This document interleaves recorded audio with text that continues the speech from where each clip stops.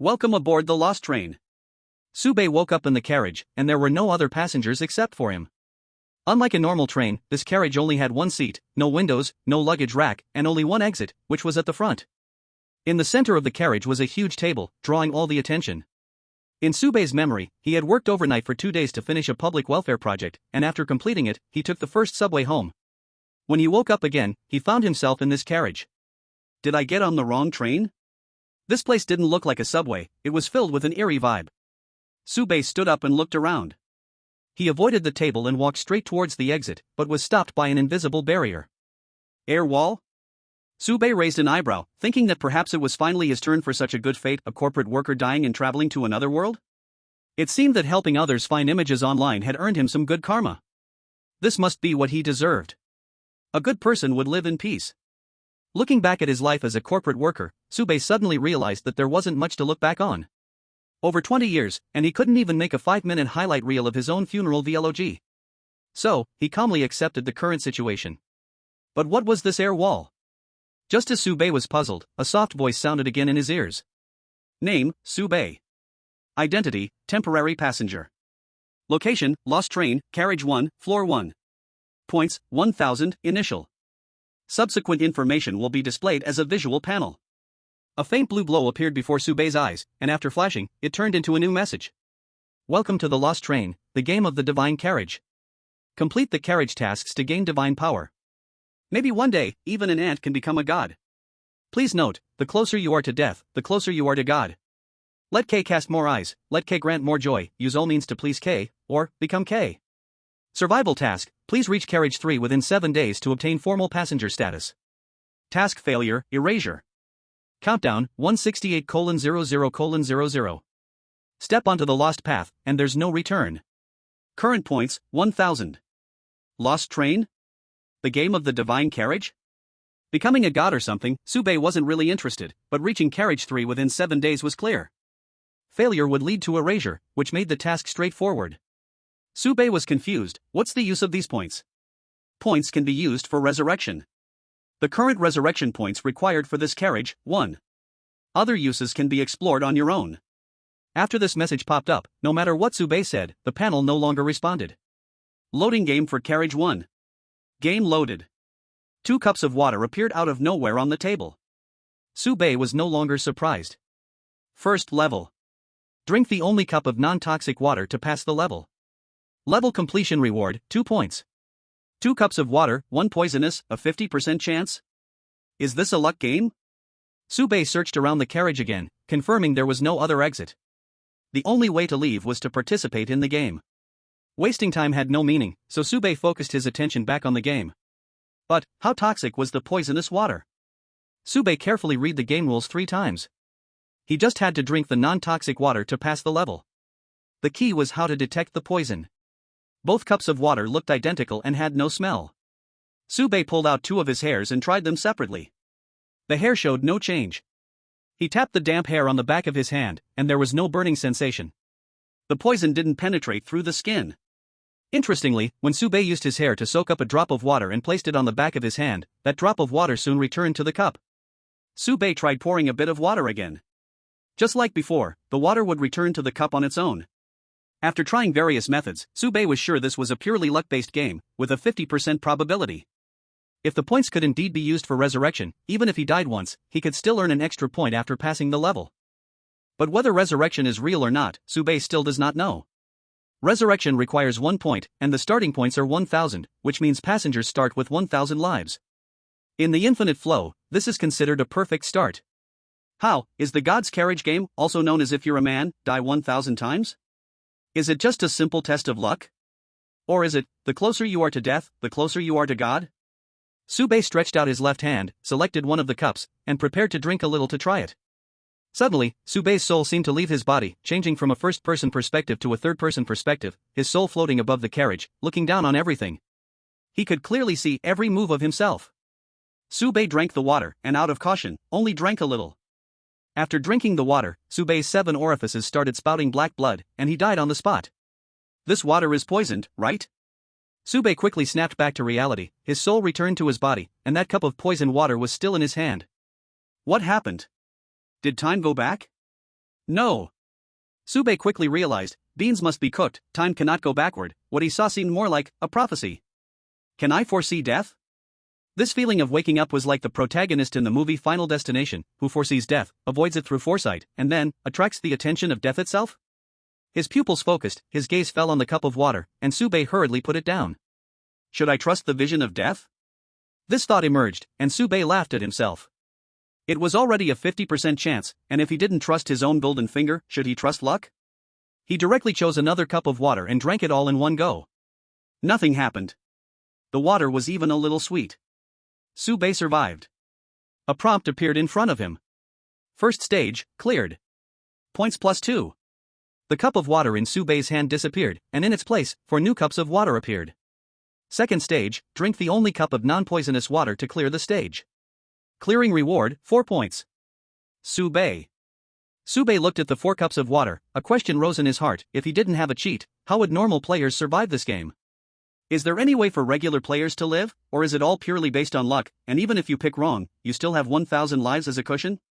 The closer you are to death, the closer you are to God. Sube shook his head, clearing his thoughts. The last stage could still rely on luck, but this stage really depends on skill.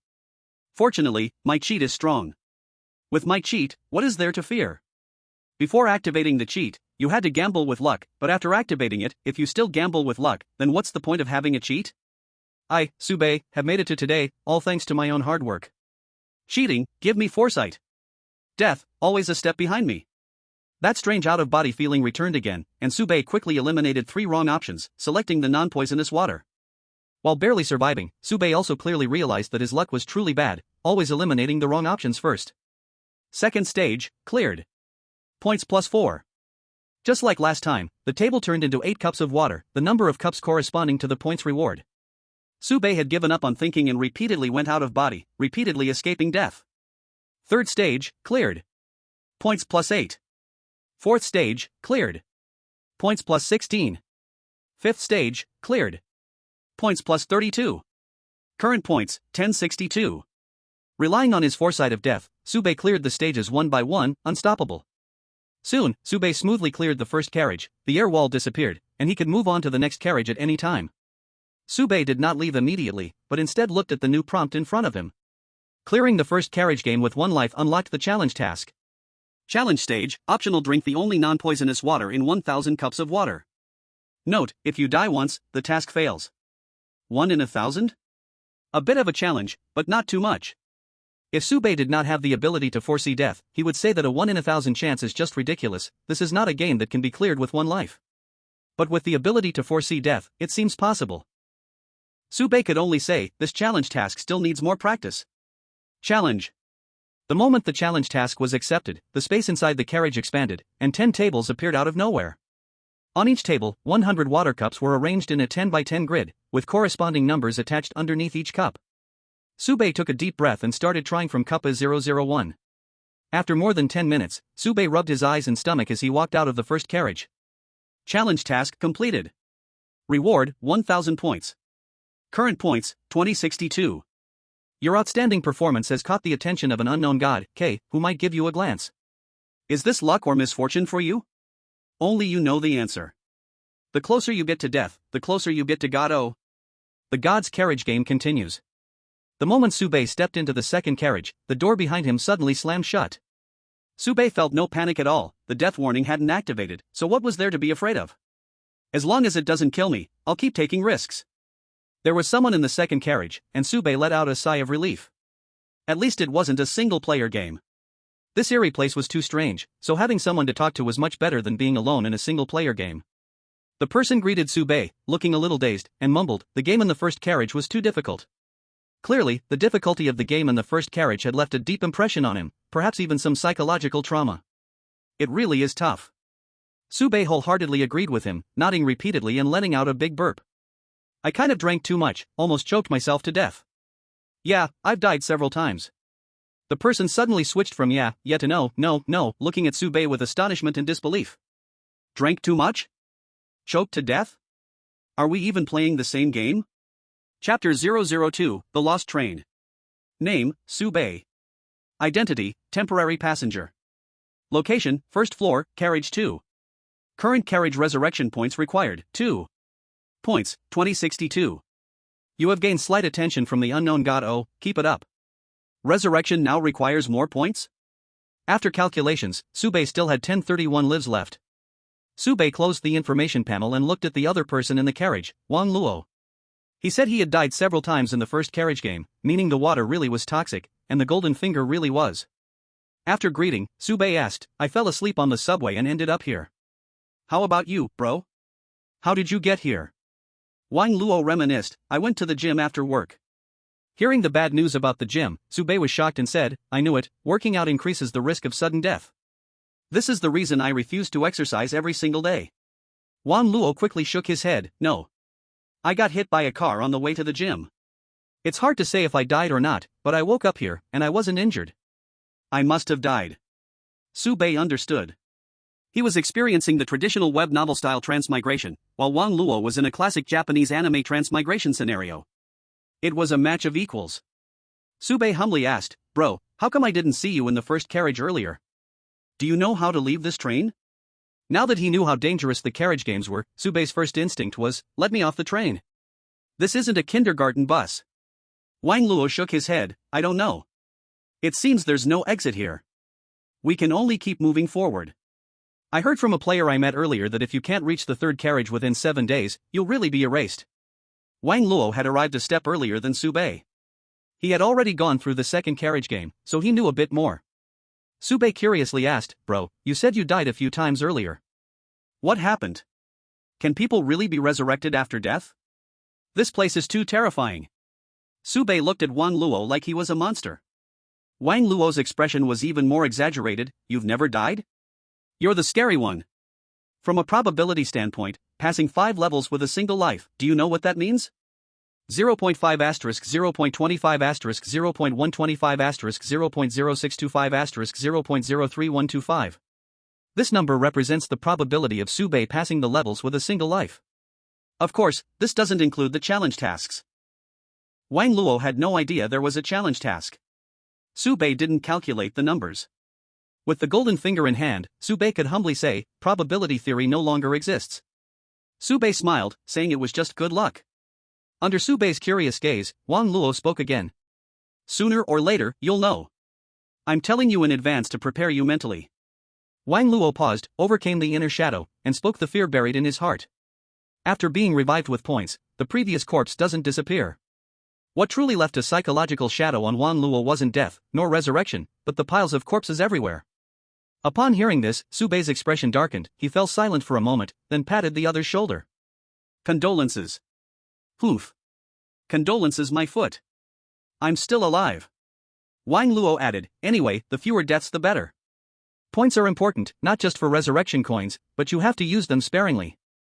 I heard from old players that resurrection will also refresh some beneficial buffs. Buffs will be refreshed? Sube's expression grew solemn. He didn't really care about buffs, since there's nothing to mourn about things you don't have. But is the golden finger considered a buff? Sube couldn't be sure. It's best not to die. A life clearance train? Sounds interesting. After hearing all of Wang Luo's words, Sube was left with one question. Brother Wang, how do you know all this information? We all came out of the first car, so why are you so excellent? Do you also have a cheat? Or did you secretly check the guide? Wang Luo didn't hide anything, he told the truth. When I played the second game, I heard other players talk about it. Some veteran players will come from the third car. Upon hearing this, Sube's heart sank. Why would veteran players come to the second car? The Lost Train, the so-called God's car game, aside from constantly finding ways to make the passengers die, also forces them to move forward. Players from the third car have no reason to walk back. Sube had a bad premonition. As for why the veteran players were so kind, Wang Luo explained. By spreading knowledge to newbies, you can earn some points as rewards. By telling you all this, I've already earned 6 points, which is equivalent to 3 lives. You can try this with new players in the future. Sube's eyes lit up. Such a good thing? With his ability to think quickly, Sube immediately asked. Can we use this method to verify the accuracy of information? It could also help determine if someone is a newbie. You have shared a rare quality piece of information with player Wang Luo, points plus 10. Wang Luo nodded eagerly, yes. Wang Luo instantly realized that Sube was right. Su Bei pondered for a moment and spoke again.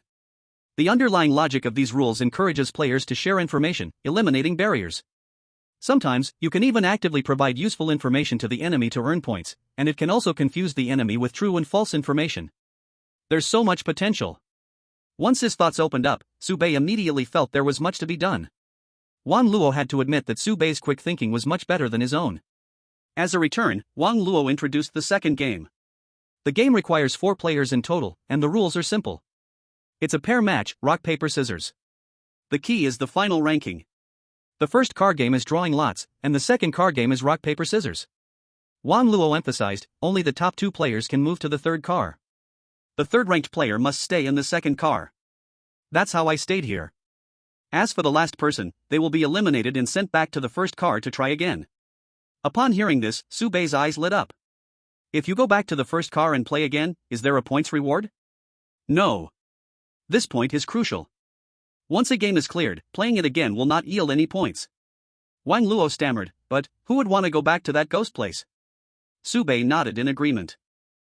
Also, I can't drink so much water anymore, it's too much. Does this train have a toilet? Will peeing anywhere cost me points? Wang Luo, buddy, isn't your focus a bit off? Su Bei felt some regret. What a pity, he couldn't exploit the bug to gain points. Su Bei asked the crucial question, what happens if the points reset to 0? Wang Luo shook his head, I don't know either.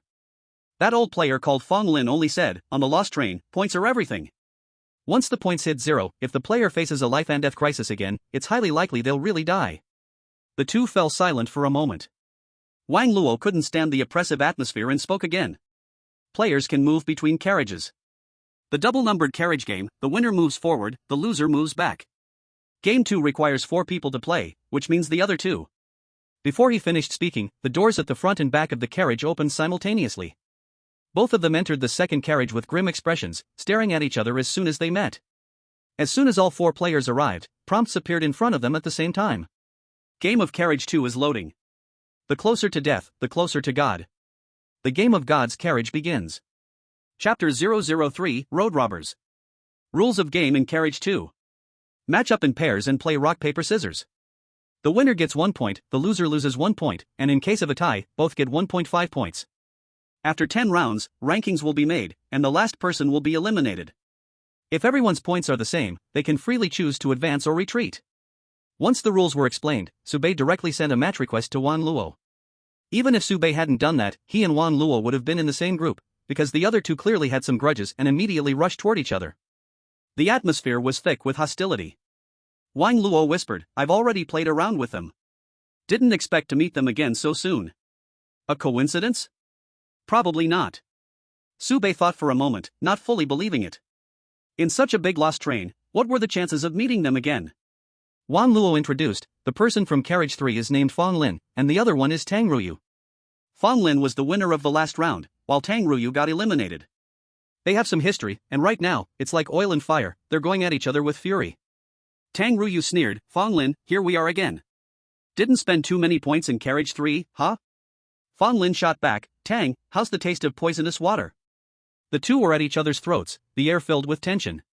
Tang Ruyu's face darkened like charcoal, gritting his teeth, Fong Lin, are you brave enough to raise the stakes? Raise the stakes? Reminded by this, Wang Luo hurriedly explained, in multiplayer games, you can raise the stakes. The terms of the bet are self-defined, but they need to be somewhat fair. The lost train wouldn't recognize an unfair bet, and there's no enforcement on it. Wang Luo's words drew the attention of the two, and only then did they notice Su Bei's presence. Oh, a newcomer? If not for the newcomer, Wang Luo wouldn't need to explain so much. Fong Lin nodded at Wang Luo, offering a bit of encouragement, Wang Luo, you can do it. If you don't make it to Carriage 3, you'll always be a newcomer. Wang Luo quickly nodded in response. Fong Lin had been looking out for him, telling him many things on his own initiative. Tang Ruyu wasn't so kind, with a fiery temper, and she'd argue with anyone. Tang Ruyu snorted coldly, clearly looking down on Wang Luo. Fong Lin and Tang Ruyu started bickering about raising the stakes again, completely ignoring the other two. Something's off with these two. Su Bei had a thought and waved his hand, Brother Wang, come over here, I need to tell you something. Wang Luo was puzzled. Why couldn't they talk openly? Why the need for a secret conversation? Still, he leaned in to listen. Sube spoke in a voice only the two of them could hear. After you clear the odd-numbered carriage game, all the entrances and exits will open. If you don't complete the odd-numbered carriage game, you can't leave. Wang Luo froze for a moment. What did that mean? You can choose to move forward, but can you also choose to move back? No, wait. Who would voluntarily choose to move back? Games have their costs. Like carriage number 1, you can only pile up lives to pass, and even though no one knows what the game in carriage number 3 is, it surely won't be easy either. Why choose to go backward? You explained a piece of common quality information to player Wang Luo, points +2. You explained a piece of rare quality information to player Wang Luo, points +10. Looking at the prompt before his eyes, Sube's inner guess was confirmed, and he sneered coldly inside, just as expected. Sube said directly, those two are together. In Wang Luo's doubt, Sube spoke out his guess. Tang Ruyu should have some special ability, which lets him gain a certain advantage in carriage number 1, so he doesn't use up too many points. Ha! Wang Luo was even more confused. How could those two possibly be together? The reason is simple. Sube pointed it out sharply. According to the rules of the carriage games, Fong Lin had no need to come back. If something happens against reason, there must be something strange. The odd-numbered carriage game, if not completed, cannot be left. The even-numbered carriage game, if failed, forces you to retreat. But retreating from an odd-numbered carriage is the result of a voluntary choice. And Fong Lin chose retreat instead of advancing. This was clearly a problem. Wang Luo did not understand, but what benefit do they get from doing this? Wang Luo couldn't figure it out. Moving back and forth between carriages must have some benefit, right? You and me are their greatest benefit. Sube said bluntly, do you think there is law here? Wang Luo froze for a moment, not answering, but he understood the hidden meaning in Sube's words. Tang Ruyu and Fong Lin were clearly old players, and even knew each other. They schemed to play a game in the same carriage with two newcomers. If the lost train followed the jungle law of the weak eaten by the strong, survival of the fittest, then Sube and Wang Luo were at the very bottom of the food chain. They were the prey being targeted. If I'm not mistaken, both of them have already been to carriage number 3. With the rights exchanged by points, their abilities and information are far beyond beginners. The later games may be too hard, so they turned back here, to earn points from newbies. Sube said calmly, of course, it's also possible I'm judging gentlemen with the heart of a villain. But after saying this, Sube himself shook his head. They did not come with good intentions. Fong Lin and Tang Ruyu's method, put in simple words, was blocking the entrance of the newbie village and blasting fish in the pond. Real bosses disdained doing such things. Dragons and tigers had their own pride, but blasting fish was what hyenas loved most.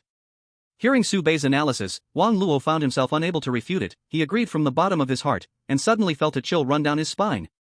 The lost train only makes you die more times, but players fight over points. This was not just stealing points, this was stealing resurrection coins directly. Wang Luo asked himself, if one day he got stuck at some level of this train, maybe someday he too would walk down the same road. Wang Luo came back to his senses, more doubts rising in his heart, and asked in a low voice. Why didn't they rob me last round? Why did Tang Ruyu go to carriage number 1? How do they plan to rob? Sube shook his head slightly. The information was too little, he didn't know the answers either. Tang Ruyu retreating to carriage number 1 was also strange. Could it be for a pincer attack from both sides? And now the urgent matter was how to avoid being besieged by these two hyenas. On the other side, Fong Lin's ears twitched, as if he heard something. He didn't open his mouth, but his voice appeared in Tang Ruyu's ear, carrying a bit of complaint. Those two newbies guessed it. Your acting is still too poor, too easy to expose. Tang Ruyu replied the same way. What's to fear, so what if they guessed? Can they escape? If it wasn't for the train crew messing things up last round, I'd have robbed Wang Luo already. Why wait till now? If you ask me, since there's no crew, why act at all? We were always going to rob openly. Unless each hands over 500 points, don't even think about leaving. Just as Sube had guessed.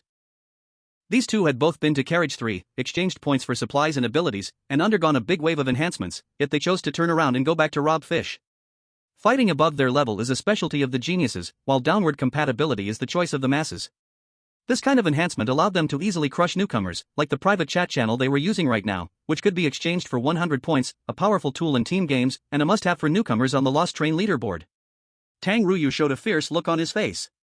I spent 400 points to exchange for the anti-poison physique and specially bought the crazy dice for robbing. I'm not going to waste it.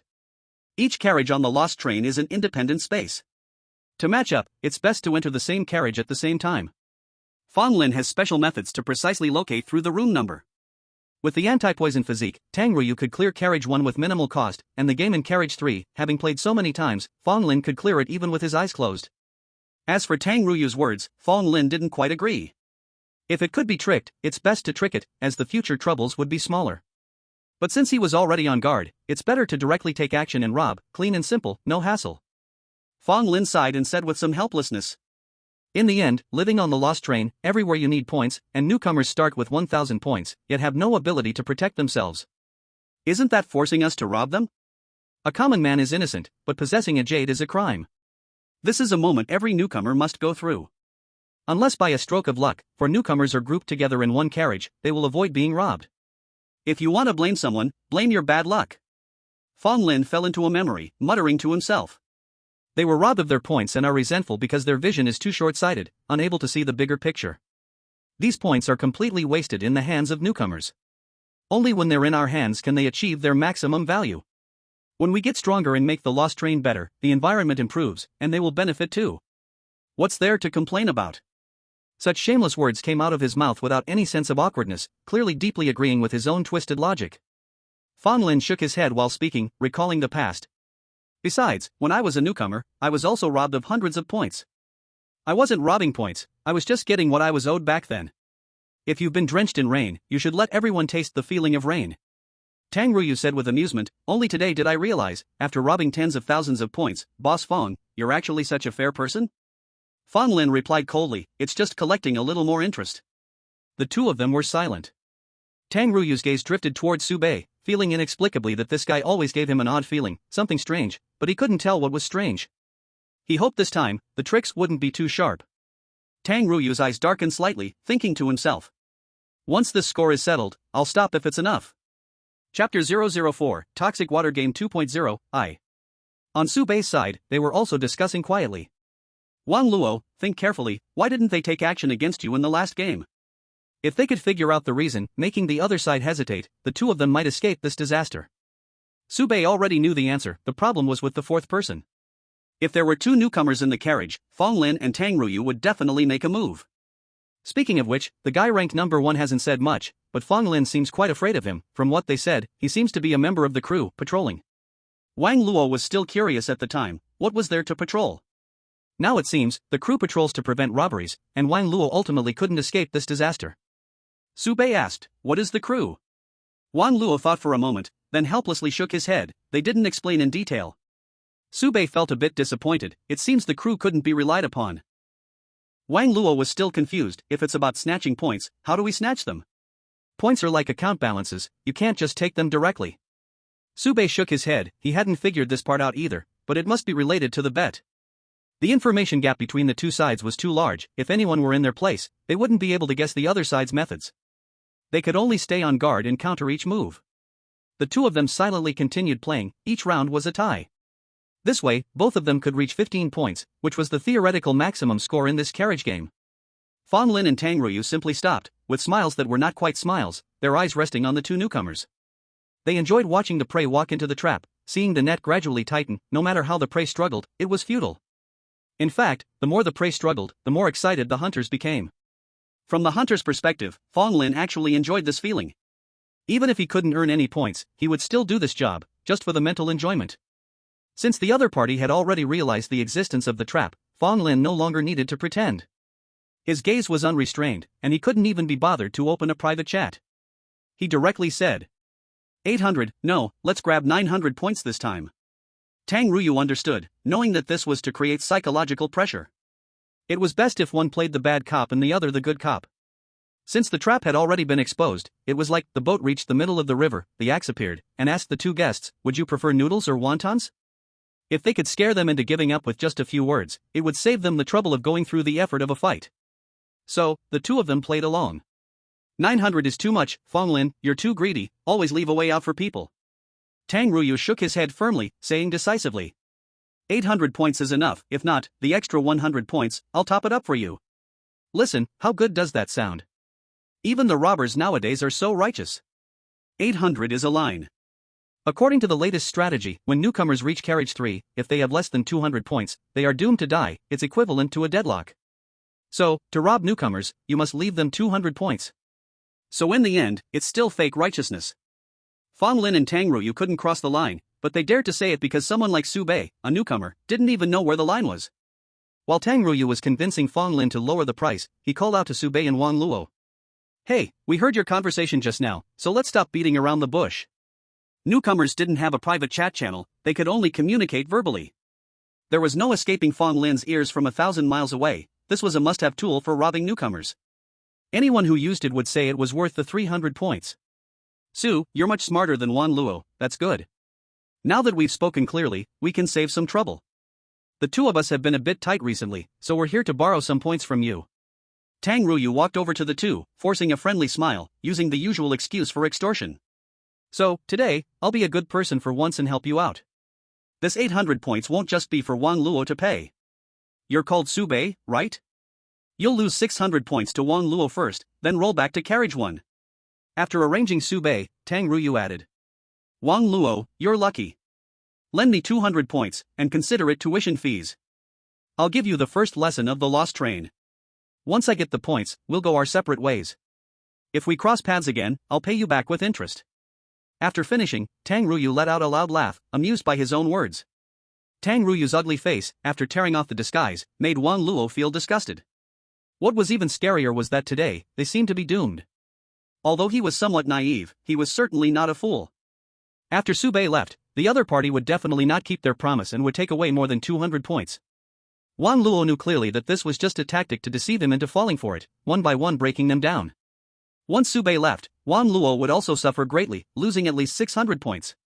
But right now, other than lowering his head, it seemed there was no better way. No, if they both resist together, there's still a glimmer of hope. Wang Luo could only pin his hope on Su Bei, this absolutely lucky guy, who had already created a miracle once in carriage number 1. Only, last time, the game Su Bei played was very fair, at least he followed the rules, but Tang Ruyu, Fong Lin, they did not look like people who would follow rules. A miracle, can it really happen again? Su Bei suddenly opened his mouth. "I have always been very curious, how do you plan to rob the points?" Since the words were already said, Su Bei did not mind striking first, to gain more information. The way Wang Luo escaped from danger before, clearly does not apply, the game had already begun, no more members of the crew would patrol. Only by figuring out the opponent's robbing method, could Su Bei find space to act. By force threat? Violence? This was the worst means Su Bei could imagine. But in the Lost Train players could revive endlessly, the threat of death was not as heavy as imagined, if people died too many times, they would become numb. If the other side only had violence, then Su Bei could completely fight to the death, no one would gain anything.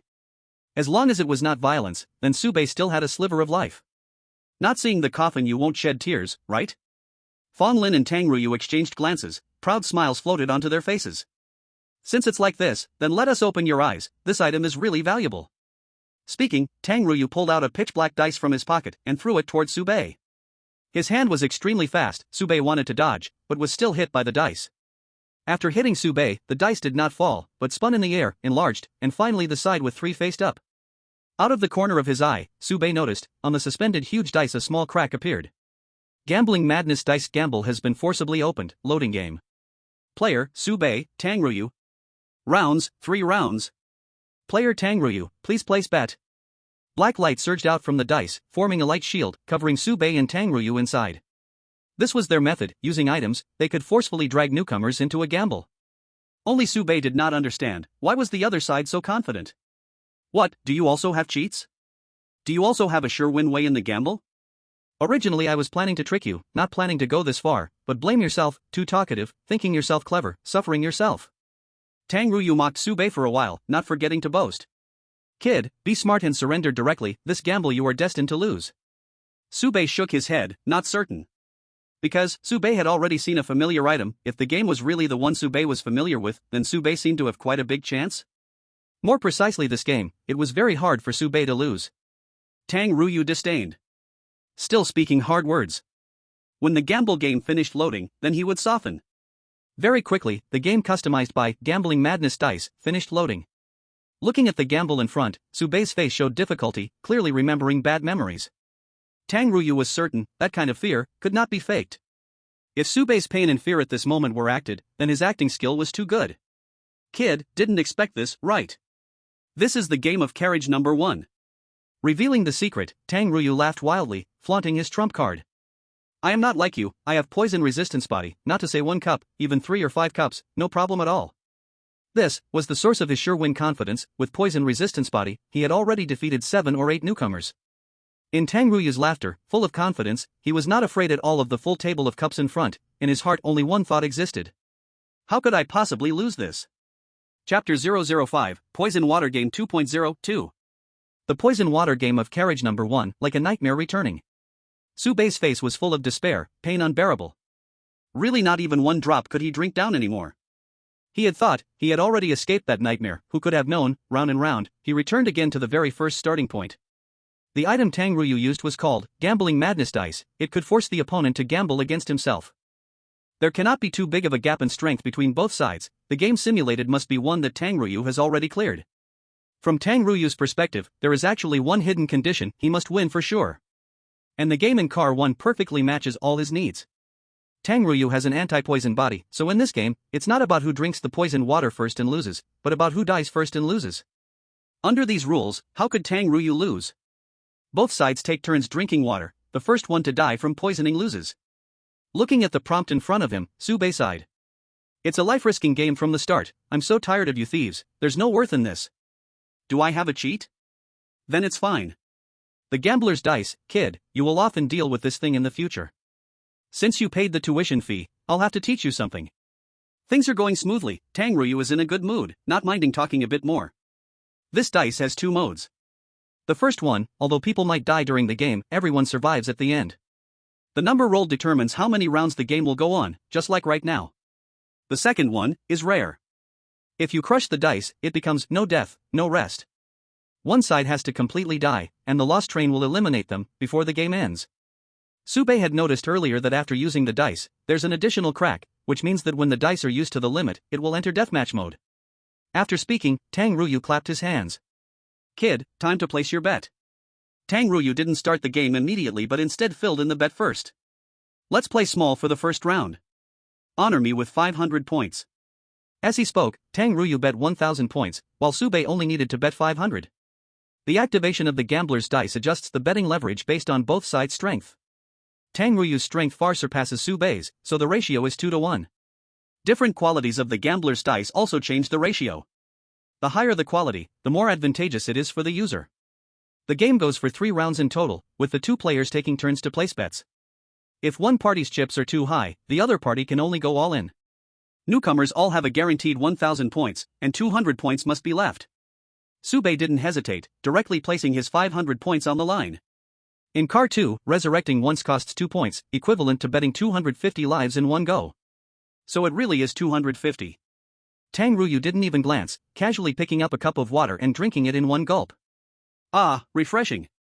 Tang Ruyu deliberately said this, but his internal organs felt like they were being burned. His luck wasn't great, and he picked the poison water right from the start. However, this didn't stop him from bluffing. Anyway, the newcomer would die for sure if he picked the wrong cup. After drinking, Tang Ruyu looked at Su Baiye. Don't think about stalling, there's a countdown, kid. The sooner you die, the sooner you transcend. Under Tang Ruyu's gaze, Su Baiye walked to the table, his expression very troubled. After much hesitation, Su Baiye picked up a cup from the full table of cups, showing a pained expression as he slowly drank from it. Didn't die? Not bad, lucky. Tang Ruyu didn't care much, picking up another cup of water and drinking it in one gulp. Hiss, damn.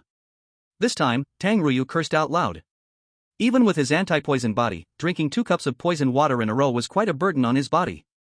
He took 2 deep breaths, glaring fiercely at Su Baiye. Your turn, kid. Su Baiye, still like before, furrowed his brows, saying nothing, indecisive. In the end, he picked up a cup and painfully drank from it. Tang Ruyu eagerly watched, never taking his eyes off him. This time, he must die, right? How many times has it been? If he doesn't die, it's against the heavens. Su Baiye finished drinking the water, his facial expression twisted, but he was still alive. Still not dead. Tang Ruyu's expression was full of shock. Could this kid really have such luck? Of all the cups on the table, 90% of them were poisoned. To avoid death twice in a row was like 1 in 100. Tang Ruyu was certain that Su Baiye was a newcomer. Having never undergone the enhancement in Car 3, there was absolutely no way he could have an anti-poison body. Damn it. At this point, Tang Ruyu could only brace himself and take the 3rd cup. It's poisonous. Sube repeated the previous actions again, and Tang Ruyu was already numb. This kid is strange, really strange. Even though he was crying out in misery inside, Tang Ruyu knew he couldn't ask, "Hey, can we make peace?" Even if Sube agreed, Tang Ruyu still had to get his money back. Tang Ruyu could only brace himself and continue the game. The 4th cup, the 5th cup, the 6th cup. Finally, before Sube's stomach and bladder exploded, the legendary poison-resistant King Tang Ruyu died of poison. At the moment of his death, Tang Ruyu's expression froze, as if he had seen a ghost. This guy is definitely not human. Tang Ruyu absolutely did not believe that anyone could have such heaven-defying luck. He would rather believe Sube was born with a natural poison-resistant body. With the previous memories in shock, Tang Ruyu was resurrected. He lost 1,002 points, 1,000 points went to Sube, and 2 points were used to resurrect himself. Resurrection actually takes a little time, probably just under a minute. As soon as Tang Ruyu was resurrected, he saw Sube pulling up his pants. Tang Ruyu? At that moment, Tang Ruyu let go of the grudges between them, showing rare sincerity, shouting at Sube. "What are you doing? Everyone is struggling for their lives, and you're pulling up your pants. What does that mean? We're robbing. Be serious. You can't abstain from lust. And the one being robbed is me." Sube also had a guilty expression on his face and quickly apologized. "Sorry, I really couldn't hold it anymore." If it were anyone else, after drinking several cups of water in such a short time, they couldn't hold their pee either. But Sube's range of movement was limited, so he had no choice but to take care of it on the spot. Sube kindly explained. "I thought it would be bad to pee anywhere, so I took off your jacket to pee on it and then cover you with it to reduce the smell." Even so, Sube still got the punishment he deserved. Urinating in public, polluting the train's sanitary environment, points -1. To put it bluntly, Sube lost half his life during that pee. Sube, with a relaxed expression, called out to Tang Ruyu, "Give me a hand, help me lift your body, if we don't cover it with the clothes, the smell will be unbearable." While Tang Ruyu was stunned, he almost really planned to help Sube do this. This is too bizarre, right? Before they could make a move, a flash of white light appeared, and the train compartment was cleaned up. After the little interruption, the two returned to the gambling table, but this time, the roles had reversed. "Let's finish it quickly, I need to go to the bathroom." Sube made his move and placed his points on the table. 3,000 points. With the 2062 points he won in carriage number 1, plus the 1,000 he just won, Sube took out almost all his possessions. After all, with odds of 1 to 2, it meant that Sube had to bet 3,000 points, and Tang Ruyu had to bet 6,000 points. Tang Ruyu exclaimed, "Where did you get 3,000 points? Don't worry about that." Sube had finished reading the introduction to the crazy dice of gambling item, and he knew very well that if he put up 3,000 points, Tang Ruyu would have to go all in. Sube was certain that Tang Ruyu didn't have that many points. If Tang Ruyu had 6,000 points, he wouldn't be here robbing newcomers. Sube was just waiting for this, and he struck decisively, leaving Tang Ruyu with no way out. According to the rules, after Tang Ruyu went all in, even if he won, he could only take the corresponding points reward, and Sube would still have some points left. Tang Ruyu could only darken his face and go all in with Sube, without saying a word. Soon, Tang Ruyu's assets were estimated, 1,966 points. This wasn't pure points, there were many abilities and items converted into points. For example, the poison resistance body was converted into 300 points, because it was secondhand, the price was lower, and the crazy dice of gambling was worth 900 points. After subtracting these two items, Tang Ruyu didn't have much left. Of course, the crazy dice of gambling left him 4 points for resurrection, to support the continuation of the game. Looking at the spoils about to be in his hands, Sube picked and chose, somewhat dissatisfied, saying, "How come you're poorer than me? Tang Ruyu, is there a possibility that you're just too rich?" Tang Ruyu quickly realized that Sube's logic had a flaw. If I'm robbing, I must be robbing someone rich. If I don't rob the rich, should I rob the poor? Sube said with reason. But now, the one robbing is me. Damn it, next time when you rob, remember to bring more money. Tang Ruyu wanted to cry, but had no tears if there was a next time. After speaking, Sube happily drank a glass of water, raised one hand, and gentlemanly said, "Please." Tang Ruyu's face darkened, his resistant poison physique had already been used as a bet. In other words, with a 90% probability, he was bound to lose. Tang Ruyu trembled, reaching for a glass of water. This scene seemed to pull him back to when he first boarded the lost train. In front of Sube, he was like a rookie, growing younger and younger. If this continues, he'll have to act like a fool. After changing targets a few times, Tang Ruyu gritted his teeth, took a glass of water, and nervously drank it down. No poison. A tiny spark of hope ignited in Tang Ruyu's heart. Perhaps Lady Luck would smile upon me. That luck lasted less than 3 seconds. The next moment, his hope was ruthlessly crushed. Sube drank the second glass of water, once again extending his hand. Please. Tang Ruyu gritted his teeth, took a step forward, indecisive, repeatedly changing his target, and finally carefully chose a glass of water. It was poisoned. The poisoned water entered his throat, his heart in pain. Tang Ruyu was dead. Chapter 006, He Won't Let Me Go. Tang Ruyu's shattered pupils showed despair. Before he died, he saw Sube win everything. In the second round, Tang Ruyu lost again. When Tang Ruyu revived again, he was like a completely different person compared to before. He no longer had his previous strength. Like an elderly man, aged decades, his life seemed to have reached its end in just a few rounds of the game. In the lost train, a lack of points was even scarier than death. Tang Ruyu looked at Sube with more fear, like a startled quail, his shoulders hunched, his neck shrunk, his head slightly lowered, not daring to meet Sube's gaze. Tang Ruyu whispered. I have no points left.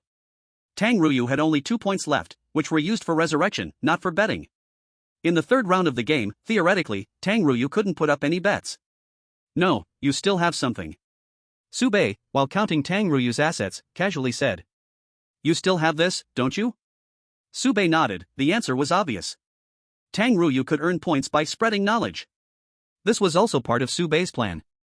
After 2 rounds of the game, Sube had emptied Tang Ruyu's points. Now, for Tang Ruyu to survive, he must tell Sube more valuable information to earn points as rewards. For Sube, obtaining this information was crucial. Once they got out, he would be more confident in dealing with Fanlin. Who would have thought? Tang Ruyu's fear on his face grew even more, and he shook his head wildly. No, I only have the right to know the knowledge, not the right to spread it. If the strategy group finds out that I privately spread the strategies, I might as well die. Strategy group? Hearing this word, Sube stopped his actions, growing quite interested. Then, start by introducing the strategy group.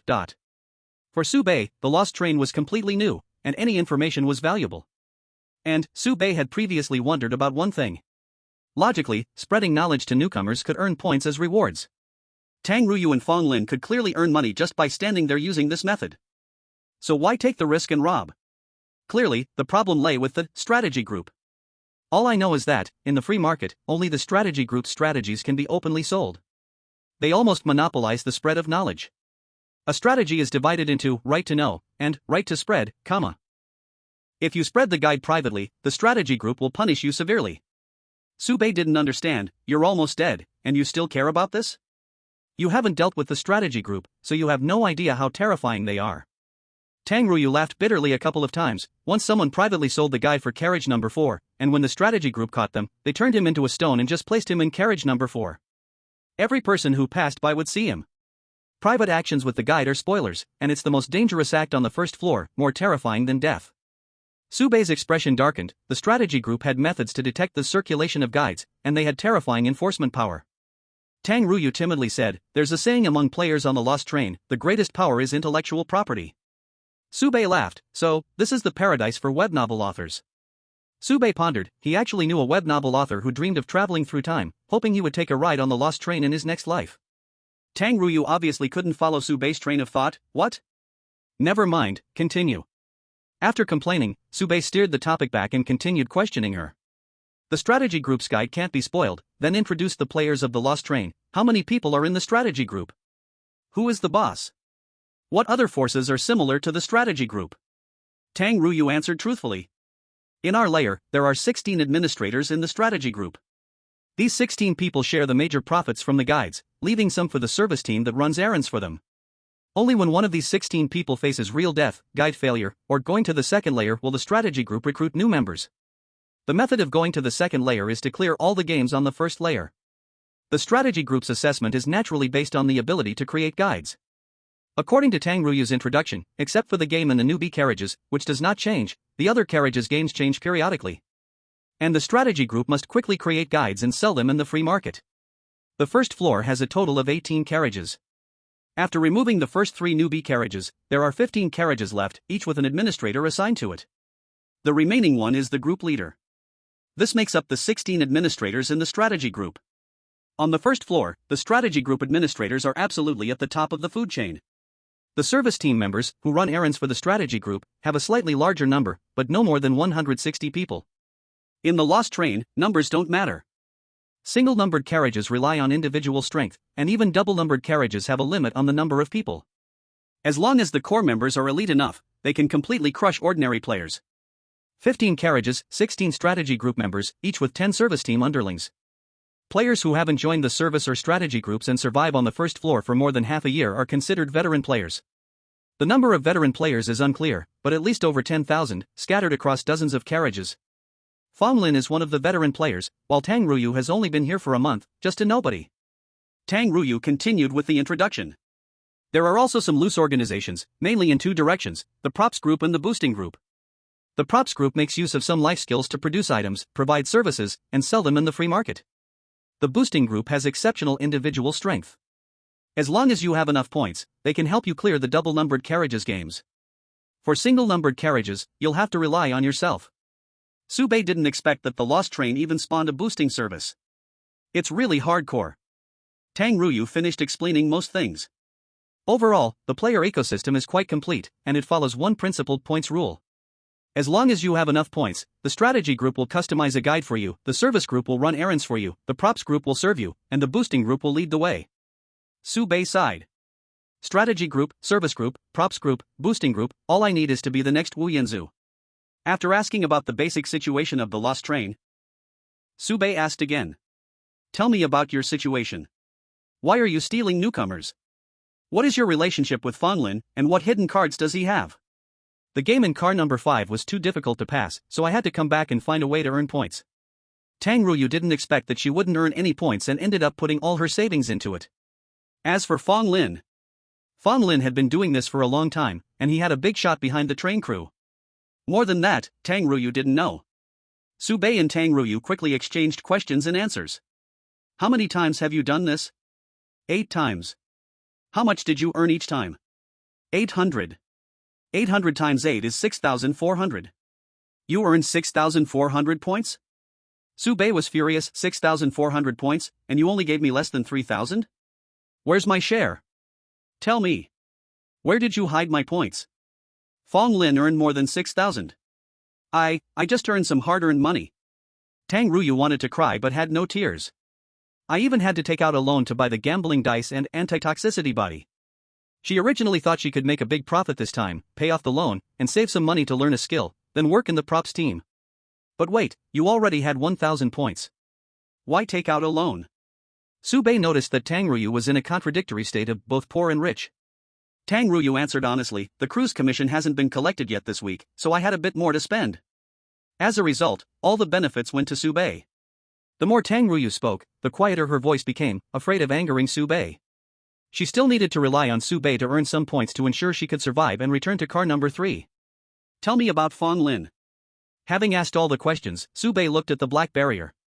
His gaze was blocked, and he said with an indifferent expression, after we get out, he definitely won't let me go.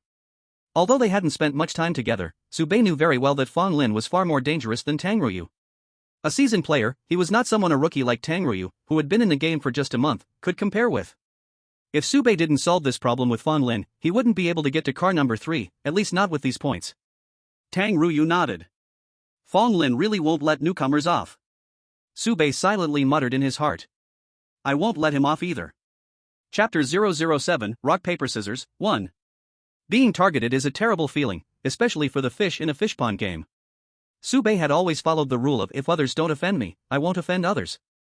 Since Fong Lin chose to fish, he should be prepared to be caught by the fish. The two of them were bound to have a fierce battle. Baiye gathered information in advance, not willing to fight an unprepared battle. Fong Lin. When this name was mentioned, a trace of resentment flashed in Tang Ruyu's eyes. If Fong Lin hadn't suggested making one more big score, she wouldn't have ended up in this situation. If Tang Ruyu was a ghost serving the tiger, then Fong Lin was that evil tiger. Baiye and Fong Lin clashing was like two tigers fighting. Tang Ruyu wished they would both be seriously injured, and even if Baiye didn't bring it up, she would. Fong Lin likes to play the game in car number 2, a modified version of rock paper scissors, where the moves are visualized into weapons, and after the battle, attacks occur. Fong Lin sometimes has me help him peek at the cards. Don't worry, I won't do it this time. The most threatening item Fong Lin has is a strange finger that can make someone's luck worse. I've seen him use it twice. Tang Ruyu recalled that once when playing the fish game, she encountered a big shot disguised as a fish, and Fong Lin barely won thanks to this item. Tang Ruyu didn't know exactly how it worked, it was one of Fong Lin's hidden cards. She just knew it could make the opponent's luck worse. In the games of car number 1 and number 2, luck is a very important factor, so making the opponent's luck worse means increasing your own chances of winning. Is there anything else important to mention? Without needing Su Bei to urge her, Tang Ruyu racked her brain, searching deep within her thoughts. Fong Lin has a pass. Su Bei asked curiously, a pass? Yes, it's a very rare special item. The holder of the pass can freely travel between the corresponding numbered carriages. It's said that every administrator has one. Tang Ruyu explained, Fong Lin's pass can only be used in the first 3 carriages. Here, he can come and go freely, and he is very cautious. Once he feels something is wrong, he will forcibly leave using his pass. Su Baiye now also had the crazy gambling dice, which could force Fong Lin into the game. But if Fong Lin used his pass to leave, Su Baiye couldn't stop him. Su Baiye asked, how much is the pass worth in points? Tang Ruyu replied, 1,000, no, at least 2,000. If it was a pass for the later carriages, it would be priceless, but it could only be used from carriage 1 to 3, greatly diminishing its value. Tang Ruyu analyzed, if you want to clean up Fong Lin, you must raise the stakes from the beginning, forcing him to put the pass on the line. The pass is a high-value item, with general utility and many substitutes. At critical moments, it can be used to escape, but it can be utilized very few times. Since you said he is very cautious, he most likely won't put the pass on the line. Su Baiye shook his head, not agreeing with Tang Ruyu's statement. The pass could ensure Fong Lin's forced exit, allowing him to cut his losses. A cautious person would certainly leave themselves a way out. No, Fong Lin has another thing, the Ember Stone. Tang Ruyu introduced, the Ember Stone is a consumable item, you can think of it as a return scroll. Once used, it will forcibly exit the game, randomly returning to the previous carriage. The pass and the Ember Stone are both Fong Lin's trump cards, and having one escape route can bring peace of mind. The price and quality of the Ember Stone vary. Usually, an Ember Stone usable in carriage 2 won't cost more than 50 points. So, with the Ember Stone, Fong Lin would be willing to bet the pass. After clearing Fong Lin's escape trump card, Su Baiye asked again, what is Fong Lin's strength? What games does he generally like? As for strength, you haven't been to carriage 3, so let me explain it to you briefly. Tang Ruyu carefully organized her words, afraid of any missteps that could attract the attention of the strategy group, which could lead to fines or worse, total ruin. The so-called combat power can be simply divided into 2 directions, spirit and body, which can also be replaced with 2 concrete concepts, brain and heart. After finishing, Tang Ruyu added, the above example is original to the strategy group, I'm only sharing it for personal discussion and it does not involve any commercial use. Please purchase the official strategy within 24 hours. After speaking, Tang Ruyu looked at Su Baiye, emphasizing that everyone benefits from buying the newbie strategy promptly. Su Baiye, is it really necessary to be like this? This strategy group seems to have something going for it? Looking at you like this, it seems I have to buy the strategy. After receiving Su Baiye's promise, Tang Ruyu dared to continue. The brain represents spirit, and the heart represents body strength. Which is more important, the brain or the heart? Definitely the former. In the Lost Train, if the heart stops beating, it's not considered death, brain death is the real death. Tang Ruyu said, in the first level, all powers are limited to the first grade, divided by tiers, meaning from grade 1 tier 1 to grade 1 tier 9. Most newcomers are not remarkable, with a very few exceptional talents reaching the level of grade 1 tier 1. Fong Lin's spiritual power is above grade 1 tier 3, and his bodily strength is about grade 1 tier 2. After finishing her explanation about Fong Lin's abilities, Tang Ruyu shifted back to the gambling game. His favorite game is rock paper scissors, but it's a customized version designed specifically for fishing. Selling out Fong Lin, Tang Ruyu felt no psychological burden at all. She didn't need Su Baiye to ask, she spoke like a bamboo tube pouring out beans, saying, in Fong Lin's customized version, both sides choose rock paper scissors to compete, and the losing side will be attacked by corresponding rock, scissors, or cloth. These prop attacks fall on new players, grazing them to death. Fong Lin's body strength is tier 2, so he only suffers light injuries when struck, allowing him to lose many times. New players can only lose once. Fong Lin also uses the crazy gamble dice. What they are competing against is not the win or loss of the game but rather who dies first among the players. Just like Tang Ruyu before, as long as he doesn't die from drinking, he drinks to the limit. After hearing Tang Ruyu's introduction, Su Bei asked, how many light injuries do you think would turn into a fatal one from those prop attacks? I don't know. Tang Ruyu shook his head and said honestly, I've seen a new player who was incredibly strong, winning several rounds against Fong Lin without making him frown. If possible, you'd better play the game in car number 1 with him. You also have the crazy gamble dice, and as long as you throw the dice faster than him, you have a chance. Tang Ruyu even lost to Su Bei using the crazy gamble dice. In Tang Ruyu's eyes, playing the game in car number 1, relying on a stroke of luck, Sube still had a glimmer of hope. If Fang Lin pulls him into the game in car number 2, it would be certain death, without any suspense. Sube slightly shook his head. I think it's doubtful. In terms of paper strength, Fang Lin leads Sube in every aspect. The opponent is faster, more accurate, and more ruthless than him. Sube believes that the moment he steps out, Fang Lin will strike immediately. In fact, after wasting so much time inside, Fang Lin is probably already impatient. However, Sube is not without his chances. A hopeless situation for others is another opportunity for Sube. Sube can foresee death, but if there is no risk of death, he loses that ability to foresee. And once he loses at rock paper scissors and faces an attack, Sube would definitely die. In this game, by relying on his foresight of death, Sube can stand undefeated from the beginning. Alright, do you have anything else to add? No. After saying so much, Tang Ruyu also earned over 100 points. In the last round of the game, he bet 2 points and decisively chose a glass of water to drink in one go, causing himself to die from poisoning. The black light dissipated, and the original barrier disappeared. At the same time, Sube crouched low and rolled forward, as a dice flew toward him from behind. Just as Sube was about to dodge, Fang Lin's face turned pale. The dice suddenly changed direction in midair. At Tier 3 mentalism, he could barely manipulate objects from a distance, and the dice hit Sube perfectly. Fang Lin's mouth slightly curved up, like a fisherman who had caught his prey. Game number 2, improved version. In a place unseen by him, Sube returned the same smile. Gotcha. And the onlooking Tang Ruyu, seeing this scene, shook his head and sighed. Even if Sube has good luck, he is helpless in the face of true strength. Sube is doomed to lose. Chapter 008 Rock Paper Scissors 2. Once again hit by the crazy gamble dice, Sube felt no tension, even having the leisure to look around. He noticed that Fang Lin's crazy gamble dice seemed to be of a higher grade, not like the black barrier of Tang Ruyu, but a light yellow transparent barrier. Good stuff, soon it will be mine.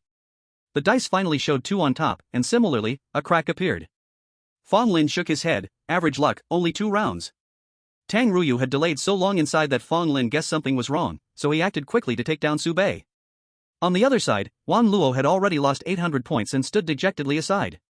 Wan Luo had thought that Sube was in the same dire situation as himself, but why did it seem that Tang Ruyu was worse off than him? Noticing Wang Luo's gaze, Tang Ruyu glared back. What are you looking at? If I can't win against Sube, how can I lose to you, a newbie? In the first round, let's keep it small. Fang Lin smiled and placed a bet. Let's start with 2,000 points. Although Fang Lin's strength was greater than Tang Ruyu's, his crazy gamble dice was of higher quality, and his betting ratio with Sube was actually 1-to-1. Fang Lin had already realized that Baiye not only had 1,000 points from newcomers, but most likely also had all of Tang Ruyu's possessions. So, Fang Lin wagered 2,000 points, and Baiye had to match with 2,000 points as well. Why not bet a little more? Baiye was very unhappy and complained, the bold get rich, while the timid starve. With such a small heart, how can you even think about robbing others? When will you get ahead?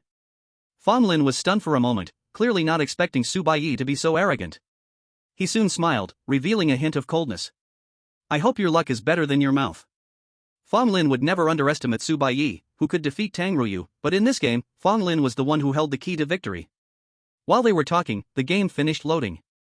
The game was played within a circle, with a dividing line splitting the ground in half. During the game, players could not cross the line. 3 cards appeared in front of Baiye, representing rock, paper, scissors. The cards were made of brass and felt a bit cold to the touch, with a thin seam in the middle that could easily be broken with a little force. In each round of the game, players had to break 1 card within a limited time to proceed. The cards would be replaced after use, ensuring players always had 3 cards in hand. This was not an ordinary game. Rock, paper, scissors would materialize into weapons. The weapons countered each other, and the weapon that won a round would also attack the opponent. To win the bet, there was only one way to kill the opponent using the game. The game of the gambling dice ended with one player's death, but of course, this death was revivable unless the gambling dice was shattered, activating the no life no rest mode. All of this had been explained by Tang Ruyu. Tang Ruyu also mentioned that a more advanced gambling dice could go further, randomly replacing cards, and there could even be situations where one side had cards while the other side had none. Fortunately, such advanced items would not appear in Fang Lin's hands. If Fang Lin had such wealth, he wouldn't be here fishing for scraps. Fang Lin picked up a card and broke one without even looking. A countdown appeared in front of Baiye, 5, 4, 3. He had to use a card within the limited time, or he would forfeit the round. Rock? Scissors? Paper? Choose rock? Su Baiye's luck was quite good. He started off by picking the wrong option, and his soul instantly left his body, switching perspectives. Su Baiye saw that after he used the rock card, a huge cloth appeared in front of Fong Lin, while a rock the size of a head floated in front of Su Baiye. The two crashed together. The rock was wrapped by the cloth, which shrank bit by bit, while the rock completely disappeared. Once the rock was gone, the cloth crossed the dividing line and lunged straight at Su Baiye's face, making it impossible for him to escape. The cloth had a strong corrosive property. In the blink of an eye, it eroded half of Su Baiye's head, leaving him unable to die more than he already was. The violence and bloodiness of this game surpassed that of the poison water game by far. Su Baiye's soul returned, with 3 seconds still left on the countdown. Scissors. Su Baiye was unaffected by the premonition of death and chose scissors without hesitation, waiting for 1 second to ensure he had not foreseen his death before acting. Just as he had predicted, Fong Lin had indeed chosen paper, while Su Baiye switched to scissors. A pair of giant scissors flew out, cutting the cloth to shreds, then crossing the line straight into Fong Lin's heart. Wang Luo gasped, stirred by bad memories. He had once been pierced through the heart by those scissors. No, more accurately, he had been cleaved in half. Looking back now, Wang Luo felt a lingering fear. Clang. The sound of metal clashing echoed, and the expected scene of blood splattering did not occur. Fong Lin braced against the attack of the scissors. Fong Lin remained expressionless, appearing completely uninjured. With a body of the first rank, second level. The special heart protector mirror, along with him using all his mental strength to slow down the speed of the scissors, resulted in him being unscathed. However, Fong Lin knew very well that mental energy would be consumed, and the heart protector mirror had a durability. As for his own physique, if really pricked by the scissors, he would get hurt. Kid, you're quite lucky. Fong Lin pretended to be relaxed and chose another card from the 3, breaking it again. From Fong Lin's perspective, Su Baiye acted almost without hesitation and struck again. So reckless, not thinking at all. Fong Lin, rock. Wang Luo's eyes widened. The winning probability of rock paper scissors is 1/3, and winning 2 rounds in a row has a probability of 1/9.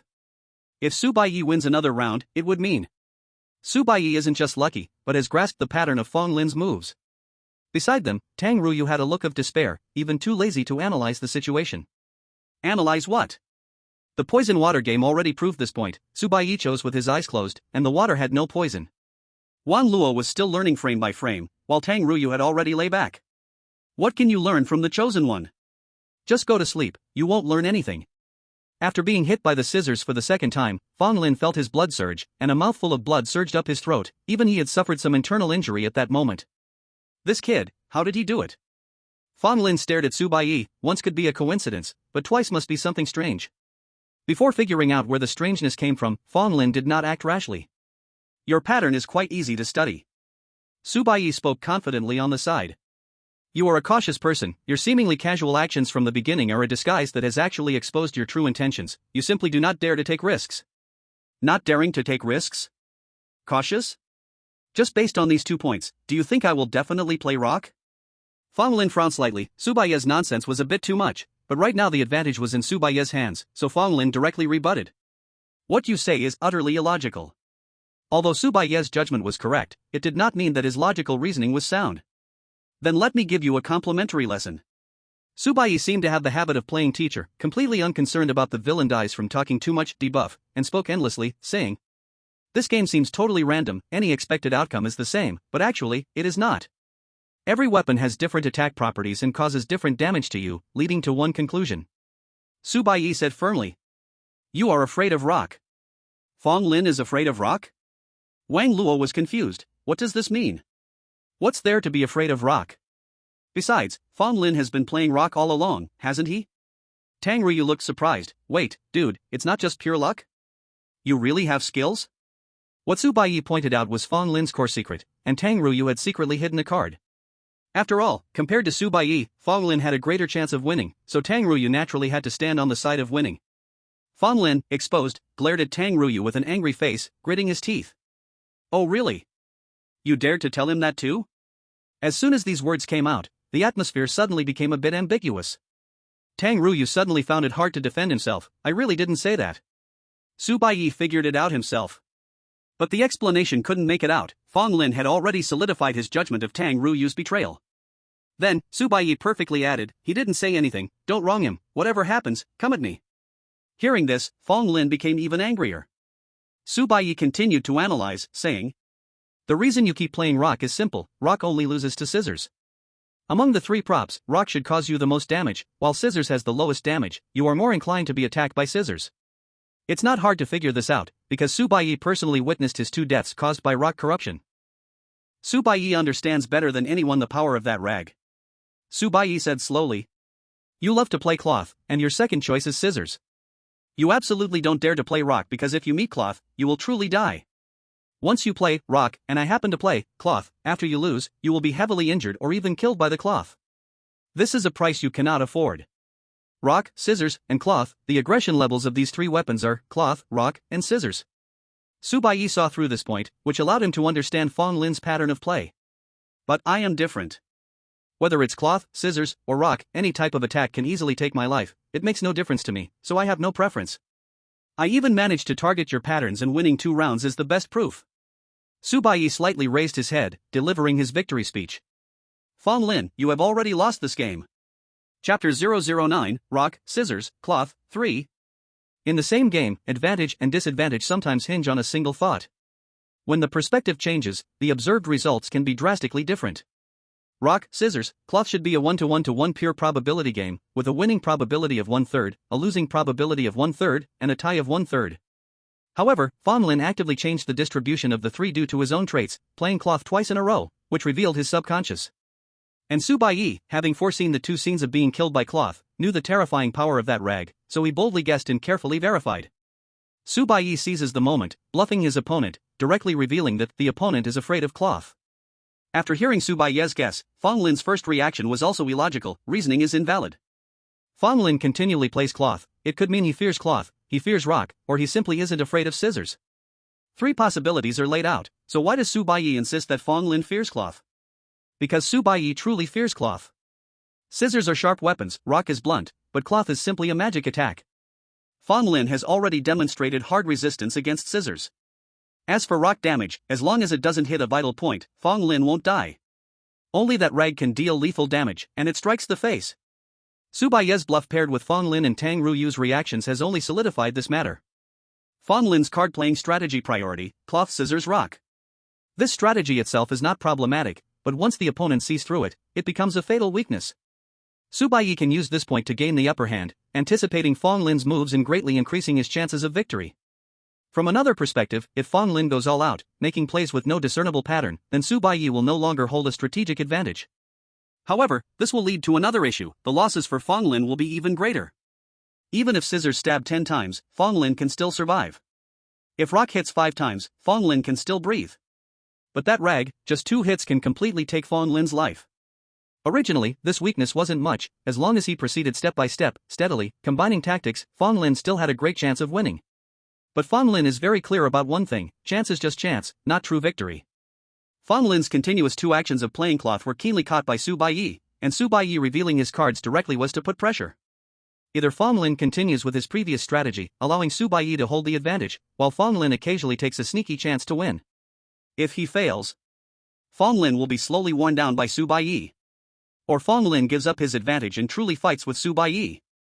Baiye's strategy isn't so complicated. It can be summed up in one sentence: a barefooter isn't afraid of a shoot person. Because he is willing to risk his life, he doesn't need to be stingy. When a king and a beggar sit at the same gambling table, the king has already lost. New players and experienced players are both in this gambling game. A novice who loses is not at a loss, and winning means making a big profit. Fishing has its risks. Sometimes the fish pond refreshes with sharks. Fong Lin understands this logic well, but he has his reasons to fight. At this point, Fong Lin knows that if he hides his weakness, his fate will be no different from Tang Ruyu's. It might even be worse. After Tang Ruyu went bankrupt, it was nothing more than failing to repay a loan and being caught to work hard. Sooner or later, he could pay back and perhaps have a chance to rise again. If Fong Lin loses everything, he will have no chance to start over. How many points are Tang Ruyu's loans?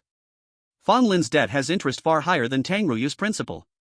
Fong Lin is not like Tang Ryu, he has a backup. In a lost train, a backup means only relying on yourself, that is your real support. Once you are tagged as unreliable due to lack of ability, this support will feel like a heavy mountain crushing down. Damn! Fong Lin's pressure is even greater than Tang Ruyu's. Realizing his predicament, Fong Lin did not hesitate. He reached into his pocket, opened a small box, and pinched the pitch-black finger inside. Finger of misfortune, a special item that brings misfortune to the target. Fan Lin knows that Subei's victory over Tang Ruyu is definitely not just luck. However, it's always right to weaken the opponent's luck first. After doing all this, Fan Lin looked at the cards in his hand again, and after much thought, he still chose to play it safe and pick scissors. If Subei continues to play scissors, it will just be a tie. If Subei plays paper, then Fan Lin wins. As for rock, a little hit won't hurt. At least it won't be heart-wrenching. After Fan Lin played his card, Subei quickly made his choice. Fan Lin's scissors against Subei's rock. Subei won again. 3 consecutive wins. This is no longer a matter of probability. Subei has seen through Fan Lin's cards. At this moment, Subei seems to have transformed into the ultimate winning scholar, born to win, moving from one victory to another. The rock smashed the scissors and struck Fan Lin's left shoulder. He let out a muffled grunt, and his left shoulder suddenly dropped a little but still held up. After 3 rounds, it is Subei's turn to go first.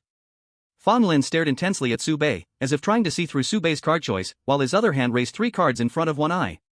In Fan Lin's palm was a mirror turned upside down. Back-peering mirror, a mirror that can see through everything from behind someone, produced by the Chow family, guaranteed quality, even centenarians praise it. In this game, Fan Lin has 3 advantages. First, his physical condition far exceeds that of a novice, allowing for greater margin for error. He can afford to lose.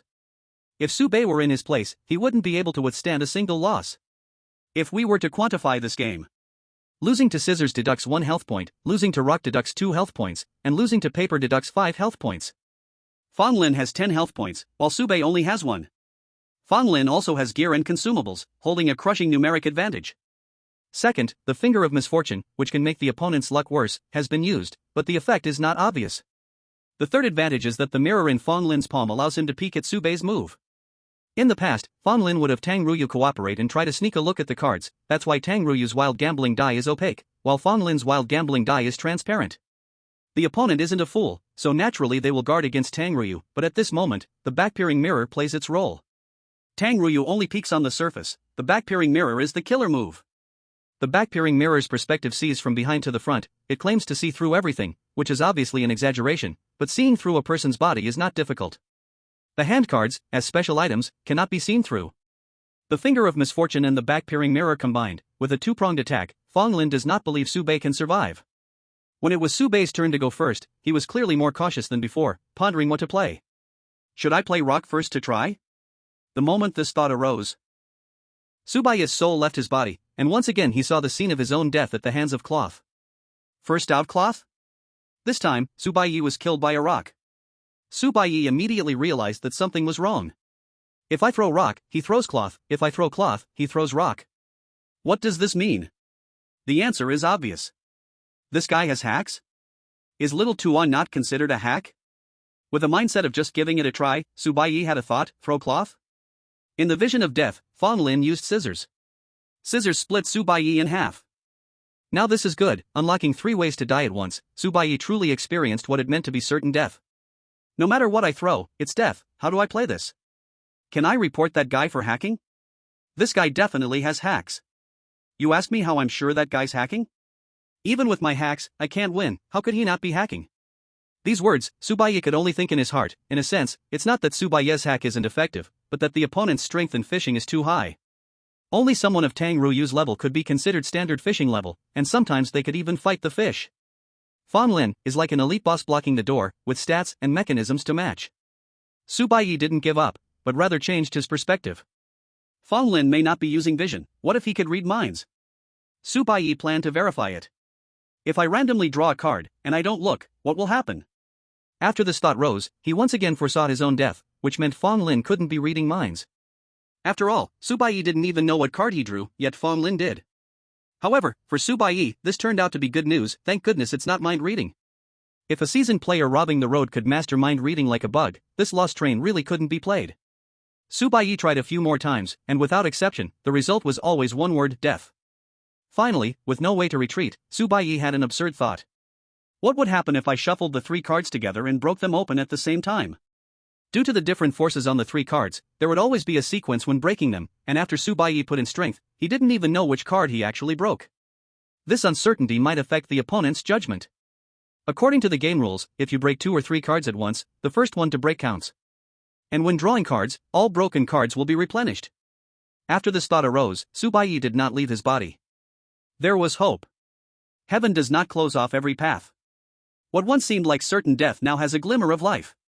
Baiye set about doing as he thought, as long as the foreknowledge of death didn't activate, that would be success. After all, Baiye's small body couldn't endure any failure. Lin also noticed Baiye's actions, actually stacking 3 cards together to break them at the same time? What does this count as? Just gambling on luck? Seeing Baiye's strange actions, Lin's expression darkened. It was clear that Baiye knew something was wrong, but when did he expose himself? The back mirror even Tang Ruyu did not know. The back mirror can see through the human body, but it can't see through 3 cards. On the mirror, the backs of those 3 cards look like a mosaic. Even if Lin could barely distinguish the order of the 3 stacked cards, Baiye stacking them together and breaking them almost simultaneously made it uncertain which card was effective. He threw rock? No, it seems like cloth. If only I had added a replay function. The picture quality should be higher too. Lin regretted not adding the replay function at the beginning to save 500 points. As for clarity, the rogue in the props group actually said how many pixels of clarity needed how many points. Why doesn't he go rob? A highway robber named Lin made everyone feel that this greedy merchant was robbing. I can only take a gamble now. Lin knew that Baiye was acting recklessly, and he came prepared, still holding the advantage. Lin ultimately chose scissors. Both revealed their cards, scissors against scissors. The ace against the ace. It was a tie. Seeing this scene, Wang Luo looked a bit disappointed. Baiye's winning streak had been broken, which was not good news. Tang Ruyu raised her brow. This dog Lin still had some skill. Ultimately, Lin, the seasoned player, was 1 step ahead. Boss Fong had reversed the situation so quickly, proving once again he was my dearest boss. If this continues, both Boss Fong and I will end up laughing last. It's common knowledge that once the chosen one's winning streak is broken, luck will turn worse, and death isn't far off. On the other side, Baiye wore an ambiguous smile, repeating the previous method, unaffected in the slightest. No one noticed that Lin's body couldn't help but slightly tremble, as if he had fallen into an ice cave, an endless chill spreading through his heart. He clearly understood that just now was the closest he had come to victory. Even so, the result was merely a tie. No matter how hard he fought, he couldn't win, thus, Lin's outcome needed no further words. Will he win? Lin was well aware of the answer. He was going to lose. Chapter 010, Rock Paper Scissors, 4. Watching Lin recover from the slump, Tang Ruyu felt a flicker of excitement. As long as Lin defeated Baiye, Tang Ruyu could recover some of her losses, right? Thinking this way, Tang Ruyu felt uncertain. Boss Fong was harsh and cold. Even if he won in the end, Tang Ruyu wouldn't gain any real benefit. Currently, the situation was still unclear, and she could only watch. What's more, Tang Ruyu couldn't do much anyway. However, the development of the situation would once again surprise both of them. During the phase when Baiye played first, he always chose to reflexively break his own hand sign and play randomly, leaving the outcome to luck. In this phase, Lin often managed to tie. He would only lose with a small probability, seemingly stabilizing the situation. Even if he lost, Lin wouldn't be attacked by ragged figures, and the loss wouldn't be too great. But once it was Lin's turn to play first, Baiye would win without fail. In other words, throughout the whole game, Lin only had the options of losing or tying, and anyone with eyes could see Lin was step-by-step sliding towards the abyss of death. A tie was merely a brief rest on his road to demise. Lin had tried to struggle. He exhausted every means but still couldn't stop Baiye's momentum. The finger of doom was activated recklessly 3 times. A swirl of black mist circled in Lin's palm. After this game, he would face a period of misfortune, a negative effect he couldn't escape, even in death. But Lin wasn't worried about his future, because to lose here meant there'd be no future left. At this moment, Lin braced himself against scissors, spitting out a mouthful of black blood. Wang Luo's eyes lit up. He had broken through. Noticing Lin's expression, Lin shot Wang Luo a cold glance. In the past, he could easily handle such newcomers, and even if he quietly killed one, as long as it didn't spread, it wouldn't be a big deal. Who could have thought he'd encounter this freak Baiye? Lin knew he had to fight desperately, but what filled him with despair was that no matter how hard he tried, it was all in vain. Death seemed to always be just a step behind Baiye. Lin took out a vial of potion, and his injuries began to recover slowly, while he replaced his damaged heart shield. Exhausting every means, Lin's limit was only to tie. For him, defeat was merely a matter of time. Lin slowly spoke. Baiye, I'm very certain of one thing now. If all goes well, I'm most likely going to die here today. Lin revealed a bleak smile, exuding a sense of unspeakable danger. His gaze was fixed on Baiye, his voice low and hoarse like an injured beast roaring. Even with the barrier between them, Baiye could feel Lin's determination, causing him to furrow his brows. The dice of reckless gambling have limits. Baiye shook his head, pointing to Tang Ruyu. Even if he loses everything, he will still have 4 points left to revive. Tang Ruyu was taken aback, wondering how this involved her. When you gods fight, don't focus on me, a little shrimp. I am currently sitting at the child's table with Wang Luo. I won't rob anymore, from now on I will do good deeds daily. Based on Su Baiye's experience in the first game of the reckless gambling dice, there is still a little limit, but not much. Fang Lin's reckless gambling dice are clearly of a higher grade. Su Baiye believed that someone like Fang Lin would definitely leave himself enough escape routes. According to Tang Ruyu's introduction, Fang Lin also had a pass in Flamestone, allowing him to leave at any time, with no need to gamble his life. Since there was an escape route, where did Fang Lin's desperate thoughts of risking everything come from? Poof. Fang Lin scoffed, disdainfully saying, "Don't compare me to such trash." Tang Ruyu was insulted but still couldn't help but nod, agreeing, yes, that's what I mean. This has nothing to do with me, I'm leaving now. With my reckless gambling dice, participants can at least keep 200 points. With this amount, even if I return to the first car, I can still walk out alive, but... Fang Lin paused, then changed his tone. I am now losing 2,000 points to you. In the next round, if you bet all your wealth, I will have to go all in. After losing, I will only have 200 points left. What can 200 points do? I have robbed so many people, if I really fall to this point, the word will spread, and I don't know how many will kick me when I'm down. I might as well be dead. Before Su Baiye could speak, Fang Lin shook his head. You have Tang Ruyu's entire wealth in your hands, right? That fool, Tang Ruyu, thinks I can escape with the pass? What a joke. Without points, no matter where I run, it's a dead end. We haven't paid our contribution fees this week, and if I can't pay, I am done for. If I sell my belongings to pay the fee, and still can't repay the loans, I am still dead. Su Baiye listened quietly, not speaking. Fang Lin's words were clearly not just heartfelt expressions but were laying the groundwork for something else. Su Baiye spoke a lot previously to test the other party. Obviously, Fang Lin wasn't someone who talked much and had intentions behind his words. Su Baiye. Fang Lin, caught in a desperate struggle, turned the tables and shouted fiercely. Now, I have no escape route left, so I don't need to choose. The one who needs to choose is you. I will only give you 2 options. First, if you win these 2,000 points, in the next round, you can bet a maximum of 2,000 points. As a wager, I will give you a pass. The value of this thing. Tang Ruyu must have told you, right? Tang Ruyu heard her name again, shrinking her head and hiding behind Wang Luo, silently chanting, you can't see me, you can't see me. Fang Lin's calculation was simple, the pass belonged to the crew, and Fang Lin was merely safeguarding it. If used forcefully here, the pass would be destroyed, and Fang Lin would not bear that responsibility. As for leaving with the flame stone, Fang Lin's reckless gambling dice had been specifically upgraded to prevent people from using the flame stone to escape. With the pass unusable and the flame stone ineffective, Fang Lin actually had no escape route. Tang Ruyu thought Fang Lin would leave himself a way out. Fang Lin originally did but ended up trapped. In the world of gangsters, one does not always have control over themselves. The powerful person above Fang Lin casually remarked, losing to a newbie is worse than just dying. Fang Lin's retreat was blocked just like that. Serving a powerful person also comes with rankings. Boss Fang, who caught fish in the newbie village, was evidently at the lowest tier. In this line of work, Fang Lin was a great mountain pressing down on the newbies, and Fang Lin's backing. The weight pressed down on his head. That big shot didn't care about Fang Lin's life or death. If one Boss Fang died, new Boss Zhou or Boss Zhang would replace him to work for the big shot. The lost train would always be filled with black gloves. Fang Lin threw out the pass as bait, digging a pit for Su Baiye. As long as Su Baiye dared to snatch this pass, it would be as if he stole something from the crew. If Fang Lin played his cards right with points, he could issue a wanted notice against Su Baiye for the theft of strategic props. Once the wanted notice was issued, even if Su Baiye had a mouth, he would find it hard to explain, and Fang Lin would never give him a chance to reason. By then, Fang Lin would directly take people to the double-numbered carriage and capture Su Baiye, where the crew's punishment awaited him. What Su Baiye ate now, he would have to spit out later. Even more.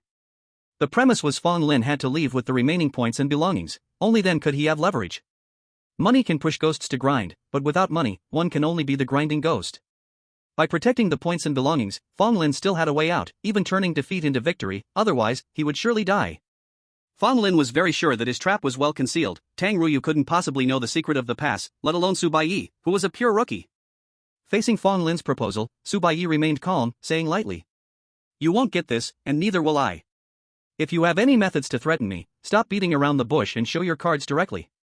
Fang Lin, who seemed to be at a dead end and ready to fight to the death, had no way to defeat Su Baiye in the game. In other words, the only moves Fang Lin could take to threaten Su Baiye were outside the game. Su Baiye's attitude was clear: show all your cards, don't bluff with empty tricks. Once the cards are shown, we can talk. If you have no cards, don't play this extreme pressure game. Baiye, no one understands extreme pressure better than I do. Fong Lin didn't hesitate, he revealed his trump card. If you really want to eradicate all your enemies, I'll tell you the perfect strategy for card number 4. Ha? Baiye was momentarily puzzled, confirming. You mean, if I force you to death, you'll still give me a strategy? What is this? Is it a deal? Double happiness? That's too vicious. You're actually trying to spoil the game. Tang Ruyu could no longer watch, pushed Wang Luo aside, and stepped forward, saying, Baiye, this is a spoiler. You'll be put on the blacklist by the strategy team. He doesn't have the right to disseminate strategies. Once you're spoiled, the strategy team will target you. The strategy team exists at the top of the food chain. In Tang Ruyu's mind, no player could provoke the strategy team. That's not right. Baiye shook his head, not agreeing with Tang Ruyu's statement. The strategy team must have some rules, right? Otherwise, I could completely buy a strategy and spread it around. Wouldn't that mean everyone owes huge debts to the strategy team? Why protect intellectual property, then? Just enslave all players. Strategies are too easy to spread. With just a few words, one can point out the core and flatten the key information gap. Spoiling, who can't do that? As long as you have a mouth. Turning a strategy into actual operation might require hands. Not everyone has hands, but spoiling can be done by anyone with a mouth. From this perspective, Fong Lin's threat is not valid or lacks a key link. Fong Lin remained silent. He knew Tang Ruyu would clarify it, and at the moment, Baiye clearly trusted Tang Ruyu more. Moreover, Tang Ruyu's acting was genuinely poor. If Tang Ruyu lied, Baiye could see through it at a glance. As expected, just as Fong Lin anticipated, Tang Ruyu hurriedly explained. For game strategies, the spoiler takes on a fine for actively spreading, but the person being spoiled has no right to use the specific methods within the strategy. Once you use the strategy, you must pay. And the so-called perfect strategy. This is the most detailed guide. Without the techniques in this guide, it is simply impossible to pass the level, and you will get stuck in card number 4. From another perspective, if there are other ways to clear the level that are not listed in the perfect guide, that is the failure of the guide team. This is the value of the perfect guide. At this moment, leaking the perfect guide became Fong Lin's way to mutually destroy. After Tang Ruyu finished explaining, Fong Lin spoke slowly. The perfect guide for card number 4 is worth 10,000 points. I can leak it at any time, you have no way to stop me. I have a private chat channel, and even if you block your ears, you can still hear. Once I reveal it, if you want to clear card number 4, you must spend 10,000 points to buy this guide. Fong Lin had taken so many newcomers, yet he only had less than 10,000 points in assets. Aside from the daily share expenses, all of Fong Lin's savings were spent on the down payment for this perfect guide. He initially planned to wash his hands clean after perfectly clearing card number 4 and then break even, but now it seems he has no future to speak of and can only use it to leak. This guide was Fong Lin's last insurance, a way to mutually destroy with the enemy. Hearing Fong Lin's words, Wang Luo shivered, feeling a chill down his spine. Boss Fong is too ruthless. He is harsh on himself and harsh on the enemy. Once he leaks it, whether Baiye lives or dies is not important, Fong Lin is doomed. A perfect guide worth 10,000 points, the fine starts at 100,000 points. Wang Luo's eyes widened. It can be played like this? Today is an eye-opener. No wonder Tang Ruyu said the greatest power is intellectual property. I never expected that knowledge could become a bomb one day, and leaking information could be a self-destructing tactic. Knowledge is power. Our battle of wit seems to be quite different from others. After sorting out the opponent's logic, Baiye shook his head. But even if I agree to your request, you can still leak at any time. You can do things that hurt others and gain nothing yourself. Talking about morality with someone robbing at the entrance of a newbie village is a bit too naive. Fong Lin had anticipated this and patiently explained. Leaking will incur a hefty fine. As long as you give me a way to survive, I will never do such a thing. He would do things that hurt others and gain nothing, but if it meant hurting 1,000 enemies at the cost of 10,000 to himself, Fong Lin would never do it. Interest is the most persuasive. Seeing Baiye still contemplating, Fong Lin continued to push. I still have plenty of consumables on me, and the points I have left can repay the loan at any time. In short, as long as I want, I can make you end up with the least spoils and maximize your losses. I guarantee that everything combined will definitely not be worth 10,000 points. You simply can't afford the perfect guide for car number 4. If I die, you will go bankrupt too. This is a simple arithmetic problem. Either Baiye can take advantage of the situation, take away Tang Ruyu's assets, Fong Lin's 2,000 points, and additionally a pass, adding up to nearly 10,000 points in total. Or Baiye can consume everything Fong Lin has left but will have to bear a debt of 10,000 points, wiping out all assets and possibly going into the negatives. Fan Lin did not say anything like let's clear the grudges and go our separate ways from now on. He knew very well that Su Baiye would not believe it. But Fan Lin believed that as long as Su Baiye was a smart person, he would choose to deal with him. No one would go against points. Fan Lin only had one goal right now, to leave this gambling game with liquid funds. As long as the capital is still there, he has the chance to turn the tide. The maximum loss Fan Lin could accept was 2,000 points, plus a pass. The 2,000 points could no longer be recovered. If he gave the pass to Su Baiye, Fan Lin would have the opportunity to frame him. If this condition is not met, Fan Lin has no way out. Fan Lin could see very clearly that in Su Baiye's hands, the 1,000 points of a newbie, Tang Ruyu's 3,000 assets, and the 2,000 points he was about to lose added up to a total value of 6,000 points. Su Baiye wins this round, and in the next round, he will definitely go all in. If Fan Lin loses another 6,000 points, the remaining wealth is simply not enough to cover his bets. As for loans, Fan Lin is already deep in debt, with no credit. Besides, robbing newcomers every day, Fan Lin's credit score has long been wiped out. Even loans are at the lowest level, with the highest interest rates. If Su Baiye wins 8,000 points in 2 rounds, Fan Lin will be doomed. Among the people present, Tang Ruyu is the most relaxed. He has already washed his hands of the matter, losing everything, with nothing left to lose. As for Wang Luo, emotionally speaking, Fan Lin snatched 800 points from him, and he wants to see Fan Lin in trouble more than anyone. But being a bit rational, Wang Luo asks himself, if he were in Su Baiye's position, he might very well choose to let Fan Lin off the hook. After all, if he really pushed Fan Lin to the end, in a sense, he would be personally killing Fan Lin. A regular person would have a psychological burden. Points are games, it shouldn't lead to real loss of life, right? With the threat of a spoiler, Wang Luo finds it easier to convince himself to compromise, taking a step back for both parties, opening a wide sea. As for later, if he can't confront them, he can still avoid them. Surrounding Fan Lin, the other won't be able to do anything to him.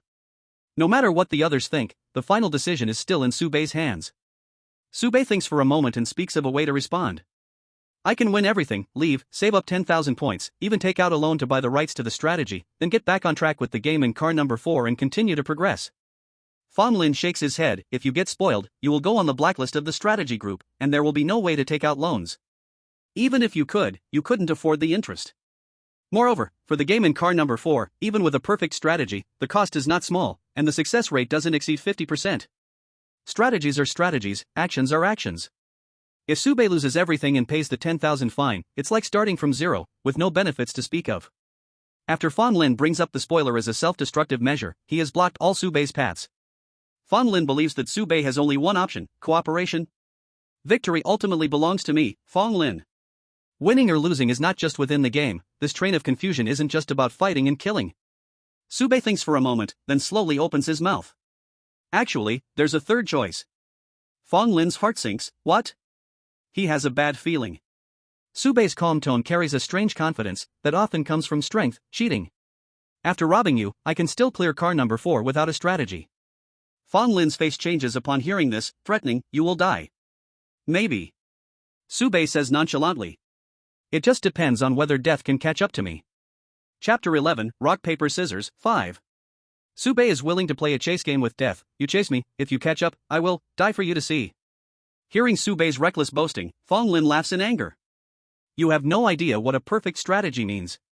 He wants to say more to save himself, but is stopped by Su Baiye's sharp shout. I think the one who doesn't understand the situation is you, right? Fan Lin is not hopeless. He still wants to struggle to survive, but Su Baiye's eyes are already filled with killing intent, a string of words hitting Fan Lin like a hail of bullets, rendering him full of wounds. What do you think we are doing? Playing a game? Playing house? I came into this godforsaken place for no reason, just got on the train and drank a belly full of water, witnessing my own death dozens, hundreds of times. Can you understand how that feels? I've been holding my anger inside, and now, just as I'm about to reach car number 3, I run into you 2 robbers. Damn. And you are claiming to kindly leave me 200 points. Should I be thanking you? Huh? Speak. Su Baiye grits his teeth, filled with uncontrollable rage. Roaring. What the hell is this place, huh? What the hell is this place? Drink the wrong cup of water and you die, play the wrong card and you die. Yes, you can be revived after death, but after being revived, am I still me? Listening to Su Baiye's words, Tang Ruyu quietly stepped back, shielding Wang Luo behind her to avoid being caught in the crossfire. Su Baiye continued to ask. You rob people on the road, don't you have the awareness of being killed, you bastard? I'm giving you a chance to back down now, you won't hold a grudge? What moral quality do you have, don't you know in your heart? What the hell is this place, don't you have a clue? Once we leave this train car, you have 1,000 ways to kill me. I only have one method right now, why should I let you go? Upon hearing this, Wan Luo felt his blood boiling. He looked weak, but it was as if he heard his heart's voice. Someone was saying in the most arrogant tone what he most wanted to say. Wang Luo couldn't help but cheer. Good. After cheering, Wan Luo looked at Su Baiye and supported him. Baiye, if you really need to spend points to buy the perfect strategy, I'll help you raise it, however much I can. What the perfect strategy was worth, they didn't know. They could only listen to Fong Lin say however much it is. But no matter how much it was, Wan Luo's attitude was very clear. I'll put up 200. Even if this 200 was his last 200. Not to mention Wan Luo, even Tang Ruyu felt that Su Baiye was right. When she was robbed back then, if her teammates were as fierce as Su Baiye, she would have definitely cheered on the sidelines, right? Unfortunately, there is no if. Tang Ruyu asked herself, she couldn't say you can clear the game without a perfect strategy. Su Baiye was indeed an ignorant young fool, but it was this kind of fool that had the courage and determination to go against Fong Lin. Maybe if there were more people like this, the lost train would be a bit better? Being young is great. The world truly belongs to the young. Su Baiye's attitude was resolute enough. Fong Lin stopped talking and only kept taking medicine. The game continued. Fong Lin, just as he had said before, used up all his consumables, cleared his points, and left no traces behind, a complete scorched earth. His value was rapidly declining. This was not a desperate gamble, but a deliberate collapse. After drinking the last recovery potion, Fong Lin looked at Su Baiye. In his eyes there was not much hatred left, only malice. He would not regret doing this job even in death. If there was any regret, it was that he was still not strong enough. If he were a little stronger, he would be the one laughing till the end. Fong Lin finally made up his mind. He stretched out his hand, grasped the dice of reckless gambling, and with a squeeze, the dice shattered. Red light burst out, filling the entire space with a faint red hue. Seeing this scene, Tang Ruyu sighed. This is no turning back. The loser would have to clear their account on the lost train and completely die. On the first day he got the dice of reckless gambling. Tang Ruyu knew this dice had two modes. As the number of uses increased, the cracks would multiply, and once completely cracked, it would enter the no turning back mode. Of course, it could also be manually triggered like Fong Lin did. He never thought that Boss Fong would have a day of gambling with his life, nor did he think he would be a witness to this scene. Boss Fong was a nightmare for new players. Until this day, Boss Fong faced his own nightmare. This was the curtain call of a legendary figure and the prologue to the rise of another legendary figure. Fong Lin had no way out. If he lost 8,000 points, he wouldn't be able to survive and return to the third car, and even if he did, it would be worse than death. Boss Fong had too many enemies.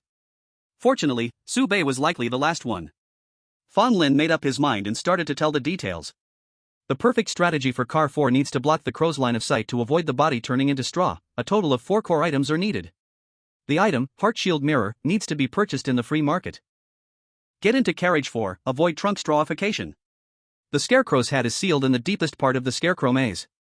Enter the maze from the south entrance. The incantation is left right left right right left. After getting the Scarecrow's hat, you must flip the hat upside down. The incantation to leave the maze is to head north and always choose the right at the forks. The Lion King's armor can protect the limbs from being strawified, but obtaining the Lion King's armor will damage the chest, so you need the heart mirror. You must steal the Scarecrow's scythe, otherwise, when you escape, the Scarecrow will catch up and kill you with the scythe. Fong Lin had an excellent memory, and he slowly recited the complete strategy of almost 10,000 words. Su Baiye, who did not hear clearly at some points, would have Fong Lin repeat for confirmation. Fong Lin, am I being too nice to you? Su Baiye was really strict. Be serious. Can you joke about strategies? Even if it's a spoiler, show me your professionalism. You work in this field, love this field, do you understand? Tang Ruyu reminded that the perfect strategy that has been spoiled must not be handwritten to leave textual evidence. That would be a solid piece of evidence. Su Baiye felt a bit regretful and could only memorize it from memory. 10,000 words, it's neither a lot nor a little. However, the time to finish these words was Fong Lin's last moments in life.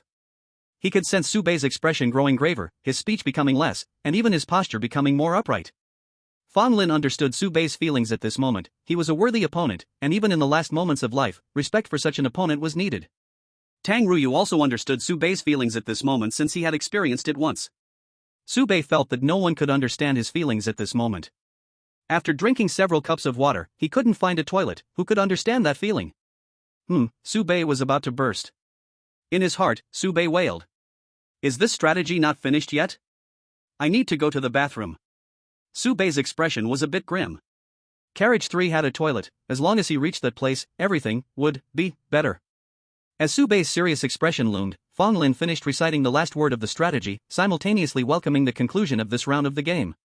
He was pierced through the chest by a pair of scissors, losing his breath, but it wasn't over yet. Before he lost all his possessions, the gamble would continue. At the very moment Fong Lin died, Su Bei yelled, "Turn around!" Wang Luo was still in a daze while Tang Ruyu had already turned around, even helping Wang Luo turn as well. He knew what Su Bei was going to do. Naturally, he knew that turning around was to leave a dignified way out for both sides. Otherwise, what else could they do? Stand and watch? Shoo! Behind Wang Luo, a sound of rushing water rang out. Ah! Wang Luo's expression was quite remarkable, hard to describe in words. Could it be so? Once Su Bei finished, Fong Lin also revived. Fong Lin frowned, realizing that things weren't simple. As soon as he opened his eyes, he saw the scene of Su Bei hastily leaving with his pants up. What happened? Fong Lin, realizing the truth, was both surprised and angry. Su Bei. What did you do? Su Bei waved his hand, explaining. People have 3 urgent needs, let's understand each other. You are the one illegally detaining me here. What's wrong with me going to the bathroom? I haven't even asked you for a fine point yet. Su Bei was very aggressive, spitting in anger. If it were you, you couldn't have held it until now. Su Bei was very confident in his bladder, but he had drunk too much water, forcing him into this situation. Fong Lin questioned, then why couldn't you do it on your side? Can you care about hygiene a bit? Su Bei was adamant, how could he pee on his own side? A rabbit doesn't eat the grass at its doorstep, a person shouldn't pee around its own den. Fong Lin gasped, nearly passing out. Fortunately, the lost train deducted 1 point from Su Bei, instantaneously clearing the venue, including the corpses on the ground. The blooming of the plum blossoms heralded a second chance, yet in the blink of an eye, half a life was lost. The second round, it's my turn to bet. Su Bei did not hesitate at all, directly placing his bet, all in. The initial 2,000 points, Tang Ruyu's 1,000 points, the item worth 2,000 points, Fong Lin's 2,000 points he lost to him. Together, it totaled 7,000 points. Fong Lin no longer had that many points to his name. He had to go all in on a game he was sure to lose. Fong Lin looked at the bet of 7,000 points, revealing a bleak smile. It was only at this moment that he confirmed he was completely done for. From this point on, he no longer cared about what happened next. He trudged through the final process like a walking corpse. Draw cards, lose, get hurt. Draw cards, tie. Draw cards, lose. When the last cloth fell, Fong Lin paid no attention to the process of his death, lost in a whirlwind. Since boarding the lost train, his wicked life had gone smoothly, until he met Su Bei, first losing 2,000, then losing 7,000. Suddenly, a strange thought popped into Fong Lin's mind. 7,000, how could it be 7,000? The newbie has 1,000 points, Tang Ruyu has 3,000 points, I lost 2,000 points. Wang Luo's points are with me, how could Su Bei have 7,000 points? Fong Lin suddenly lifted his head, looking at Su Bei, his eyes filled with shock. He guessed a certain possibility. Su Bei completed the first challenge mission. How is that possible? No. There is only this possibility. In Fong Lin's shocked gaze, a glimmer of hope for life ignited. Tang Ruyu, that fool, had no idea what the newbie completed the challenge mission in Car 1 meant, but Fong Lin knew. Such players need close monitoring. If necessary, they should even be handed over to the higher-ups, to those who are truly big shots. Finding such players was originally Fong Lin's hidden task. Fong Lin subconsciously wanted to use his pass to leave but found that the pass had already been counted as part of the bet, making it unusable. Private chat channel, counted as a bet, unusable. What about consumables? Save me. I don't want to die. I can't die. I can still live. I still have a chance to live. On the brink of death, Fong Lin was like a drowning person desperately reaching for a straw of hope, only to watch it drift further away, all because of his own actions. This enormous gap drove Fong Lin nearly to collapse, the torment of body and mind driving him completely insane. As long as I spread this message, I can live, I am still valuable, I can still live. I need to spread the message, spread it. In the next moment, the cloth fell, flesh rotted, bones melted, Fong Lin's brain stopped thinking, thoughts forever frozen at this moment. In Car 2, the once formidable boss Fong's life drew to a close, with only one thought remaining. I need to spread the message. Chapter 012 Rock Paper Scissors, End. Fong Lin was dead. Before dying, Fong Lin destroyed everything he could, even the no death, no rest mode of the gambling dice left no traces. However, unlike last time, Fong Lin's headless corpse remained. When Fong Lin died last time, Su Bei hurriedly released the floodgates, and when Wang Luo and the others turned back, the corpse had already been cleaned up by the lost train. This time, not only was the corpse left behind, the barrier of the gambling dice also disappeared, the bloody scene powerfully piercing through Wang Luo's psychological defenses, causing him to gag on the spot. Ugh. Even Tang Ruyu now had an unpleasant look on his face, patting Wang Luo's back, while also adjusting his own breathing. On the other hand, Su Bei remained composed, unaffected at all. Wang Luo gagged for a moment, regained his composure, though his face was pale, his emotions had stabilized. The three remaining in the carriage maintained silence, and the atmosphere turned a bit awkward. If there's nothing else, I'll go to car 1 and take cover. Tang Ruyu timidly moved toward the other end. He explained, I can stay for at most 3 days. If the news gets out in these 3 days, it definitely has nothing to do with me. He didn't have much to eat, but going to the first carriage to fill his stomach was better than forming more grudges with Su Bei. Fan Lin's death was something he sought himself, he couldn't blame anyone else. But this debt would eventually fall on Su Bei's shoulders, surely, there would be actions taken by the people behind Feng. The later the accounting, the better it would be for Su Bei. What Su Bei needed most right now was time. Tang Ruyu's statement at this moment was also for this reason. Su Bei didn't care about Tang Ruyu leaving, but there was one thing he couldn't figure out, so he asked. Why did Fan Lin buy a strategy worth 10,000 points when his entire fortune was only a few thousand points? In that round where Su Bei went all in, he only bet 7,000 points. Fan Lin's family background was a bit stronger, and he wouldn't have gone bankrupt. Fan Lin chose to burn everything, willing to spoil the surprise, rather than keep the Green Mountains and not worry about firewood, which made Su Bei very confused. Tang Ruyu rolled her eyes and disdainfully said, What money? It was all bought on credit. At most he paid a 30% down payment. According to Tang Ruyu, the strategy group provided thoughtful loan services, paying the interest first and then the principal, with low interest rates corresponding to the percentage of the carriage number. For carriage 3, the loan interest for the strategy is 3%. Weekly interest. After all, people die on the lost train every day, living for 6 months counts as a seasoned player, and calculating interest monthly is too uncertain, so weekly is more convenient. More convenient for them to profit. Tang Ruyu explained. In the same carriage game, you can't get points from the game after clearing it, except for challenge missions.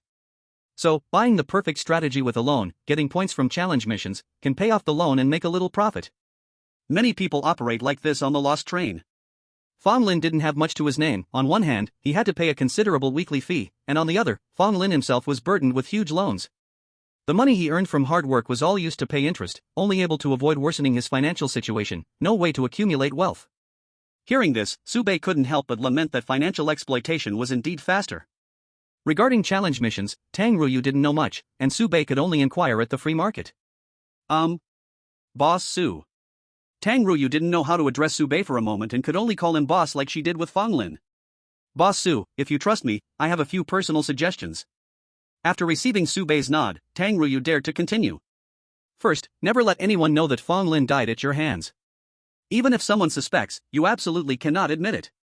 Su Bei understood this well. Fan Lin was backed by the crew, and behind the crew was the strategy group. Although in Su Bei's eyes, Fan Lin died by suicide, the traps Fan Lin laid before dying were truly unforgiving. If Su Bei fell into the hands of the crew, there wouldn't be any good in for him, he was well aware and harbored no illusions. Tang Ruyu continued. Second, Boss Su, you have already been spoiled. No matter what your subjective intention is, you are considered on the strategy group's blacklist, so entering the crew is naturally not an option. Even if you manage to get in, if things were revealed, you'll face family punishment. The prop group is each fighting for themselves, scattering like sand, so you can't count on them. The power leveling group is a retreat you might consider. It is said that there are big shots who have come down from the second layer in the talent market. Boss Su, if you have points in hand, you can try your luck. Fan Lin had a background in support. If Su Bei wanted to survive, his own strength had to be strong enough, but time was clearly not on his side. In weak times, if he could find a supporter, it was also a way to stay alive. It must be said, Tang Ruyu's words were very pertinent. He combined his understanding of the lost train and sincerely analyzed the situation for Su Baiye, offering strategies. Because their current relationship was that of accomplices, like grasshoppers on the same rope. Su Baiye was somewhat surprised. Why didn't I notice before that you were so articulate? Tang Ruyu scratched his head, helplessly saying, It's all forced. If I had known Fan Lin would die, I would never have taken this job. If a newcomer dies, the news is sealed, everyone would eat, drink, and continue to play music and dance. Fan Lin was different, his death would trigger a chain reaction. Just one wave could drown Tang Ruyu in it. With your support, Boss Su, I can still catch my breath, but if you're gone, this disaster will fall on me. Tang Ruyu sighed, clapped his hands, and cupped his fists. I've said what I needed to say, wish you a smooth journey on the lost train, Boss Su. Tang Ruyu believed that someone like Su Baiye would definitely stand out if he could just survive on the lost train. Before parting, Tang Ruyu left his final words. If it were anyone else, I would never say this next sentence. To be honest, before I met you, Boss Su, I never had such bold thoughts. Tang Ruyu paused, sincerely advising. Boss Su, please do not trouble the crew and absolutely do not oppose the strategy team. After saying this, Tang Ruyu couldn't help but laugh himself. Trouble the crew? Oppose the strategy team? The power gap between the two sides was like the difference between clouds and mud. They seemed to be in the same train car but were actually beings from two different worlds. Impossible to win. But as Tang Ruyu thought about it, if even Boss Fong ended up like this, what if? He still shook his head. No what ifs. Tang Ruyu waved his hand, carrying a bit of soul-searching and casual lightness, and said goodbye. I'm leaving. In carriage number 2, only Su Baiye and Wang Luo were left. After Tang Ruyu left, Wang Luo finally had the chance to speak up, asking curiously. Baiye, what did you do for work before? Su Baiye had mentioned that he worked on public welfare projects, but what kind of public welfare project could one remain so calm after seeing dead bodies? Su Baiye casually replied. Mainly overseeing projects, outdoor rescue, I've dealt with a few corpses. I also follow up on the cremation and burial of unidentified bodies. Indeed, Su Baiye had dealt with corpses, so he wouldn't be like Wang Luo. Not wanting to dwell on that, Su Baiye turned to Wang Luo. What do you plan to do next? Wang Luo thought for a moment and said seriously. Should I give you the 200 points first? He remembered what had been said earlier about casually giving 200. Do I really need your 200? Su Baiye was quite well off now and replied unhappily. However, I actually have something I need your help with. Without asking what it was, Wang Luo nodded, count on me. Su Baiye slowly said. Fong Lin died, and before his death, he leaked information about 3 people, you, me, and Tang Ruyu. The strategy team has methods to monitor this information, so Fong Lin's message was that the killer was among the 3 of us. To outsiders, Tang Ruyu is the most suspicious one. In this line of work, black eating black is probably the norm. But those who know the ropes can see through Tang Ruyu's depth at a glance and know that he could never be the one to make Fong Lin fall. In the end, the suspicion fell on you and me. This is also why Tang Ruyu chose to run away immediately, hiding in carriage number 1, avoiding trouble, and not offending anyone. What Su Baiye needed Wang Luo to help with was simple. This is a fruit of poison resistance, this is a pass, this is a firestone, a private chat channel, a far distance ear. With these in hand, no one in carriages number 1 and number 2 should be able to stop you. I need you to take these things and occasionally show your face in carriage number 2, don't get caught, don't engage in fights, and run when you encounter danger. After finishing, Su Baiye added. Except for the pass, the other few items. This is a compensation for your 800 points, regardless of whether you agree to help me with this, I will give you these things. If you are willing to help, you can take this pass with you. Fong Lin couldn't destroy the pass, it fell into Su Baiye's hands. It was a black card, printed with a special number, and using it would also leave traces. Wang Luo looked at the few items before him and instantly understood Su Baiye's meaning. You want me to attract their attention, then? That's right, you buy me some time, create a time gap. Su Baiye nodded and laid out his plan. As long as I break through carriage number 4, I will be safe. Chapter 13, Level 5 wanted notice, Su Baiye. Carriage number 4 was a game, an attempt by Fong Lin to block Su Baiye, similar to locking a technology tree to restrict Su Baiye's speed of power improvement. If Su Baiye advanced too quickly and became stronger, Fong Lin's backer would weigh the pros and cons and might very well abandon revenge for Fong Lin. In the Lost Train, to become stronger, one must constantly clear games, accumulate more points, earn items, and then convert points into personal strength. Fong Lin's own hard power was not solid, he specialized in fishing for fish. If his mind/body exceeded level 3, surpassing the newbie carriage's capacity, he could not enter carriages 1 or 2. From another perspective, if Fong Lin spent all his points to strengthen himself, even if Su Baiye had the ability to foresee death, he would not be his opponent. It can only be said that Boss Fong, focused on fishing for fish, had successfully integrated himself into the ranks by constantly fishing. This way of rising will surely lead to demise. For Su Baiye, surviving and clearing more carriages was the top priority to enhance his strength and protect himself. Time was the thing he lacked the most. Wang Luo did not refuse Su Baiye, he was just worried that he might not do this well. Poison-resistant physique, I can take the Ember Stone, but the pass, just forget it. This thing is too precious, you keep it for your use. The preciousness of this item was something anyone could guess, even without knowing its market value. Su Baiye shook his head. This pass has Fong Lin's number on it, this is also Fong Lin's most valuable trophy. If you take it, you can not only ensure your own safety but also disguise yourself more convincingly. At a critical moment, this item could save your life. Sube needed Wang Luo to help him attract fire, divert attention, and this pass was the best disguise in Wang Luo's life-saving artifact. Sube had already checked, this pass could only be used in carriages 1 to 3, perfectly suitable for Wang Luo at the moment. After using it a few times, you can sell this thing for points, counting as your reward for helping me. Sube reminded, if someone comes looking for you, do not hesitate at all, say everything you know. Ha! Wang Luo was confused as to why he should betray Sube. Sube stated frankly, because you don't know any valuable information. Sube was still unaware of the crew's methods, but the information Wang Luo knew, even if exposed, wouldn't hold much value. Since that's the case, why suffer? Sube's reasoning was clear. As long as you cooperate well, no one will make things difficult for you. What you disclose won't affect me at all. These things are your compensation, I won't return your 800 points, you know I'm in need of points right now. In a certain sense, Sube exchanged these things for Wang Luo's 800 points, a win-win for both sides. Wang Luo was stunned, wanting to say something, but Sube was already quickly leaving, about to walk out of the carriage. Soon, Sube seemed to remember something, turned back, and added. There are 2 things. You must not tell them. What? The first thing is my ability to clear the first level, you must keep it a secret. At this moment, Sube realized. It's still too flashy to achieve this feat alone, if mentioned, it could easily lead to baseless assumptions.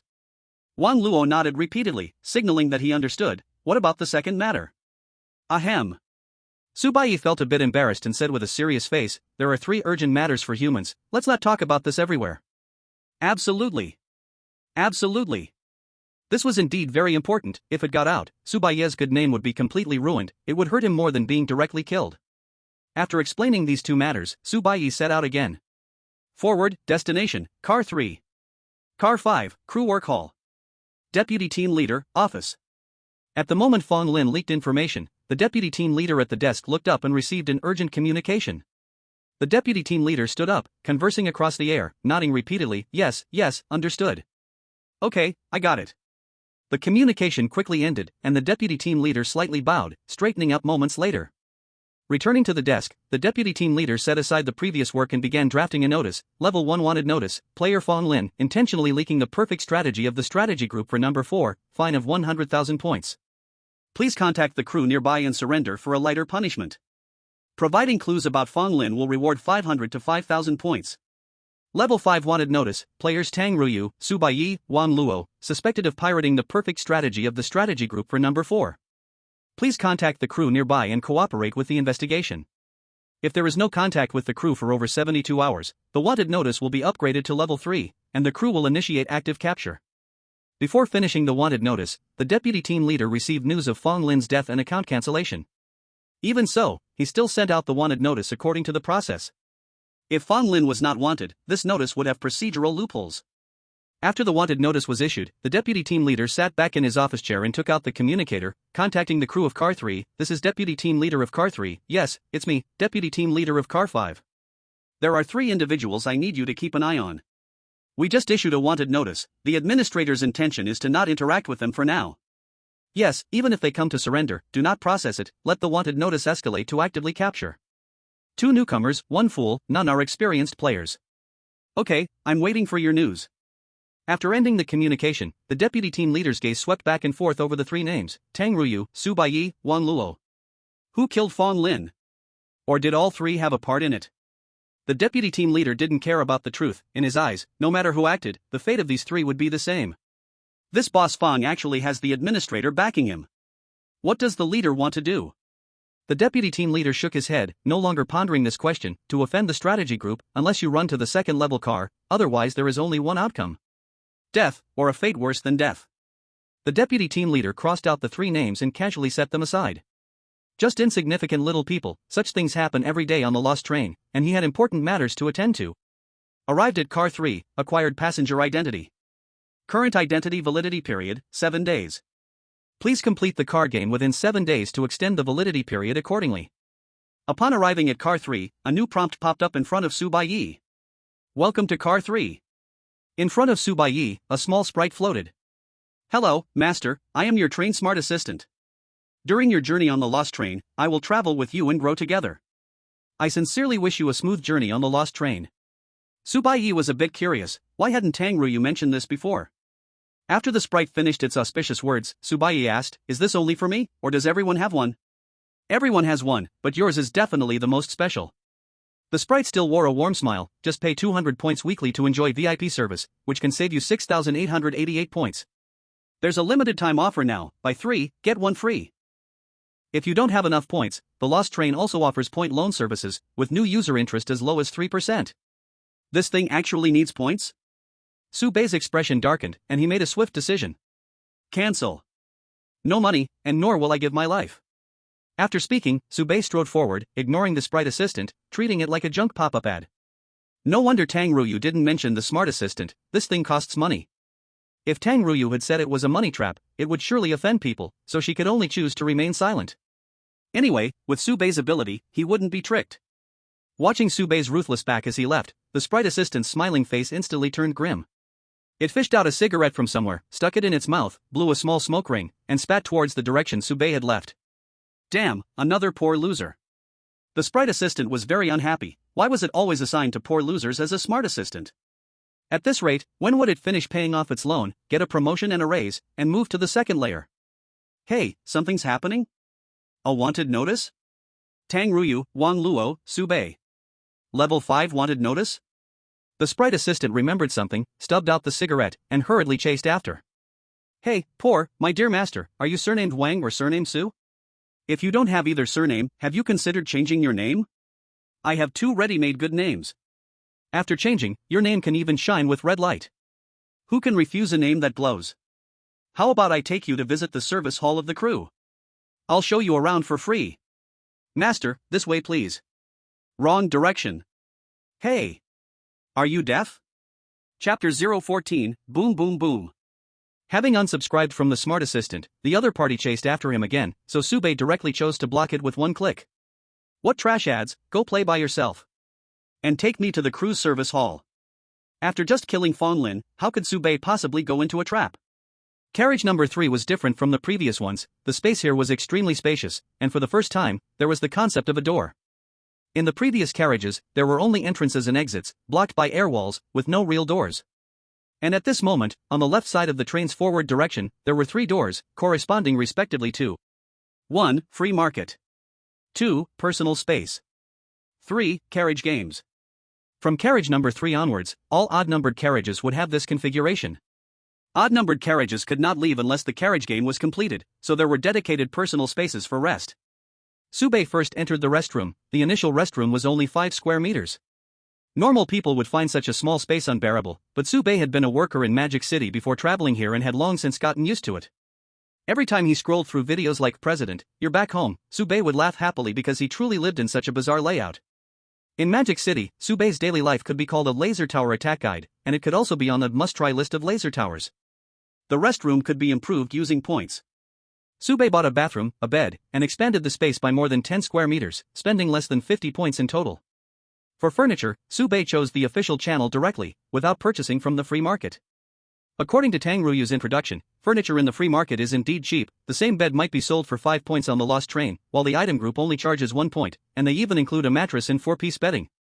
However, some furniture might have listening and surveillance features, which Subei directly rejected based solely on that.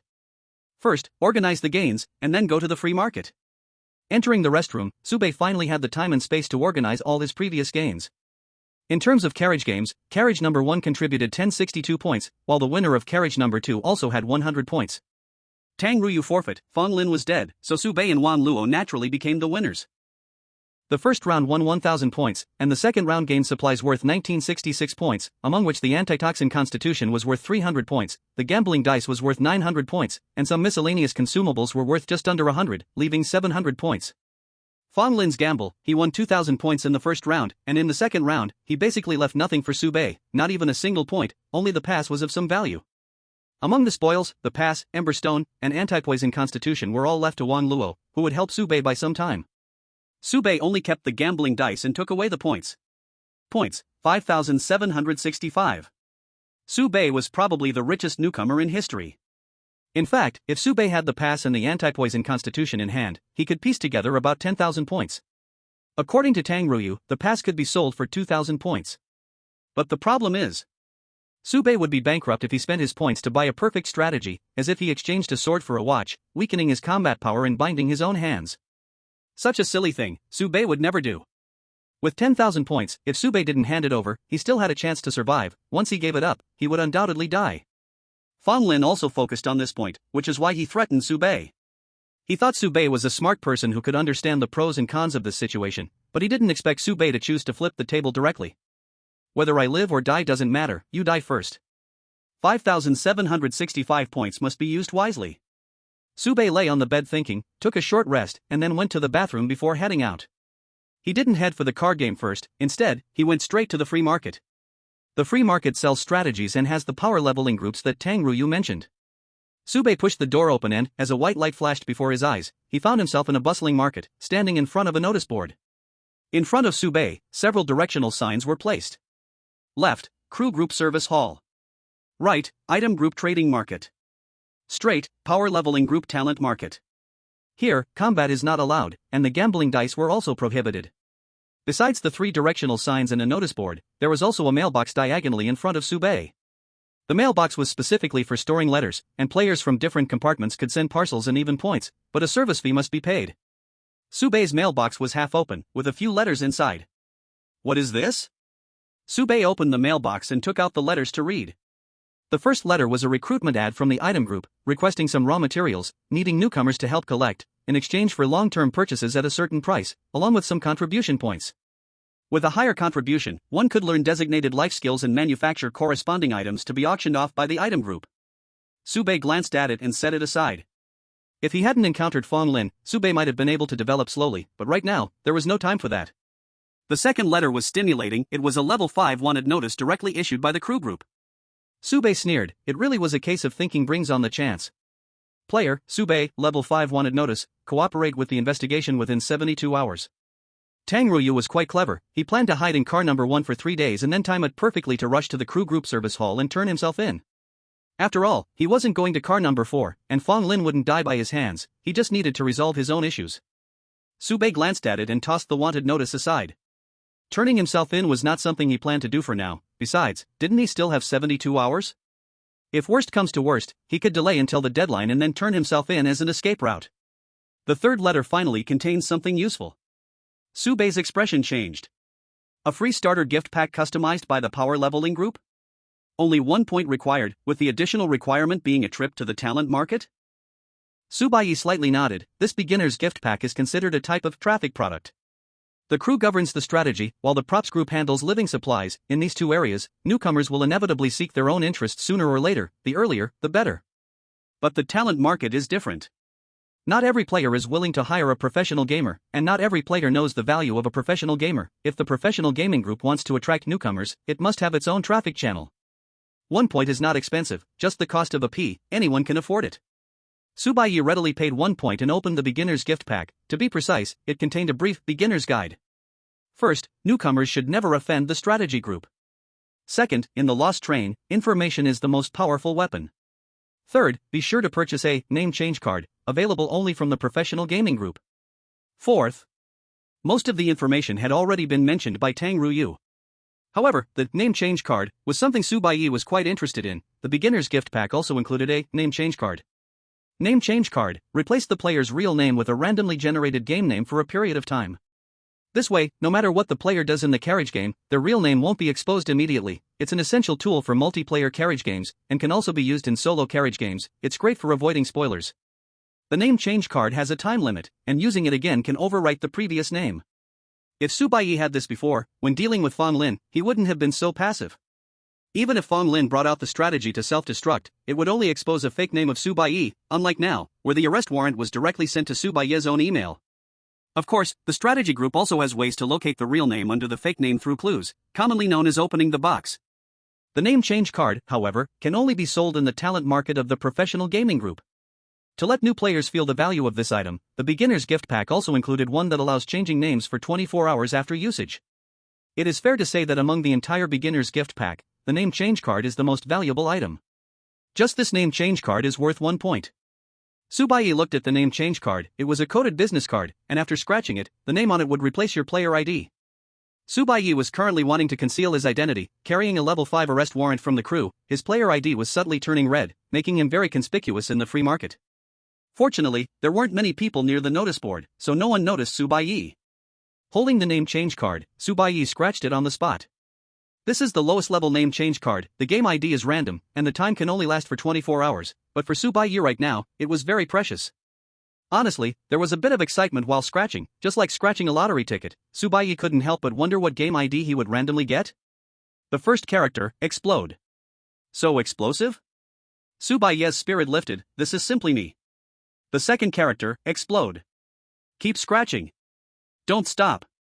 Baiye's smile quickly froze, disappearing and replaced by confusion. When Baiye saw his new ID, his face was no longer somber, it was beyond description. Exploding baby dragon wants a hug. Name change successful. Valid for 24 hours. Chapter 015, Forbidden Inheritance. Baiye stared blankly as his ID changed to exploding baby dragon wants a hug, feeling a sense of crying without tears. Damn, what kind of ghost name is this? This name doesn't match my character at all. Should I just use my real name? Compared to such an embarrassing name, Baiye would rather bear the level 5 arrest warrant. After hesitating for a moment, he decided to use it first. If it really doesn't work out, he would buy more anonymous items in the talent market to cover this name. He read through the guide in the beginner's gift pack again, confirming there was no oversight before putting it away. Baiye looked up at the bulletin board. It was said that all the guides created by the strategy group would be sold here. You get what you pay for, but if you wanted to take out a loan, you'd have to go to the service hall of the crew. The crew hall was definitely out of reach for him. With 5,000 points in his hands, Baiye didn't need a loan. A thought suddenly rose in Baiye's mind. How about I check the bulletin board first? As soon as this thought arose, Baiye's soul left his body, his eyes filled with confusion. What the hell? I just died? How did I die? No, wait. This is the free market, known as the safest place on the lost train, how could I die here? With a belly full of questions, Baiye quietly watched how he managed to kill himself. Baiye walked up to the bulletin board and opened it. The content of the bulletin board unfolded, and unexpectedly, there were no guides. Instead, it was filled with dense writing, most of which Baiye couldn't understand. Reading these words was safe. Until Baiye saw Chinese characters. Forbidden Knowledge Introduction, author Golden Dragon King. Viewing permission, completed challenge task of Car 1. This was specifically set up to trap him. Baiye wanted to close his eyes, but it was already too late. In front of him, forbidden knowledge unfolded. First, don't revive. Don't revive. Don't revive. Revival is the lost train's way of assimilating you, step by step, sliding into the abyss. Second, the spirit and the body must not differ too much. The balance of strength must be maintained. If the spiritual power is too strong, the body will gradually be transformed into spiritual nourishment, eventually shedding the physical form and becoming a pure spiritual body. The opposite is also true. If the balance of power is lost, you will become a mindless shell or a formless spirit. Third. When Baiye read the third forbidden knowledge, blood began flowing from his 7 orifices, his hair stood on end, his pupils rolled upward, and he began to slowly collapse, crumbling like sand. Only 7 seconds had passed. Just 7 seconds, one piece of forbidden knowledge killed him in front of his eyes. Strangely, the process of his soul leaving didn't immediately end. Baiye waited another 3 seconds, watching the corpse on the ground flash and disappear, before his soul returned to its place. And as his soul returned, Baiye's whole body was instantly drenched in sweat, as if he had been pulled out of water. He instinctively took 2 steps back, away from the bulletin board. Baiye knew one thing for sure, the things in here can kill him. Lost Train, 5th layer, Car 10. In the endless darkness, as a piece of information was transmitted, the massive consciousness slowly awakened. You taught the player Explosion Dragon Baby wants a hug, a piece of forbidden knowledge, plus 50,000 points. You taught the player Explosion Dragon Baby wants a hug, a piece of forbidden knowledge, plus 50,000 points. Points sufficient, item activated, resurrection in progress. The massive consciousness slowly awakened, and as it returned to the car, it carried an unstoppable momentum and a hint of confusion. The resurrection time came earlier than expected. Who disrupted my plan? Where did these 100,000 points come from? Beyond the confusion, there was a trace of anger. This resurrection wasn't perfect. The resurrection item it had prepared was not yet ready, but for some reason, the points were enough, causing it to be directly resurrected by the train using points. For a top-tier powerhouse, this was bad news. Being resurrected using points meant being assimilated by the train itself. The Golden Dragon King quickly traced the source of the points. Oh, it's from the forbidden knowledge left in Car 1? When did I leave Forbidden Inheritance? Leaving forbidden knowledge in car 1 was originally meant to trap others, but unexpectedly, while trapping others, it ended up trapping itself. Isn't this a bit ridiculous? At any other time, getting an extra 100,000 points would be a great thing, but in the state of dead but not returned, the points turned into poison. The Golden Dragon King used forbidden knowledge to trap others, and the points sent by others ended up trapping it. In a sense, this was payback. No one owes anyone. Like golden eyes the size of mountains, lost in memories, the recently revived mind needs to think of too many problems, and the operation is a bit sluggish. I remember that forbidden knowledge, only those who clear the first carriage with 1 life and complete the challenge task can see it. Does the human race have another strange ability, guy? Clearing the first carriage with 1 life is a tiny chance of 1 in 100,000, but if you add challenge tasks, then it becomes 1 in 10 million. Such things cannot be explained by luck. Even so, this kind of existence seems to pop up every once in a while among the human race. What was the last one's name? Yuan something? The Golden Dragon King can't remember. It doesn't matter, as long as he opens the bulletin board, he will see this forbidden knowledge, and the content of the forbidden knowledge will drive him to madness and death. His corpse will be teleported to the first carriage, and he will be branded with the undying curse. The trap left by the Golden Dragon King back then is the service of a true dragon. It can kill without compensation. The huge golden eyes blinked, thoughts becoming clearer, a decision made, and a message was sent out. Tell that bottom layer of ants to seal off all double-numbered carriages, and no human is allowed to move inside the carriage. Send someone to the first layer, carriage 2, and bring me this person. Anyone who can clear the first carriage challenge task absolutely cannot be left alive. At least, cannot be left among humans. Such talents should be of greater use to the myriad races. Being a human is just undervaluing their worth. If willing to cooperate, let's first transform them into dragon people. If their qualifications are good enough, even becoming a pure-blood dragon race is not out of the question. The order was given down, and soon there was a response. A respectful voice replied. Your Majesty, I have done as you instructed. May I ask, what is the ID of the player to be captured? Without an ID, are we to bring everyone from the first carriage up? If so, the cost would be too high. Although those humans are lowly like ants, the transportation cost is exceptionally expensive and not worth it to bring them to the noble Holy Land. The Golden Dragon King remembered that capturing these ants also needs to look at the number, that is, the game ID. After all, in the eyes of the dragon race, all humans look alike, with height and weight being the only differences. Humans are quite skilled at naming, often coming up with names that are both cool and impressive, unlike the dragon race, whose names are as dull as their scale colors. The Golden Dragon King began to recall that humans' game ID. Then, he saw. Boom Boom Dragon Baby wants a hug. Ah. In the calm golden eyes, for the first time, an emotion called shock appeared, causing the pupils to tremble and the surrounding space to constantly fluctuate, making even the carriage shake twice. Is this a name that a human can come up with? The Golden Dragon King was extremely surprised, filled with doubt. Is this still human? Chapter 016, 800,000 Forbidden Army Sticks General. After the shock, the Golden Dragon King sent another message. The game ID has been forwarded. After capturing this person, transform them into a dragon person. Absolutely cannot be transformed into a dragon race. It doesn't want a dragon race member named Boom Boom Dragon Baby wants a hug, too humiliating for dragons. Yes. Send the order down. Seal the first layer double-numbered carriages. Capture the target person. Send the order down. Seal all carriages on the first layer. Capture the target person, investigate what they did. Capture all relevant personnel and interrogate them one by one. Send the order down. The orders were passed down layer by layer, intensifying each time. A drop of water from the high tier became a storm at the very bottom of the lost train. On the first layer, carriage 3, the free market. Looking up at the sky, one could see 16 islands suspended, forming a circle. These magnificent islands belong to the strategy group. Each member of the strategy group is the administrator of the corresponding carriage, a legendary existence standing at the peak. After the last great battle, the administrators showed up rarely. They would only reveal themselves to the world when the game and the carriage changed. And today, nearly at the same time, a seal flew out from every island, affixed to every entrance of the carriage. No entry, those who trespass will bear the consequences left by the strategy group. This message immediately stirred up a huge wave on the first level. First level, road closed. This is the highest level of alert, and until the problem is solved, players on the first level are not allowed to move between carriages without the strategy group's permission. Those who disobey will directly be placed on the strategy group's blacklist, prohibited from purchasing or using any strategies. Even if they buy a pardon voucher to clear the warrant, the blacklist will remain for a lifetime. Ordinary people would never dare to touch the strategy group's curse. People did not know why the road was closed, not even the crew members had a clue. A shadow loomed over everyone's heart, they could only confirm one thing. A storm is coming again. But they did not know, this time, where the disaster would start from.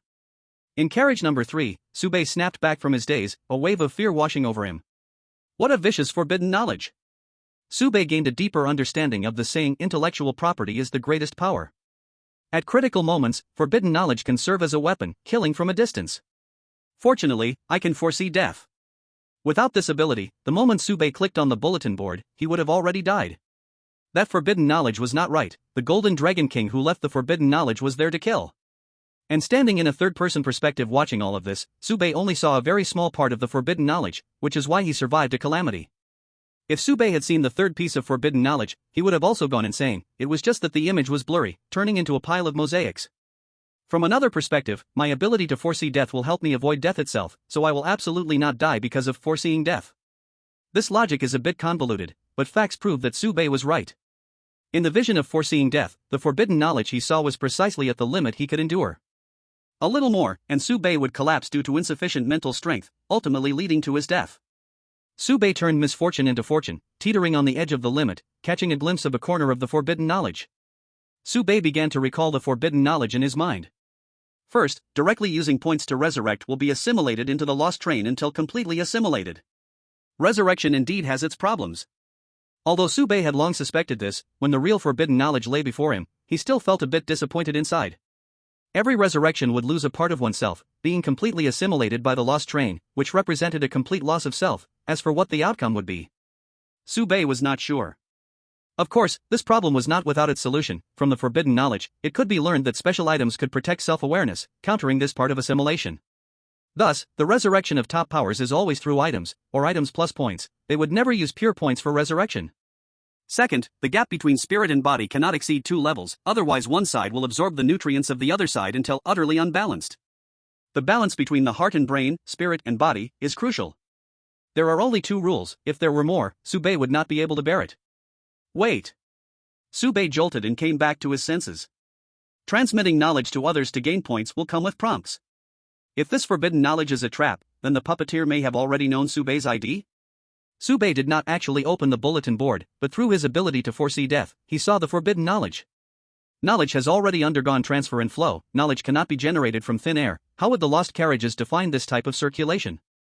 If the other party gains points as a reward, it is equivalent to obtaining Baiye's ID. Baiye felt a sense of relief. Thank goodness he used a name-changing card. Exploding Dragon Baby Wants a Hug is the most valuable episode. Maybe the other party doesn't have reward points, but Baiye dared not gamble. If he wins, there are no gains. If he loses, it's a complete failure. A Fonglin can cause trouble in carriage number 2, blocking the door for newcomers, making them dare not express their anger. How powerful is the author of the forbidden knowledge, Golden Dragon King? If the other party has set such a despicable trap, what else can't they do? Placing such a secret book at the newbie entrance to cheat people, this Golden Dragon King is not a good thing. A person with strength and no moral bottom line becomes a potential enemy for Baiye. No matter how careful, it is not too much. Those who are not of my kind must have different hearts. If Baiye remembers correctly, his corpse flashed through the original spot and disappeared, something that had never happened before. As for the specific reason, Baiye does not know for the time being. He can be sure that the ID, Exploding Dragon Baby Wants a Hug, is no longer safe, and it may even bring great danger to Baiye. And Baiye's urgent task is to use another name-changing card. However, the process of buying the name-changing card itself carries the risk of exposure. Going in is difficult, and going out is also difficult, a dilemma on both sides. Baiye made a quick decision. I have to wait until the name, Exploding Dragon, becomes invalid before I can show up. Baiye would rather expose his real name than let others know he is, Exploding Dragon Baby Wants a Hug. This is no longer a matter of dark history, it concerns his life and property. Thinking of this, without any hesitation, Baiye turned and left. At this moment, he only had one destination, the game in carriage number 3. Forget about the leveling group and the props group, the current urgency is to strengthen himself. Returning to the carriage, Baiye arrived in front of the carriage game door and pushed it open. As soon as he entered, the sprite assistant he had blocked floated in the air again, weakly saying, "Welcome to the carriage number 3 game. Now I will introduce the game rules to you, but this version can only introduce the most basic game rules. It does not provide any strategies or suggestions, which is of no help to you in winning, ensuring you work twice as hard for half the result." Suddenly, the sprite assistant became energized, passionately saying, "Number 998, number 188, only 88, take home the top sprite assistant." You won't suffer losses or be fooled. Make your lost train journey different from others. After finishing, the sprite blinked, looking expectantly at Baiye. Master, are you really not considering adding some points? Baiye shook his head. Out there, my friends all call me the commander of the 800,000 Forbidden Army. Do you know why? The sprite looked confused and shook its head. I don't know. Baiye spoke righteously. I am Lin Chong. Carriage number 3 game, loading. Chapter 017, Stone Gambling Game, 1. Upon hearing the name Lin Chong, the sprite assistant sighed. Neither surnamed Wang nor surnamed Su, what a wasted trip. If this master started as a wanted criminal, he could have redistributed the master. The sprite assistant spoke again. I say Lin Chong. Baiye humbly said, ahem, just call me Commander. Alright then, Commander, how about buying an entry-level trial version for 8 points? The sprite assistant wanted to promote packages but was directly ignored by Baiye, so it had to introduce the game listlessly. The game in carriage number 3 is called Stone Gambling Game, also known as Monsters and Treasures. Among players, it is also called One Slice Poor, One Slice Rich. The gameplay is very simple. You know about stone gambling, right? Pick a stone, cut it open, but inside the stone, there's no jade, only monsters and treasures. Cut-out treasures belong to you. If you cut out monsters, either kill the monster or be killed by the monster. Dying during the game means failure. Get a complete treasure, win the game. Game starts, 200 points, pay points to officially begin the game. The rules sound simple. Take a slice and if a monster pops up, it's a warrior battling a dragon. In a 1v1 true man's battle, everyone is happy when equipment is exploded. If it were someone else, before the game of gambling stones began, they would strengthen their power as much as possible, increasing their margin for error, which is considered the proper way to face the challenge. After all, the probability of encountering monsters is not low. Being able to defeat them greatly increases one's margin for error. Baiye is different. He leans more towards the evil path. At this moment, Baiye is very weak, so weak that even the weakest monster can easily kill him. And this just gives Baiye the opportunity to use the ability of foreknowledge of death. The stronger Baiye's power, the lower the risk of death, the less useful the foreknowledge of death becomes, the weaker he gets. So, the tougher his hard power, the weaker his golden finger becomes. Of course, Baiye also understands that the foreknowledge of death is to challenge the limit and ensure the upper limit. The real guarantee of the lower limit still relies on one's strength. It's just that he is troubled by the bounty and exploding dragon and can't show himself openly for now, so he can only clear the game in Car 3 and plot after that. After the ID name of Baby Exploding Dragon Wants a Hug expires, Baiye will find a way to buy a name change card, and he can confidently stroll through the free market. For now, the game is the priority. He paid 200 points and the scene around him changed as the game loaded. Game in Car 3 is loading. The God's Carriage game has begun. Baiye appeared in a mine, with tunnels all around him, and the sound of tapping and knocking echoed in the darkness, as if someone was mining. Right in front of Baiye, there were a dozen stones of varying sizes scattered chaotically on the ground, and a goblin was busy at a stall, with a chainsaw machine placed in a corner specifically for cutting stones. Noticing Baiye's arrival, the goblin boss squeezed out a lewd smile on his green face and greeted him. Choose a quality stone, I can help you cut it. Baiye scanned all the stones, there were a total of 12. Baiye's eyes fell on the one that caught his fancy the most, and he thought to himself. Cut this one first? The next moment, without any surprises, his soul left his body. Baiye, damn. His luck seemed to be a bit too bad. In the train of lost paths, Baiye could always eliminate the wrong choices first. From a third-person perspective, Baiye watched as that stone was cut open, and a shadow burst out, rushing towards Baiye's face. In just a few moves, it pierced through Baiye's entire head, leaving him as confused as Fong Lin. Am I that weak? In 10 seconds, a time that isn't long, Baiye's soul returned, and his gaze fell on that stone again. The goblin boss noticed Baiye's gaze and kindly picked up that stone. Good choice, this stone is the easiest to sell. Do you want me to help you cut it? Saying this, before Baiye could refuse, he placed the stone under the saw blade and confirmed with Baiye again. Cut it? No. Baiye rejected him very firmly, but the goblin boss still wanted to sell this stone, while Baiye's attention had already shifted to the other stones. The goblin boss's face darkened, and he muttered a strange language under his breath. Baiye didn't care about the other person's attitude at all, his gaze wandered among the pile of stones as he silently counted in his heart. 1, 2, 3. Baiye had chosen 3 stones in his heart, and then he was killed 3 times. The most ridiculous time was when the stone was just cut open, and a dark ray flew out, hitting Baiye and turning him into a puddle of muck. Isn't the death rate in this game a bit too high? If this level is just a game of luck, what's the difference from Car 1? Are the carriage games connected, or are they independent of each other? Baiye had little information and couldn't analyze it, so he could only patiently try all 12 stones in his heart. When he was killed by the monster for the 5th time, a prompt suddenly appeared in front of Baiye. Methods of death, 10 types. Collection rate, 0.1%. Unlock, death recap. Method of death progress? Baiye began to recall the times he had died since entering the lost train. Poisoning, stabbed by scissors, crushed by stones, corroded by rags. Killed by the Golden Dragon King using forbidden knowledge, counted as death from mental breakdown. In this place, I have been killed by monsters 5 times, each time in a different way. For +1+5, Baiye had unlocked a total of 10 ways to die. Baiye calculated in his heart. 10 ways to die, but that's just a fraction, which means, there could be up to 10,000 ways to die? Baiye couldn't hold back any longer. What is this, my 10,000 ways to die on the lost train? What should I call this golden finger of mine? 10,000 death methods? My golden finger's style is a bit different from others. It seems that the more death methods I unlock, the stronger the ability of the 10,000 death methods. Isn't this forcing Baiye to dance on the edge of a knife? Now, I can't avoid dancing with death. As for the newly acquired death recap effect, it's simple. It replays my premonitions of death in my mind, fast forward or slow motion, freely switching angles, allowing me to observe every detail. The time for foreseeing death has also increased, now it's a full 15 seconds. Baiye experimented with death recap a few times.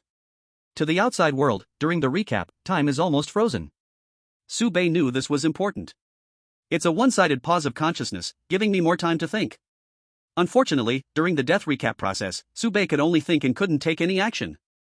Using the recap 3 times in a row, Baiye felt a bit fatigued. He could continue if he forced himself, but it wasn't necessary to harm his body.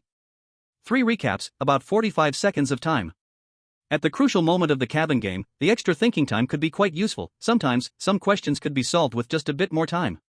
However, the recapping process also made Baiye discover a detail he had previously overlooked. Baiye selected a certain stone in his mind again. This time, he did not look at the stone but focused on the movements of the goblin boss. Just as I thought. A light shone in Baiye's eyes as his guess was confirmed. After exiting the death premonition, Baiye, with his soul returned, had a bold idea. This stone. Baiye pointed to a stone that contained a monster, and the goblin boss's eyes flashed with a hint of joy, afraid that Baiye would change his mind, grabbing the stone to cut it. Wait. Baiye's voice stopped him. He picked up a piece of white chalk from the corner of the stall and carefully drew a line on the stone. Cut it along the line I drew. The goblin boss was a bit flustered, waving his hands repeatedly. No. No. If you cut it this way and there's treasure inside, it will be ruined. After saying that, he changed angles, preparing to saw, and did not forget to confirm with Baiye, I'm cutting for you, okay? His words were half asking for permission and half confirming. If Baiye showed any sign of agreement, he would directly cut. I'll cut it myself.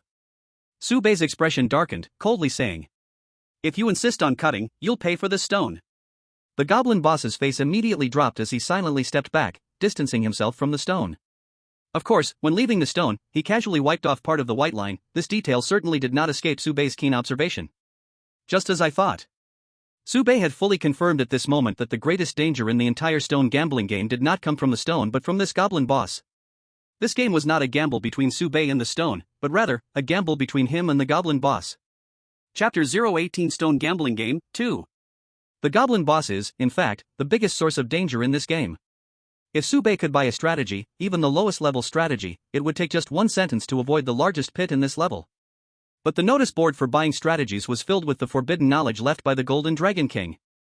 For Baiye. Even if he wasn't on the blacklist of the strategy group, he had nothing to do with the strategies. The so-called gambling stone game is not a bet between people and stones. The 2 sides involved in the gamble are Baiye and the goblin boss. Before the strategy group existed, many newcomers would bash their heads against this level, and even if killed by monsters, they would think it was their bad luck. Even among the few who discovered the goblin boss's issues, most would only limit themselves to not letting the other suggest stones. In reality, very few players chose to cut stones themselves. At the beginning of the game, Baiye felt something was off. Without a free market, players cannot enhance their power. Thus, in the game of compartment number 3, there would be an embarrassing situation. Players are definitely no match for the monsters. From this perspective, the difficulty of this game is even more excessive than that of compartment number 1. Normally, it is reasonable to think that the game becomes progressively harder, but the difficulty level of compartment number 3 is way too high. In compartment number 1, dying once only costs 1 point. In compartment number 2, there is no risk of death. In compartment number 3, a single game costs 200 points. Losing the game, including resurrection, results in a net loss of 203 points. Newcomers only have 1,000 points, equivalent to losing 20% of their fortune in a single breath. If a newcomer loses 5 times in compartment number 3 in a row, they would be in a deadlock. The difficulty progression of the 3 games clearly has a problem. And one of the issues lies with the goblin boss. As for the second issue, Su Baiye's gaze fell into the corner, locking onto the target, the chainsaw. In this level, the chainsaw is the player's weapon. The gamble is not between monsters and treasures. The real way to play is to use the chainsaw to directly kill the monsters inside the stones. Players don't even need to fight the monsters. The chainsaw is the best weapon. With a chainsaw on hand, using fists, what does that even mean for a martial arts master? Su Baiye stepped forward, redrew the white line, aimed at the saw blade, lowered the safety cover, and after confirming it was accurate, pressed the start switch with both hands. Seeing Su Baiye's actions, the goblin boss's face darkened, cursing in goblin language. Another one who has seen the strategy. At first, he pretended to be a newcomer, wasting my time. Time is money, this guy is stealing my wealth. It seems that the strategy he bought is not low quality. The goblin boss muttered in his heart. If he bought a perfect strategy, would he dare to start the challenge? The success rate of that strategy is less than 30%. The so-called perfect strategy means perfection in what players can achieve, not the perfection of the results. If this guy really dares to gamble against him relying on a perfect strategy, the goblin boss would profit immensely again. Thinking of this, the goblin boss's earlier bad mood completely vanished, forgiving the other for wasting time. The rapidly spinning saw blade fell, splitting the stone open, green blood splattered out, and the monster inside struggled to get out, but was tightly stuck by the cutting platform, ultimately being split in two amidst the roar of the chainsaw. In Su Baiye's earlier imagined death scene, the goblin boss saw directly cutting the stone, immediately stopping after making a crack, letting the monster inside fly out to kill Su Baiye. After watching it once, twice, perhaps the details were not apparent, but after watching many times, it was easy for Su Baiye to become aware of the goblin boss's subtle actions. The other party would use a special technique to cut the stone, fearing to hurt the monsters inside. Moreover, the goblin boss had a reasonable excuse: what if there was treasure inside? What would happen if he damaged it while cutting? If unaware of the correct operation method, players could easily suffer here. There are 12 stones, 10 of which contain monsters. After understanding the rules, Su Baiye followed suit and successfully cut off 6 more. With 3 stones left, Su Baiye was about to finish cutting all the stones. Meanwhile, the goblin boss's face had turned as dark as it could get. Su Baiye had grasped the winning pattern, and passing the level was just a matter of time. Before cutting the 10th stone, Su Baiye suddenly stopped.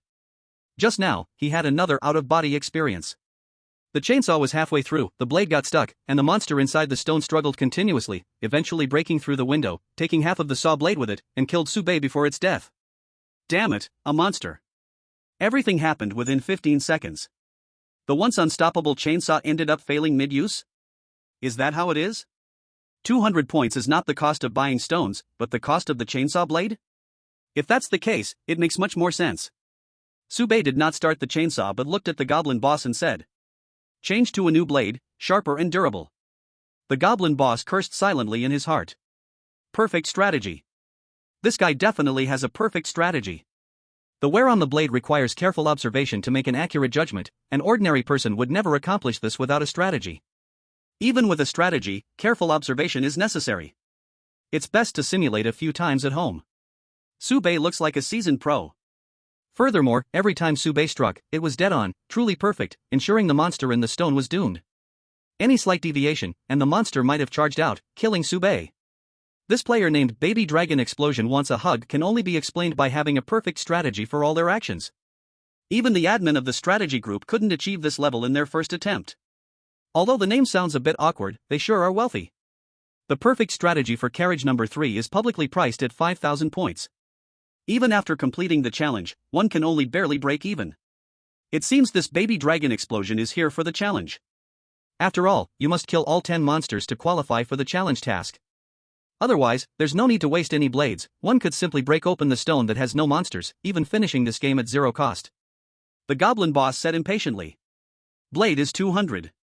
Payment successful. When it comes to buying productivity tools, Su Baiye never cuts corners. Buzz, buzz, buzz. The chainsaw started again, and Su Baiye quickly and decisively killed the last monster.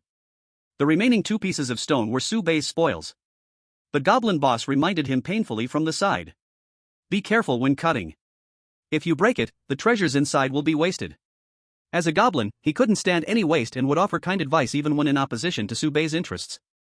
Su Baiye did not use the chainsaw. Instead, he picked up the tools from the stall and started tapping and knocking on the stone. Soon, the outer layer of the stone skin fell off. The material inside didn't resemble stone but rather soft rubber, which could be torn open with a little force. Baiye tore apart the soft rubber, revealing 2 items in front of him.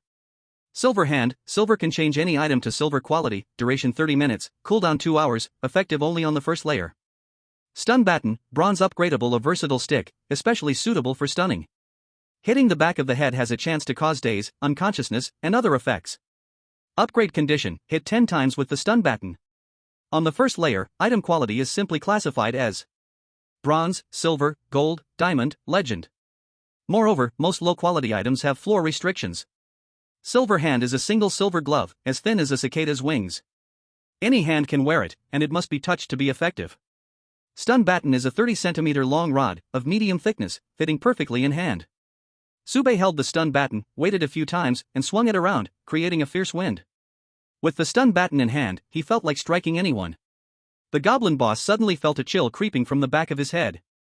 The applicability of the silver hand is broader. In the early stages, it can improve item quality, and in the later stages, it can lower the quality of others' items, making it an artifact of the first layer.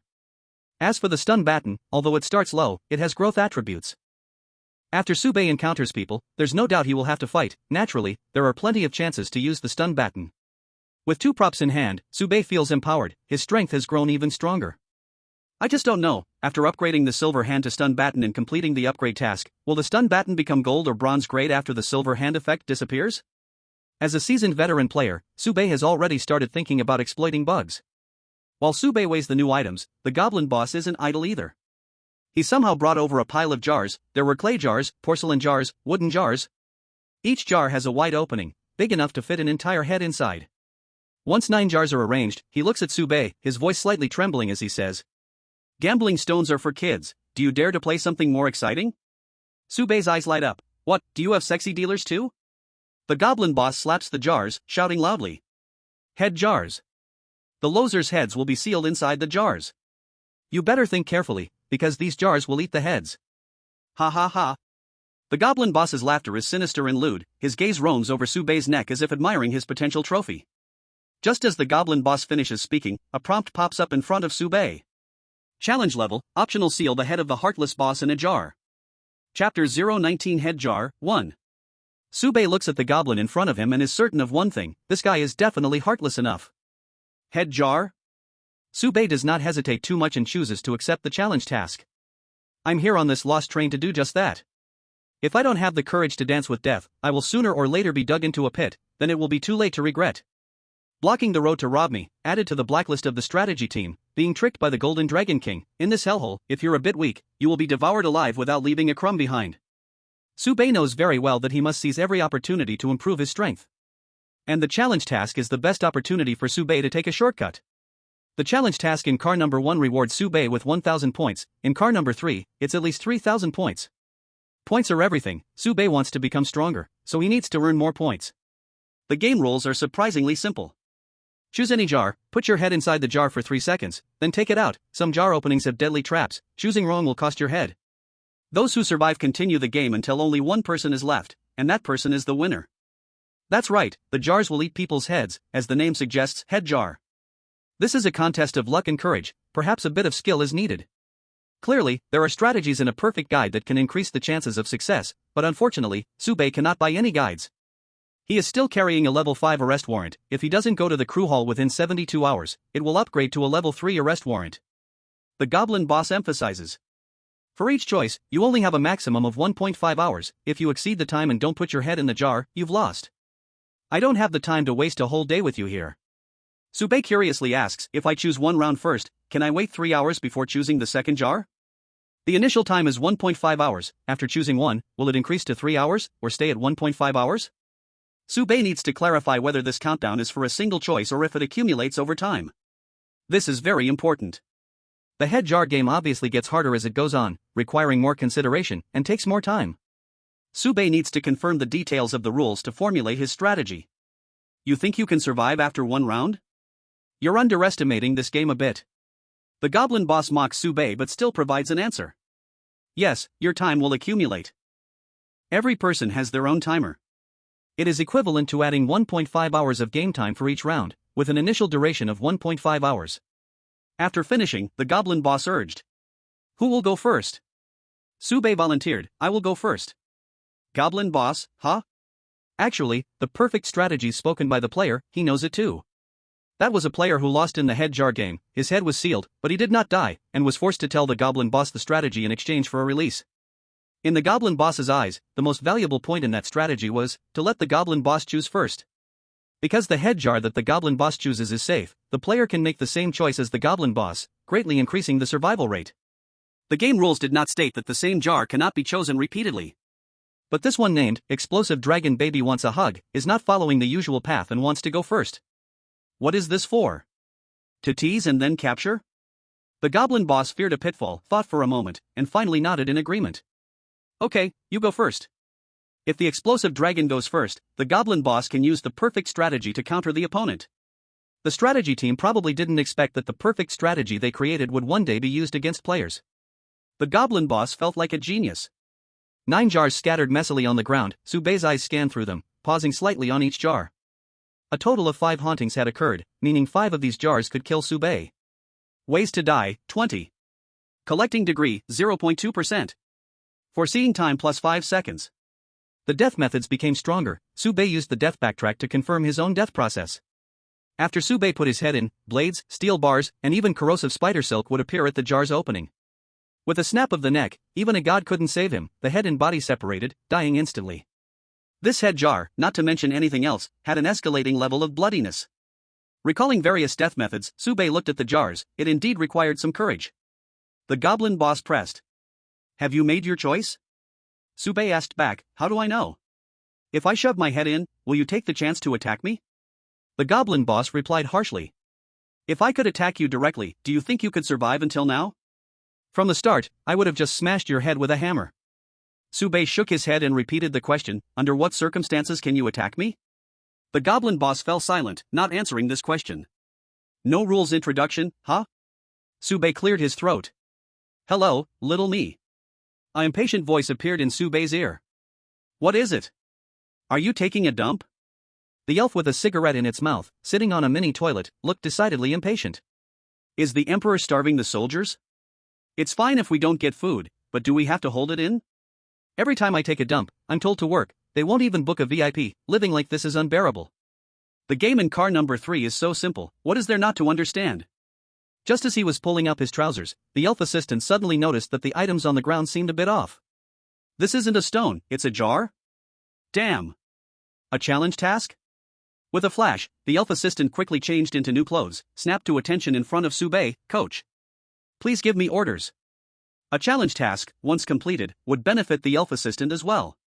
In the end, the elf assistant was bound together with the master. If one prospered, they both prospered. If one was harmed, they both suffered.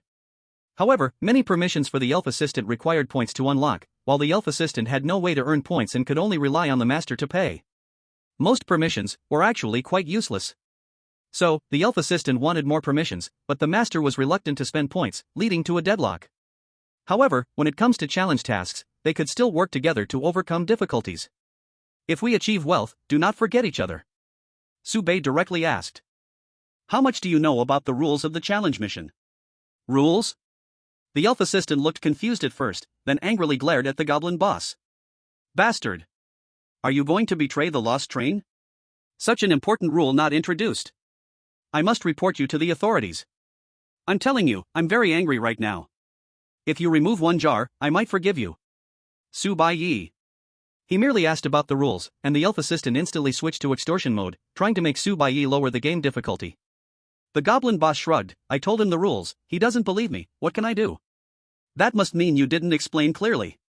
Let me tell you, this matter is not over. Just wait for the complaint. I'm going to report it to the 2nd floor. After cursing the goblin boss, the elf assistant turned to Baiye and forced out a flattering smile. Coach, is there anything you don't understand about the rules? Whatever I can help with, just say the word. Baiye asked, can he hurt me? That is absolutely impossible. The elf assistant patted his chest and said, the first 3 carriages are all beginner levels. Besides the game being able to harm you, the train personnel cannot harm you. Baiye asked again, can he put the head jar on my head? What if he can't attack directly, but can kill Baiye with the head jar? The elf assistant shook his head, that also won't work. Lifting the jar will only make it fall on his own head. However, generally, who would think about this problem? It seems the coach is not just a poor guy, but also a sly and stingy poor guy. The elf assistant felt quite relieved internally. It's better to be a bit bad.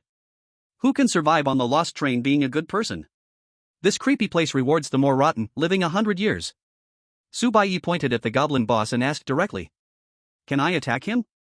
The elf assistant's expression became strange, glanced at Baiye, and whispered, "Coach, let's not make such a disgraceful joke." Baiye was puzzled. "What do you mean?" The elf assistant simply laid it all out. "Your body strength is not up to par, and your mental strength is first rank second stage. How can you hit him with your head? You can't even make a dent." The elf assistant shrugged. "That's right, you can indeed harm him, but only if you have the ability to harm him. You don't have that ability, you know." Confirming that the act of attacking is not against the rules, Baiye asked some strange questions, and the elf assistant answered them one by one. Finally, Baiye was ready to begin. Looking at the ceramic jar in front of him, Baiye reached out his hand. Very good, the soul did not leave the body. The moment his hands grabbed the jar, there was indeed a mental force urging Baiye to place the jar on his head. Baiye tried to resist, but the effect was weak. He could only delay, but could not change the outcome. Baiye speculated that if his mental strength were stronger, he might be able to endure longer, even develop immunity to this compulsion. In the end, the jar was placed on his head, and everything went dark. He could only silently count the time in his heart. 1 second, 2 seconds, 3 seconds. After 3 seconds, Baiye took off the jar and placed it on the ground, his head still on his neck, without any accidents. Was it fun? The goblin boss approached with a grin. "Now it's my turn." Saying that, he picked up the head jar that Baiye had just tried and placed it on his own head. "Didn't see this coming, right? There's this operation." No matter which jar Baiye used, as long as he survived, the goblin boss would do the same, making him inherently invincible. "Who told you, you arrogant guy, to choose to go first?"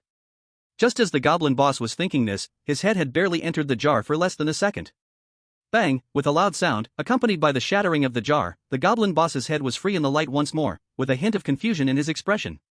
What did this guy do? After realizing it, the goblin boss's expression turned to rage. This guy actually shattered the jar? Not even 3 seconds. Baiye held the bludgeon, pointing at the remaining jars, and coldly said, "You can continue choosing." Chapter 020 Head Jars, 2. The goblin boss almost choked on his breath, gritting his teeth and saying, "Kid, do you dare?" With the bludgeon in hand, Baiye simply repeated, "You can continue choosing." The rules of the head jar game were very clear. The jars must be placed on the head for more than 3 seconds to pass. Baiye smashed the head jar, and since the goblin boss did not complete this round of the game, he naturally had to continue. The goblin boss took a deep breath, calming his mood, squatting down, and examining each jar. There were 7 jars left, 4 of which were dangerous items. He couldn't choose wrong. Moreover, if the material of the jar was too fragile, he couldn't choose that either. If Baiye struck down again, even the safety jar wouldn't be preserved. Watching the busy goblin boss, Baiye held his bludgeon and leisurely said, "There's actually a contradictory point here." The elven assistant listened intently. "Coach, please tell us." "It's the combat power of the challenger." Without beating around the bush, Baiye bluntly stated, "If the challenger's combat power is too weak, they can't break through this greedy boss's defenses, so they pose no threat to him." Just now, when Baiye struck down, the goblin boss didn't even feel dizzy. The only confusion was not expecting Baiye to do that. But if the challenger is too strong, say, if I boost my body to the first or second tier, then even if he breaks the jar, he wouldn't harm me at all, and could use the same method to deal with me. The first 3 carriages did not allow active harm to players. In other words, if an action itself wouldn't cause any harm, it could be done. Baiye sighed. "If I were too strong, this bludgeon would be hitting me instead." Baiye's safety relied on being weak enough. Being close could mean serious injury. A single slap could be fatal. The elven assistant analyzed from his perspective. Actually, there's another possibility. Breaking a jar counts as deliberate damage to the train's property, and you would have to pay. Baiye was shocked. How much? Not much, just the price of a life, 3 points. The elven assistant casually replied, "Fortunately, coach, you are on the first level. Here, revival is cheap. If you go further up, the revival cost is the power of the carriage number. First level, carriage number 3, revival is 3 points.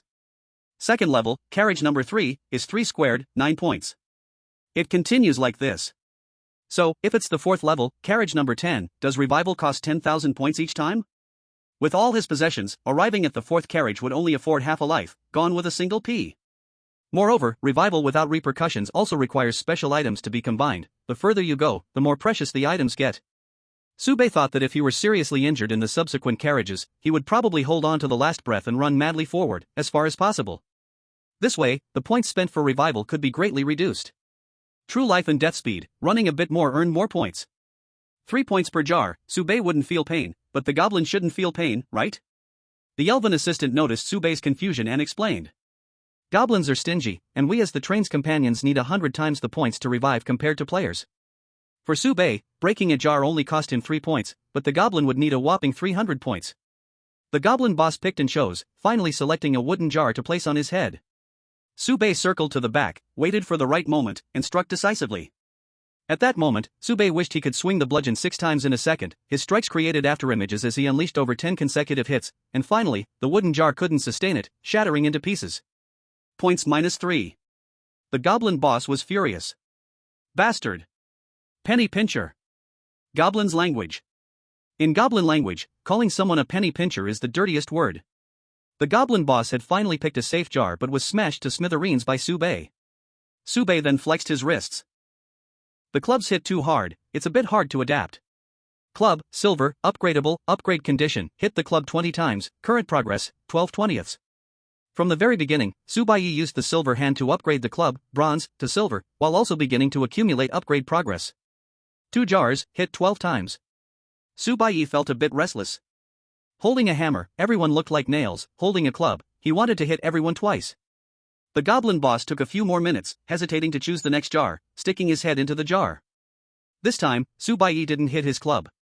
The goblin boss felt a sinking feeling inside. The usual club didn't arrive, instead giving him a sense of insecurity. What is this, feeling abandoned? SM? The goblin boss's first reaction was that if the player wanted to play this kind of special service with him, it would cost more. 1 second, 2 seconds, 3 seconds. 6 steel bars protruded from the mouth of the jar, crashing and slamming, aiming to pierce the goblin boss's neck. In the previous foreknowledge of death, Baiye was pierced directly in the neck by the steel bars, his neck broken, dying on the spot. So, when the goblin boss picked this jar, Baiye didn't act, but quietly watched, waiting for the goblin boss to be eaten by the head jar. Unexpectedly, the steel bars crashed against the goblin boss's neck, making a harsh grinding sound, failing to push further. Baiye blinked. He didn't understand, but he was greatly shocked. What the hell, what superhuman physique? The goblin boss held the steel bars with both hands, starting to bend them with force, trying to pull his head out. Baiye wasted no words, swinging his club like the wind, the blows raining down like bullets on the jar. 12/20ths, 14/20. 20/20. Club, gold when attacking from behind, has a higher chance to cause dizziness, fainting, and other effects. The evolution limit of the club is gold grade, and the wooden stick in Baiye's hand now had a layer of metal wrapping on both ends. Striking down made a crisp sound, the feel completely different. Baiye swung down again, striking the jar. Bang! This hit made the goblin boss's body noticeably stiffen. For a moment, the defense around his neck weakened, allowing the steel bar to pierce through. Ah! The intense pain jolted the fainted goblin boss awake, filling him with rage instantly. His green skin turned red with patterns, nails growing larger. He suddenly exerted force, tearing the whole jar apart from the middle. The furious goblin boss, with half a steel bar sticking out of his neck, roared at Baiye. I want you dead. The elven assistant quietly shielded Baiye, softly saying, Don't worry, he can't do it. Using the most cowardly tone, saying the most confident words. Baiye indeed knew that the opponent couldn't do it, because he didn't foresee his own death scene. However, the goblin boss enduring the head jar damage and tearing the jar apart was somewhat beyond Baiye's expectations. Is the administrator here? This NPC is pulling tricks again. Strange, why do I say again? Challenge tasks are meant to be challenging. The elven assistant spoke with confidence, continuing. Coach, don't be afraid. What's the use of killing you? If he kills you, you will still respawn. It's only 3 points, he would have to pay 100 times the fine. Trust me, goblins are the most greedy. Even if he kills you, he wouldn't want to waste 300 points on you. Baiye. For a moment, he didn't know whether to refute or agree. However, as the elven assistant said, the goblin boss did not make any further moves. Baiye was very clear, this was just for the moment. The goblin boss had an absolute advantage in this game. Even if he picked the wrong jar, he could survive. Baiye was different. There were only 4 safe jars total. Baiye had already broken 2, and 1 safe jar was made of ceramics. The moment all the safe jars were shattered, it would be Baiye's death moment. Baiye did not waste time, picked up the ceramic jar, placing it on his head. 1 second, 2 seconds. Baiye did not wait for the third second. Because a pair of hands covered in blood gripped the jar's mouth, directly breaking the ceramic jar in half. The jar shattered, but Baiye was unharmed. A face of a bloodied goblin appeared in front of Baiye, grinning with a hint of ferocity and mockery, boasting. "Broke, do you think only you know this method?" The goblin boss held the two halves of the jar, not harming Baiye. He hadn't done this before because he didn't want Baiye to learn the trick. Moreover, there was a 50% chance that the jar could kill Baiye directly. The goblin boss was more than willing to wait, he had the advantage. But now it was different.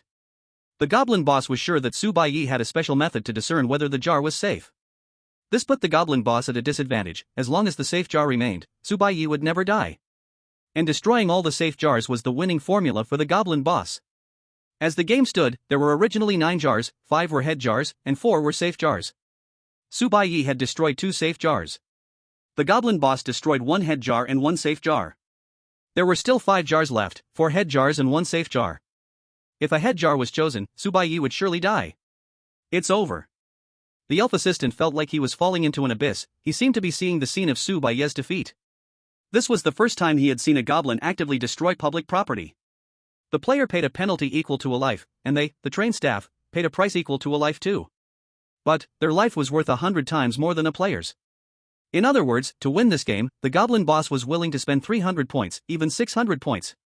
When a goblin was willing to spend money, what couldn't he do? At this point, there was only one last way left.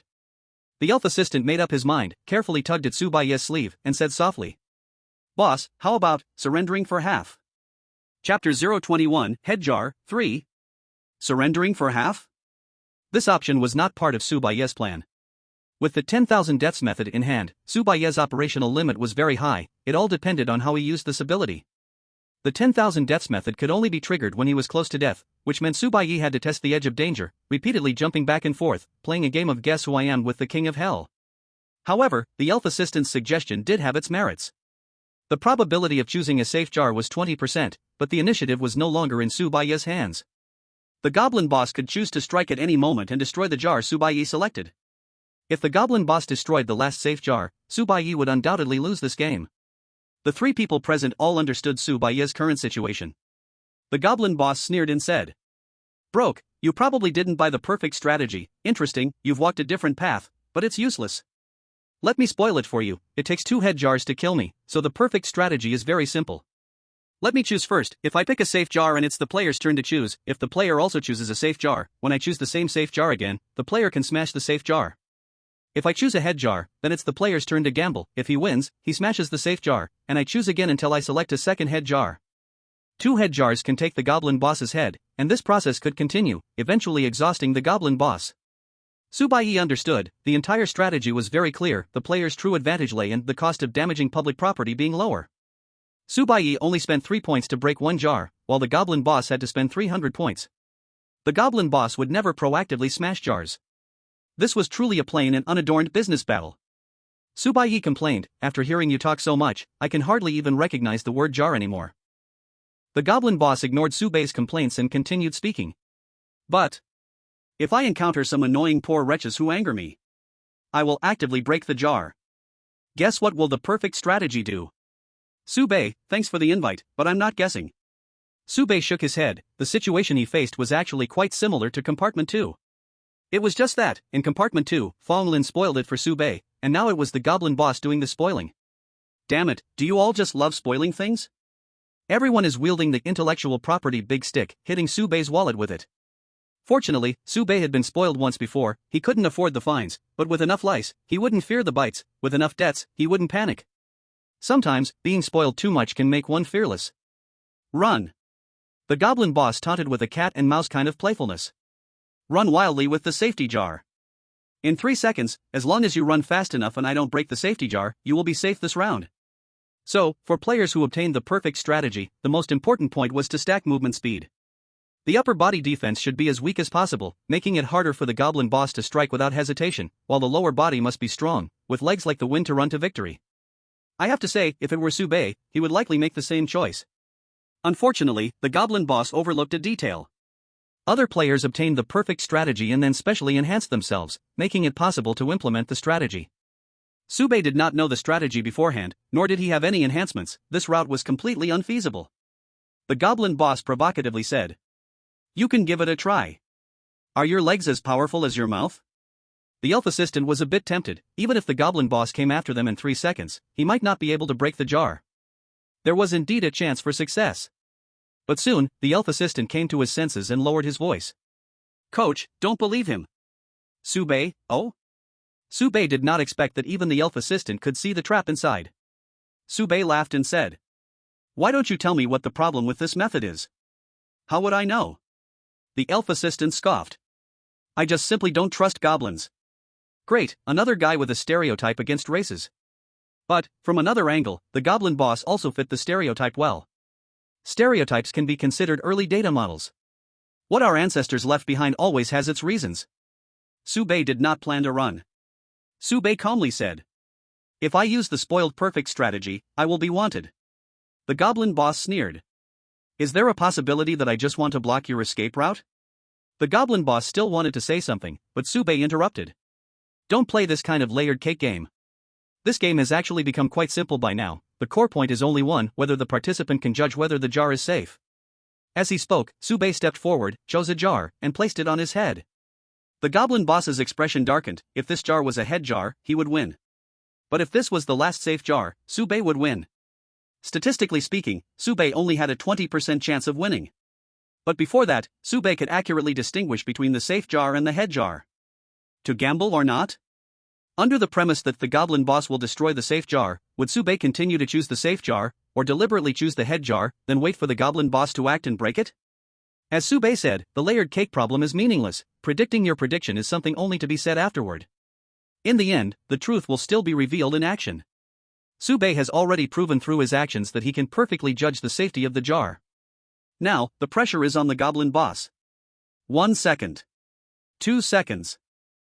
In the last second, the goblin boss, as if urged, roared and reluctantly stretched out his hands to tear apart the entire jar. He dared not gamble. If this was a safe jar, he would definitely lose. Sube softly said, "What a pity." Sube looked calm. "This is a human head jar." Sube knew that the goblin boss could no longer judge the safety of the jar.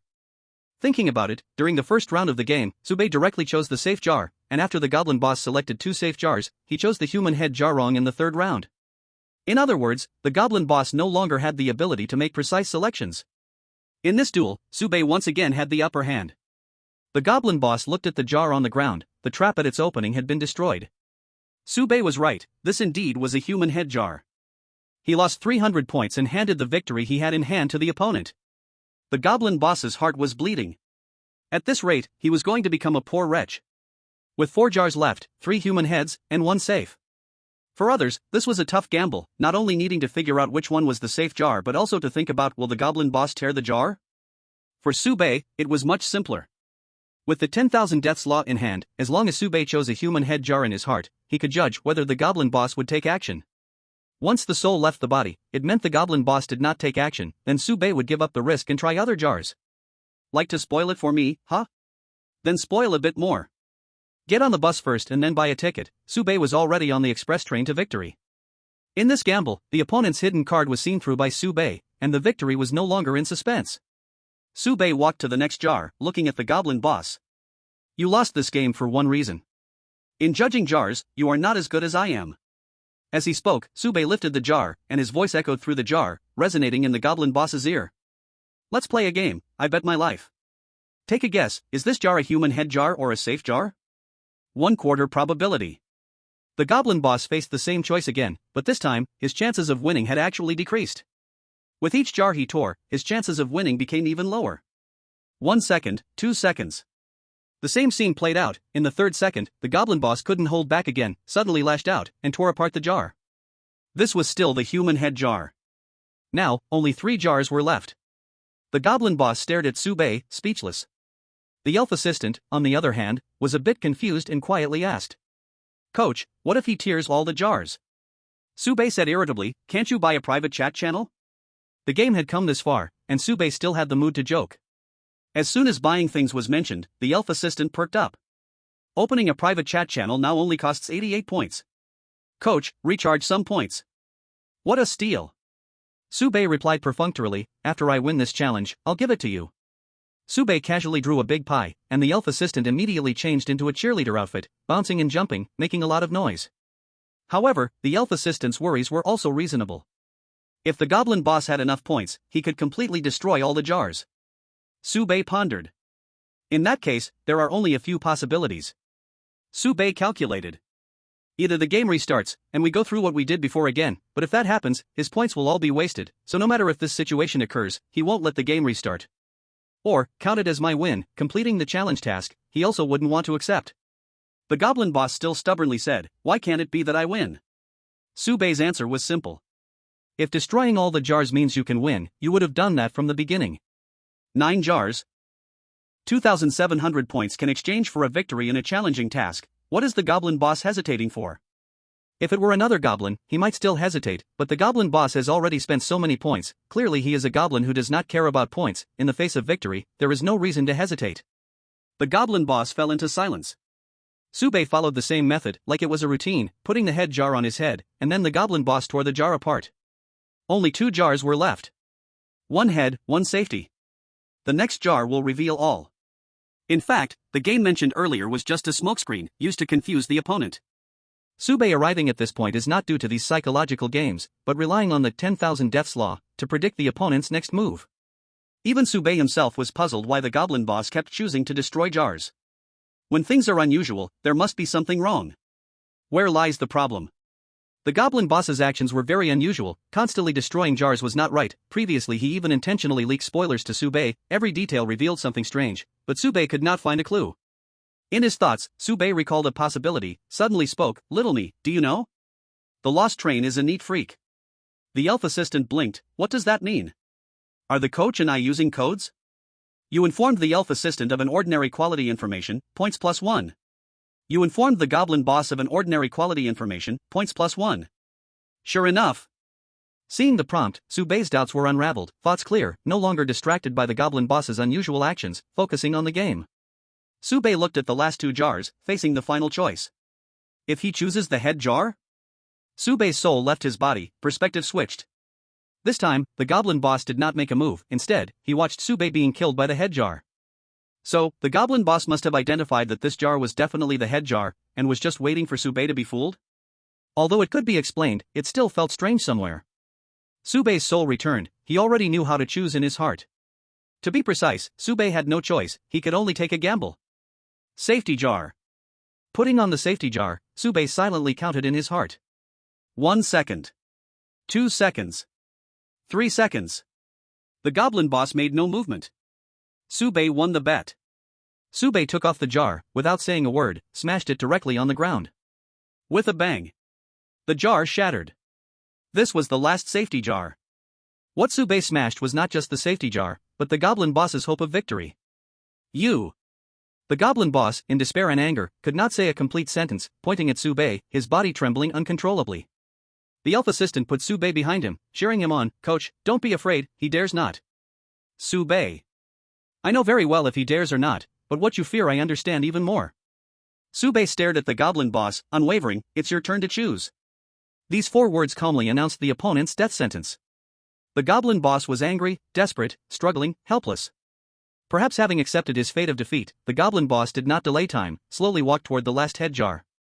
For goblins, time is money, wasting time is a crime, dying early in this game means reviving earlier, returning to work sooner, and striving to earn points. Before lifting the jar, the goblin boss looked at Baiye, all emotions had calmed down, he sneered, do you think you can keep winning? Before Baiye could answer, he continued, you forged your own dead end with your own hands, I will watch you walk toward your demise, in goblin language. Baiye scratched his head, what are you mumbling about? The elf assistant seemed to have thought of something, Coach, he is scolding you. You understand foreign languages? Even if he didn't understand foreign languages, he could guess a rough idea. Coach, you need to learn foreign languages. The elf assistant understood well the importance of learning foreign languages. On the spot, the sales pitch went, Coach. Now, for 588 points, you can unlock the all-language proficiency of the spirit assistant. Baiye, cancel. The goblin boss raised a jar, and 3 seconds later, without a doubt, the mechanism was triggered, and fine threads pierced into his flesh, causing him to wail endlessly. Seeing this scene, the spirit assistant was shocked, not dead? If the goblin boss didn't die, the coach would surely be doomed. Sube seemed to have anticipated this, stepping forward with a stick and delivering a blow, pointing out the key point. 2 head jars are needed to kill him. When the first head jar took effect, he immediately tore the jar apart. This meant that the damage had not been fully inflicted, and the goblin boss was now in a critical state, on the brink of death. Once the goblin boss survived, then Sube would be in big trouble. This guy must not be allowed to live. The spirit assistant immediately got fired up. Coach, use force. Strike him. Sube delivered 2 more blows but then stopped, fully realizing, a blunt weapon can't kill a person. The spirit assistant was confused. If a blunt weapon could not kill, should he use his fists? Such a total commander of the 800,000 Forbidden Army? Apologies. Sube put down the blunt weapon, lifted the goblin's body from behind, and while moving, said, I have a habit when playing games, I seek the cause from the results. According to game design, all items should be useful. Seeking the cause from the results is the best way. Sube uses the 10,000 deaths law. Sube started to say some things the spirit assistant couldn't understand. However, what Sube was doing, the spirit assistant understood. Sube dragged the goblin boss's body, went around to the stall, and arrived at the saw table, lifting the cover. The spirit assistant's eyes lit up. It's a chainsaw. You have to use the chainsaw. The spirit assistant understood. Everything made sense. The chainsaw that could kill the stone monster should also be able to kill the goblin boss. Sube gave one last blunt blow and then lifted the goblin boss's body. If the other party woke up and struggled, Sube would deliver another blow. One blow after another, breaking the goblin's spirit. Struggling, Sube finally lifted the goblin boss and placed him on the saw table. This time, aiming wasn't too necessary, as his neck was perfectly wedged under the saw blade. Sube pressed the start switch, the saw blade dropped, creating a harsh grinding sound as it cut. Blood splattered out, droplets hitting Sube's clothes. Curiously, Sube then noticed, the goblin's blood is red? This was illogical. The spirit assistant hastily explained, the goblin's blood was originally green, they felt green blood was too bloody, so they changed it to red. Sube. Crunch. The saw blade to the bottom, the goblin boss's head separated from his body, the headless corpse fell to the ground, only the head remained in the jar. The saw table also emitted a wisp of white smoke, completely breaking down after excessive use. Earlier, there were still a few curses coming from the head jar, but they quickly faded, ultimately returning to silence. Sube put down the head jar, looking at the chaos around him, feeling as if he had crossed into another world. Has this game finally reached its end? Now, there was only one thing certain, Sube survived. Chapter 023, Head Jar, 5. Amidst the chaos, Sube searched everywhere, looking for hidden loot, not missing a single corner. The spirit assistant suddenly spoke, Coach, I still don't understand. Sube, what don't you understand? The spirit assistant voiced his confusion. He destroyed several jars in a row. Why did he stop when there were still 2 jars left? This was the goblin boss's most bizarre behavior. The spirit assistant originally thought Sube was going to lose but unexpectedly turned the tide. This was simply a miracle. However, after the miracle happened, after experiencing the initial joy, calming down, there was always a strange feeling. Sube appeared indifferent, who knows?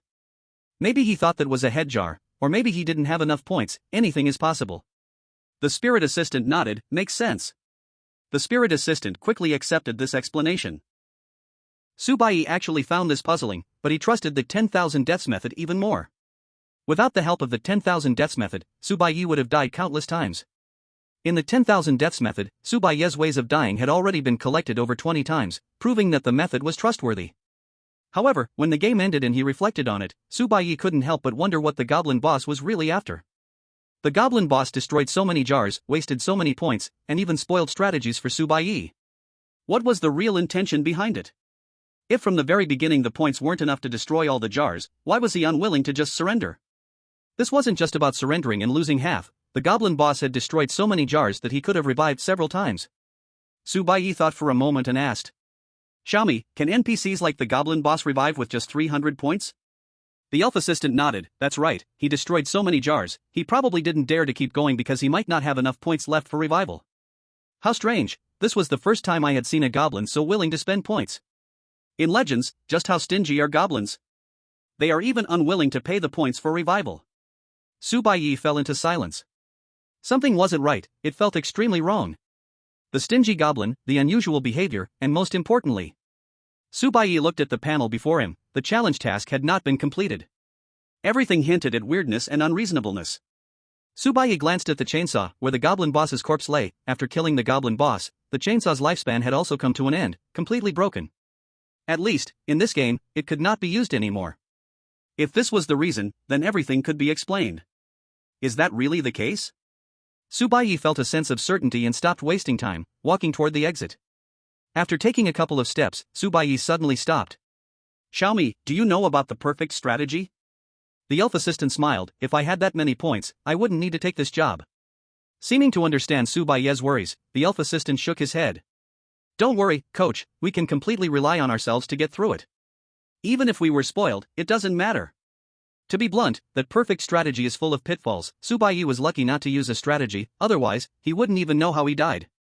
Baiye smiled and didn't say anything. Calculating, his enmity with the strategy team was getting deeper. Suddenly, Baiye stopped moving forward and returned to the stall, sitting down. The elf assistant was confused. Coach, why aren't we leaving? Baiye replied, I'm afraid the strategy team will retaliate against me at the door. I'll hide here for a bit to avoid the wind. If it hadn't been for witnessing Baiye's various operations before, the elf assistant would have thought the coach was crazy. The previous elf assistant, this poor guy has gone crazy. The current elf assistant, the coach definitely has his reasons for doing this. Time passed second by second, and Baiye sat in the mine for a whole hour. The elf assistant yawned. In the blink of an eye, he had finished watching 108 episodes of a short drama, and the coach still seemed to be waiting. Baiye looked as if he were waiting for something, mumbling. Calculating the time, it should be about right. Tap tap tap tap. Footsteps came from the cave entrance, and a figure emerged in the holy light. Did you complete the challenge task? The newcomer was about to announce Baiye's game ID but paused for a moment. However, he quickly adjusted his emotions, stating without any feelings. Player, exploding baby dragon wants a hug. Congratulations, you have completed the challenge task. Cut the nonsense. Baiye reached out directly. Where's the reward? The elf assistant suddenly understood, so the coach was just waiting for the reward distribution.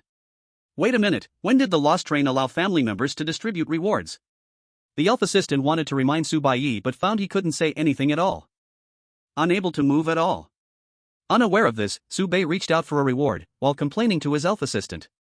I always skip the plot in games. I hate talking to NPCs about rewards, it's such a waste of time. Elf assistant?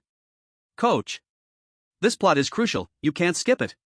The figure bathed in sacred light seemed to have not heard Baiye's complaints, as two small clay pots appeared in his hands. Please choose your reward, each pot guarantees at least 1 diamond-level equipment. Wow, diamond.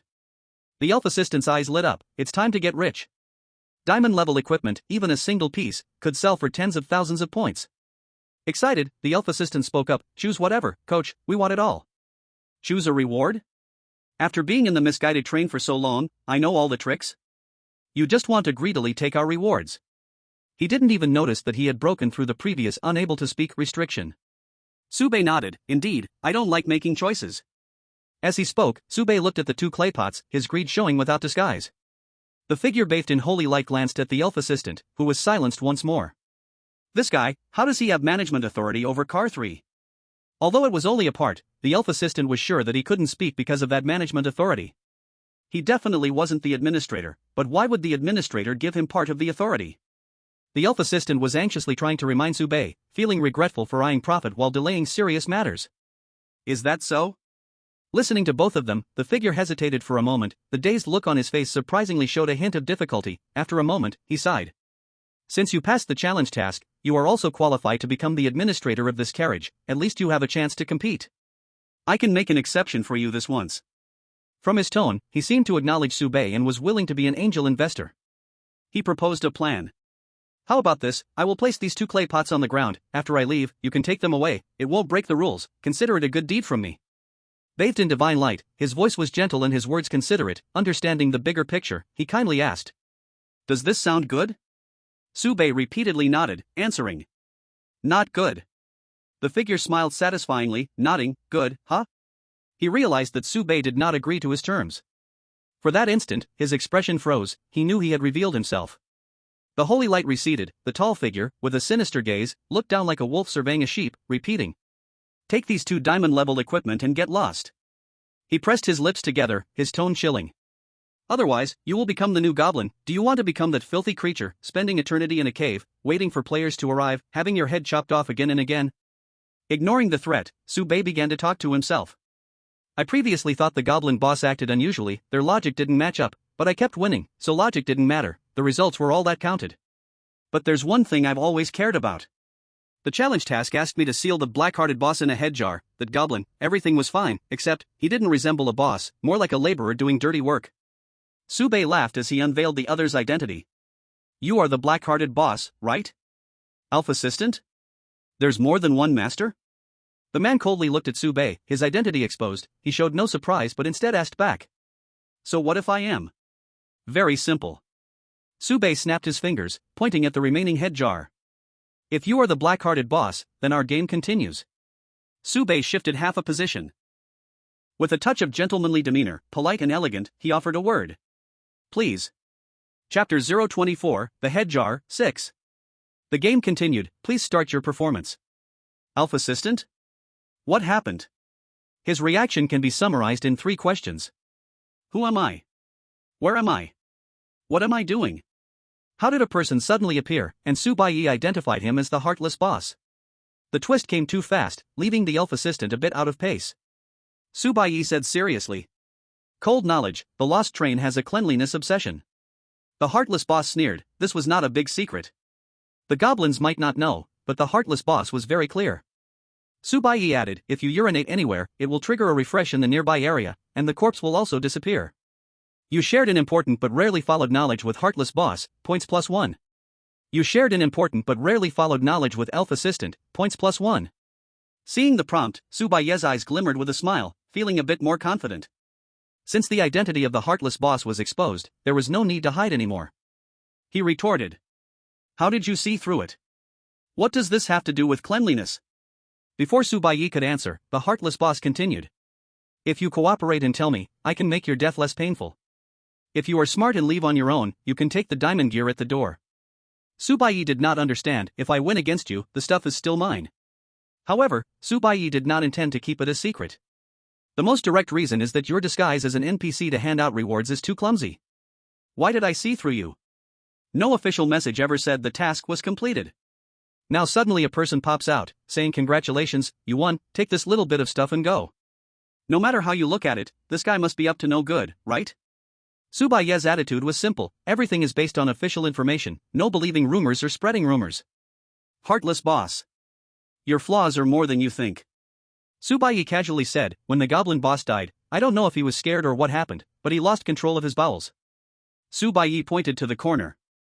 The lost train cleaned this place, the corpse was refreshed, and the head in the jar also disappeared. Baiye kicked the jar over, and it was empty. This is also why the challenge task was not completed. Baiye stayed in place, waiting painfully. When Baiye confirmed the rules with the goblins, he made it very clear that each round of the game had a time limit. This means, as Baiye delays, time is on his side, and naturally, someone will not be able to sit still. The heartless boss essentially walked straight into his own trap. The challenge task clearly stated to seal the heart of the heartless boss in the jar. Now without a head, what's there to talk about sealing? Then suddenly pops up a mysterious character, sweet-talking, coming to Baiye with the safest identity. How could Baiye not doubt him? Heartless boss? You mean, my substitute was exposed by a puddle of urine? He imagined all sorts of reasons, but never thought he would be defeated by the lost train's obsession with cleanliness. And looking at Baiye, it's possible he has done the same thing before. It's hard to imagine what this guy did in the carriage. What kind of serious person would know such cold knowledge? All this time, the heartless boss thought the lost train would equally create death for everyone until he met a mudslide player like Baiye. There is a kind of beauty that the lost train is about to be defeated by Baiye. Evil cultivator. This is an evil cultivator. This was not the first time the heartless boss's identity was exposed. Every time he was uncovered, he would refine the details to the point of perfection. However, Baiye's way of uncovering it was truly the first time. Baiye sighed. Since the challenge task in carriage number 3, I have been wondering about one thing. The heartless boss did not understand. What is it? Baiye was willing to speak, and he was eager to listen. This kid was a bit too smooth sailing, completely unaware that villains die from too much talk. The heartless boss was pleased to see it. It's too simple. Baiye admitted. The challenge task in carriage number 1 has a probability of 1 in 1,000 to succeed. You could say it is a pure probability problem, or you could say it's a game of luck, but you cannot say it lacks challenge. What does a 1 in 1,000 probability mean? If 1,000 people attempt, theoretically only one will succeed, and the others will most likely fail. Baiye deeply understood the difficulty of this task, his eyes were already dazzled. But what about the probability in carriage number 3? There are only 9 jars in total, the probability is too high. Sube pointed at the jars on the ground, disdainfully saying. The game is too simple. If the goblin boss makes two wrong choices, he'll die. The combined probability of a perfect strategy gives more than a 10% chance of winning. Is this even a challenge task? What challenge do I face, and what challenge do you face? Sube shook his head. If I hadn't seen the difficulty of challenge tasks, I might have been fooled, but carriage number 1 is right there. With this level of difficulty, does it even qualify to compete with me? Don't underestimate me, you bastard. I am someone who has cleared the challenge task in carriage number 1. In Sube's view, challenge tasks must have challenge. The goblin boss lost too easily, which is unreasonable. Moreover, all of this was not without reason. It was layered and had long revealed its flaws. Sube pointed at the broken stones on the ground, saying, It's hard for people to be tricked by the same trick twice, but people often trip in places where they have succeeded. The stone gambling game seems like I'm betting against the stones, but actually, I am gambling against the goblin, which is easy to understand. The head jar game seems like I'm betting against the goblin, but the real opponent is you. It is only by defeating the goblin that I can see you, the heartless boss. Using the same trick twice, many people dodged it the first time, but would fall for it the second because they are immersed in their own success, thus ignoring the imminent danger. From another perspective, if the boss has no subordinates, what kind of boss is that? The logic was coherent at that moment. As Sube understood the other party, he successfully confirmed their identity through the cold knowledge segment. The heartless boss had a dark expression. After Sube finished speaking, he questioned, How do you know I don't have a boss? What if? Sube directly interrupted his speech. I'll say it again, don't play this layer upon layer trick. We are both on the first layer, I simply don't have that many choices. Since I cannot choose, the logic behind the choice isn't that important. Sube said calmly, no matter whether you have someone behind you or not, the one blocking me is in front, I will just crush through. Are you sending a small one then sending an old one? First hit, then talk. How can I level up without defeating the small minions? Should I just directly go for the boss? I won't let the old guy go either. Today, let's teach you this little boss a lesson. Sube tapped his wrist, indicating time is almost up. Alright, I have talked too much with you just to delay time, it's your turn to choose the head jar. At this moment, there was only one jar left in the arena, the one that just killed the goblin. Without a doubt, putting the head in means death. The heartless boss had a dark face, staring at the jar, silent for a long time. After a moment, he looked at Sube and helplessly said, Can I surrender and lose half? Sube burst out laughing, as if he had heard a huge joke. What do you think? Chapter 25, The Head Jar, 7. After a verbal battle, Sube reversed the situation. Unexpectedly, the heartless boss actually wanted to surrender? The elf assistant was confused.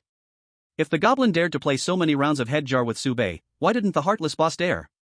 It can't be said that a boss's ability is worse than that of an employee, right? Thinking carefully, it seems reasonable. The coach's strength is not as good as my own. The fairy assistant nodded slightly, the logic was coherent, thoughts clear. Sube weighed the club in his hand and casually said, No reward guessing, a bad person definitely won't do anything good? I know. The fairy assistant answered eagerly, a bad person definitely won't do good things. Sube agreed, correct. The fairy assistant was quite proud, don't underestimate the bond between us, you bastard. Sube looked at the black-hearted boss and shook his head. You will never do good things, so agreeing to your surrender is not good for me. The surrender was denied, but it was decided by the other party. The black-hearted boss's face turned cold as he scolded. Why should I go first? The goblin just put his head in, it should be your turn to put your head in. He was still struggling, trying to trick Sube into sticking his head into the jar. Everyone knew that the last one was the head jar, putting it in meant certain death. Is that so? Sube sneered, if I remember correctly, the game has already progressed to the third round? From Sube's perspective, the so-called head jar game was not played by two people but by three, only the third person had been beautifully invisible while the other two kept placing jars on their heads. Once the game process was halted, the one being urged was not Sube, but the black-hearted boss. The black-hearted boss had not played a single round of the game, he had only 1.5 hours of game time, and it was nearly used up. After 2 rounds of games, Sube accumulated a total of 4.5 hours of time, nearly consuming 1.5 hours, leaving 3 hours. Sube had plenty of time. The black-hearted boss insisted, the previous rounds don't count, that was your bet with the goblin. You won, now we restart. This was no ordinary cheat, the fairy assistant whispered beside him. Coach, he has certain management permissions, he might really be able to do this. Cheating within the rules? Sube hated people who exploited bugs the most. To counter such people, Sube had unconsciously learned to exploit bugs, all to use magic against magic. Subei shook his head and calmly said. How you see it is your business. If you have something to say, go talk to the lost train. Both sides fell into a stalemate again, with no one willing to compromise at this moment. There was only one jar left, and it was still the head jar. This was a multiple-choice question, and it was the kind that meant certain death. The order of the game was crucial. Seeing the black-hearted boss standing still, Subei broke the silence. Let's take a step back. Suppose indeed, we restart a round as you say, then according to the previous process, there would be two situations. The first situation, who comes first, I say, because I decided the game with the goblin, the right to speak is with me, and I will decide to let you go first. The second situation, alternating turns, I was the first to start in the last round, so I should also be the last to start this round. In conclusion, regardless of either situation, it's you that goes first, and I go later. If you want to use your authority to restart, you had better think this through. Of course, there was a third situation. The black-hearted boss used his authority to restart and force Subei to go first. Then Subei could only hit him with the club. The game may not be fair, but at least it must have a process. If the other party directly used rules to form a certain kill, then Subei had no good way to counter it. As human effort eventually has limits, what Subei could do was to do his best and leave the rest to fate. At this point, Subei's gaze grew colder, and his words carried a chill, one that penetrated to the bone. Earlier, I found it strange why the goblin would kindly reveal the perfect strategy. Now it seems that the so-called perfect strategy was not meant to spoiler, but to trap me. If I really followed the perfect strategy and let the goblin go first, in the endgame, I would be even more passive. The same logic applies, running headfirst while wearing the jar. Once I run out of the mine, even if I leave the game range. Active forfeit. Escaping the mine equals forfeit. This point, Subei had only guessed it first.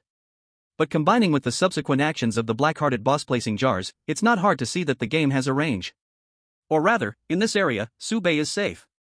Leaving this area means automatic forfeit or death. This is far from a perfect guide, it's a perfect trap for players. Refund. Oh, but there was no money spent, then it's fine. Having passed through 3 carriages of the game, receiving spoilers for 2 perfect guides, Subei realized something different. The purpose of the guide is to get started quickly, leveling out the information gap as fast as possible, handling ordinary levels without any issue. But once it involves challenge tasks, the perfect guide becomes useless, or even harmful.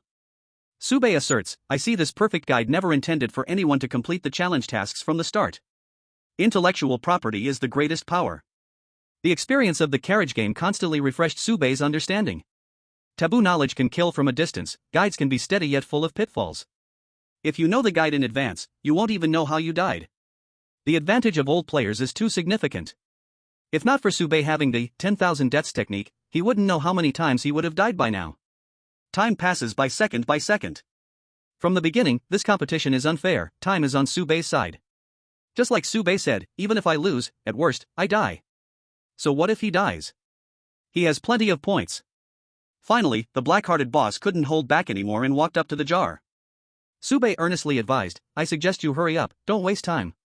The black-hearted boss retorted, are you in a hurry? Not right now. Subei calculated the time, after a while, I'll be in a hurry again. There's no choice, Subei had drunk too much water before. The black-hearted boss's face darkened again. Reluctantly, he picked up the jar and placed it on his head. 3 seconds later, the same mechanism appeared, and cries of pain came from inside the jar. The black-hearted boss endured the pain, slowly pulling his head out of the jar. First time. The black-hearted boss's entire face was scraped raw, his horrible wounds countless, blood constantly oozing out, and his features were unrecognizable. Looking at the black-hearted boss who survived, Subei glared and said fiercely. You thought so much, did you consider, my physical quality would only be better than a goblin's? Goblin needs 2 jars to be killed, as a boss, how could he be worse than a goblin? Subei's face darkened, he didn't want to chat with the black-hearted boss but urged. Hurry up! What are you rushing for? The black-hearted boss's wounds began to stop bleeding, the injuries visibly healing, but after the wounds healed, his face was still covered in scars. Had it been another time, he might have smoothed out the scars, but now, any bit of strength must be cherished, conserving strength is the priority, and appearance is a detail not to be concerned with. I have plenty of time to wear you down. The black-hearted boss was not in a hurry at all. The single waiting limit is 1.5 hours, he had already dragged it out for 1.5 hours before Subei saw through his disguise, forcing him to show himself before time ran out and putting his head in the head jar. To wait another 1.5 hours, using that time to heal his wounds and improve his condition as much as possible. As long as he puts his head in the head jar once more, the black-hearted boss wins. He was sure, Subei would not survive in the head jar. To relieve his pain and retaliate for Subei's previous actions, suppressing his arrogance, the black-hearted boss sneered and said, Actually, you are not the first to see through my disguise, but the previous players chose to leave with 2 pieces of diamond equipment. Do you know why? Because they are all smarter than you. Ask your elven assistant beside you, okay? I have the management authority over carriage number 3, and this challenging task was arranged for me by the administrator of carriage 3. I am guarding a head jar. The head jar is not meant for you to clear the challenge. If you succeed, the guy inside will be released. The administrator of Carriage 3, a member of the strategy team, is a powerful existence standing at the highest point of Carriage 3, like a feudal lord, able to influence even the challenge tasks. Before today, there have been smarter and stronger players than Baiye who have tried the challenge task. Heroes in the world come and go, and there are always predecessors who can reach this point, but they all eventually chose to leave. First, even if the challenge task is completed, there is no diamond equipment worth 2 pieces, the rewards for both sides are equivalent. Second, no one wants to offend the administrator. Knowing that the challenge task is a taboo for the administrator, wise people would avoid it, unlike Baiye, who remained stubborn to the end. The unscrupulous boss said this merely to make Baiye also retreat in defeat. Until this moment, he still hoped that Baiye would withdraw. After all, he didn't want to bear the pain of the head jar a second time. Baiye sighed. If given the choice, would he not want to retreat? Retreat? Where to retreat? He has grievances with the strategy team, both old and new, that can't just be brushed aside. Seeing that the threat was ineffective, the unscrupulous boss changed his tone.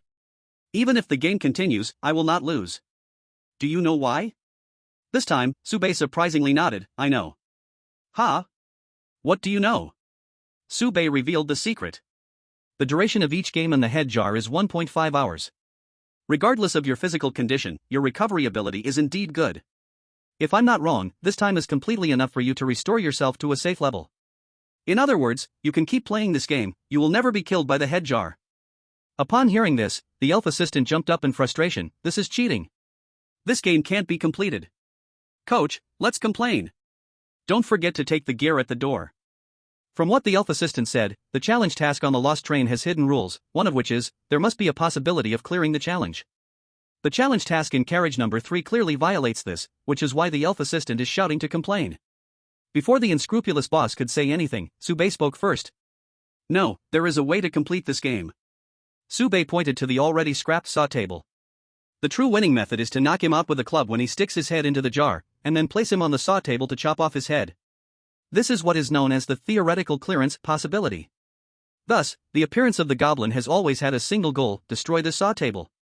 This is also why the goblin tore up the jar in advance, forcing Baiye to kill the goblin with an electric saw. If he does not use the electric saw, the goblin won't die, the game continues, and Baiye dies. If he uses the electric saw, the goblin dies, the electric saw is scrapped, and the unscrupulous boss is inherently in an unbeatable position. Baiye still cannot escape death. Everything is interconnected, step by step, until the final moment, the killing intent rises. For Baiye, it is already a doomed situation. Even in such a trap, Baiye can calmly analyze the entire situation and couldn't help but exclaim. I now believe that you indeed have the support of the administrator of Carriage 3. The unscrupulous boss was confused. Why? Baiye scoffed. Because your intelligence alone cannot design such a perfect game. Of course, this game also has loopholes. If the player's physical condition is too high, they can directly break through by strength. However, the presence of the administrator of Carriage 3 effectively compensates for this loophole. The stronger the player, the more they understand what administrator of Carriage 3 means and will not easily provoke the other party, especially when there are no benefits involved. 2 pieces of diamond equipment are the genuine sincerity of the administrator of Carriage 3. Stick in big dates, anyone knows how to choose one. Take a step back, even if a newcomer miraculously breaks the game, weighing the pros and cons, they would choose to take the diamond gear and leave instead of clashing with a black-hearted boss. After all, newcomers do not dare easily offend the strategy team. But no one expected that a newcomer could open a wanted notice, instantly go on the blacklist, and had long offended the strategy team, not minding to offend them again. The value of Fong Lin is still rising. The black-hearted boss gritted his teeth and said, Exploding dragon baby, huh? Even if you have a connection with the Dragon Clan, you're dead today. Since the emergence of this carriage game, he has been forced to this point, and Baiye is the first one. Thinking of the taste of the head jar, the black-hearted boss trembled again at heart, not daring to recall it. As long as he gets a second chance, he will win. Endure. Wait. Waiting with hope is the most wonderful feeling. Also passing time, this time, Baiye clearly did not have that much patience. He walked back and forth, occasionally stopping to think, looking around, trying to find any chance to turn things around. Baiye kept urging. If you are done resting, hurry up and start, don't waste my time. Now, it was the black-hearted boss's turn to sit back and relax, asking himself and answering. What kind of bad deed will the bad guy never do? Good deeds. Ha ha ha. Subei's previous questions became a boomerang, hitting Subei himself. The black-hearted boss calculated in his heart, 1.5 hours to recover vitality, use the head jar again, then it would be Subei's turn. Each round takes 1.5 hours, and Subei's time was slowly depleting. But Subei had no ability to withstand the head jar, nor did he have recovery capacity. It was a certain defeat. Even if Subei had a hidden card, it would still end in a draw, he would not lose. This was the last jar. Under the remote control of the black-hearted boss, the jars destroyed by the goblin were all fragile, but this jar, its strength was on par with diamond-level gear. Subei could never break it. All the odds were in my favor. After consuming the last minute of time, the black-hearted boss finally stood up and slowly walked toward the head jar, but his gaze was on Subei. I will keep your head well, I swear, this will be my favorite trophy. Saying this, he picked up the head jar, ready to place it on his head, preparing to experience the final darkness. In the darkness, the black-hearted boss closed his eyes, seemingly already seeing the dawn breaking through the darkness, ready to welcome his own victory. Bang! Bang! A dull sound came from behind his head. The black-hearted boss scoffed, if this jar could be crushed by you, I would. Crack crack. Without any suspense, Subei broke the jar with 3 strikes. The light reappeared before the black-hearted boss, but this time, it was not the dawn he hoped for, but the flames of despair. How is this possible? How can this be? The black-hearted boss stared blankly at the scattered shards. How could you break this jar? The black-hearted boss had considered all possibilities, but never thought Subei would choose to smash the head jar. This is completely possible. The elf assistant stood by to support Subei, proving that his master was not cheating. Subei's operation was very simple. With the silver hand, turning the jar into silver quality gear, then using the golden quality blunt weapon to smash it. This is not a contest of strength, but a collision of gear quality. For the black-hearted boss, Subei only had one question. I'm waiting for the cooldown, what are you waiting for? The cooldown time for silver hand is 2 hours. If the black-hearted boss attacked early and the cooldown wasn't over, Subei really couldn't smash this jar. So, everything Subei said, all his impatience, was all an act. What kind of person is he, an actor? Subei smashed the silver quality head jar with the blunt weapon, and from this moment on, all the jars were shattered. The time for the black-hearted boss was up. He had less than 30 seconds to put his head into the head jar. Otherwise, he would also lose. The black-hearted boss rushed to Subei's front, kneeling with a puff, and desperately cried out. Forfeit. You must forfeit quickly. This game cannot be completed. Administrator number 3 will not let you go. I will give you anything you want, I can sign a contract with you, please forfeit. Forfeit. Regarding the black-hearted boss's final struggle, Baiye only had one attitude. He shook his head and emphasized again. Time's almost up. Refused by Baiye, the black-hearted boss dashed madly towards the depths of the mine, rolling and crawling, dazed and muttering to himself. I still have a chance, I can still win, go move the jars again, yes, go move the jars again, continue to gamble with you, I haven't lost, I haven't lost. His back looked like a stray dog without a home. Running madly towards the outcome of failure like a wild dog. The elf assistant cautiously asked, Coach, will we really lose if we run out of time? This rule was said by the goblin boss, whether it was true or not was hard to judge. How would I know? Baiye shrugged, he wasn't a deity who could calculate everything. He kept a calm mindset. Anyway, it's not me who ran out of time, the punishment falls on him, let's just wait and see. Baiye replied straightforwardly. In fact, at this point of the game, he had done everything he could, and what remained was to wait, waiting for a result. From the looks of it, the result seemed quite good. There shouldn't be another twist, right? Baiye himself wasn't quite sure, he couldn't tell what he was looking forward to. Tick-tock, tick-tock. In the last second, time was up. The black-hearted boss did not put his head into the jar. Running out of time, violating the rules. Darkness surged in from all sides, the black-hearted boss was thrown back by an invisible force, then the darkness swarmed in like a hurricane, wrapping around his head, spinning continuously, while the black-hearted boss's body was gradually consumed by the storm, peeling flesh from bone like slow punishment.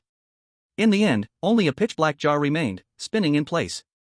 At the moment the jar stopped, a prompt appeared before Baiye. The black-hearted boss's head has been sealed. Challenge task completed. Rewards being calculated. Chapter 026 Head Jar, End. Points plus 3,000. Random diamond item has been sent to the mailbox. Passenger ID validity extended by plus 3 days. Current validity, 9 days, please complete the carriage game renewal within the validity period, expired documents will be erased by the lost train. This is a detour, also a road of no return, wish you a pleasant journey. Task completed. Even Baiye let out a sigh of relief at this moment. Finally, there was a conclusion. Baiye felt as if all his energy had been drained, collapsing to the ground. A long time of outsmarting each other, battling repeatedly, left Baiye completely exhausted. After confirming victory, he relaxed mentally, and the pain surged like a tide. Every part of Baiye was wailing. 1 second of 6 sticks was still too extreme. His spirit and physical strength were severely depleted. Besides the soreness in his wrist, Baiye's stomach was also growling. Having been thrown into the lost train for so long, other than drinking a belly full of water, suffering a belly full of anger, and stuffing a belly full of forbidden knowledge, Baiye had not eaten a single bite. Baiye let out a long breath. I can't take it anymore. I need to go back and get something to eat, and then have a good sleep, the kind where the world could end and I wouldn't get out of bed. Baiye's current mood was very simple. Tired, let it all be destroyed. However, the reward for the challenge task really surprised Baiye. In addition to 3,000 points, there was also a random diamond-level item. As for the 2 jars left by the black-hearted boss, what exactly was inside them? Just as Baiye thought of this, the elf assistant rushed out like a black whirlwind, pouncing towards the 2 jars, accompanied by a wail. My diamonds! The darkness not only sealed the black-hearted boss, but also corroded the 2 jars, leading to the damage of the equipment inside as well. In the end, the fairy assistant rescued a piece of equipment and delivered it to Baiye's side.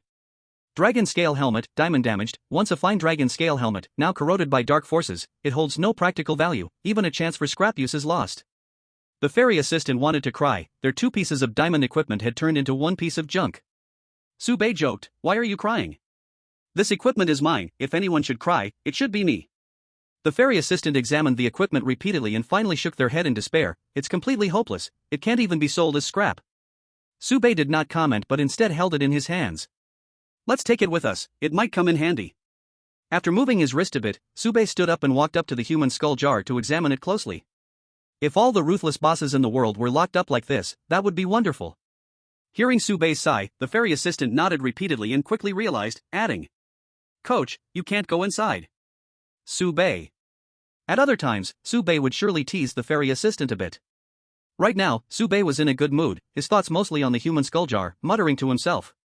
That goblin was actually much tougher than a ruthless boss. I used all my tricks and almost lost. What a respectable opponent, I will definitely remember you. Baiye was already giving a victory speech. The human skull jar signified that Master Baiye had won. Baiye felt overwhelmed. To be honest, I didn't understand at first. Many of the goblin's actions were really counterintuitive, revealing absurdities everywhere. Take tearing the jar as an example. Why would a goblin who values points more than life waste points to destroy jars? You have to know, a jar is worth 300 points, a life is worth 300 points, the goblin values points more than life. Even if it loses the game, I guess it would only be losing a life. Why destroy so many jars? Not to mention, the goblin maliciously leaked information. Fong Lin did that too. Such a mutually destructive tactic is not the goblin style at all. Fong Lin did this because he had no way out. Whether he leaked the information or not, he was dead either way. Leaking could bankrupt Baiye. Why would the goblin unnecessarily go against points? Where did the goblin get its strategy from? Isn't he worried about being punished by the strategy team for leaking it? The appearance of the ruthless boss completed the goblin's logic. They won't be punished for leaking information at all because their true ruthless boss behind them is none other than the number 3 admin. All the reckless orders given by the ruthless boss led to the goblin's ultimate defeat. This ruthless boss is not even as good as the cows and horses. Baiye was certain of one thing, the goblin truly dared to gamble its life against him. Firstly, the goblin could resurrect after dying. Secondly, the goblin valued points more than life. The ruthless boss, not only was he merciless, but he was also ineffective. The little bit of ruthlessness he did have, was all focused on squeezing the cows and horses, internally weak and externally resentful, a pure waste. The simplest evidence is that when fighting against the goblin, Baiye narrowly won thanks to the 10,000 deaths technique. When betting against the ruthless boss, the 10,000 deaths technique didn't trigger even once. Baiye could responsibly say, I, Baiye, didn't cheat in this round. As for whether I did before, that's none of your business. Anyway, I didn't cheat this round. It seemed like the human skull jar could hear Baiye's mockery as it shook slightly. Baiye propped himself up with a club and confirmed one last time that nothing was missed before turning and leaving, without any lingering feelings. The surrounding darkness slowly crept forward. After Baiye left, the darkness suddenly surged and completely swallowed the mining cave. In the darkness, the human skull jar rolled, sinking deeper. Crack! A sound of the jar cracking echoed through the darkness. That being sealed away by the number 3 admin was released.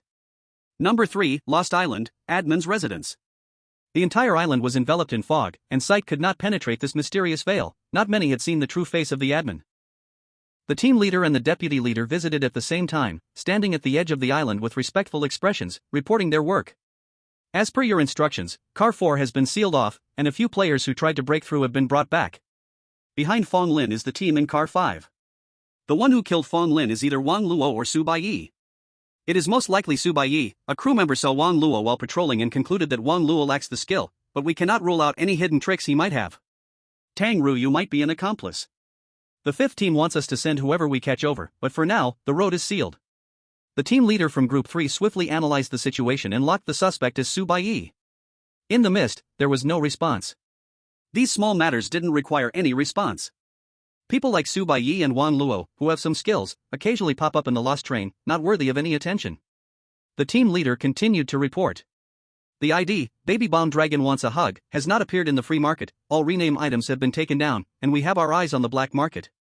The latest batch of rename items has left a backdoor. There are signs indicating that members of the Ember Fire Guild are active in Car 3, and we are currently investigating. In the mist, a huge dragon head slowly emerged. The administrator of Car 3 was unexpectedly a dragon. It was rumored that the administrator, the divine dragon, shows its head but not its tail, but who would have thought this was taken literally?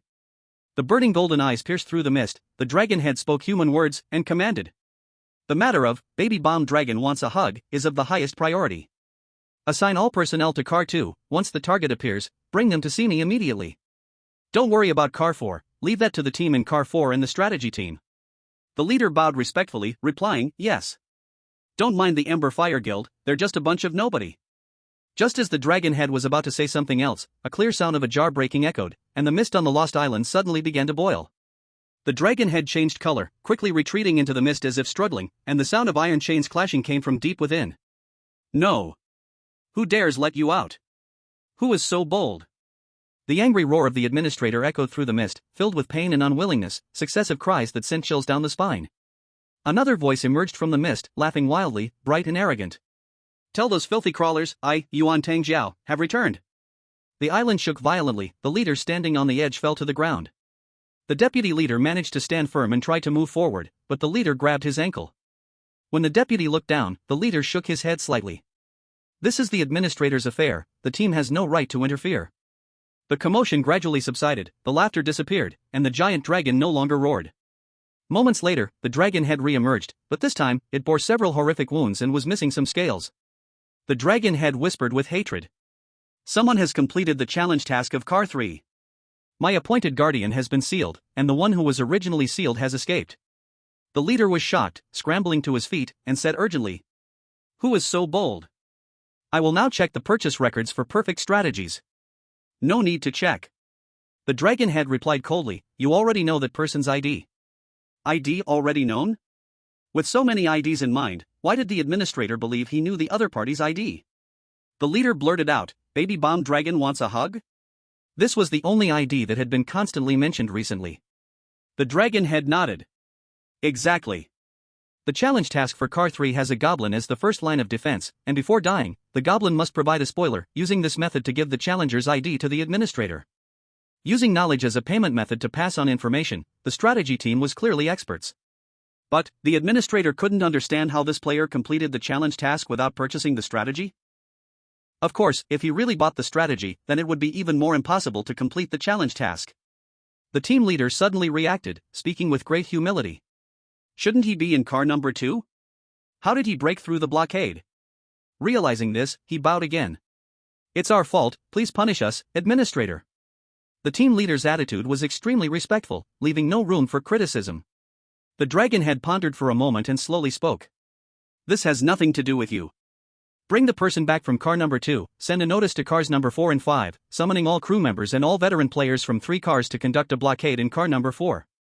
Anyone who dares to enter car number 4 during this time must verify their identity.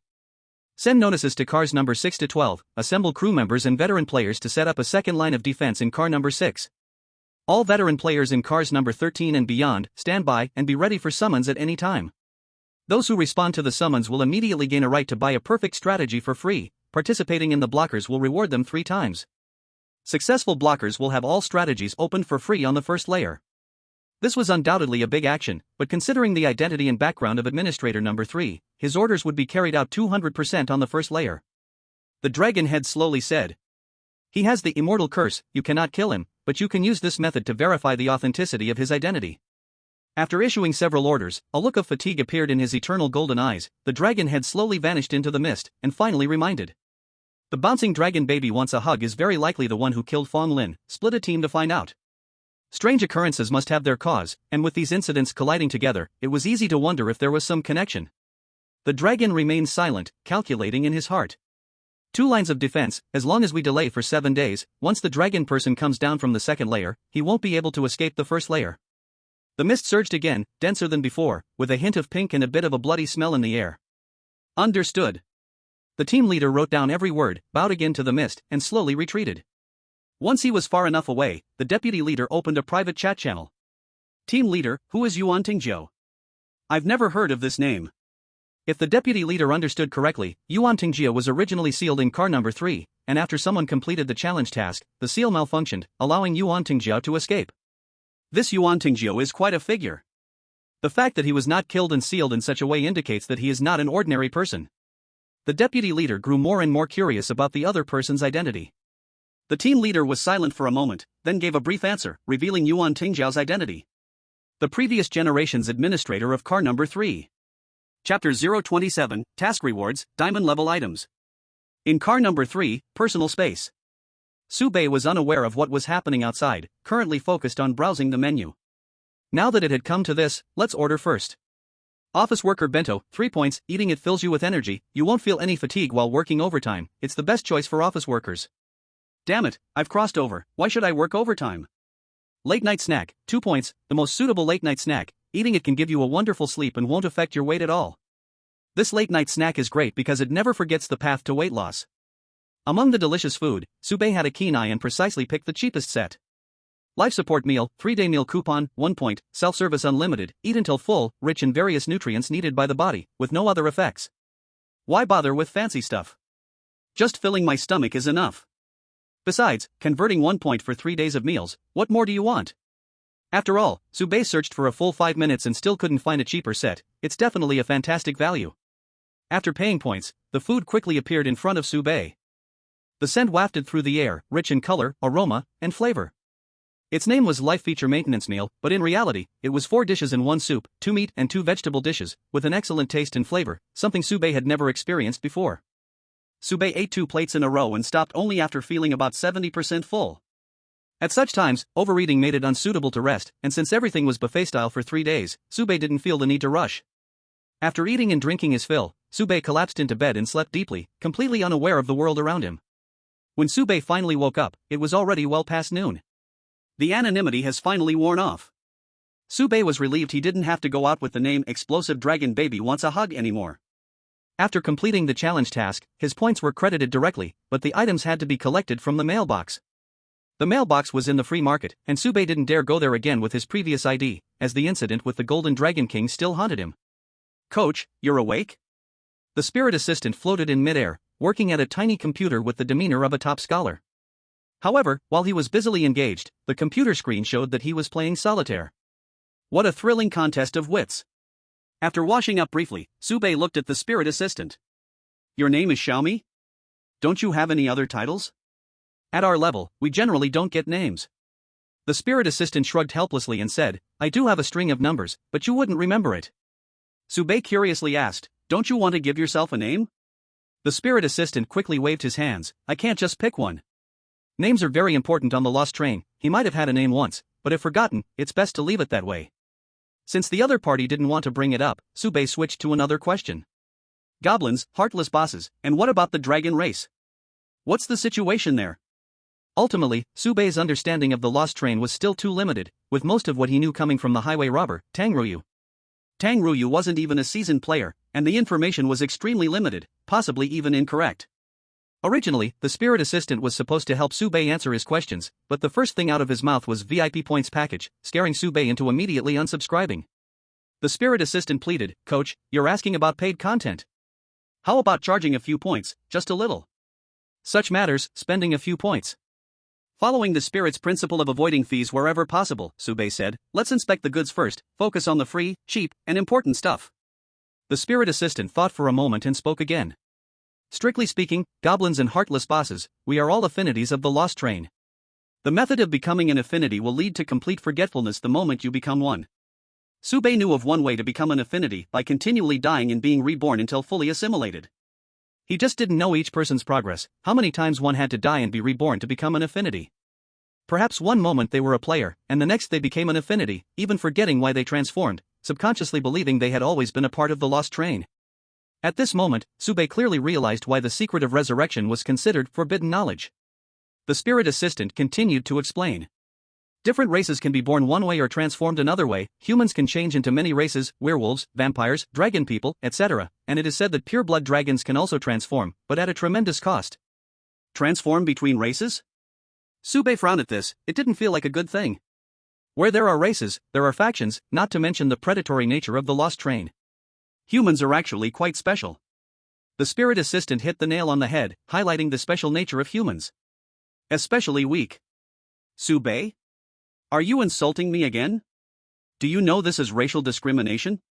The spirit assistant quickly explained. Coach, don't look at me with that gaze. When players enter the lost train, they will set their starting level based on their own strength. Among all races, only humans are sent to level 1. Sube asked in confusion, what about goblins, insectoids, and mindless animals? The elf assistant shook its head, what are goblins? I've never heard of them. Insectoids are pests of the lost train and are not considered players. Eliminating insectoids even earns points. Only intelligent beings can become players. From incomplete records, there have been nearly 10,000 races throughout the history of the lost train, and only humans start at level 1. So, theoretically, humans are the weakest intelligent beings template that the lost train can accommodate. Sube quickly accepted the reality, but it's fine, only humans would be guided to the first level. The first level should only contain humans, right? No, wait. Sube soon realized that if Fong Lin would choose to fish at the entrance, wouldn't the strong ones from the higher levels do the same? Items, skills, and similar things might not work in higher levels if obtained in lower levels. For example, Sube's silver hand could only be used at level 1 and is meaningless at higher levels. But points are real. A newcomer gets 1,000 points, accumulating them is risk-free. There must be other races fishing at level 1, and does someone even manage the first level? It's all a question mark. The strategy group might have bad races. Sube stopped dwelling on it. He had already made an enemy with the Golden Dragon King, who had tricked him using forbidden knowledge. If it weren't for his precognitive ability to foresee death, he would have died long ago and might even have been captured now. Losing personal freedom is a conclusion Sube absolutely cannot accept. Sube opened his mouth, little me, do I have to pick up the mail at the free market? Sube was already no longer anonymous, but at the same time, his real name was still wanted. It wouldn't be a good thing if someone spotted him at the free market. Now, Sube needed to lay low, he didn't know if the third-level administrator recognized his face. The ID, Baby Blowing Dragon Wants a Hug, must be known by them. The elf assistant said, you can set up a receiving and sending room at home for 50 points. You can find it in the expansion section. Sube found the corresponding expansion and quickly paid 50 points. Here's your 50. Sube's personal space now had an extra 10 square meter room. He pushed open the door, and inside there was a grid wall to store mail, with a limit of 24 slots that could be expanded using points. Besides the grid wall, there was also a storage shelf, a desk, and tools like a paper cutter, paper, and envelopes. The facilities were quite complete, but Sube didn't know how the mail was delivered. Then, under Sube's gaze, the elf assistant transformed, wearing a delivery uniform and appearing with a bunch of letters in front of Sube. Didn't expect this. I'm also a delivery person. The elf assistant said with enthusiasm, Coach. This is your mail. They're all here. After delivering the mail, the elf assistant rubbed its hands like a fly, hinting at something. Sube pointed to the mail and asked, is it cash on delivery? The elf assistant replied truthfully, no. Alright, I will give a 5-star review. After speaking, Sube locked the elf assistant outside the door and began to open the letters inside the small room. The first letter was, Strategy Group Level 3 Wanted Notice. Spam email. The second letter was, Strategy Group Level 1 Wanted Notice. Sube laughed in anger, did I break a heavenly rule to get a direct Level 1 wanted order? Am I the only one playing this game? Isn't this ridiculous? Sube asked himself, having no grievances with the strategy group, this email clearly showed someone had faked it. It's fraud. It must be fraud. Strategy Group Special Wanted Notice. This time, Sube didn't even have the strength to laugh. Defensive against fraud in my heart, may all evils be kept at bay. He tossed these fraud emails into the trash can and continued to open the letters. Challenge Task Reward Number 3 Random Diamond Item. Opening the email, a palm-sized jar appeared in Sube's hand, scaring him into a shiver. There was no way, Sube had almost developed a shadow over jars. Item, Space Jar, not bound. Attributes, 1 layer limit, natural growth, cannot be plundered. Grade, Diamond. Space, 100 cubes. Weight, 5g. Description, can only be bound to one person, after binding, can hide appearance, can only store non-sentient objects, each cube of space is 1 cubic meter. 1 layer limit, can only be used on 1 layer. Natural growth, as binding time increases, each cube space will gradually grow. Cannot be plundered, the space jar cannot be plundered, after the binder's death, the space jar will not drop, but will randomly damage 1/3 of the space. If the binder dies continuously 3 times, the space jar will be completely destroyed. A backpack of 100 cubic meters, the space will slowly grow, and stored objects will not count as weight. In the carriage game, this is undoubtedly an artifact. Without any hesitation, Sube directly chose to bind. After binding, Sube tried to put the shelf into the space jar, and the space jar was still 5 grams. It will also grow stronger with binding time, an absolute space artifact. The only downside is that after the binder's death, the space will be damaged, along with the stored objects inside. This point, Sube did not need to worry about, because he originally planned to clear the game in 1 life, so this downside seemed trivial. The space jar fastened at his waist, Sube continued to look through the emails. Wang Luo wrote to me? Sube did not expect Wang Luo would spend 1 point to send him an email. In the email, Wang Luo wrote a long message, mentioning 3 things. The first thing. Carriage 2 and Carriage 4 were both sealed, but the seal on Carriage 2 has been lifted. Wang Luo heard from others that senior players are heading to Carriage 4 to gather there, trying to catch a baby explosion dragon. Wang Luo guessed that Carriage 4's game might have refreshed a special pet baby, something like an elf assistant, and if Sube is interested, he could go take a look. The second thing is about the bounty notice. Wang Luo also received a level 5 bounty notice. Unlike Sube, Wang Luo ultimately chose to go to the service hall, wanting to explain things face to face and also to scout for Sube. Who would have thought that the people in the service hall would treat him like air? No one paid attention to him. A new player with a level 5 bounty notice running around the service hall, and no one paid any attention. Wang Luo estimated that it was the people behind Fong Lin retaliating. As long as he didn't surrender within 72 hours, the bounty notice would upgrade. This was intentional. Wang Luo hit a wall in the service hall, but he still suggested that Sube should go to the service hall when he has time, since the free market cannot harm players, to see if there's a way to resolve the conflict. After all, Fong Lin was just a dead man. Even if the dead had some value, it was not much. Sube was a capable and promising newcomer. The priority was obvious. Wang Luo might not be able to handle it himself, but Sube maybe could achieve it. Sube chuckled. He was already a special level wanted person, there was no room left for explanation. Any senior player who could control Sube would achieve a great feat. It said they could have a free pass for 1 layer strategy. This kind of treatment made Sube somewhat tempted, wishing he could hand himself over to the strategy group. The third thing was Wang Luo mentioned his future plans. He planned to learn some skills in the item group while working, gathering information, and finding a foothold in the lost train station. Newcomers must participate in a game within a certain period. When that time comes, Wang Luo would go to Carriage 2. If he encounters newcomers, he will help them understand some knowledge. If they run into robbers, he would take the newcomers to escape. An email can hold up to 3,000 words. Wang Luo basically filled it up and casually added at the end. The anonymous props have been taken off the market. Originally, they were 2 points each, but now in the black market, they are said to cost 50 points each, and there's no actual market. Seeing this, Baiye frowned. What is happening? Why does it feel so targeted? Am I being watched? Baiye reviewed his actions again, and found he really hadn't done anything wrong. This doesn't make sense. Fong Lin was someone Baiye defended against, and he smashed the dice himself. Calling it suicide wouldn't be an exaggeration. Completing the challenge task in Car 3.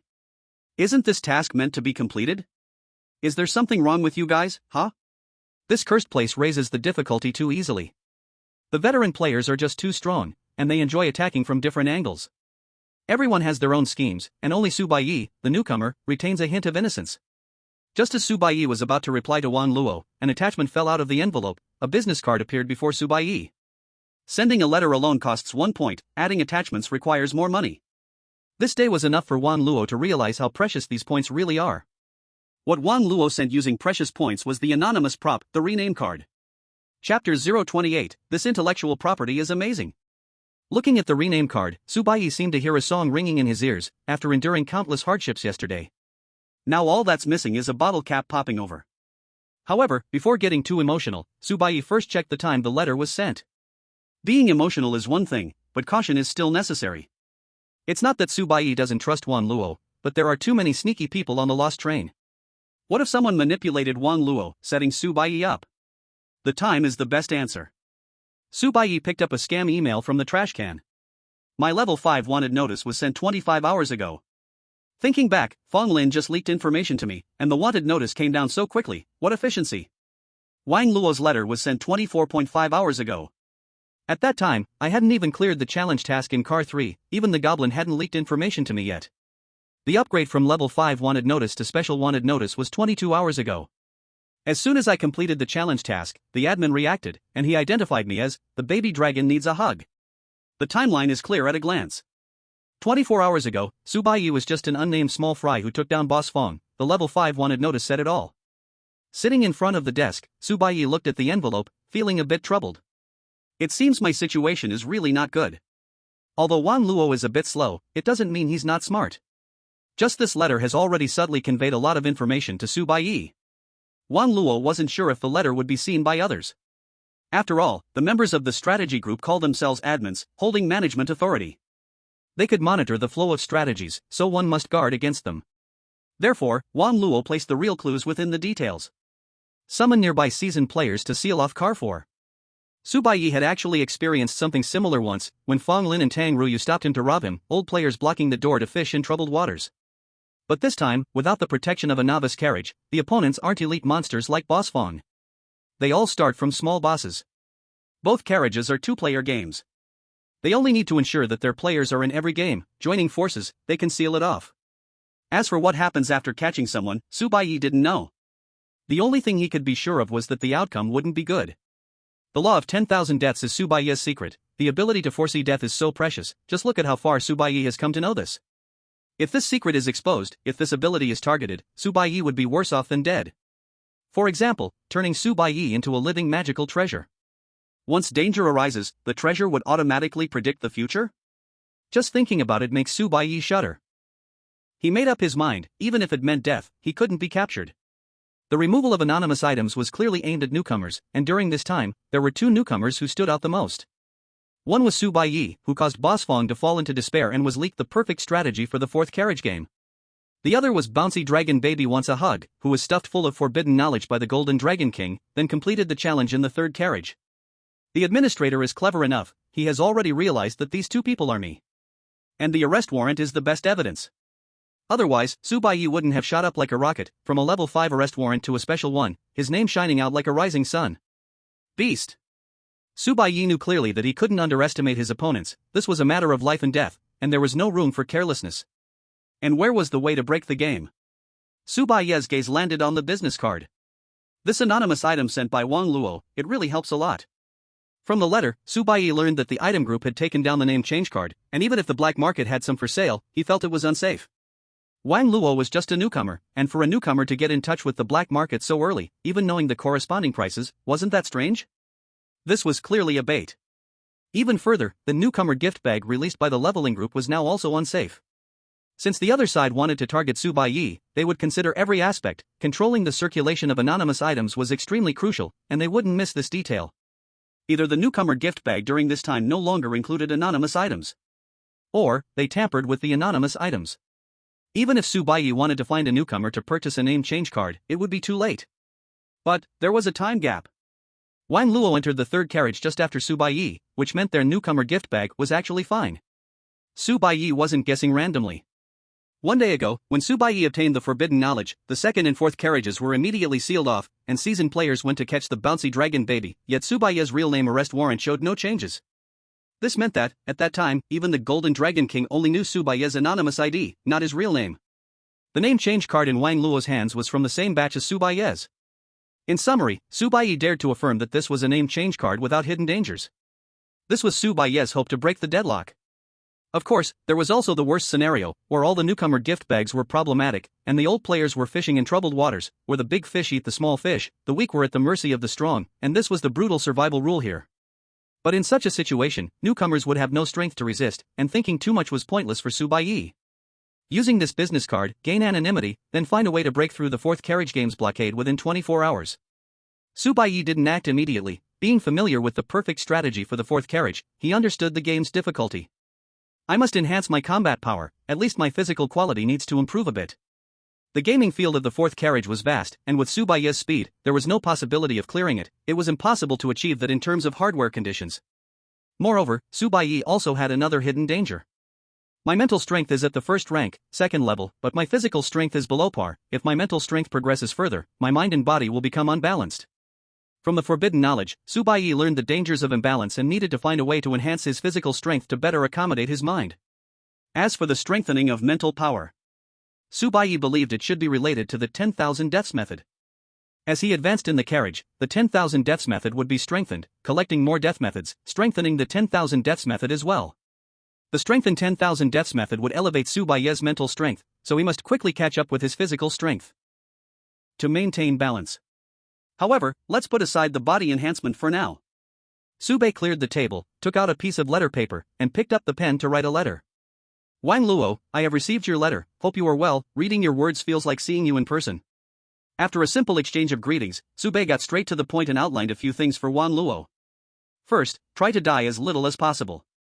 Regarding the taboo knowledge of resurrection, Baiye did not mention it directly. Taboo knowledge puts a great deal of pressure on the mind. If Baiye were not a first-class second tier, he wouldn't be able to see these things clearly. Telling Wang Luo these things at this time would only harm him. Second, he had no plans to go to carriage number 4 for now. Baiye intended to lay low in carriage number 3, as the points he had were enough to sustain him for over 6 months. While discussing this, Baiye seemed to casually write in the letter.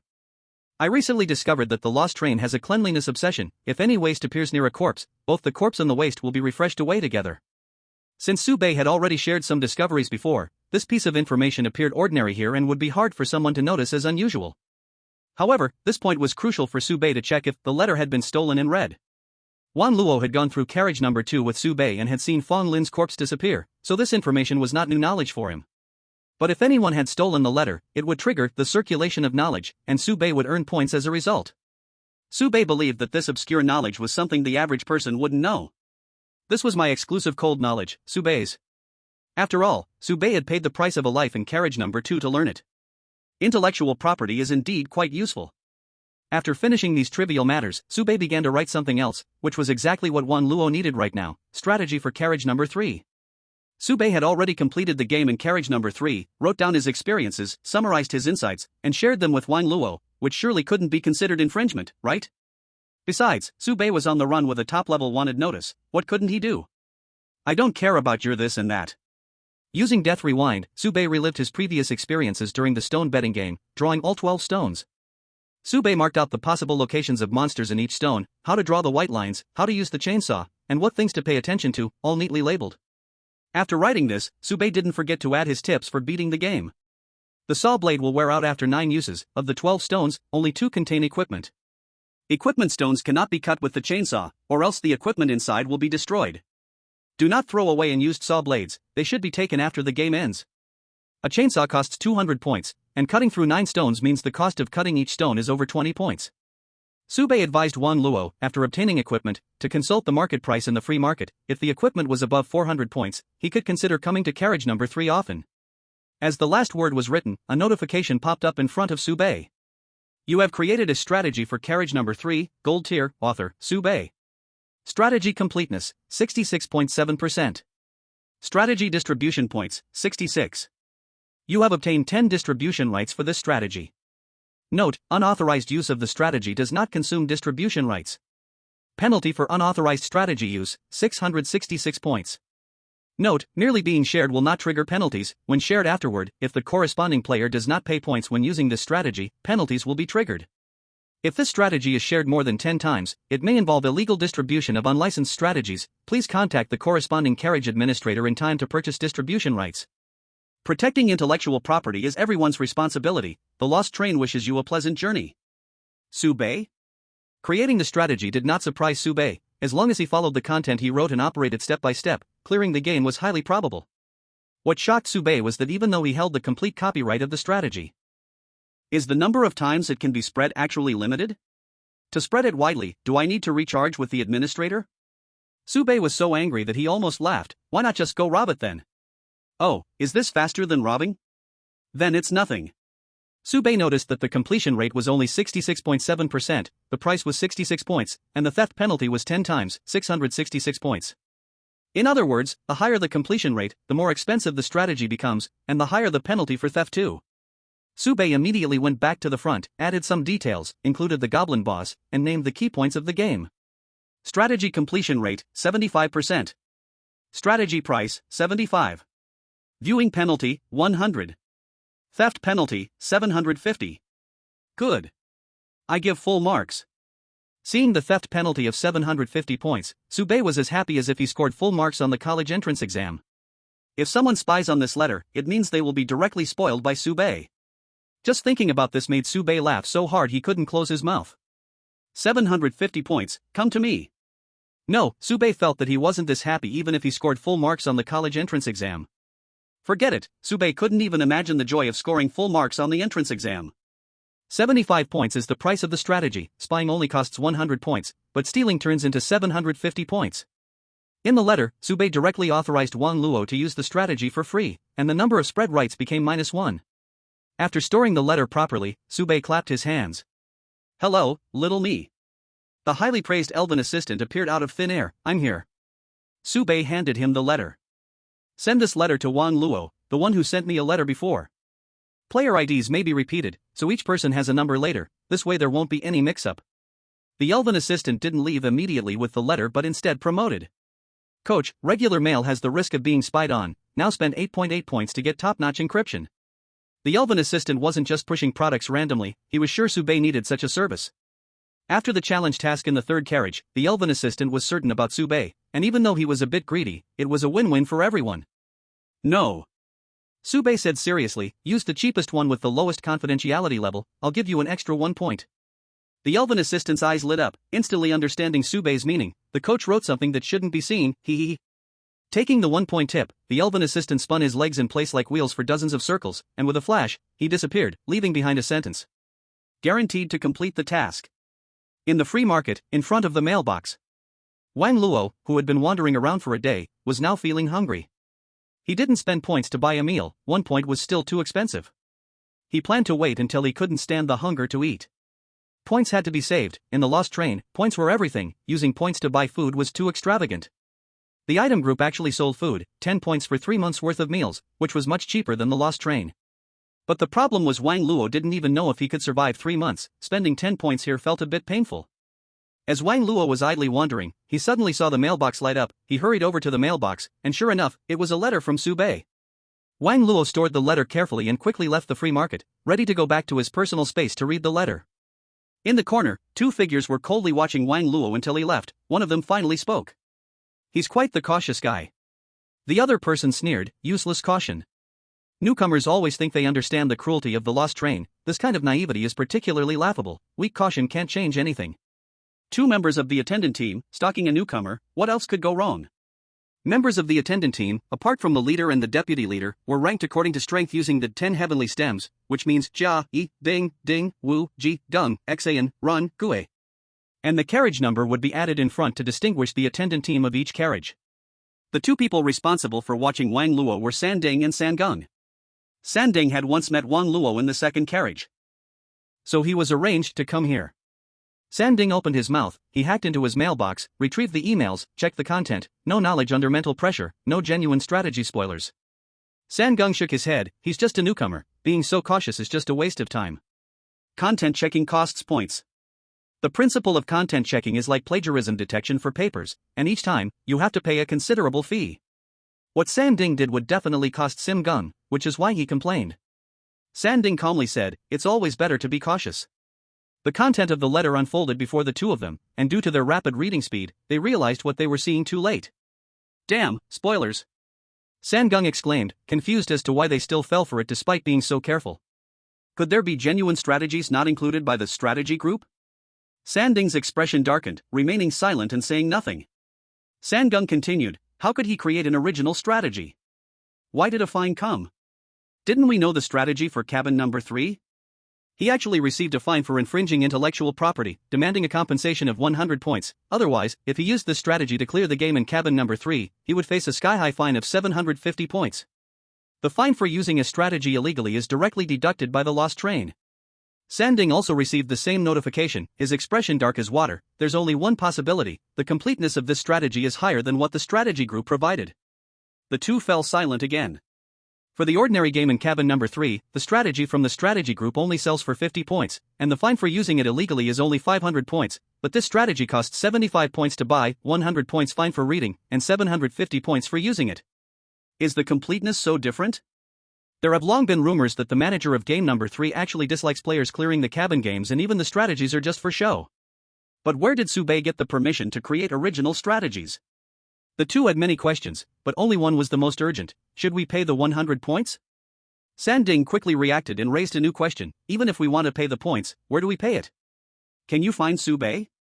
After the wanted notice was upgraded, a group of people was specifically assigned to watch Baiye, and during this time, he hadn't entered the free market at all. Sanggung stood frozen, mouth agape, expression dazed, mind blank. He could only react with, huh? Cabin number 3, personal space. Baiye had just sent the letter, stretched, and several tips popped up before his eyes. You shared an important piece of knowledge you never follow with Sanding, points +1. You shared an important piece of knowledge you never follow with Sanggung, points +1. So the letter was indeed peeped at. Sanding, Sanggung, who are they? People from the crew? The next moment, a new notification popped up before Baiye. Player Sanding unauthorizedly peeked at the strategy, unpaid points, 100. Player Sanggung unauthorizedly peeked at the strategy, unpaid points, 100. Seeing this, Baiye instantly burst into laughter, eyes bright with joy, thrilled beyond measure. Who said intellectual property is useless? This intellectual property is fantastic. Chapter 29: The Absent Plaintiff, 1. Originally, I planned to test the identity of the peeper with some obscure knowledge, but unexpectedly, the casually written strategy could actually spoil for others like this. Intellectual property is truly fantastic. Then Baiye has something to say. If you hadn't peeked at my letter, how could you be spoiled? The content of the letter itself is part of intellectual property. The account for peeping at the letter hasn't been settled yet. Cause and effect cycle, karmic retribution. In the judgment of the lost train, stealing letters is also theft. Peeking at the strategy only requires 100 points, but if those two used the strategy, the fun would be immense. Baiye set this matter aside, not thinking too much, and then got up, preparing to ask the elf assistant how to strengthen himself without using the free market. Just as he stood up, Baiye's peripheral vision caught sight of.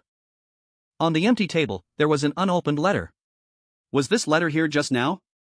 Baiye was very sure, absolutely not. The elf assistant didn't deliver any letter, so how did this letter appear? The letter was completely black, with no signature and no recipient. The moment Baiye's gaze fell on it, the letter opened by itself, and on the white paper, black words slowly emerged. We are not enemies, this letter is to show goodwill. Baiye was confident he was not in any danger, otherwise, the death penalty would have been activated before the letter opened. Baiye wasn't afraid of forbidden knowledge and wasn't afraid of spoilers. After all, he had too many debts to worry about. So he continued to read, his gaze deepening, as the letter stated. We know what you did in car number 2. Baiye's face remained unchanged. Fong Lin's death was not a secret. Even if one didn't know, it wasn't hard to deduce. Not to mention, there was also Tang Ruyu, who was alive. He didn't know if old Tang would be hungry in car number 1, if he was thirsty, or if he would drink water. The letter continued to reveal more writing. We want to play a game with you. There will be no danger to life during the game, and through the game, we can understand each other better. If you are willing to participate, take this letter and leave your personal space. If you refuse, leave this letter here, and it will destroy itself. No one will know we ever contacted you. At the end, a magnificent signature appeared. The Blaze Guild. A guild? The term Blaze Baiye had indeed heard Tang Ruyu mention, Blaze Stone, but what was the Blaze Guild? Speaking of which, with only 4 groups on one floor, all with clear divisions of labor, why wasn't a guild formed? From the perspective of the Blaze Guild, they emphasized in the letter that the game would involve no danger to life to show goodwill. But to Baiye, things were quite different. No danger to life? Then I won't play. What's the difference with forbidding going easy on oneself? For this inexplicable letter, Baiye had many questions. However, right now, he only had one thing to do. Baiye took out a lighter and set fire to the letter. He rejected the other party's invitation and even proactively destroyed the letter. The flickering flames reflected in his eyes. Baiye thought in his heart. If you really have the ability, just pull me into the game directly. If you can place a letter unnoticed on the table, can't you pull Subei into the game? If the Blaze Guild didn't have this ability, then don't waste Subei's time. He would never go to the free market, let alone go with such a suspicious item. Wasn't that digging a pit for himself? As the sparks extinguished, Subei stood up and opened the door. Xiaomi, clean it up. The elf assistant was about to scold him, but Subei casually tossed out a point, which transformed into a coin.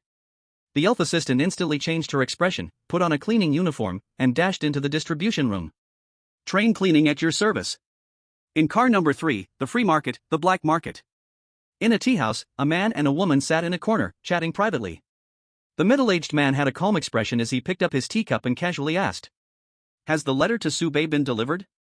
The woman, in her 30s, with an ordinary appearance, nodded in response. "It's been delivered. Vice President, this newcomer is quite interesting, to be able to trick Boss Fong to his death. What a pity, I was preparing to snipe at Boss Fong in car number 4. Clearly, the woman had also suffered losses at Boss Fong's hands. Having heard that Boss Fong planned to go to car number 4, she was ready to take action. The Vice President dispersed the green smoke rising from his cup and casually commented, "He's not that simple." With the Vice President's strength and vision, this remark about a newcomer was clearly a very high evaluation. The woman wanted to say something more, but her expression suddenly changed, and she helplessly spoke. "Subei actively burned that letter, he rejected us." The Vice President shook his head. No, he made the right choice. That letter was a test and a choice question. If a newcomer, a truly careless person brought this letter to the free market, indicating they are not cautious enough, easily trusting others, and overly arrogant, thus unqualified to join the Firelight Guild. After receiving the letter, the best choice is to actively destroy it. Such talent is exactly what the Firelight Guild urgently needs. The Vice President put down his teacup, the tea leaves swirling in the water, ultimately sinking, just like his current thoughts. "Subei, how many more surprises can you bring me?" With this thought rising, the Vice President took action, covered the teacup, and made his decision. Make a move, invade the management permissions of carriage number 3, and forcibly pull Subei into the Easter egg game. The woman immediately began contacting personnel, and in less than a minute, there was feedback. The hacker has taken position, expected to take 15 minutes. Once everything was arranged, the woman cautiously looked at the Vice President and asked, "Vice President, are you preparing to directly recruit Subei as a core member?" The Vice President shook his head. "No, I just want to see what choices he will make." 5 minutes later. Subei was browsing personal space expansion, looking to strengthen his physical strength, with many options requiring points. Building a gym, research center, or training ground were all good choices. Subei continued reading information, weighing the pros and cons. Suddenly, the lights above his head began to flicker, bright and dim, the environment darkened, a sense of eeriness washed over him, as if there were ghostly wails in the air. Subei was not surprised, remaining exceptionally calm. Here it comes? Subei glanced at the time. 5 minutes had passed since burning the letter, and the other side's efficiency was quite high. Since the ability to foresee death was not activated, there was no need to panic. Subei quietly watched the other side's performance. Noticing that the terrifying environment did not affect Subei, the scene immediately changed again, and a prompt popped up on Subei's visualization panel. Triggered Easter egg game, would you like to join? Easter egg game? Subei nodded slightly, finding it a bit interesting. In carriage number 1, strictly speaking, it was a private independent space, and Subei was also curious how the other side would interfere with the players inside. Now, the answer was revealed. 2 options appeared before Subei. 1. Join immediately. 2. Read the relevant rules and agree before joining. Looking at the options, Subei let out a laugh. These 2 options, what's the difference from pack it or take it?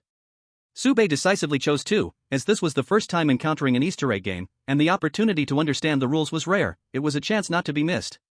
Just right, through the Easter egg game, a glimpse into the depths of this Firelight Guild.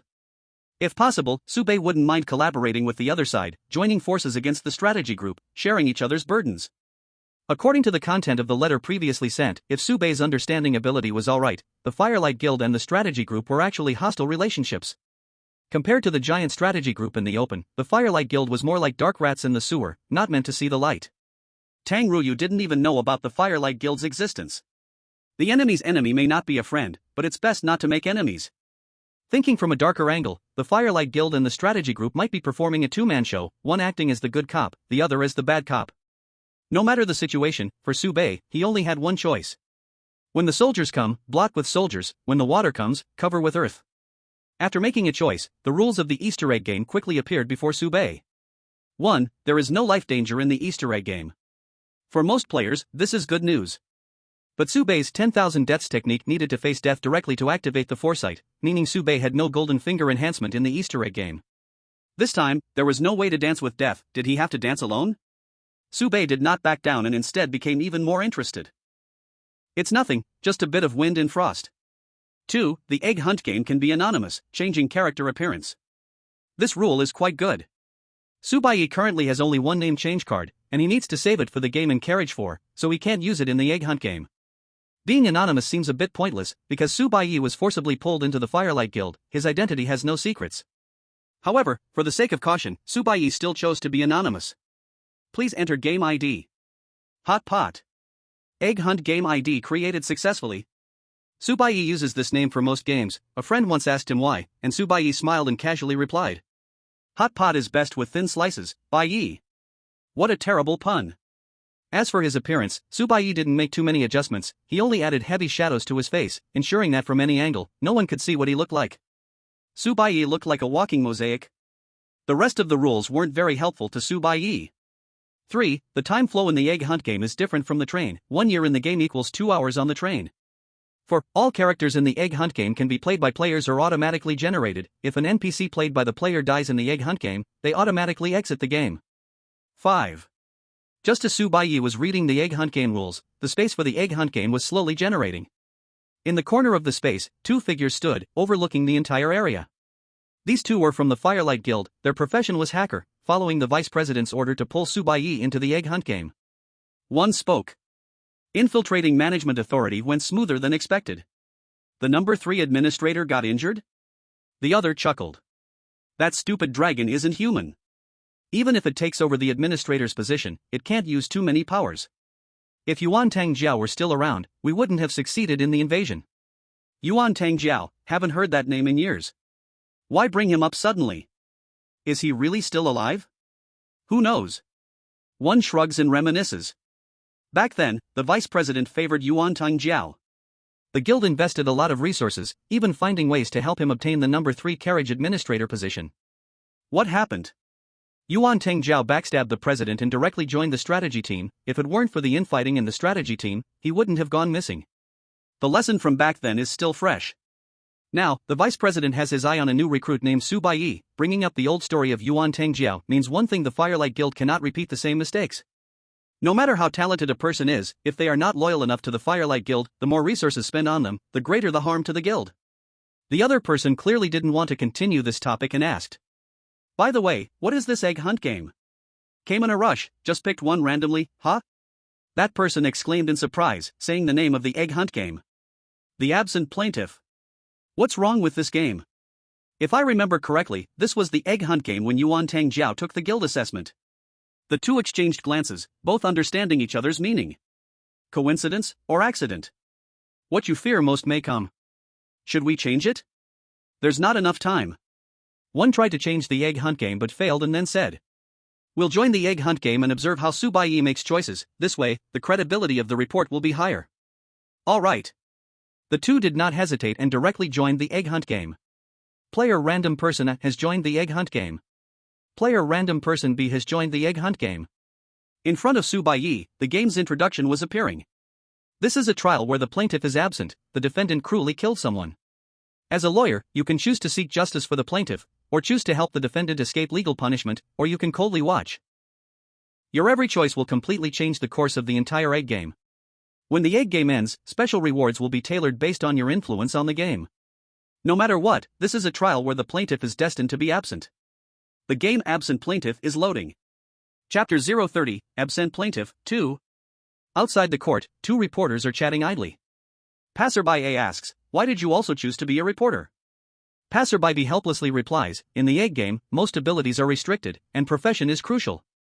Since I need to write a report, it's definitely best for a reporter to restore the truth of the matter more comprehensively."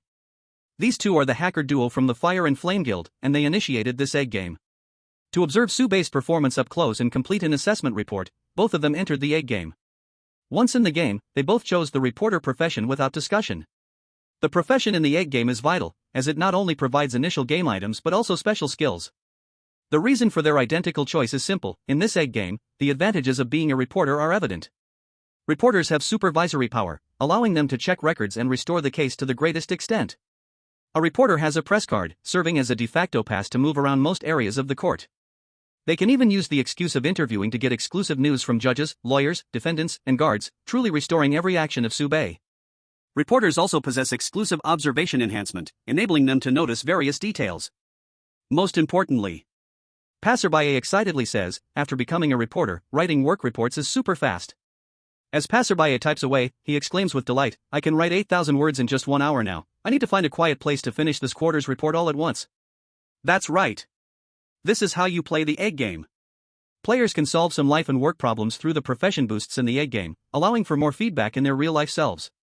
While Baiye focuses on writing the work report, Baiye cannot just sit idly, picking up a microphone and walking in front of the camera to start fulfilling his duties. In the egg game, doing tasks corresponding to one's profession raises skill level. The higher the completion, the greater the rewards, which is one of the player's advantages. Isn't this another form of role-playing? Baiye clears his throat, signaling the camera to start, grabs the microphone, and speaks with a clear, strong voice, using a standard broadcasting tone. Good morning to all viewers in front of the television. It is now 7:30 a.m., and I am reporter Baiye, reporting live outside the court. According to our latest news, the indiscriminate murder case in the park, also known as the absent plaintiff case, will officially open in court today at 9 a.m. I will now introduce a brief overview of the case. Baiye sees a teleprompter in front of him and reads the content aloud. Absent plaintiff case, the defendant suspect Baiye was arrested for brutally killing a stateless homeless man in T. This case has also attracted widespread attention in society due to the absent plaintiff. Upon reading this, bystander B helplessly complained in his heart. The judicial system of this Easter egg game is chaotic enough, a complete mess, simply a patchwork monster that couldn't possibly exist in reality. Just this case summary makes it hard to immerse oneself. If it were reality, such a foolproof lawsuit would definitely have lawyers fighting to represent it. Even without a lawyer, there would be prosecutors to file the public prosecution on behalf of the plaintiff in court. It wouldn't be like in the Easter egg game, having the bizarre situation of an absent plaintiff. Sometimes, the less the Easter egg game resembles reality, the safer it is. Complaints aside, work is work. Bystander B continued. After this hearing, a jury composed of 9 people will make the final judgment. The biggest public focus of this case is whether the defendant Weibo Liang will be sentenced to death. Local laws still retain the death penalty, but it has been over 10 years since anyone was sentenced to death. A prisoner sentenced to death 12 years ago has still not had the death penalty carried out, and the legal community recognizes that substantive abolition of the death penalty has been achieved. Only if all 9 jury members reach a consensus can the defendant be sentenced to death. Before the court session, the jury list was made public, and keen citizens noticed that there are 3 members on the jury who are representatives of the death penalty abolitionist camp.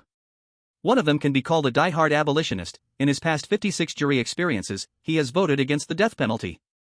In other words, as long as he is on the jury, a death penalty verdict is impossible. Whether he will change his stance in today's trial remains to be seen.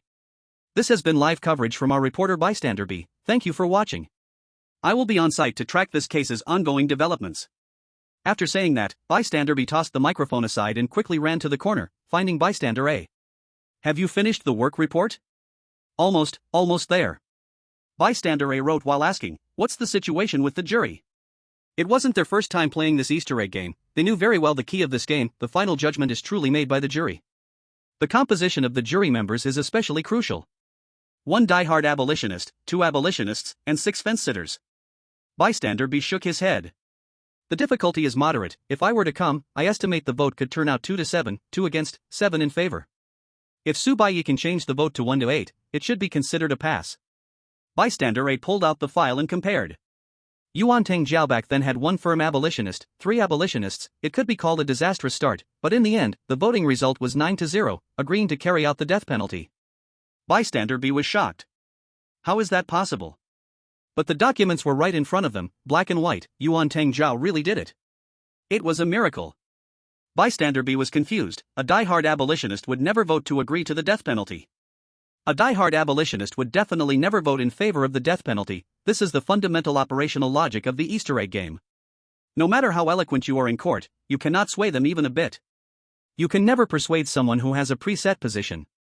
In this game, die-hard abolitionists do not care about the case details, do not care about public opinion. No external factors can interfere with them. Abolition is their only stance. Bystander A said leisurely.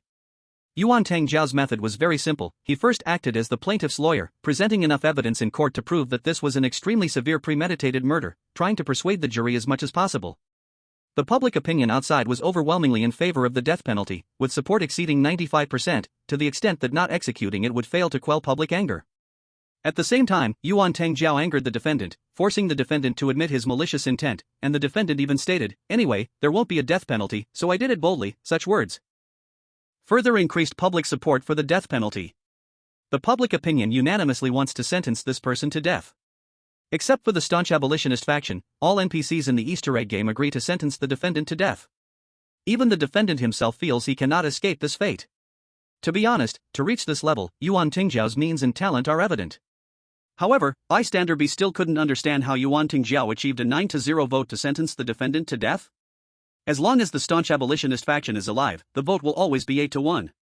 Bystander A did not leave any suspense and said directly. During the jury's voting process, Yuan Tangjiao triggered the fire alarm, and amidst the chaos, killed the staunch abolitionist member. Bystander B fell silent for a moment but still spoke up. Others have used similar methods, but they all failed. In the entire Easter egg game, there would probably be 15 to 20 staunch abolitionist members, and if a jury member was absent, they would replace them with another staunch abolitionist. This is also the underlying logic of the game. In other words, Yuan Tangjiao needed to carry out 20 precise murders without being exposed to have a chance to achieve a 9-0 vote, which was simply impossible. Bystander A said, "Yuan Tangjiao killed them all." Bystander B shook his head. "How to identify the staunch abolitionists? How to kill them all? 20 times without a mistake? You should know that every murder will enhance the security system in the court. The previous highest record was killing 14 people, and that killer later went on to kill over 3 layers. You didn't understand." Bystander A repeated. "Yuan Tangjiao killed them all." Bystander B froze at these words, blinked in disbelief, but it seemed there was no other possibility. "Killing all of them?" Bystander A helplessly said. "I wrote the report back then." Yuan Tangjiao infiltrated the nearest military base, used weapons of mass destruction, and killed all the people outside the court, while Yuan Tangjiao, as the last living substitute, entered the jury, resulting in a 9-0 vote for the death penalty. Bystander A lit a cigarette and blew out a smoke ring. This is the only other 9-0 in the Easter egg game of the absent plaintiff.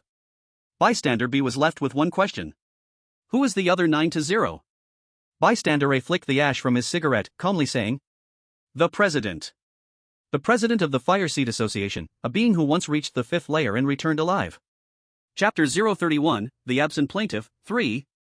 Bystander B was initially curious about how someone could achieve the same feat, and even if they did, why had he never heard of it? Upon hearing the words "the President," he did not ask any further questions, as these 2 words seemed to explain everything. A strong person who could ascend to the 5th layer was a rarity in the entire Lost Train. An even rarer strong person who returned alive from the 5th layer. The President's files were all top secret, asking would be futile. Bystander B sighed. Yuan Tangjiao is truly ruthless. Yuan Tangjiao was definitely not the first person to think this way, but aside from the President, he was undoubtedly the first to succeed. Bystander B was about to say something else when he suddenly saw a prompt and hurriedly said, "Su Baiye has loaded successfully. Game ID, Hot Pot, what a weird name. Is he from Sichuan or Chongqing? Profession, lawyer. Selected professional skills, bribery, communication, evidence identification. He didn't choose defense? The core skill of a lawyer is defense, which was directly overlooked by Su Baiye, who instead chose a rather useless skill like bribery as his focus. Bribery, spend some money to persuade them to exercise their duties for you and cater to their preferences, allowing them to listen to you. Communication, your communication is not only efficient but also carries a special charm of friendliness. Evidence identification can identify the authenticity of evidence and testimonies, keenly uncovering mistakes and loopholes within. Bystander B looked at Su Baiye's choices, feeling a headache, increasingly perplexed, and exclaimed. Weapon choice, he didn't choose a weapon. He turned all the weapons into startup funds? When entering the game, there are many weapons to choose from, and from the choice of weapons, a lot of information can be gathered. Yuan Tangjiao chose a gun, and this choice was quite bold. Without professional training, the hit rate of a gun is extremely low, and it was clear that Yuan Tangjiao had come into contact with guns before. Most people would also choose some weapons for self-defense, usually picking what they are good at. However, someone like Su Baiye, who doesn't choose any weapons at all, is extremely rare. Regarding Su Baiye's actions, Bystander A commented. In the end, Su Baiye is still a newcomer, and he hasn't been on this lost train for long. He doesn't know how cruel the world here is and hasn't realized the necessity of arming himself. Seeing an Easter egg game without life-threatening danger has made him complacent. Of course, it could also be another case, he doesn't like to solve problems with violence and prefers to complete the game through drama. Any veteran player, even in an Easter egg game, would first choose weapons for self-defense. The two situations bystander mentioned, regardless of which one, would actually be point deductions in the trial of the Flame Guild. Bystander B retorted. Are you saying that Boss Fong died at the hands of such a newcomer? Hearing the name Boss Fong, bystander A fell silent. In the guild, one of bystander A's biggest dark histories is that he was robbed by Fong Lin. Fong Lin only operated in the first 3 carriages, and even if bystander A wanted revenge, he couldn't find an opportunity. It feels like the helplessness of the Jade Emperor being beaten by a monkey. Bystander B joked. Speaking of which, he is still your benefactor. Killing Fong Lin would be a way to take a breath for bystander A, especially since Fong Lin died at the hands of a newcomer. This aspect makes it particularly satisfying. Saying this, bystander B stood up and walked outside. Bystander A puzzled, where are you going? Bystander B replied, let's go meet your benefactor. Outside the courtroom, a sunny lawyer with shadows painted on his face was preparing to stride into the courtroom but was stopped by 2 reporters. Lawyer Sue, hello.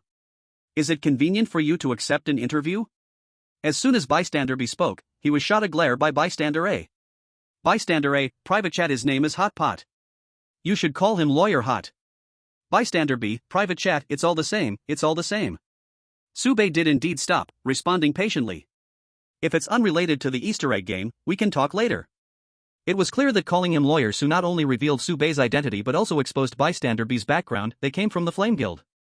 Bystander B hurriedly said. I guarantee that before this trial concludes, there will be no irrelevant content disturbing your game. Bystander B vowed, moreover, your choices and performance will not only affect the final special rewards but are also part of our assessment. Bystander A's eyes could already kill, telling Sube all this, were you crazy? What do you want to do? Do you want the year-end bonus or not? Bystander A couldn't understand why bystander B wanted to curry favor with Sube. Just because the vice president thinks highly of him? If that's the case, then why still have an assessment? Just pull him into the guild. At worst, he's just a second Yuan Tingjiao. Our Flame Guild has plenty of riches, we'll never run out. Sube glanced at the time and said seriously. I can accept the interview, but please keep it within 15 minutes. He was in a hurry. It will only take a few minutes, there are only 3 questions in total. Bystander B held the microphone and pulled Sube in front of the camera, asking the first question. May I ask if you plan to act as the defense attorney for the absent plaintiff? Sube replied straightforwardly, not necessarily, compared to the plaintiff, I prefer to act as the defense attorney for the defendant. Bystander raised an eyebrow, this was indeed an uncommon choice. Sube planned to go against the grain, praising what he wanted to belittle, wanting to elevate before suppressing? A bit clever, but still a point deduction. Oh no, the situation of my benefactor is really bad. Emotionally, bystander supports Sube, and precisely because of this, he can't bear to see Sube madly stepping into traps. Bystander B asked, if you are defending the defendant, do you have confidence in getting the defendant sentenced to death? Sube pondered for a moment and replied. This is not a good question. In matters like this, the word confidence sounds very frivolous. This is a serious issue, and the judgment of the defendant ultimately lies with the jury. I have no right to interfere. I respect the legal verdict under lawful procedures. But from my personal feelings, I believe the defendant will receive the punishment they deserve, not a bit more, not a bit less. Listening to this long answer, bystander A was somewhat surprised, not expecting Sube to deliver a legalistic response so well. However, this answer seemed like it didn't answer anything at all. Bystander B continued to ask, what do you think about the case? Sube replied, it is obvious that the defendant intentionally killed the plaintiff, and the means were extremely cruel and the nature extremely vile. Bystander B asked in the end, do you have anything to say to the audience in front of the screen? Sube thought for a moment, looked at the camera, and said seriously. The plaintiff may be absent, justice may be absent, even the death penalty may be absent, but the protest against injustice and the desire for fairness should be in everyone's heart. The yearning for a better life is never absent in our lives, may this yearning no longer be a wish. Quoting a line from the New Testament, chapter 4, verse 7, now there is in store for me the crown of righteousness, thank you. His eloquent statement stunned bystander B for a moment. Bystander A muttered quietly, his public support has exceeded 60%. Just a brief interview, before the trial even began, Sube's approval rating was already over half, which was quite remarkable. Public support can indirectly influence the jury, and if things go smoothly, Sube aiming for a 7-2 vote will not be difficult at all. With a bit more effort, an 8-1 vote is also not impossible. As for how to achieve a 9-0 vote, That is the hardest part, and also the part bystander A and bystander B are most looking forward to. Of course, Sube may not be a perfectionist. Not everyone strives for perfect outcomes. Some people pursue perfection in the process of the game and don't care about the results. Do what you can, let fate decide. What will Sube choose? The microphone was put down, and the camera was removed. Bystander B smiled and said, Lawyer Hua, you can choose 2 items from the following props as a reward. The interview just now was excellent. Bystander B's professional proficiency soared. Even if it were NPCs, they would also give rewards, just in a more subtle way. To save Sube's time, Bystander B, within his authority, conveniently took out the exchange list. Sube scanned the reward list and finally exchanged for 2 items. A voice recorder and 5,000 cash. Sube sincerely said, thank you. After they walked away, Bystander A questioned, what does he need the cash for? Didn't you tell him that cash cannot be taken out of here? It can't even be exchanged for points? Bystander B shrugged, as he also didn't know why Sube wanted cash. But considering that Sube chose bribery as his core skill, taking the cash and leaving is also a reasonable choice. In the list provided by Bystander B, there were actually 2 very crucial props. One was a stab-proof suit, which could increase personal defense, the other was pepper spray, which could incapacitate the opponent. The value of these 2 items far exceeded the cash and voice recorder Sube took. It must be said that since entering the Easter egg game, Sube has been making foolish moves. Even if Bystander B wanted to help him, it was beyond his power. Can't carry. I say, what on earth is going on with you? Bystander A was somewhat dissatisfied. Do you think you're helping him? If you do this, once the report is submitted and the higher-ups watch the footage, their evaluation of Sube will only get worse. And, if this continues, what difference is there between Sube and Yuan Tingzhou? The Ember Association absolutely cannot accept a second Yuan Tingzhou. The best treatment for Sube is temporary neglect, observation, careful evaluation, and once trust is established between both sides, then release enough goodwill, instead of starting with enthusiasm only to raise a wolf that turns against you in the end.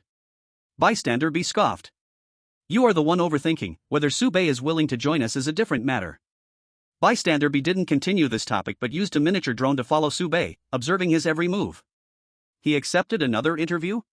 He just repeated what he said before, almost the same. Is he trying to earn interview rewards? Bystander A suddenly noticed that after the interview ended, there was indeed some financial exchange between the 2 parties. Surprisingly, this time, Sube gave money to the reporter. Sube took something from the reporter and hurried into the courtroom. The 2 hurriedly approached and asked, what did Lawyer Su just say to you? The NPC reporter, looking confused, replied, what Lawyer Su? Bystander A corrected, hot pot lawyer.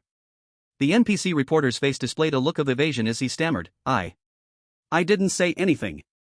Bystander A shouted harshly, I saw him give you money. I'm an investigative reporter, you better cooperate a bit. Otherwise, I will conduct a major investigation on you.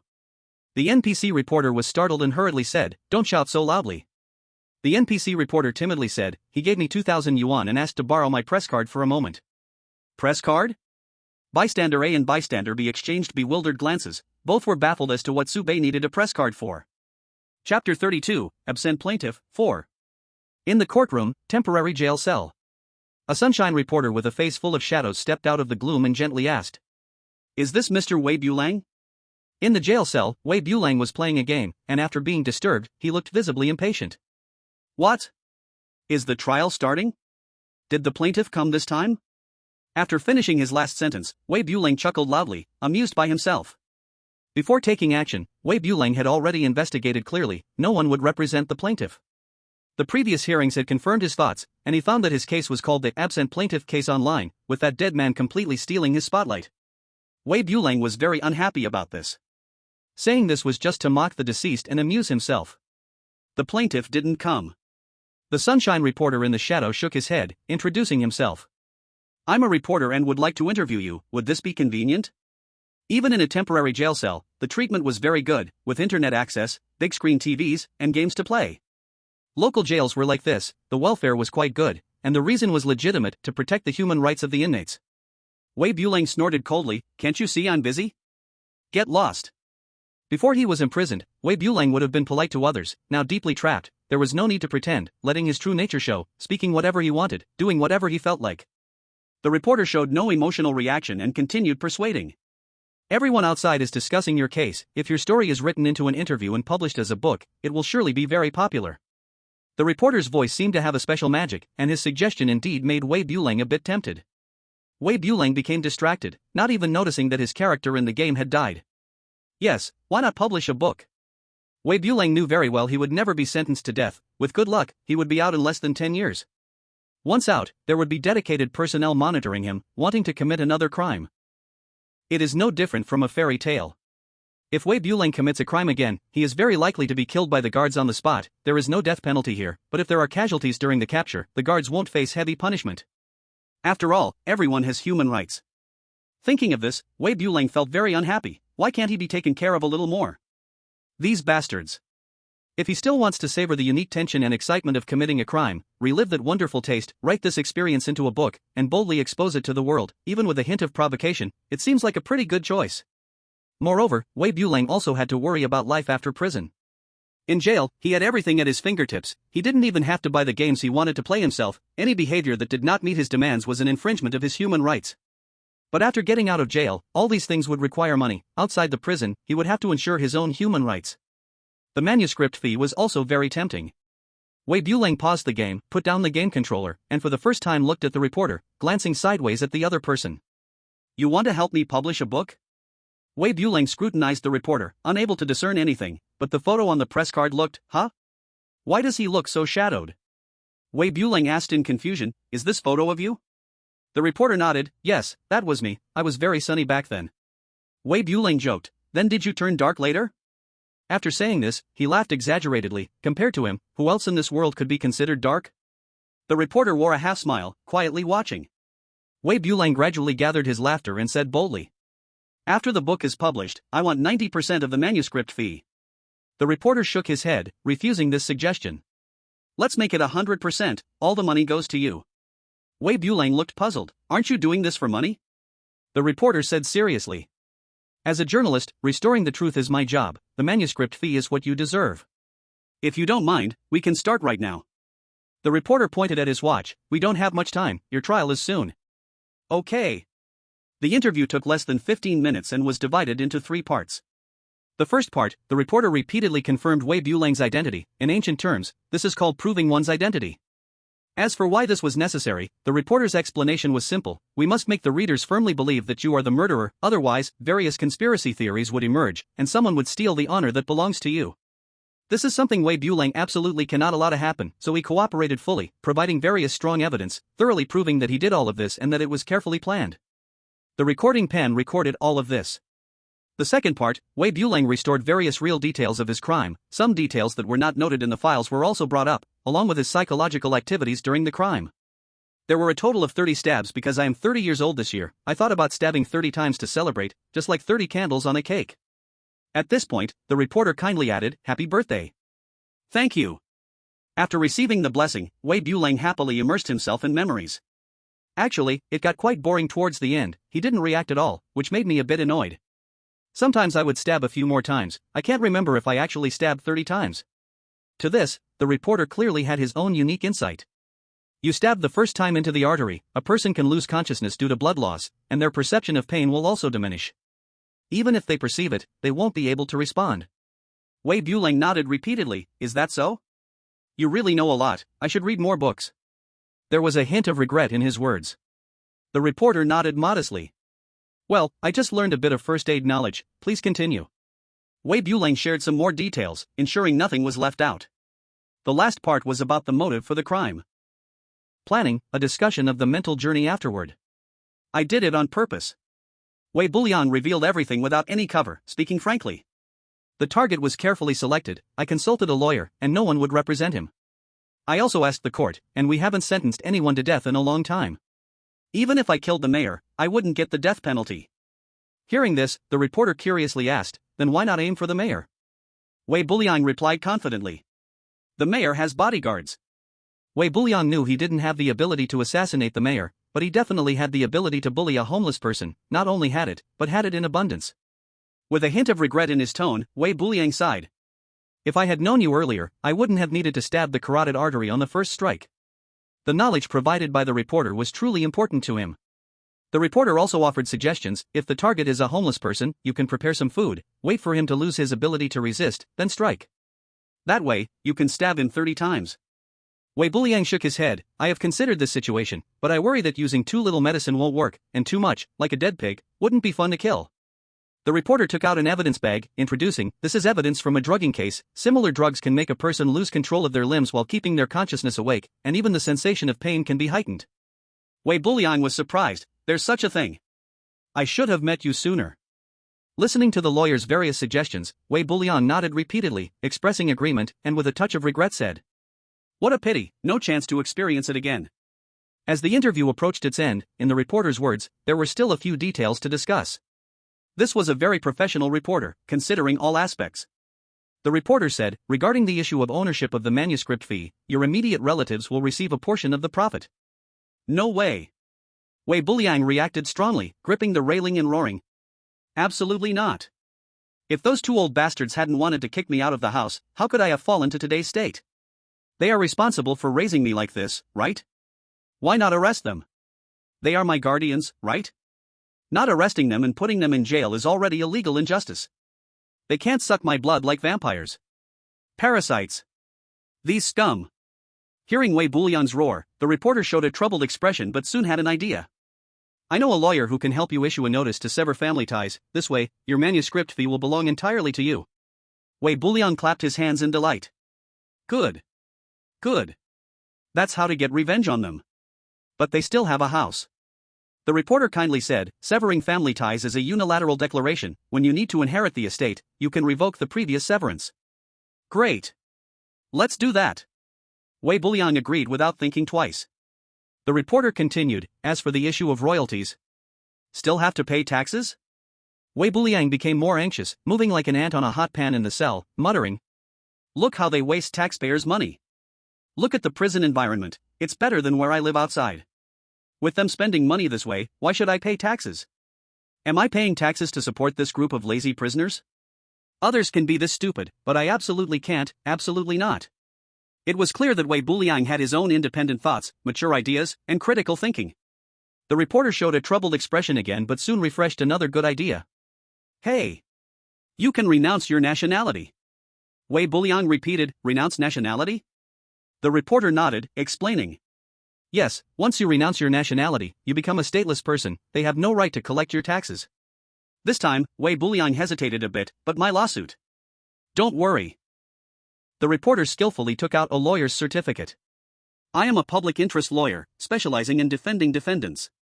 I assure you with my professional ethics, the court is more lenient towards foreigners. Wei Buliang quickly searched online and found it to be true. He had some hesitation at first, but the reporter said if Wei Buliang signed the documents now, he could receive 50 yuan cash. Who could refuse a request for 50 from you? He readily signed 2 agreements, and as he bid farewell to the reporter, Wei Buliang reminded him. Next time, remember to bring a sample for me to see. The reporter gently replied, rest assured, when we meet next time, I will give you an unforgettable birthday gift. Not long after the reporter left, the guard quickly came in, bringing a meal and politely placing it in front of Wei Buliang. Have something to eat before court, this should be all your favorites, right? Wei Buliang glanced at it and pretended to be indifferent, saying, it's just passable. He knew he couldn't show too much favor to these guards, he was the master here, and everyone else was there to serve him. If he gave them a good impression, they would take it for granted and bully him. Therefore, even when seeing his favorite food, Wei Buliang had to verbally belittle it, so the chef would have the motivation to keep improving. This kingly mindset was something Wei Buliang had picked up by himself during his youthful, rebellious days. He often felt regret that he wasn't born into an ancient royal family, otherwise, he would have enjoyed the glory of a lasting emperor. He fantasized again. In short, Wei Buliang felt that he was indeed quite lucky. Just after telling the reporter his food preferences, delicious food was delivered right to his doorstep. He took a bite of the tempura and exclaimed, feeling a delightful crunch, the court's offerings were truly better than those at home. He had never seen such a seasoning, sprinkling a bit on, wow, it tasted even better. Wei Buliang sprinkled a lot of seasoning, took a big bite, and had an expression full of enjoyment. Wei Buliang wanted to take another bite, but found his tongue a bit unresponsive. More accurately, his tongue was numb. He instinctively reached for his throat, his breathing became rapid, and the scene before him started to blur. His limbs felt as if they weren't his own, and when he tried to stand up, he fell from the sofa to the ground. Guard, guard. The court has doctors on staff, get a doctor to save me. I can't die, I'm only 30. I'm still in my youth. The court hasn't sentenced me to death, how can I die here like this? I'm better than all of you, it's you who should be punished, this is unfair. Wei Buliang's consciousness was exceptionally clear, yet he couldn't control his body. Something seemed to flash through his mind, but he couldn't grasp the core. It was like a chaotic puzzle laid before him, hiding the complete truth. Until that man stepped out from the shadows, and Wei Buliang saw that shadowy face. What was his name again? Hot Pot? What was he going to do? The pieces of the puzzle gradually came together, foreshadowing Wei Buliang's fate. Wei Buliang could do nothing but watch as the man opened the cell door, approached him, and took out an evidence bag. What was inside the bag was indeed the weapon Wei Buliang had used in the crime, a small knife. Wei Buliang sensed danger approaching him, but he was powerless against it. The man took out the knife, laid the injury report on the floor, stepped on Wei Buliang's body to hold it down, and spoke gently. Mr. Wei Buliang, hello, I didn't expect to see you again so soon. Do you remember? I said I would give you an unforgettable gift. I thought about it, samples and such were still too difficult to recreate the scene. There's no way to give you an immersive feeling, this is much more direct. I'm sure you will like it. If you don't like it, please let me know, I'm listening. The case replayed, but this time, Wei Buliang was cast as the victim's role. That person opened the evidence bag, took out the murder weapon, washed off the bloodstains, and pulled out the autopsy report. The first cut is on the artery, and I'll save that for last. Let's start with the second cut. Hello, I'm about to begin. His tone was as calm as if a simple meal was laid out before him, ready to be served. As soon as he finished speaking, the sharp blade pierced the body, and intense pain surged through, making Wei Buliang howl inside like a wild dog. Wei Buliang wanted to scream for help, to beg for mercy, but not a word could escape his lips. The pain felt all too real, even magnified. After being stabbed several times and losing blood, Wei Buliang regained some ability to move. Resistance was hopeless, but he finally found the strength to say a few words. You have no right to judge me. The court will not sentence me to death. The shadowy figure nodded, acknowledging the words. I indeed have no right to judge you. I have made no judgment or evaluation of your actions. The person continued.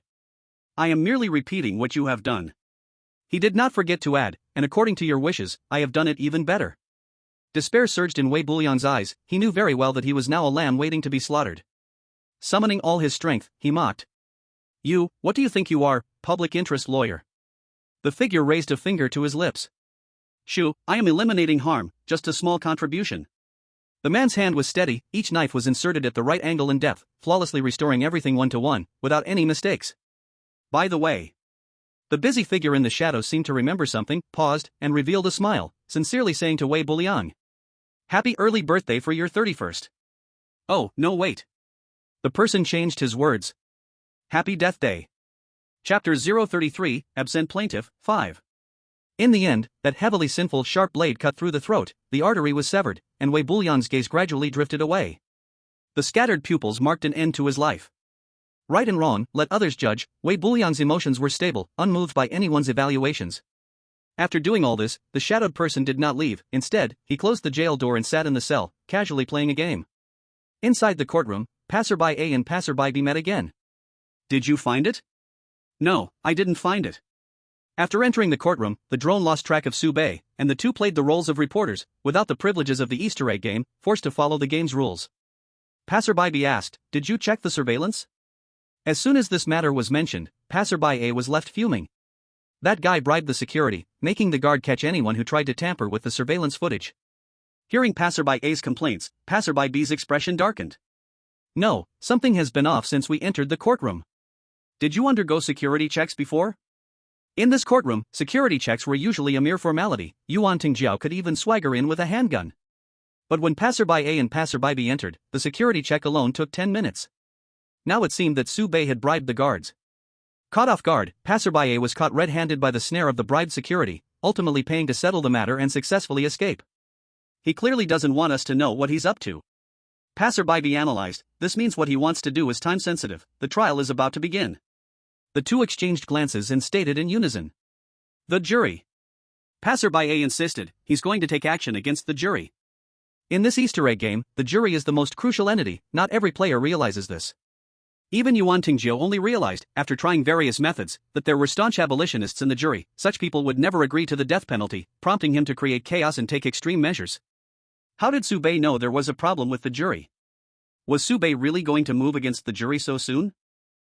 This sharp observation, this terrifying execution ability, this kid is talented. Bystander A got excited. It seems that this benefactor of his had truly trapped Fong Lin, not by accident, but through sheer strength. The two rushed to the jury's lounge, not to protect the jury, but to gather first-hand information and improve their assessment report on Baiye. On the way there, bystander A muttered quietly. This is not little Yuan Tingjiao. This is even more Yuan Tingjiao than Yuan Tingjiao. Compared to the radical Baiye, Yuan Tingjiao seemed like a conservative. When they arrived at the lounge, they found it empty. The two stared at each other. Where is everyone? They all died? The lounge was completely empty, and the courtroom's order hadn't changed at all. This meant that Baiye had annihilated the jury without anyone knowing, and had disrupted the fundamental logic of the game? Is this reasonable? This is unreasonable. Find someone to ask. The trial is about to start, let's go directly to the courtroom. Okay, let's find someone on the way and ask what happened to the jury. The two quickly reached a consensus and began to act again, smoothly entering the courtroom with their press passes, sitting in the corner, observing the entire courtroom, unwilling to miss any details. The plaintiff is absent. This isn't surprising, to be blunt. If the plaintiff showed up, that would be a miracle. But what about the defendant? Where is the defendant? Looking at the time on his watch, bystander B was puzzled. It's already 9:01, Baiye hasn't arrived, how can the defendant also be late? And the jury isn't here? What, does Baiye have the ability to make everyone late? Bystander A's expression darkened, he vaguely guessed something and murmured. Wrong, we're heading in the wrong direction. Bystander B was confused, what direction are we wrong about? They thought Baiye had dealt with the jury, but now it seemed that there really was a problem with the jury, the direction wasn't wrong. Bystander A slowly said. Baiye couldn't know that there was a problem with the jury because he had no channels to obtain that information. Baiye also doesn't care about the jury because his target was never the jury from the start. Bystander B finally came to his senses and understood what the other meant. You mean, his target is? Silence. Their conversation was interrupted by the judge. In court, even private chats are seen as disrupting courtroom order and would lead to ejection by the judge. Thus, the two could only communicate with their eyes while quietly observing the changes in the situation. The judge held a document and spoke clearly, reading word by word. Due to unexpected circumstances, the defendant is unable to appear in court. The trial for the indiscriminate murder case in the park scheduled for today is postponed, and the jury is temporarily dismissed, awaiting further notice. The jury wasn't taken out by Baiye, it was directly dissolved by Baiye. The defendant is unable to appear in court? There are many possibilities, but bystanders A and B felt that it was likely the worst-case scenario.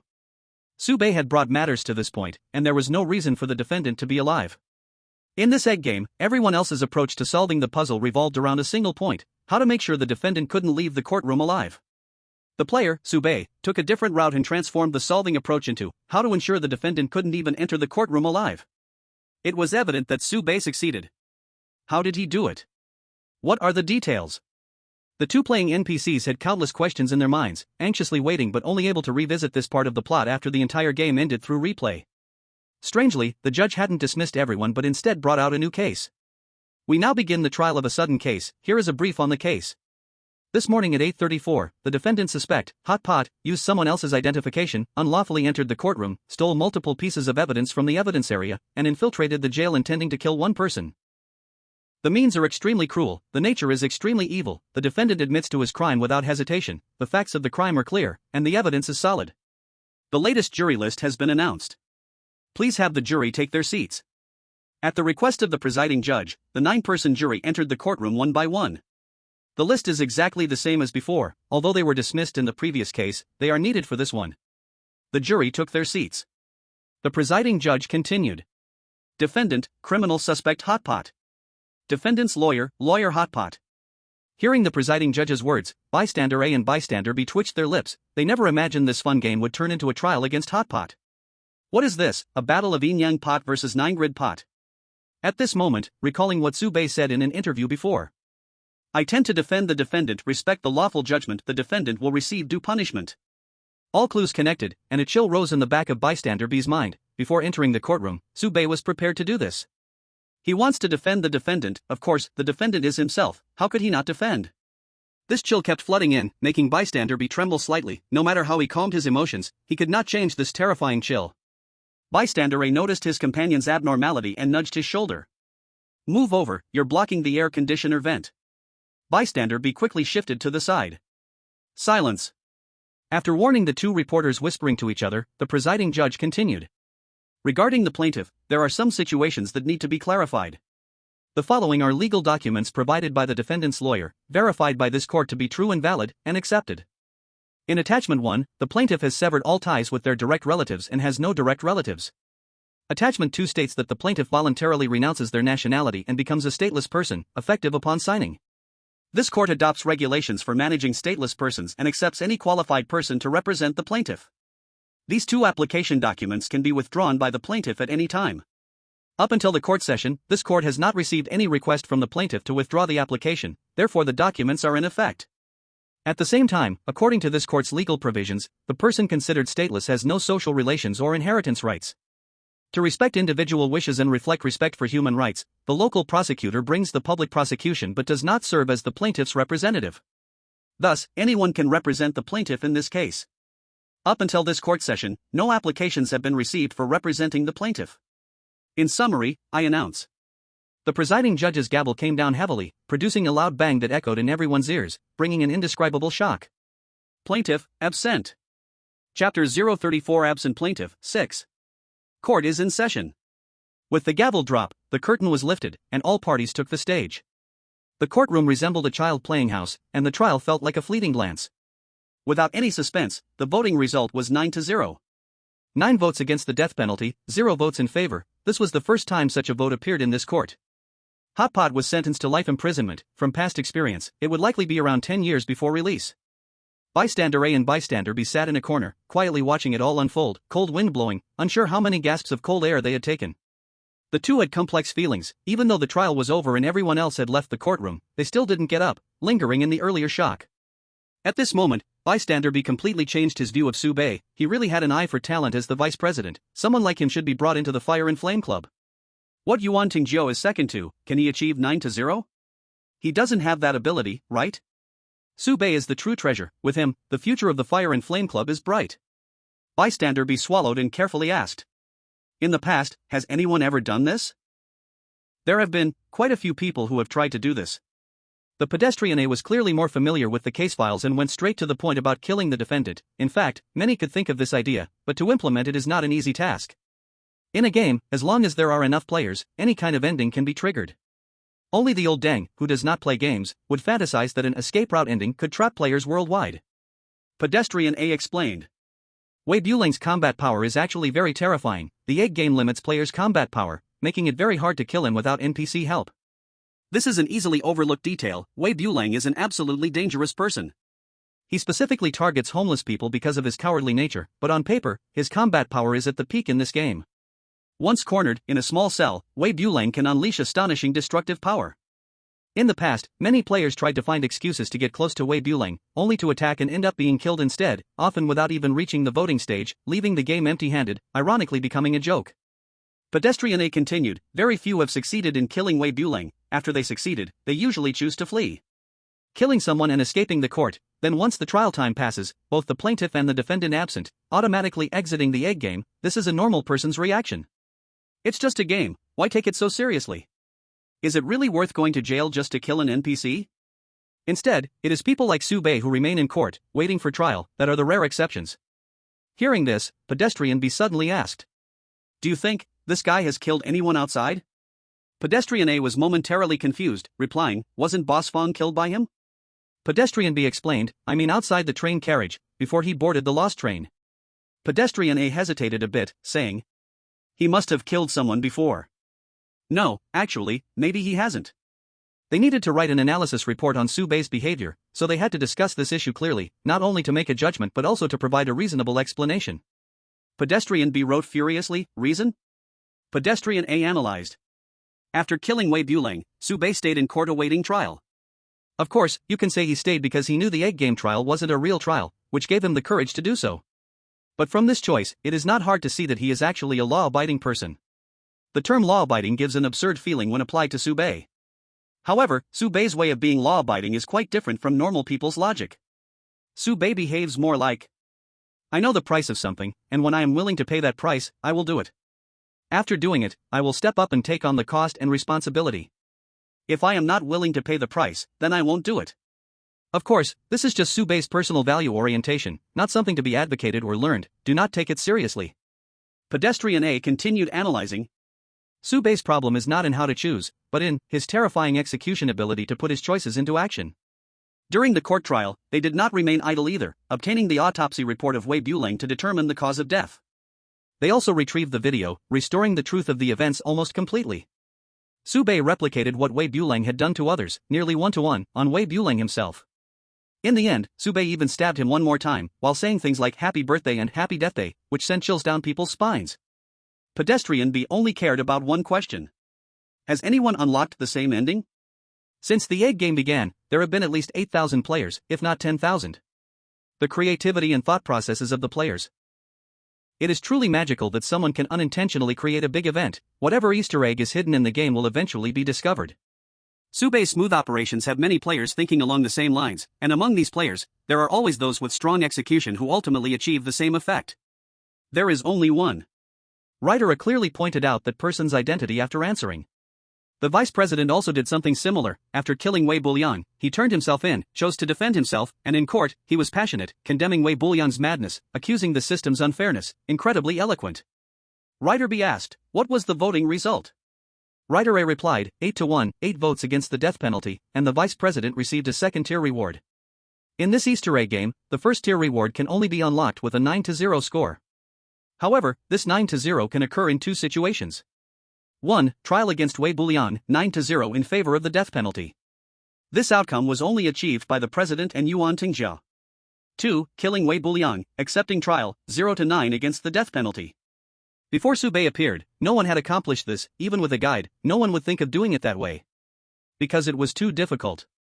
The player sample size for the Easter egg game is still too small, and every choice is actually a layer of filter. Whether to kill Wei Bulang or not, just this one decision question filtered out the vast majority of people. Players tend to prefer the orthodox path to clear levels, while Su Baiye, this rogue, is still a minority. To be precise, Su Baiye can even be considered a rogue among rogues. This guy is pure mudslide. Writer A recalled.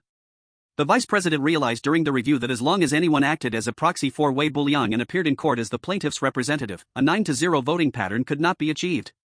In other words, Su Baiye cut off all of Wei Bulang's social connections, which was the key to the final 9-to-0, and also needed public support over 90%. Writer B was puzzled. If even the vice president didn't know this, how did Su Baiye know? Could it be that this guy is some hidden big shot, who had played this Easter egg game before? Or is it that the big shot is redoing his path while pretending to be a newbie to fish for glory? Writer A shook his head. Impossible, the Easter egg game detects player identities.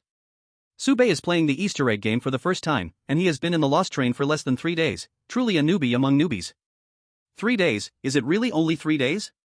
In these 3 days, Su Baiye caused Boss Fong to meet his demise, got a special wanted order, and effortlessly achieved the highest reward ending of 9-to-0 in the Easter egg game. Writer A let out a long sigh and said softly. Then there is only one possibility. Su Baiye did not know this result from the beginning. Writer B was even more confused. What? Writer A explained. Su Baiye simply does not care about the result. He did these things without any ulterior motive. He just does whatever comes to mind, and 9-to-0 is an accident, not the result he pursued. In other words, Su Baiye is not playing for strategies in this Easter egg game. This madman is enjoying the Easter egg game. Yes, enjoying. In the Lost Train, this is an extremely luxurious word. Anyone entering the Easter egg game, upon seeing the special rewards, begins to consider improving their performance, striving for better endings to acquire the best rewards. Su Baiye is different. This guy perfectly integrated into the background from the very start, truly treating himself as part of the Easter egg game. He does what he wants and fully embodies being an NPC. What is this called? Do good without asking about the future?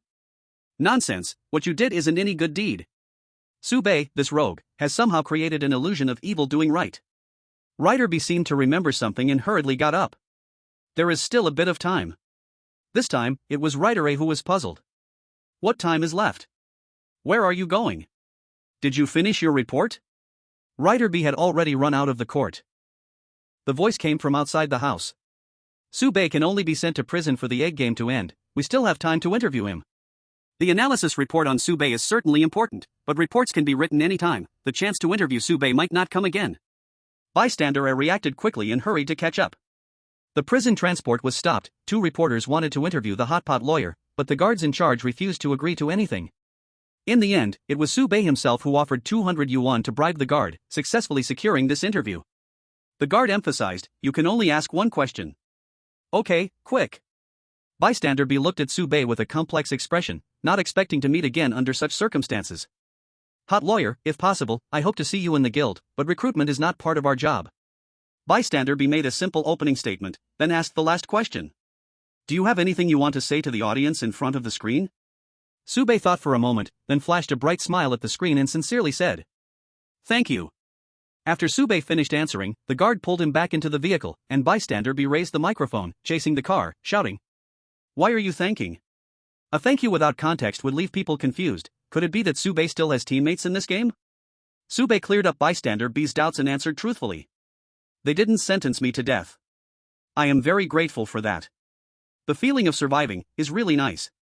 Chapter 035, The Flame Guild. Watching the prison transport fade away, the figures of Bystander A and Bystander B felt a bit lonely. Bystander A sighed. This guy, really enjoying the egg game. If it were other players, they would treat this interview opportunity as a victory declaration, just like a star's speech when winning an award. Not saying something with values feels uncomfortable, like a proud parent, standing on a high point of values, seeing everyone else as lacking education. In the face of such an opportunity, Sube only had 2 words, thank you. This shows that when he killed Wei Buliang, Sube was genuinely worried he would receive the death penalty. A low probability event doesn't mean it won't happen. For Sube, who survived, he had only 2 words for his life savior, gratitude. A simple thank you speaks more than 1,000 words. This is not Sube wanting to teach others a lesson, but rather the NPC of this game teaching Sube a lesson. Until the prison transport disappeared from view, Bystander B reluctantly lowered his gaze. Bystander A urged. Alright, let's quickly go back and write the report. A talent like Sube will definitely not be overlooked by the vice president. Maybe the next time we meet, he'll be our leader. Bystander B nodded and casually said.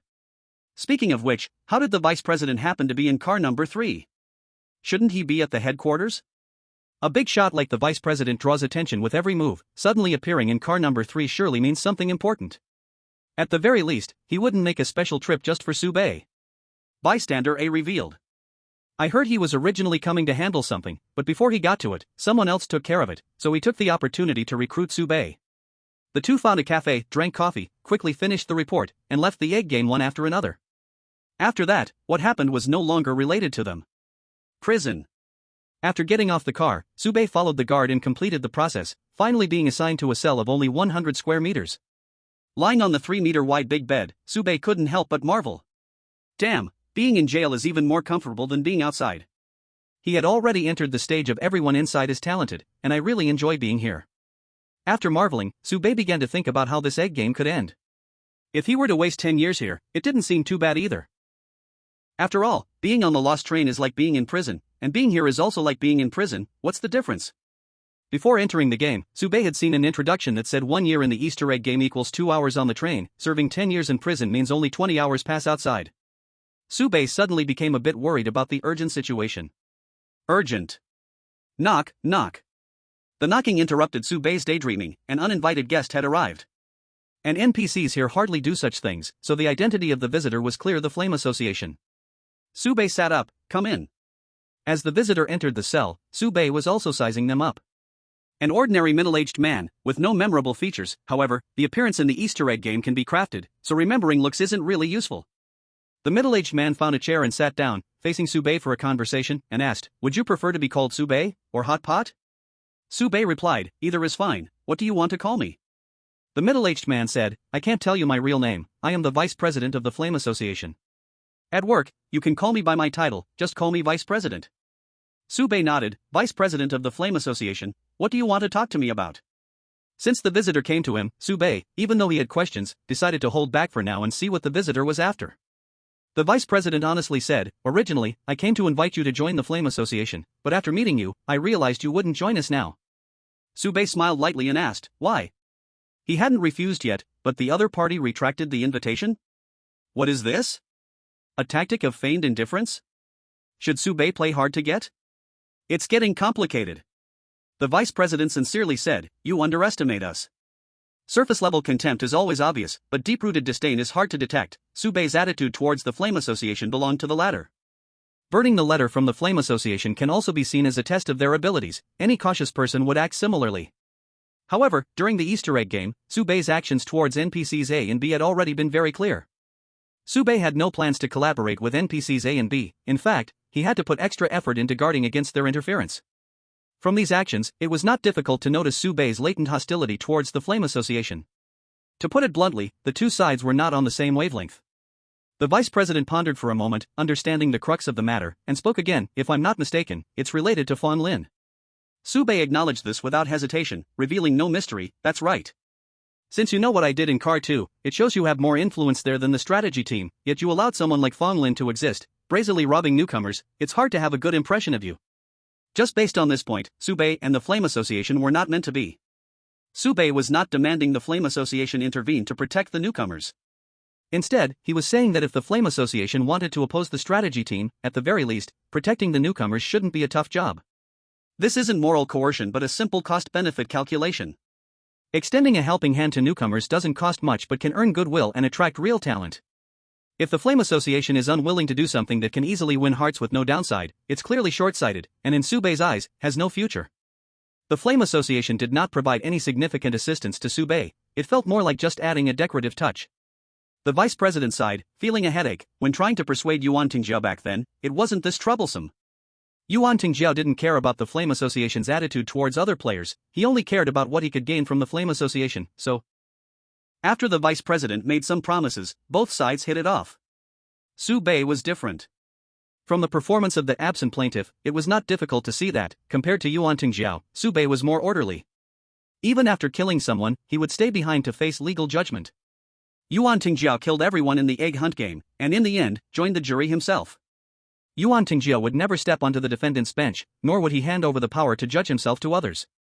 The more it was like this, the more the vice president wanted to persuade the other side, but he knew in his heart that hope was slim at this moment. The vice president spoke. Boss Su, we have our own difficulties. According to the recruitment standards of the Flame Guild, the minimum requirement is for spirit or body to reach at least first grade, 5th tier. Our people simply cannot enter the first 2 carriages. Players with a low spiritual level joining the Flame Guild would not help them at all, they might even become a burden. We can only know about what happened in carriage number 2. We made a special list of hijackers. Once these hijackers head to carriage number 4, we will make them pay a sufficient price. Fan Lin might be aware of this, which is why he had been hiding in the first 3 carriages, not daring to show his face. Su Baiye grinned, a faint sarcasm in his voice as he said. Oh, so this time the plaintiff is also absent? Vice President. The two did not continue this topic. The vice president switched to another topic. The Flame Guild can help you. The attitude towards newcomers might influence Su Baiye's perception of the Flame Guild, but Su Baiye was no longer a newcomer. Everyone was an adult, discussing matters related to interests was more persuasive. Su Baiye was not Yuan Tingjiao, but what worked for Yuan Tingjiao might also work for Su Baiye. Su Baiye countered, help me with what? The vice president did not answer directly but instead shifted his focus. Boss Su, do you know a player with the ID Explosion Dragon Baby wants a hug? Put. Su Baiye's first reaction upon hearing this name was to laugh out loud, as if it was the first time he had heard such a ridiculous name. Can a name change card produce such a long name? The innocent smile lasted less than a second, and Su Baiye curiously asked. I heard from Wang Luo that everyone in carriage number 4 is trying to catch Explosion Dragon Baby. It can't be the full name of this player, can it? Su Baiye wasn't sure, since his letter to Wang Luo could be peeked at by 3 Ding and 3 Gung, maybe the Flame Guild could see it as well. The vice president nodded and continued. You have very keen observation skills and excellent reasoning abilities. This Explosion Dragon player is very powerful, he perfectly cleared the Carriage 3 challenge task. This challenge task is related to the Carriage 3 administrator, to be precise, from the moment this task was born, it could not be completed. The perfect strategy sold by the strategy group has issues. Once someone completes the task, unexpected things will happen. Because of certain reasons, before yesterday, we actually did not want this task to be completed. The strategy group had tampered with the perfect strategy. Players who followed the strategy would leave satisfied after defeating the goblin boss with 2 diamond items. As for players who wanted to go all out, upon hearing the greedy boss's threats and knowing it was related to the Carriage 3 administrator, they would also choose to back off. On the other side of the strategy group was the Flame Guild. The Flame Guild did not want to complete this task. After all, the Yuan Tingjiao sealed in this task was the #1 traitor of the Flame Guild, who not only took advantage of the guild but also kicked them when he left. So, before Explosion Dragon appeared, this challenge task had been put there quietly, with everyone maintaining a tacit agreement. You're fine, I'm fine, everyone's fine, only Yuan Tingjiao bore it all alone. Only in a world where Yuan Tingjiao was hurt did it emerge. Upon hearing this, Su Baiye frowned, revealing a look of confusion. What does this have to do with me? Are you trying to say this person is me? Then I must shout. He is slandering me. He is slandering me. Just because of this ID name, Baiye will never admit this is himself. The vice president continued. As I mentioned earlier, this challenge task is a forbidden zone for administrator number 3. Completing this task means offending administrator number 3. So, administrator number 3 is organizing experienced players to ambush this blasting dragon baby player in car number 4. After hearing so much, Baiye's attitude was still clear. What does this have to do with me? The vice president showed a smile, pinching his fingers together to reveal a tiny gap. Now, there is a small misunderstanding. The outside world, especially administrator number 3, believes this blasting dragon baby wants a hug is you, which is also why you received a special wanted notice. Baiye was genuinely shocked this time, exclaiming. Ah! A large string of question marks appeared above Baiye's head. Wait, dude, do you really have a box weapon? Such a fast opening of the box. Baiye never expected that in the time it took for him to take a nap, administrator number 3 had opened the box on him.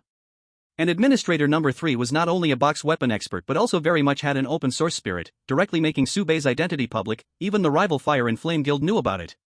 Watching Baiye's shock, the vice president was very satisfied. This was the effect he wanted. The vice president was sure that Baiye's shock was not fake. No matter how realistic the acting was, it could not compare to Baiye's pure shock. The vice president had seen countless people, and he had full confidence in his insight. Baiye's reaction was really, undoubtedly real, indeed real.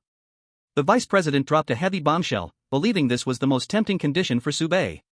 We have evidence that can prove to the outside world, you are not blasting dragon baby wants a hug. Baiye thought that no matter what he heard, he would not be shocked again. But at this moment, Baiye, who was already extremely shocked, displayed an even more shocked expression. Baiye took a sharp breath, a bit confused. Can this kind of thing be done? This was an angle Baiye had never imagined. The vice president wore a light smile, looking very confident. Please trust the power of the Fire and Flame Guild, we can help prove your innocence.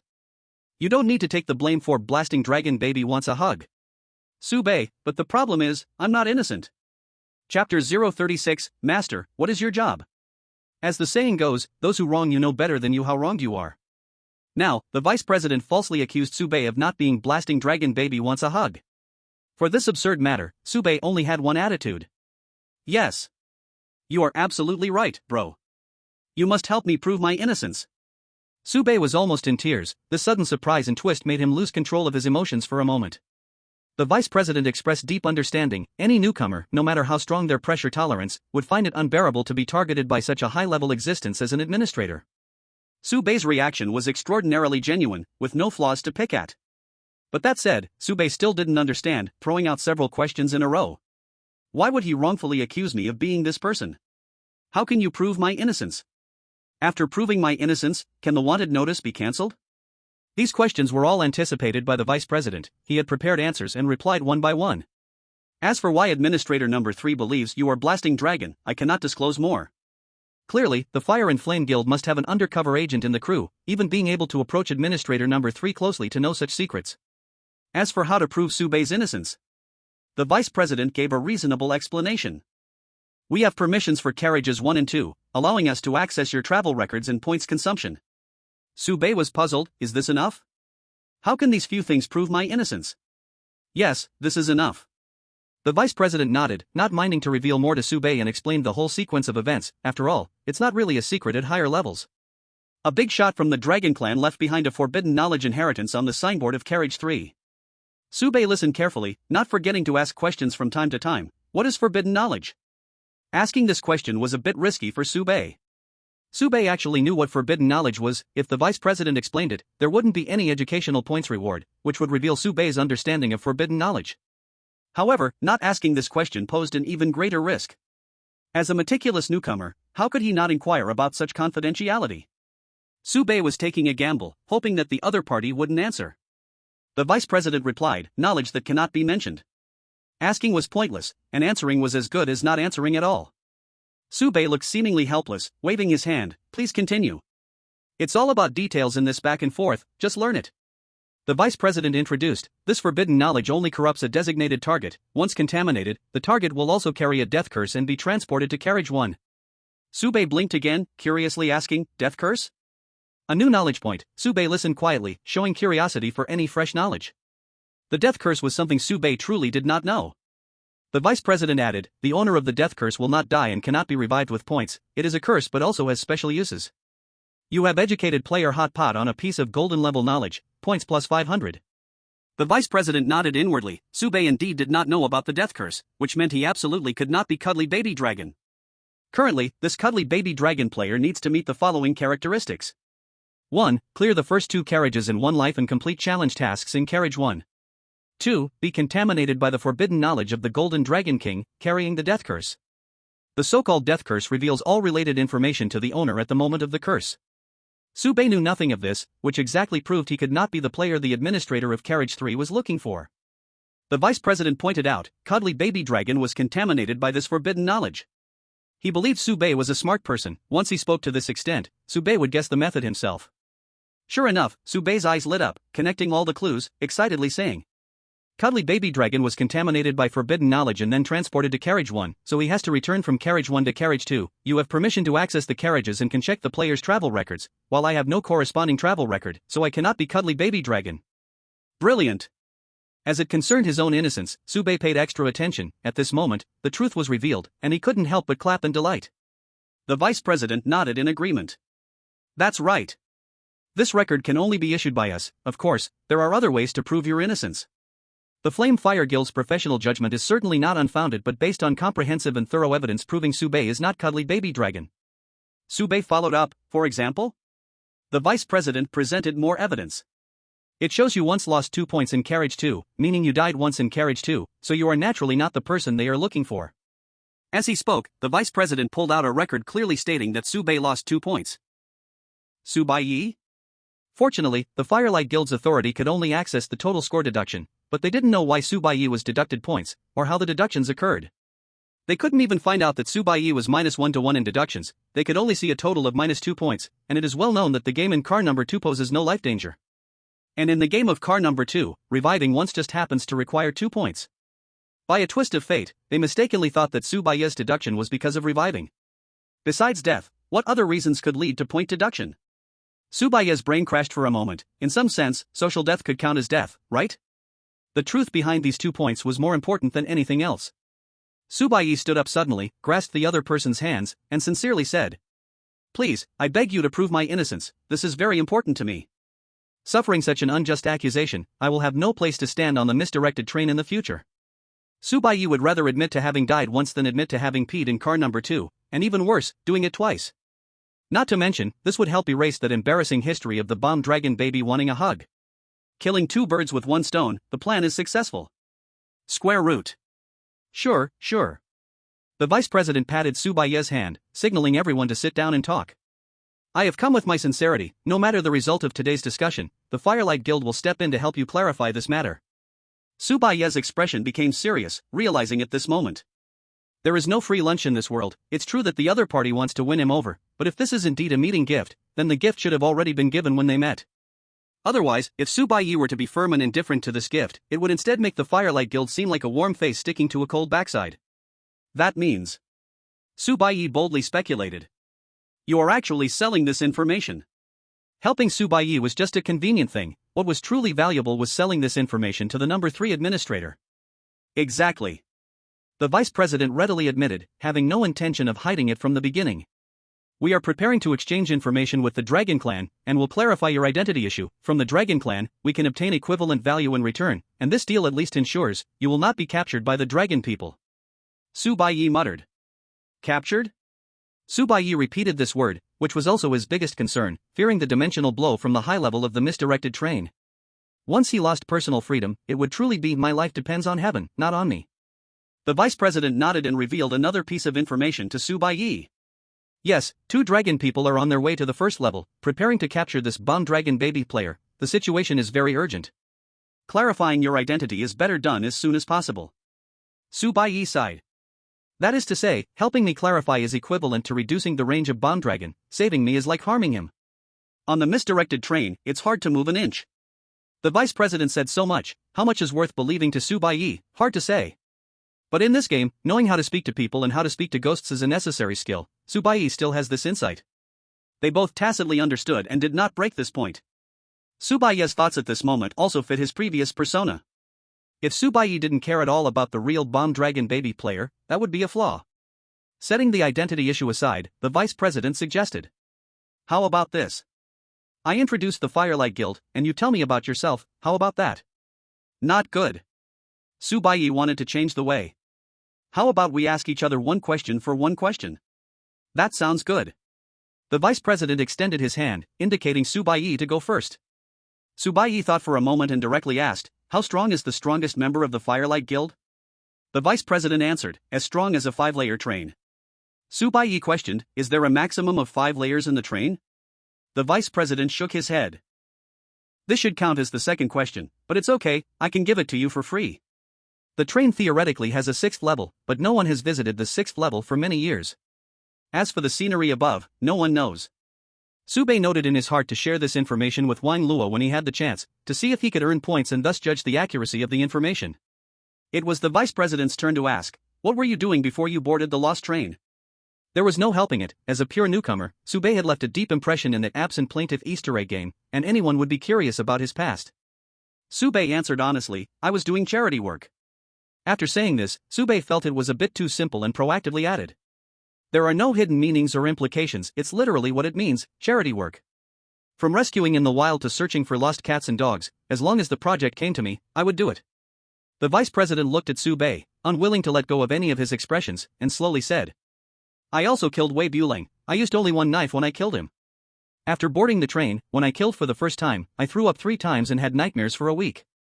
Compared to the vice president, Su Baiye was too calm when killing, making it hard to believe he was really just someone doing charity work. Is this charity work you're doing serious? Su Baiye knew he had to give a reasonable explanation and answered truthfully. When I was a child, my family slaughtered cows. When helping, I'd have to use a rope to hold the cow's head. Cows are actually very spiritual creatures, some cows know what's about to happen and will quietly shed tears. To slaughter a cow, you have to bleed it from the neck. The smell of blood is overwhelming, I would always stuff tissue up my nose and wrap a towel around it. Maybe I've seen this kind of scene too much since I was young, and later because of my job, I also encountered some bodies, so it didn't affect me much. Su Baiye spoke in detail about slaughtering cows, so much so that the vice president wanted to go find a cow to try killing one. After introducing himself, Su Baiye asked back. Why do you think I have a gray side job? Are we from the same planet? Do you really live in a society governed by law?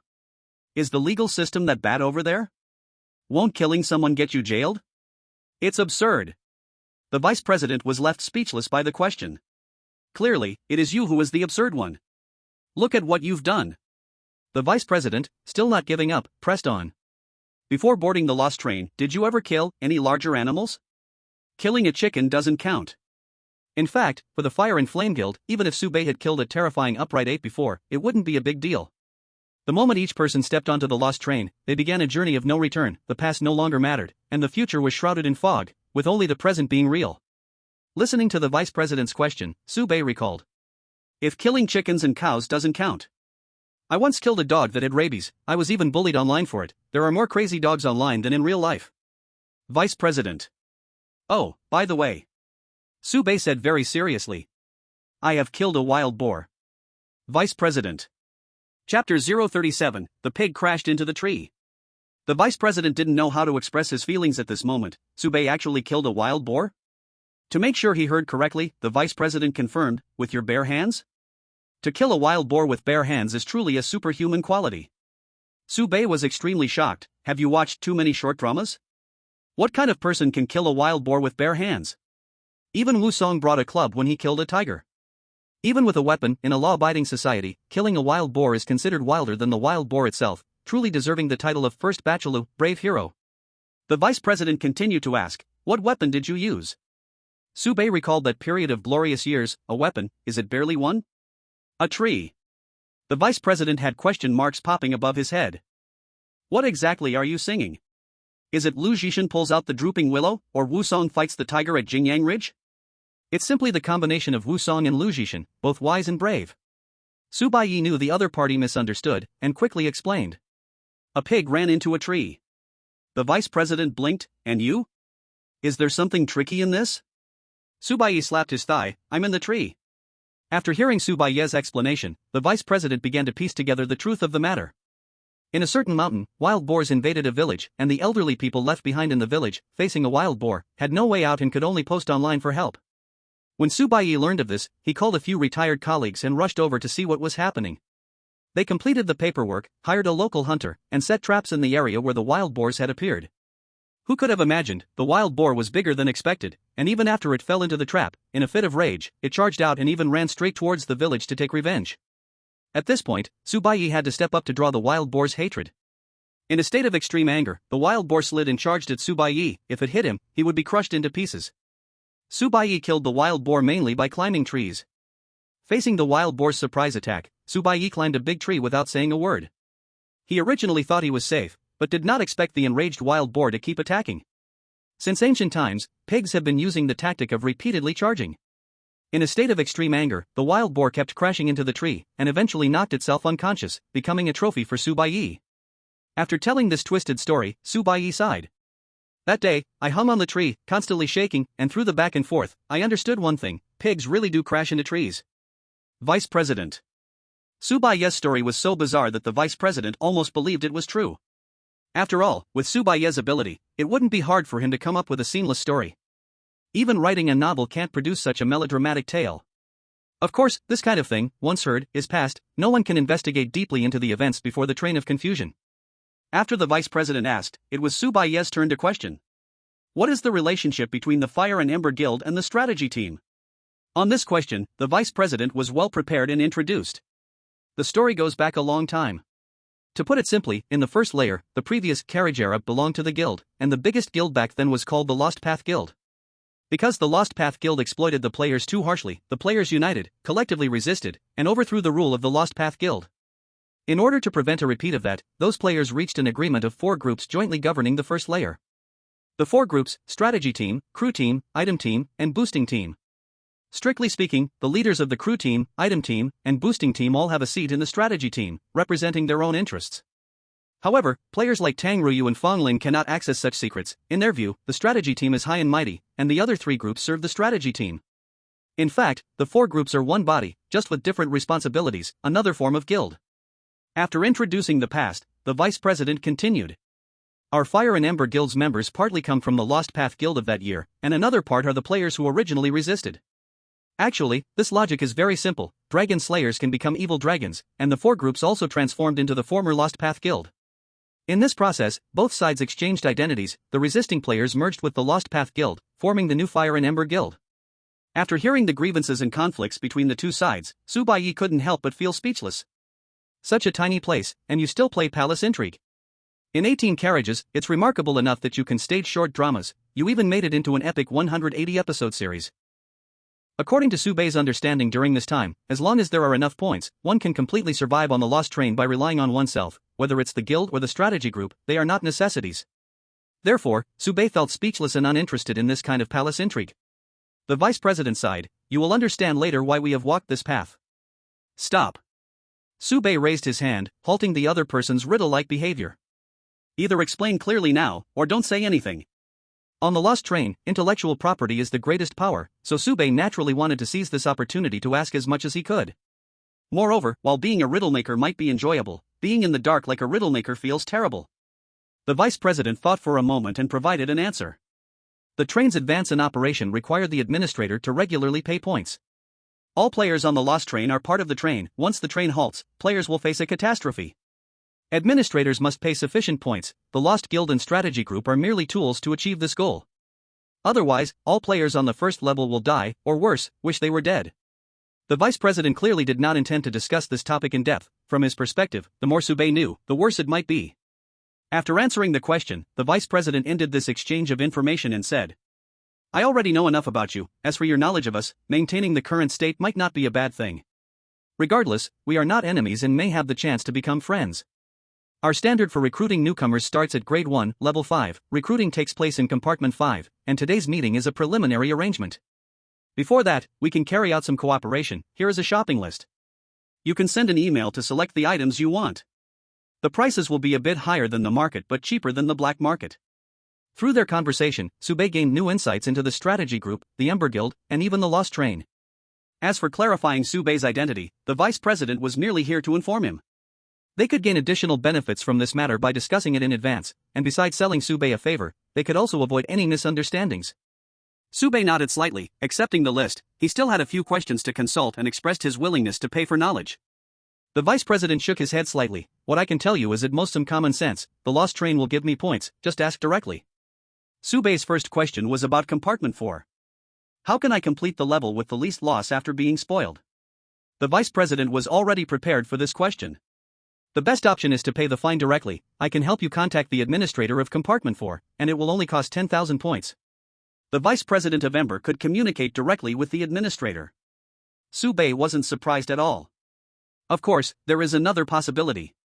The vice president presented a second set of options. You could sign a contract with the administrator of compartment 4, pay a fine of 5,000 points, and promise not to complete the challenge task of compartment 4.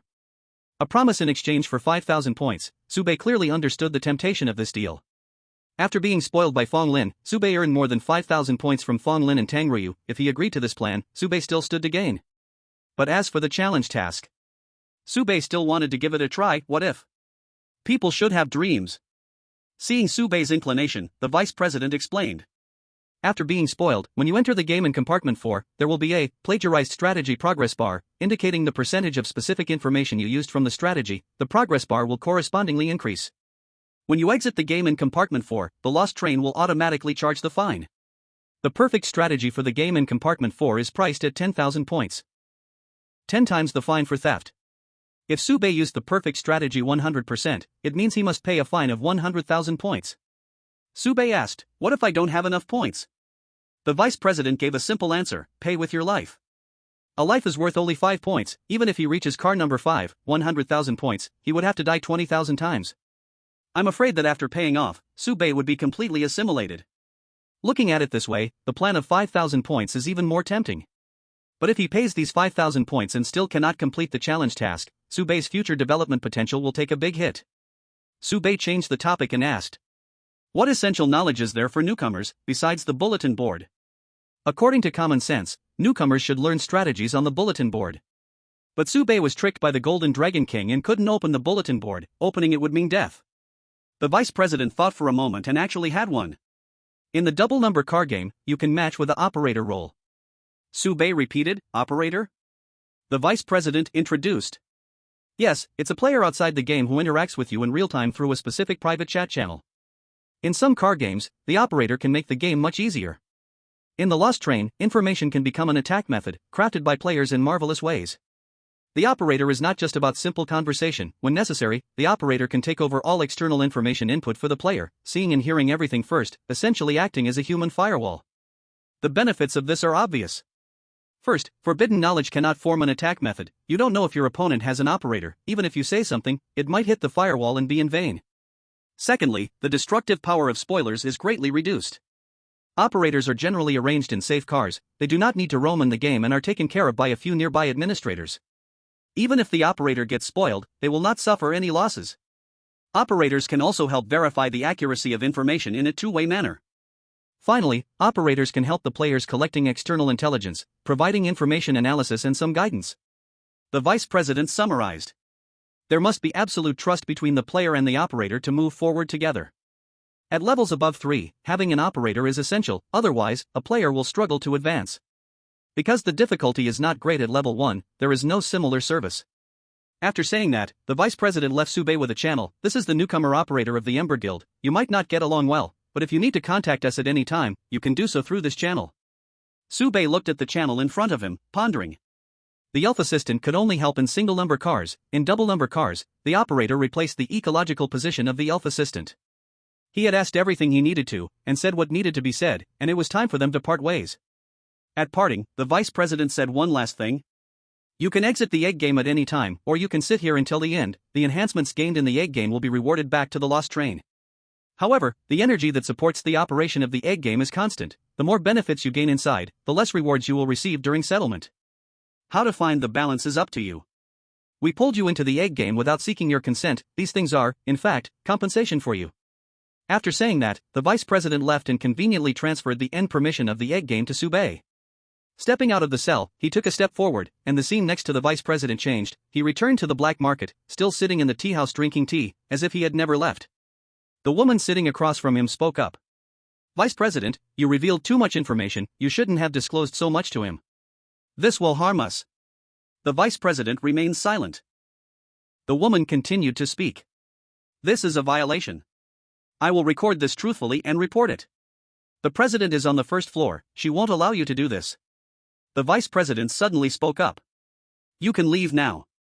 The woman wanted to say more, but the water in the teacup suddenly boiled, and she decisively hid inside a colored egg game to escape the free market. At the moment she disappeared, the teacup exploded, and from the mist, a dragon-headed humanoid creature stepped out, its face full of rage.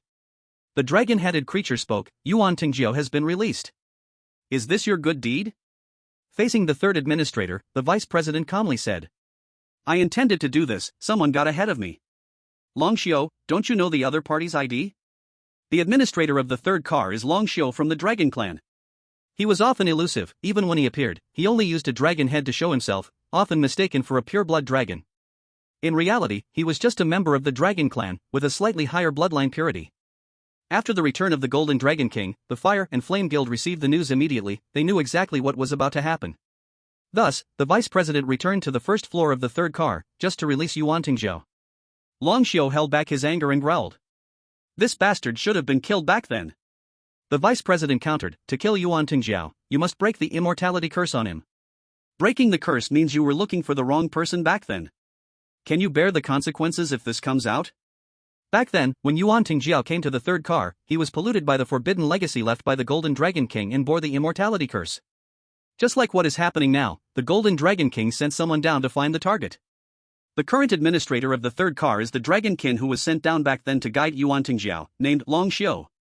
Before Long Xiao arrived on the first floor, Yuan Tingjiao had already formed a cooperative relationship with the Fire and Flame Guild, who acted quickly, using a fake to deceive Long Xiao. Long Xiao, being recognized for his achievements, rose in status within the Dragon Clan, smoothly succeeding at the second level, eagerly anticipating advancement to the third level. Once he reached the third level, he could rid himself of the Dragon Kin identity and become a pure-blood dragon.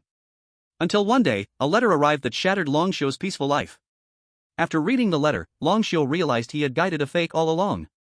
Ineffective in his duties, tricked by a monkey, causing the Golden Dragon King to lose face, a mere dragonkin dared to bring shame to the Dragon Clan.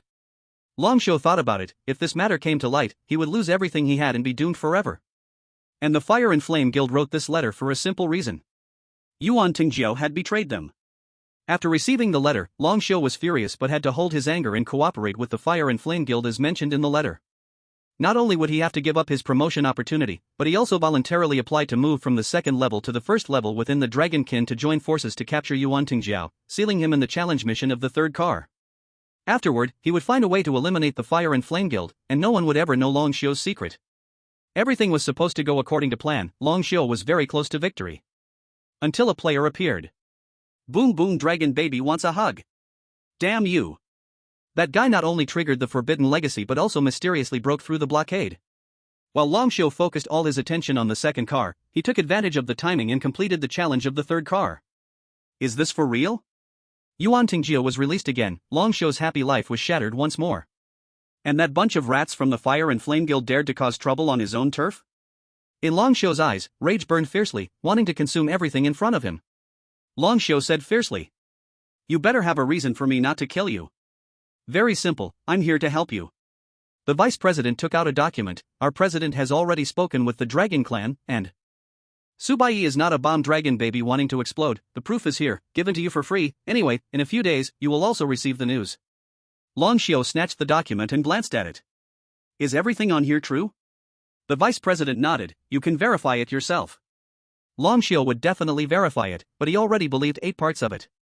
The Vice President continued, as for what you said about Yuan Tingjiao's death curse, you don't need to worry about exposure, I can sign a contract with you to solve this trouble. Long Xiao was silent for a long time before finally speaking. Deal. They had common interests and common enemies, Yuan Tingjiao. The Vice President came to release Yuan Tingjiao, clearly wanting to kill this guy. Long Xiao accepted the document, reached an agreement without any lingering feelings, and turned to leave. The Vice President smiled, took a sip from his teacup, watching the bustling crowd in the market, only to sigh strangely, it seems like the past is the same as today, but new people replace old ones, flowers bloom and fall, who can bear the immortality certificate? Chapter 038 Title, Eye for an eye, Tooth for a tooth. Baiye was still in the egg hunt game. He did not choose to leave immediately. The egg hunt game clearly had other uses, and returning to society felt good, even while sitting in prison. The environment in the lost train was especially oppressive. Being in the carriage for a long time could easily cause mental issues. Therefore, Baiye treated it like a resort. The information mentioned by the vice president was very useful. Baiye immediately began to work out. Although he was a stateless prisoner, Baiye's fitness needs were quickly met. The prison provided him with the best trainers, nutritionists, rehabilitation specialists, and so on. The entire team served around Baiye. While in prison, Baiye did not forget public welfare. He would go out 3 days a week to help others, even winning the Good Citizen Award for 52 consecutive weeks. Time flew by, and a year had passed. Because of Baiye's excellent performance, his sentence was continuously reduced, from life to 10 years, then from 10 years to 3 years, and finally to 1 year with parole allowed. After being released from prison, Baiye spent 24 hours of freedom in the city, greeting every person he knew while saying goodbye. Before he left a message in the newspaper: "I have redeemed my sins, but I have never regretted. If we do not meet again in the future, I wish you a good day, afternoon, and evening." Accepting punishment was merely a willingness to take responsibility for one's bets. Even if Baiye were released and faced the same situation, he would still make the same choice. After doing all this, a prompt appeared before Baiye: "Do you want to exit the egg hunt game?" Yes. Exiting. Reward settlement in progress. Game title: Reward: eye for an eye, tooth for a tooth. Title: eye for an eye, tooth for a tooth. Grade: Diamond. Effect: after taking damage, return it to the opponent at once, can accumulate up to 30 minutes. Cooldown: 12 hours. The grade of the title is the same as equipment: bronze, silver, gold, diamond, legend. Only one title can be equipped at a time. The title can be hidden after equipping, which does not affect its use. Baiye nodded slightly. It was indeed a good title, which would greatly help in battle, marking an unexpected gain. Baiye returned to the carriage. 2 hours had already passed, and the elfin assistant had noticed no abnormalities. Baiye stood up, stretched. The feeling of standing firmly on the ground was incredibly real. The egg hunt game was more like a game within a game. Even though Baiye was already very absorbed, there was still a sense of estrangement. The lost train was different. Everything here was very real, including death. After some simple activities, Baiye glanced at his mailbox and found a reply from Wang Luo. In the letter, Wang Luo said he found a speedrun method for the game in Carriage 3 and shared it with Baiye. First, spend 200 points to buy a saw blade. Start to identify the stones. If any stones outside the strategy guide appear, give up this round. Before giving up, definitely take the saw blade away. Normal players can't just give up like that, but Wang Luo has a pass. The pass that Fong Lin dropped is a true artifact in the first 3 carriages. Come and go as you wish. In the end, with the saw blade in hand, Wang Luo returned to the game and continued to look at the stones. With this method, Wang Luo used 200 points to win 3 games and got a total of 5 items. Wang Luo didn't continue because he was worried about attracting attention, suspecting he had already been watched. Wang Luo sold 2 of the items for points and specifically opened a mailbox for exchanging messages, making it more secure from now on. Wang Luo sent some points as a thank you to Baiye for providing the strategy in his letter. Baiye glanced at his balance. Points: 8,692. Originally over 5,000 points, completing challenge tasks added 3,000, now just over 8,000. Wang Luo also introduced 3 items in the letter, offering to send them to Baiye if needed. After reading the letter, Baiye picked up his pen to reply, expressing gratitude while recalling the tough times they shared. "If it weren't for you in the second carriage, I wouldn't have only died once." This sentence implied something subtle. Baiye wasn't sure if Wang Luo would understand the message he wanted to convey, but for now, this was all he could do. After reminiscing, Baiye stated that he needed Wang Luo to help him with something. "When you receive my next letter, don't read the content, just go to the second carriage." This was the agreement Baiye had with Wang Luo before.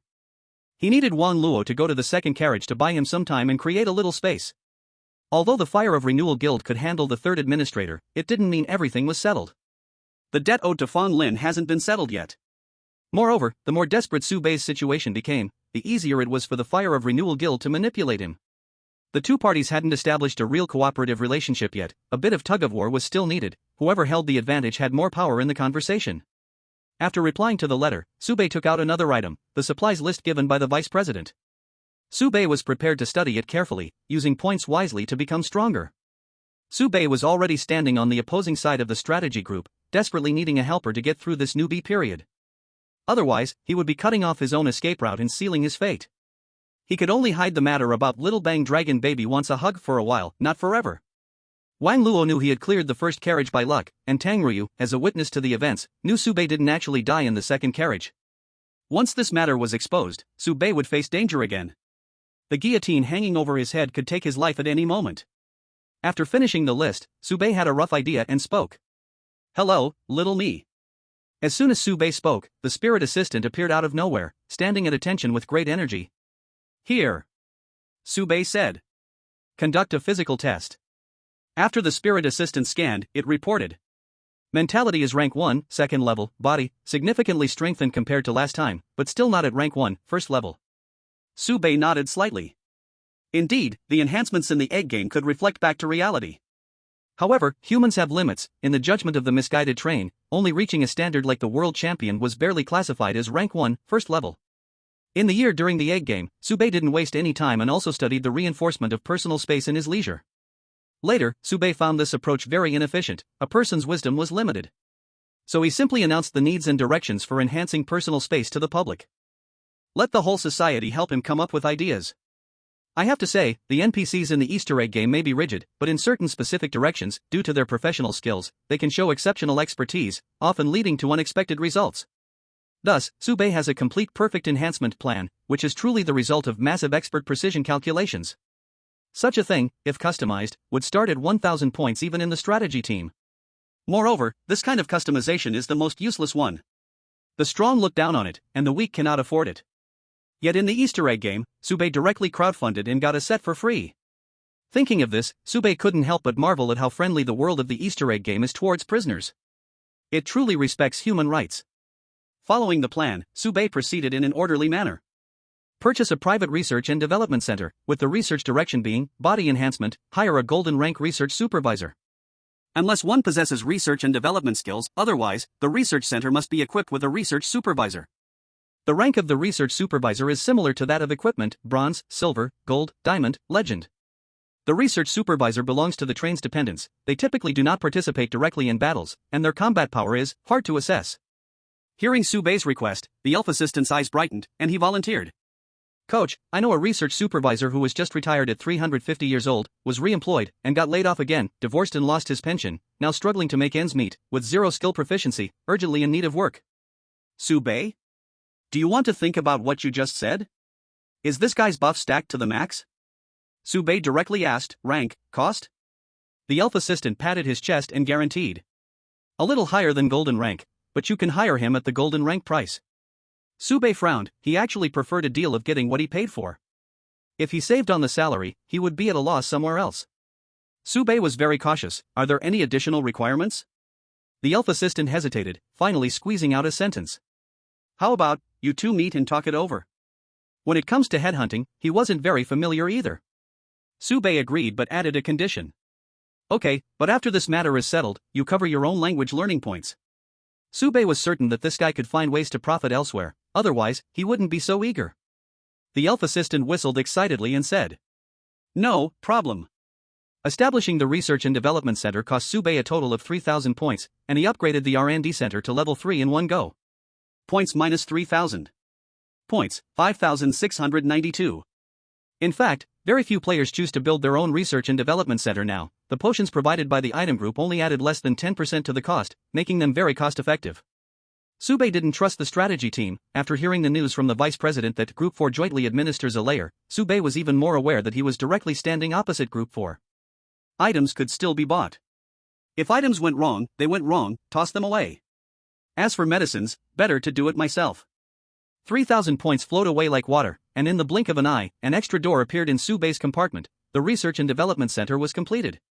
Baiye pushed the door open to take a look. There was a complete production line, over 1,000 square meters of space, everything was available. Confirming that he didn't recognize most of the equipment, Baiye nodded in satisfaction. This kind of Research and Development Center looked very advanced. This 3,000 points were definitely well spent. Soon, under the introduction of the elf assistant, Baiye met the 350-year-old research supervisor. The other party was a serious-looking elf, 198 centimeters tall, with long limbs, pointed ears, short hair, and pale blue pupils radiating a star-like light. Their appearance was exquisite, with pale white skin. The only issue was... Baiye sincerely asked, "Excuse me, are you male or female?" AI Ling calmly said, "AI Ling, female, interested in females." The elf assistant quietly said beside him, "Ellen means star in the elven language. Following Su Baiye, Ellen glanced at the research center and showed little interest in this low-level research center, casually saying, "It's rare for anyone to build their own research center now. I heard you are recruiting a research supervisor?" Su Baiye nodded and shared his plan. "Yes, it's a Tier 3 research center now. When it reaches the 5th carriage, I'm planning to upgrade to a Tier 5 research center. I will upgrade wherever I go, as long as I have enough points." Ellen was confused. "Are you planning to build a guild by yourself? Why not use a shared research center or outsource production? Your costs are too high. If it's just for your own use, it's not cost-effective." Noticing that Su Baiye was a novice, Ellen explained a bit more. "There are really no technical difficulties in low-tier drug development. The only consideration is cost. Building your own research center carries a high cost. If you withdraw now, you should still be able to recover over 80% of your points." From a few words, it was clear that Ellen had a warm heart even with a cold face. Even if her skill proficiency dropped to 0, she didn't want to see Su Baiye stepping into such a big pit. That's one way to look at it. Su Baiye pointed out a key point: the earlier a research center is established, the fewer points are required for later upgrades, right? This was why he had spent 3,000 points to build a Tier 3 research center. Spend a little money now, save a lot later. This has been calculated before.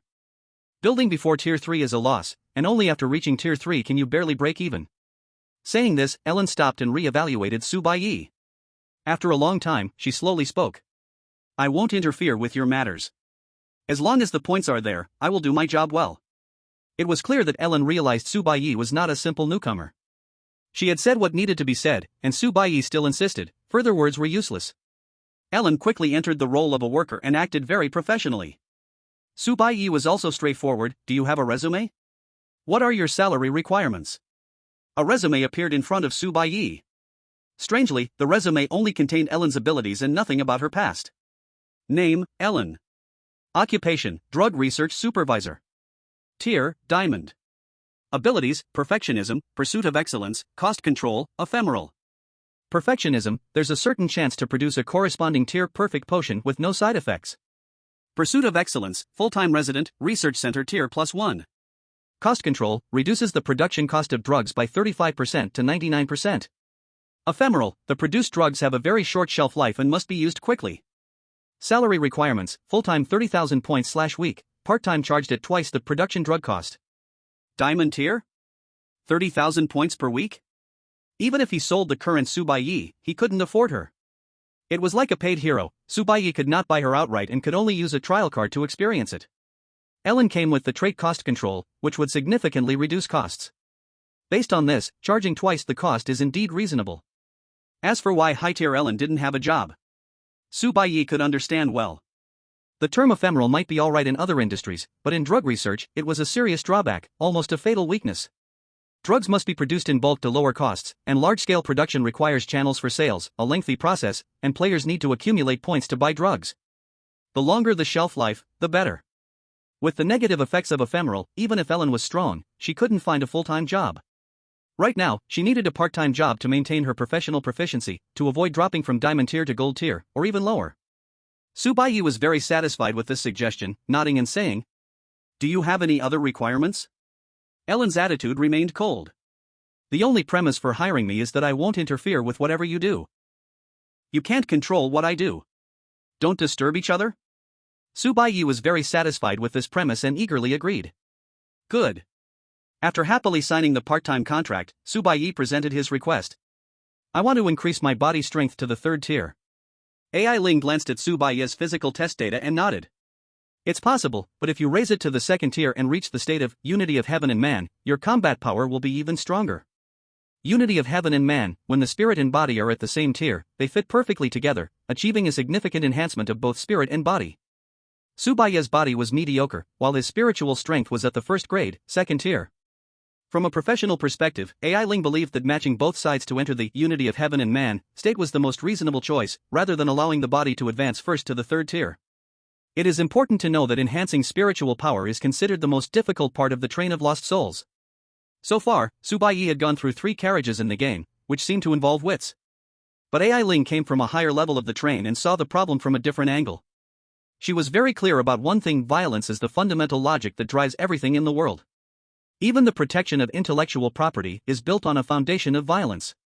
In the first carriage's poison water game, as long as the anti-poison attributes are strong enough, one can clear the stage. In the third carriage's stone gamble game, with a strong enough personal ability, anyone can easily get through. Breaking the game with strength is a method that never fails. Each breakthrough brings satisfaction, and the more breakthroughs, the more joy. If there is too great a power gap between both sides, any strategy will turn into a joke. AI Ling's suggestion was good, but Baiye had his own plans, thinking to himself. For normal people, enhancing the spirit is harder than strengthening the body. Since my spiritual strength is first grade, second tier, and before entering the train of lost souls, my spirit was no different from an ordinary person, then there is only one explanation. Baiye's spirit was enhanced due to the 10,000 deaths method. Clearly, the enhancement by the 10,000 deaths method was related to the carriage serial numbers. The longer he passed through each carriage, the longer he could predict the time of death. Baiye calculated. If my spirit was mediocre when I first entered the carriage, from the first carriage to the third carriage, having progressed twice corresponds exactly to the first grade, second tier. Moreover, each time the train advanced, the premonition time of the 10,000 deaths method would strengthen, just in line with his spiritual power. After understanding the forbidden knowledge, Baiye had another hidden danger. The balance of spiritual and physical strength. As the train moved forward, his spiritual power would only grow stronger. The body must keep pace, otherwise, once the balance is broken, Baiye would be close to death. Baiye recalled the latest changes in the 10,000 deaths method. If I collect too many methods of dying, it might also affect my spiritual strength. Currently, the collection count was over 20. If it broke through to 30, the 10,000 deaths method would enhance again, and Baiye's spiritual power might become first grade, third tier. At that time, with a body strength that was still mediocre, the balance would be broken. Thus, Baiye's urgent task was to improve his body strength as much as possible, even surpassing his spiritual power, to give himself enough margin for error. In summary, Baiye insisted on his initial plan. Strengthen the body to the third tier. AI Ling nodded and did not continue to persuade him. She was just a worker. From a professional point of view, if she saw an issue, she'd mention it, but if the boss insisted, she would do as the boss said. Baiye added, I want a perfect potion. Originally, before the R&D center was built, Baiye didn't know the difference between potions, but after the center was completed, a lot of information automatically opened up to him. Perfect potion, no side effects, no hidden dangers, enhances the user's body strength to the limit of the corresponding grade. Certified perfect by the Lost Train authorities, even in the market, such potions are scarce and require special customization. Regarding Baiye's needs, AI Ling calmly said. There are no technical problems, but the production of perfect potions is a matter of probability, so a batch of high-quality potions will be produced, and the cost will be much higher. Not only is the cost of the medicine high, but even the reward that Baiye needs to pay will increase significantly. Baiye asked, what is the total budget for perfect potions that enhance the body from level 1 to 3? AI Ling did not need to calculate, she directly reported a number, 1,500 points. This amount of points is something others newcomers cannot afford. Even for experienced players, it is not a small sum. Baiye agreed, no problem. AI Ling confirmed for the last time, the market price for these 3 potions is 600 points. I can help you identify the potion's ingredients to ensure there are no hidden dangers. They will be delivered in 3 days. Are you sure you want to produce them yourself? The price difference of 900 points did not bother AI Ling, she was just analyzing for Baiye from a professional perspective. To take someone's money is to give them peace. Baiye nodded, produce it, you don't need to worry about the points. Baiye simply could not wait for 3 days. After getting authorization, AI Ling turned and walked into the research center, leaving Baiye with one last sentence. Okay, the perfect potions have specific enhancement directions. I'll send you a list, please choose one. My personal suggestions are at the end of the list. A flood of information surged before Baiye, continuously scrolling. The body is divided into 5 dimensions. Chapter 39, 5 Powers of the Body. After spending some time reading, Baiye finally clarified the enhancement directions for the perfect potions, which can be categorized into 5 dimensions. Vitality, destructive power, restorative power, endurance, reflexes. These 5 dimensions are used to weigh the strength of the body, rated from F to SSS. The perfect potions can allow each dimension's rating to reach S level. Specialized enhancements can raise the corresponding dimension's rating to SS level. Achieving harmony with nature can further elevate the SS level to SSS level. These 5 options must be chosen at least once in the levels 1 to 9 enhancements for Baiye to have a chance to promote to the second rank. Therefore, Baiye's current task is to prioritize which abilities have the highest priority for enhancement. After choosing all 5 options, random enhancements can be activated, leading to corresponding boosts. Baiye began weighing the pros and cons of the 5 dimensions. Vitality enhances effects like increasing health points, raises HP limits, which is AI Ling's top recommendation. In low-level fields, having more health leads to higher tolerance. But this option directly conflicts with 10,000 deaths. Baiye does not need too much health, or else he could not trigger 10,000 deaths, which instead weakens himself. A mere health pool pales in comparison to foreseeing the future. Destructive power is the noble attack attribute in his AI Ling's second recommendation. It is also within Baiye's choice range. He urgently needs to boost his combat strength. Even a clay figurine has some fight. Restorative power can resist various negative effects and quickly recover after being injured, equating to healing speed and resistance.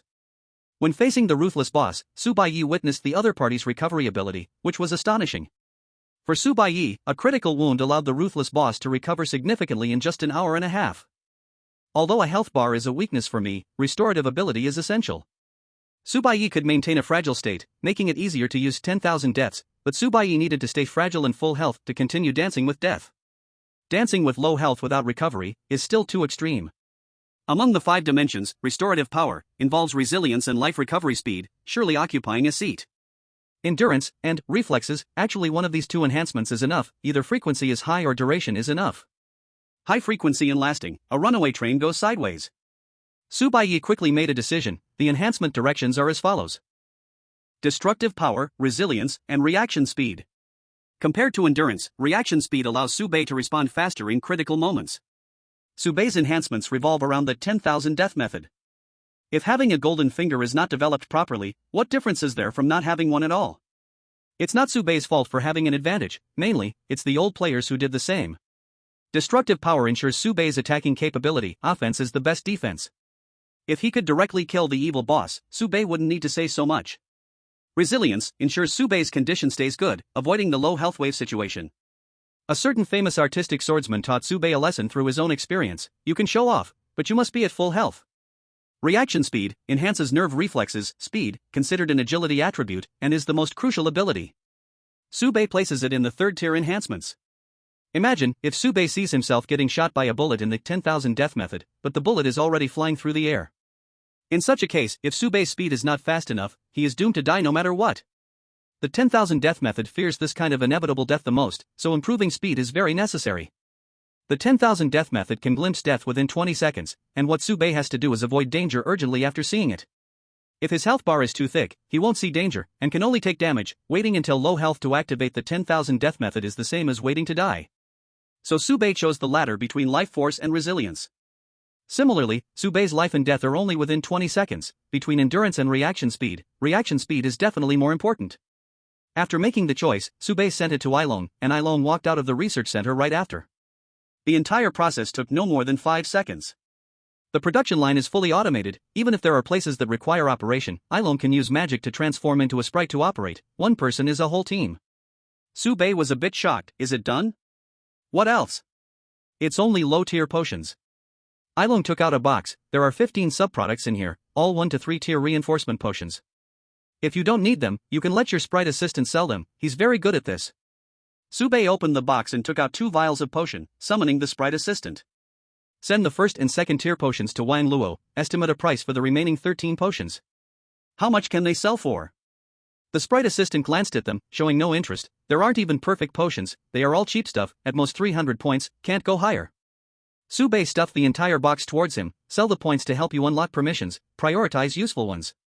The sprite assistant instantly seemed like it got a boost of energy. Eyes shining, excitedly said, such perfect potions, made by a diamond tier potion master, not perfect but better than perfect, at least 800 points. Don't worry, coach, I won't let you down. Baiye ignored this lively one, simply instructed, wait for my message before sending, then went about his own business and walked into the research center. Ilong followed behind Baiye, and the 2 headed straight for the drug preparation workshop. The research center, besides research, also had a specialized medication workshop. Potion reinforcement is a science. Of course, this science is currently built mainly on the supernatural might of the misplaced train. If Baiye had recklessly used potion reinforcement in the world before his travel, the only outcome would have been bad news coming from the fitness circle. Using medicine also requires science. Simply using syringes is too outdated. Here, they go straight to the injection chamber. Your body strength is close to a 1st tier 1, but it's still not enough. It's clearly just built up dead muscle. Ilong introduced, the so-called perfect potion is one crafted from materials exchanged with points. The cost for a single one is the price of 100 lives. One corresponds to carriage number 1, and so on. In carriage number 1, 100 lives equal 100 points, so the perfect potion of the first level requires a cost of 100 points. Hearing this, Baiye asked back. Does that mean the train's companions are actually perfect beings? Upon hearing this, AI Ling remained silent for a moment, then meaningfully said, do not touch taboos lightly, this is a field you cannot yet step into. She indirectly admitted what Baiye said but was unwilling to continue on this topic. Baiye did not receive any points, which meant AI Ling actually knew about this matter. Of course, there was also another possibility. Baiye guessed wrong, but AI Ling was too lazy to correct him. Baiye turned his attention back to the task at hand. A syringe chamber was placed before him. Unlike traditional injections, the use of the perfect potion needed a professional syringe chamber where a person lies inside, and if anything goes wrong, it can directly serve as a coffin. Baiye lay inside the chamber. It was relatively spacious. AI Ling secured Baiye's limbs, closed the chamber door, prepared the potion, and walked out of the injection room. Through the transparent glass, she spoke. I will first inject the level 1 perfect potion, focusing on enhancing destructive power. If you feel any discomfort, we will stop. Baiye nodded, and AI Ling pressed the button. The potion was injected through the needle, and in an instant, the power surged throughout his limbs and bones, violently transforming Baiye's physical condition. Only then did Baiye understand why AI Ling said that all he trained were dead muscles. Every muscle in his body was screaming, experiencing tearing, and being rapidly reorganized, while a continuous flow of power surged within Baiye, even a desire to destroy everything emerged in his heart. Fortunately, this thought was wiped away the moment it appeared. His mental strength was level 1, tier 2, allowing him to easily suppress such random thoughts. The entire process lasted less than 20 seconds, and the rampage of power within Baiye calmed down. He could feel that right now, if he threw out a punch, the destructive force would be 10 times what it was before. This didn't mean Baiye's values had increased tenfold, rather, his entire body's power could be twisted together, achieving twice the result with half the effort, demonstrating greater destructive capacity. Body level 1 enhancement successful. Gained exclusive attribute 1 punch for you. 1 punch for you, your first damage dealt to others has a certain probability of causing a critical hit, with critical damage of 150%, cooldown time for a single target, 8 hours. Baiye really wanted to punch the syringe chamber right now to test the effect. Fortunately, this destructive thought was suppressed as soon as it arose. After waiting a few seconds, AI Ling's voice echoed again. How do you feel? Continue? Baiye took a deep breath and nodded. Continue. Body level 2 enhancement successful. Gained exclusive attribute rise from the coffin. Body level 3 enhancement successful. Gained exclusive attribute 24 frames a second. Rise from the coffin automatically triggers when health drops to 30%, rapidly restoring health to above 60%, cooldown time 16 hours. 24 frames a second elevates your reaction speed to the extreme, allowing you to slow time down to 24 frames in 1 second to make adjustments. After use, the mind becomes extremely fatigued, cooldown time 24 hours. After enhancing the body to tier 3, the panel before Baiye also changed, allowing him to see more information. Name, Baiye. Identity, passenger, expiration date 8 days. Location, lost train, first layer, carriage number 3. Points, 4,192. Title, an eye for an eye, a tooth for a tooth. Health, 100%. Spirit, level 1, tier 2. Body, level 1, tier 3, 8S rating, unfold after 3 seconds of gaze. Attributes, 1 punch for you, rise from the coffin, 24 frames a second. Staring at the body section for 3 seconds, more detailed data surged out. Life force, S level. Destructive power, SS level. Restorative power, SS level. Endurance, S level. Reaction speed, SS level. Note, this rating only takes effect during tier comparisons. With the support of the perfect potion. In an instant, Baiye transformed into a hexagonal warrior, having both power and strategy, primarily showcasing invincibility at the same rank. The so-called perfect potion is one that achieves perfection in all aspects. Specialized enhancements break the S-class limit, reaching SS class. As for SSS class, only with a perfect potion, exclusive enhancement, and the state of oneness can one reach that ultimate limit. Ailing opened the injection chamber and scanned Baiye from head to toe, looking at his muscular form with satisfaction, nodding in approval that his skills had not dulled. Ailing said, once your mental and physical strength are matched, you will reach the state of oneness, and your body's ratings will rise to a new level. In other words, by that time, Baiye's base stats would all transform into SS class, and 3 enhancements would directly become SSS class, the theoretical maximum. According to Ailing's introduction, the oneness state has 2 enhancements. In physical terms, it means further advancement, and in mental power, it will make Baiye's soul as steady as a rock, causing any mental techniques like hypnosis, induction, or manipulation to fail. In the state of oneness, even if the opponent's mental strength is immense, they could only destroy Sube but cannot hypnotize, suggest, or interfere with his mind in any way. Sube clenched his fist with one hand, muttering to himself, in this situation, can I fight beyond my rank? Who doesn't have a dream of being a talented young warrior? Ailing gave a decisive answer, no. The confidence that Sube had just built up was doused with cold water as he asked in confusion, why? Ailing explained, even if you reach oneness, if you face a 4th rank opponent, if they have an A-level rating in all 5 dimensions, you will have no advantage, and you might even fall behind due to lack of endurance. Let's not even talk about 5th rank from the looks of you, the enemies you aim to face won't be 5th rank A-level trash.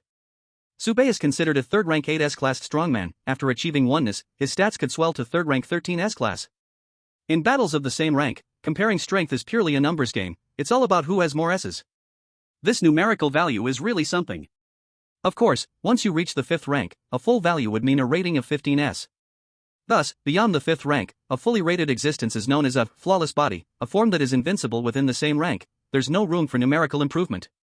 When 2 flawless bodies meet, victory can only be decided by special abilities, attributes, titles, etc., determining who has more trump cards and whose foundation is deeper.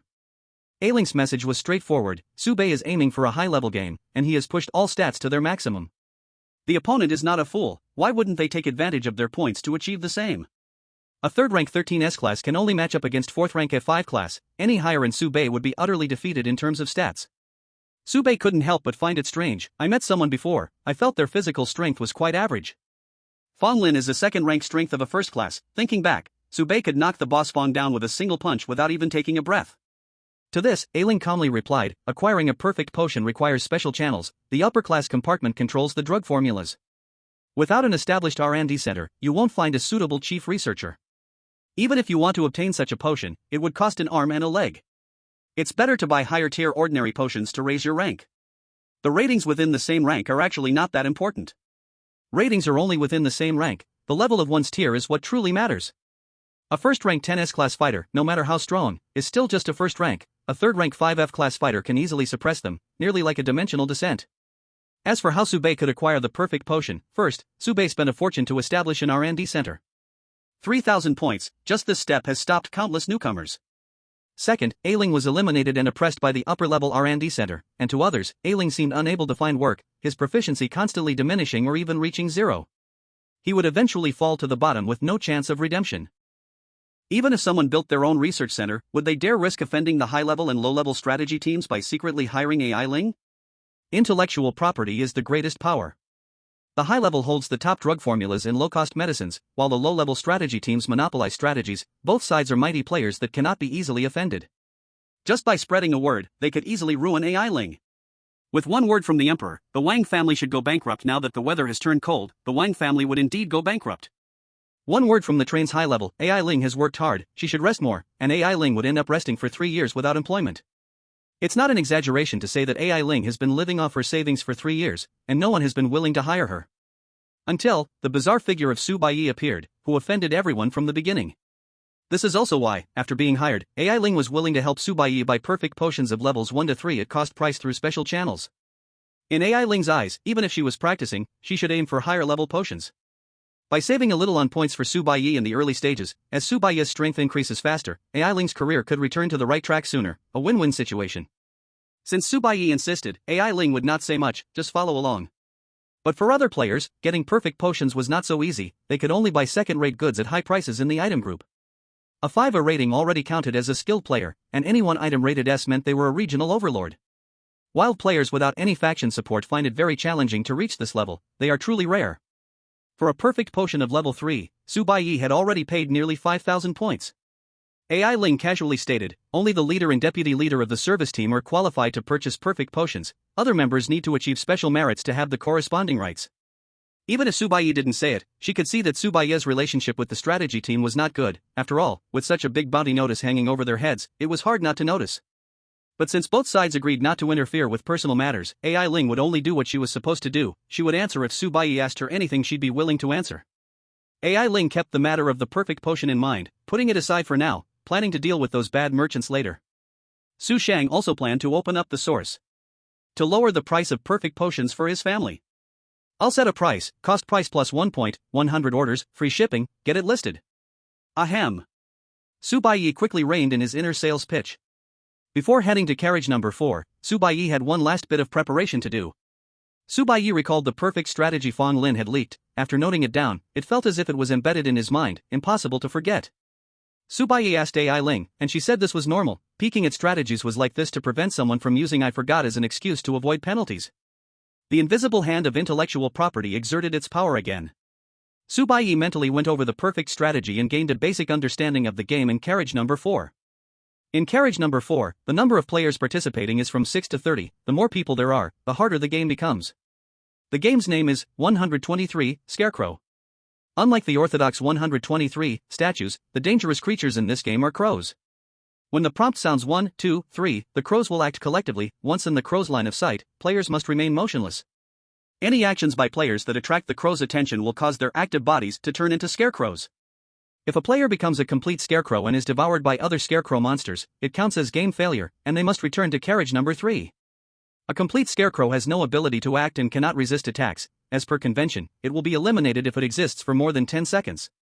Crows can move, and cover can block their line of sight. As long as players are not noticed by the crows, only then can they move freely. As the game progresses, the number of crows will increase, and the player will have less and less time. The game can only be played for one night, and according to the perfect strategy, no player has yet played for more than 12 hours. The further you go, the harder it gets. With more scarecrows and crows appearing, those who can hold on for 12 hours can complete the task and successfully pass the level. In the perfect strategy, there are various key items that help players deal with the crows, even allowing for successful counterattacks. One method to pass is to kill all the crows and then slowly complete the task, killing every wave of crows without leaving any behind, and pass with ease. The game in Carriage 4 will limit the player's physical strength to a certain level, from 2nd level 5F grade to 4th level 14S grade. For Baiye, this is not good news either. In a battle royale with a maximum of 30 people, I not only have to watch out for the crows but also for other players. Even with increased mental strength, Baiye reaches a level of 3rd 13S grade. If he encounters a 4th level 14S grade player, he has no chance of winning. Both sides not only have a huge difference in realms but also vastly different ratings. Moreover, all special items for dealing with crows cannot be used by Baiye. Baiye feels a headache coming on. If I peek at the strategy, I can avoid the fine because just looking doesn't mean I have to use it. But if I misuse the strategy, the fine is mandatory. A perfect strategy costing 10,000 points means the Lost Train will evaluate Baiye's usage of the strategy. Even if he only used 1% of the strategy's content, it counts as misusing content worth 100 points, with a tenfold penalty, totaling 1,000 points. Just thinking about it hurts. The good news is that after entering Carriage 4, there will be a progress bar indicating Baiye's strategy misuse progress. At least this makes it clear that if he gets fined, it won't be unfair or arbitrary. How thoughtful. The Vice President's suggestion is that Baiye should directly pay the fine, pass through Carriage 4, which is the most crucial. If the points are not enough, he can borrow from the Fire Fellowship. This proposal is still valid at this moment, however, Baiye does not intend to do this for now. Even without the perfect strategy, there is still a chance to pass. Take the maze, for example. The perfect strategy has recorded the way to crack the maze, but if Baiye jumps high enough to overlook the entire maze and finds the correct path himself, it wouldn't be considered misuse. Or, if Baiye pushes straight through and passes the maze, it wouldn't count as misuse. If Baiye investigates the terrain and has the entire terrain map of the maze, passing through the maze wouldn't count as misusing the strategy. But a new problem arises. Carriage 4 has strength restrictions. Players exceeding the strength limit will also be suppressed, making all this very difficult under such physical strength. Researching this far, Baiye feels another headache coming on. They really have blocked all the paths. Baiye picks out several key points, thinks of a few solutions, and plans to try them, aiming to keep the misuse progress bar as low as possible. Baiye can accept a loss of less than 2,000 points because he earned far more than this from Fong Lin. This means the progress bar cannot exceed 2%. The biggest difficulty in the entire game is at the last scarecrow hunting moment. When players are about to escape, an invincible scarecrow will rush out, crazily harvesting players' lives like mowing grass. The scarecrow wields a strange, shaped scythe. Players need to steal the scythe in advance, enhance themselves, and confront that scarecrow monster to escape smoothly. Without stealing the scythe, certain death awaits. If you don't use the scythe, you can't defeat the scarecrow. However, if Baiye employs the methods from the strategy, just by that, the misuse progress bar will skyrocket by 10%, resulting in a fine of 10,000 points. The pressure is immense. Under the weight of stress, Baiye made a shopping list and sent his fairy assistant to deliver it, looking to customize it from the Fire Guild. The fairy assistant was confused. "Coach, why buy this junk?" "Sending your message, I have my own clever uses." Baiye, taking on the role of a riddle master, had one last preparation to make. He found Ailuan again and stated his requirements. I want to customize a set of poison and antidote, with the following conditions. After hearing Baiye's needs, Ailuan frowned, confirming once more. You mean, after taking the poison, you need to inject the antidote constantly to suppress the toxicity, and if the antidote is interrupted, you will die within 20 seconds? At the same time, you also need a fast-acting antidote that can completely detoxify after taking it? Baiye nodded, yes. In the real world, such things would be hard to exist, but here in the Lost Train, supernatural powers would fix all bugs. Baiye just needed to state the request. The Lost Train had many things to consider. It can be done, but if you want to use this for interrogation, it won't work well. Leaving that sentence behind, Ailuan walked into the research center and returned in less than 5 minutes, placing a set of medicines that met Baiye's needs in front of him, along with a bill, 200 points. Points minus 200. Points, 3,992. Ailuan introduced 2 sets of antidotes. The slow-release antidote, according to your requirement, it treats the symptoms but not the root cause, and will cause death in 15 to 19 seconds after stopping injections, while the other set takes effect immediately, curing all problems. However, you should note that after a short pause in using the slow-release antidote, even if you resume use, the damage to the life value limit caused by toxicity is irreversible. If you stop using it 3 times in a row, no medicine can save you. This set of medicines belonged to customized drugs, greatly improving Ailuan's research proficiency, totaling 200 points for cost and profit, which was a fair price. Baiye thought for a moment and added, "Can I have another vial of poison?" Ailuan did not respond but handed the medicines to Baiye. The poison and antidote are paired, they are essentially 2 sets of poison. During the development process, Ailuan considered that such harsh usage conditions would be somewhat pointless on enemies. After all, if he wanted to force a confession, Baiye could easily ask for psychotropic drugs, truth serum, hypnosis spray, sleeping pills, or anything that commanded obedience. None of those were available. However, even though they weren't available, Baiye didn't even ask. That only meant one thing. This medicine wasn't meant for others but for Baiye himself. Thus, Ailuan clarified the precautions to ensure Baiye wouldn't accidentally kill himself. Ailuan didn't ask Baiye why he wanted to do this, she wasn't curious. Ailuan continued, the slow-release antidote will be contained in a watch, absorbing through the skin into the body. If Baiye needed it in another form, Ailuan could also provide it. This will do. After taking some time to understand how to use the set of things, Baiye was quite satisfied. Alright, this is enough. While waiting for the shopping list to arrive, Baiye still had some doubts and asked patiently. Body strength, from the 3rd level to the 4th level, is there any other way other than taking medications? Ailuan frowned slightly and reluctantly said. Your mental strength is too weak, increasing body strength too quickly isn't a good thing. She might not know the contents of taboo knowledge, but years of experience in drug development told her that a huge gap between a person's spirit and body inevitably leads to a terrible end.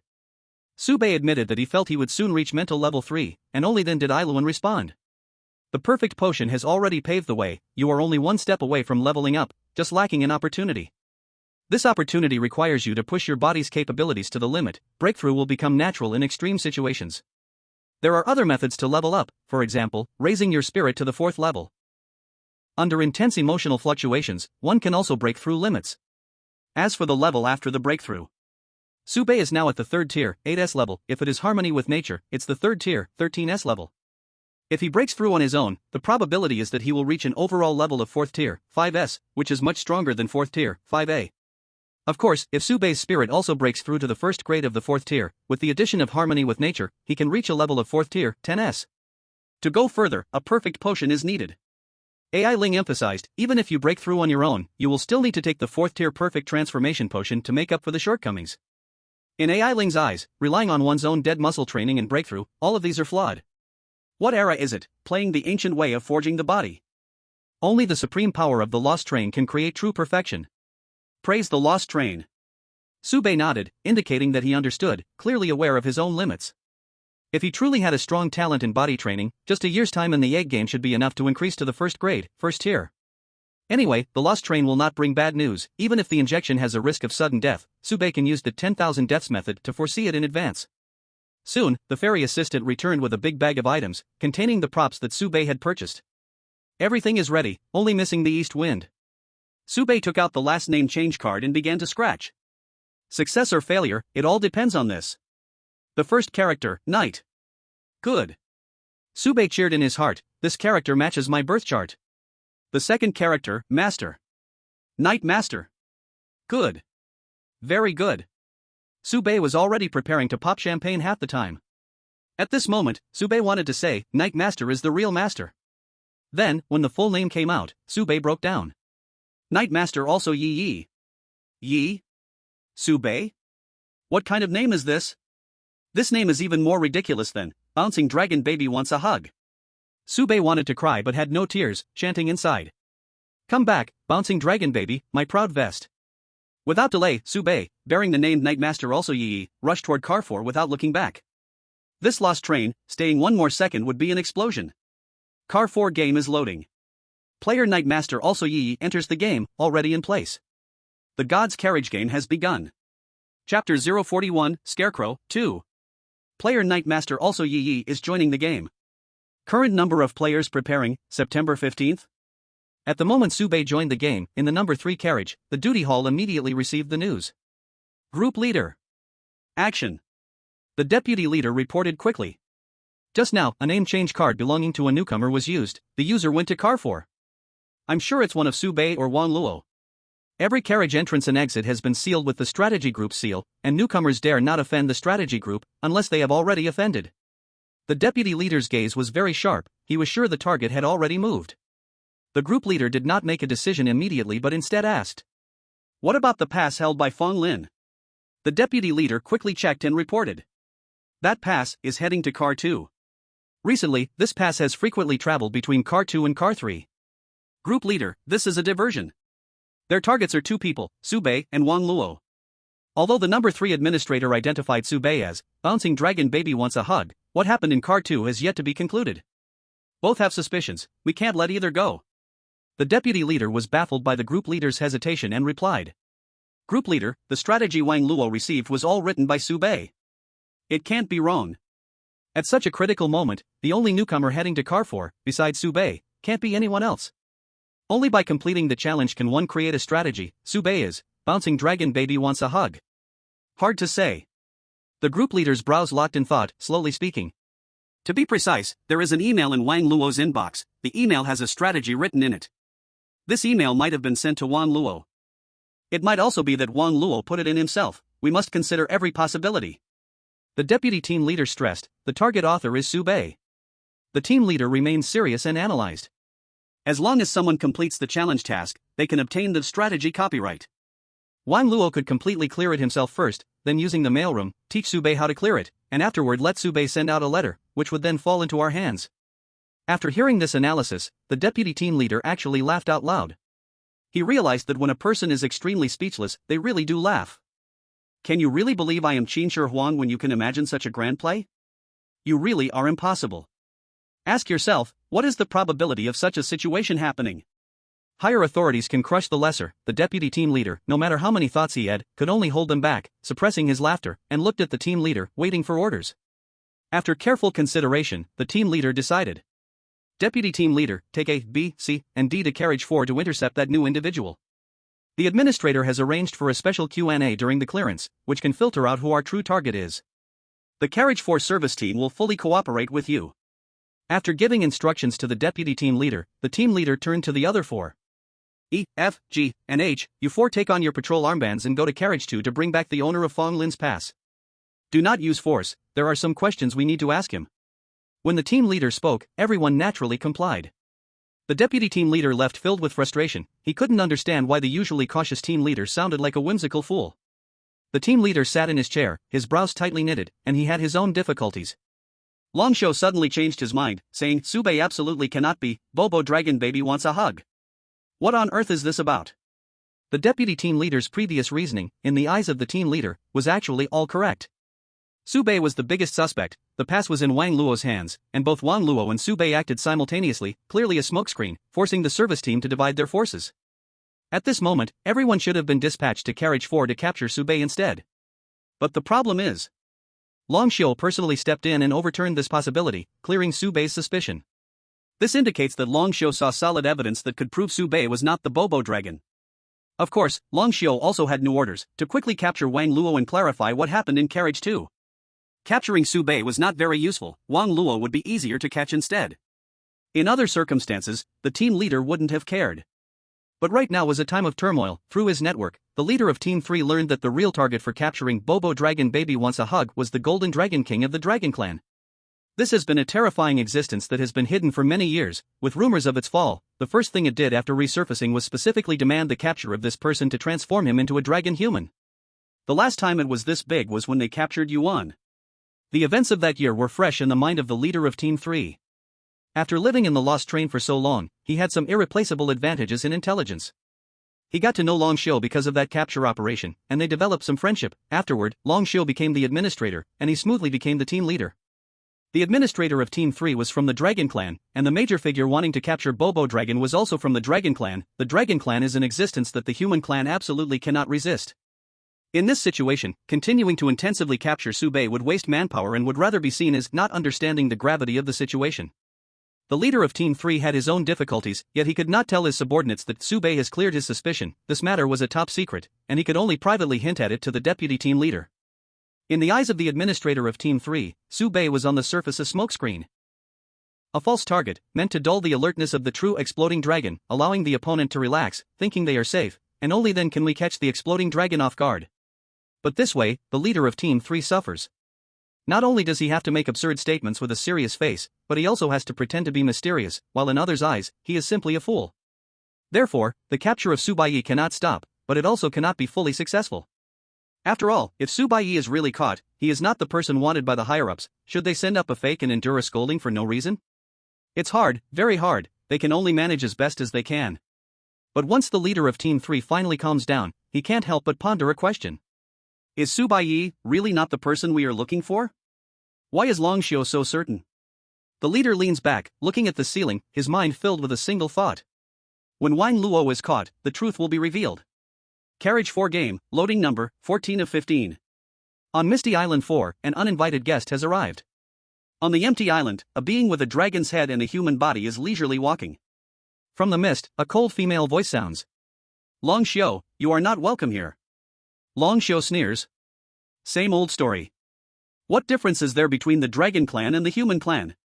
In my opinion, all humans should turn into Dragon Clan members, otherwise, in this Lost Train, there will be no place for you. Such a garbage race should be eliminated. The Lost Train should not have a first layer, wasting countless points, dragging the entire train down. The woman in the mist snorts coldly, refusing to engage, spit it out quickly. Administrator 3, Long Xiu, retracts his playful demeanor and speaks seriously. A little mouse has just run over. I want you to adjust the game difficulty. My people need to be matched with him, the rest, you don't need to interfere. The administrator of 4 is silent for a moment, then speaks again. Room number. She agrees. Long Xiu recites a string of obscure symbols, and before his words finish, the administrator of 4 says, You can go. Long Xiu's figure instantly vanishes from sight. Every inch of land he had stepped on crumbles, thrown out of Misty Island 4. Carriage 4 game, loading number 15 of 15. Carriage 4 game, loading number 16 of 30. Before Su Baiye, the original limit of 15 suddenly jumps to 30. Seeing this scene, Su Baiye's eyes darken. Damn it, I've run into a power abuser again. The number that was slowly increasing now skyrockets like it's on a rocket, instantly becoming 30/30ths. Entering the game. As Su Baiye's surroundings change, he formally enters the carriage game. And just at the last moment before the game loads completely, a figure bursts out from carriage 3, extremely domineering, not giving the administrator any reaction time and forcibly joining the game at the last moment. Carriage 4 game, loading number 31 of 30. Game, start. Chapter 042 Scarecrow, 3. Monsters made of straw wander everywhere. The crow's eyes can see the ominous things. The lion's heart must not stop beating. The bright moonlight guides the way back. The girl hums the song, gradually walking away. Dusk, accompanied by a tragic cawing of a crow, slowly pulls back the curtain. Su Baiye opens his eyes, the song seems to still echo in his ears, a crow flies over his head, bringing ominous feelings. A prompt pops up before Su Baiye. Task, survive and escape this manor. Challenge task, eliminate all scarecrows. Everything about the perfect strategy serves these two goals. The game is divided into 3 phases. The preparation phase at dusk. After night falls, with crow cawing, formally entering the 123 scarecrow phase. And finally, the moment of great escape, the scarecrow's hunting time. Su Baiye thinks quietly, the 123 scarecrow phase hasn't started yet, now is preparation time. The opening nursery rhyme seems to be a background introduction, many have tried to decipher its secrets, but in the end, all returned empty-handed. Or, those who discover the secret all end up silenced? The map is randomly generated, only a few special scenes exist fixedly. Subei's primary task is to find the map and gather as much information as possible. Not far in front of Subei, there is a scarecrow, slanted at the roadside, about 1.5 meters tall, the straw haphazardly tied into a human shape, wearing a tattered hat, with a smiley face drawn in white chalk on its face. Subei remembers the intelligence about scarecrows. Scarecrows are very dangerous. Try to stay away. In the preparation phase, a scarecrow is roughly equivalent to a level 4, 5B grade combat power. When a scarecrow locks onto you, you must keep your gaze fixed on the scarecrow, or else, if you are not careful, it will suddenly appear beside you to attack. At night, after crows come out, scarecrows move more frequently. During the hunting moment, scarecrows will go out of control and become extremely aggressive. Now, Subei needs to verify the characteristics of the scarecrow. Subei looks away, turns his back to the scarecrow, silently counts to 3 in his heart, and suddenly turns back. The scarecrow, originally 10 meters away, has actually moved several meters out of thin air and appeared not far behind Subei. This is the characteristic of the scarecrow. If a player's gaze shifts away, the scarecrow will move, inching closer to the player, and when the distance is close enough, the scarecrow will initiate an attack immediately. It's very similar to a ballet dancer from a horror game, but not as graceful, and its combat power is not as fierce. Subei turns his head again, silently counts to 3. This time, the scarecrow is even closer, appearing less than 1 meter away from Subei. As game time progresses, the scarecrow's tendency to attack becomes stronger, and the attack judgment range enlarges. Subei steps forward, without hesitation, and swings his stick down at the scarecrow. At the moment Subei gets close, the scarecrow seems to want to move too, but ultimately falls a step behind.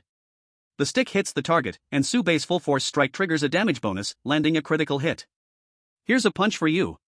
With a bang, the scarecrow completely collapses, straw falling, illuminated by the dusk's afterglow, emitting a wisp of blue smoke, dissipating into the heavens and the earth. Subei holds the club with satisfaction over his achievement. The values provided by the perfect potion are indeed genuine. These points are worth it. However, not far away, another player was not as lucky as Subei. As he entered the carriage, he was immediately targeted by 3 scarecrows, one of which was in his blind spot. This player fought desperately, swinging left and right, shaking his head non-stop, but couldn't hide his desperation. Subei just glanced. When his gaze fell, all the scarecrows stopped moving. Soon after Subei looked away, a scream echoed. The player was swarmed by the scarecrows, and he didn't even see how they attacked. He vanished from sight, while several scarecrows quietly stood in place, now noticeably larger. Subei stepped forward, club in hand, and just like before, 1 strike for each scarecrow, clearing them all, before savoring the feel of the club again. They are indeed stronger than the initial scarecrow. This is worth noting, scarecrows grow stronger after killing players. Subei chose not to rescue the unfortunate player from earlier. The reason is simple: the road is currently blocked. All active players are veteran players recruited by the strategy group to capture a player called Bobo Dragon Baby. In other words, he has come to capture Subei. Subei hasn't even swung a club to show any consideration for him. Even if Subei had a naive kind heart and wanted to be a good Samaritan, rescuing the other party. Once the other party learns Subei's true identity, they are likely to turn against him immediately. In that case, it's better not to meet from the beginning. It's a sunny day. After verifying the characteristics of the scarecrow, Subei continued to survey the surroundings, unexpectedly discovering a figure. A woman sat atop a tall mound of grass, casually fiddling with her legs, blinking her eyes and looking down at Subei. She had witnessed the previous scene, neither stopping the scarecrow nor questioning Subei. With a relaxed expression, she curiously asked, "A stranger? Aren't you a seasoned player?" Subei shyly smiled, did not answer, and slowly stepped back. Seeing Subei's reaction, the woman rolled her eyes. "What are you afraid of?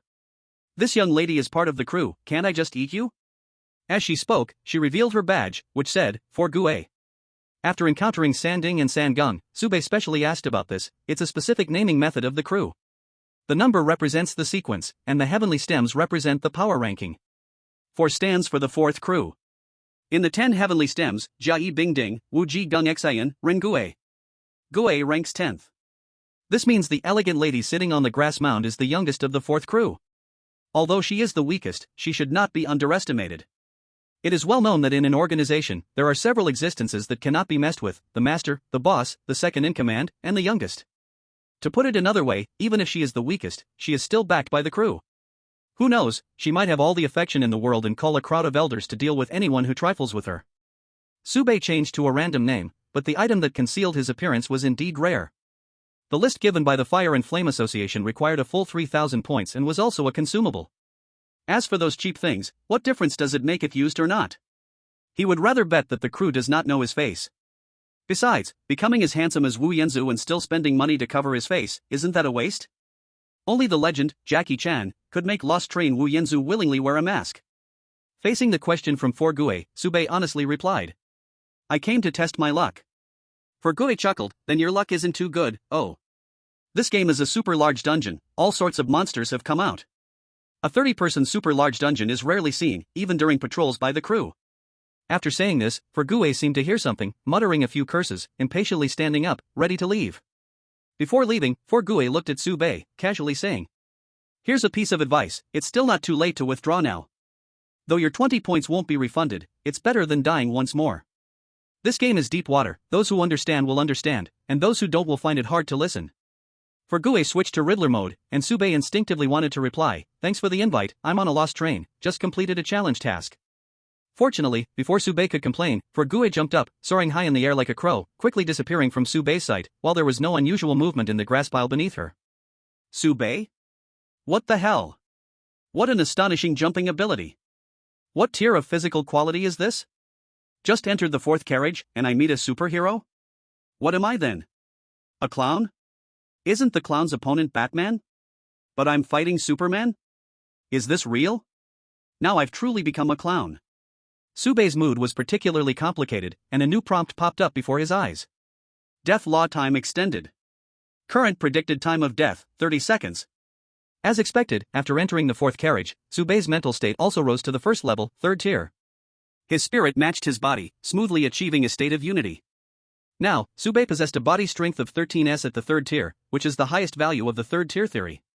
Even so, compared to the astonishing jumping power demonstrated by Foresee just now, he was still small fry.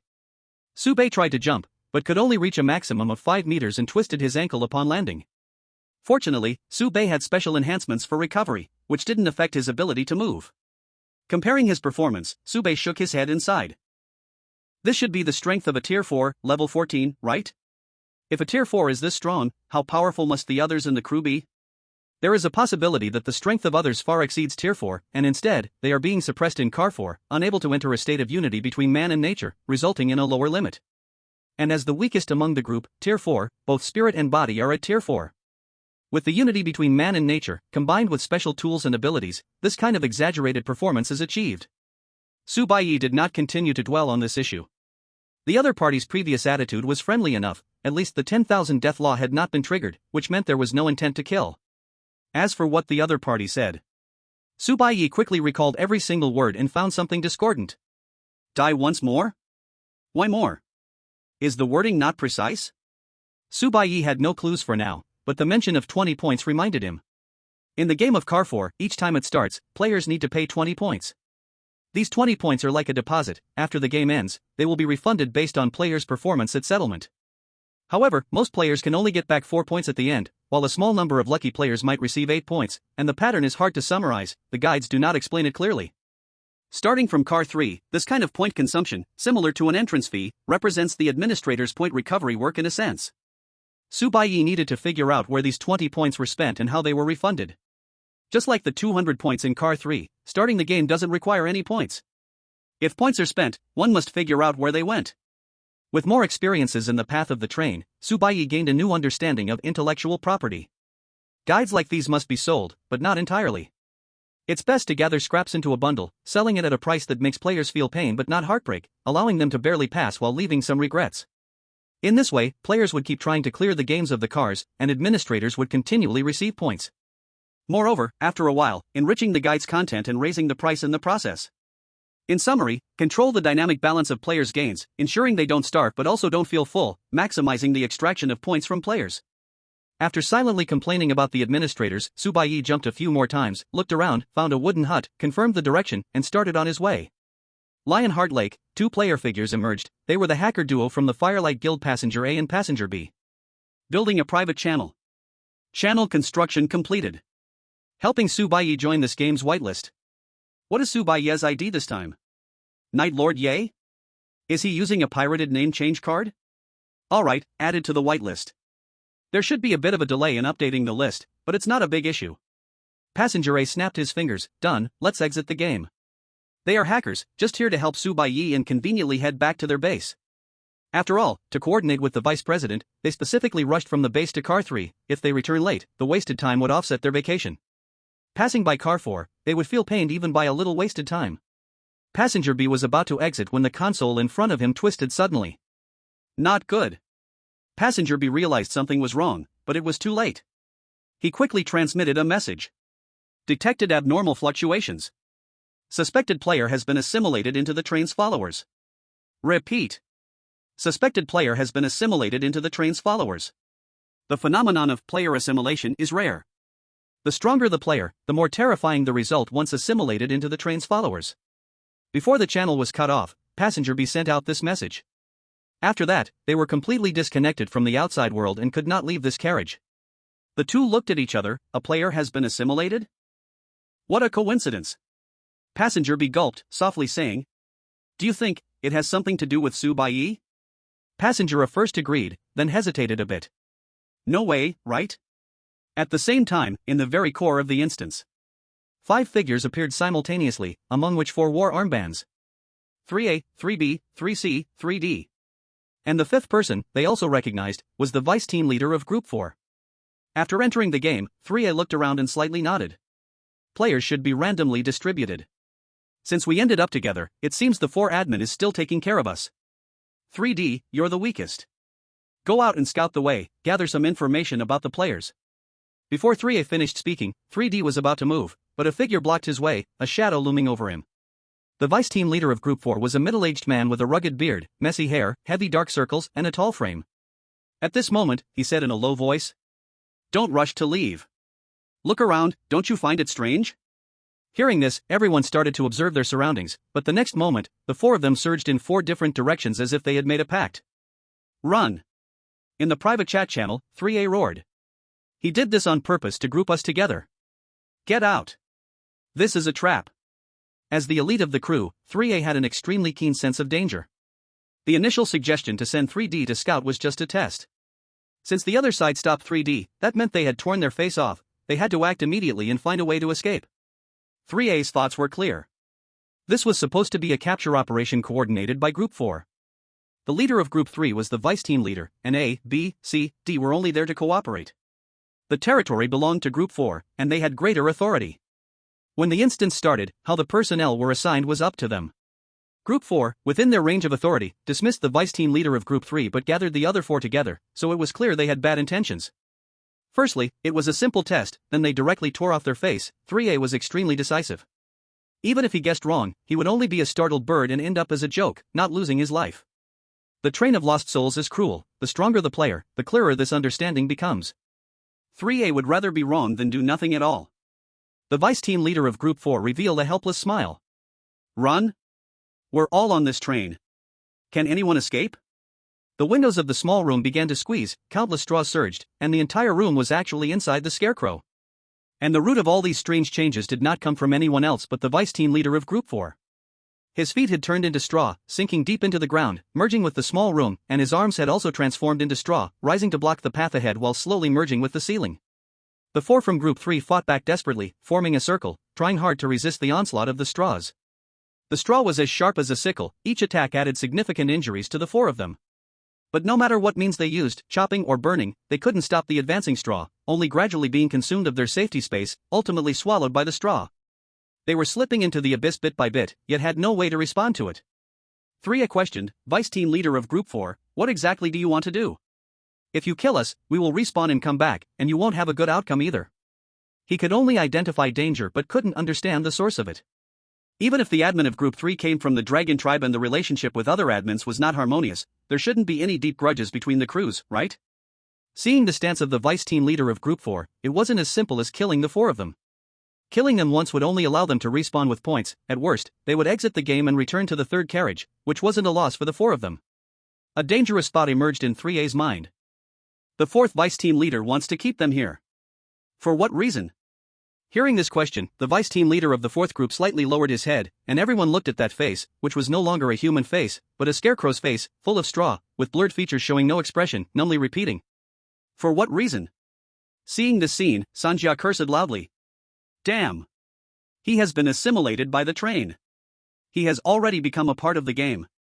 Too many deaths, too many failures in the same game, being polluted by the game's knowledge, characteristics, monsters, etc. will increase a player's level of assimilation. There is no way to detect the level of assimilation, at least not on the first level. It can only be estimated based on experience, judging by the total number of deaths. In the same carriage, if the number of deaths is too high, the level of assimilation will skyrocket. So, players should not stay in dangerous carriages for too long. When the level of assimilation is low, it is in the latent period and nothing unusual can be seen. Once it exceeds the critical value, it enters the acute phase, and players will suddenly go wild, transforming into monsters. After transforming into a monster, they lose their reason, and players act purely on instinct. Once the acute assimilation phase is over and they awaken, they will forget everything from before, as if they were born as subjects of the lost train, serving the lost train. Of course, there are ways to suppress this assimilation, but they only exist in legends. Sanjia had never seen anyone accomplish it. A few people frantically communicated in the private chat channel. How could it be so coincidental? It's going to die. No. It's not a coincidence, he was already on the edge of assimilation, he voluntarily gave up resistance and embraced assimilation. Damn it, what does this guy want to do? I still owe Subei a fine, I hope they won't charge interest. Forget about your useless fine. I checked the records, the fourth group's vice team leader has very few deaths. How could his level of assimilation be so high? This carriage game is weird. He is not important. What should we do now? The four were trapped in the straw hut, the space shrinking, and they were soon left with nowhere to retreat. Except for Sanding, who kept thinking about that useless ticket, the others were desperately looking for a way out. Sanjia said with a sullen face. He won't let us use revival to leave. If you don't believe me, you can try. As soon as Sanjia finished speaking, Sanding rushed forward, colliding with a bundle of sharp straw, being pierced all over. In the next moment, a white light flashed, and he returned to the original place, but the area where he was pricked by the straw had turned into straw. Sure enough, reviving can't help them leave. Sanjia made a quick decision. Abandon the body, keep the spirit. Use special items to protect your mind from being polluted, suppress your thoughts, and cut off the outside world. In other words, it means to be a turtle hiding its head, waiting for the changes outside, and once there is a turning point, break out of the shell and turn the situation around. The body and spirit must surely lose one. Based on past experience, saving the spirit leaves the possibility of a comeback. If only the body is left, even if they survive in the end, the person who lives will most likely not be you anymore. With no other choice, the four could only follow this method and strive for a glimmer of life. After a moment, the hut collapsed, the straw reformed, leaving a strange scarecrow in place, with its limbs inlaid with 4 gemstones of different colors, radiating an unusual glow. The scarecrow stood still, motionless. Before long, a figure fell from the sky, and Sigue had a somewhat confused expression as she looked at the empty ground. Where are the people? Didn't they say the third crew was coming to work with us? Sigue angrily said. Are they playing us? Did the young lady give you face? She looked around and saw the strange scarecrow, she glanced at it and then moved on. A 30-person large instance dungeon can easily spawn such elite monsters, it's not surprising at all. Voices came from nearby, as the fourth group's crew member called to her. Sigue, over here. I found the third vice captain, Lei Yen. Hearing the voice of Sigue had no doubt and jumped up again, flying into the sky once more. The gentle breeze brushed past, making the scarecrow sway lightly, facing the direction Sigue had left, its eyes glimmering with an eerie light. The game in car number 4 was ongoing. Participating players, 31 people. Surviving players, 25 people. Monsters, 1 person. Chapter 043 Scarecrow, 4. Dusk approached night, the wind was like a bone-chilling knife, every cut taking away the little warmth left, leaving behind a biting cold. In less than 5 minutes of rushing, Subei arrived outside a wooden house. Before he could enter, the person inside came out. The two sides collided perfectly, looking at each other's IDs. Player, Strange Spirit. Player, Night Lord Ya. The strange spirit wore a rabbit mask, and upon seeing Subei's ID, exaggeratedly stretched out the word, Ya. Subei's face darkened. The strange spirit joked, little handsome guy, your face is quite unfamiliar, which group have you been hanging out with? Subei honestly replied, I've had some interactions with the number 3 crew, I'm on the list. Being sincere was Subei's ultimate skill. The wanted list is still a list. The strange spirit realized it, burst into laughter and said, oh, you mean the crew candidate list? That thing doesn't count, once there's a vacancy, a bunch of monsters will jump out. Subei naively asked, is there such a list? I've never heard of it. For things he didn't understand, he said directly that he didn't know. Pretending to understand would only get him used by others, and he wouldn't even know when he got sold out. The strange spirit gasped, then what list are you talking about? Sube answered honestly, the wanted list. Bro really knows how to joke. The strange spirit chuckled a few times, letting the matter pass. Whether Sube was on the wanted list, he didn't care, nor did he dare to care. Now that the strategy team summoned experienced players and the whole crew was dispatched, if someone really dared to go out with a wanted order, they would be a desperate person against the strategy team. Such a plague god was not something to be provoked. As soon as he saw the other party's ID, the strange spirit had already contacted his teammates to help check the whitelist, to see if Night Lord Yaya was registered. If it wasn't listed on the whitelist, even if he wasn't the target, he could still be captured. The strategy team summoned so many experienced players, laying down a net, it would be impossible for Bao Longbao to slip through the cracks. What the strange spirit had to do was to stabilize the other party and buy time until the results came out. He quickly changed the topic. You've got some time, I just saw you jump so high, your body must be at least 4th tier, right? Maybe it's suppressed by this carriage, obviously a great potion has been used, I really envy. The strange spirit's own medicine was quite ordinary, his body strength only at 4th tier 3B2C, of course, it was enough for him. Sube nodded and truthfully replied, the first 3 tiers used perfect potions. Perfect potions? The strange spirit gasped, he was sure that this guy in front of him could not possibly be the target.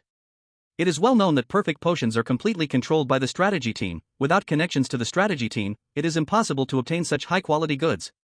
As for what kind of potion the other party used for 4th tier, the strange spirit did not boldly ask. After all, the other party was clearly above 3rd tier, thus, revealing the potion used before 3rd tier was enough, asking further would be rude. Having admired Sube's astonishing financial power and background, the strange spirit introduced himself, I am the owner of the strange shop in the item group of car number 5. My shop is located in Free Market 12A of number 5, mainly focusing on defense gear and disguise items, and I also accept customized orders. The mask on my face is made by myself, quality guaranteed, I can also help purchase special items for car number 3 to number 7. Sube could never have imagined that after entering car number 4, the first person he interacted with was a female superhero from the crew, and the second was a purchasing agent from the item group. Unlike the previous robbery in car number 2, it was completely different. The players in carriage number 4 seemed to suddenly become much friendlier, giving Sube an illusion of returning to a civilized society. Soon, Sube realized the source of this change. First, this was a very special time, the situation was different, and the crew had mobilized. No one would dare to cause trouble in such circumstances. Sube did not know about the existence of the whitelist, but the purpose of the whitelist was not only to capture targets, but also to reduce mutual harm among senior players, establishing a basic trust. Otherwise, if these players went haywire, it would become an obstacle to the capture. When the crew patrolled, Fong Lin didn't dare to rob. Now that the crew was in action, the senior players naturally obeyed. Secondly, players daring enough to enter the carriage game during this period were all tough cookies, not a single soft persimmon. Well, Sube thought, except for the one who got beaten to death. Sube jumped 5 meters into the air, and when the odd spirit saw him, it immediately judged that Sube had at least tier 4 level 5A combat power. At this level, he could swagger even in carriage number 5. Ordinary players can survive and elevate their bodies to tier 1, that is already impressive. In 3 months, if either the mind or the body reaches tier 2, it counts as a high-level player. Surviving for 6 months and reaching tier 3 in one aspect would define them as a seasoned player, with an elimination rate of over 99% for ordinary players to reach this point. Tier 4 level 5 means this person is either exceptionally talented or a master of body training. Alternatively, they might have connections with the crew to obtain quality potions. Whichever it is, they are not someone the odd spirit can afford to offend, let alone the fact that Sube often spoke of the crew. For those like the odd spirit, who lack significant background, even if they relied on potions to enhance their body strength, the best they might achieve is AB rating. Occasionally, with good luck, they might get an A rating, which would be considered a rare blessing. Therefore, when this Night Lord boasted about being known on the cruise list, it might not be just bragging. Considering all these factors, a harmonious atmosphere was created.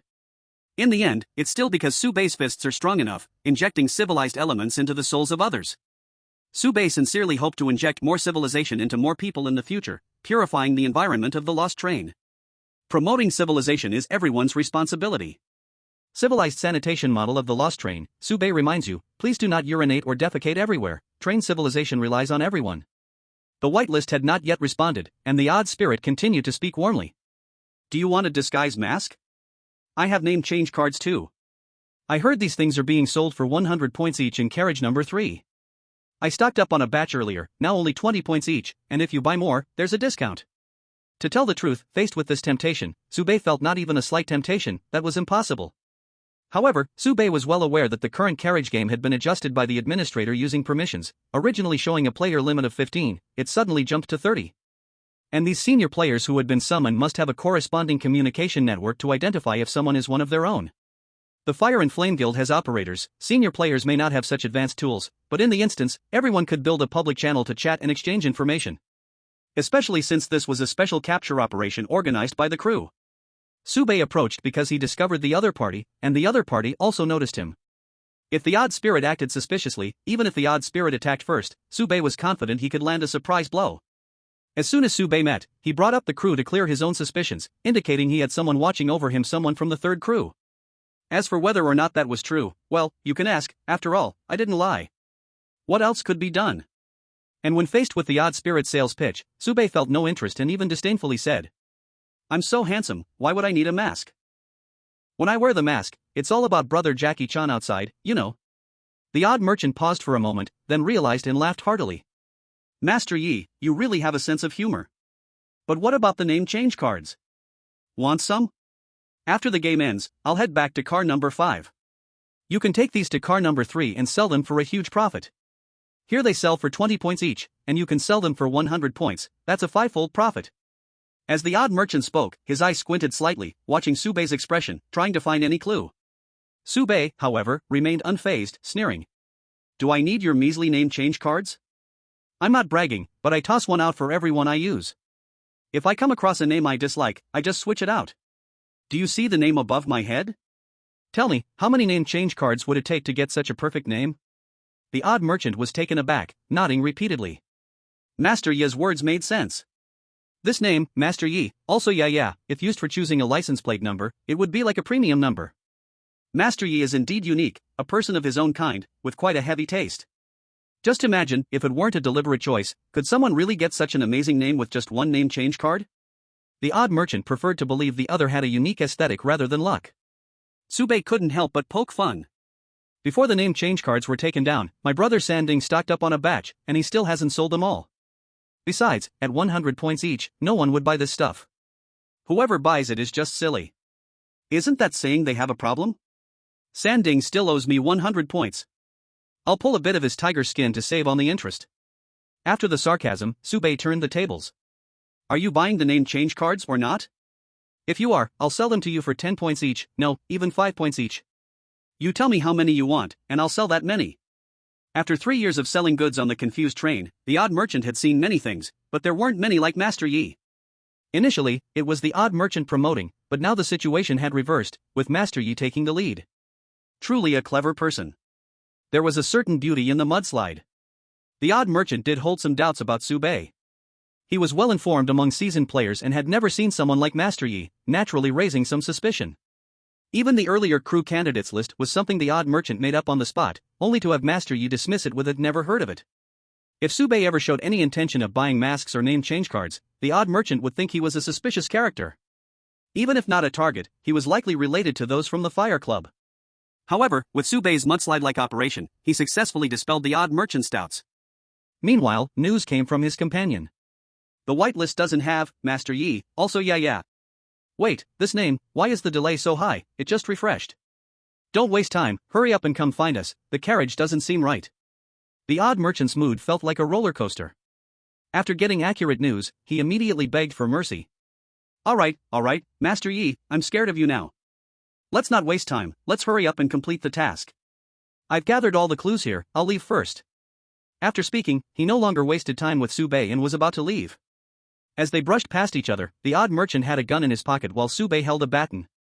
Both of them were tense and chose not to make a move, instead splitting up to ensure their own safety. As the odd merchant walked further away, Sube turned back inside. The feeling of not having to fight is truly nice. In the center of the map, 2 experienced players passed by, feeling no urgency to complete their tasks. For newcomers, this carriage game could be very stressful, but for them, it was as relaxing as a vacation. One of them stopped in front of a scarecrow. Curiously glanced around. Oh, I've never seen this before. Did the administrator create a new monster? Another person cast a look and nodded slightly, it was indeed a brand new version. However, this person furrowed his brows and unhappily said, "Let's hurry and leave. This atmosphere feels strange to me, giving me an ominous feeling. Alright, I'll listen to you, wait." The 2 who were originally about to leave were drawn in by the jewels on the scarecrow, their gazes seemingly locked onto them, muttering foolishly. Special items. It must be special items. We are going to get rich this time. The other person instinctively wanted to say something, but upon seeing the jewels, he forgot what he was going to say and reached out, wanting to take the jewels. The two kept getting closer to the scarecrow. The straw slowly crawled up their arms. When the two came to their senses, half of their bodies had already been swallowed by the straw, and they barely had time to let out a scream before being inundated by endless straw. Not far away, the fourth team member frowned. Did you hear any sounds? The fourth team shook his head. No. The third team deputy leader's expression was even more somber. Our top priority is to find my 4 team members. No matter how he tried to establish contact, he couldn't get any response. The 4 team members had vanished as if they had sunk into the ocean, without a trace or message. With no way to find the 4 team members, completing the mission was out of the question. As for the strange sound, the third deputy leader didn't care at all. The 4th team member had no choice but to withdraw his gaze and cooperate with the others to continue searching. Meanwhile, in the core area, the scarecrow stood there, now visibly larger, swaying in the wind. The game in Car 4 was still ongoing. Participants, 31. Surviving players, 21. Monsters, 1. Chapter 044 Scarecrow, 5. Baiye walked into the small room, and his expression immediately stiffened, realizing that the useful clues had been almost entirely destroyed by the strange creature. It's one thing to finish the meal but then break the pot. Their manners are truly unmatched. Still, our seasoned players on the Lost Train have higher standards. Do you have such excellent seasoned players? Who says the seasoned players are bad? They're incredible. No wonder, when the two parted earlier, the strange creature clearly made a move to escape quickly. Originally, Baiye thought the creature feared him taking advantage of the chaos. Now it seemed it was simply guilty, scared of retaliation from Baiye. However, Baiye didn't mind. The other party's destruction was meaningless to him. He had been spoiled with perfect strategies. Most of the clues were invalid for him. Once Baiye used them, the theft bar would surge, resulting in a devastating 10,000 point damage to his score account. If his score account were to be shattered, it would be deadly. In fact, the strange creature's destruction of clues helped Baiye avoid the increase in stolen degree. Since each instance was randomly generated, information like maps wouldn't count as exclusive strategies, allowing Baiye to use them freely. Otherwise, he wouldn't be able to play the carriage game. Baiye found the key map and discovered that several points indicating special scenes had been destroyed, making it impossible to distinguish where everything was. Even the core, most critical central area, had its access road ruined. Lucky for me I can't use strategies, otherwise, I'd be infuriated. Baiye tucked away the damaged map, leaving behind a message on the wall as he departed. Civilized train conduct, hygiene in my heart. Note, urinating anywhere will deduct half a life's worth of points. This way, anyone entering the small room, as long as they were unaware of this cold knowledge, would provide Baiye with points and information. Intellectual property rights are truly useful. From another perspective, what Baiye was doing now would eventually become a boomerang, striking back at him. The methods he could use others could too. For ordinary players, the operator is indeed a great help, able to avoid many pitfalls. But Baiye's problem is, he holds the 10,000 deaths technique, and while the operator helps him avoid risks, it also means that the technique is wasted. Whether he needs an operator, Baiye is still considering. Soon, Baiye set off again, this time with a very clear goal. First, find the Lion King. The Lion King is a key figure in the carriage game. The Lion King armor on him can help players resist the gaze of the crows. In the perfect strategy, killing the Lion King, obtaining the Lion King armor, wearing the armor, equipping the heart mirror, putting on the straw hat, and wielding the scarecrow's scythe, these 4 special items can help clear the 4th carriage. As for the challenge task, during the moment of hunting the scarecrow, players need to kill all the scarecrows. This is almost an impossible task. The perfect strategy states very clearly that with the 4 items equipped, players have the power to fight the scarecrows, but it's just fighting power. A 4-tier 14S level powerhouse, just by looking at the paper data, has a probability of over 50% to kill the scarecrow. For each S-level rating less, the victory rate drops by 5%. If the rating falls below 4-tier 4S level, there is no theoretical possibility of killing the scarecrow, the values are not enough, and any mechanism is meaningless. In other words, with Baiye's current state, he simply cannot complete this challenge task. Baiye's thinking is also very clear. First, the top priority is to clear the 4th carriage with as low a theft progress as possible. So far, his theft progress is still 0%. Second, besides clearing, he needs to gather more information. If he has the chance to revisit later, it will greatly help him, and writing strategies will also be beneficial. Third, the challenge task is optional. If he can do it, that's great, but if he can't, there's no need to force it. Baiye is not a completionist. Although he has a desire to challenge, it isn't that strong. Only when the situation is advantageous to him will he act decisively. In the 4th carriage game, Baiye is facing the spoiler buff. His intention is to clear the game, taking the path of least resistance.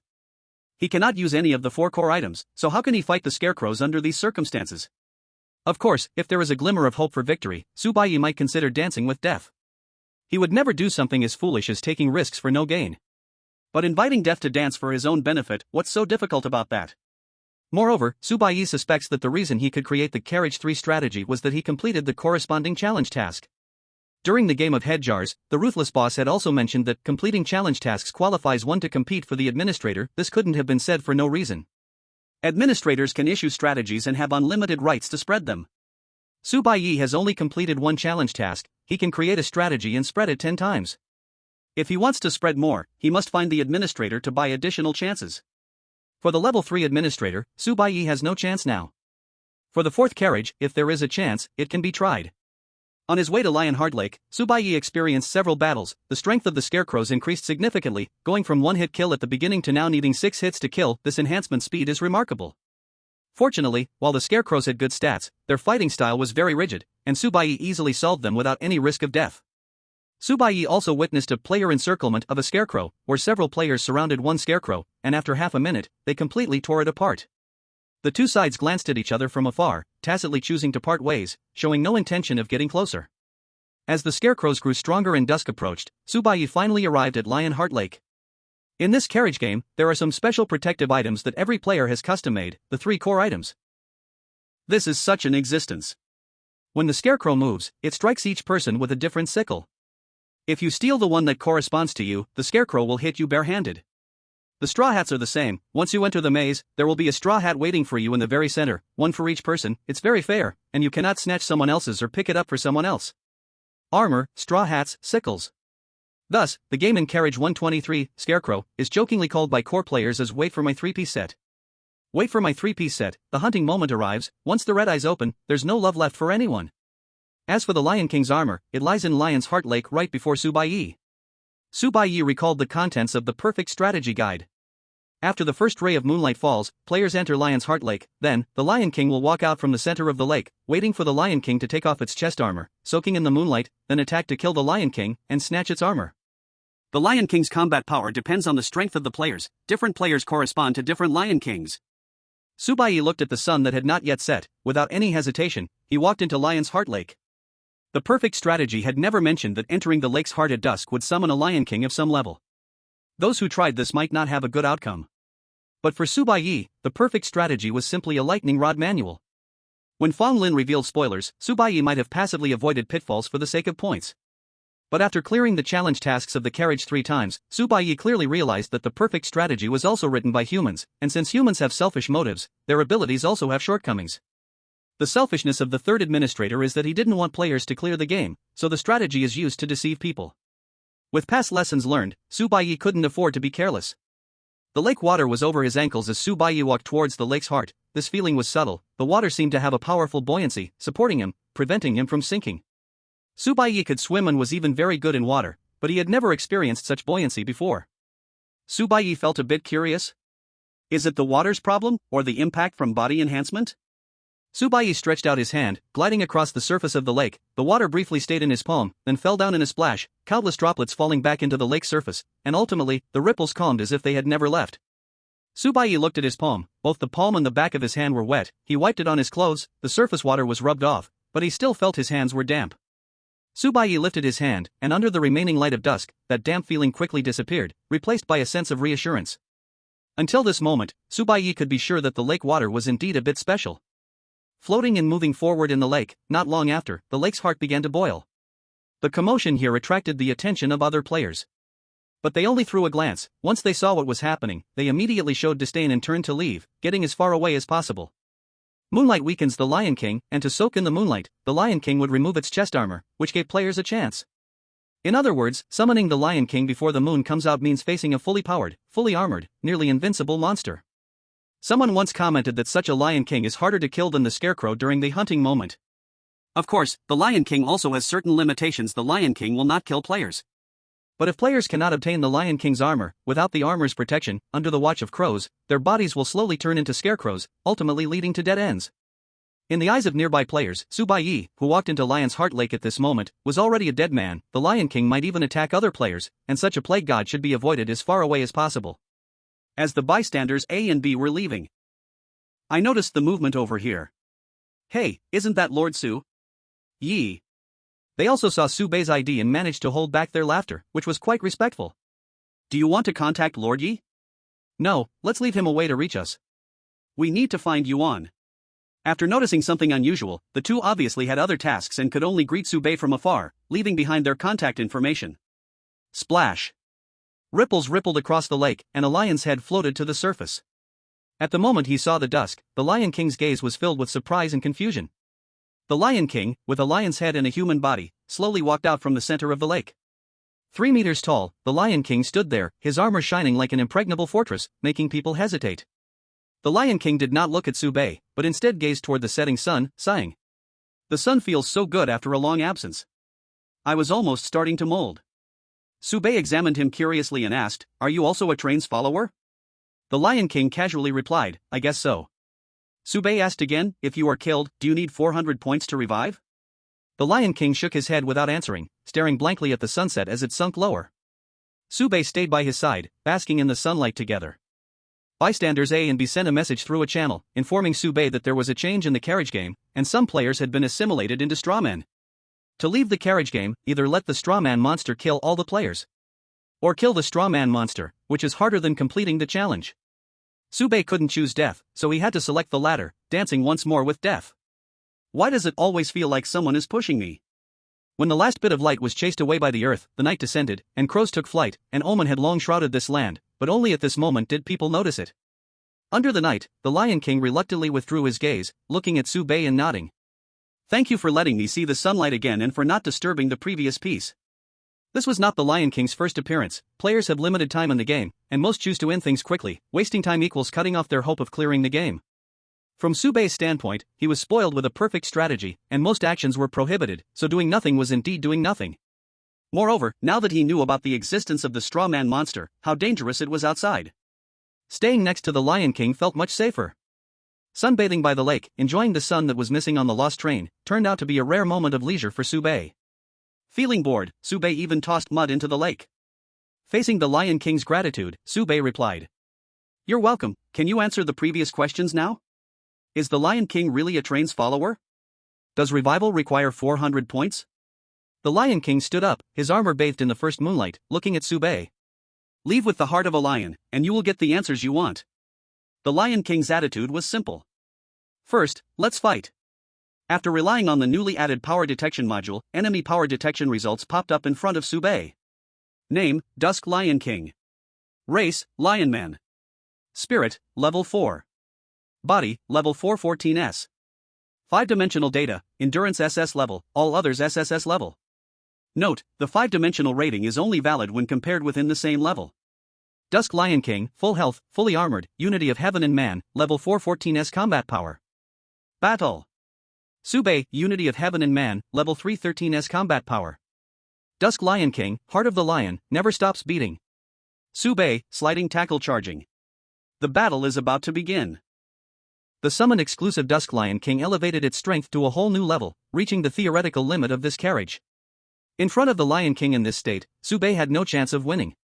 Of course, when fighting the Lion King, players had one advantage. The Lion King would never kill a player. At most, they would be beaten half to death, left waiting to die right there. But this advantage was actually a disadvantage for Su Bei. "So you won't let me use cheats, huh? That's okay. I still have skills." Su Bei had anticipated this, which is why he had Ailing customized this special life system. Before entering the carriage, Su Bei had already taken poison and put on a slow-release antidote watch, constantly injecting the antidote into his body. This was Su Bei's trump card specially prepared for battle. His thoughts were clear. As long as I use my right hand to block the opponent's attack during the fight, the fragile watch will surely be destroyed. The antidote will stop, and the poison will take effect, killing me within 20 seconds. And after a new round of strengthening, the prediction time of the 10,000 deaths technique was now a full 30 seconds. This meant Su Bei could foresee the future in battle, predicting every movement of the enemy, always one step ahead. And once he successfully predicted, Su Bei could make corresponding adjustments, avoiding the result of the watch being shattered, until the next time he needed to foresee. Left foot stepping on right foot, soaring up from the spot, the entire battle was under Su Bei's control. How could I lose? The Dusk Lion King roared, his legs pushed against the ground, leaving a shadow, with immense force, charging straight at Baiye. Baiye was full of confidence, actively welcoming the charging Lion King. A flash of appreciation crossed the Lion King's eyes. Oh. Not retreating, but taking the initiative to attack. Bold. Let's have a thrilling battle. The Dusk Lion King decided to unleash all of his strength. Let me see, player, where your limits lie. Bang. Two fists collided, and after a loud noise, the Lion King easily smashed Baiye's right arm, sending him flying, like a kite with a broken string, crashing down. The Dusk Lion King froze in place, somewhat incredulous. This kid, is he this weak? Struck full force by the Lion King, Baiye's health instantly dropped from 100% to 5%, triggering rise from the coffin, an instant full recovery. Even so, when landing, Baiye's health was only at 38%. Ailing was right, cross-tire battles were indeed impossible. Numbers are numbers, high is high. Miracles of weak overcoming strong do not happen in absolute crushing duels. However, from beginning to end, Baiye's death prediction ability did not trigger. Was death completely distant from Baiye? Or was the 10,000 deaths technique restrained? The Lion King looked at his fists, then at the fallen Baiye, even stretching out his neck to ask, "Hey, are you okay?" It was the first time he said something caring about a player. Baiye lay on the grass for a full half a minute, a glimmer of light flashing in his eyes, a smile gradually appearing on his face. His health had not recovered to 50%, but his shattered arm had healed and gained some ability to move. He now propped himself up with a strange smile. Ha ha ha. The Lion King was utterly confused. What's going on? Did I knock him silly? Wasn't I just hitting his hand? When did my attack have magical damage? Baiye did not rise, but the smile on his face grew stronger. This smile, slowly brewing with time, meant Baiye had already tasted the flavor of victory. He finally understood where the problem in this carriage game lay. The 4 lines of the song at the start. The 20 points for entering the game. The strange buoyancy in the lake. The Lion King before nightfall was immortal. The Lion King would not kill players. The 10,000 deaths law that was never triggered. The crow's gaze in the night. The moment of the scarecrow's hunt. The player who must escape. Everything, Baiye understood. He finally had a reasonable explanation for it all. And now, Baiye only needed to do 2 final things to clear the game in car number 4, and even hoped to complete the challenge task. No, Baiye was already 80% sure that he could complete the challenge task. Enduring the excruciating pain, Baiye stood up, rubbed his shoulders, looked at the Lion King, and said, "Thank you." After saying that, Baiye felt no attachment, turned, and left. He still had something to verify, and there was an item to resolve. The Lion King was clearly stunned for a moment, staring at Baiye's departing figure, and muttered, "You're welcome." After that, the Lion King was momentarily dumbfounded again. Why was he thanking me? Did he hit his head? Impossible, he is one with heaven and earth, his mind wouldn't easily go wrong. Considering the previous sunshine and his obvious anomaly, the Lion King couldn't help but shout at Baiye's back. "You didn't take the lion's heart." Baiye stopped in his tracks, turned around, and revealed a bright and confident smile. He raised his right hand, thumb pressed against his chest. "The lion's heart beats here." He had this thing even before coming to Lionheart Lake. The Lion King stood rooted to the spot, watching the young man's figure grow more distant. Inexplicably, his smile seemed to be infectious, transferring from the young man's face to his own, making him smile too. Could this young man break the curse of this layer? He seemed to have discovered something. The future might hold possibilities. Right now, he was still too weak. Even if he could really do it, the administrator would stop him. The Twilight Lion King withdrew his gaze, preparing to return to the center of the lake, waiting for Baiye's next summon. But just as he turned, his body froze in place, hair standing on end and trembling slightly. In the entire card game, he should have been at his peak combat power. At this moment, his expression was filled with awe. And all of this was simply because he had seen a woman's back. Even the Lion King had to bow his noble head towards that figure and respectfully said, "My lady." There was a thick wall between him and this woman.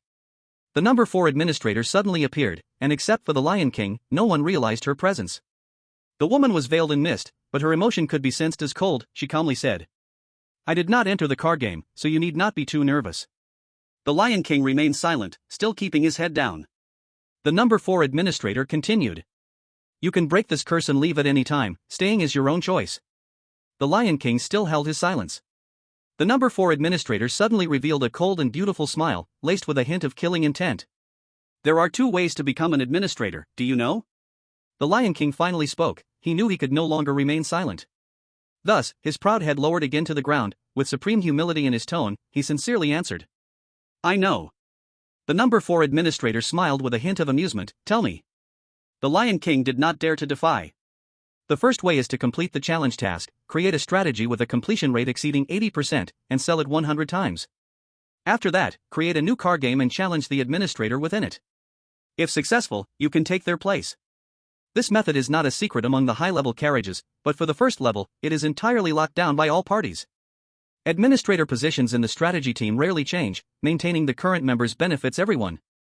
Because even if a player completes the challenge task, it is still difficult to create a strategy with over 80% completion. Once the strategy is created, without the help of the crew, it cannot be sold.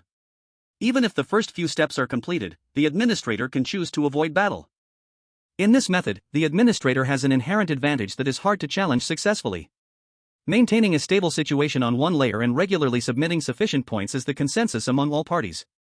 As for the second method to become an administrator, the Lion King paused, his voice slightly trembling. The second way is to become a monster in the challenge mission, kill all the players in the game, and then challenge the administrator. The one who survives becomes the administrator. In the entire dungeon, this Lion King is the only one capable of taking this path. Therefore, when the fourth administrator came down, he could not control the fear that surged within him and proved his loyalty and submission through his actions. The fourth administrator spoke with a hint of sarcasm. How can you have ambition when you don't even have a heart? The very real Lion King before him had everything, except for a lion's heart. To be precise, he had no heart. Otherwise, he wouldn't have stayed here for so long. The fourth administrator looked into the distance, his gaze deep, as if he were talking to himself, with a slight mockery in his tone. For the position of administrator, you don't care even if you become this kind of monster? Then I have to teach you well, really. In the distance, there were scarecrows as tall as 2 stories, standing in the center of the map, covered with crows, yet making no sound. The surrounding scarecrows were moving towards it, actively merging into it. No one responded to the administrator's question. The game in the fourth compartment was ongoing. Administrator, spectating. Chapter 046 Scarecrow, 7. Inside the fourth compartment. Baiye had never felt so terrible. Something was off about this game from the very beginning. Since dusk, they had been searching for 4 crew members. After such a long time, not only had they not found anyone, but 2 crew members from the 4th crew also went missing. Baiye initially planned to use the granted administrator powers, but he found that all high-level permissions had been disabled. Abnormalities were increasing, and the situation was gradually spiraling out of control. Their group was like headless flies, running around the entire map, unable to find any useful clues. An invisible net was being laid out, and Baiye and the others were the prey. Once caught in the net, there would be no suspense in their fate. Baiye looked at the constantly gathering information before him, his head spinning as he tried to sift through valuable information. The number of missing players is increasing. Currently, there are no more than 20 players left. The Fire and Flame Guild shows signs of activity. At this moment, we can't pay attention to those guys. Scarecrows are behaving abnormally, their numbers are much lower than expected. Before sunset, someone summoned the Lion King at Lionheart Lake. Baiye's eyes lit up upon seeing this information. Perhaps the breakthrough he needed lay here. If this player could defeat the Lion King, they would at least be a great help. Baiye knew the Lion King's fighting power well. Being able to defeat the Lion King meant being an absolute powerhouse. Indeed, among seasoned players, there were hidden talents. But the next piece of news dashed Baiye's hopes. That person faced the Lion King. One strike was lethal, suspected to have mental issues, and left laughing. Baiye, what kind of person is this? Baiye slammed the table in frustration, looking at the third deputy leader with anger and questioning. Tell me. Who exactly came to the fourth compartment? Don't try to fool me with that blast's dragon nonsense. Did catching a rookie cause such a big commotion? Even the guy surnamed Yuan back then didn't make such a fuss. Hearing the name Yuan, the third deputy leader's expression shifted slightly. He also realized the situation was gradually getting out of control, but he hadn't dared to think in this direction before.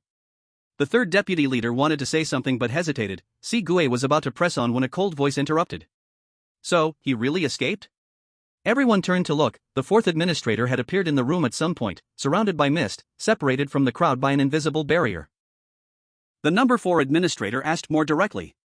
Answer me, Yuan Tingjiao escaped, right? The number 3 vice captain did not dare to conceal, and answered truthfully. Yuan Tingjiao did indeed escape from the seal, but this is a matter for the number 3 strategy team. The lockdown mission we are carrying out is public. Public is public, private is private. Until this moment, the number 3 vice captain believed that the loss of control had nothing to do with Yuan Tingjiao. But why it lost control, he couldn't say. After all, he was a crew member of the odd-numbered carriage, whose daily task was to patrol the second carriage to strengthen his combat power, and he didn't know much about the games of other carriages. The last time he cleared the fourth carriage, it was not even the Scarecrow game. Hearing this answer, the number 4 administrator chuckled. Then I would like to ask, if your 4 crew members from Team 3 took my vice captain from Team 4 hostage and brought him into the train for assimilation, is this a public matter, or a private matter? Everything happening in the fourth carriage could not escape her notice.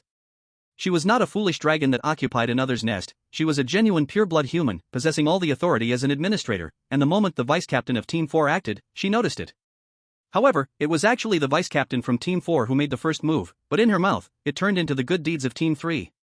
Anyway, the right to explain the truth was in the hands of the number 4 administrator, she could say anything she wanted. For Baiye blurted out, "Sister." Xiao ran he. The number 4 administrator's gaze swept over, and Baiye immediately lowered his head and respectfully said, "Administrator, the vice captain has been assimilated. If the degree of assimilation is not deep and the situation is urgent, please assist us." Administrators can forcibly intervene in carriage games, each carriage game has an extra slot reserved for the administrator. Except for that foolish dragon. The current situation was already very clear, it had lost control, and if the administrator did not act now, then when? But the problem was. The number 4 administrator calmly said. This carriage game has been 31 people from the beginning. A game for 30 people, with an extra slot reserved for the administrator, but if it was occupied, even the administrator couldn't enter the game. Baiye was puzzled and blurted out. Who has the ability to snatch the slot that belongs to the administrator? Such an existence would not only need to be exceptionally strong but also familiar with the operation rules of the train, and it would be best if they had once served as an administrator. As soon as Baiye finished speaking, he guessed the identity of the other party, Yuan Tingzhou. In this carriage game, the 31st person was none other than Yuan Tingzhou. The number 4 administrator's expression darkened, she stood too high and, facing certain matters, instead couldn't see the details clearly. The capture of the exploding dragon baby was happening, and her vice-captain had actively chosen assimilation. Yuan Tingzhou had broken the seal to charge in, while someone seemed likely to complete the challenge. These events were occurring simultaneously, but for the number 4 administrator, their priority was completely different. The capture mission was optional, the pressure from the dragon clan couldn't reach her, there was currently no sign indicating that the target had arrived at the fourth carriage. Even if the exploding dragon broke through the blockade of the fourth carriage, there would still be many opportunities to capture it later. The core of the capture mission lay in buying time. As long as the strong from the Dragonman clan came down, the exploding dragon would have nowhere to run. Before that, the exploding dragon must not be allowed to reach the 9th carriage. As long as the number 4 administrator could handle it, the matter was insignificant. What the crew viewed as the highest priority mission, in the eyes of the number 4 administrator, was instead the lowest priority. Even if, in the extreme case of being forced to harm each other by outsiders, feeling ashamed was already too late, who would willingly step in? Yuan Tingzhou's matter was purely an accident. The number 4 administrator had no feud with him and did not wish to provoke this madman, simply letting him go was enough. If Yuan Tingzhou wanted to fight, the number 4 administrator would not mind letting this madman know just how great the gap in strength was after wasting these years. As for the vice-captain's active assimilation, this guy thought he was hiding very well. But little did they know, their plan had been exposed from the very beginning. Even if they truly succeeded and swallowed all the remaining players, they would still be no match for administrator number 4. The 3 things that administrator number 4 laid out in plain sight were actually not important, they were just smokescreens she released. What truly mattered was the player named Knight Lord Yi, who seemed to have found the way to complete the challenge task. The challenge task is what really matters. If it weren't for Yuan Tingzhou getting in the way, administrator number 4 would have personally stepped in and kicked Knight Lord Yi out, throwing him back into car number 3 or sending him to car number 5, clearing the hidden danger. She had always done this before, and had never failed. However, administrator number 4 had never considered that, even in a flawless situation, an accident could occur. She couldn't step in, the assistant conductor of the train had turned traitor, and the team members had different thoughts. Even if orders were given, they wouldn't matter much, and would only make Knight Lord Yi realize that they were on the right path. Administrator number 4 believed that Knight Lord Yi had this ability. Was this truly an accident, or was it a coincidence? Was someone trying to use Yuan Tingzhou's hand to help Knight Lord while secretly targeting her? To be able to do this, could it be that the woman with the surname Yi has returned? Didn't she go to the 5th floor? Administrator number 4's thoughts turned in circles, her mind wavering. She could either stand by and watch, or break the situation in another way. Having made up her mind, administrator number 4 spoke again. Baiye. Baiye stood at attention and promptly responded, yes. Administrator number 4 pondered for a moment and said, Pass my orders, grant all remaining players in this game the right to use the perfect strategy for car number 4, only once. Any costs generated from this will be covered by me personally. Baiye was stunned, then quickly responded. Yes. The corresponding permissions have been granted. Authorization complete. In the next moment, a notification popped up in front of all the surviving players. You have obtained the right to use the perfect strategy, 50% completion, once. After completing this, Baiye carefully looked at administrator number 4 and cautiously asked. If someone illegally views the strategy, will the penalty for theft be waived? Just as the authorization was being given, Baiye noticed that one player had illegally accessed the strategy, with a theft progress of 0.1%, most likely from spoilers. Illegally viewing the strategy was a serious crime, and the intellectual property restrictions not only applied to players, but also to administrators. This fine must be paid, and the administrator could not directly waive it. If administrator number 4 chose to bear the fine, based on the progress of the theft, it would likely be an astronomical figure. Therefore, administrator number 4 didn't hesitate and shook her head. No, the fine will not be waived. The cost of theft could be borne by one person, standing in for 10 others. By not waiving the fine, no one could raise any objections, at least not seeing it as if administrator number 4 was deliberately targeting the player named Baiye. That's right, in this short time, administrator number 4 had trapped Knight Lord Yi. Actually, it wasn't difficult. Few people had illegally accessed the strategy, fewer still had accessed the perfect strategy, and even fewer had accessed the perfect strategy for car number 4 without paying the fine. In the entire lost train, there was only Baiye, the sole exception. And it was precisely because administrator number 4 had seen Baiye's resume that she chose this way to target him. Killing Fong Lin, possibly completing car number 1's challenge task, confirming completion of car number 3's challenge task.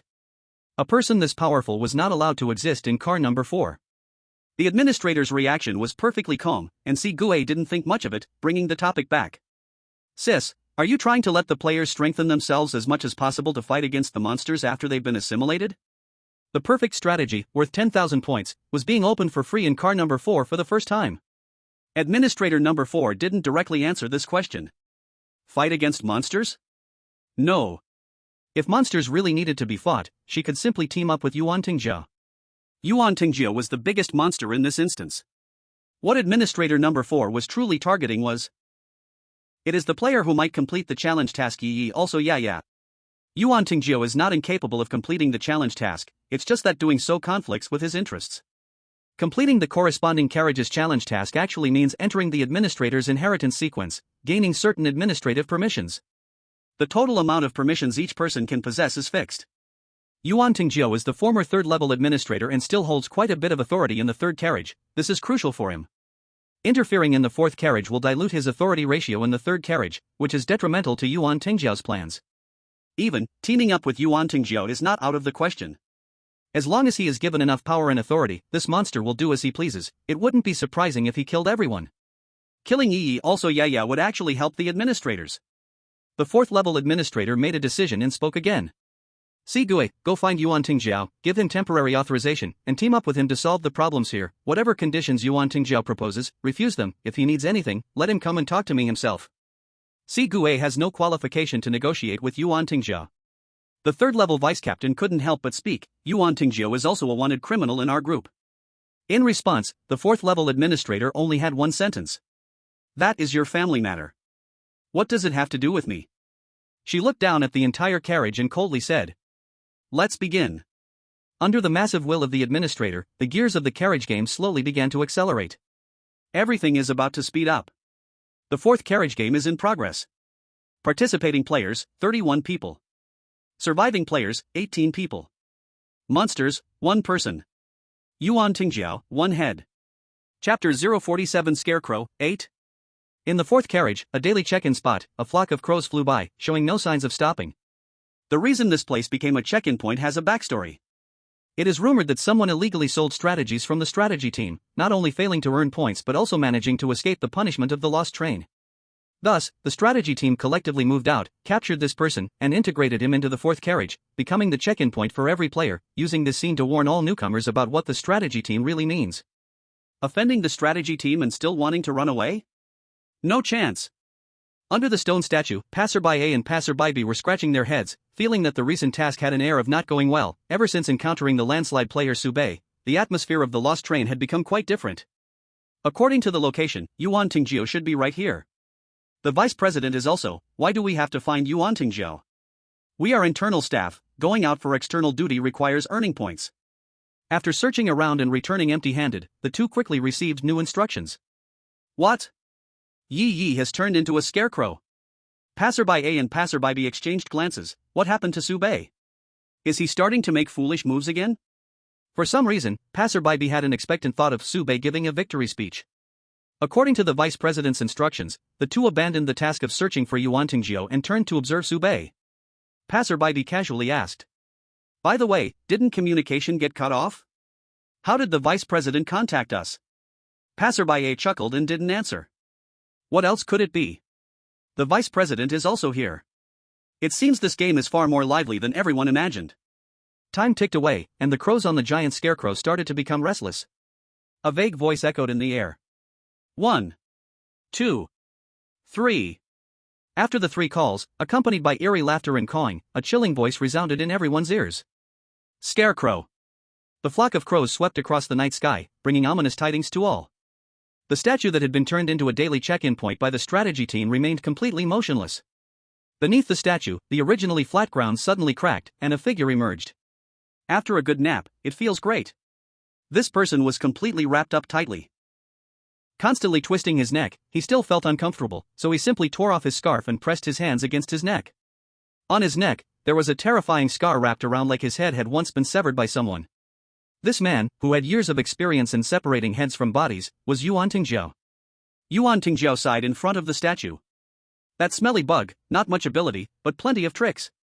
Luckily, I left myself a way out back then. No, I left myself a head, otherwise it would have been quite difficult to break through just relying on this one head. The statue gave no response. Yuan Tingzhou continued to reflect. Little Jiang, back then when you were my operator, I made it clear before you left the Fire Preservation Guild, following me would mean certain doom. You claimed you could turn danger into fortune, and look where that got you, dumbfounded.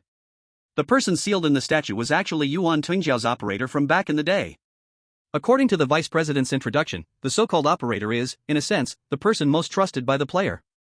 After Yuan Tingzhou's defeat, not only was he sealed, but his operator was also affected. Yuan Tingzhou sighed. We're both in the same boat, one sealed in a jar out of sight, the other exposed to the wind and sun, watching this bunch of fools run around completely clueless. The cawing of crows grew more frequent, driving one to distraction. Yuan Tingzhou was disturbed by the surrounding crows, cursing at them. A bunch of fools. After cursing, Yuan Tingzhou wrapped his scarf around himself again and looked at the statue. Just watch this good show. No matter what, I will take you out of this train car, and then, everything will be erased, all grievances and grudges will vanish into thin air. He stepped forward and patted the statue's shoulder, saying with righteousness. If you have anything you want to do, make it quick. I, Yuan Tingzhou, stand by my word, a man is a man, one spit means one nail. After the deadline, there's no waiting. After speaking, Yuan Tingzhou turned and left in a stylish manner. A crow landed on a branch, its gaze drifting, soon sweeping over Yuan Tingzhou. The next moment, the figure vanished from the spot, and the crow looked puzzled, wondering if there was something here after all. A large hand reached from behind, grabbing the crow and crushing it with a squeeze. Blood mist spread in the air. Feeling the long-lost thrill of killing, Yuan Tingzhou was intoxicated, then opened his eyes and said loudly. Yuan Tingzhou is here. His voice instantly spread throughout the entire carriage number 4, accompanied by maniacal laughter. I'm short on time, so don't worry about any monsters or demons, just come at me all at once. For Yuan Tingzhou, the quickest way to clear carriage 4 was not to collect items, but to take down all the players in this carriage. Monsters? Just deal with them casually. Yuan Tingzhou's thinking was very clear. Having escaped from carriage 3, he found himself in a very delicate state. On one hand, Yuan Tingzhou's strength was far from his peak, otherwise, he wouldn't have had to flee from carriage 3. If his strength had been enough, he could have directly killed Long Xiu and reclaimed his position, avoiding all this trouble. On the other hand, Yuan Tingzhou actually still held a part of the management authority of carriage 3, more accurately, a large portion. Long Xiu, as an outsider, became an administrator, which was essentially theft, occupying something that didn't belong to him. In the judgment of the misguided train, Yuan Tingzhou's management authority was even above Long Xiu. Yuan Tingzhou could use this authority to resist the interference of other administrators, but as time passed, his situation would only become worse. The administrator of Carriage 3 was looking to capture him, and the Fire Preservation Guild sought revenge. In fact, if it weren't for the player Baby Blasting Dragon Wants a Hug intervening, Yuan Tingzhou would have already been caught by the vice president. Falling into that person's hands would truly mean uncertainty between life and death. In a situation where he was surrounded, Yuan Tingjio had no choice but to act wildly, to be flamboyant. Because he knew very well that those old rivals, enemies, and foes all knew his character too well. Yuan Tingjio is exactly such a reckless person. Any sign of weakness would expose Yuan Tingjio's true fragility. Surrounded by wolves, showing weakness would only lead to a collective attack, ultimately resulting in his demise again. And this is something Yuan Tingjio absolutely cannot accept. Of course, the enemy could also gamble, betting that Yuan Tingjio is just bluffing. As for whether he still has some skills from years ago, it ultimately must be proven in action. So, when the crows caught 3 times, the whole game officially entered the elimination round, and Yuan Tingjio stepped forward without hesitation, roaring a battle cry to ignite the flames of war. Nearby Lionheart Lake, players were gathering armor when suddenly they heard this battle cry, and confusion spread across their faces. Yuan Tingjio? For seasoned players, this name was overly unfamiliar. Only the members of the crew knew what this name represented, frowning slightly, wondering why this crazy person was released again. They were also curious if the number 3 administrator really had deep grudges against Yuan Tingjio. Why not just kill him directly? Immediately, a crew member stood up to maintain order. It's none of your business, keep going, continue to collect the items. After the perfect strategy was made free, players followed the plan, step by step, collecting various items, preparing to challenge the tasks. After all, the strategy, originally priced at 10,000, being free was a rare opportunity. That's why players gathered around Lionheart Lake. However, on Yuan Tingjio's side, someone was indeed needed to make a trip. Si Gue volunteered, I'll go find Yuan Tingjio, you all keep an eye on him. The him Si Gue referred to was none other than the deputy leader of Group 3. The deputy leader of Group 3 looked helpless, his team members were caught in the monster assimilation incident, their lives unknown, and he was limited in every way with Crew 4. With Yuan Tingjio causing such a scene, this time coming to Car 4, all tasks had been messed up. A few crew members stared at each other, reminding him not to make any unusual moves. Naturally, players wouldn't interfere in crew matters, since they had a free strategy available. How could they care about this? The quirky one blended in with these players, even profiting greatly from the free strategy. He carried several heart shields with him, all sold at good prices. Of course, the quirky one didn't take advantage of the chaos to raise prices. He knew well that none of the players appearing here were simple characters, selling things at fair prices was already profitable, and he could build good relations too. The quirky one dressed himself in armor, calling a few familiar old players, and prepared to enter the maze together to find the straw hat. Traveling in a group was safer. With the strategy in hand, the maze was no problem at all. The puzzles that once troubled players were easily solved. They walked on the road to victory. The pleased quirky one noticed out of the corner of his eye that the scarecrow's clothes by the roadside looked a bit familiar. Taking another look, the quirky one immediately recognized the other's identity. Oh, Lord Knight? The quirky one saw the player's ID and stepped forward, only to find it was indeed the mysterious Lord Knight. Previously, he heard someone say that a fool came to Lionheart Lake, fought with the Dusk Lion King, and was knocked away with a single punch, and seemed to have mental issues.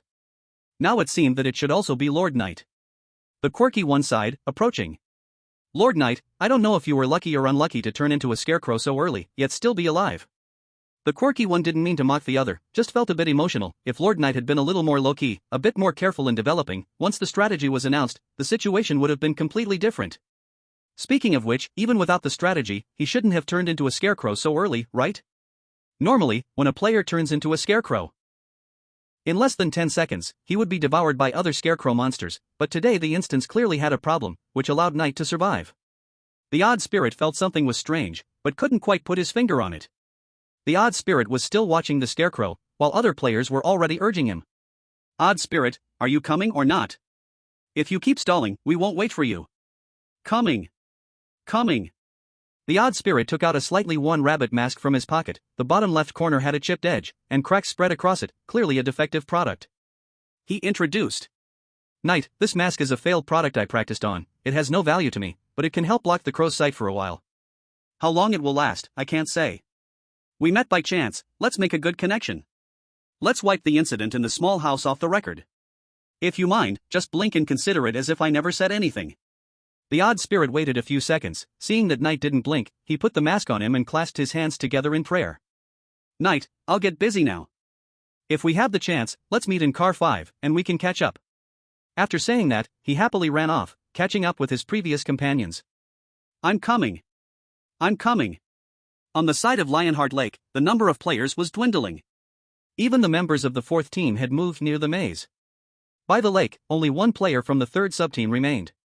There was no longer any need to guard him. The fourth team went to handle Yuan Tingjiao, and the fourth team went to organize players to strengthen and fight the monsters.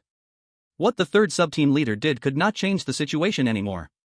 Oh, and there was also Su Baiye, who had already turned into a scarecrow. After everyone had left, the sub-team leader stepped forward and approached the scarecrow. He took off the mask from the scarecrow's face and looked at that face. The sub-team leader confirmed the other person's identity. He didn't speak, but his voice appeared in Su Baiye's ear. "You are Su Baiye, right?" The sub-team leader knew what Su Baiye looked like. Su Baiye had briefly gone to the free market, and the sub-team leader pulled up the surveillance footage. The wanted notice did not depict Su Baiye's face. The reason was simple: other than the level 5 wanted notice, the remaining notices were issued by the Dragon Clan, and the appearance of humans was unimportant to the Dragon Clan. For the third sector administrator Long Xiu, knowing Su Baiye's appearance made no difference because, in the eyes of the Dragon Clan, humans and gorillas were not different, they all looked the same. Su Baiye smiled faintly. His body had completely turned into a scarecrow, and with just his mouth, he couldn't produce any sound. Even nodding was impossible due to his neck being full of straw. The third deputy team leader murmured softly. "The only person I can cooperate with now is you." The third deputy team leader made a certain decision, raised his head, looked at Su Baiye, and slowly opened his mouth, still using the private chat channel. "I am from the first layer, Car 3 of the misguided train, Deputy Leader Lei Yan. Before we set off, the leader privately found me and said that you are not the person that the administrator wants to catch. This is a misunderstanding, and our administrator has a new target." Lei Yan continued. "The special wanted notice from the strategy team on you isn't going to be cancelled by the third administrator. In its eyes, humans aren't worth its time. Even if you're wronged, it doesn't care. Besides, if the wanted notice were cancelled, wouldn't that mean the third administrator found the wrong person? It would rather let Su Baiye be cornered by the wanted notice than allow a bit of its reputation to become stained. If Su Baiye lost his life, so what? The administrator would lose face. Do you think the life of your human race is more important than the face of my dragon, human, race?" After giving Su Baiye some time to digest this information, Lei Yan spoke again. "I can't help with the strategy team's wanted notice, but I can help you change the one from the crew team. Actually, it's quite simple. Even if we change Su Baiye to Su Baiye Liquid, the Dragon Clan fools wouldn't see the difference. They've never seriously regarded us. No matter how one looks or writes, a towering dragon would never care about ants." These words, in a certain sense, can be considered very rebellious, even constituting racial discrimination. In a misguided train, any comments made by lower races about higher races, regardless of objective facts, are racial discrimination. Discrimination against those above is also discrimination. Whether it is complimenting or scolding, it is not something lower races can do. Once, someone wanted to please the Dragon King and wrote a flowery article praising the dragon race, thinking that even if it was not welcomed, there would be no fault. Who would have thought that this person was severely punished by the Dragon King, and the reason was simple. What identity do you have to praise the dragon race? When the gap in status reaches a certain point, even compliments become a crime. Group leader Lei Yan said so much only for one reason. "You help me save 4 team members, and I will help you cancel the pursuit order from the service team, creating a blank file, allowing you to freely enter and exit the service hall and free market, and..." He pushed his biggest bargaining chip without hesitation. "I will help you sell the game strategy for Carriage 3. Through 3 Ding and 3 Gung, Lei Yan knew that Su Baiye had the strategy. This information was not reported to the administrator by the group leader. In the group leader's words, this matter was of great importance and needed careful verification to ensure nothing went wrong before being submitted to higher authorities. As long as all details were not verified clearly for a day, it would not be reported. Only the strategy, with a distribution limit of no more than 10 times, meant Su Baiye was guarding a mountain of gold and silver, yet was unable to make money. The service team could help. The service team has certain management permissions to recharge the distribution times for the strategy, which had always been done by the group leader. Long Xiu had no patience for this and wouldn't check the accounts. As long as the required points were submitted, that was enough. By mixing Su Baiye's strategy into the service hall of Carriage 3 and selling it alongside previous strategies. Even if Su Baiye did nothing, he could earn money every day. This was all the bargaining chips that Lei Yan could offer, filled with sincerity, and even willing to betray the administrator of Carriage 3. He had only one request: save back the 4 team members. "I don't know what to do, but I can't rely on anyone else. I can only rely on you. I have a very absurd intuition that you can solve this carriage game. The administrator of Carriage 4 rarely appears and doesn't care about the carriage game or monsters, even less about Yuan Tingjiao. I am sure that she opened the strategy permission specifically for you." Lei Yan was very clear that if he worshipped gods and Buddha, he must at least tell Su Baiye why he was doing this. The fact that the administrator of Carriage 4 was targeting Su Baiye indicated that Su Baiye had the value to collaborate. Therefore, Lei Yan did not hesitate to offer serious stakes and show his greatest sincerity. Lei Yan smiled bitterly and said, "To be honest, I find it somewhat funny, after all, we came here to arrest you. Lei Yan chuckled a few more times, unsure if he was laughing at himself or this farce. The one who was supposed to catch a person, in the end, seeks help from the wanted target? What is this? Is it turning upside down? Is fate playing tricks? In the end, he collected his smile and looked seriously at Baiye. If you agree, please blink. In a mix of anticipation and nervousness, the vice group leader watched half of Baiye's face bathed in moonlight, and that eye slowly closed. Seeing this, the vice group leader of Carriage 3 turned and left without saying a word. After he left, Baiye slowly opened his eyes. The game in Carriage 4 was ongoing. Participants, 31 people.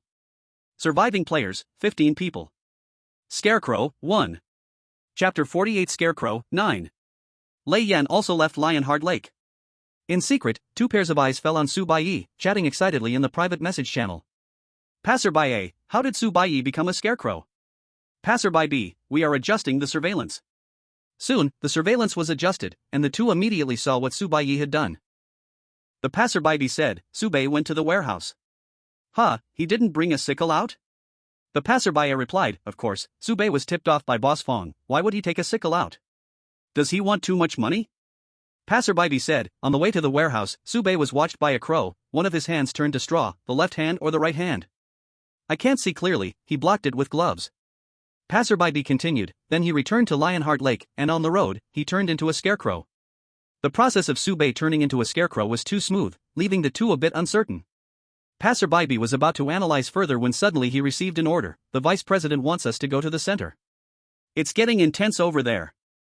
The vice president is indeed in carriage number 4? Why didn't he use a pass to go back to the base directly? They felt it was better not to inquire about the vice president. The two prepared to leave. Before leaving, Passerby B glanced back at Baiye, looking a bit confused. Just now, was Lord Yi here? Passerby A asked, what? He seems to have moved. The scarecrow moved? Passerby A's expression darkened, and he said, don't meddle in what shouldn't be meddled with. Having interacted with Baiye in the Easter egg game, they knew very well how sinister this guy was. A mudslide was coming again. The two hurried away, feeling a slight chill at the back of their necks, certain of one thing. In carriage number 4, there is something dirty. Bad news, there is something dirty. Good news, it's our people. The battlefield in the middle. Yuan Tingjiao stepped on the head of the deputy leader of Group 4, his gaze looking down, surveying the surroundings with an invincible posture. He stood on top of the giant scarecrow's head, truly stepping on its head. Sikue was standing by, her expression complicated, wishing to speak but stopping herself. She chose not to make a move but, according to the administrator's instructions, granted authority to Yuan Tingjiao. The vice leader of Group 3, Lei Yan, tried to make a move to save his 4 team members, but unfortunately, the situation didn't go well. Lei Yan's weapon was a diamond-grade long knife. When he charged it for a strike, lightning would gather at the tip, hitting the enemy, causing the wound to burn like fire, making it hard to heal, and the health would continuously decline. Lei Yan was known for this and was considered a top expert on the first floor, chosen for Group 3 as a vice leader. Unfortunately, in carriage number 4, not only was his body strength suppressed, but even his proud achievements and weapons were useless. His enemy was an immortal monster, no matter how hard he swung until exhausted, he couldn't inflict any damage. Giving Lei Yan a chance to try, but this guy couldn't stand up for himself, and Yuan Tingjiao kicked him aside, wanting to avoid having him in his sight. Continuing to step on the head, Yuan Tingjiao said impatiently, why hasn't the hunting moment started yet? Although he temporarily suppressed the scarecrow monster beneath his foot, it didn't mean he had one. The hunting moment's arrival would be the real battle. At that time, the scarecrow's combat power would greatly increase, and Yuan Tingjiao would also show his true abilities. Sikue remained silent, not speaking. In fact, her stance was consistent with Lei Yan's.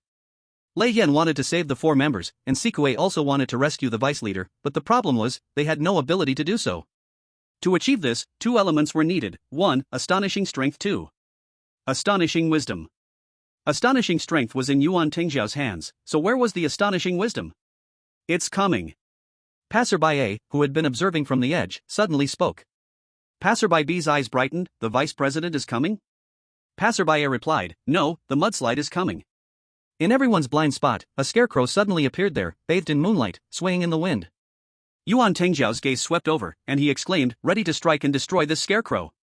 In the next moment, Lei Yan drew his sword again, blocking between Yuan Tingjiao and the scarecrow, his attitude very resolute, anyone who touched the scarecrow was his enemy.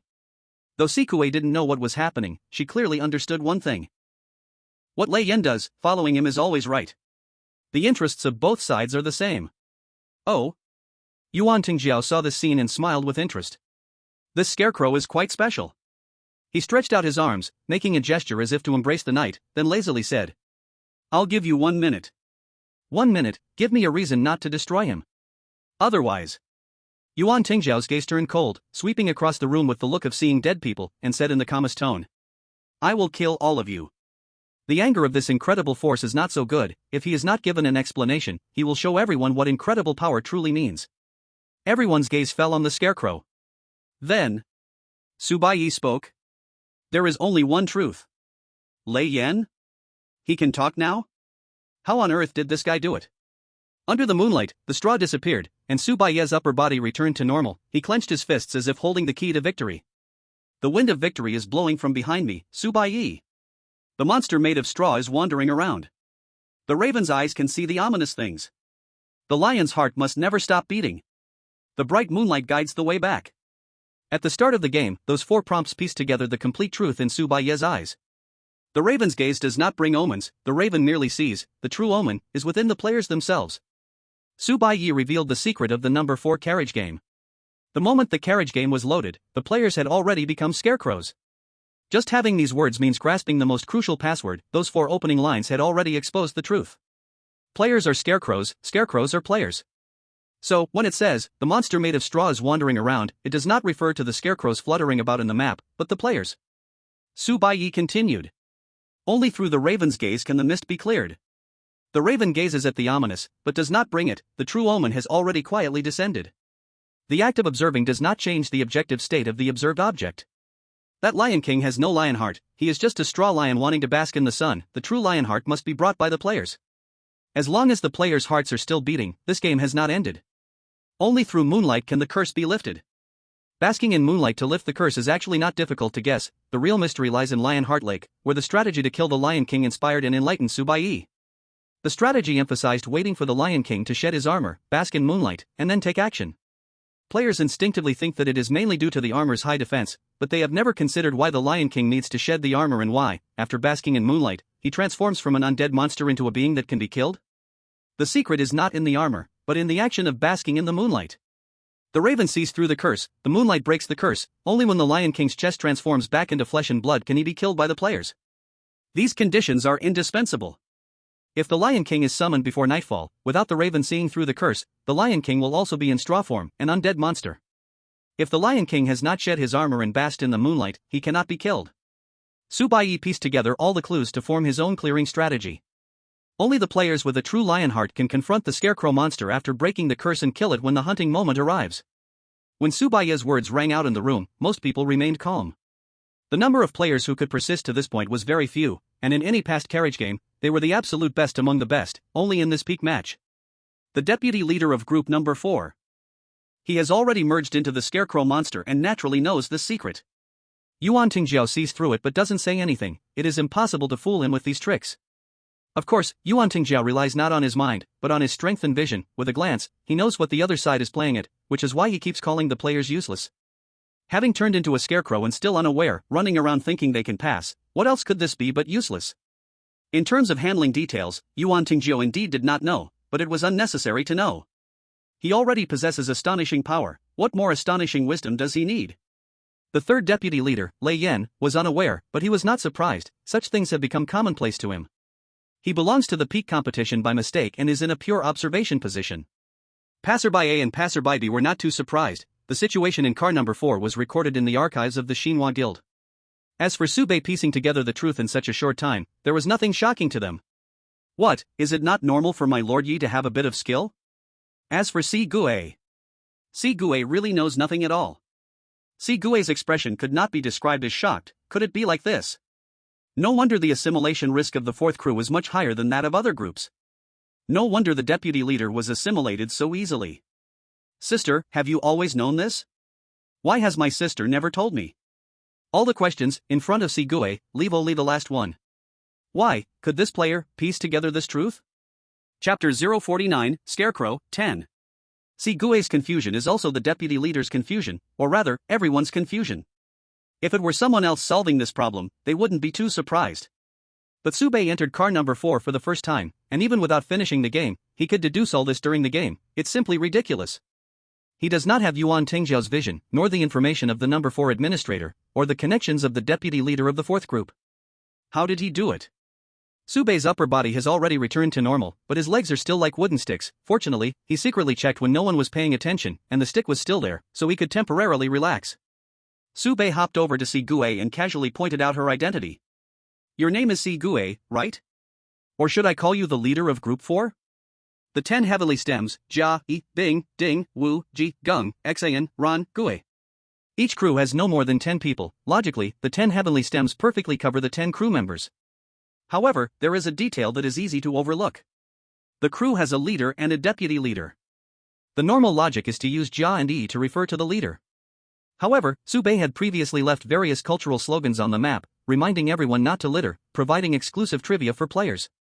After turning into a scarecrow, Sube earned quite a few points through popular science, and the information prompt clearly stated that Sanjia, Sanyi, Sanbing are all in this game instance.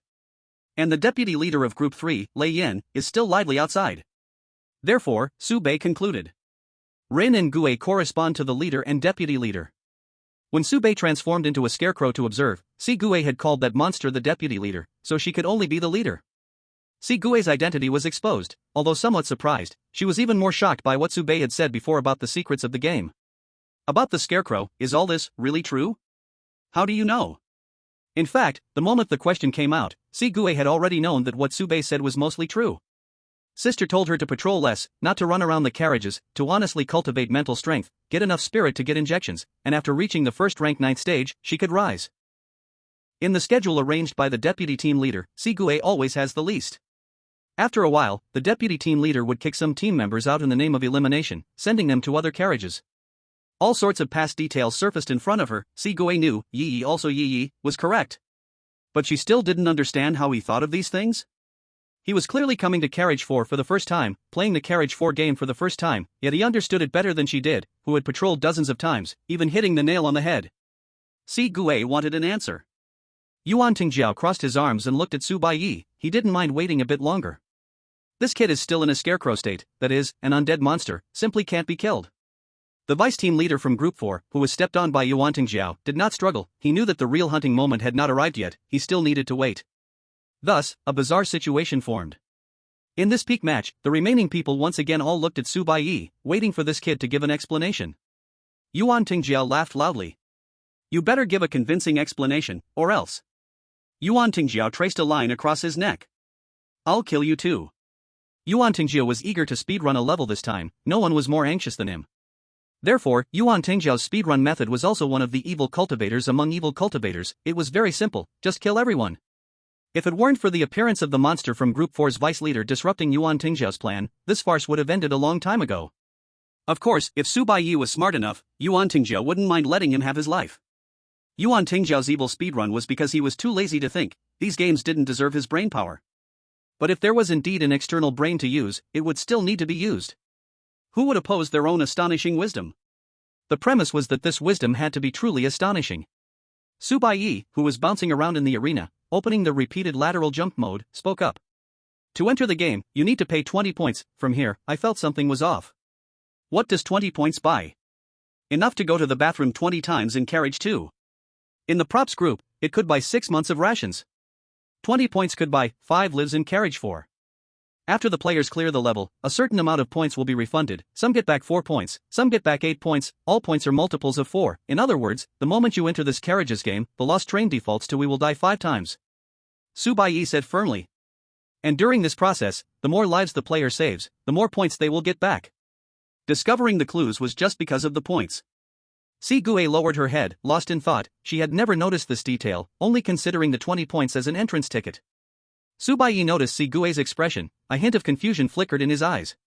What connected 20 points with the 5 lives for Su Baiye was not just that all points are multiples of 4, but also a key detail, which was a casual remark made by Sigue at the time: die once more. Death on the lost train isn't frightening. After all, players can revive with points. However, die more, the word more here is worth pondering. The concept of more and less is relative. Dying more once means they were originally going to die. Yuan Tingjiao shook his head. Not enough, not enough. This level of guesswork could even be called blind guessing. Relying solely on the fact that all points are multiples of 4 to deduce starting with 5 lives short is too arbitrary. Baiye was clearly not guessing, he continued. There's also Lionheart Lake. Baiye was puzzled, what about Lionheart Lake? She had been there many times. When no one was around, she often opened a side instance to take a bath, feeling pleasantly moist after drying off, as if being cleansed inside and out. Of course, when she took a bath, there were no lions in Lionheart Lake. No one but her. This is the special privilege of group leader number 4. Now, hearing Baiye talk about the abnormalities in Lionheart Lake, Baiye feels particularly confused. How could there be any issues right under her nose? Although she is not known for her intelligence, surviving in the maze train until today and becoming the leader of Group 4 is no small feat. She can't possibly be completely oblivious.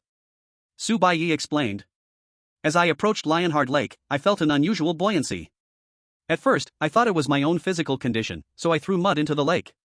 I threw mud into the lake, not planting lotus flowers. As a person passionate about public welfare, Baiye is certainly not the kind to relieve himself everywhere or throw mud around. He did this for a reason. Baiye noticed that other objects sank normally in Lionheart Lake, but when he stepped in, there was an unusual buoyancy. So, it's not the water that has the problem, it's the person. At this moment, Baiye had already begun to have doubts. When he cupped the water in his hands, it fell faster and splashed everywhere into tiny droplets. It didn't flow out from between his fingers but rather like straw. What really convinced Baiye that something was wrong with his body was the battle with the Lion King. To other players, Baiye was knocked away by a punch from the Lion King, triggering great mental stress and becoming a laughingstock. But in Baiye's eyes, this was a completely different story. First of all, Baiye, who was already poisoned, used the antidote to withstand the Lion King's attack, but it did not trigger the 10,000 deaths law. Of course, the golden finger might have malfunctioned, or the poison might have been self-administered by Baiye. Does suicide not count? While in midair, Baiye rejected this possibility. Suicide does trigger the 10,000 deaths law, and this was established in car number 1. To be precise, all the life and death crises Baiye encountered so far were, in some sense, self-inflicted. Suicide would definitely trigger the 10,000 deaths law. Even aside from the abnormalities of the 10,000 deaths law, after stopping the antidote injection, Baiye didn't die. Abnormalities in the 10,000 deaths law, abnormalities in the poison made by AI Lang, so many abnormalities all happening at once? Or is it that there's something wrong with myself? From a probability perspective, the latter is obviously more likely. To verify this, after entering the 123 scarecrow phase, Baiye purposely found a crow and waved his arms under its watchful gaze. One of Baiye's hands turned into straw. Having just one arm turn into straw does not affect movement. Putting on a glove, returning to Lionheart Lake, Baiye tested again and found that the sensations of his left hand and right hand immersed in the lake surface were completely the same. The way water fell from both hands was identical. Even the wet feeling after dampening his hands was no different. Baiye concluded that he had already become a scarecrow. At the moment players enter the instance, they pay 20 points and are transformed into scarecrows. Realizing he was a scarecrow was not enough. What Baiye needed to find was how to restore himself. He began to recall the entire game process and the perfect strategy content to see if he had missed any useful information. In the end, Baiye realized one thing. If all players are scarecrows, then what about the Lion King? Could the Lion King also be made of straw? Information about the Lion King flashed in his mind. Before dusk, summoning the Lion King, there's no way to kill it. Even so, the Lion King wouldn't kill players. But Baiye, who had truly fought the Lion King, knew very well that the Lion King could go all out. One punch could easily kill him. Baiye didn't die, not because the Lion King forbade killing players, but because the players had already become scarecrows, the same kind of undead monsters. Beneath all the surface phenomena lies the underlying logic of the card game. The Lion King took off his armor, bathing in the moonlight. All the players thought that the key step was the armor, but in reality, the vital information was the moonlight. Only when the moonlight fell could the curse be lifted, allowing the straw to regain its flesh and blood. And only a Lion King restored to flesh and blood could be killed by the players. The moonlight was the key. As for why this secret had not been discovered by the players. From the strategy, it's not hard to see that players must do their best to block the crow's line of sight to avoid turning into scarecrows. Even players who turned into scarecrows would be dismantled and devoured by the scarecrows wandering in every corner of the map at the first opportunity. Yes, players were indeed immortal, but they also lost their ability to resist, and after being devoured by the native scarecrows, they wouldn't have a chance to be healed by the moonlight. These native scarecrows had been placed here by the administrator from the very beginning to stop players from completing the challenge tasks. When this tactic failed, one side had the 4 subgroup leaders turn into monsters, drawing all the scarecrows and crows on the map to themselves to strengthen themselves. On the other side, Yuan Tingjiao restricted the 4 subgroup leaders. So, Baiye could hold on until now, relying entirely on Yuan Tingjiao stepping on the heads of the 4 subgroup leaders. Regarding the players turning into scarecrows, after reviewing the situation, Su Baiye discovered a new, stronger piece of evidence. At the start of the game, when players encountered scarecrows, they would always know the scarecrow's characteristics. When looking at a scarecrow, the scarecrow couldn't move, and once the gaze was averted, the scarecrow would move and approach the player. Is this really the scarecrow's characteristic? But this game is called 123 Scarecrow. What truly immobilizes the scarecrow is the player's gaze. In this game, the player is the one shouting 123 Scarecrow. When the player turns around, under their gaze, the scarecrow cannot move. This is the complete reasoning of Su Baiye, multifacetedly validating his assumptions, allowing every apparent phenomenon to be perfectly explained with underlying logic. In real reviews, Su Baiye never speaks loudly about it. When it comes to the head jar, talking back at the heartless boss was just to buy time. Su Baiye was never a talkative person at unnecessary times. On the surface, Su Baiye was still talking nonsense when he was interrupted by Yuan Tingjiao. Enough. If you don't want to speak, don't waste my time. Yuan Tingjiao noticed that the battle with the Lion King should have led this kid to figure something out, but since the other party was unwilling to speak, Yuan Tingjiao didn't care. As long as it's not a guess, that's fine. Kid, listen carefully, I'll only say this once.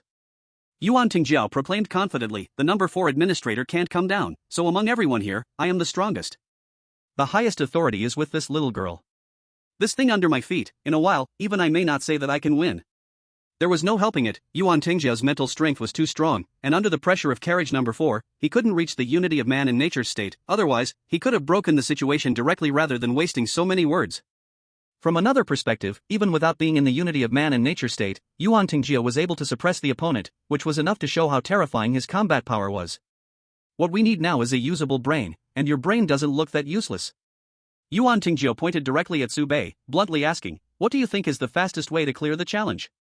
Chapter 050, Scarecrow, 11. The method to clear the challenge task? Faced with Yuan Tingjiao's questioning, Su Baiye did not intend to hide because he knew very well that relying on himself alone was impossible. Keeping this method would only make him a target for the number 4 administrator. Instead, by voicing the method, Su Baiye would be safe. Su Baiye spoke frankly, use the crow's gaze to turn everyone into scarecrows, and then wait until dawn. Yuan Tingjiao was puzzled, is it that simple? He felt that. Did that kid not tell the truth? Or could it be? Yuan Tingjiao thought of a possibility. The number 4 administrator's purpose in this carriage was something Yuan Tingjiao had already figured out. He just didn't have the means to disrupt the other party's plan, nor was he interested in doing so. So, even if he knew from the beginning that someone infiltrated the carriage game, the number 4 administrator could still remain calm. That guy truly entered to stop Su Baiye from completing the challenge task. Even the deputy leader of Squad 3 could see this. Yuan Tingjiao had no reason not to notice. So the question arises, how can Su Baiye ensure his own safety? Plan 1, open source the method to solve the challenge task.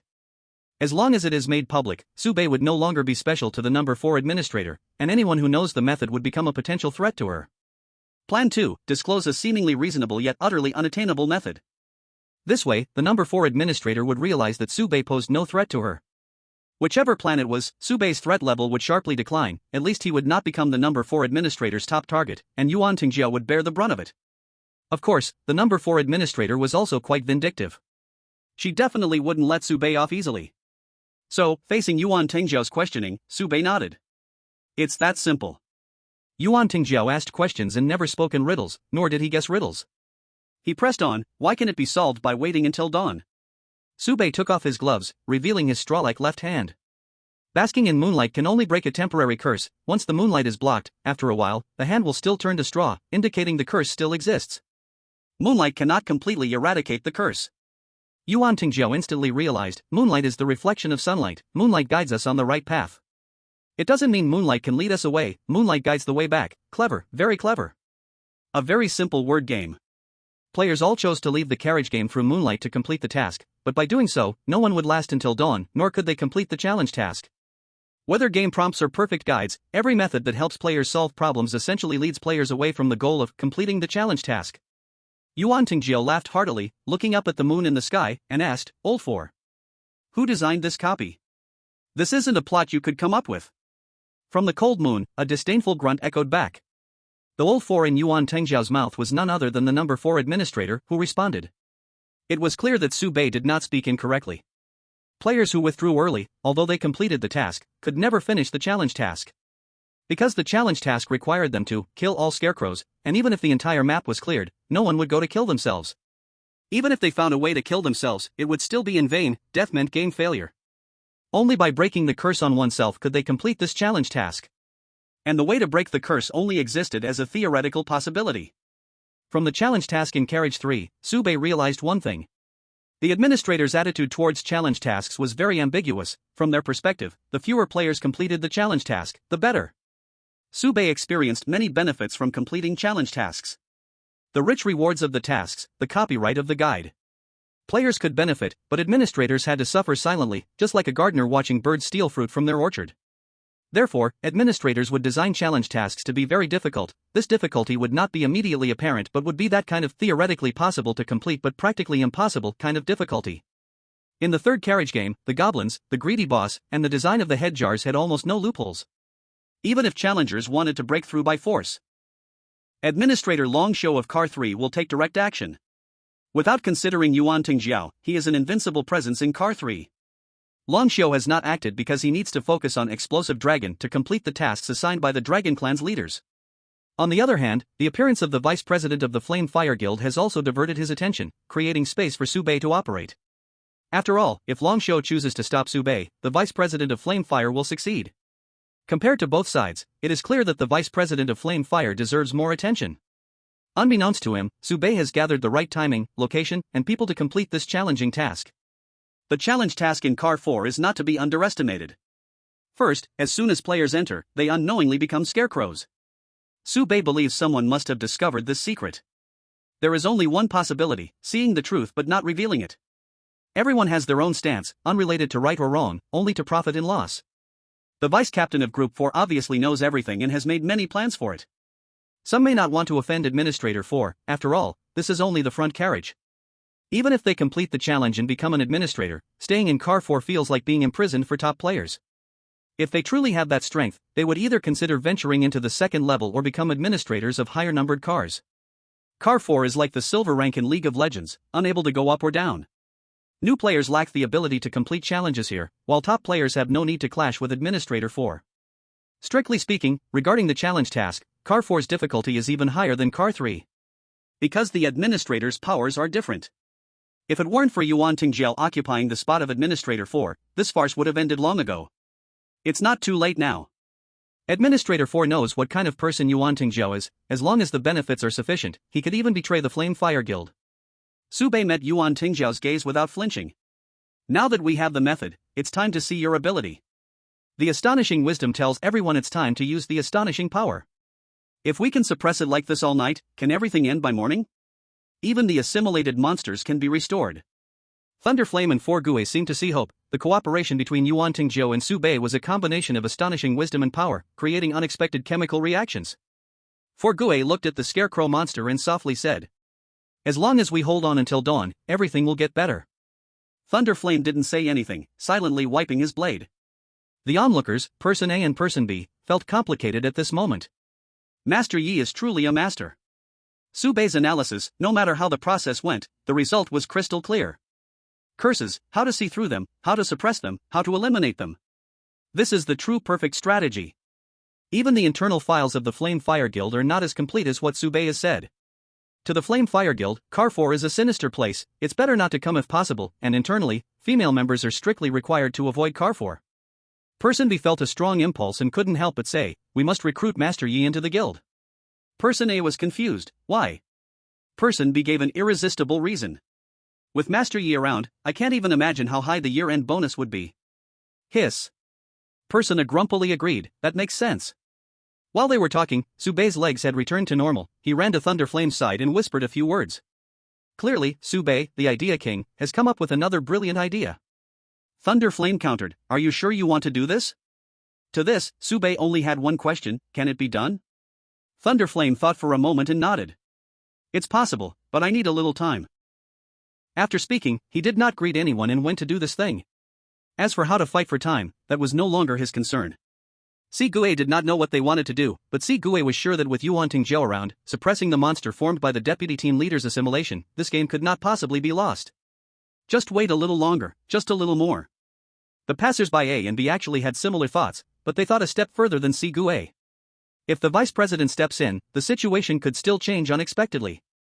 They had a one-way connection with the vice president, only the vice president could actively contact them, and they could not reach the vice president. The next moment, as if to validate their guess, a loud bang rang out, and a cloud of smoke erupted not far away, with a figure rushing out of the smoke at incredible speed, heading straight for Yuantingzhou. Su Baiye, are there more experts? Although he anticipated that there would be variables, Su Baiye never expected changes to come so quickly. And, where did the variables come from?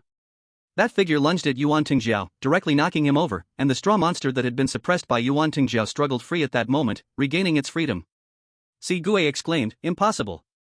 How can there still be a player? She was certain that among the 31 players, there was absolutely no one who could do this.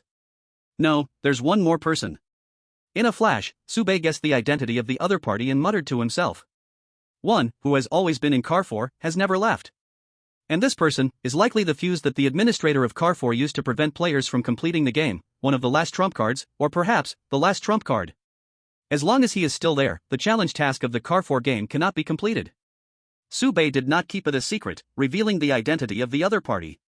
That statue which players jokingly call the daily check-in point, integrated into Carrefour by the strategy team. As the smoke cleared, a burly young man appeared before everyone, shirtless but with a particularly youthful face, even somewhat delicate, giving off a teacher-like aura. He stood on one leg, pressing down on Yuantingzhou's neck, while the other foot continuously stomped, crazily attacking Yuantingzhou's neck. After stepping on it more than 10 times, Yuantingzhou's neck had withered down, like crushed cardboard. The delicate teacher's face wore a somewhat ferocious grin as he said, Yuantingzhou, I'm back. As he spoke, he kicked Yuantingzhou away. Aren't you so arrogant? Didn't you want me to be the operator? Didn't you want to settle old scores? Speak. Keep barking. Su Baiye? What is going on here? Although he knew the origin of the person, Su Baiye could only guess this far. For the true identity and strength of this sudden fierce man, Su Baiye was in the dark. Su Baiye whispered. Who is this person? Sigüe was just about to answer when the delicate-looking book student, who was having fun bullying Yuantingzhou, suddenly turned around and showed everyone a sunny smile. I am Jiang Quanlan. Jiang Quanlan's Jiang. Jiang Quanlan's Quang. Jiang Quanlan's Lan. Jiang Quanlan. Yuantingzhou's exclusive operator Jiang Quanlan has reconnected. Carrefour game ongoing. Total number of players, 32. Yuantingzhou, 1 head taking hits. Jiang Quanlan, beating Yuan Dai 2. Chapter 051 Scarecrow, 12. No matter what, Jiang Quanlan's appearance is the biggest variable. Yuantingzhou, once at the peak of combat power, is now no match for Jiang Quanlan. Before his appearance, the situation still maintained balance, with Yuantingzhou suppressing the scarecrow monster, Su Baiye providing problem-solving ideas, and Sigüe assisting with permissions. The three of them together had at least a 90% chance of completing the challenge task. Jiang Quanlan's appearance changed everything. Su Baiye looked up at the sky as if accepting his fate, then silently lowered his head. He never submits to fate. He was just wondering whether his solution would be guessed by that person. At this point, Su Baiye was very certain that Administrator Number 4 was paying attention here. Unlike car number 3, the pressure exerted by the administrator here was direct. From Lei Yan's words, it was clear that Administrator Number 4 was targeting him. More precisely, Administrator Number 4 was blocking everyone who might complete the challenge, and Su Baiye just happened to be on the right path. Su Baiye did not hesitate at all. He was absolutely certain that Jiang Quanlan being released was the doing of Administrator Number 4. The opponent had already made their move, and with one stunning plot twist, they had taken out the strongest fighting force among the crowd, kicking Su Baiye back from the brink of victory into the depths of failure. Yuantingzhou was the most crucial part of completing the challenge. Without extraordinary power, even having a solution was like building castles in the air, unable to take off. So, Su Baiye's first reaction was, is it possible to reach an agreement? Of course, he did not want to reconcile with Administrator Number 4. As long as Jiang Quanlan and Yuantingzhou, this pair of enemies, stopped, the advantage would still remain with the players. In fact, with Jiang Quanlan's involvement, the advantage would turn into a definitive victory. Yuantingzhou, who was being beaten fiercely, surprisingly still had the energy to joke with Su Baiye, saying, at this moment? You can't be serious. Sigüe roared while blocking the scarecrow monster's movement, stop fighting. After realizing it was useless, Sigüe immediately switched to a different persuasive method, saying, you guys, hurry and kill one. No matter who they killed, the one remaining would be their partner to complete the challenge. Su Baiye wanted to say something to resolve the conflict between Yuantingzhou and Jiang Quanlan, but he heard a voice from a passerby, hey, can Fire Lawyer hear me? With one sentence, trust was established between both parties. Su Baiye nodded, you speak.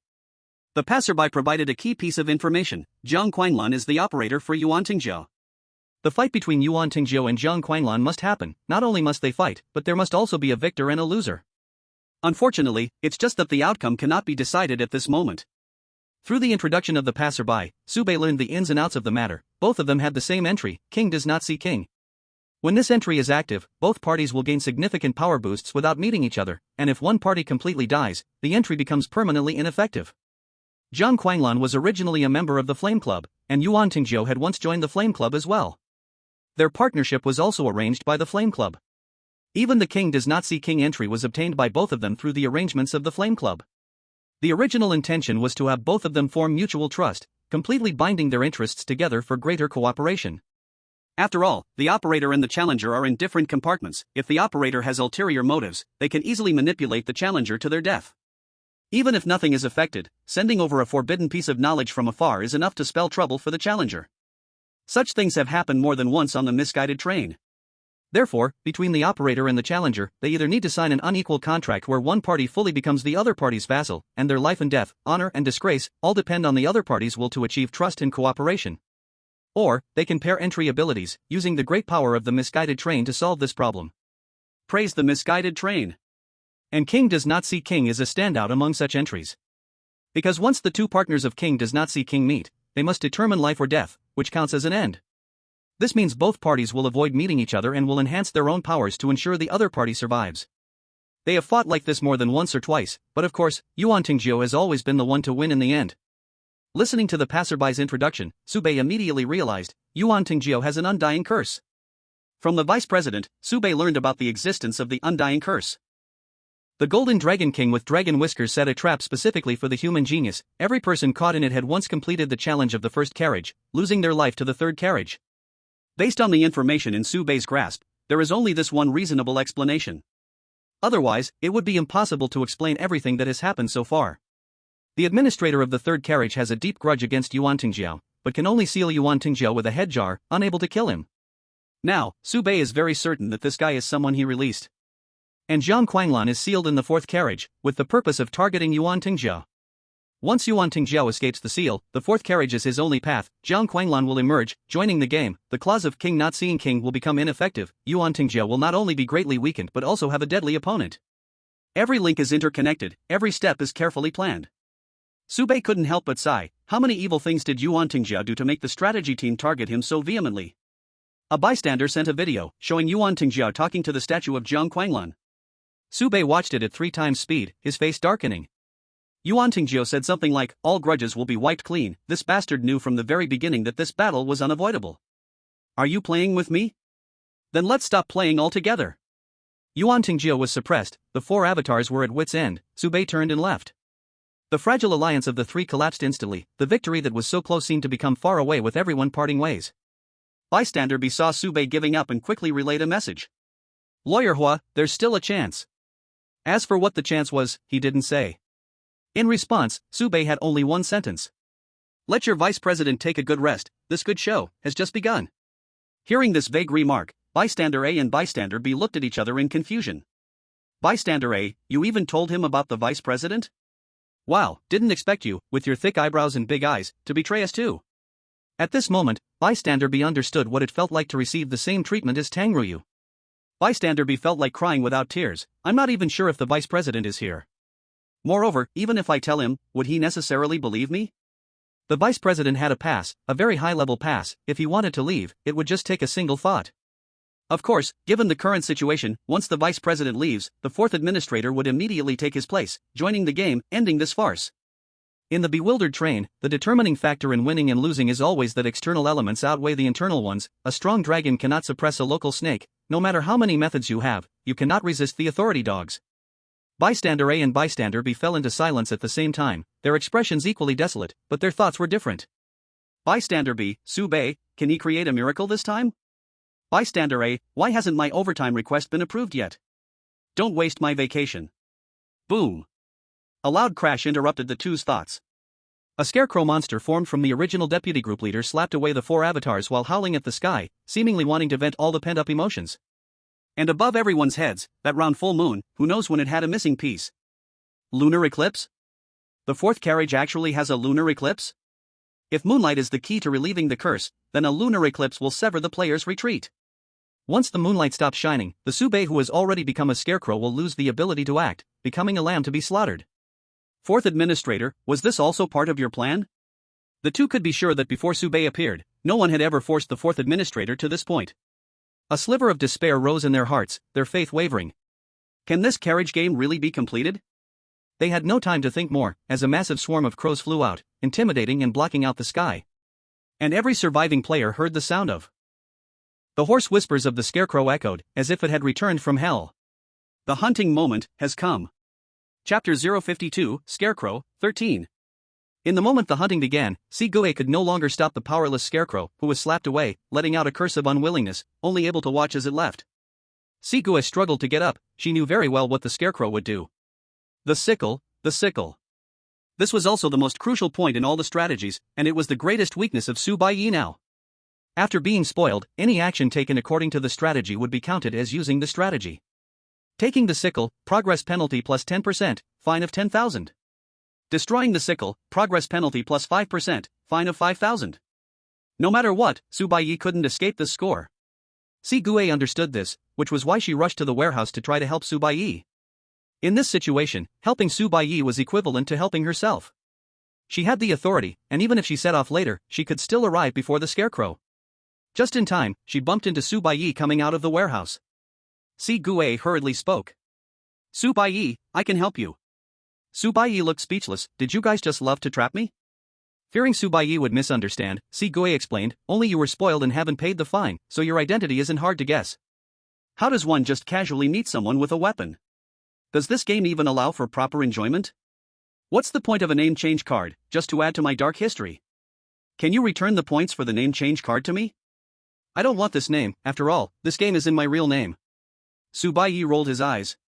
If I had known you had so many privileges, I wouldn't have wasted a name change card. Sigue blinked, somewhat confused. You changed to such a ridiculous name just with one name change card? What kind of outrageous luck is that? Sigue called up the previous surveillance, and she really thought Baiye had used many name change cards to end up with such an outrageous name. Setting the name change cards aside, Sigue was about to disclose her method. I can help you keep the progress penalty below 3%, just give me the warehouse key. Baiye shook his head, declined her kind offer. The sickle problem, I've already solved it, I still have things to do, you take care of yourself. Sigue looked at the hurriedly departing Baiye, her expression slightly puzzled. Solved it? How did he solve it? Using points to solve it is of course the simplest method, but looking at Baiye he didn't seem able to pull out 10,000 points. In hesitation, Sigue did not enter the warehouse, but continued to follow Baiye, wanting to see what he was up to. Their departure did not attract much attention. After all, Baiye was just a newcomer, having nothing to his name but good looks.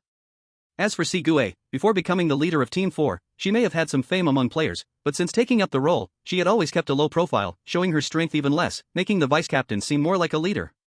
There were rumors among players that Sigue got to be the captain purely through connections, and more than one person had heard her call the administrator's sister.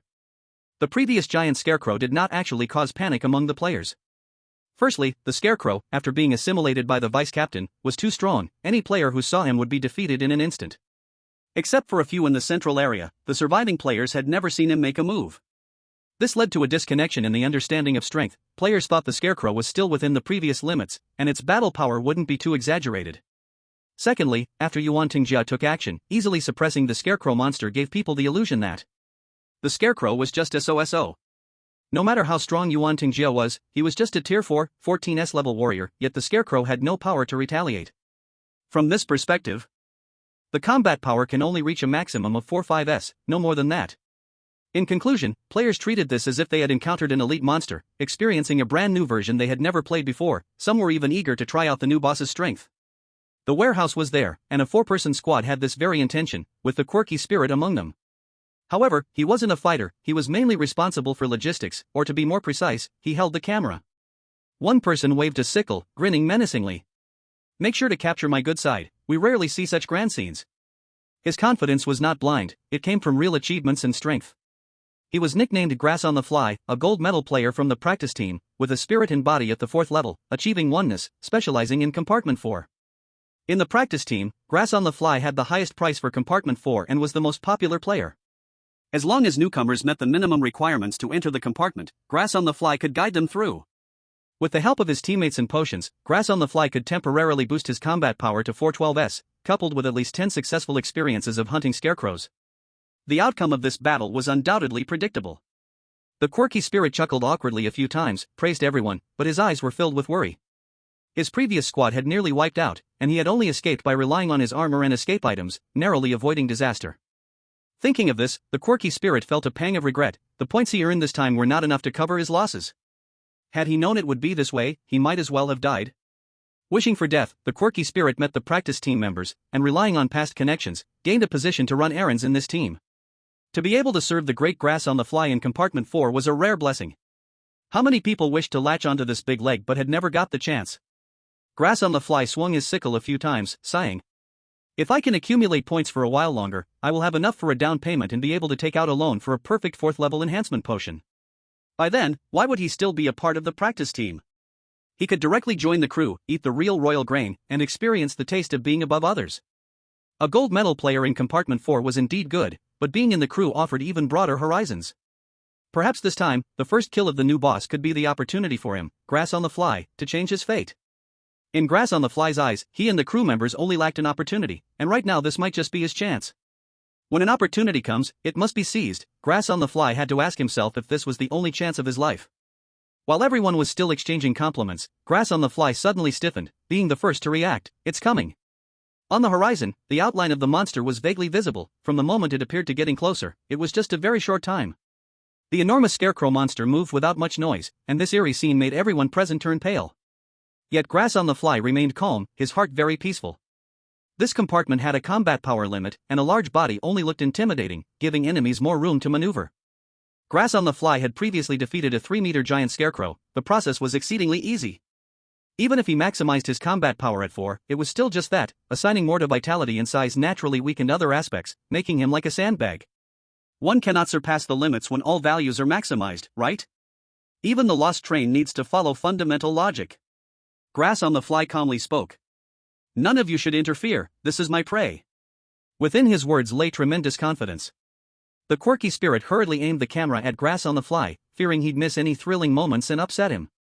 Leaving that sentence behind, Grass on the Fly waved his sickle and charged forward. Delay could lead to changes. Many people can see that the scarecrow monster is strong on the outside but weak inside. This carriage is a hidden treasure, and Grass Flying must seize this amazing opportunity. With a swing of the scythe, Grass Flying's eyes shone brightly, glittering as if he was not cutting a scarecrow, but the fog of his own future. After this strike, my future will be bright. Holding such thoughts and feelings, Grass Flying was slapped dead by the scarecrow. Watching the blood mist in the air and the scattered flesh flying everywhere, everyone fell into confusion and daze. Everyone? What just happened? The odd creature even instinctively replayed the scene, watching as Grass Flying was slapped dead, and then suddenly jolted back to reality. After a brief silence, a roar expressed everyone's thoughts: run! Everyone scattered, flying in all directions like birds and beasts. And that huge scarecrow monster, after slapping Grass Flying dead, treated it like swatting a fly, showing no extra concern before charging toward the warehouse. A bit of rationality told him he had more important things to do. Bursting into the warehouse, a row of doors appeared in front of the scarecrow monster, each with a corresponding name. Yuan Tangjiu. Jiang Quanglan. Si Gue. Master Yi also Yi Yi. Among many names, the one that stood out the most caught all the scarecrow's attention. An inexplicable force compelled him to walk toward the door that belonged to Baiye. As long as I open the door, get the scythe, and kill that guy with it, this will all be over. A voice kept echoing in the scarecrow's mind. After being assimilated, the scarecrow's thinking ability dropped, forcing him to act on instinct. If a voice appeared in his mind, it could easily be misunderstood as his own thought, turning external interference into his instinct. He could feel that the scythe had not been taken away. This battle, he still won. The scarecrow pushed open the door and froze in place, momentarily bewildered. In the warehouse that belonged solely to Baiye, there was indeed a scythe. But the problem is, there was not just one scythe here. Looking at the dozens of scythes suddenly thrown on the ground, the scarecrow fell into thought: which one was the right one? Before entering the carriage game, Baiye had seriously thought about this issue. How should the scythe be dealt with? If it was just about taking it away or destroying it, Perfect Strategies had recorded similar knowledge. As long as Baiye followed the steps, it would trigger theft points, leading to massive fines, resulting in another form of death. Now, Baiye's way to break the game appeared. Since he couldn't take it away, then he would give you several scythes. Just like this, if a bike can't be stolen and can't be ridden, no problem, Sube could add another lock. The Scarecrow can indeed take away all the scythes here, but the problem is, how much time will it take to find the one useful scythe? Should he then try dozens of fake scythes one by one during the battle? Only one is a specialized weapon against Sube. The Scarecrow clumsily picked up a scythe, using one hand to apply force, and easily destroyed the scythe. Without the ability to think, it seemed he prepared to use this clumsy method, trying one by one, and any that couldn't be destroyed would be the specialized weapon against Sube. A voice rang in the Scarecrow's mind. You can use binary search to test. You can determine if the specialized weapon scythe is in the warehouse by bringing half of the scythes out. If the specialized weapon scythe leaves the warehouse, you exclude half the wrong options, and so on. Even if there were 100 scythes, using binary search wouldn't take long. But there is still one small problem. The Scarecrow doesn't understand. The subleader who transformed into a monster, after entering the hunting moment, really only had the instincts of being a monster left. If he had even a bit more thinking ability, he wouldn't be swayed by the voice in his head. If his strength were even a little weaker, the voice in his mind could directly command him, instead of now, hanging his perspective on the Scarecrow, using the voice to influence the opponent's thoughts. Commands like kill, Knight Lord Yaya could be perfectly understood by the Scarecrow, but that was all. Too complex commands?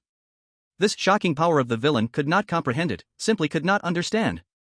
The voice in his mind sounded somewhat anxious and exasperated. As he watched the Scarecrow waste time like this, Sube might actually complete the challenge task. In a moment of urgency, she spoke again. Fake goods are all worthless junk, use all your strength to destroy them all, what remains is the real goods. This command was simple enough. The Scarecrow hesitated for a moment and finally understood. A black light slashed out, and dozens of scythes were destroyed. The owner of that voice, what's going on? It's one thing for the fake goods to be destroyed, but why were the real scythes also destroyed? As all the scythes turned to scrap under the Scarecrow's attack, dust flew up, and a few lines of text faintly appeared on the ground. Cold knowledge, a silver hand can turn an item into silver quality. The train civilization model warns you, the lost train has obsessive cleanliness, please do not urinate or defecate everywhere. When urine meets a corpse, it will trigger the train's self-cleaning function. Meanwhile, by Lionheart Lake, Sube suddenly stopped. You informed player Sigue about a common but a cold knowledge that you never abide by, points +1. Sigue looked at Sube and asked with concern, what's wrong? With Sube's personality, he would never stop easily. Sigue believed something unusual must have happened. Sube looked a bit shy and said, it's nothing, just a bit urgent. Sigue puzzled, before you enter the game, wouldn't you use the restroom in advance? No, buddy, are you really just going anywhere? Is it really about points? Sube gave a perfect answer, got a belly full of water from Lionheart Lake. Chapter 053, Scarecrow, 14. Though Sube had never trusted Sigue, he had to say, when he saw the prompt, he was still a bit shocked. Could it be that the Sigue before him was a fake? Sube confirmed with the Fire of Rebirth Guild that Sigue was right beside him, genuine and true. Then there was only one possibility, Sigue could multitask, her certain perspective was fixated on the Scarecrow, thus she saw the cold knowledge left by Sube. Ordinary civil slogans would only give Sube 1 point, there wouldn't be that phrase, never abide by. Only things related to the train's cleanliness, urination, and corpse refresh would involve Sube's dark history, triggering the lost train's complaints. And this sentence, Sube had only left in his scythe warehouse. Logically, only the Scarecrow could enter the scythe warehouse. Confirming the other party's undercover identity, Sube couldn't help but feel shocked inside. There was no way, Sigue showed no flaws from the beginning to the end, she truly cared about the vice team leader, even at the cost of offending the administrator. If she really was an undercover agent, then her acting skills were really too good, right? And Sube walked ahead, eyebrows tightly knitted, always feeling he missed some detail. No, it might not necessarily be that he overlooked details, it could be that the information at hand was not complete, leading to the missing links in his reasoning chain, making it impossible to restore the final truth. Thinking of this, Sube immediately sent a message to a passerby. I need information related to Car Force game, all records from the Fire of Rebirth Guild, information on the team leader and vice team leader of the 4th crew. After stating his needs, Sube finally said, you can name a price, let's discuss it. He had no intention of getting something for nothing, he would pay for it, taking such small gains could easily get him into trouble. Sube and the Fire of Rebirth Guild had no need to bind themselves tightly together for now. Previously, Passerby had mentioned that Yuan Tingjiu and Zhang Quanglan had both been members of the Fire of Rebirth Guild. Yuan Tingjiu has an immortal curse, which means that Yuan Tingjiu is also a player who has completed the challenge mission even in the front train compartment. Sube could easily deduce that the Fire and Flame Guild once recruited Yuan Tingjiu, but they eventually parted ways, and this process was destined to be unpleasant. The Fire and Flame Guild has a psychological shadow of the next Yuan Tingjiu, and Sube also has some caution toward this giant lurking beneath the iceberg, maintaining this cooperative relationship is the best for both sides. Both parties maintain mutual understanding, taking what they need, creating a more suitable distance. A passerby cheerfully quoted a price. 600 points. This is the price set by the president, even the vice president cannot change it. The passerby guarantees with his year-end bonus that this information is absolutely worth the price. Of course, the prerequisite is that the person buying this information can dig out its value. Sube agreed readily, deal. But he did not pay the points immediately. Instead, he asked. Sanding and Sangung each owe me 100 points, can it be deducted? Sube had a genius idea. Using a debt to pay off a debt, letting heroes chase after heroes' debts. The passerby quickly replied. The debt of the passenger crew? This can be converted into 1.5 times its value, deducting you 300 points. As he spoke, he sent over a debt transfer agreement, clearly indicating that the money owed by the passenger crew holds special value for the Fire and Flame Guild. This IOU in Sube's hands could not even return the principal, let alone interest. But in the hands of the Fire and Flame Guild, it was not just about the principal. Sube glanced at it, confirmed the agreement was fine, and signed it gracefully, completing the debt transfer. After paying 300 points, Sube received the relevant information. After just a few glances, Sube discovered some clues within. The information stated. All 4 group leaders throughout history have been women. They have formed a close bond with Administrator Number 4, and with the Administrator's help, they all successfully ascended to the 2nd layer, and some even became strong enough to reach the 3rd layer. During their time as group leaders, they focused on honing their mental power and often played the Number 4 carriage game alone. The current Sigue was recruited in cabin number 15 of Layer 1 to become the group leader. Prior to recruitment, her mental power was a top-tier 9th level, and her physical body was an 8th level, known for her decisive actions, cold demeanor, and strong execution. The current Sigue has a crush on the vice group leader Mugu.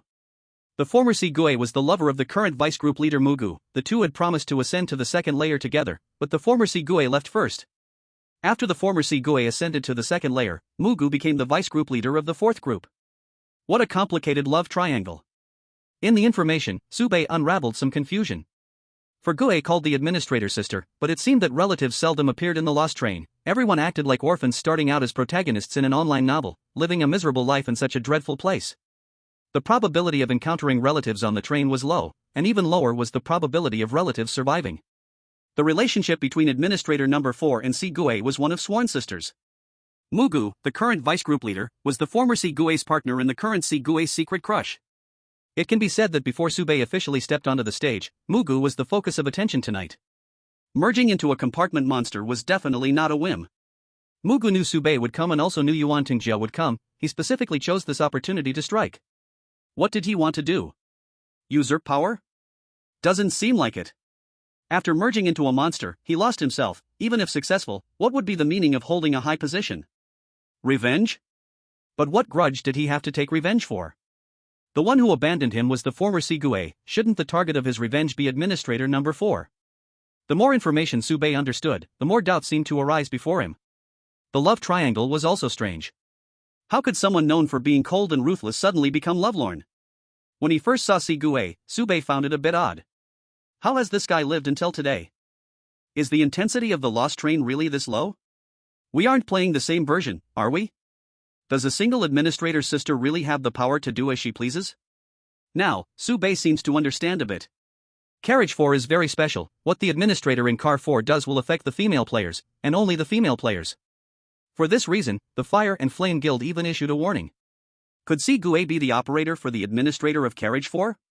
No, it feels more like the administrator of Carriage 4 is the operator for Sigue. After all, every generation of Sigue would go to the 2nd layer, and only the administrator of Carriage 4 always stays here. Now, Sube has 2 paths laid out before him. Either he figures out the truth himself and turns the tables. Or he finds Yuan Tingjia to collaborate. Yuan Tingjia must know something. This has nothing to do with intelligence, just experience. However, Yuan Tingjia is trapped by Jiang Quanglan. Trying to join him isn't a simple matter. Thinking of this, Sube suddenly spoke. Speaking of which, we are really lucky. Sigue looked confused. Lucky? They were clearly on the edge of victory but had missed the only chance because of Jiang Quanglan's interference. Whether they could turn the tables now depended on Sube's actions. What kind of luck is this? Didn't you notice? Sube chuckled. Yuan Tingjia didn't intend to leave us any chance. He's already prepared to make a move against us. If Jiang Quanglan hadn't rushed out, everyone would have already died at Yuan Tingjia's hands. Sigue was doubtful. Su Bai's tone was very certain, he believed in Yuan Tingjiao's character. Si Gue mumbled. Sounds like something Yuan Tingjiao would do. Su Bai curiously asked. What did you say? Si Gue came back to his senses. Ah, did I say something? Su Bai didn't mind. Maybe I misheard. Before the two finished speaking, another loud bang sounded in the sky, followed by a long series of wild laughter. Jiang Quanlan. You can't even win against me using your head, no hands, and it's still fine. Lacking hands but using his head, Yuan Tingjiao was making his victory speech. Yuan Tingjiao actually turned the tides and killed Jiang Quanlan? In the next moment, a shadow rushed by, half of his body missing, covered in blood. Yuan Tingjiao appeared before the two. Yuan Tingjiao grinned. Are you ready? Si Gue tightened his grip on the weapon, feeling a bit anxious. Ready for what? Su Bai let out a bitter laugh. Bitter indeed. Just now, Su Bai had foreseen death. This guy Yuan Tingjiao is something else, he really does do wicked things. After using extraordinary wisdom, he didn't hesitate to discard it when it was time. Even Su Bai, transformed into a scarecrow, couldn't resist Yuan Tingjiao's hunt. There was only one way left. The trump card originally prepared for Lei Yan had to be used on Yuan Tingjiao. It felt like a waste. Su Bai spoke up. Yuan Tingjiao, if I call you, will you dare to turn around? Yuan Tingjiao snorted, a child's trick. If you want me to turn, I won't. As soon as he finished speaking, Yuan Tingjiao suddenly moved, his body starting to shift rapidly, but it was too late. On Lionheart Lake, a huge concave mirror appeared, made of ice, coated with a special material, transforming from a concave lens into a concave mirror. In the center of the concave mirror, a pile of crows was placed. Like a flashlight, the crow's gaze was refracted and gathered through the concave mirror, ultimately forming a giant beam of light that broke the curse. And this beam just happened to land on Yuan Tingjiao's head. In an instant, Yuan Tingjiao turned into a scarecrow's head. Until this moment, Su Bai finally breathed a sigh of relief, looking completely relaxed. At last, we survived. We survived. Si Gue blinked, a layer of mist seeming to cover his face, the corners of his mouth slightly curled, extending the last word mockingly. Ha! Looking at Si Gue, who seemed like a different person, the slumped Su Bai was not surprised at all and helplessly said. Should I call you the leader of Group 4, or the number 4 administrator? Si Gue thought for a moment and answered seriously. Reaching this point, you are qualified to know my name. The mist on her face grew thicker, and her voice sang harmoniously like a choir, different tones overlapping together. My name is Wanxin. Wanxin is in the hearts of all coming together. Chapter 054, Scarecrow, 15. Number 4 Administrator, Wanxin. It wasn't until the other party stepped into the scene personally that Su Bai completely understood what they were doing. Although Su Bai had already guessed nearly everything before, only when the truth was revealed was he certain. Su Bai cut straight to the point, breaking through that layer of glass paper. You can spiritually assimilate others? The name of the other party was clearly not a real name but more like a nickname. In the world of the streets, there's never a nickname that is called wrongly. The relationship between number 4 administrator and the generations of Sikue was indeed that of an operator and a player, but the operator controlled the player, and Sikue was merely a puppet. After leaving the first layer, everything she did was remotely controlled by the number 4 administrator. The operator, this time, truly profound. On both ends of the line, there must be balance. If the player's strength is too strong, the line loses its meaning, and if the operator's strength is too great, the player becomes a puppet. Even when exposed, Wanxin showed no embarrassment and calmly replied. Yes, if the other party is in a state of unity of heaven and man, it naturally cannot be done. Su Bai nodded slightly, adding. So the number 4 carriage can suppress strength, forcing players to be unable to enter a state of unity, making it more suitable for you to assimilate. That's why you've been staying here. When looking at the data, Su Bai found it very strange. According to normal reasoning, the administrator of the number 4 carriage is not a sought-after position, yet this administrator had been lingering here. Could it be that there was no ambition at all? Corresponding to the team leader, some people had even charged up to the 3rd layer, yet she stayed here as the administrator. It was only when the other party revealed themselves as Sikue that Su Bai's confusion was completely resolved. Wanxin could spiritually assimilate others, and the body's strength could be chemically modified, assimilating the spirit little by little, and after assimilation was complete, let the other party go to the 2nd layer and continue assimilating the next target. If the leaders of the generations of 4 groups were all Wanxin's projections, that would be a bit too terrifying. The main body stays in the 1st layer, serving as the number 4 carriage administrator, without any risk to life, while constantly strengthening its own power on the lost train. If allowed to continue, one day Wanxin could dominate the entire lost train. What is this? Reverse fishing? Old players of the lost train certainly have too many tricks up their sleeves.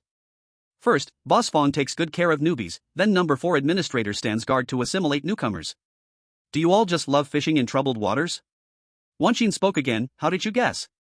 The identity of Sikue had a problem, which could not escape the eyes of many. Yuan Tingjiao's intention to kill also stemmed from this purpose. Of course, killing Su Bei was just an incidental matter. Yuan Tingjiao was not lacking in this kind of wicked deed. Su Bei shrugged, speaking helplessly. The reactions of Sikue were too abnormal. With her kind of intellect, it's impossible to survive until today on the lost train, even to become the group leader. If it were just because Sikue was foolish, it wouldn't matter. After all, foolishness can be feigned. What truly raised Su Bei's suspicion was Sikue's abnormal behavior. Sikue occasionally reveals very crucial information, yet she herself is completely unaware. The sentence Sikue said when they first met, to die once more, led Su Bei to infer the crucial information, already estimated to have died 5 times. Sikue has been staying in the number 4 carriage for a long time. Even if Lei Yan comes here, he can spot the problem, and even find me for cooperation. Sikue has no reason to see absolutely no problem. Such a stupid mind cannot become the leader of the 4th group. If she really is a meticulous and skilled person at disguise, there would be no reason for her to reveal such critical information between her words. Based on this contradiction, Su Bei boldly deduced. At first, I thought Sihue was sick, suffering from schizophrenia or other illnesses, and that her subconscious and main consciousness had conflicts, making her unable to fully control her body, even failing to realize that such a conflict existed. It wasn't until Wanxin personally got involved that Su Bei confirmed what Sihue was really about. This also solved another doubt for Su Bei. From the viewpoint of a normal game, the 4th administrator Wanxin obviously cared about the challenge task, and for this, she set up many hidden cards. Misleading strategies for players, confusing opening hints, Jiang Quanglun, lunar eclipse. The 4th administrator's preparations were very thorough, proving that she was a meticulous planner. And the more such a person there is, the more suspicious they become, easily falling into a layered trap, always unable to stop thinking, what if the enemy cracks this too? Such people ultimately reach one conclusion: they must personally get involved. After all, not trusting any external means, only oneself is the most reliable. Su Bei had been searching for how the 4th administrator would personally get involved. He initially thought it would be Lionheart Lake or maybe the Scarecrow, but unexpectedly, it turned out to be Sihue herself. Hearing Su Bei's implication, Wanxin shook her head. They all volunteered. Su Bei smiled silently, listening intently. Wanxin really explained sincerely. When potential candidates pass by the 4th compartment, I leave them a contact method, just consider it a transaction. In the first layer, I can help them 3 times. As long as they rely on themselves to leave the first layer, I ask for nothing in return. Once they've used up all 3 chances for help and fall into a deadly predicament again, their lives will be mine. 3 top-tier rescue opportunities in exchange for a single life. How reasonable is this deal? Su Bei was somewhat moved. Needless to say, what Su Bei had done before was nothing compared to Wanxin. She was genuinely doing charity. Crowned the greatest good person of the lost train. Wanxin was willing to explain so clearly. Naturally, there was a reason for it. I only make deals with female players, but for you, I can make an exception this once. Su Bei?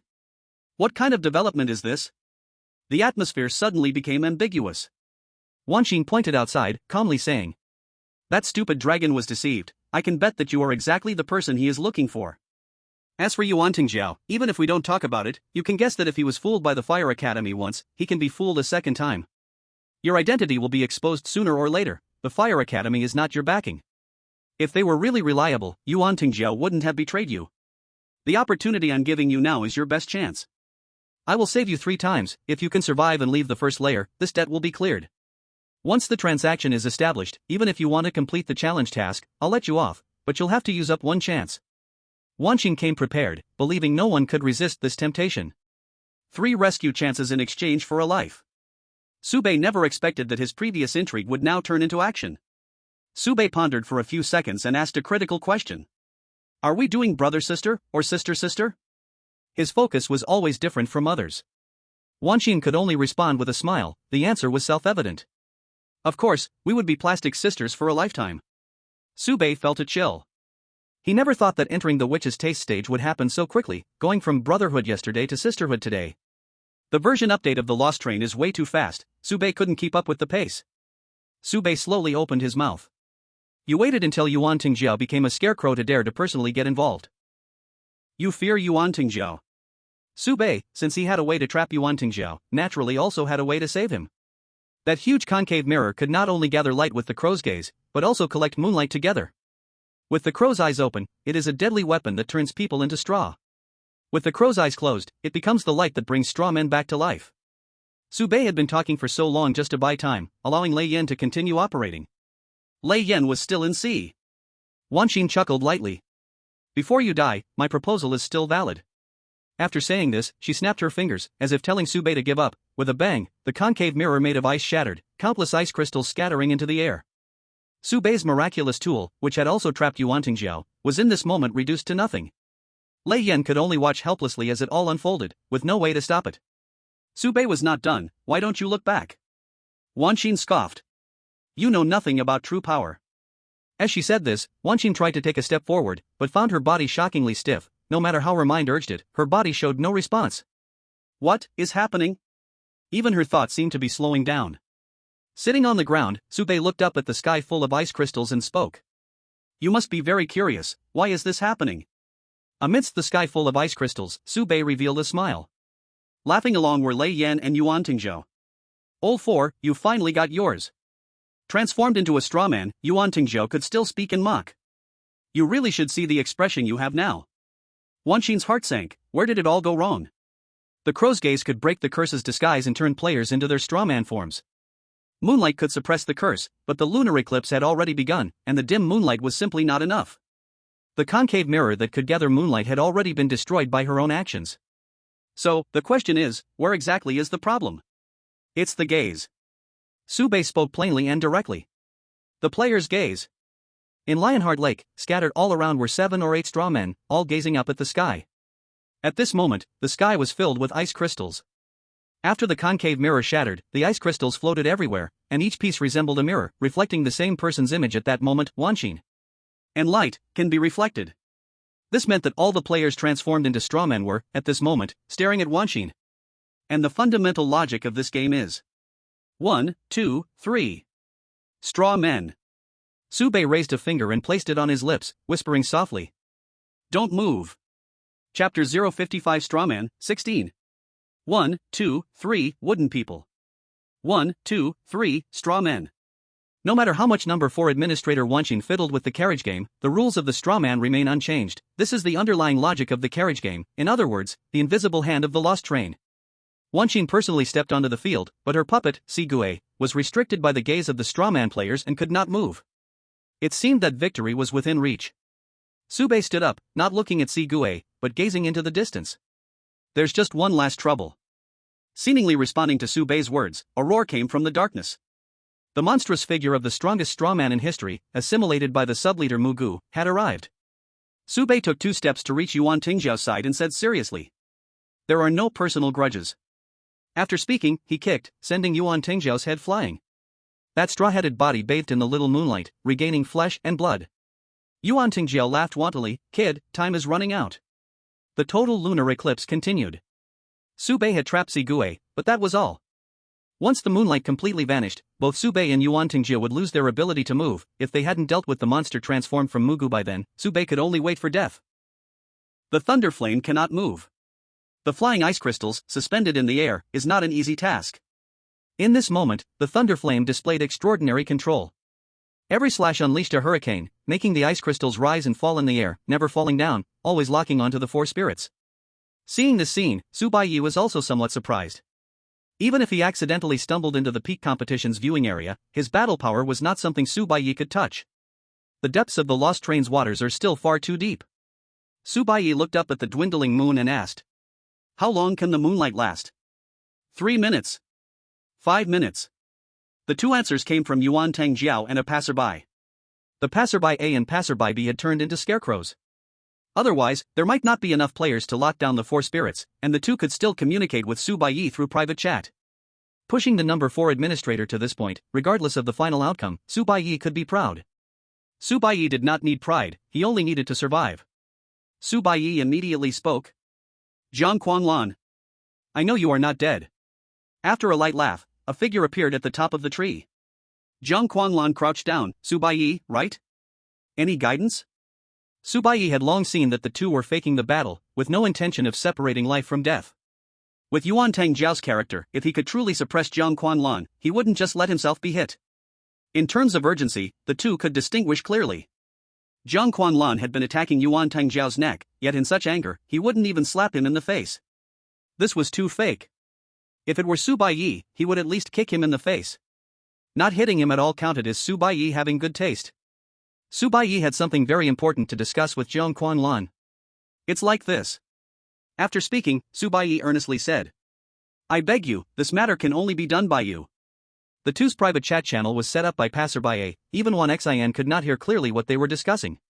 However, Wan Xian was sure of one thing: Zhang Quanlan, the most rebellious of the rebellious, this obviously mentally unstable guy, would never easily agree to anyone's request. If Zhang Quanlan's character were even a little normal, he wouldn't have become Yuan Tang Jiao's operator. He also wouldn't have partnered with Yuan Tang Jiao for so many years.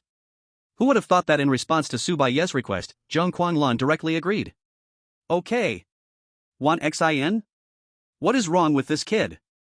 Is he under the charm effect? How can even someone like Zhang Quanlan be so easily persuaded?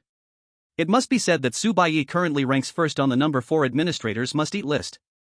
After speaking, Zhang Quanlan jumped from the top of the tree, grabbing Yuan Tang Jiao's head and flying into the sky. As he accelerated upwards, Zhang Quanlan shouted, Permission. In the next second, Zhang Quanlan's speed suddenly increased dramatically. Su Baiye had once witnessed the 4 spirits using permissions. Their 4th-level body strength could glide through the sky, clearly a result of the power of permission. Yuan Tang Jiao also had administrator permission, and the 4 spirits had once granted that power to Yuan Tang Jiao. To take back what was given to Yuan Tang Jiao wouldn't be that simple. Yuan Tang Jiao's willingness to cooperate shows that whatever they were about to do could indeed threaten him. Wan Xian knew his time was running short. The outcome would be decided in these 5 minutes. At this moment, under the support of permission, Zhang Quanlan flew upwards. When he reached his maximum speed without any hesitation, he kicked Yuan Tang Jiao's head away. In midair, Zhang Quanlan and Yuan Tang Jiao flew like rockets. Zhang Quanlan diverged while Yuan Tang Jiao, propelled by that kick, shot into the sky at an even greater speed. The body strength and the power of permission couldn't make someone fly that high. It couldn't meet Su Baiye's demands. So, Su Baiye made a bold decision to only send the head. As for Zhang Quanlan, he absolutely could not refuse such a request as kicking Yuan Tang Jiao's head into the sky. Who can refuse? Su Baiye, grasping it. Wan Xin, I see. Let Yuan Tang Jiao fly higher, absorb more moonlight, and maintain a combat form longer. No, Su Baiye's thoughts should be deeper. Moonlight can suppress curses, sunlight can break curses, but if there is enough moonlight, can it completely crack the curse? The original concave mirror was made for this purpose. Who would have thought? Yuan Tang Jiao is unreliable, Si Gui is still Wan Xian's backup, and the concave mirror is completely wasted. Su Baiye has no choice but to resort to this desperate measure. Whether it can succeed, that depends on fate. Su Baiye's fate, clearly, isn't good. Wan Xian's voice rang in Su Baiye's ears. Killing you before Yuan Tang Jiao lands, that's still my win. Yuan Tang Jiao is different from Su Baiye. Yuan Tang Jiao doesn't care about the challenge task. As long as Wan Xian is willing to give up enough benefits, Yuan Tang Jiao can leave at any time. Once Yuan Tang Jiao breaks the curse and makes a glorious return, then it means Su Baiye and the others have lost. What Su Baiye only needs to do is to stay alive. In the darkness, the roar grows closer, and Su Baiye grips the baton tightly. Suddenly, Su Baiye dodged to the side, several stalks of straw flew past with a sew sound, and finally smashed into a boulder, shattering it to pieces. It's here. This is Su Baiye's first confrontation with the Scarecrow, and it may also be the last. In just 3 seconds, Su Baiye twisted and turned more than 10 steps, avoiding 4 or 5 lethal strikes. According to the 100 Deaths Law, Su Baiye has already died 6 times. He hasn't even seen the enemy yet. The number of deaths keeps increasing, and the attacks become denser, pushing Su Baiye's pressure to the breaking point. Zhang Quanlan stood aside, exclaiming, if it were him, he would have died at least 3 times by now. This kid, he has some skills. In the darkness, the monster burst forth. The Scarecrow's figure shrank to human size, but its speed and strength increased to a new level, spinning like a top and then charging towards Su Baiye. Su Baiye stood frozen, as if paralyzed by fear. Victory and defeat hinge on this second. Thus, Su Baiye showed no hesitation, directly activating 24 frames per second, pushing his reaction speed to the limit. Will die, will die, will die. Various ways to respond flashed through Su Baiye's mind, but every outcome resulted in death. The number of deaths soared, blinking past the threshold of 40. Deaths, 40. Collection rate, 0.4%. Mental power, 4 levels. At the instant his mental power increased, Su Baiye's mind became exceptionally clear. Although he had exited the state of unity with heaven and man, his thinking speed wasn't just faster. Su Baiye exited the state of unity, in the premonition of death, before the Scarecrow could kill him. A mysterious force had already tainted Su Baiye's spirit, killing him. Therefore, Su Baiye had no way back, only forward. Now's the time. In the blink of an eye, Baiye, activating 24 frames per second, chose to collide with the Scarecrow tornado. Blood spurted out, large chunks of flesh flew through the air, and Baiye suppressed the intense pain, with only the desire for victory in his eyes. He didn't die. With the 100 Deaths Law in hand, relying on his reaction ability, Baiye was able to seize this one window, absorbing the blow with minimal damage, finding a glimmer of hope in a nearly fatal situation. And seizing that glimmer of hope, under the intense mental fluctuation, Baiye's body also shattered. Body, first class, 4 levels. Spirit, unity with heaven and man. One Xian's pollution tactic lost its effect. Baiye would not die at her hands, but the crisis has not been averted. There is still one last enemy, the Scarecrow. Baiye, it's my turn now. Until this moment, Baiye, in the state of 4 levels of unity with heaven and man, finally qualified to stand on the main battlefield, gaining the power to fight. But it is only one chance to fight. With less than 0.5 seconds remaining, Baiye only has one opportunity, fleeting. The 100 Deaths Law eliminates the risk of death. Calculate the way to deal the maximum damage to the enemy without dying. 24 frames per second, 10 frames remaining. The tidal effect an eye for an eye, a tooth for a tooth is activated. The damage the Scarecrow inflicted on Baiye will return in Baiye's next attack. Baiye left behind an afterimage, swinging the baton in his hand, sparks flying out, fueled by the frustration and anger from the entire night. He smashed down hard toward the Scarecrow's head. Here's a punch for you. Boom. The first to break was the baton in Baiye's hand. The golden grade baton couldn't withstand this force and was completely destroyed after one swing. And the next moment, the terrifying power transmitted from the baton exploded completely within the Scarecrow. The Scarecrow's own power, combined with Baiye's 4th level 10s class full force strike, triggered a 1.5 times critical damage from Here's a punch for you. Boom. After a loud explosion, countless straw flew into the sky, igniting midair. The terrifying monster met its end, leaving only a half-destroyed human figure, with 4 gemstones swirling in the air, falling into Thunderflame's pocket. Scarecrow boss has been killed by player Night Lord Ye.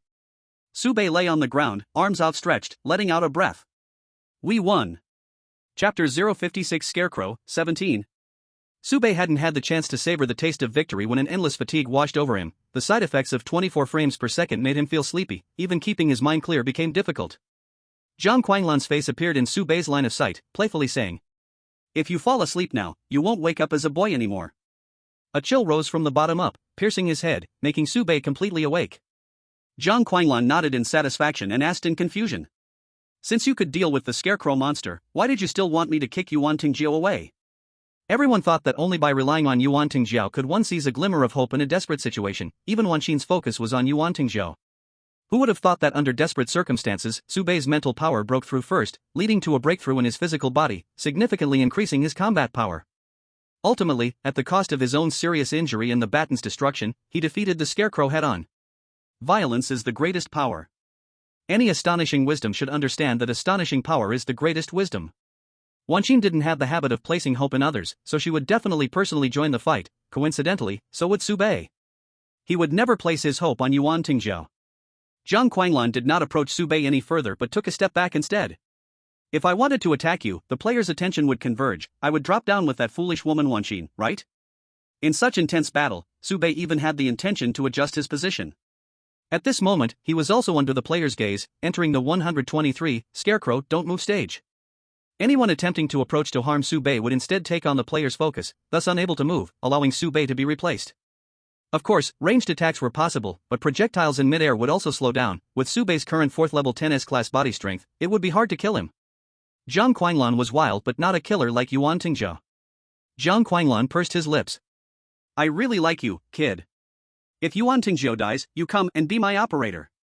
After saying that, without waiting for Baiye to accept or refuse, Zhang Quanglan turned to leave. No one knew what he was going to do. For minutes later, the total lunar eclipse arrived as scheduled, enveloping the entire Earth in endless darkness. And just before the darkness fell, according to Baiye's request, Thunderflame used a crow to remove everyone's cursed disguise, which also meant that everyone turned into a scarecrow, quietly standing in place. Motionless. In the darkness, there is only patience and waiting. Fortunately, Baiye has never lacked in patience. Baiye knows very well that within his ability, he has done all he could, and if this still leads to failure, he has nothing to regret. In the darkness, he meditates, slowly releasing his mental stress, eliminating the fatigue from before, and quickly restoring his state to face the battle that may come next. In the night sky, Yuan Tingjiao floats in mid-air, unable to speak or see. Originally, everyone thought he was the final trump card, and even Yuan Tingjiao himself believed it.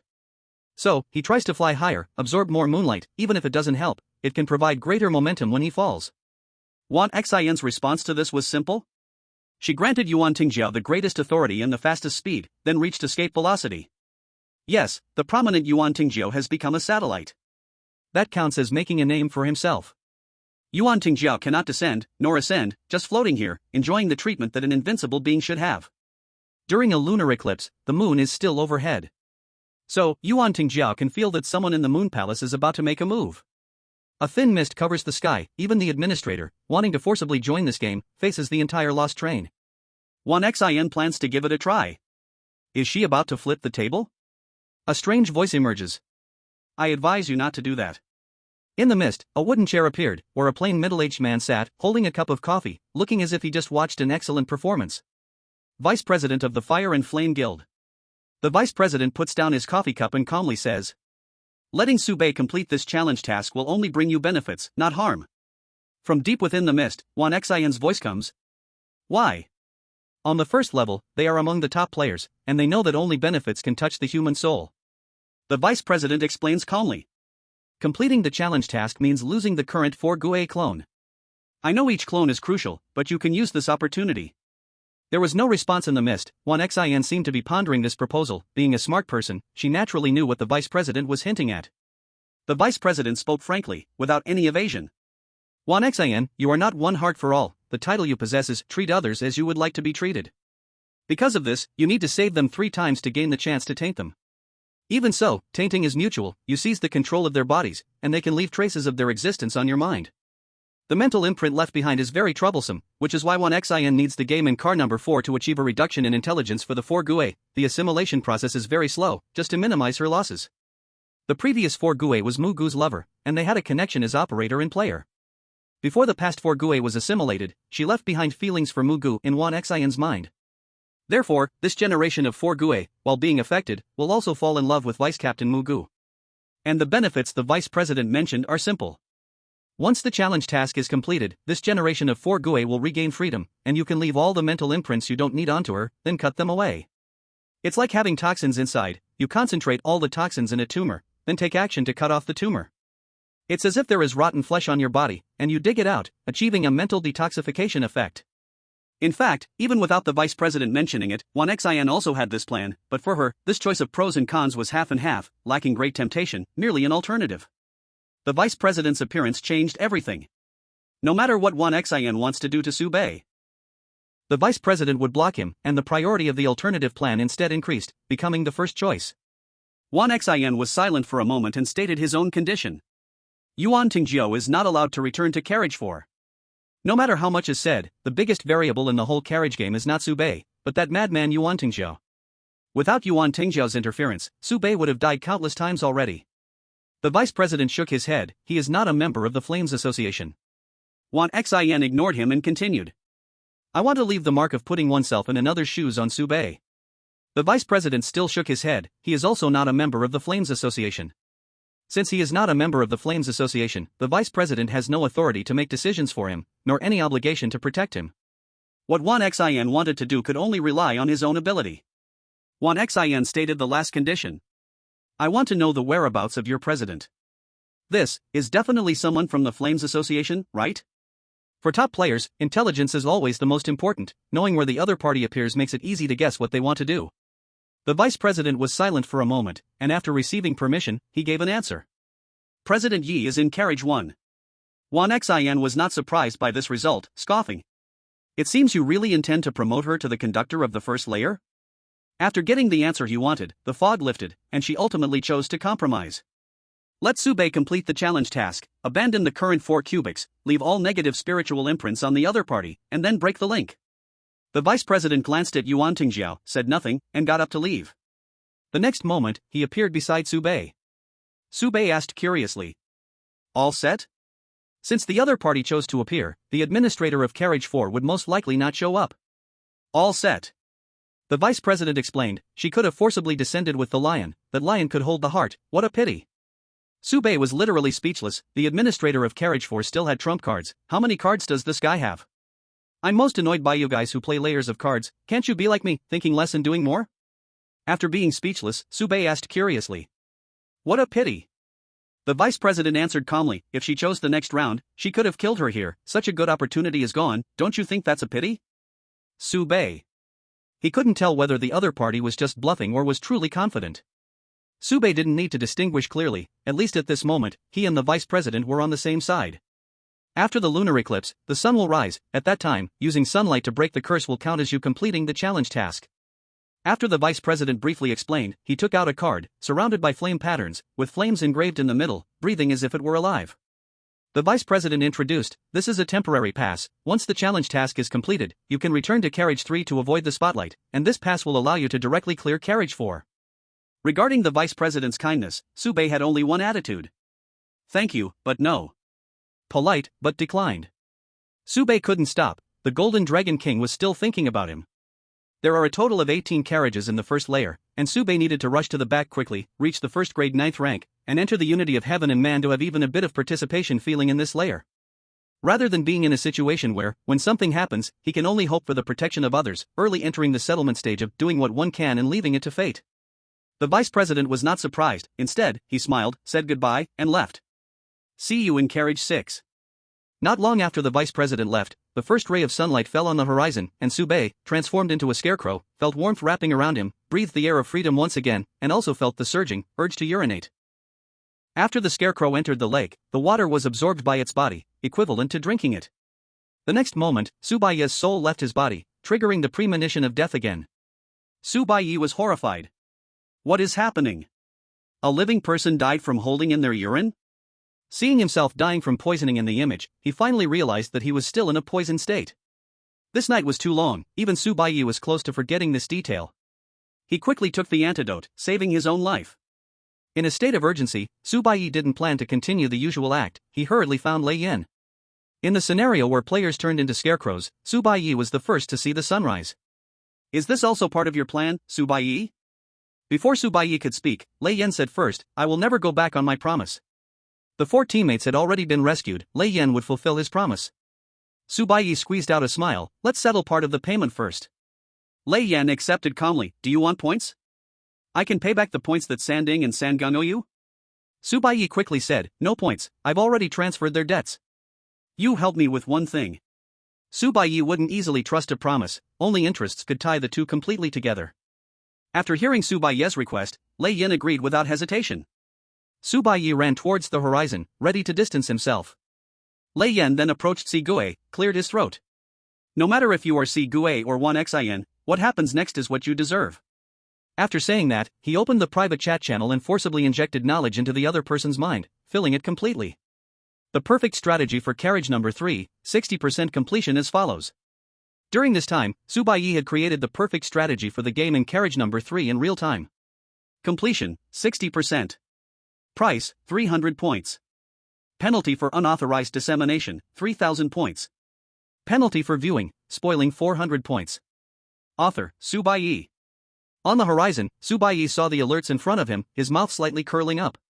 Player Lei Yan unauthorizedly spread the perfect strategy for number 3, unpaid points, 3,000. Player Gue unauthorizedly viewed the perfect strategy, unpaid points, 400.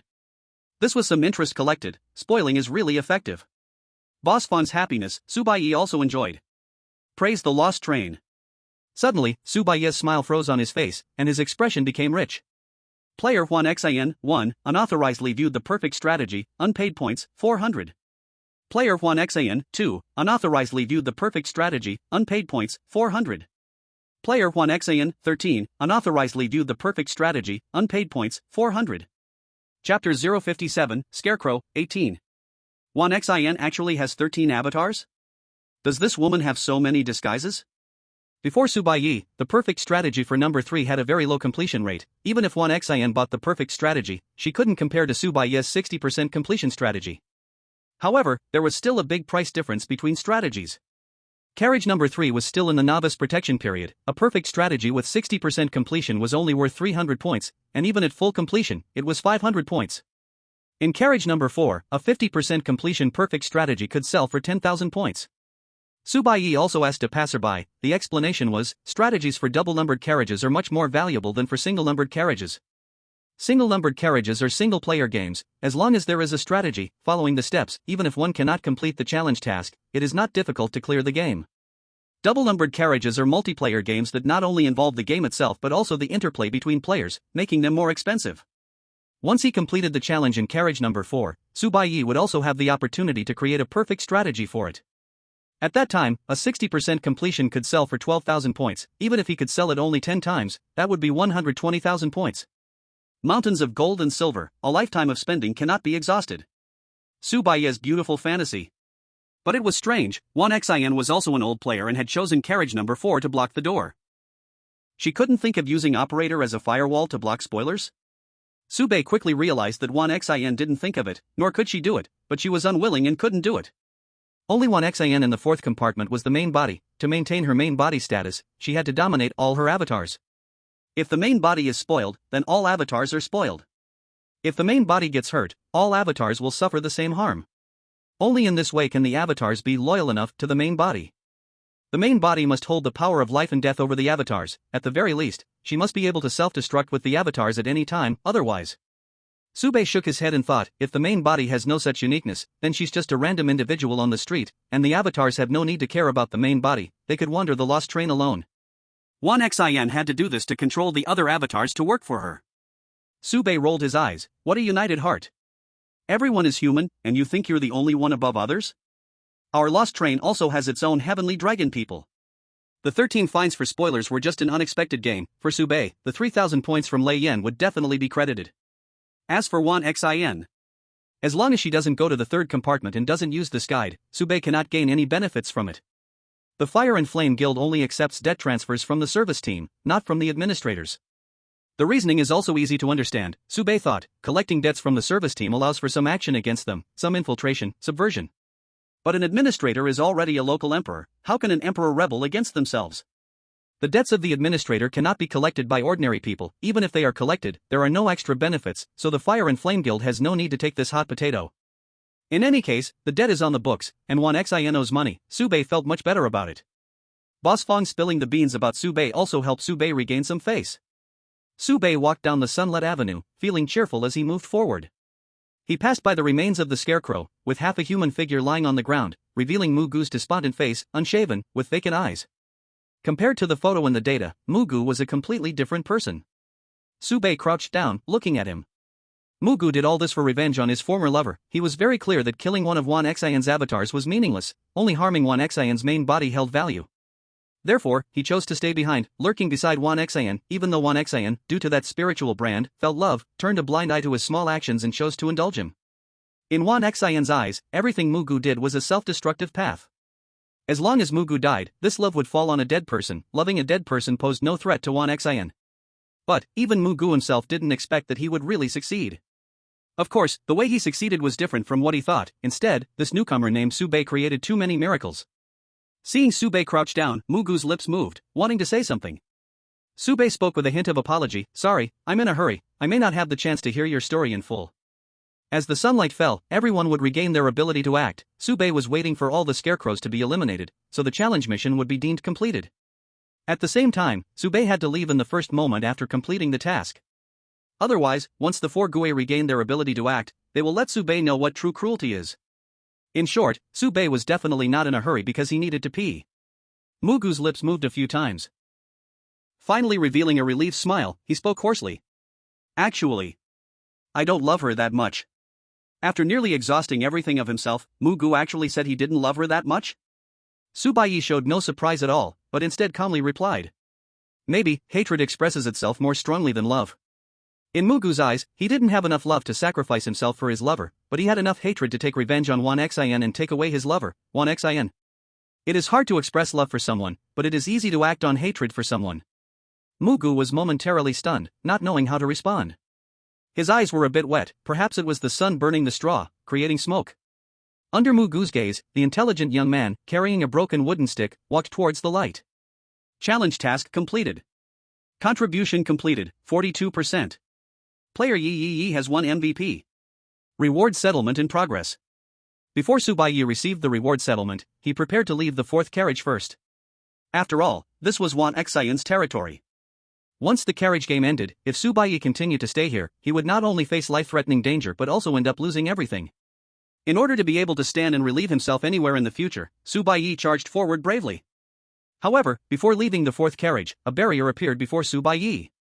No way, there are still tricks. Baiye felt a little numb. Could you authorities stop at nothing? He stepped forward, and the barrier popped up a window. Please fill in the target ID. Explode underscore underscore underscore underscore underscore underscore underscore. Baiye thought for a moment, wrote down a line, and the barrier's light changed from red to green. Baiye hesitated whether to pass through when he saw himself being caught and killed by awakens. This woman is really crazy. Baiye gritted his teeth and rushed through the barrier. Nothing happened, and he successfully entered the fifth carriage. Not long after Baiye left, a mist surged, and awakens' figure emerged, her face icy cold. Did he escape? awakens seemed to be speaking to herself. It doesn't matter, he already has the mark of putting oneself in others' shoes. He is a smart person, he knows what to choose when faced with absolute peril. If he really is the person the Golden Dragon King is looking for, he will surely come back. To become a conductor of the first level, he must complete the challenge task of the second carriage. He must come back. The challenge task had been completed, and Baiye's contribution was the highest, reaching 42%. The highest contribution from others didn't exceed 10%, so Baiye received the most rewards. The most crucial thing was awakens had lost her 4 Gue incarnate. This meant that her previous investment was completely wasted, and she gained a potential opponent. More troubling was that the game of the fourth carriage, refined until today, would need adjustments. Baiye would also have the authority to create strategies for the fourth carriage. These problems were each more tricky than the last, and each required time and resources to resolve. This also meant that awakens' plans for further advancement had to be postponed. Originally, leaving Baiye behind could contain losses. After all, that guy was really smart. A fresh brain that had never died was useful. Who would have thought that Baiye was as slippery as an eel, and ran without a trace of nostalgia? To buy time, awakens even let Mugu live, arranging him on Baiye's inevitable escape route. Who could have guessed that with just 2 or 3 sentences, Baiye would have dismissed Mugu? Was this guy skipping the story in the game? awakens hesitated, wondering if she should chase him. There was still a chance to snipe Baiye in the 6th carriage. After a moment, it seemed awakens convinced herself and decided not to pursue, muttering to herself. Staying here, I will never lose. A curse came from behind awakens. Idiot, when will you ever win then? As the quality representative of the lost train, Yuan Tingjiao never disappointed when it came to being heartless. Jiang Quanglan held Yuan Tingjiao's head, his big mouth bragging with 2 loud slaps. Then he handed it to Wan Xin. This thing is useless, why don't you take it and make a pig's head stew for a late-night snack? Wan Xin didn't even look at Yuan Tingjiao and turned to leave. Throw this dirty thing out of my carriage, I don't want to see you anymore. Yuan Tingjiao was under an immortal curse, invincible and uncontainable. Staying in carriage 4 was just annoying and a source of frustration for himself, without any other purpose. To be honest, Yuan Tingjiao scored 3.0 in the challenge task, while Baiye got the MVP, but Baiye was just lying down to win. Without Yuan Tingjiao causing a stir, Baiye would have died 800 times already. Wan Xin's gaze darkened slightly. She had a strange feeling. Could it be that this was part of the Yin Yi plan? The Fire and Flame Guild, President Yi, the existence Wan Xin feared the most, was also the only one who had used up Wan Xin's 3 saving chances but hadn't been assimilated by heart to heart. Jiang Quanglan tossed Yuan Tingjiao's head forward but turned and walked back. No king sees king, he had to be in a different carriage than Yuan Tingjiao. Yuan Tingjiao would go to carriage 5, and he would return to 3. Like Baiye, Yuan Tingjiao was also blocked by the turnstile. Looking at the screen in front of him, he laughed loudly. You think this can stop me? The answer was too simple. Yuan Tingjiao entered the text. Baby explosion dragon wants a hug. Just at the moment he clicked confirm, the turnstile's red light turned green, but Yuan Tingjiao's expression darkened, because that green light directly shot towards his head, marking him with a green symbol. This mark was extremely obvious and could not be concealed by any means, like a person going out wearing a giant green hat, hard not to be noticed. Yuan Tingjiao's face was gloomy. Dragon blood mark? These fools really spent a lot, but I didn't make a mistake. Yuan Tingjiao's head had endured too much tonight, entering heaven and earth, frozen and burned, and just been slapped twice. He was physically dumbed down a lot, momentarily unable to understand where the problem was. Why did Baiye pass smoothly while he got marked? Baiye was the person the dragon cultivator was looking for. Is there still fairness? Is there still law? Just then, Lei Yin stepped forward, pointing at the green light, and shouted. It's him. He's the one the dragon tribe is looking for. Yuan Tingjiao laughed in anger and didn't leave immediately but asked back, why is it me? You want to catch a newbie? I'm a seasoned player in my second round, how could it be the same? Lei Yan sneered and directly revealed the mystery. Except for the strategy team and the crew members, all summoned veteran players think we are looking for a player called Baby Explosion Dragon. You typed in the real ID, you are not the target, who is? Yuan Tingjiao wasn't marked because he typed it wrong. He was marked because he typed the ID correctly. Yuan Tingjiao. Damn. Chapter 058, we all have a bright future. The ID Baby Explosion Dragon wants a hug was passed down from a big figure of the dragon tribe. However, everyone knows that this is not a real name but a temporary game ID. Since that's the case, this ID doesn't seem to have much value until this turnstile appeared. For all veteran players, they only knew the target to be captured was named Baby Explosion Dragon and had no idea of the correct ID. Players like Wang Luo at the bottom level might even misunderstand this name as a pet baby and never think of it as a player's name. Members of the strategy team and crew knew the correct ID but didn't have to go through turnstile verification, they were exempt. In this case, anyone who inputs the correct ID at the turnstile is a suspect. Knowledge is cursed. Once you grasp certain knowledge, it's hard to pretend you don't know it. The dragon cultivator only needs to find the informed party to filter out suspicious targets for precise strikes. As for how Yuan Tingjiao knew this ID, he was released by Baby Explosive Dragon needs a hug, so he naturally knew the other person's ID. With a huge green mark on him, Yuan Tingjiao continued forward, rolling and shouting. Baby Explosive Dragon, I owe you nothing. Regardless of whether Master Yi was that person or not, Yuan Tingjiao had cleared things up with the other party. You let me out, and I took a fall for you, we owe each other nothing. Yuan Tingjiao already had enough marks on him, he didn't need this one. Leaving the fourth carriage, we all have bright futures ahead.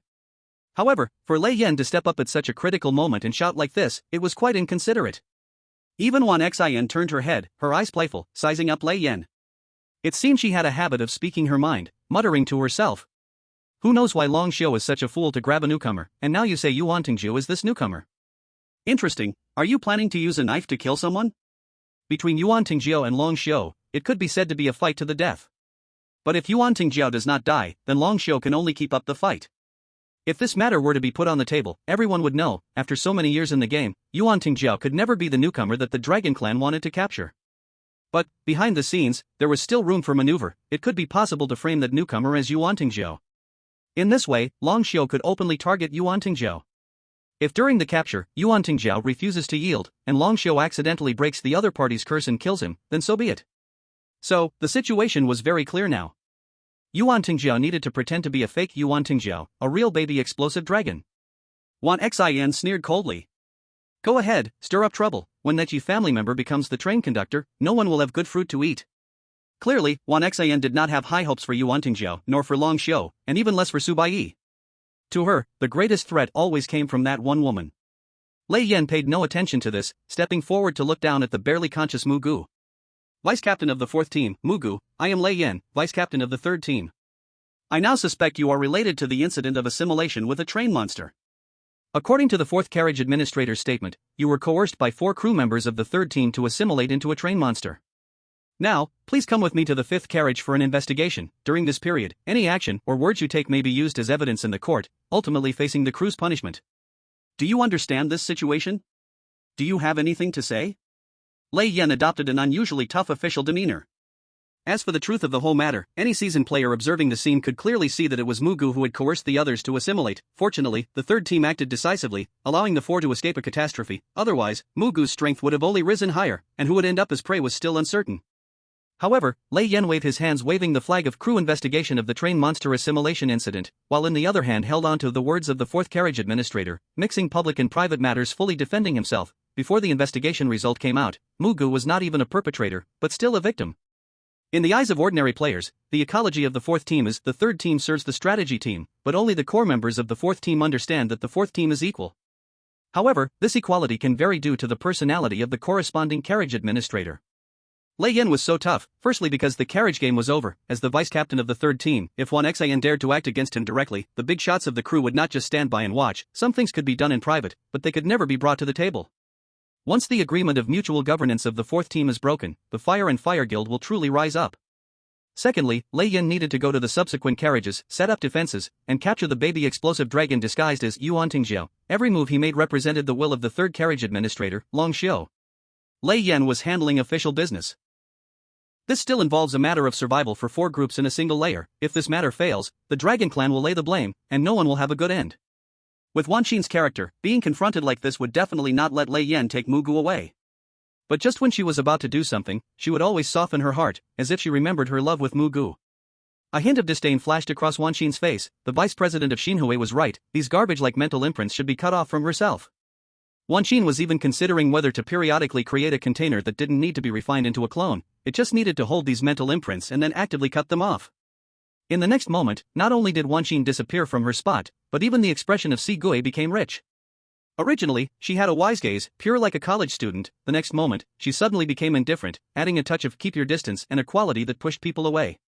She was no longer Wan Xin's next clone, and it was hard to say she was that person from back then. At this moment, she was more like a newborn, born from a monster on a lost train. This wool that had just been born less than a minute ago looked at the rising sun, as if a brand new future was waiting for her, and this future had infinite possibilities. The first thing she did was spend points to give herself a new name. Would you like to change the player name Si Gui to Golden Rice? Player name changed successfully. Golden Rice walked forward, passing by Mugu, frowning slightly, and spoke with a hint of disdain. I can't remember exactly what happened between us, but your love makes me feel sick. This kind of love appeared out of nowhere, without reason, forcefully stuffed into her mind. Whether Wan Xin or Golden Rice, once aware of the origin of this feeling, would immediately feel disgusted. No one would like the feeling of being forced to love someone else. Mugu smiled lightly and said softly. Once you learn to hate someone, you will know what it feels like to love someone. Knight was right, hatred indeed expresses more strongly than love. Hate? Do you think I would hate Wan Xin? Golden Rice shook her head and said coldly. She actively gave me a new life, why should I hate her? She could even be considered my mother, having created my existence. Just now, I actively let her leave the mark of heart to heart. In Golden Rice's view, hating Wan Xin was meaningless. What happened in the previous life has nothing to do with me. She was born without needing to bear these burdens, she just needed to move forward. If anyone left a deep impression on Golden Rice, it would be that Knight Master Yi, whose real name was Baiye, that decent-looking guy. Golden Rice herself couldn't clearly say whether it was love or hate for him. Perhaps human emotions are complex, needing a lifetime to understand. Fortunately, Golden Rice had plenty of time. She walked vigorously forward, leaving carriage number 4, heading towards her future. Baiye left, Yuan Tangjiao left, Zhang Quanglan went to carriage number 3, Golden Rice was reborn, and Lei Yin took Mugu to carriage number 5. Even the strange spirit, transformed from a scarecrow into a living being, looked at its 0.5% contribution degree and smiled broadly, rolling and crawling out of carriage number 4. In this farce, everyone had their own end, and everyone seemed to be rushing towards a bright future. Only the mess in carriage number 4 went unnoticed by anyone, even Wan Xin, the administrator of carriage number 4, didn't care. At this moment, she only cared about one thing. President Yi, what are you doing in carriage number 1? Layer 1, carriage number 1. Tang Ruyu lay on the ground, curled up, counting time with his fingers, days passing like years. His physical quality was at the first rank, even without a detoxification body, ordinary poison water couldn't down him with just 1 cup, plus some special clearing techniques, relying on the points he earned from popularizing knowledge to Baiye, he could still survive to leave carriage number 1. But he didn't dare to leave. Boss Fong is dead, who knows how chaotic it will be outside. Baiye is the kind of person who fears nothing, not even God. When gods fight, little ghosts suffer. Tang Ruyu would rather starve here than go out and suffer. He doesn't even dare to drink water, for fear that drinking too much will make him need to go to the toilet, and his points will be deducted. Baiye's experience is still vivid in his mind. Tang Ruyu comforts himself. Just sleep a little longer, sleep will make me not hungry and not thirsty, a little more sleep is enough. If I had known that robbing would be so miserable, I wouldn't have chosen this line of work. In a half-dream, half-awake state, Tang Ruyu seems to see a hazy figure. How strange, isn't this the odd-numbered carriage? Why is there someone here?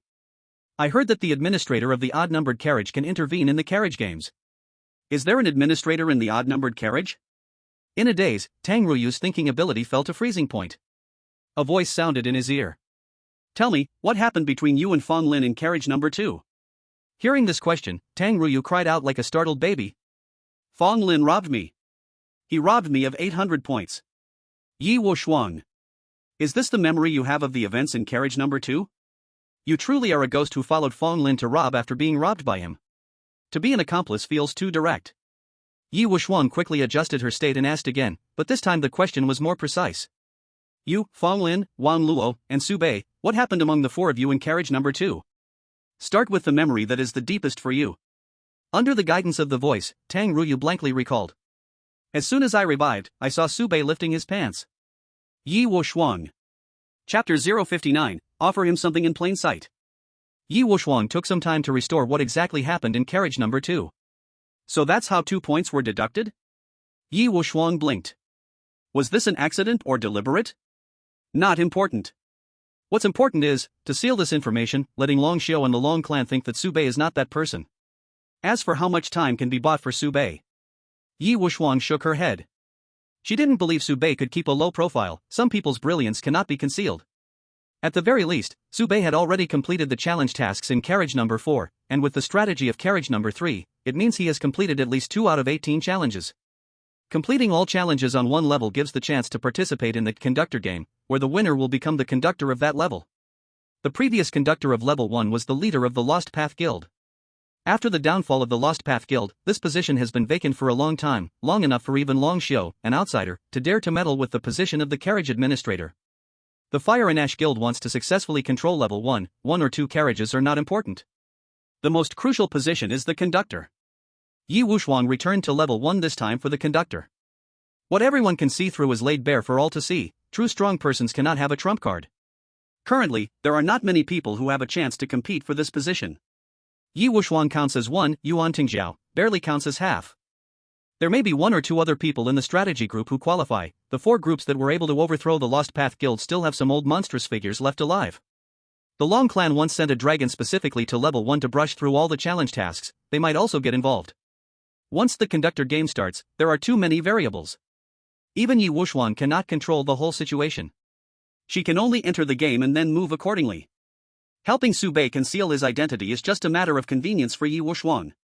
However, Sube will definitely not make it for this conductor game. With less than 30 days left until the game starts, even the Yi Wushuang of that year could not clear level 1 in just 30 days. It's just a matter of casually forming a good connection for the Fire and Ash Guild. The more noise Sube makes, the pressure from the Fire and Fire Guild was growing weaker. Yi Wushuang cut off this thought, looked at Tang Ruyu, and asked again. Did Sube die in the second carriage? Tang Ruyu, who was still dazed, said firmly, no. Yi Wushuang asked, what is a person? Tang Ruyu hesitated for a moment, as if wanting to say something but couldn't remember. Yi Wushuang provided an answer, a person is the total of social relationships. Tang Ruyu nodded repeatedly, right. Although he hadn't paid attention in class back then, he was still familiar with this phrase. Yi Wushuang asked again, so if a person experiences social death, are they dead? This time, Tang Ruyu answered clearly, dead. Social death is also death. Yi Wushuang asked, think carefully, did Sube die in the second carriage? Dead, not dead, dead, yes.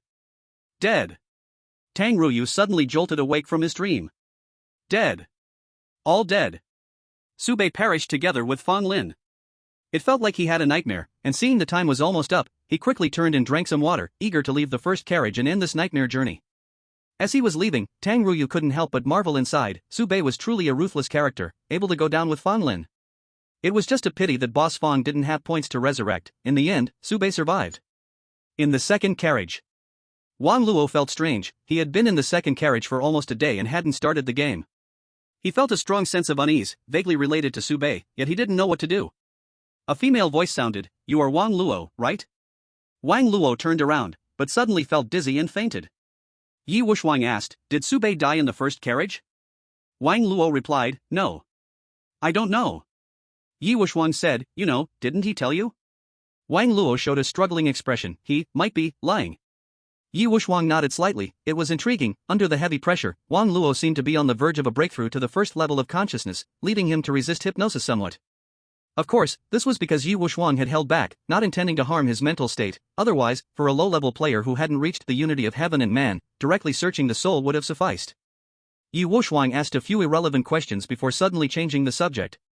What is it that you most want to hide from Sube? Wang Luo jolted, seeming to wake up, and hurriedly responded. Sube didn't urinate in public. Yi Wushuang. After all, it was only first-level consciousness. Without harming Wang Luo's mental state, Yi Wushuang easily restored the entire process and confirmed it after mutual verification with Tang Ruyu. Next, it was time to clean up Sube's matters. Yi Wushuang said, didn't he say he was choked to death? Wang Luo looked somewhat confused. Sube was choked to death, and died in the first carriage. Think carefully, did Sube die? Wang Luo affirmed, he did. Wang Luo suddenly came to his senses. He was still in the second carriage, and after waiting too long, he had actually fallen asleep? Fortunately, there was no one else in the carriage. Just as Wang Luo was about to look around, Tang Ruyu emerged from the first carriage, and the two faced each other in shock. Two people stepped out from the third carriage. Two crew members instantly controlled the two doorways, posting a no-entry sign on the doorframe to prevent Wang Luo from escaping with a pass. Sangong looked at the two people before him and immediately reported. Team leader, we have captured them. Good, let's pull them into the surprise game for questioning. In front of the crew, the two had no power to resist and were taken away directly. In the surprise game dungeon, before Sangong, the one pretending to be the interrogator, could ask anything, Tang Ruyu let out a wail. I confess. I confess everything. I surrender, please show leniency. Sangong was stunned for a moment. What are you confessing? Tang Ruyu poured out everything like a bamboo tube spilling beans.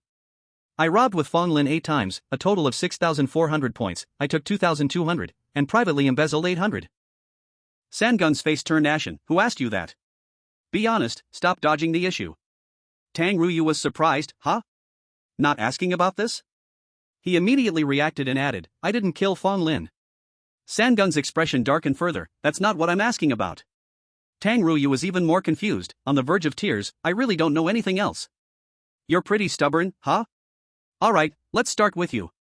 Seeing that Tang Ruyu wasn't planning to cooperate, Sangong launched into a series of smooth interrogation techniques, causing Tang Ruyu to scream in agony, repeatedly begging for mercy. I confess. I confess. I admit it all. With a whip crack, blood mist exploded. Speak. Tang Ruyu spat out a mouthful of blood, gasping, you might as well ask me. Sangong, all right, I haven't asked anything yet. Damn it, this guy is so uncooperative that it's throwing off Sangong's interrogation rhythm. In a fit of anger, Sangong slashed again and finally spoke. Starting from when you saw Su Baiye, tell everything that happened. Soon, Tang Ruyu's confession was provided. On the other side, Wang Luo was not subjected to harsh torture, he was interrogated by a crew member playing the role of a hypnotist. This interrogation went much smoother. Wang Luo's spirit was stronger than most, but he was no match for the crew. The two confessions, sealed, were immediately sent to the leader of the third group. He didn't even look at them, heading directly outside Misty Island to await the administrator's audience. A dragon's head slowly emerged, with cold indifference in its burning golden eyes. Long Xiu looked at the leader of the third group and slowly spoke. You know what your deputy leader did in carriage number 4?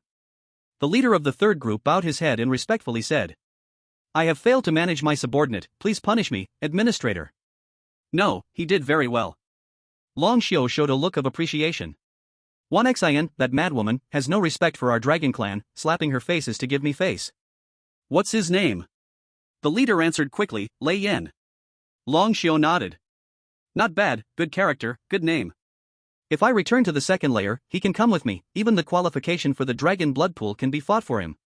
On the surface, Long Xiu praised Lei Yan because Lei Yan publicly embarrassed 1xin. Long Xiu and 1xin were at odds, which made him appreciate Lei Yan greatly.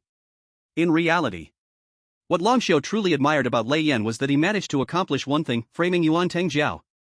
Long Xiu didn't care at all about catching the baby boom dragon, as he was the administrator of carriage number 3 on layer 1, even if this job was done well, it was someone else's achievement, not connected to Long Xiu at all.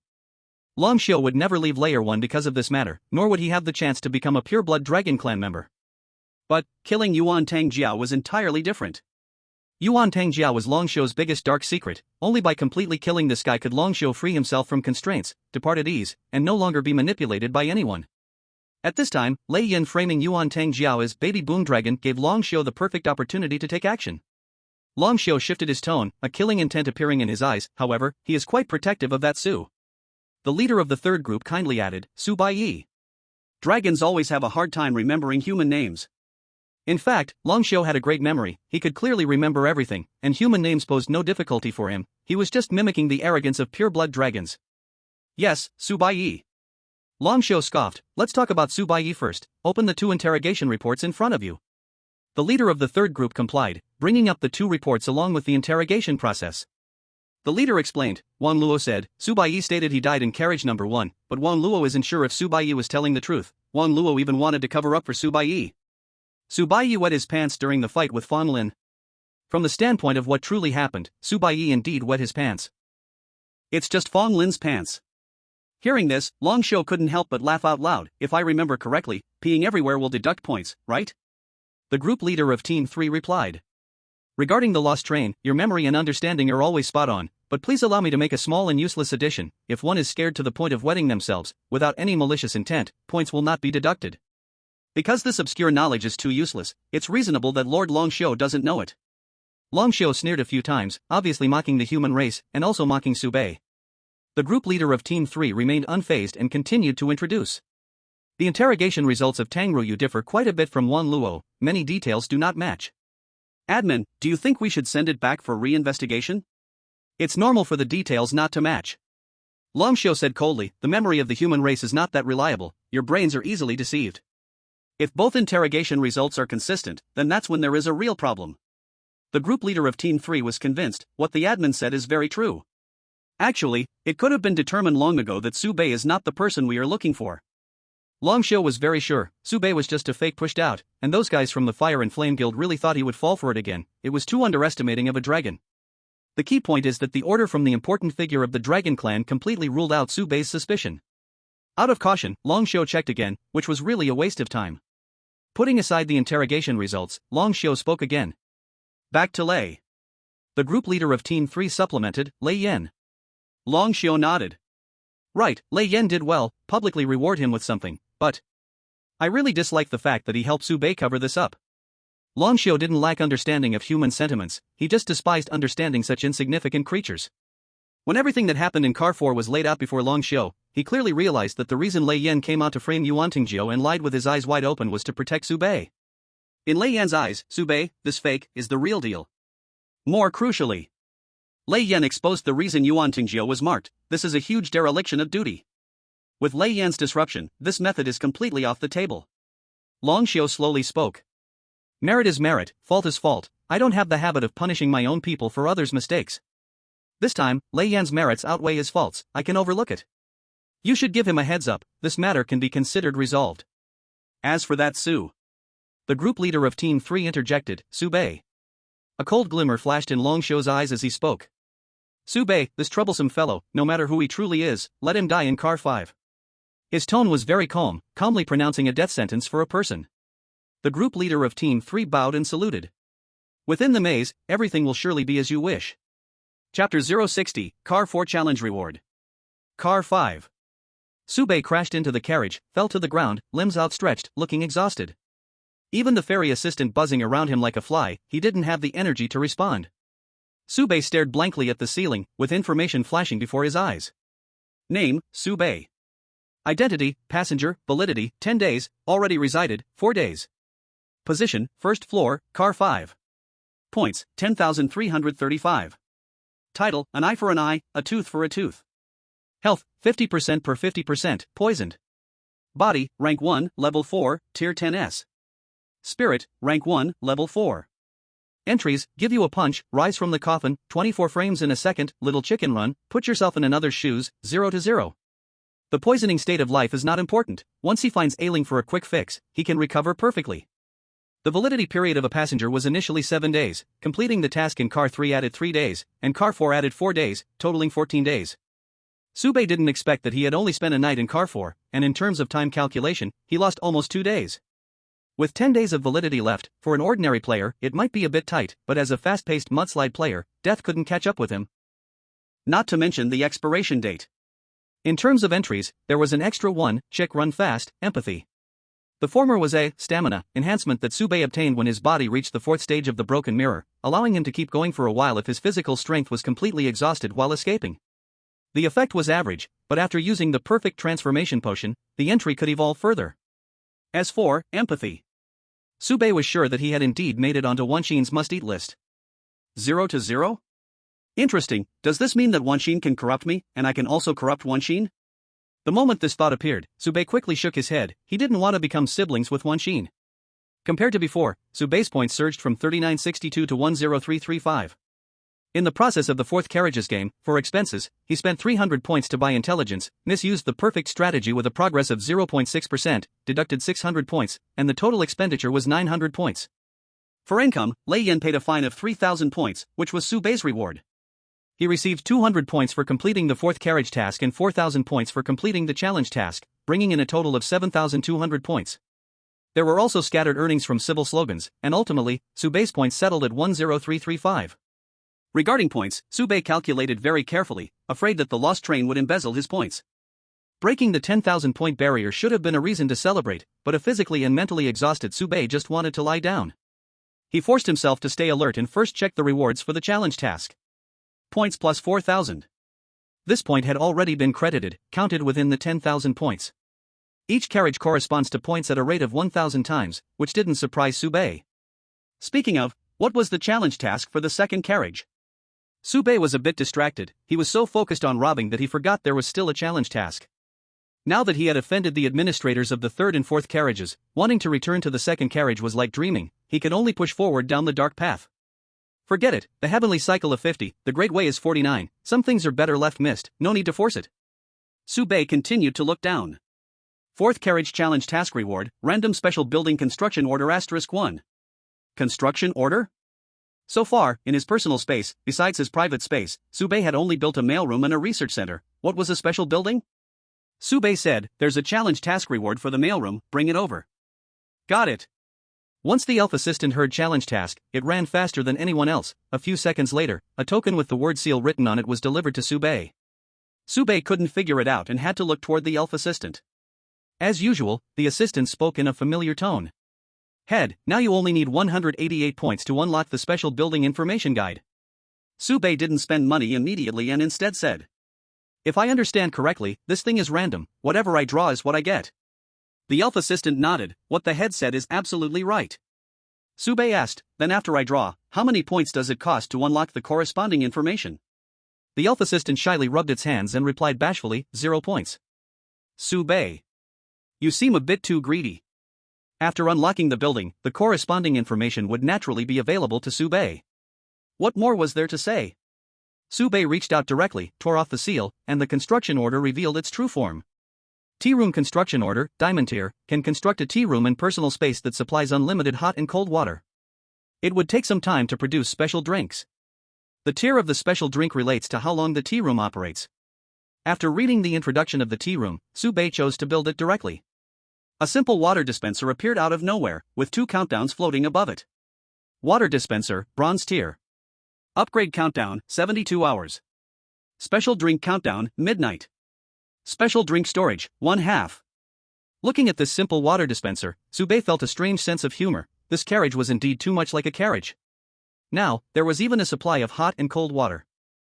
What should we build next? The bathroom.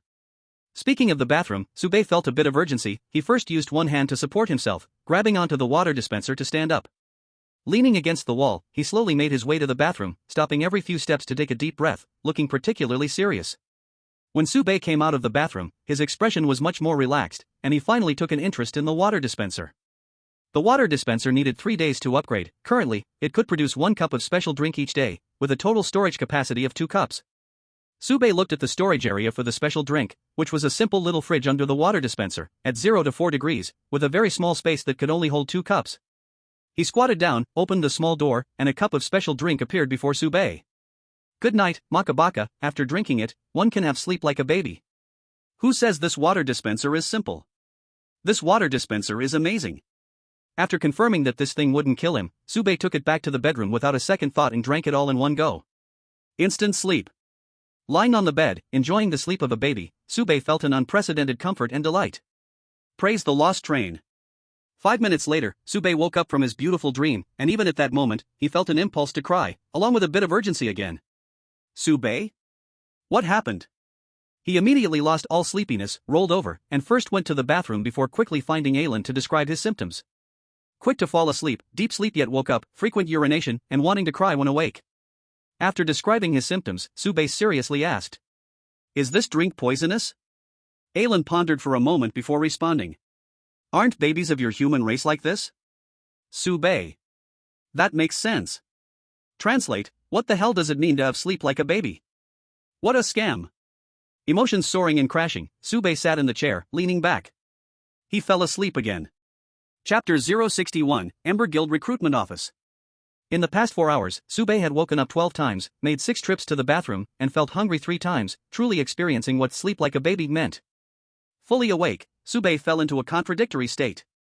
On one hand, the sleep was indeed good, clearing away his physical and mental exhaustion. But on the other hand, the tossing and turning of the past few hours left him with a sense of powerlessness to complain. This special drink is just too special. Revitalized, Baiye once again found Alan and used 4,500 points to upgrade the R&D center to level 5. Every level upgrade required the consumption of level *500 points, upgrading from level 3 to 4 required 2,000, and from 4 to 5 required 2,500. Points minus 4,500. Level 5 R&D center upgrade successful. Points, 5,835. Baiye got straight to the point. How many points are needed for the perfect transformation potion at level 4 and the perfect potion at level 5? To this, Alan had already prepared, pulling out a set of plans. Your fairy assistant found a channel to sell byproducts at 80% of the market price. Overall, you only need to give me 1,500 points. Potions at levels 4 and 5 are considered high-end at level 1, having established a channel in advance allows for quick sales, which can recuperate quite a bit. However, Baiye couldn't rely on this channel to continuously earn points. The potions produced by Alan had a time-sensitive nature, and mass sales could lead to buildup, which would weigh on him. High-end potions are indeed in demand, but not many players can afford them. Moreover, Baiye was using an illegal channel and couldn't apply for an official loan. The cost of 2 perfect potions was theoretically 900 points, but completely overpriced and unattainable without paying multiples of the points. Baiye spending 1,500 points to get them was already considered a great bargain. The cost of hiring Alan wasn't actually high, compared to Baiye's gains, it was worth it. Alan genuinely needed Baiye as a boss, and both sides aimed to benefit mutually through cooperation. Points minus 1,500. Points, 4,335. With the points credited, Alan walked into the R&D center. Magic surged forth, transforming into tiny fairies, and once again manipulated the production line. In less than 10 minutes, the potion was produced. The effective period is only 45 minutes. Without delay, Baiye returned to the medicine workshop and lay back down in the injection chamber. The 4th level perfect body transformation is successful. Gained the exclusive attribute of endurance, run. Run. The 5th level enhancement is successful. Gained the exclusive attribute of vitality, super heart. After receiving the 2 injections, Baiye's body strength rating soared directly to level 5, 10s. Once his mental strength reached level 5 and he entered a state of harmony, he would achieve perfect level 5, with maximum values, a truly flawless body. Baiye looked at the 2 newly acquired attributes. Run. Run, by shouting run loudly, this attribute can be triggered, allowing him to sprint at full speed for 50 seconds. Cooldown time, 50 minutes.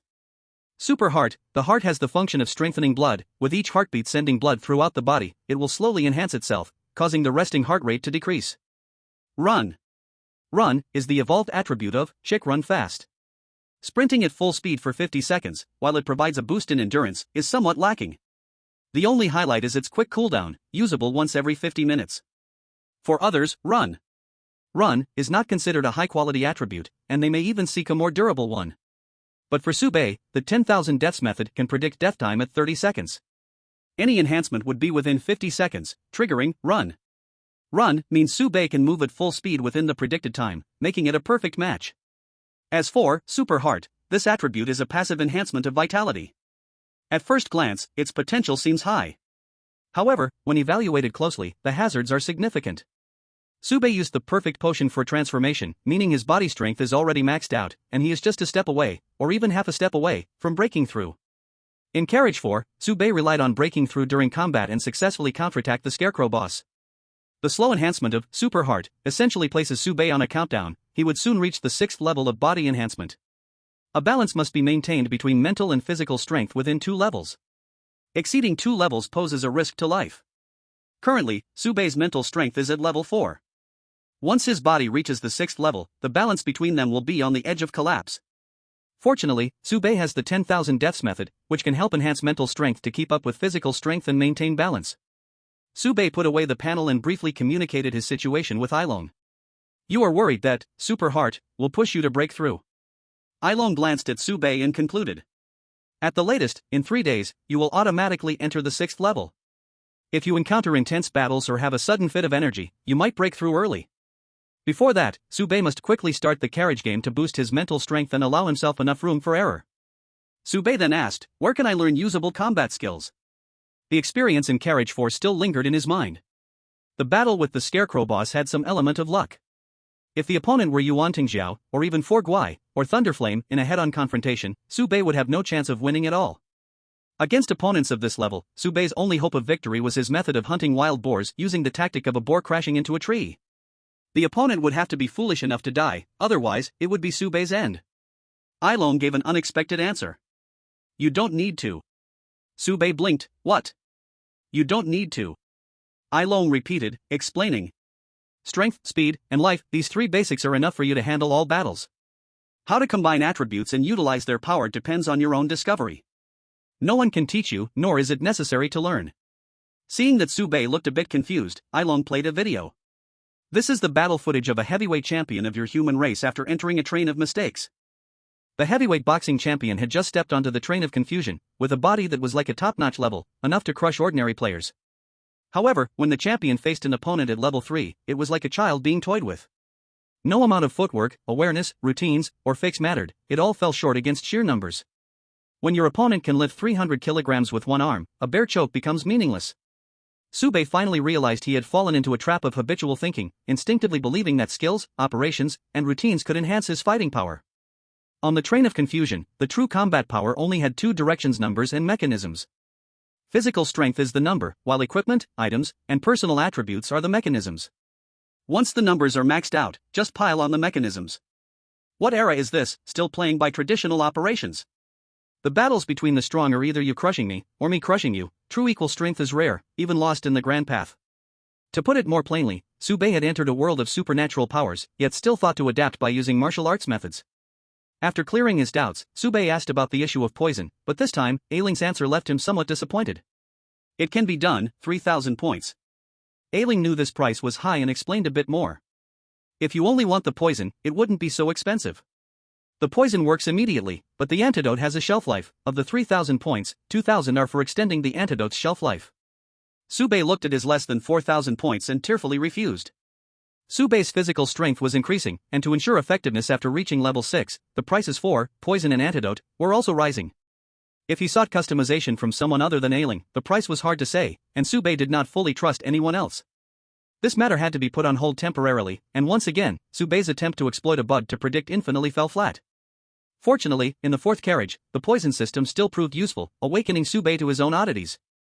After a round of body strengthening, Su Baiye visited the mailroom, which was piled with plenty of mail. Aside from junk mail like wanted notices, Su Baiye received a letter from Thunderflame. The content of the letter revealed that Thunderflame was very efficient. Su Baiye's crew wanted notice had already been lifted, and deeper cooperation needed to be discussed in the free market. Thunderflame left Su Baiye an address and assured him in the letter that he would be safe upon arriving there. Su Baiye was not easily deceived and said, "Hello, little me, check this address. I'm here." The sprite assistant popped up, ready to take the task. Querying the address for free, a friendly reminder: the query is free, but you can tip me at any time. Before long, the query yielded results. Looking at the results, Su Baiye fell into thought. A question mark slowly floated above his head, and the address boldly read: Fire and Flame Guild Recruitment Office. Unexpectedly, the thick-browed, big-eyed Thunderflame. With mixed feelings, Su Baiye exited his personal space and arrived at the free market, finding the address. It was a 3-story small building located in a bustling area, truly a prime spot, well connected, with a sign openly hanging that read, Fire and Flame Guild Recruitment Office, making Su Baiye gasp in admiration. Look at the grandness here, even against the 4 groups, they can openly set up a recruitment office in the free market. Thunderflame and a middle-aged man Su Baiye had never seen before were waiting at the entrance for a long time, but from Thunderflame's attitude toward the middle-aged man, it was easy to guess that this person was likely the leader of the 3rd group. Su Baiye was puzzled. What exactly are you two up to? The leader and deputy leader of the 3rd group wanted to meet him in the Fire and Flame Guild? Is this for real? The middle-aged man, who should be the team leader, spoke up. Lei Yan said you have a bit of goodwill towards the Flame of Hope Guild. Let them act as intermediaries, and you'll feel more at ease. Su Baiye blinked. So, you guys aren't from the Flame of Hope Guild? How can we get in? Hearing Su Baiye's confusion, the team leader smiled slightly, put on his armband, walked into the office, and pulled out a stack of complaint letters. Someone reported illegal transactions here, accusing you of not paying the full transaction points. The conduct team is here to check the accounts. Unrelated individuals must leave and not stay in this place. His attitude was very clear. Clear the area. Chapter 062, Grand Master. With the command to clear the area, over 100 people fled from the 3-story building, leaving only an empty building behind. Su Baiye, 6. Regardless of whether it was a hangman banquet or leading someone into a trap, at this point, Baiye had no reason to refuse. To more efficiently complete the carriage game, Baiye needed a way to earn points. Lei Yan suggested selling strategies for carriage number 3, which was a true gold mine. Moreover, Baiye couldn't avoid the free market forever. Theoretically, the free market was protected by the lost train, and both Baiye and the others had confirmed this. Furthermore, before coming, Baiye had contacted a passerby. If danger really arose, the egg hunt game could forcefully take Baiye away for only 500 points. Confirming there was no danger, Baiye proceeded to the meeting alone. The three of them found a table and chairs on the second floor. Lei Yan clearly wanted to say something, but the team leader spoke first. I am the team leader of the number 3 conduct team, you can call me Fu Hu. After a simple self-introduction, Fu Hu stood up and bowed to Baiye. First of all, thank you for what you did in carriage number 4, you saved 4 of my colleagues. Baiye sat there, calmly accepting the gratitude. After bowing, Fu Hu sat down again and got straight to the point. What Lei Yan mentioned to you before may have changed. Baiye wasn't surprised and asked, reason? Selling strategies is too slow. Fu Hu explained, carriage number 2 was locked for a while, and it has just been unlocked. A large number of newcomers have poured into carriage number 3, and they have already purchased strategies. Based on experience, the sales of strategies won't be optimistic in a short time. Baiye believed that the other party wasn't lying because there was no need to. He was more curious about another thing. A large number of newcomers? Is there a pattern to the number of new players on the lost train? Lei Yan poured 3 cups of tea, and Fu Hu picked one up, took a sip, and explained. It's not a secret. A high-ranking powerful player spent a lot of points to resurrect, and these points came from the human race. So after the points were consumed, we got more than 100 new player slots in the human race, and now carriage number 3 is very lively. Baiye blinked, even more curious, can you tell me more details? Lei Yan. Are you pretending to be unaware, or do you really not know? So, you, Bubble Baby wants a hug, accepted a forbidden inheritance, gave 100,000 points to the Golden Dragon King, and the Golden Dragon King used those points for resurrection, resulting in 100 more human players on the lost train. Such a clear matter was easily understood by Lei Yan. Why was Baiye pretending to be confused? Regarding Baiye's reasonable request, Fu Hu smiled in response. No. He had said everything that needed to be said and wouldn't say a word more about what shouldn't be. That was Fu Hu's working style. Baiye's gaze darkened slightly, as it seemed that the initial 1,000 points for human players didn't appear out of thin air.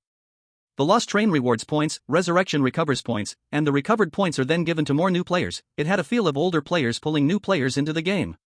Only, it was unclear how the source of points was calculated in this process. However, the Golden Dragon King had managed to acquire 100,000 points, leaving Baiye somewhat envious, but he quickly thought that the Golden Dragon King used this amount of points for resurrection. Just treat the resurrection coin that Baiye burned for it. First, note down, the Golden Dragon King owes me 100,000 points. After being rejected by Fu Hu, Baiye did not feel discouraged and posed another question. Why can the Ember Guild openly recruit new offices in the free market? Fu Hu retorted, shouldn't they be hiding in dark corners, meeting like spies, and then developing their subordinates? Is that what you imagine the Ember Guild to be? Baiye. Dude, it seems like you're one of the staff, I'm the one that's wanted, right? Fu Hu spoke too confidently, making Baiye momentarily waver about both sides' identities. Lei Yan quickly explained. The shops in the free market are special buildings, even the administrators have no right to interfere.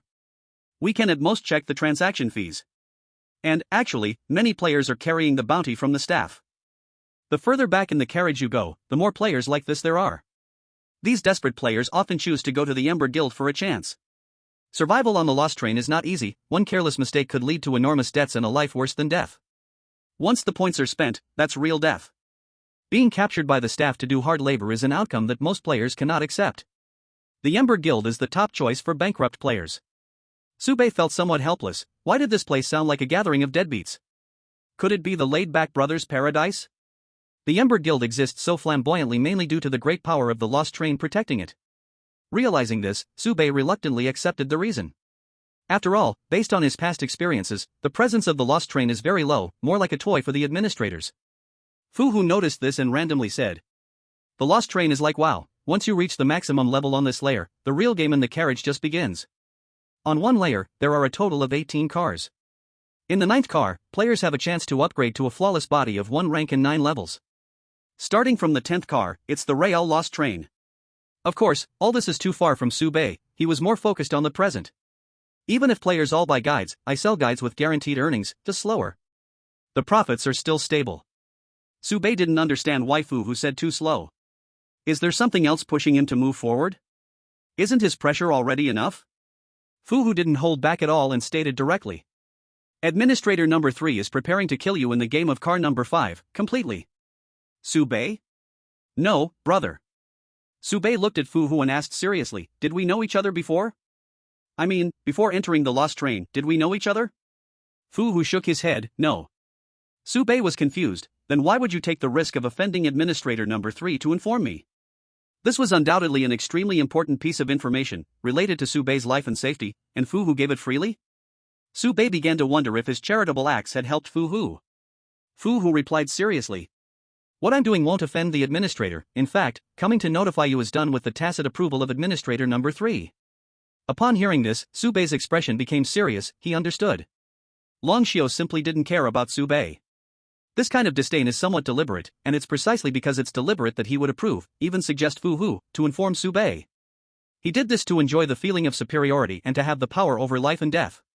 In other words, Fu Hu wasn't coming to notify and warn Su Baiye but to serve him a death warrant. What arrogance this is. Friends who often receive death sentences know that getting shot in the head may just lead to excessive metal in the brain, even if hit multiple times, it's just a shiver. The waiting process for death row is the most agonizing. And now, Long Xiu is making Su Baiye feel this torment. Even to satisfy his perverse pleasure, he allows Su Baiye to use all means to struggle, to try to survive, and then, to die in humility. Not only to kill, but to destroy the heart. Fu Hu continued to say.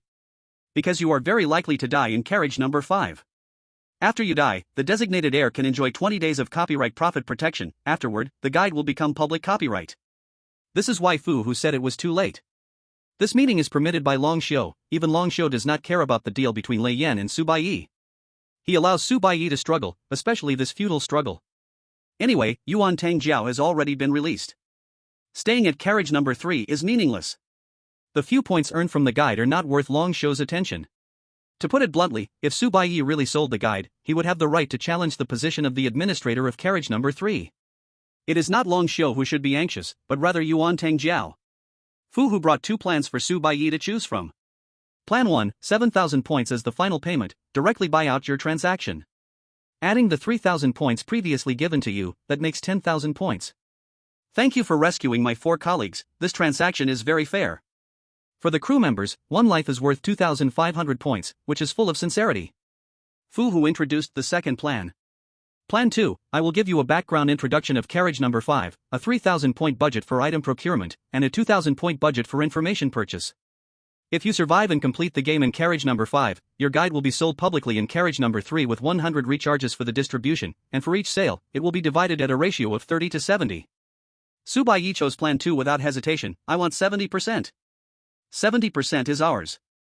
Fu Hu said calmly, of that, 50% must be submitted to the lost train to provide fuel for progress, and it will also convert to part of the new player quota. All guides sold in the free market will not escape this 50%. And 1% is a transaction fee, only 1% will fall into the crew's pocket. On the surface, it's a 30-70th split, where Su Baiye takes 3 and the crew takes 7, but in reality, Su Baiye takes 3, and the crew can only take 1, while Su Baiye gains the majority. Su Baiye had no hesitation. Deal. Soon, Fu Hu sent information to Su Baiye, the introduction to the game in carriage number 5 unfolded. At the same time, Fu Hu reminded. The game in carriage number 5 will definitely have changes. Long Xiu plans to use the game in the carriage to put Su Baiye to death, which is precisely why the death notice delivered by Fu Hu emphasizes this point.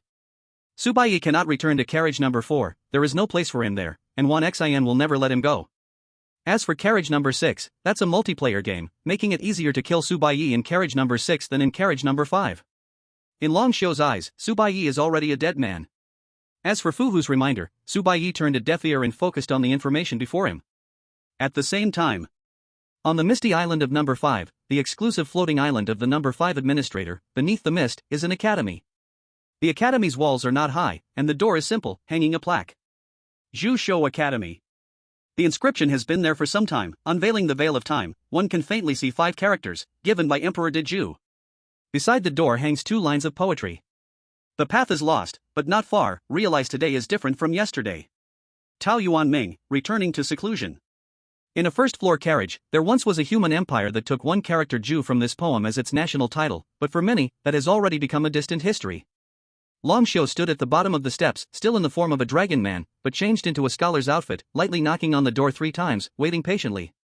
Soon, the door was pulled open a crack, and a studious boy poked half his head out.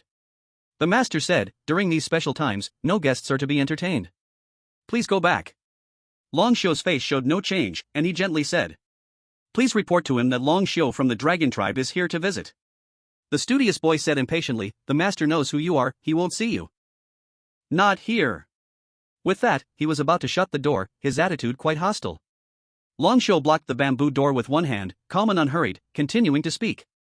"Then please announce my arrival once more." He paused, speaking every word slowly. "Just say, former crown prince of the Diju Empire, Long Xiu, requests to see the country master." Creak. The bamboo door opened, an old friend had come. But where is the old friend today? Chapter 63, Everything in the game has vitality. In the academy, a person stepped out. His skin was pale, and his body frail, as if skin-covered bones. Even standing alone was a struggle, leaning against the doorframe, swaying unsteadily. The book boy hurried over, supporting him with a worried face. "Sir, the wind is strong outside, you shouldn't be out." "It's all right." He coughed twice, walking to the door, standing on the steps, looking at Long Xiu, who had the head of a dragon and the body of a man, the former crown prince of the Diju Empire. The country master's gaze was calm, showing no emotion. Long Xiu performed an ancient bow. "Former Crown Prince Long Xiu has met the country master." The country master, the number 5 administrator, responded indifferently, opening his mouth flatly. "Since you brought up the Diju Empire, you must be ready to use the last bit of affection, so speak plainly, what do you seek from me?" He had no personal feelings to discuss with Long Xiu, nor any official matters to deliberate. Willing to see the other party was completely to fulfill a past promise, a favor asked, a loyal task. Seeing this one meeting was just a conclusion to a bygone past. However, the country master found it a bit strange. Back then, when Yuan Tingjiao's affair made such a stir, Long Xiu hadn't sought his assistance. Why now come knocking? Hearing this, Long Xiu slightly lowered his head, respectfully asking, "May I be so bold as to ask the country master, back then, when my father took the entire court and all the elite of our clan, a century's worth of savings, intending to reach the top, did anyone manage to reach the 6th level?" The country master shook his head, "No." After saying these 2 words, he coughed several times, his pale face showing a hint of red. Receiving this answer, disappointment was evident on Long Xiu's face. Indeed, it couldn't be done, the human race was still too weak. The Diju Empire, in its history of the 1st level, ranked in the top 3 when judged by its peak strength. At that time, all the managers of the 1st level carriages were officials of the empire, even more than half of the 2nd level managers were under the emperor, and at the 3rd level, they also had significant say. Such a glorious empire, pouring out all clan and court strength, the emperor personally leading the charge, elite troops all deployed, yet ended in a complete extermination. And the country master was the sole survivor. Long Xiu looked forward, as if memories of past glories rose in his mind, but all had turned to smoke. He felt no nostalgia. This prince, Long Xiu, was already deposed before the campaign. If not for the Long clan risking their lives to save him, he would have become a wandering soul long ago. How could there be today's achievements? Long Xiu knew that the country master's condition was not good. During the attempt on the 6th level, the country master's spirit and body had fallen out of balance. Living each day was a wait for death. If not for his astonishing mental power, he would not have made it to today. Thus, after returning to the 1st level, the Diju country master chose not to restore the country, nor participate in any power shifts, quietly guarding the number 5 carriage, the place of the Diju Empire's rise. The Lost Community ended the era of dynasties, the 4 groups ended the rule of the Lost Community, and to today's restless fire community. No matter the rain and wind's fury, today merely prolongs the remnants of life. Long Xiu's visit was not only for Su Bei's matter but also to see for himself if the country master really was on the brink of death. Regarding the situation on the 1st level, Long Xiu had his own insights. Yi Wushuang went to the number 1 carriage, Yuan Tingjiao has escaped, the train master game will start in less than 30 days, if I become the train master of the 1st level, it would also be a great achievement for the Dragon Clan, entering the pure blood pool would be just around the corner. To kill Yuan Tingjiao, to destroy the fire community. Catching the explosion dragon baby, snatching the train conductor. For Long Xiu, everything serves the same goal to become a pure blood dragon. Only then can he reach the 3rd layer, even the 4th and 5th. Long Xiu wants to go to the place where his father was buried, and personally tell that old thing that he misjudged him back then. I, Long Xiu, am stronger than all of you. Everyone. For this ambition, Long Xiu must eliminate all unstable factors. In Long Xiu's heart, there is a ranking based on the level of threat. The national master Yi Wushuang is almost equal to Yuan Tingjiao Su Bei. This is also the ranking of everyone's strength. To prevent the national master from intervening and ruining his good plans, Long Xiu must personally visit, use up the last bit of friendship, and by the way, say goodbye to this former great master. Long Xiu spoke again. Yuan Tingjiao recently escaped. I heard he is the national master's closed-door disciple? A smile appeared on the national master's face, and he disdainfully said, just a beast.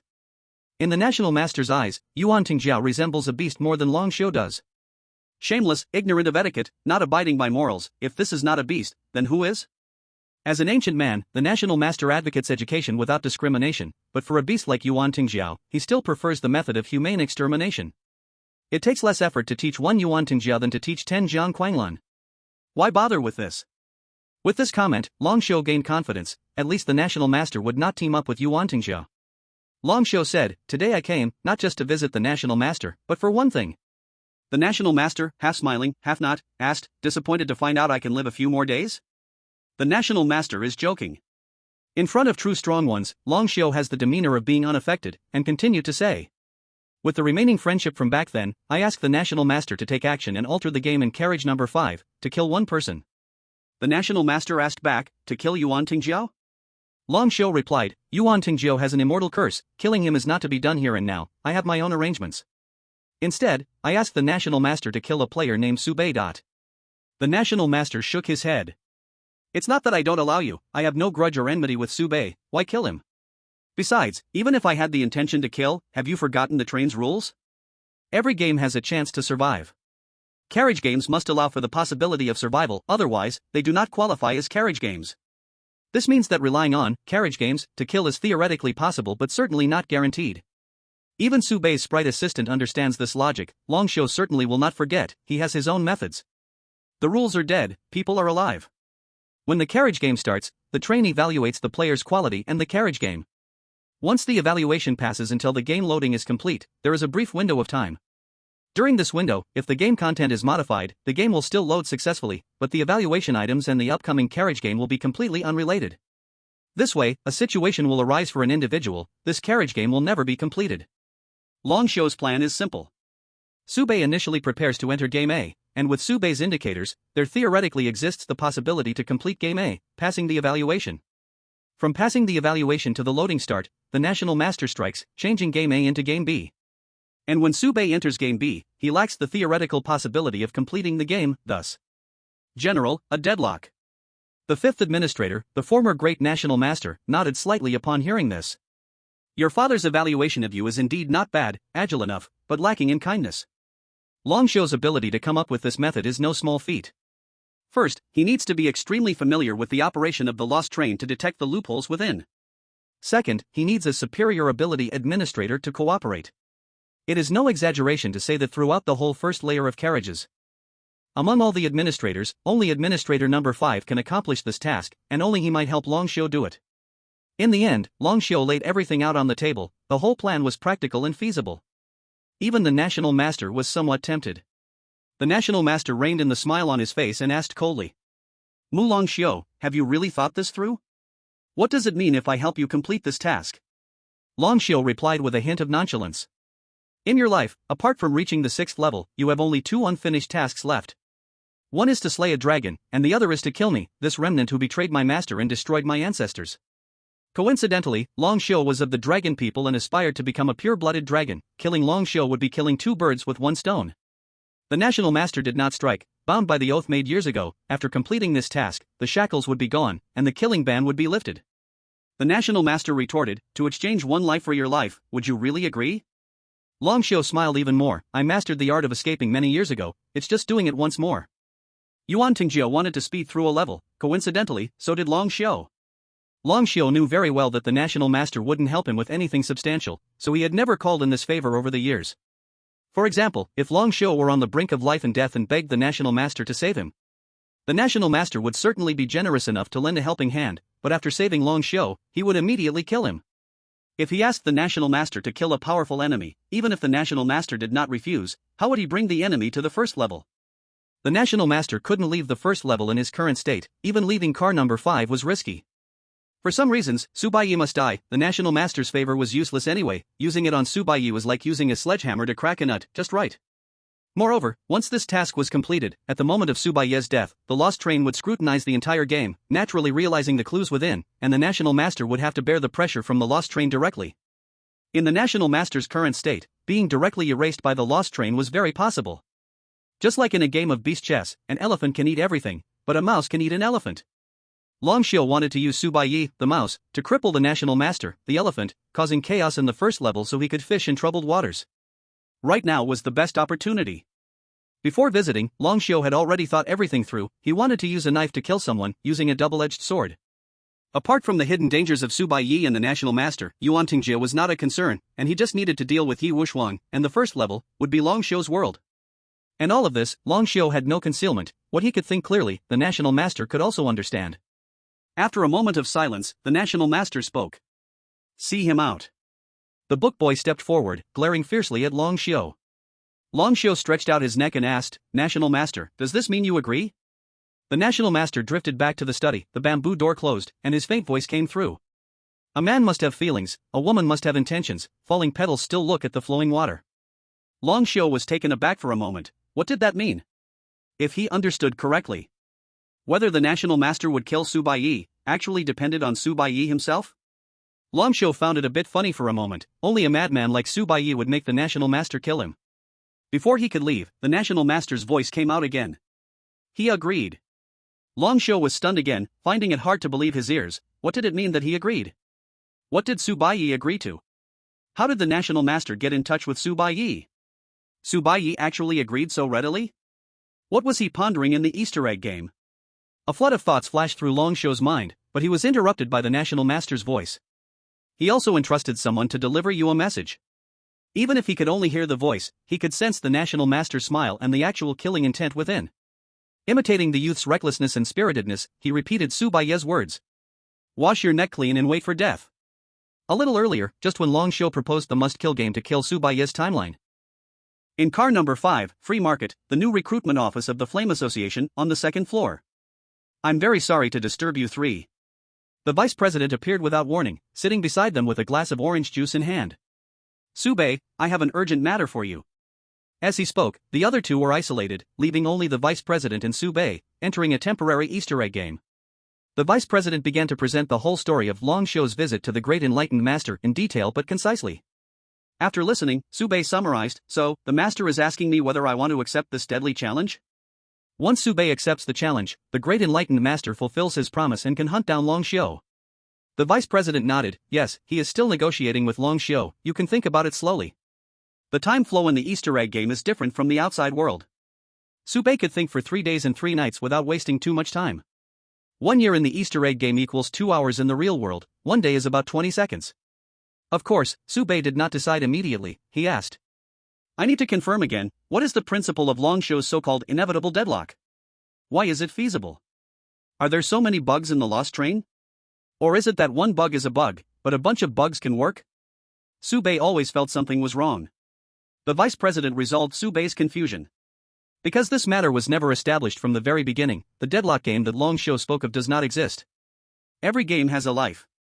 The underlying logic of the train wouldn't change. The hidden crises Baiye experienced before were not due to the game itself, but external interference, more like interrupting the game rather than killing Baiye in the game. A single sentence from the vice president awakened Baiye, and he immediately understood. Long Xiu only considered the state of players when they enter the carriage game. He didn't consider that players can evolve within the carriage game.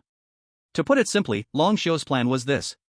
Baiye's overall quality score is 100 points. Originally, the minimum requirement to clear the number 5 carriage game was 100 points. Through dark means, he raised the requirement to 1000 points when Baiye loaded the game. So, in Long Xiu's view, Baiye was doomed to die. And Long Xiu didn't consider this. Because he is not good at evolving within the carriage game, so he overlooked this aspect? As soon as Baiye threw out this viewpoint, he immediately denied it himself. Long Xiu wouldn't ignore this. In his opinion, evolving from 100 to 1000 is impossible. Players can evolve, but cannot over-evolve, just like humans can develop but cannot develop abnormally.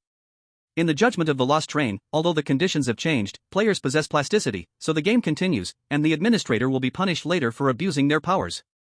Baiye slightly frowned. If I don't agree and play the normal number 5 carriage game, regardless of whether I undertake the challenge task or not, I can safely reach the next carriage. I see no reason to agree.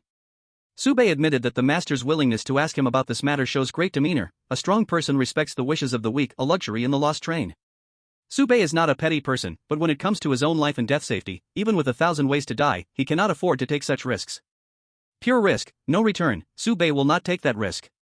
As for killing Long Xiu, even if Long Xiu died 1,000 times, it would bring no benefit to the dead Su Baiye. Su Baiye could take care of killing Long Xiu himself. The vice president smiled slightly. He believed that after hearing the master's conditions, Su Baiye would definitely agree. This matter will not be in vain for you. The vice president took out 2 boxes and placed them in front of the 2. This black box on the left contains a first tiers from the 5th level, worth 50,000 points. If you agree, you will carry it with you. If you die in the carriage game, this first tiers will revive you and bring you back to car number 1. All traces of your confusion on the lost train will disappear, and all memories related to you will vanish. Life will be as it was at first meeting. Su Baiye complained, "Can't you just throw me out of this lost train after reviving me? I really want to go back and continue doing charity." The vice president smiled but remained silent. If anyone could leave this cursed place, they would have done it long ago. The higher you climb, the more you can feel the terror of the lost train. Praise the lost train. Su Baiye looked at the box, still confused. Such a precious thing, only sells for 50,000 points? Carrying first tiers means having a second life. Such a thing, let alone 50,000 points, even 5 million points would not surprise Su Baiye. The vice president explained, because it only works for humans, and must be for those below the second rank. For humans below second rank, 1 life, 50,000 points is already quite luxurious. Moreover, for ordinary people, this first tiers is somewhat redundant. They have enough points to be revived. If the points run out, dying is just dying. Living a second life in this cursed place is not necessarily a good thing. The rise of the strong also involves luck. Unlucky people encounter Fong Lin as soon as they step out the door. Forget about rising, just having a place to survive is considered good luck. Not everyone can create brilliance by retracing their steps. Furthermore, isn't it better to use these 50,000 points to strengthen oneself? If there are suitable channels, 50,000 points are enough to create a second-rank powerhouse. The redundant attributes of first tiers caused its value to plummet, yet it perfectly matched Su Baiye's current situation, providing a safety net for him. Being able to offer such a thing showed that Grand Master of Awakening had truly considered Su Baiye thoroughly.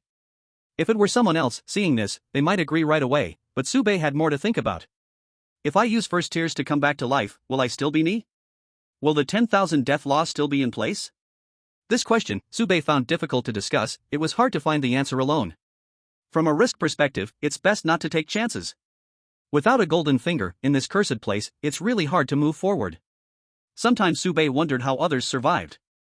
Is everyone just dying together, huh? The vice president pointed to the second box. Inside is a one-time ticket that can only be used on the first level, its value, immeasurable. It allows you to forcefully leave any carriage game, and the administrator cannot stop you. First tiers is for survival, the ticket is for assurance. With these 2 items, Su Baiye is instinctively at an invincible position. If you agree to this matter, the Grand Master of Awakening can give you double points as a reward upon completion, sell the strategy for car number 5 unlimited times, and you can make any personal requests. Within his capabilities, he will do his best to meet them.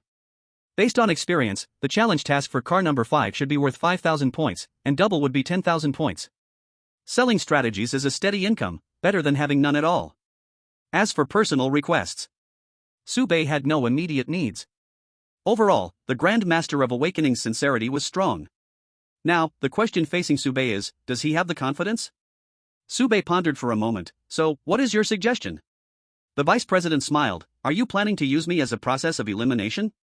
Su Baiye said seriously, no, I really respect the opinions of my seniors. The vice president casually replied, I suggest you accept. Su Baiye leaned back and sighed. Now I kind of want to refuse. Looking at Su Baiye, who had just demonstrated changing faces, the vice president smiled silently, believing that Su Baiye had already figured it out. If Long Xiu is not eliminated, there will be no peace. I actually don't want to agree. Su Baiye said earnestly, agreeing will only pull me into a bigger whirlpool. Normally, Su Baiye would prefer to hide his strengths, bow his head in the 5th carriage, go to the subsequent carriages, find ways to become stronger, and then take back the scene. The vice president was somewhat curious. So, what made you change your mind? Su Baiye gave a puzzling reason. I have seen the interrogation records of Wang Luo and Tang Ruyu. The vice president was even more confused. What does that have to do with the interrogation records? Looking at the other person's reaction, Su Baiye frowned, rubbed his temples, and felt a headache coming on. Wasn't it you who did it? The vice president answered truthfully, I can't understand what you're saying, but I feel you inadvertently revealed very important information. Once I figure it out, you might regret it. That's why I'm having a headache. Baiye continued to rub his temples, I can't just silence you. Forget it, one can hide things for a while but not forever, these matters must be faced sooner or later. Having seen the interrogation records, Baiye was certain that someone was helping him cover up his identity, and this person was very likely from the Fire and Flame Guild. Even the vice president doesn't know. Was it the president who did it? Since the other side has gone this far, if Baiye doesn't show some response, it would be too unreasonable. Is this crazy? A BGM, undeterred by wind and rain, seemed to play in his mind. Who put the speakers in my head? Long Xiu was a common enemy for both sides, now such a great opportunity was in front of him, with low risk and high rewards, Baiye was very tempted. Baiye took out the fifth carriage game to study it again and confirmed. Can you tell me the modified game content in advance? The vice president shook his head. No, but it will definitely be modified based on this game. The perfect guide for the fifth carriage game has already been synced to you, don't worry, it's free, and this is a layer of carriage, the only one with 100% completion. Baiye spent another half a day studying the guide, even having the vice president simulate the fifth carriage game and the Easter egg game, achieving a flawless first try. The difficulty of the original game isn't high, the revised version's difficulty will definitely soar, but there is indeed room for operations. Before making a decision, Baiye was doing the final verification work. The effects of the items, I need a professional appraisal. The vice president nodded, no problem. Baiye said, if the ticket fails and the escape means are ineffective, I need to add money. The vice president tentatively asked, 5,000 points? Baiye exploded with anger, who do you think you are? 50,000. 8,000 points. Deal. Baiye was very clear that his life wasn't worth that much, in the event the ticket failed, paying an extra 8,000 points was already a great deal. In the Lost Train, if one wants to earn points, they must put their head on the line and gamble with their life. Look at Yuan Tangjiao, his head hanging everywhere, and still no points earned. Happiness is indeed measured by comparison. Baiye finally said, for everything mentioned above, I need a notarized contract witnessed by the Lost Train. It's not that he was being long-winded, matters regarding his life are serious.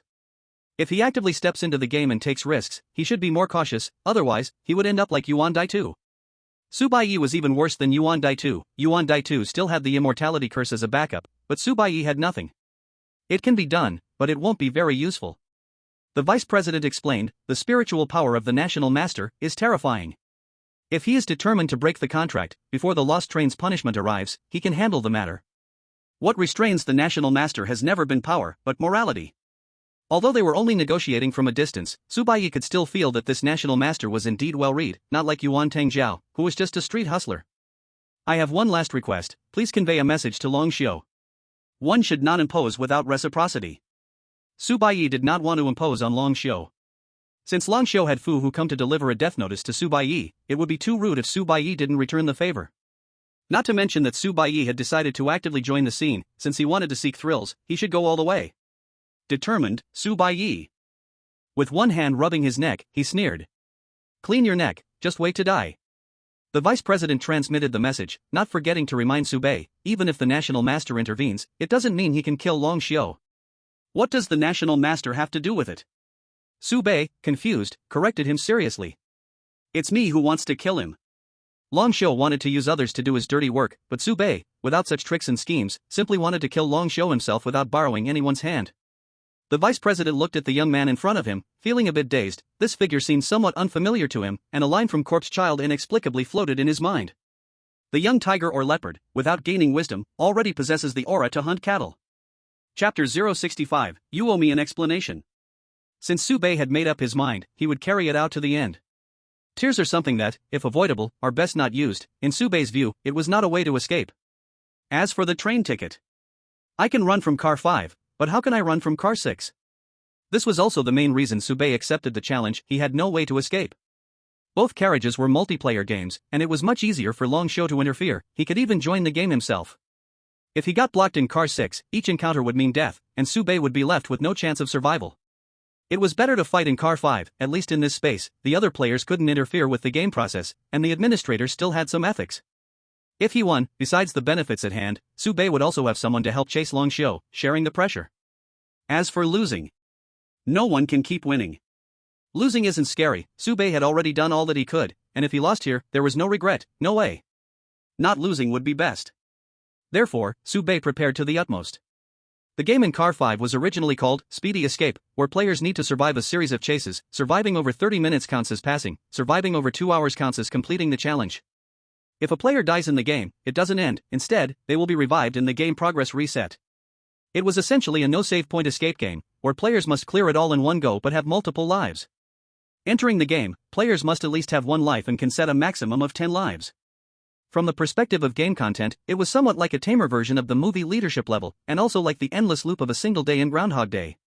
Long Shio wanted Baiye to die in Car 5's game, definitely would cancel the upper limit, making Baiye exhaust all points through repeated deaths, ultimately leading to total death.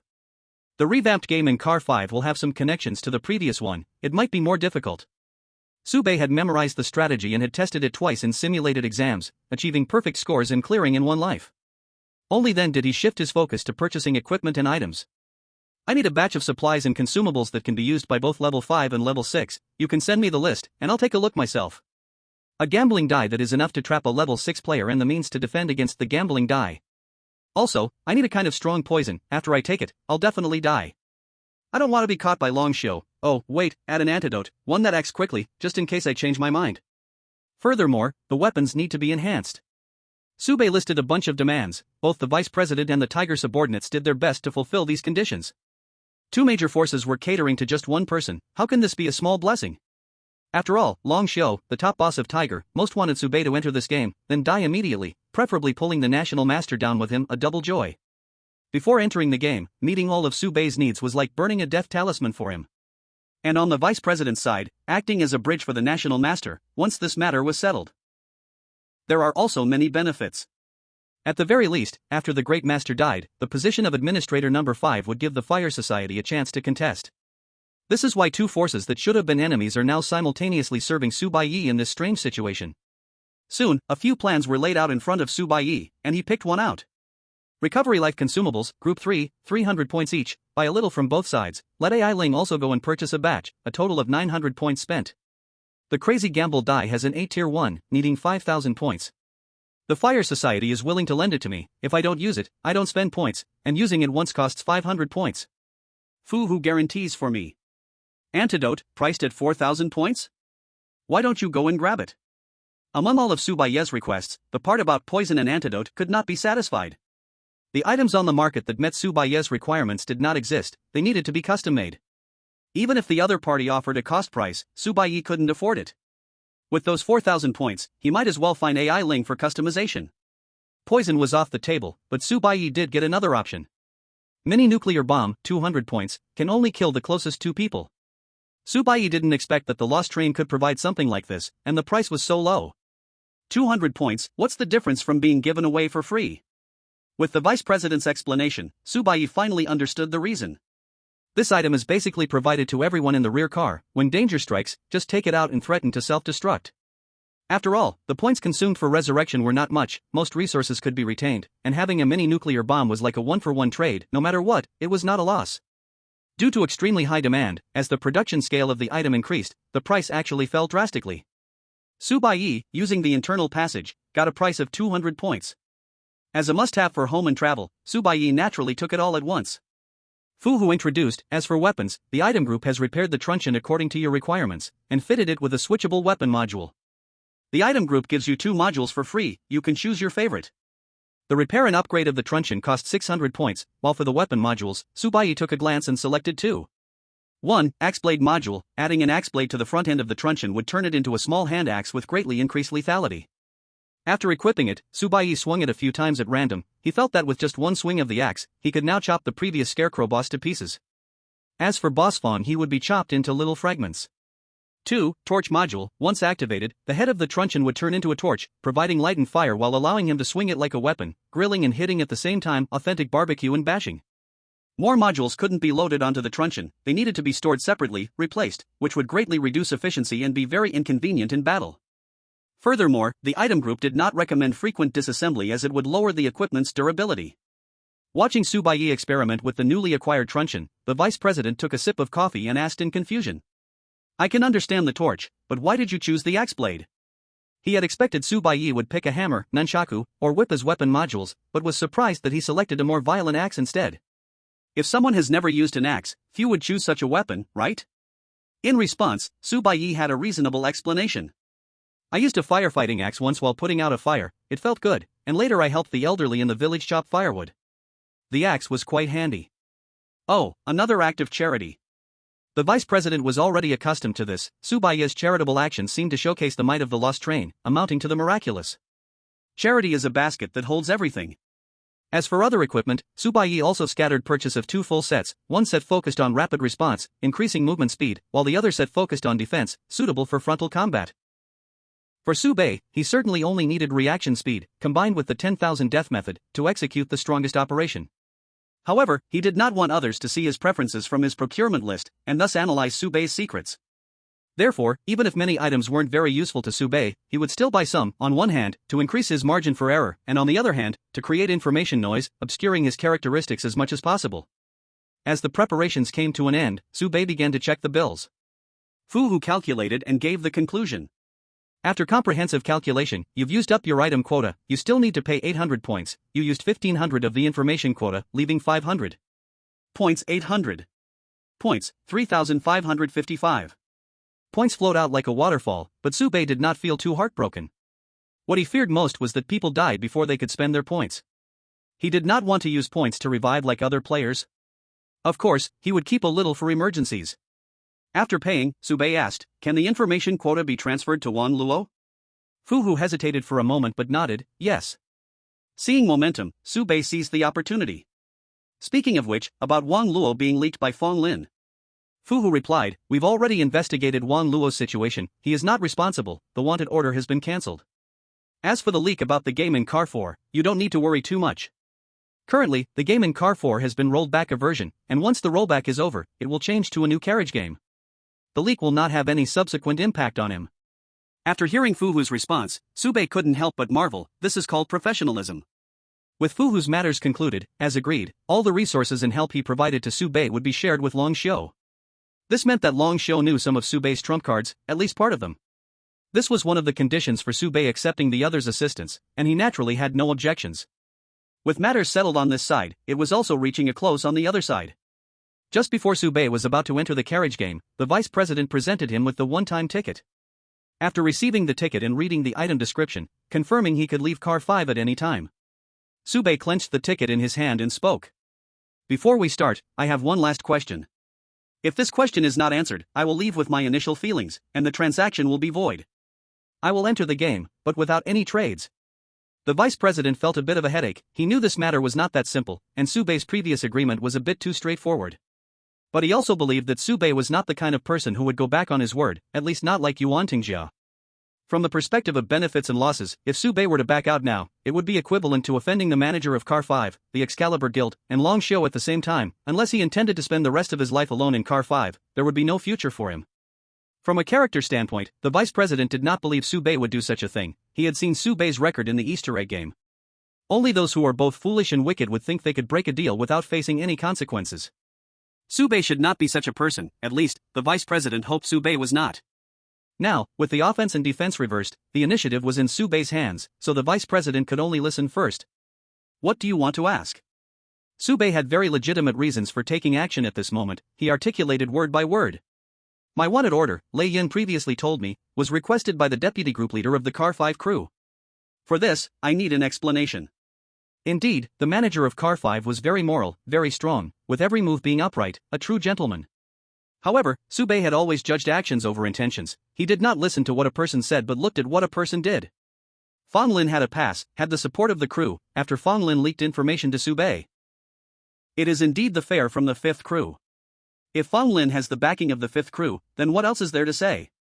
Baiye does not believe in the saying, "The emperor is wise, it is all the treacherous ministers and villains who cause trouble." You are the leader, if something goes wrong, I don't care how you divide the responsibility within your group, I hold you, the leader, fully responsible. The dirt of the nation is borne by the master of the state. If Fong Lin's matter is not clarified, Baiye will never cooperate with him. With tears held back at their first meeting, Baiye keeps the train ticket as a guarantee, everyone takes their own path. The train ticket is Baiye's final retreat. Of course, he could also sever the retreat, after all, this is a game with certain death, risking his life for a future. The vice president hesitated, "I need to be authorized to explain this matter to you." He prepared to apply for permission first, then come back to clarify for Baiye, needing Baiye not to leave just yet. Baiye could accept this statement, however, the emergence of a third voice changed the situation. Let me explain. The pale-faced national master suddenly appeared beside the two, lightly coughing a couple of times. He leaned on the table and slowly sat down. He looked at Baiye, his gaze profound, his voice steady, nodding as he said, I do owe you an explanation regarding Fonglin. Chapter 66, Owe me an apology. The national master sat at the table, not beating around the bush, speaking frankly. Fonglin indeed relies on the fifth carriage. The things he is doing, I have also tacitly approved. Baiye stood quietly, waiting for an explanation. The national master slowly said, I am waiting for some special people. To wait for these people, I had to send someone to block them at the second carriage. Baiye could no longer hold back. What do you mean by special people? When you say block, do you mean to kill them? The national master shook his head. You are not that kind of person. Even if I told you, you wouldn't understand. Regarding the special people, the national master clearly had no intention of elaborating. Baiye seemed to have guessed. You mean, the explosive baby wants a hug? The one who can complete the challenge in the first carriage? Yes, and no. The national master gave an example. Yuan Tingjiao also completed the challenge task, but he is not a special person. Baiye? He knew Yuan Tingjiao was absurd, but he never expected he would be absurd to this extent. This guy completed the challenge without cheating? What a joke! That seemingly daft superpower was only good for getting beaten up and making smart remarks afterwards, without any redeeming qualities. Baiye was really curious about how Yuan Tingjiao completed the challenge task. Since the national master mentioned Yuan Tingjiao, he was not averse to saying a bit more. The world in Yuan Tingjiao's eyes is different from ordinary people. He sees colors more vibrantly, and every cup of water is different. What the hell, water? Yuan Tingjiao didn't cheat, he directly used his vision to tell which cup of water was poisoned and which was not. Baiye was momentarily at a loss for words. He would never belittle Yuan Tingjiao again. This was true brilliance. No, this was a super brain. Baiye suddenly felt that watching this old show was a bit revealing of his age. Baiye still didn't understand. Are there any ready examples of such special people? The national master nodded. Actually, you have already interacted with them. To be precise, it is her. Baiye thought back to everyone he had dealt with. The first name that popped out was Jiang Quanlan. The national master shook his head. No. Baiye continued guessing. Vice President? Vice President, I'm right here. It feels inappropriate to be called out to my face, right? Not that either. After the national master said this, he added, at least as far as I know, it is not. The vice president chuckled a few times, feeling that the national master was overestimating him a bit. The national master commented, if the Fire and Flame Guild truly has such a person, it should be President Yi, not him. After eliminating the few people he was familiar with, Baiye knew the answer. Wan Xin? Exactly, it's Wan Xin. The national master nodded in agreement. Since you have guessed it, having a few more words with you isn't breaking the rules. Baiye. Your rules are quite flexible, huh? Knowing that the national master could be so rogue, Baiye felt relieved. The national master introduced, Wan Xin has a special ability. She can hear sounds that ordinary people cannot hear, and because of this, she was thought to be mentally ill and was captured.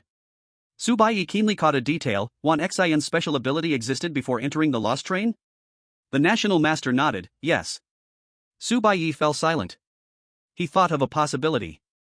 Was the 10,000 death method truly only appearing after coming to the Lost Train? Or was it that, the ordinary Baiye had never encountered a life and death crisis in his normal life, so he never triggered the 10,000 death method? Thinking of this, Baiye couldn't help but regret that when he crashed into the wild boar, he shouldn't have run so fast, depriving himself of the chance to verify whether the 10,000 death method existed. Forget it, better to run fast if it really comes to that. From the national master, Baiye learned a crucial piece of information. The special ability existed before entering the carriage. And from Baiye, the national master also received a key piece of information. Baiye does not know that there are special abilities outside the Lost Train. When he explained this information to Baiye, he received a points reward. The national master felt a bit disappointed, but also somewhat calm.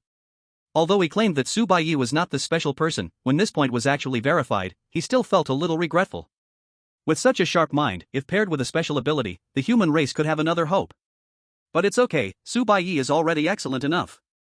As for the situation where Baiye did not have special abilities before the Lost Train, and only activated this ability after entering the Lost Train, the national master had considered it but ultimately ruled it out due to too little possibility. First, based on past experiences, the awakening and use of special abilities is a very lengthy process. If it were awakened just after entering the carriage game, the support provided by this ability would not be significant. Even if it existed, it would be hard to complete the challenge tasks. Secondly, if Baiye really had special abilities, he would never have been able to walk out of carriage number 4 alive. Xin would never let him go. The National Master explained, Xin's ability is to listen to the voices of all things. She can hear every cup of water speak, and when she concentrates, she can hear the thoughts in others' hearts. Baiye's body trembled. Damn, there really is a mind-reading ability? Then the secret of my 10,000 death method. The National Master knew what Baiye was worried about. Having anyone's thoughts read would create a sense of insecurity, especially for smart people like Baiye, who are more sensitive and cautious. He explained. In order to advance further, Xin chose to fuse her ability with the train's properties and created, heart to heart. She can no longer eavesdrop on others' thoughts at will, at least in the state of unity with heaven and man. She cannot hear anything. Unity with heaven and man. Baiye had briefly exited the state of unity with heaven and man. In the death premonition, he saw Xin trying to seize his body. If Xin could read Baiye's mind, she would have chosen to tear the facade and forcibly seize Baiye. After all, the special ability Baiye possessed was enough to drive any player crazy. Under the National Master's introduction, Baiye learned that the development of special abilities has its limits.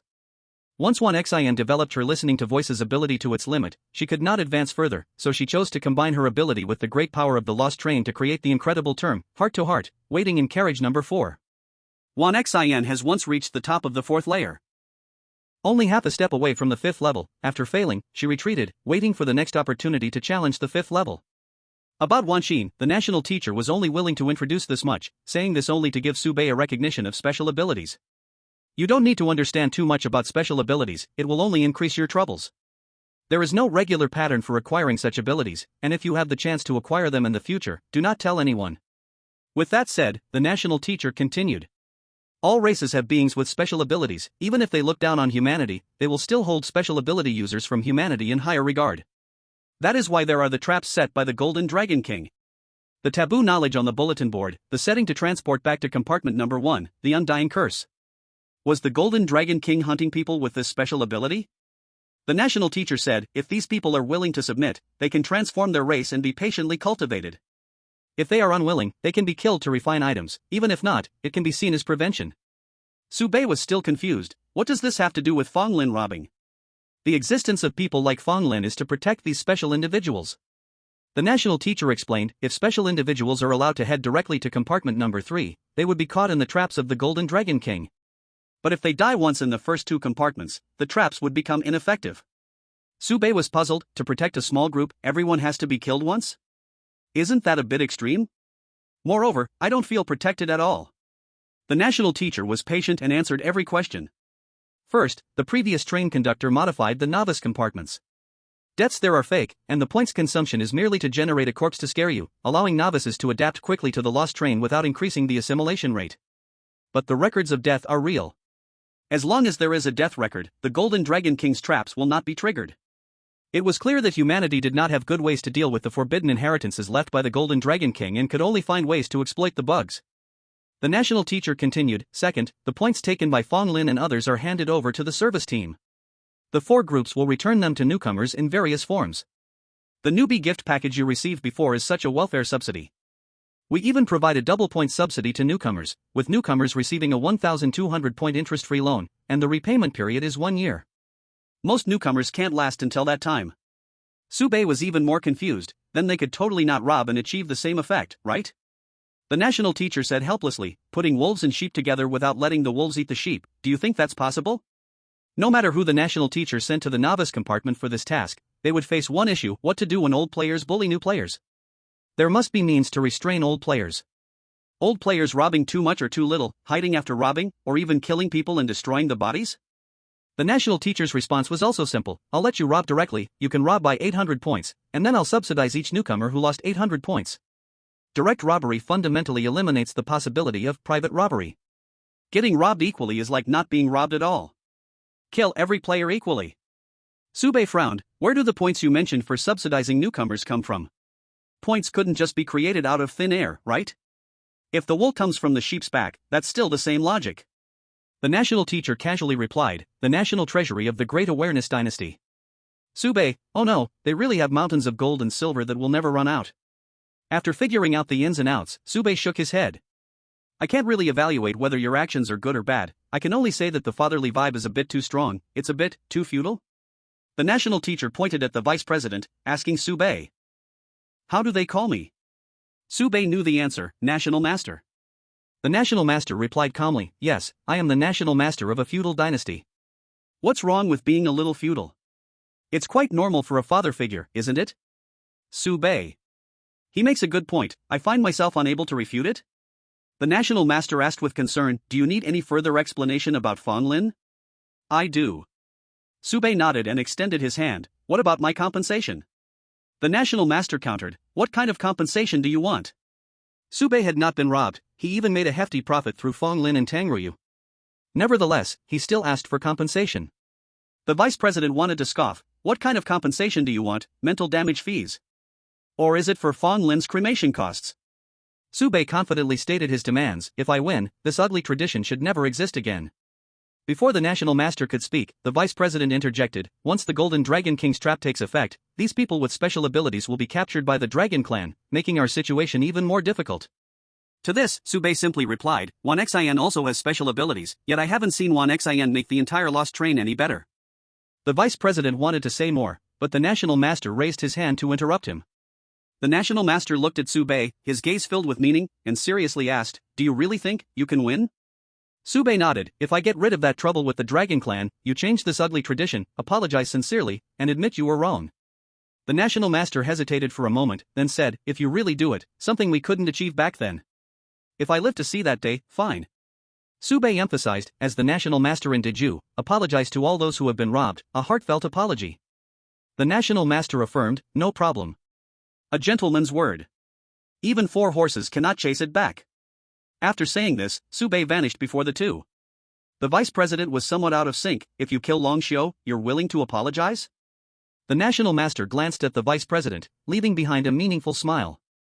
The national master looked up at the sky, his gaze seemingly able to pierce through countless obstacles, landing on the 5th layer, the battlefield they once fought on. In the recent conversation, the old and young who met for the first time shared an astonishing tacit understanding. What we talked about had nothing to do with Longxiu. We were discussing the Golden Dragon King, weren't we? With an unresolved heart, soaring into the sky, daring to slay dragons. Young people should be spirited like this. Player Baiye is entering car number 5 game. Chapter 067, Desperate Endless Escape, 1. Baiye has entered the game. This news reached Longxiu's ears immediately. Since Longxiu wanted to use this friendship to exchange Baiye's life, he naturally would not leave Baiye any opportunity. He obtained the permission to design the car game from the national master. No matter what adjustments he makes, the national master will fully cooperate. The more changes made in the car game, the greater the backlash on the administrator. Longxiu had to think carefully about how to use Baiye, this mouse, to take down the national master, this elephant. Or, leave the professional matters to the professionals. On Lost Island, Longxiu sat across from a person, slowly opening his mouth. In Baiye's hands, besides regular items, there is also first tier and a train ticket. The figure was cloaked in black, even through the gaps, one could only see endless darkness. Although this is not our first collaboration, the rules still need to be reiterated. If you want us to design the game for Desperate Car, it's just killing, not burying. We are only responsible for the car game itself, we won't take care of anything else. Longxiu narrowed his eyes slightly, he was unhappy with the tone of the other party, as there was no minimum respect for the dragon race, but considering the forces behind the other party, Longxiu decided to let it go for now. Desperate Car, an organization active on the 2nd and 3rd layers, regardless of race, as long as one passes the assessment and agrees with the philosophy. They can recruit any member. In Longxiu's eyes, the deadly cabin is filled with abnormal people, dedicated to the same goal. Designing a lifeless cabin game. They also call it the deadly game. The deadly cabin believes that the Lost Train is a huge challenge, and it is simply impossible to reach the top of the Lost Train through normal means. However, if they can successfully challenge the rules and design the lifeless cabin game, they could break the iron law that states all games have life, causing the Lost Train to possibly collapse due to its own internal logic conflict. In other words, while other players are challenging the cabin games, the deadly cabin members are challenging the Lost Train. The deadly cabin aims to take not only the players' lives but also the life of the Lost Train itself. The deadly cabin rarely operates on the first floor, because there are no deadly cabin members acting as administrators there. They only appear on the first floor if an administrator from the corresponding cabin spends points to invite the deadly cabin down. This kind of thing has many precedents. Longxiu is well aware that the cabin games of Cabin 3 and Cabin 4 were both created by the deadly cabin. The head jar game Sealing Yuan Tingzhu is a silver-tiered deadly game, known as 1,000 miles a chance, and with Long Show's strength, it can achieve absolute certainty. The 123, Scarecrow is at least a gold-tier deadly game, but this game focuses on assimilation with the 4 traits, which makes it not too difficult for players, allowing them to complete tasks freely. This time, Long Show decided to spend a large amount, spending 100,000 points to customize a deadly game for Baiye. The members of the deadly cabin spoke again. For 100,000 points, you have made 2 requests: first, to let Baiye die, and second, to retaliate against Administrator 5 as much as possible. I have already said that for 100,000 points, I can only ensure one of the requests is fulfilled. If you insist on making 2 requests, any unexpected consequences will be your responsibility. Long Show's face was filled with impatience. There's no time left, how long do you want to delay? In case he misses the opportunity to modify the cabin game, not only would Long Show waste his points, but he would also be hunted by the country master, which would be a deadly situation. The person said coldly, delaying the modification time of the cabin game and consuming Administrator 5's mental strength is part of the game design. Long Show fell silent. Although he looked down on the human race, he still held enough respect for the strong. To become a game designer in the deadly cabin and even take on an order of 100,000 points, both strength and intelligence are indispensable. Having spent the money, Long Show certainly would not make the foolish mistake of having an outsider lead an insider. He was just vaguely uneasy. That guy Baiye, scheming and acting, since he dared to enter cabin 5, he must have some confidence. He couldn't let this guy create another miracle, right? The person from the deadly cabin spoke once more. My name is Tianzhu, as in heavenly punishment. If you have further needs for custom deadly games in the future, you can contact the deadly cabin and mention my name. I will only charge you 150% of the fee. A flash of anger crossed Long Show's eyes. Even a strong person should not trample the dignity of another strong person easily. Tianzhu did not care, operating the modifications for the cabin game while speaking. The game will start soon. In the additional services you purchased, we will verify whether there is indeed an undying curse on Baiye, and the results will be sent to your email after the autopsy report comes out. Even if there is a true undying curse, he will still die. Your Golden Dragon King's curse version is too low, and it is not difficult to kill. Lastly, let me remind you that Baiye possesses a tier of first encounter. Even if he dies in the cabin game, he will revive in cabin 1, and that does not fall under after-sales service. Long Show nodded. He was certainly clear about the matter of the tier of first encounter, and he had made preparations. When the game in car number 5 ended, he sent someone to block the entrance of car number 3. For a while, every human who entered car number 3 would be marked, and a death list would be made to find the opportunity to kill everyone on the list. Indeed, the first tier can make others forget the user's existence, but the first tier is not omnipotent. Long Show still has ways to hunt down Baiye. Once the effects of such an item are understood, reasonable countermeasures can be developed to break it. This is why, despite the first tier being of high grade, having good functionality, and being very valuable, it is only sold for 50,000 points. Even if humans returned to car number 1, being blocked at the door would mean death was not far away. After making the final design, Tianzhu stood up and casually clapped his hands. Done. After saying that, he was about to leave Lost Island and exit the free market. Long Show intended to block him. Aren't you going to stay here and watch your deadly game? Tianzhu shrugged. What's there to see? The deadly game I designed, no one has ever left alive. Besides, the preparations you made this time are actually not that difficult. Out of the 100,000 points you put in, at most 10,000 points are for killing Baiye. The real difficulty lies in how to resist the national teacher while killing Baiye. Tianzhu is confident enough, and Long Show is cautious enough. What if? Just so you know, the national teacher has high hopes for him. Your national teacher should have been swept into the dustbin of history long ago. Tianzhu did not choose to leave, as he knew Long Show would not let him go. Then I'll stay to keep you company. Tianzhu yawned and said listlessly, to see how Baiye dies. In the game of car number 5, the loading on Baiye's screen seemed to have been loading for half an hour without any change. It was making Baiye feel sleepy. Can it work or not? Baiye had an impulse to tap the screen twice. When he helped others fix appliances for free, he often tapped a couple of times and fixed quite a few TVs. Finally, the text changed, but in a way Baiye had never imagined. The deadly compartment. Tianzhu says hello, thank you for your contributions to the deadly game during your life. Deadly compartment? Tianzhu? What kind of nonsense is this? And the word during life is a bit too arrogant, isn't it? It has a kind of beauty of writing an obituary before the person is dead. If you can survive the deadly game, you will automatically obtain the qualification for the deadly compartment assessment. Just kidding, you won't survive. Finally, I wish you a pleasant experience in your last journey of life. Please enjoy the grave I designed for you. Deadly compartment. Endless escape. It didn't give Baiye more time to think. A flash of white light crossed before his eyes, and that flashy font with a sarcastic tone disappeared from Baiye's sight. The game of car number 5, Endless Escape, has loaded. Task, complete challenge task. Challenge task, stay alive. The game of the gods compartment has begun. Chapter 068, Deadly Endless Escape, 2. Looking at the task ahead, Baiye burst into laughter. At the very start, the game designer who claimed to come from the deadly compartment, Tianzhu, gave him a warning. In ordinary compartment games, normal tasks and challenge tasks are actually separated. Players only need to complete normal tasks to leave the game. Tianzhu used the objective of normal tasks to bind two tasks together, forcing Baiye to take on the challenge, ultimately achieving the goal of completely killing Baiye. Soon, Baiye's smile froze. At the moment he entered the game and began to escape, he encountered trouble. A huge metal pendulum came crashing toward him, making it hard to dodge. Getting hit by a pendulum several meters long and 2 meters wide would definitely turn him into collectible fragments. Baiye immediately chose a direction to dodge sideways. But as he just moved his steps, he stepped on the beast claw trap. The poison attached instantly spread throughout his body, causing Baiye's body to stiffen, standing dazed in place, unable to do anything, not even enough time to self-destruct, before colliding with the metal pendulum, which crushed him on the spot into a meat pie. Without any power to resist, Baiye fell to the ground in a box. The whole process was incredibly smooth, without any surprises. From the viewing perspective, Longsho was very shocked. Did Baiye just die like this? Does this guy really not have the curse of immortality? Could it be that he guessed wrong? All along, Longsho's public view was to firmly believe Baiye was not the explosive dragon. Out of caution I checked again, and indeed it was not.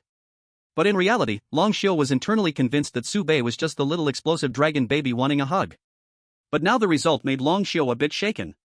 Tianzhu had a naturally indifferent expression. This was the ultimate deadly game he designed, killing a newcomer. Isn't that expected?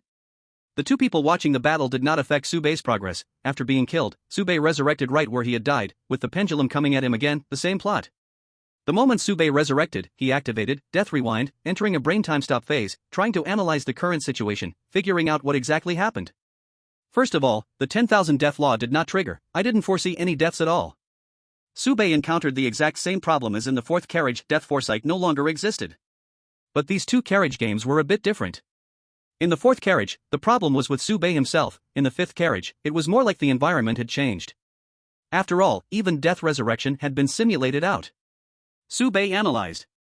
Death Rewind is still active, indicating that it's not the 10,000 death law that has failed, but right now.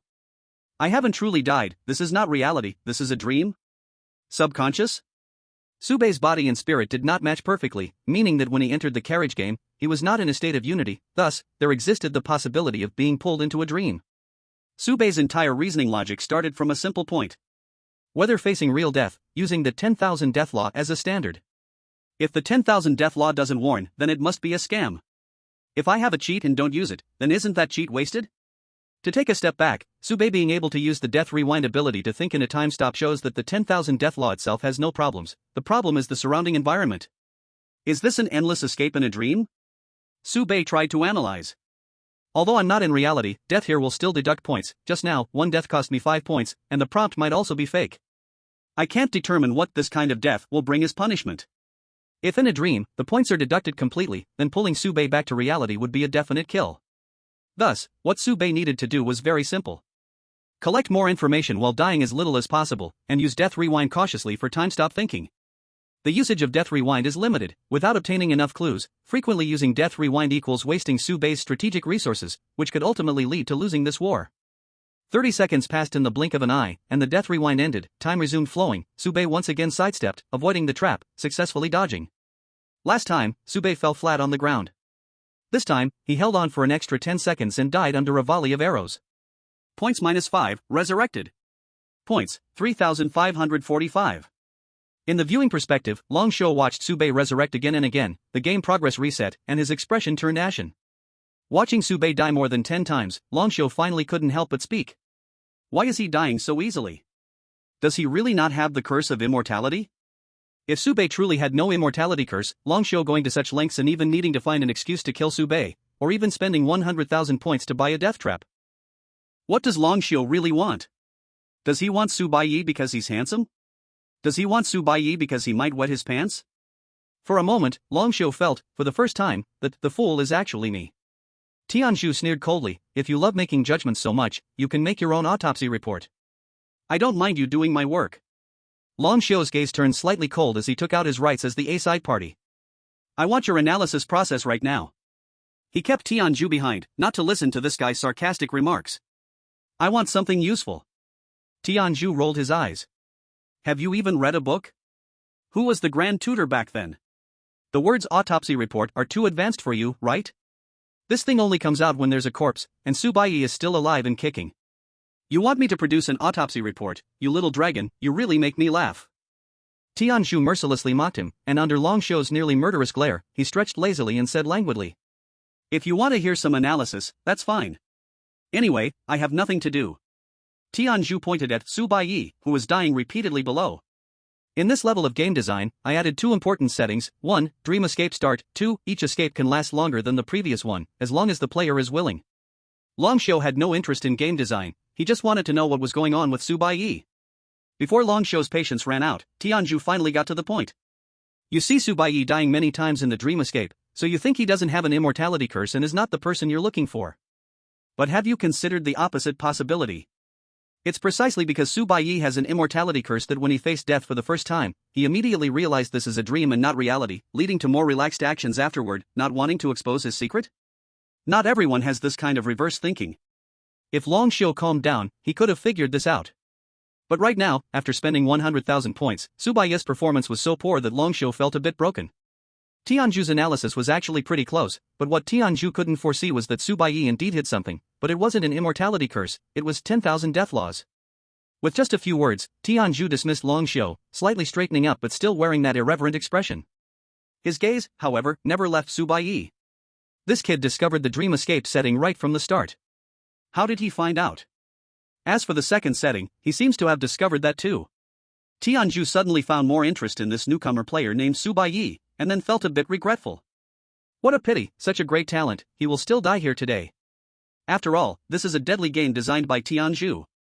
I hope the first glimpse of tears can save him. If he lives, the lost train will be more fun. In the car game, Baiye suddenly looked up, gazing into the air, and said, "Hello, little me." The spirit assistant appeared instantly, here. Regardless of whether it's a dream or not, Baiye was still in the fifth carriage of the game. The assistant equipped with the lost train would surely be useful. If the spirit assistant didn't appear, it would instead confirm the special circumstances of the moment, providing players with extremely effective information. Therefore, from the game designer's perspective, such a low-level mistake wouldn't occur. Even in a dream, the spirit assistant could be summoned. In this escape, Baiye had already died 15 times and used the death rewind 3 times. Enough thinking time had passed, it was time to switch from defense to offense. While escaping, Baiye spoke, "I'm going to buy a 2,000-point permission. Please help me check what I can buy." The spirit assistant's eyes lit up and immediately prepared to list things for Baiye. Clearly, Baiye's points were over 2,000. Baiye shifted the conversation. "Forget it, I think points aren't that useful, so I'm considering giving all 3,555 points to unlock your permissions. What do you think?" The elf assistant immediately deflated like a punctured balloon and rolled its eyes. "Coach, you're kidding me again. Where did you get 3,555 points? You only have 3,540 left. You're not trying to borrow points from me, are you?" The elf assistant was on high alert, longing for Baiye's principal amount, 3540, while Baiye craved its interest, 15. This is a trap. I must not be fooled. I must not be fooled. Fraud prevention is in my heart. 3540, huh? From the elf assistant, Baiye received a very crucial piece of information. He was deducted 15 points. Dying in a dream does indeed cost points, however, it's not as exaggerated as losing points in reality. Die once, lose 1 point. Alright, game designer Heaven's punishment, you owe me 15 points. On Baiye's little notebook, the Golden Dragon King topped the list with 100,000 points, followed closely by Long Shou, and 1 Xan in third. The fourth is Heaven's punishment. Understanding this, Baiye died once more. Revived. Heaven's punishment now owes me 16 points. Baiye skillfully dodged the traps and suddenly spoke. Actually, I didn't really fight for my life, but I always managed to do better than the last time, lasting longer each time. Once or twice isn't bad, but a dozen times is quite flattering. Humans are not machines, they make mistakes, and the chance of error isn't low. Doing better each time over a dozen attempts is an extremely exaggerated phenomenon. If Baiye really had such ability, he would have become the world's richest by doing charity back then. Actually, the way to break through this layer is very simple, I figured it out before. Baiye dodged a row of darts again, but this time did not choose the same path as before. Instead, he returned the same way, heading for the previous trap. As long as I am willing, I can last longer. Therefore, I only need to create an environment to make this layer of dreams collapse. In the last cycle, Subei managed to last 6 minutes. Now, after dying 16 times, Subei had been on the run for less than 2 minutes. Normally, Subei could still last over 4 minutes. And the method to make the dream collapse was very simple. I just need to create a situation in the remaining 4 minutes where I am bound to die. When this situation arises, holding the determination of I must survive will create a conflict. Game design follows certain rules. Subei captured the second point setting and naturally could fight poison with poison. With the firm determination to live, stepping into a deadly situation that seems passive but is, in fact, active will allow him to find a way out. But then again, what if he does not find a way out? It's simple, die again. After all, Subei has already died more than a dozen times, so he doesn't care about one more. Trial and error, if you don't try, you won't make mistakes. Finding out mistakes brings you closer to the truth. In the 18th cycle, 4 minutes and 55 seconds. To dodge a long spear, Subei had to step into another trap. There was no way above, no door below, and weapons surrounded him from all directions. Right in front was Subei's old friend, the giant pendulum. The pendulum swung at high speed towards Subei. The next moment, instead of becoming a pile of mush like he should have, Subei was not hit. Instead, the pendulum bounced back like a balloon. From the spectator's perspective, seeing this scene, Long Shou's expression changed slightly. Although he expected Subei's ability to pass the challenges, witnessing this scene still shocked him. This guy, how did he do it? Heaven's punishment yawned instead, feeling disinterested, dissatisfied with the number of 18 cycles. Generally, one should discover the rules within 3 cycles, find the approach within 5 cycles, and break through within 10 cycles. If he cannot reach this level, then this deadly game. Subei is doomed. After 18 cycles, Long Shou might think this achievement is impressive, but in Tianju's heart, Subei has already been sentenced to death. The little bit of interest that Tianju had managed to muster was now completely gone, and he yawned in boredom, waiting to examine Subei's corpse and end this tedious task. Well, it's also because I had expectations I shouldn't have.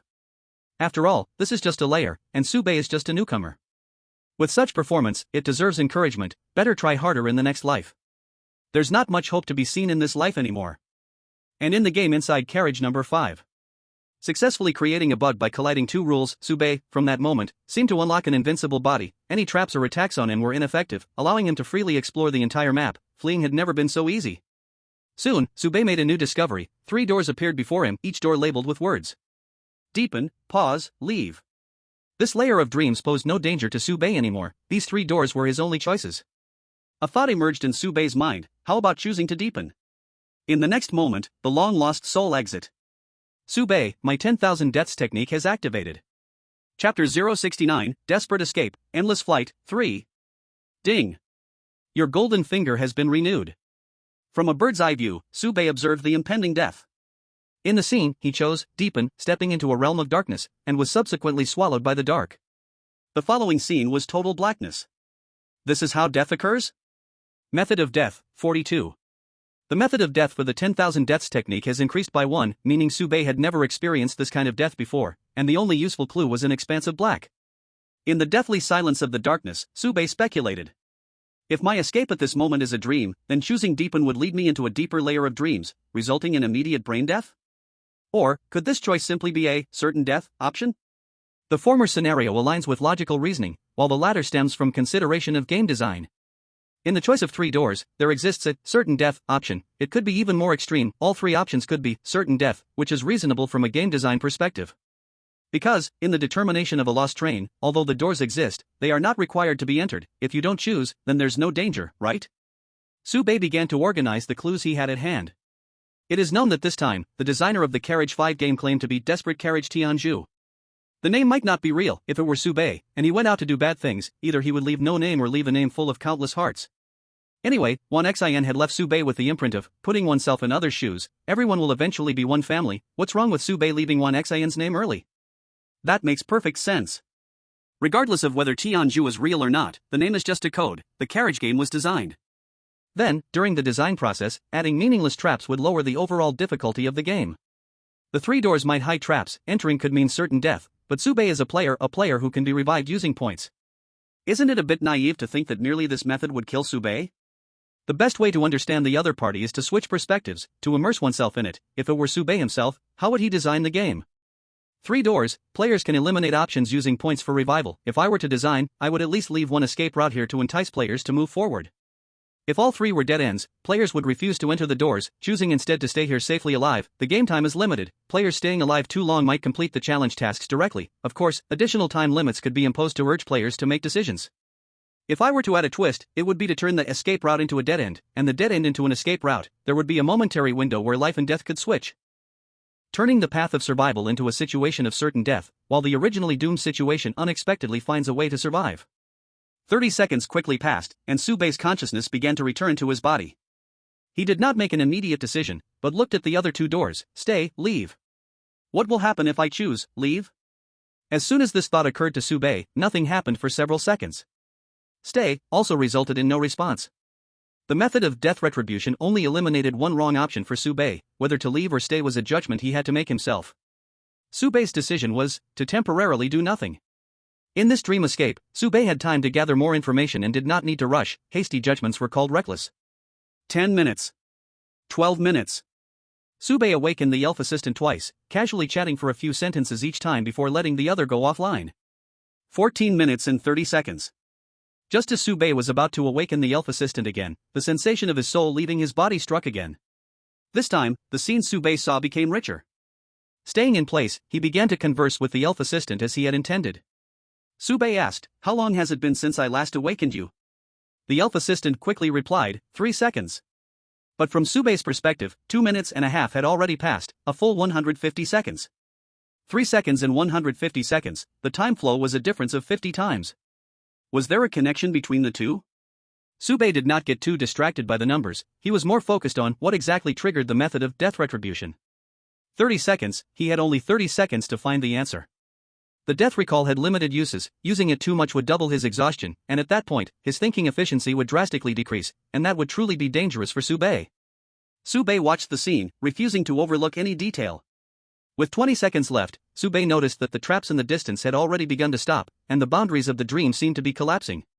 With 15 seconds left, the Subei in the picture ran outside the 3 doors but did not choose one to leave, instead staying in place to observe his surroundings as much as possible.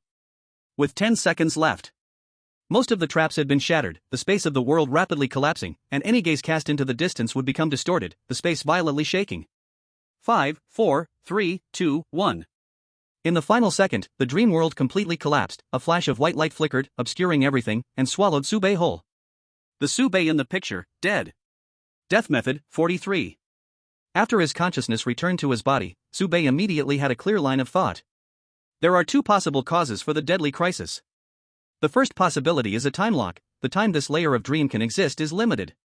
If no door is chosen to pass through within 15 minutes, the dream will collapse, causing the player to suffer brain death, consuming points to revive, and the game continues. Such an action would only expend a bit of points, and once Subei figured out the rules, it wouldn't be too difficult. Therefore, Subei felt that the likelihood of this possibility was small. The second possibility, there is a special key information monitoring system in the dream. Once a key information leak occurs during communication, and it detects that the player may possess the key information to break the game, this layer of dream will collapse immediately. This way, it fulfills the design requirement that, in every game, there must be a chance of life, while letting the so-called chance of life flicker and pass by in an instant. The second possibility maximizes the power of the misguided train, the power of intellectual property. The misguided train can check the flow of knowledge and can even earn points through spreading knowledge. Not utilizing this characteristic would be a great waste. However, Subei needed to discern where the boundaries of this monitoring mechanism's impact lay. In the previous scenes, Subei obtained the key information of time flow comparison from the elf assistant, which was the only valuable piece of information. 50 times the speed of time flow, 5 times the points consumption. If the monitoring mechanism designed by Tianju is similar to the monitoring mechanism of forbidden knowledge, then the lost train already knows that Subei has this information. After all, when Subei used the 10,000 deaths method to read the forbidden inheritance, the Golden Dragon King still gained points, similar to the current situation. If it is this kind of monitoring mechanism, it will be a bit tricky. Subei does not know how much power the other party can use from the lost train. Theoretically, the priority of carriage number 5 on the first floor should not be too high, but unexpected events are always to be feared. If Tianju's monitoring mechanism is not so advanced, it may only extract keywords from conversations, or more primitively, Tianju himself is watching this game and adjusting the game progress at any time? The reason for the dream's collapse and the boundary of the monitoring mechanism need to be judged by Subei, and the so-called judgment requires action to experiment and verify his own guesses. After returning to reality, Subei waited for a second. The 10,000 deaths method did not activate again. His eyes flickered, and he reached a conclusion in his heart. He can now basically confirm. 1. The collapse of the dream is not a countdown of time, but a chain reaction triggered by Baiye obtaining core information. This clue emphasizes the importance of time flow comparison to Baiye. Otherwise, Tianzhu would not have designed such a monitoring mechanism. 2. When designing the game, Tianzhu used the characteristics of the lost train, but the level is very low, and it can only recognize through dialogue or manual intervention. Baiye tends to believe it is the former. If it were manual intervention, Tianzhu could have acted long ago, and there would have been no need to wait until now. Manual intervention could force the dream to collapse, bringing real death to Baiye, which would consume his points and achieve the ultimate goal of killing Baiye. Baiye's odd behavior of continuously waking up the elf assistant is evident to anyone with a bit of sense. He is trying to obtain information through the elf assistant, and Tianzhu cannot possibly be unaware. If someone is truly watching here, the best way would be to make the dream collapse actively before Baiye even asks. At this moment, Long Xiu, who is watching the carriage game, furrows his brows. Baiye's behavior is too abnormal, and Long Xiu cannot help but ask, "What is this guy doing?" After pondering for a moment, Long Xiu abandoned his thoughts and decided to ask Tianzhu. Long Xiu is vaguely worried. If this drags on, will his 100,000 points be wasted? At this moment, Tianzhu is too lazy to pay attention to the carriage game. In his eyes, Baiye is already dead. The process is unimportant. Once he finishes the autopsy report, this business will be over. But since the client has spoken, not throwing in a few words would make Tianzhu appear too high quality, right? Tianzhu said leisurely, "Just watch, he is about to awaken the elf assistant again." As soon as the words fell in the screen, Baiye shouted, "Hello, little me." With a plan in place, Tianzhu raised his eyebrows and quickly said, "Baiye, your next sentence is? How long has it been since the last awakening?" "Baiye, how long has it been?" Tianzhu's smile grew wider. He had no reason not to be pleased. Baiye is indeed a good newcomer player, but that is all. Every step of Baiye is within Tianzhu's design. Listening to Tianzhu's words and watching Baiye's actions, Long Xiu's brow slightly relaxed. Even Tianzhu's annoying face seemed somewhat pleasant. The people from the death carriage do have some strength. Tianzhu looked at Baiye in the screen, like a cat teasing a mouse, and once again made a prophecy, both explaining to Long Xiu and dissecting Baiye's inner thoughts. Without a doubt, you are a cautious person, you like to plan before acting, and you are very aware that any action you take may lead to a chain reaction. So you were already standing at the door before you asked. Yeah, you realized the dream was starting to collapse. After all, I made such a big noise to remind you. Looking at Baiye standing at the door, Tianzhu smirked, his tone relaxed, teasing. Of course, you can stay and try. After all, I might be scaring you. No, you will definitely choose, and you don't even need logical reasoning. Your intuition tells you that staying only leads to a dead end. This is an instinct you've honed while wavering between life and death. You trust your gut over thinking. To stimulate Baiye's instinct, Tianzhu used many methods, even secretly lowering the perceived temperature of the dream. When people feel cold, they always become more sensitive. Watching Baiye in the carriage game was like watching a hamster in a cage, or a puppet in a puppet show. Every move was calculated by Tianzhu, led around by the nose. Now, go deeper, stay, or leave, which one will you choose? Tianzhu muttered to himself. You won't choose to go deeper. You are already in a dream. If you go into a deeper dream, you'll put yourself in greater danger. You won't choose to leave either. Dreams don't exist for no reason. Just leaving like this will only make you die faster. When three paths lay before you, you helplessly realized that you actually have no choice, you can only choose to stay. Just as if to confirm Tianzhu's words, Baiye in the image, after delaying close to the limit, reluctantly chose the middle door. Stay. Long Xiu pursed his lips, a cruel glint flashed in his eyes, unable to suppress his excitement at this moment, and impatiently asked. Did he choose wrong? Tianzhu shook his head. No, he chose the only correct path, walking on the road to complete the challenge. Long Xiu's expression darkened. After all your chattering, Baiye's answer is all correct. You wouldn't think you won, would you? Tianzhu snorted dismissively, narrowing his eyes, whistling a sound only he could hear, and said. Walking on the right path to victory is the most dangerous part of the death game. The wrong path will only lead to crashing walls. Only the correct resolution leads to death. This is the purpose of their death car. Lost train, the more correct, the more deadly. Chapter 070, Deadly Endless Escape, 4. The more correct, the more deadly. The deeper the understanding of these 6 words, the greater the potential in the death carriage. As long as you survive, your future status will be higher. In the carriage game, wrong choices never lead to death. The real deadly factor is being right. Baiye walked into the correct door. This was a small step for him, but a giant leap towards victory. Tianzhu pursed his lips, a gleam of triumph shining in his eyes. When you complete all the problems only to discover you lost at the starting point. Baiye, I can't wait to see your expression at that moment. That moment would also mark the beginning of the autopsy. Inside carriage number 5. Baiye walked through the door labeled, Preserve, but after passing through, he remained in place, still in that world. It was just a lonely door, still called Preserve. The collapsing dream world seemed to rewind time, starting to restore. While observing the changes around him, Baiye also realized that this layer of dream world seemed even more solid. The door labeled, Preserve, completely disappeared. A whirling meteor hammer whistled by, giving Baiye no time to react and smashed his head directly. Score -5, revived. Score, 3,470. The dead and reborn Baiye began a new escape once again. Bending down, he dodged the meteor hammer, turned around, leaned back, the blade brushed past his nose, while admiring Wu Yanzu in the mirror, he slid away, avoiding a palm strike that fell from the sky, balancing on one leg, casually fixing his hairstyle.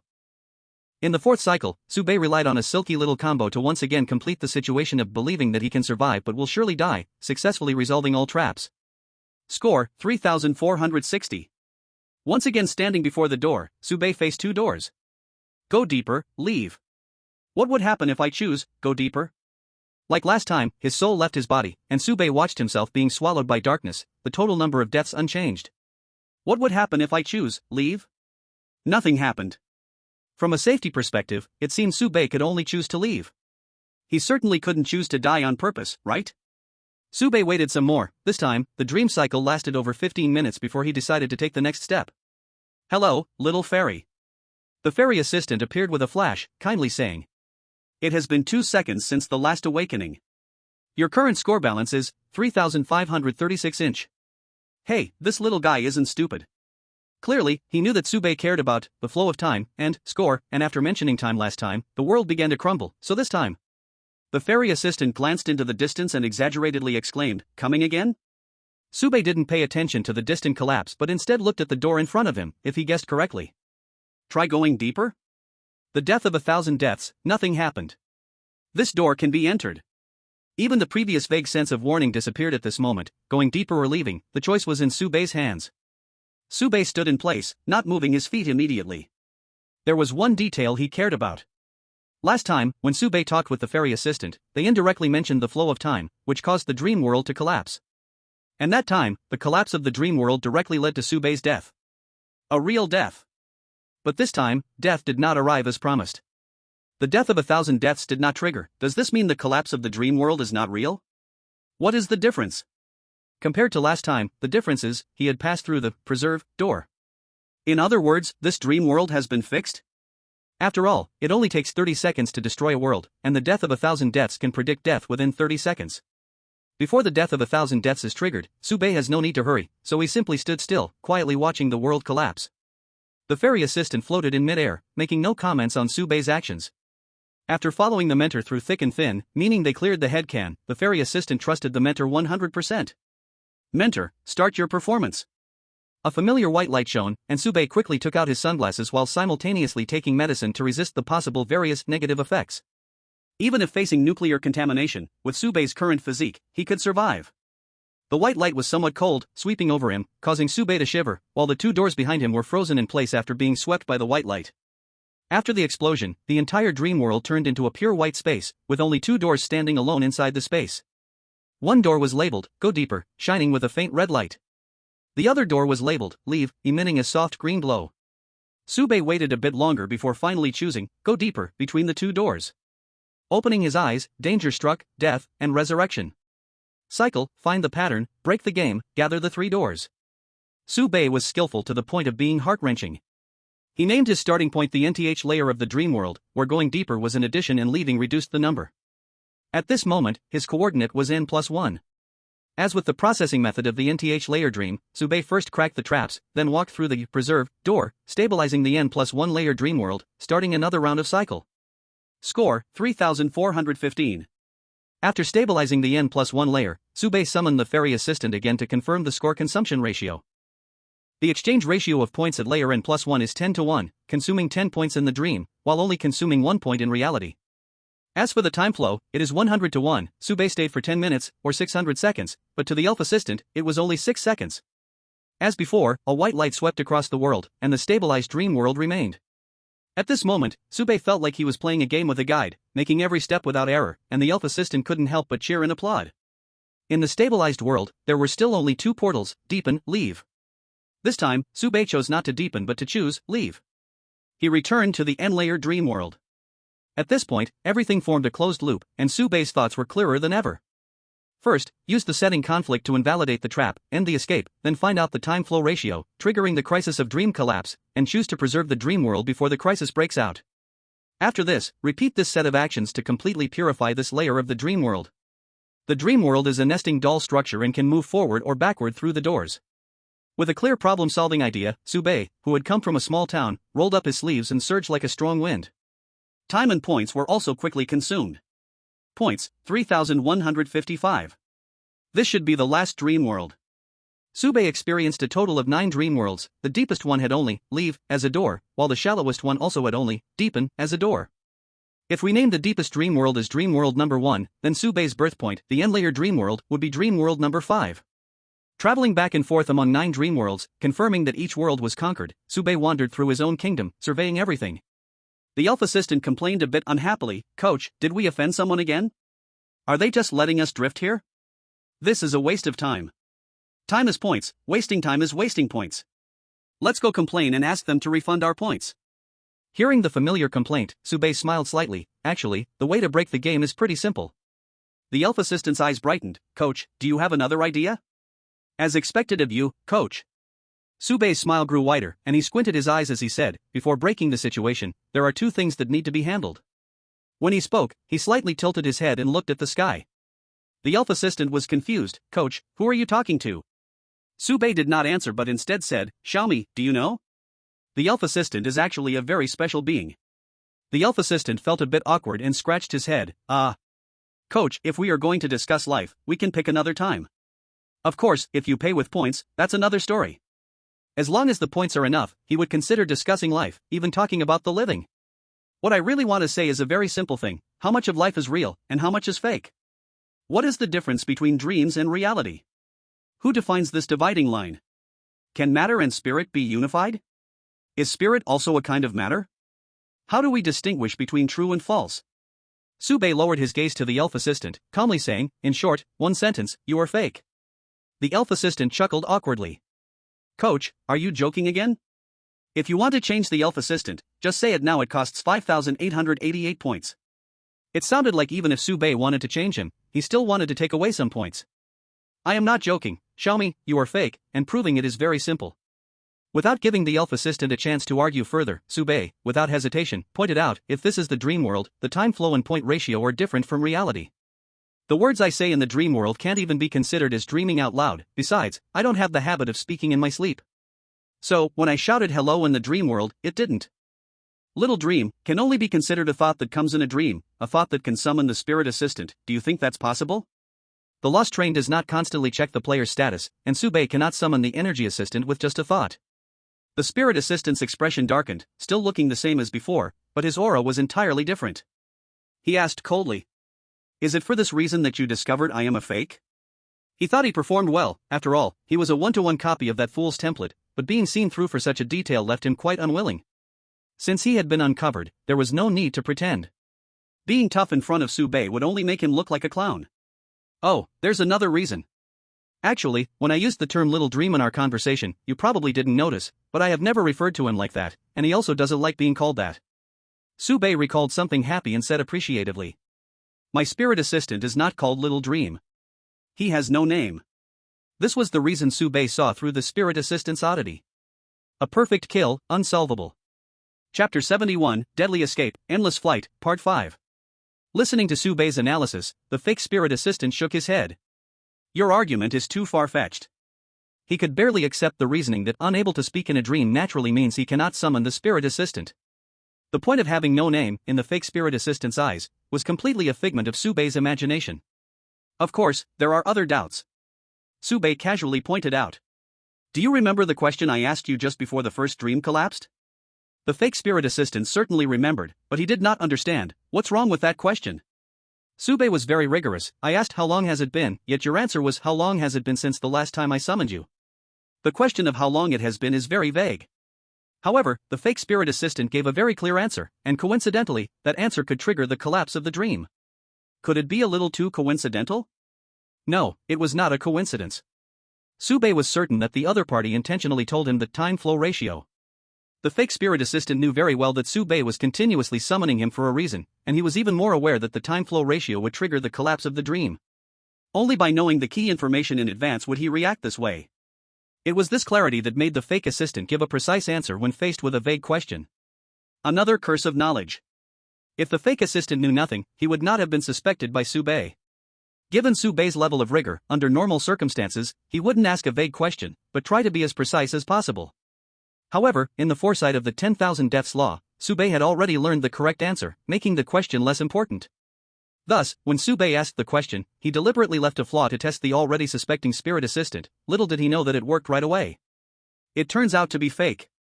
The fake assistant tried to be tough. Couldn't it be that we have a tacit understanding, with sufficient rapport? Hearing this, Sube's expression changed slightly, and he truthfully answered. You're a bit disgusting to me. Sube's spirit assistant, besides needing points, mainly acted as a cheerleading role, a true atmosphere group for the lost train. Rapport is not something that can be cultivated in just a day or two, not to mention in a deadly game where life and death are at stake. Sube could only trust himself and the 10,000 deaths law. The fake assistant's gaze dodged, as if waiting for something. Sube knew very well, you're stalling for time, I'm stalling for time, we're both waiting for an opportunity to arrive. The fake assistant wanted to play dumb and deflect a few words, but was interrupted by Sube. From the first collapse of the dream, I knew you were an imposter. This raises a new question, why put an imposter here? Heaven's punishment designs deadly games, and would never create useless designs. Sube continued to analyze. You mainly provided two important pieces of information, the time-flow ratio and the points exchange ratio. The former would lead to the collapse of the dream. It seems the game designer did not want me to know this information. In fact, the information you provided is most likely false. The imposter's face turned pale, remaining silent. From the moment his identity was revealed, he knew Sube would start to question everything. But why wouldn't such a cautious person fall into the game of layered cakes? Why was Sube so sure? The imposter could never understand this. From Sube's perspective, the flaw in the time flow was obvious. From the moment he entered the game and discovered this was a dream world, Sube realized there was a problem with the time flow, a big problem. The reason is simple, Sube's thinking was particularly clear. I possess the 10,000 deaths technique. Each time I enter the card game, the 10,000 deaths technique increases my mental strength. This was true in the fourth carriage and should also hold for the fifth carriage. And after enhancing my mental strength, both my spirit and body reached the fifth level, I would enter the state of integration, and the dream world should be unable to affect me. The enhancement of the 10,000 deaths technique takes a bit of time, but not much. Sube has already stayed in the 9-layer dream world for a sufficient amount of time. According to the time flow ratio the imposter provided, he should have advanced and reached integration by now. The fact that he had not yet reached integration only indicates one thing, the time flow ratio given by the imposter is wrong. According to the imposter, the time flow ratio in Dream 9 compared to reality is 2:1, while in Dream 1, the ratio reaches an exaggerated 2,000 to 1. Sube spent 15 minutes in Dream 9 and didn't even reach integration. When the 10,000 deaths technique conflicts with external information, Sube will prioritize questioning the external information. Sube continued. As for the points exchange ratio, that's even more ridiculous. I've been seeing point notifications right in front of me, yet you tell me another point number. Who is real? Who is fake? This trap is cleverly designed, putting the truth right under the player's nose while meticulously hiding the falsehood. As a result, players expend great effort digging up new information. When they compare the truth with the falsehood, they are inclined to believe the answers they have uncovered and thereby miss the truth. People are confident. The more confident one is, the easier it is to believe the results they arrive at through their own thinking. Points are the greatest weapon in the dream world. The points in front of me are constantly decreasing, the speed is not fast, but it won't stop, and yet you tell me that I actually have more points. If this continues, one situation will arise. Sube pointed out the future trend, the points in front of me are about to reach 0, while you say I still have 2,000 or 3,000 points. If the points reach 0 and Sube dies again, that would truly be death. Heaven's punishment does not need to kill Sube many times, they only need to find a way to take away all his points and then kill him once, and that will be enough. The existence of the dream world is to consume points, all the while using the false information of points consumption ratio to confuse Sube, making him think he is still very safe. Lost in the illusions he built, lulled into complacency by one victory after another, finally dying unexpectedly. This should be one of the killer moves designed by Heaven's punishment. The more accurate, the more deadly.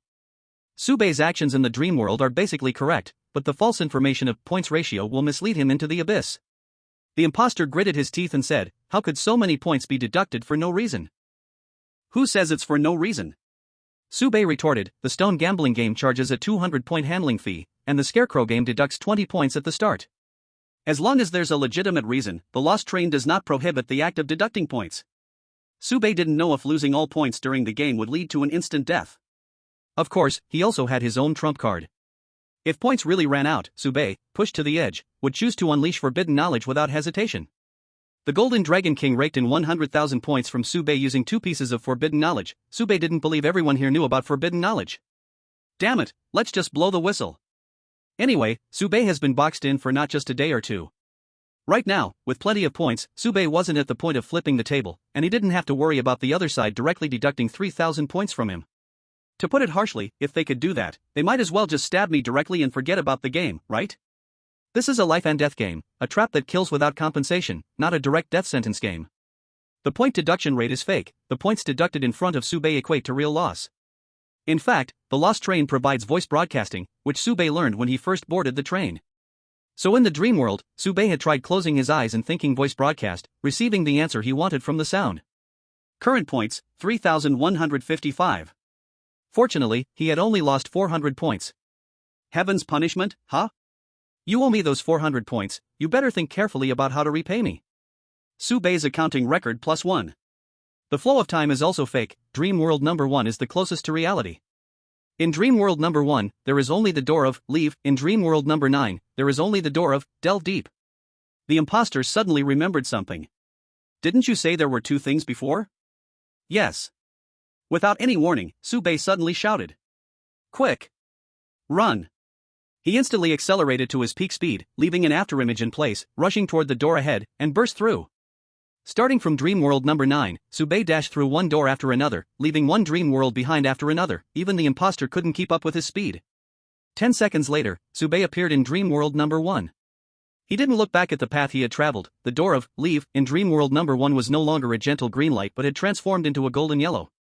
Subei didn't care about the change in color, he only needed to confirm one thing: crossing this door posed no danger to his life. As for whether he would need to fight for his life after passing through the door, he'd just have to see. Subei charged toward the golden portal but paused at the entrance, looking up at the sky once again, revealing a smile. Longxiao, you're watching, right? After saying that, Subei raised his right thumb, making a motion as if to cut a neck, filled with provocation. After provoking Longxiao, Subei continued to speak. As for heaven's punishment, I guess you've wanted to leave for a long time, but Longxiao won't let you go. On the surface, he still has legitimate work for you to do. He must have found a valid reason to keep you from the very beginning. In reality, if I die here, everything is fine. If I survive, your life and death game fails, and Longxiao will face the National Master's pursuit, and you are just Longxiao's scapegoat. Those involved in this matter are Longxiao and Heaven's punishment. Longxiao is the mastermind, while Heaven's punishment is at least an accomplice. The National Master will hunt down Longxiao, but he wouldn't mind catching Heaven's punishment in the process. In the escape, what Longxiao needs to do is not outrun the National Master, but outrun Heaven's punishment. Subei spoke into the air, as if sowing discord, and burst into laughter. Just teasing you. Whether I'm dead or alive, the National Master will pursue you. Heaven's punishment left behind is just Longxiao's scapegoat, a dead man. As for whether Heaven's punishment is truly present. In fact, Baiye also did not know, and he was too lazy to guess. If he was there, Baiye would just chat away and enjoy himself. If he wasn't. With no one around, what difference did it make for Baiye to show off to the air? Winning. Winning in every way. Standing before the golden portal, Baiye raised his right hand, curling his pinky and ring fingers, while straightening his middle and index fingers, with his thumb resting on the third section of the index finger, placing his hand at his temple, half provocation, half disdain, and waved forward. I will step into the maze.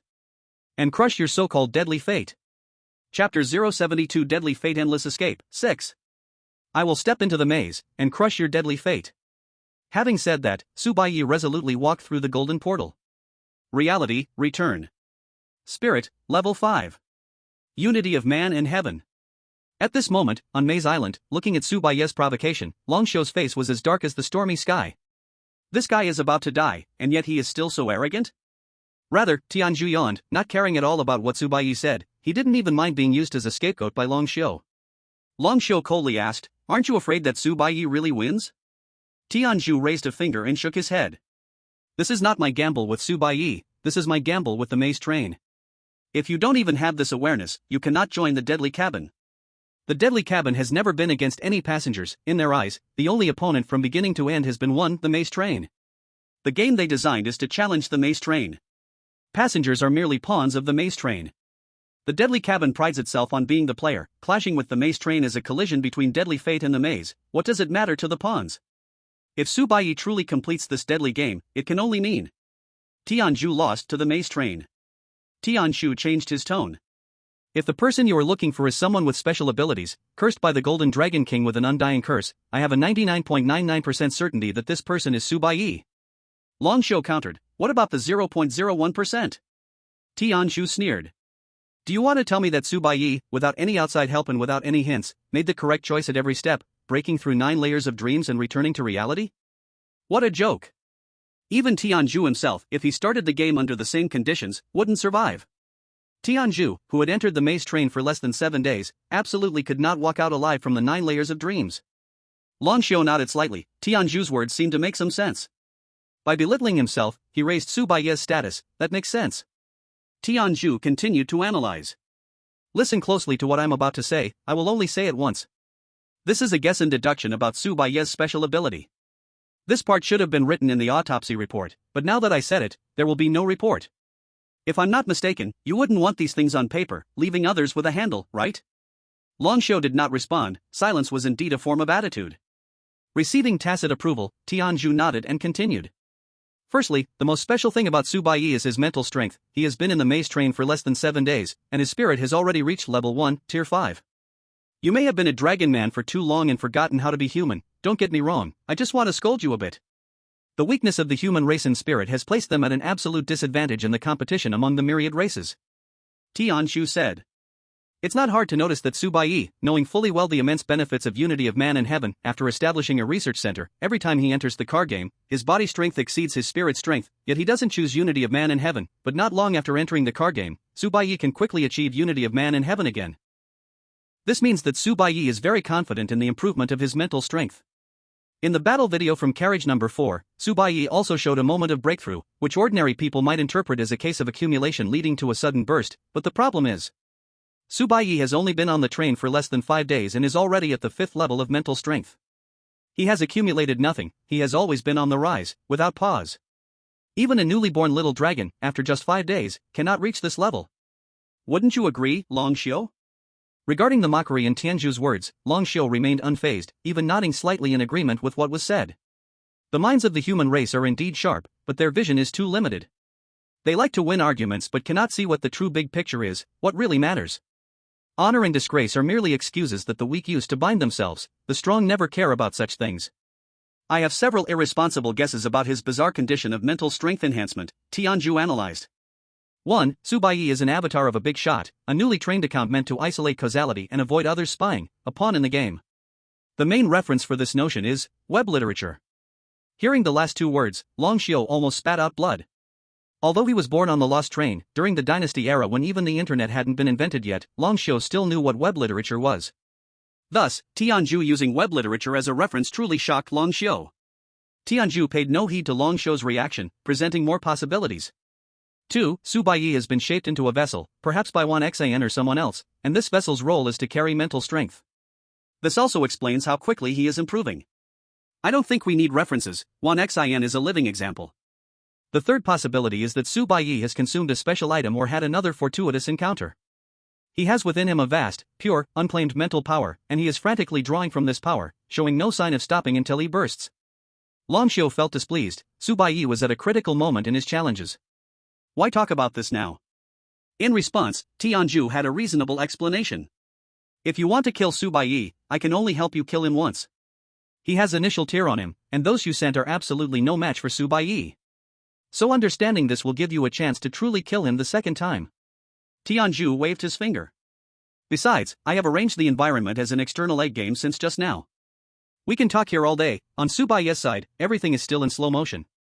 Don't worry, it won't delay your important matters. At this moment, Long Xiu finally sensed something extraordinary in the atmosphere.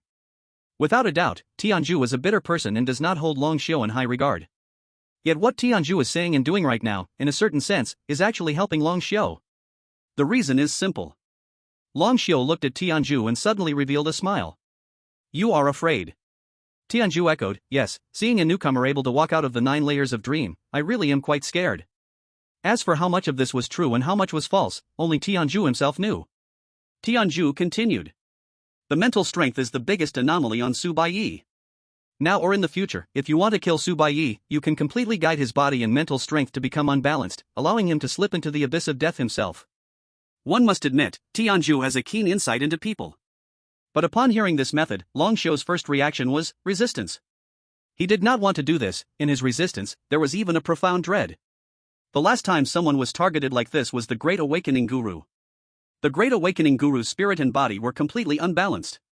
Mentally, he could kill Long Xiu countless times, but in terms of physical strength, he was no match for some ordinary adults. The fact that he could survive was nothing short of a miracle. Tianju's mention of old matters now made Long Xiu even more wary of Baiye. Even unwilling to use this method against Baiye. After all, the last time it backfired, it created the heretic known as the Great Master of the Awakening Nation. The human race can have geniuses, can have prodigies, and even can have cheats with special abilities. But there can never be another heretic. Tianju ignored Long Xiu's reaction and continued to analyze. Baiye's special ability, if I'm not mistaken, should be related to his eyes. If I dare to be bold, I guess he can see things that ordinary people cannot see, something like, he can see hidden information? This point is crucial for Long Xiu. Isn't the targeting of Baiye because of this special ability? Long Xiu's eyes widened slightly, the golden pupils still burning, so if we capture him and take out his eyes, we can refine special items? I only provide the autopsy report, not responsible for body modification, that is an additional charge. Tianju shot back at Long Xiu, then continued. To target such a special ability, we can create total darkness, a completely blind environment, depriving Baiye of his vision, and his ability will be greatly weakened. And Baiye has an extremely keen perception of death. Combining this with his personality, it's not hard to guess that Baiye is a very cautious person. No, it shouldn't be described as cautious, avaricious, sneaky, timid would be more fitting. Hearing this, Long Xiu frowned slightly, as he rarely had a differing opinion. Is Baiye really so timid? A person who dares to kick Yuan Tingzhao's head like a ball, how could that have anything to do with being timid? Timid? Timid enough to continuously provoke him, even willing to voluntarily join this deadly game? In Long Xiu's view, this Tianju is still standing too high, completely out of touch, and fails to understand what it means for a new passenger like Baiye to have done so many things in such a short time. If he were truly timid, Fang Lin wouldn't have died, at least not at Baiye's hands. Of course, although Long Xiu had objections, he had no obligation to remind Tianju. If Baiye really survives, Tianju could still help Long Xiu share the firepower. In total blindness, without line of sight, create a multitude of options for Baiye that lead to certain death, use enough death to numb him. A cautious person will expend a lot of mental energy in the face of death traps. This will only lead to 2 results. Tianju raised 2 fingers in succession. Either mental exhaustion, unable to bear the burden. Or, the spirit reaches its limit, making it even harder to progress. Whether it's the former or the latter, both are great ways to kill Baiye. Long Xiu took notes on this part with great seriousness, not forgetting to curiously ask. The deadly game you designed, can it kill Baiye? I designed this game to kill every single person. Tianju still maintained his confidence, snapping his fingers. The real escape game has only just begun. The external egg game was revoked, the flow of time returned to normal. Tianju's explanation came to an end, while in compartment 5, Baiye faced an unforeseen crisis. After escaping from the 9 layers of dreams, Baiye was certain he had returned to reality. Time extended, current duration, 45 seconds. Now the prediction of death can reach 45 seconds, but Baiye's historical recall is still 30 seconds long. Using the death recall, pausing time for 30 seconds, Baiye quickly thought. The so-called 9 layers of dreams are influences on the mental level. No layer of dream has been preserved. When I return to reality, I will endure a mental blow. If too many collapsed dreams occur, Baiye could be mildly demented, or severely die from shock. To put it in metaphysical terms, it means the 3 souls and 7 spirits were not preserved. To put it scientifically, it means the brain was directly severely injured. The 9-layer dream world, every step is a killing threat. But what dangers are waiting for him in reality? Baiye, who has already achieved unity with heaven and man, will no longer be pulled into the dream world. All previous arrangements would be in vain, or would they? Unless Baiye thought of a possibility. The death rewind ended, and before Baiye could make any moves, a syringe shot down at lightning speed. This injection was unavoidable. Sube was certain that under the limits allowed in the carriage, there was no way to escape this injection. This also meant that this injection could not contain poison, at least not a strong poison, otherwise, the 10,000 deaths law would trigger, violating the basic logic of the Lost Train. Every game has a chance for life. What exactly is this injection? In fact, Sube already had the answer deep down. Level 6 Perfect Potion has been injected. Looking at the prompt that popped up, Sube felt completely speechless. Damn! He really guessed it right. To escape the dream world, he had to achieve unity of man and nature to become immune. And once he escaped the dream world, a transformation potion was waiting for Sube. At other times, receiving a perfect potion for free would be something to celebrate. No, wait, this isn't free. The carriage game deducted points from Sube. Points minus 200. Points, 2,955. It meant that Sube spent a total of 600 points to buy this perfect potion. But right now, the potion transformed his body, forcibly enhancing his physical strength, causing a mismatch between body and spirit, and forcing him out of the unity state. This also meant, the worst-case scenario had happened. Sube gritted his teeth, fully aware of what he was about to face. The dream world is coming back. His endless escape was just beginning. On Lost Island, watching the battle, Tianju, seeing Sube walking on the right path, finally stepping into the real death game, couldn't hide the smile at the corner of his mouth any longer. After waiting for so long, wasn't it for this moment? 9 layers of dreams, 1 layer of reality, 9 deaths for 1 life, perfect in every way. Dying in a dream causes a heavy blow to the spirit, getting hurt in reality leads to death of the body. Dreams and reality are completely synchronized, but many details are different. A knife in a dream may be a cake in reality. The same actions may restore you in the dream but lead to your doom in reality. And you will seamlessly switch between these 10 layers of hell. One moment you might still be in the dream, and the next you'll be back in reality. The difference between reality and dreams.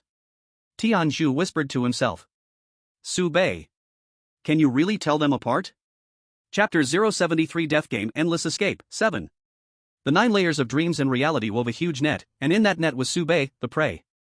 With no way up to heaven and no door down to earth. Dreams and reality intertwined, who can easily speak of truth and falsehood?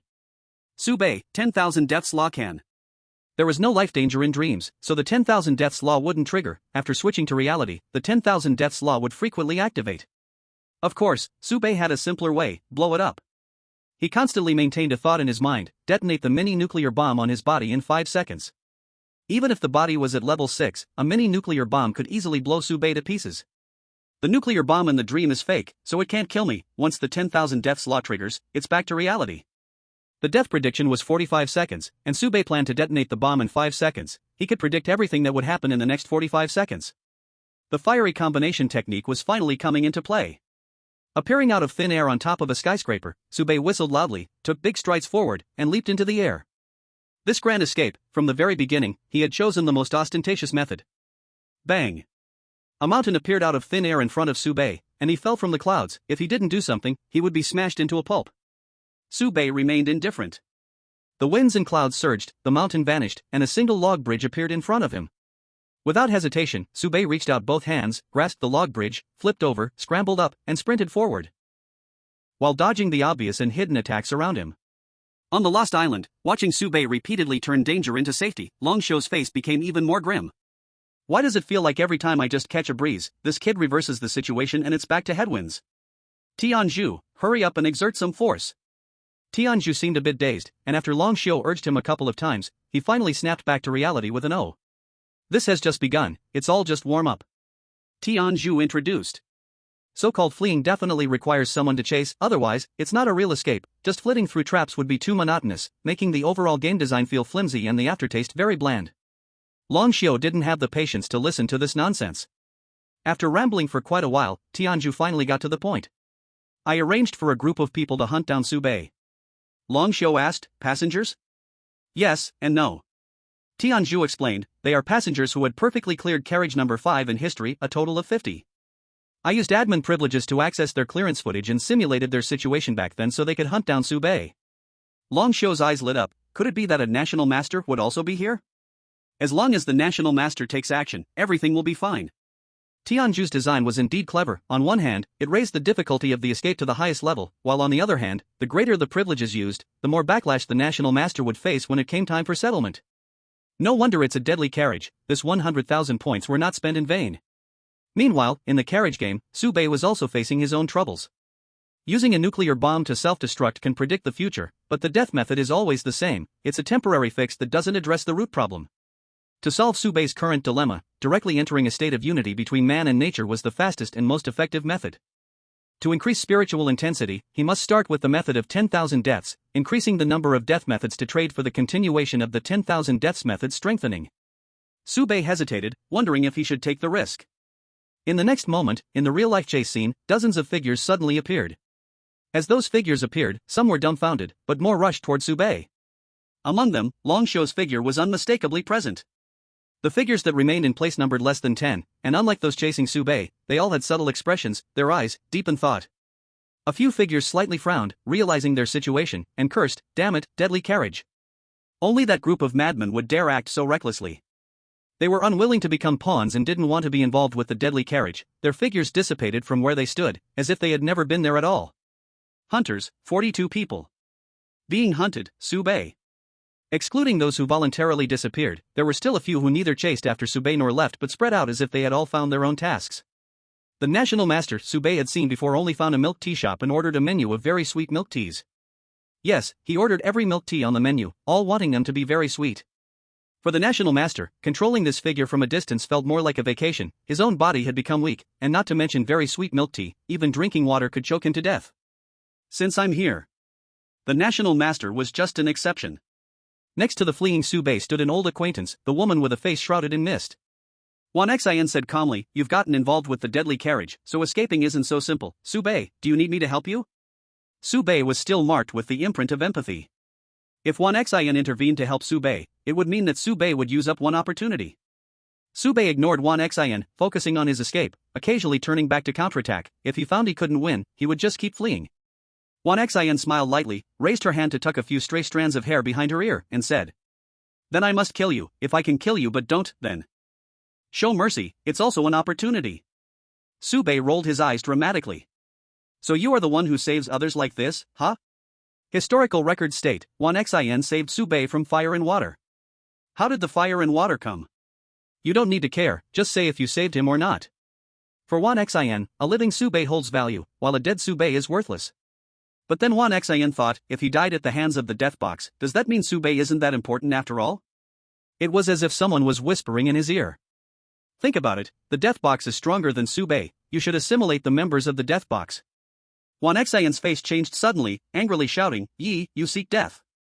How dare you try to hypnotize this temporary puppet, influencing yourself?" Xin was both shocked and angry. For her, the death box was a taboo among taboos. Any clone joining the death box would be cut off by Xin immediately. You could say, bad people need bad people to deal with them. Even giants like Xin would keep their distance from the lunatics of the death box. As for the Yi mentioned by Xin, he also appeared beside Subei, blinking and curiously looking at him. "You are Subei, right? Is the death game fun?" Subei didn't know the person's background, simply replied. "Not bad, the difficulty is average, very simple." After speaking, Subei merely glanced at the person and realized that this passenger was not ordinary. A heart-shaped face, exquisite features, long hair like a waterfall, a neck like a swan, a mature lady vibe, these were all unimportant. What mattered was that the person could speak and communicate with Subei. It was clear that those chasing him were all virtual numbers. Average passengers lacked the ability to influence virtual numbers, they were the weakest batch, with Longshou among them as a standout. Subei also noticed Yuan Tingjiao, but that guy had already started fighting with Jiang Quanglan. It had turned into a chaotic mess. Those who could gain control over virtual numbers but voluntarily remove their accounts were second-tier existences. They were strong enough yet unwilling to provoke the death box. It's not that the death box was so powerful, it was purely that these lunatics were too insane, easily spreading their madness. Their mindset could be summed up in one phrase, "Don't mess with me." As for the third tier, the highest level of passengers, it was people like Guisher, Xin, and the woman surnamed Yi, who could fully control the virtual number with their consciousness, acting freely without needing to care about the death box's expression. Other figures were busy chasing Subei, using all kinds of methods, emerging one after another. If Subei's body hadn't reached the 6th stage, he would have been dead long ago. These simulated figures, lacking the divine unity blessing, generally had a battle power of level 6, 10s. What a coincidence, Subei was also one of them. In a one-on-one fight, Subei wouldn't fear anyone, but facing so many opponents. What a pointless fight this is. Let's run. While fleeing, Subei discovered something even more troublesome. The carriage game would occasionally offer him special items and consumables, all of which required points to exchange. If Sube didn't exchange them, the death law would immediately trigger. But if he exchanged all these things, Sube's points would be cleared. Bankrupt. Sube knew this was a blatant setup. Every point used was aimed directly at Sube's point account. He merely drained Sube's points without causing any life-threatening situations. The train allowed this. Sube also realized that points are not everything. The woman surnamed Ji watched Sube for a moment, suddenly speaking up. Sube, are you interested in joining the Ember Guild? Speaking of which, this should have been the first time Sube received a formal invitation. Without any hesitation, Sube shook his head to refuse, not interested. Can't you pick a better time to invite me? This feels like taking advantage of someone's misfortune. The woman surnamed Ji let out an "oh" and simply followed beside Sube. No matter how Baiye fled, he couldn't escape from his pursuers. Was the gap in power really that huge? Suddenly stopping, Baiye looked at the more than 30 figures still chasing him, and asked, "Can you help me with something?" The woman with the surname Yi replied, "It depends on the situation." Stopping in his tracks, Baiye took out a heavy stick. "Tell me, who is Long Xiu?" The woman with the surname Yi countered, "How can you be sure that Long Xiu is among these people?" Baiye answered honestly, "Without Long Xiu at a time like this, it feels like a regret, just like if a shady deal lacked Yuan Tengjiao. Life doesn't have to be perfect, but aim to leave no regrets." Hearing this, the woman with the surname Yi laughed so hard she could hardly stand. Her laughter was so exaggerated that Baiye himself doubted if that line was really that funny. After laughing, the woman with the surname Yi casually raised her hand, and a red light shot out, marking a refined-looking person. "He is Long Xiu." Back then, he was still a human. With the heavy stick in hand, Baiye rushed forward, responding casually, "No problem, I'll beat him just the same. A mudslide won't care whether you are human or dragon, it hits just the same." This escape, intertwined with dreams and reality, had so many people chasing him. Baiye's difficulty should be immense. Yet, surprisingly, he not only didn't run away but charged towards Long Xiu. What kind of foolishness is this? Seeking death? Baiye knew very well that to break the deadlock, the unity of heaven and man was the only way. The deaths in the myriad deaths method must be as many as possible. So, he had to seek life through death. To seek death but not die was the only thread of survival. After actively embracing risk, Baiye's methods of dying skyrocketed in a very short time. Ways of death, 45 types. Ways of death, 50 types. Time extended, current duration, 50 seconds. Ways of death, 60 types. Baiye's ways of death had reached 70 types, but he still hadn't progressed. Is relying solely on the myriad deaths method not enough? Or does he need external emotional stimulation? Thinking this, Baiye didn't hesitate and directly threw out a black dice. Gambling dice. Target locked, Long Xiu. Using the gambling dice, Baiye created a 1v1 private space. Seeing this scene, the watching Long Xiu felt very confident. Even without my remote control, the me from back then was not so easy to defeat. He was very curious about what game Baiye had prepared, and what kind of performance his virtual character could deliver. Even if he was destined to lose in the end, wouldn't he contribute to an exciting match for everyone? Long Xiu was very much looking forward to it. Then, Baiye held the heavy stick, activated the blade, and with one chop after another, he brutally killed Long Xiu's virtual character in the gambling dice. Long Xiu. Damn it! His anger boiled within. If Baiye had a chance to leave alive, he would make sure Baiye knew what it meant to not insult a dragon. From Baiye's perspective, playing a game? Playing what? I'm here to kill you. As long as you die, the process doesn't matter. The game he designed was a deadly arena. Kill one and that's enough. What's so astonishing about power that it doesn't count as astonishing wisdom? The Long Xiu simulated character had the same data on paper as Baiye. He had no skills. Numbers are there, but there are no mechanisms. Baiye's victory was effortless. As the effect of the gambling dice came to an end, Baiye stood in place, holding an axe, half of him splattered with blood, but his face was extraordinarily clean. He showed a clean smile and said to the figures who had originally been chasing him, "You all come at once, I'm in a hurry." At the moment he killed Long Xiu's virtual character, Baiye's mind reached enlightenment, and his spirit broke through effortlessly. Spirit, 6th stage. Unity of heaven and man. 6th stage, flawless body. Who can compete with me? The 30 or so figures scattered in fear. Endless fleeing once again played a melody, but this time, the roles in the hunting game had swapped. Hunter, Baiye. Hunted, 32 people. Chapter 074 Desperate, Endless Escape, Part 8. In the 6th realm of spirit, with body and soul united, Baiye shattered the dream world and cut down the reality. In the 9 layers of dreams and a layer of reality, Baiye was not trapped. He tore through the 9 layers of the dream world and returned to reality. As for those who chased after Su Baiye, he found each one and killed them. Wan Xian left voluntarily, Yuan Tang Jiao and Jiang Quanlan perished together, and the woman with the surname Yi disappeared without a trace.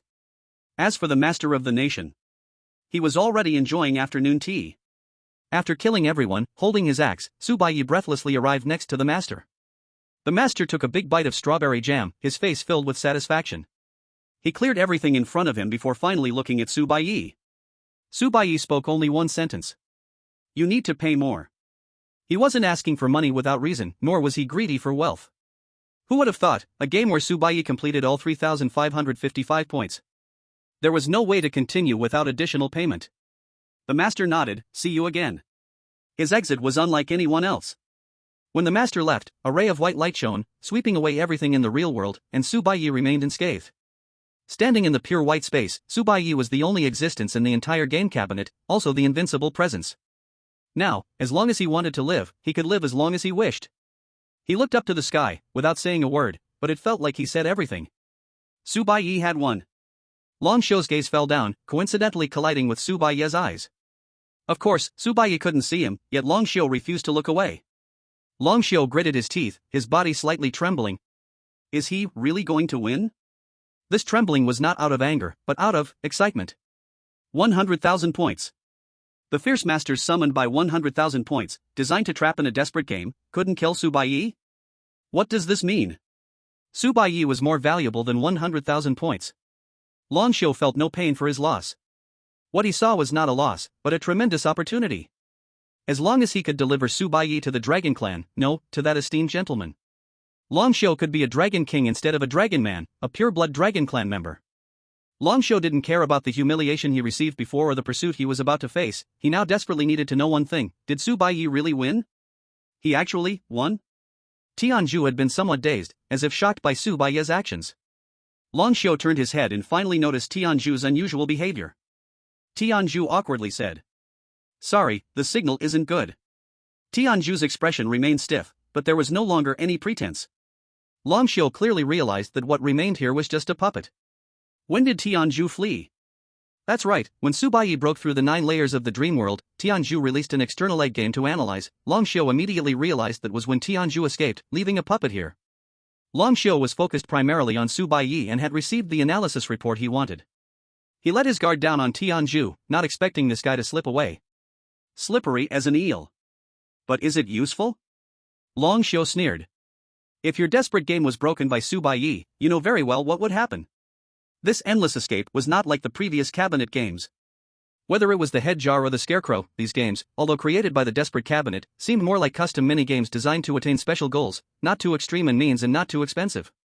Even if the game was broken, it didn't matter to the desperate cabinet, after all, the warranty period had passed, and there was no subsequent after-sales service. But now, Long Xiu spent 100,000 points just to completely eliminate Su Baiye. Tianzhu must show his true skills, this is a battle that stakes his life. If he fails, according to the rules of the Deadly Chamber, the 100,000 points will not be refunded, but Tianzhu will face punishment. Tianzhu must also participate in a death game. This game will be designed by other members of the Deadly Chamber. If Tianzhu wins, the other members will also face the same punishment. This is what makes the Deadly Chamber so well respected. All beings are equal, treated the same. These madmen go crazy over everything equally. In their eyes, the lost train is the only opponent, and they see all other passengers as pawns, including themselves. If the death game is broken, one must engage in a death game.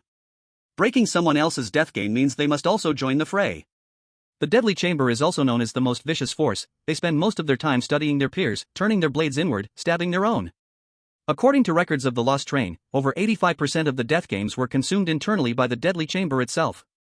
Of course, the Deadly Chamber does not worry that this will lead to their own extinction. Every passenger who completes the death game is eligible to join the Deadly Chamber, and they have a certain confidence that these individuals will definitely join them. The more correct it is, the more deadly it becomes. Long Xiu's warning was not without reason. Even if Tianzhu escapes the pursuit of the National Master, he cannot escape the punishment of the Deadly Chamber. Tianzhu manipulates the puppet and retorts. Who told you that I have already lost? Long Xiu says.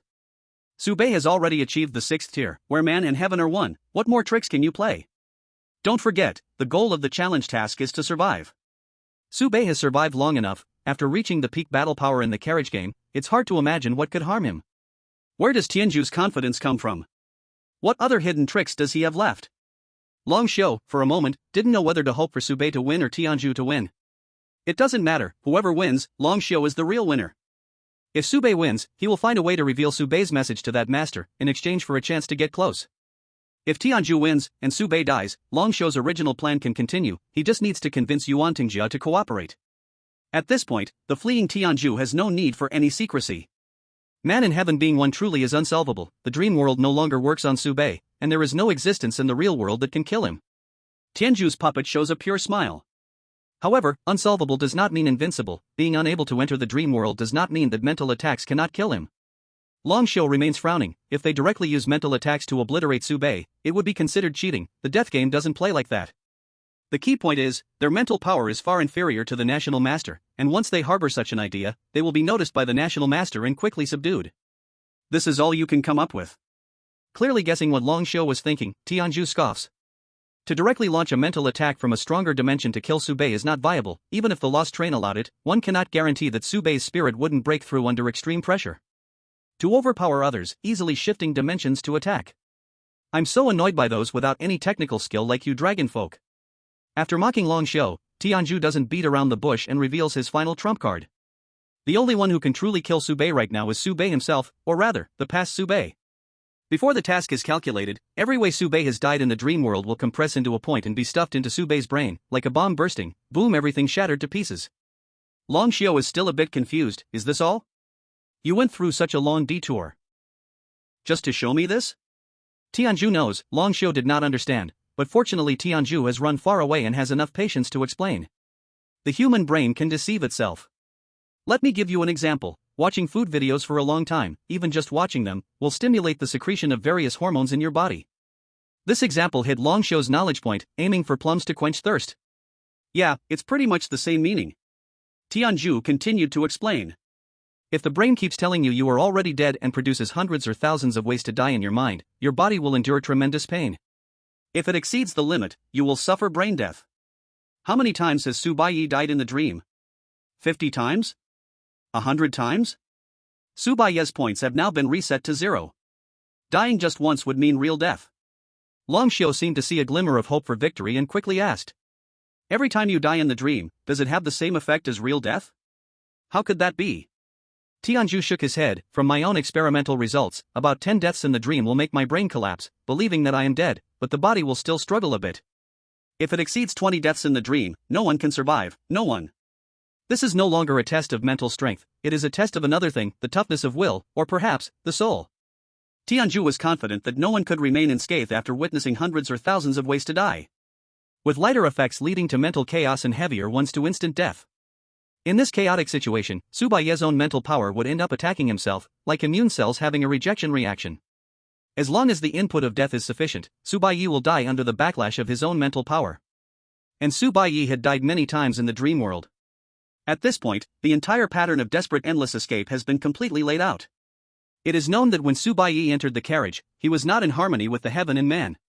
So first, pull Baiye into the dream world and try to completely solve him there. If the dream world fails, the counterfeit sprite assistant confuses the concepts of points and time flow, trapping Baiye and draining his heart energy. If the counterfeit is exposed, then return to reality, and use drugs to strengthen Baiye, forcing him to exit the heaven and man unity once again. 9 layers of dreams, 1 layer of reality, live 9 lives. While fleeing in 10 worlds, Baiye has been forcibly stuffed with various props and consumables, which are all necessary, and his points have run out again. After consuming his points, Baiye reaches heaven and man unity, shattering the dream world and becoming completely invincible in carriage number 5. After completing all the correct problem-solving steps above, Baiye will directly face Tianju's biggest killing move, which was laid out right from the start. Every death in the dream will turn into a boomerang, hitting Baiye.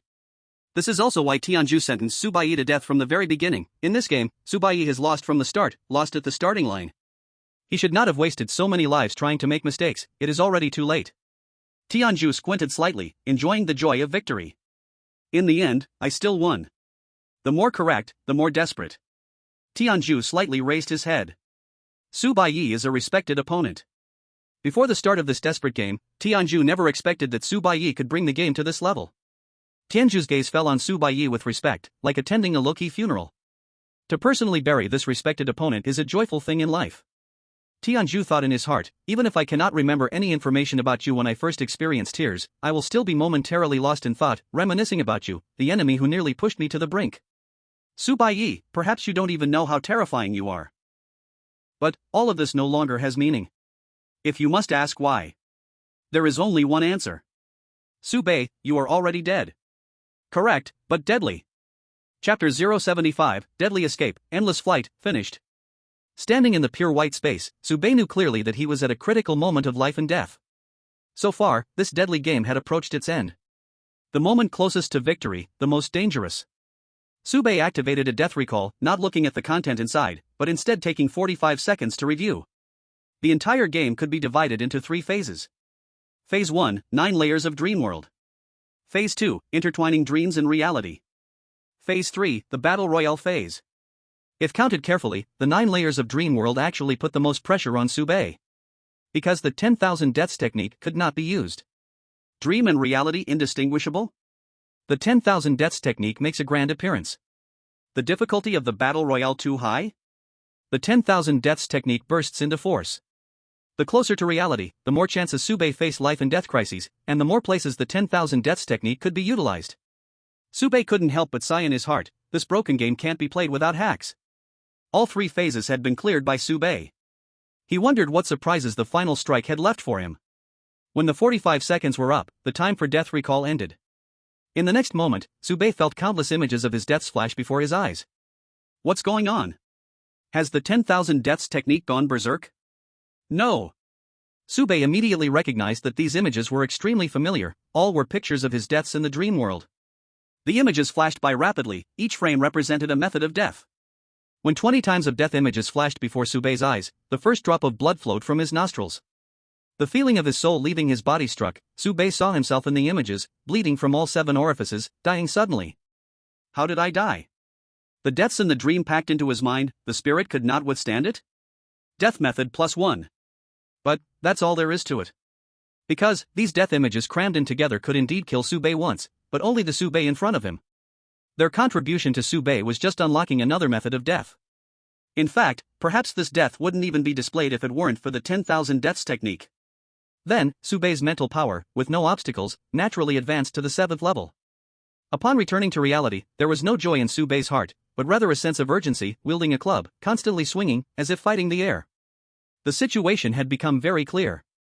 The final killing blow from Tianzhu was to cram the death images from the dream into Su Baiye's brain, using this thought to blow him up. And Su Baiye, because of the 10,000 deaths technique, had a very high resistance to this attack, and it could even help enhance his mental power. However, there was a slight issue. My body is only 6 levels, but my spirit is now at the 7th level.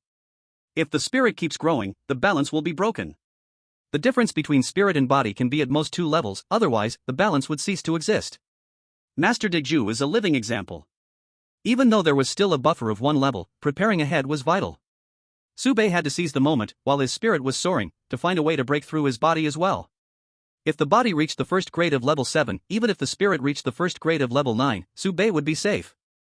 As for the spirit breaking through to the 2nd grade, Su Baiye didn't believe these deaths were enough to continuously break through. After all, when Su Baiye wanted to break through to spirit level 6 before, he collected quite a few death methods, but the bottleneck didn't loosen, and ultimately required killing Longsho to trigger a strong emotional resonance, successfully breaking through. But now, before Su Baiye's thoughts had even settled, his spirit broke through once again. 1st grade, 8th level. Su Baiye was on the edge of losing balance. Damn! Su Baiye cursed, unable to pay attention to the scene of death before him. Loss of balance could happen at any moment, and he had to break through to the 7th rank of his body before that. Under the strong spiritual resonance, Su Baiye felt an endless energy throughout his body. Swinging the fire axe was no longer enough for him, so he directly began to practice military boxing on the spot. Ha! After a few rounds of punches, Su Baiye was enveloped in white smoke. With a powerful roar, his body finally achieved a breakthrough. Body, 1st rank, 7th stage. Spirit, 1st rank, 8th stage. And at this moment, the scene of death before Su Baiye froze at the last moment. His spirit had not broken through to the 1st rank 9th stage, so even if Su Baiye did nothing, balance would not be broken.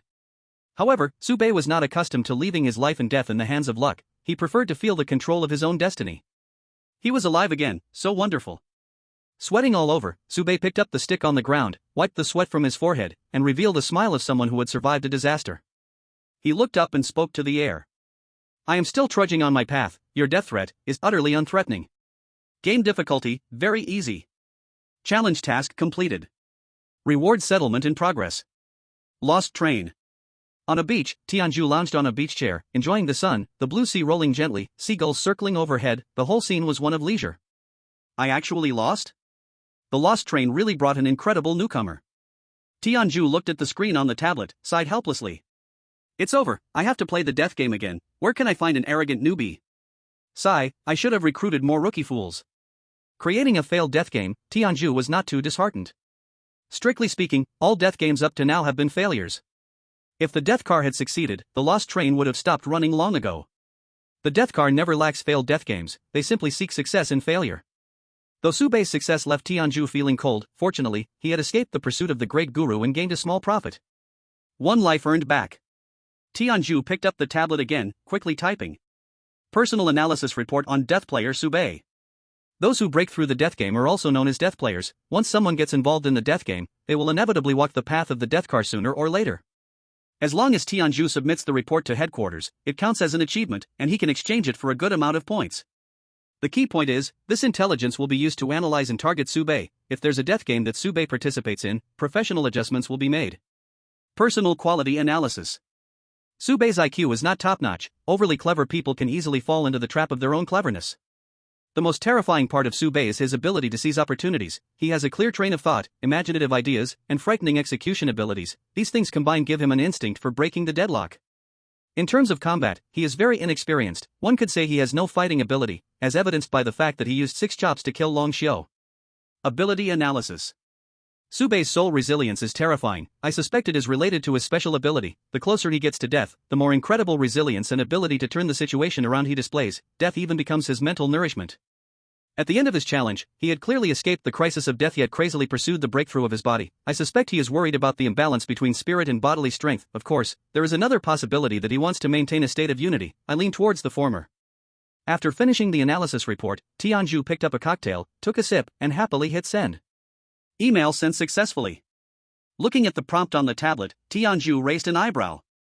Suddenly realized. Ha? What does it mean? The Great Awakening Master has received your email. The Great Awakening Master has read your email?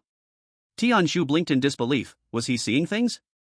How did he send an email to the Great Awakening Master? In the next moment, the scenery in front of Tianju changed, the sound of waves faded away, replaced by the sounds of silk and bamboo, and a loud reading voice surrounded him. The leisurely beach disappeared, replaced by a harsh bamboo forest, and not far from the bamboo forest stood a school. Bamboo Cultivation Academy. Tianju felt as if he had fallen into an ice cave. He knew where this was. Level 1, Misty Island number 5. For a split second, Tianju's heart skipped a beat. Even though he was arrogantly confident, deep down, he was afraid of the being he was about to face. This might be the only person who has ever survived to reach the last compartment of the 5th level on the Misty train. Tianju knew very well that being afraid was useless. The 100,000 points for dragon cultivation were hard to earn. After the task was sent to the deadly compartment, everyone also discussed privately, the biggest difficulty of this task wasn't designing a deadly game, but how to escape the subsequent pursuit. If it wasn't for the urgent need for a large sum of points, Tianju wouldn't have gambled this bet. What he was betting on was that the Great Awakening Master would have the intention but not enough strength to eradicate the main culprit of dragon cultivation, leaving no time to care for him, the accomplice. However, Tianju underestimated Subei's strength and the importance the Great Awakening Master placed on Subei. Tianju didn't escape at all. From the very beginning, he fell into the Great Awakening Master's illusion. Even before things had settled, the Great Awakening Master had already struck, trapping Tianju in an illusion. Even the message he sent back to the deadly compartment was intercepted by the Great Awakening Master. Tianju revealed a relieved smile, as if resigned, letting out a breath, and then taking a deep breath again, preparing to fight for his last glimmer of hope, and said loudly, "Deadly compartment Tianju, I have met the Great Awakening Master." The wind blew through the bamboo forest, rustling softly. A voice echoed. "There's no need to meet." A being from the Tian series of the deadly compartment is not yet qualified to say met in front of the Great Awakening Master. The Great Awakening Master did not show up but spoke from a distance. "I like people who follow rules. Since you come from the deadly compartment, you should follow the rules of the deadly compartment."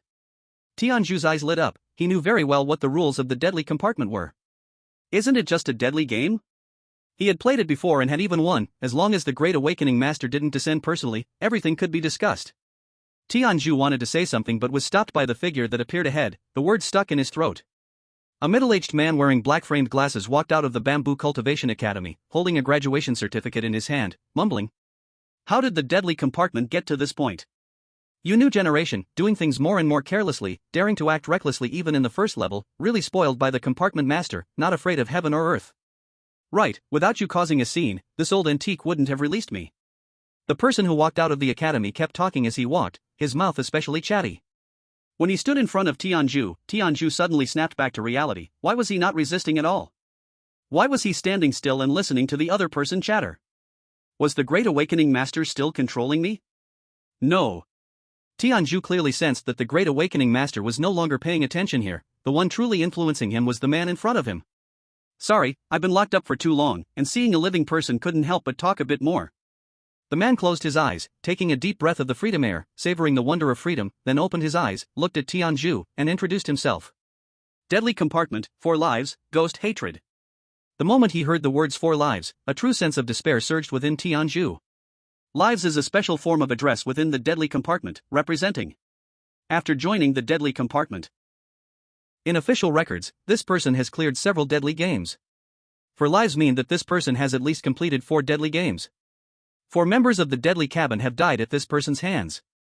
This is a true achievement forged with blood and life. Such a terrifying existence has actually been trapped by the Great Awareness Master in the Bamboo study. And in order to kill himself, the Great Awareness Master actually released him? Inside Tianju, there was only one thought. Suffering.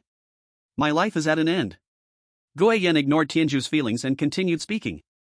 You are the Tianju of this generation? To earn this title, you must be among the best in one life.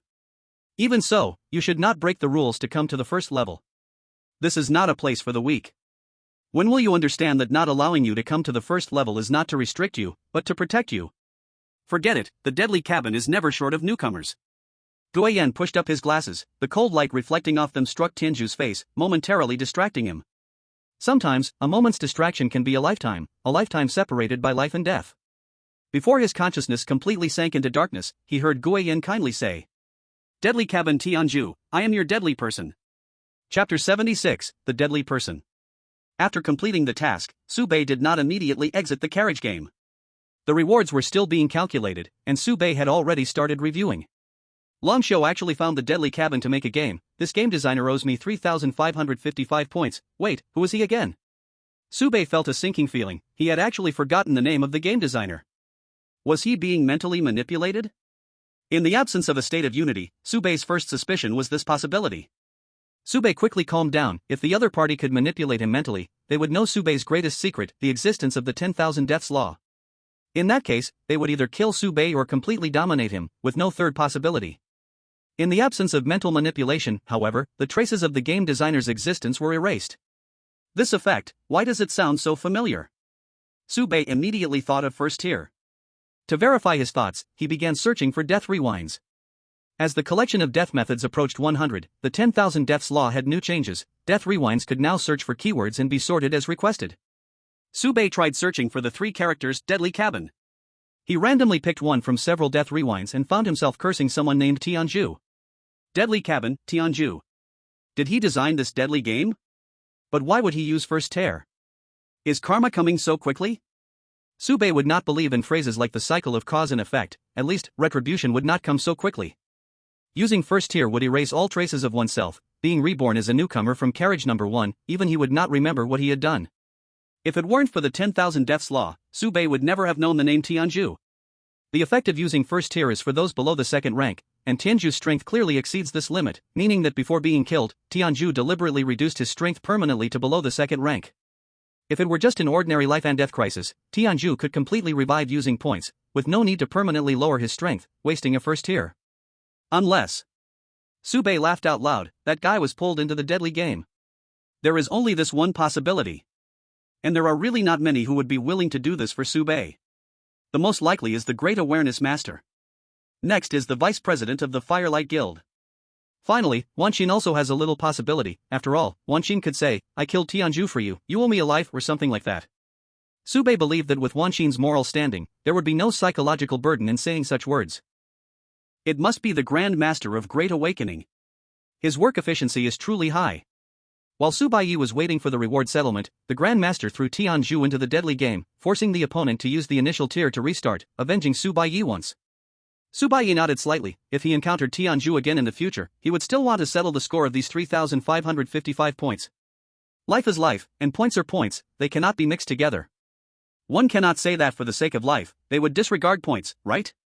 Su Baiye was still amused when space twisted, and a figure emerged, accompanied by a familiar cough. The Grandmaster of Great Awakening stood before Su Baiye. After nodding in confusion, Su Baiye casually asked, "Did you let Long Shou escape?" The Grandmaster nodded and briefly summarized, "Yes, I broke one layer of his immortality curse, and he escaped to carriage number 9. Su Baiye was not surprised by this result. Whether it was Long Shou or the Golden Dragon King, if given the chance, Su Baiye wanted to kill them with his own hands. Since Long Shou dared to ask the Grandmaster to use up the last favor, he must have confidence in surviving. Fully prepared. Let's not talk about Long Shou for now. The Grandmaster looked at Su Baiye with complex eyes and gently said, "You must have many questions to ask." Su Baiye nodded and got straight to the point. What is the deadly carriage? He did not ask about Tianzhu.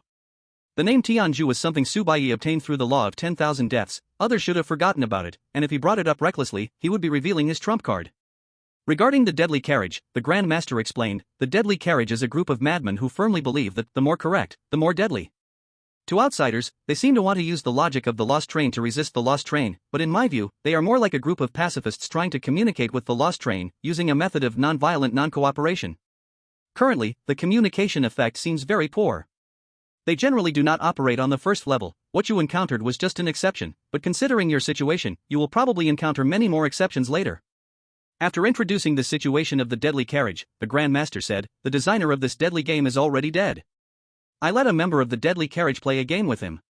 It seems he has already died, and I can't remember his name. He should have used the initial tier. Just a moment, I will send someone to investigate. After checking, among the members of first and second life of the deadly carriage, only Tianzhu and Dinya are vacant. The possibility of the second life deadly carriage coming to the first level for 100,000 points is very small. The one who was killed should be this generation of Tianzhu. Regarding what first life and second life represent, the Grandmaster also briefly explained to Su Baiye. Members of the deadly carriage without life are not allowed to accept tasks. 100,000 points are not enough to entice the second life deadly carriage to take action. Excluding everything else, only Tianzhu remains. In front of Su Baiye, the Grandmaster casually boxed in Tianzhu with just a few words. As expected, the top players possessed the most terrifying box weapons. The Grandmaster said casually, "You don't look surprised at all." Su Baiye smiled but did not explain. In front of such a person, explaining is just covering up. The more one explains, the more they expose. Better to just smile and remain silent. In front of the old monster, the young person just needs to play dumb and act cute. The old monster has a lot more to consider. The Grandmaster did not continue on that topic, instead taking out a report and handing it to Su Baiye. This is an analysis report on Tianzhu's actions toward you. It was supposed to be sent to the deadly carriage headquarters, but I intercepted it. I've read its contents, it won't harm you. In the lost train, knowledge is a very terrifying weapon.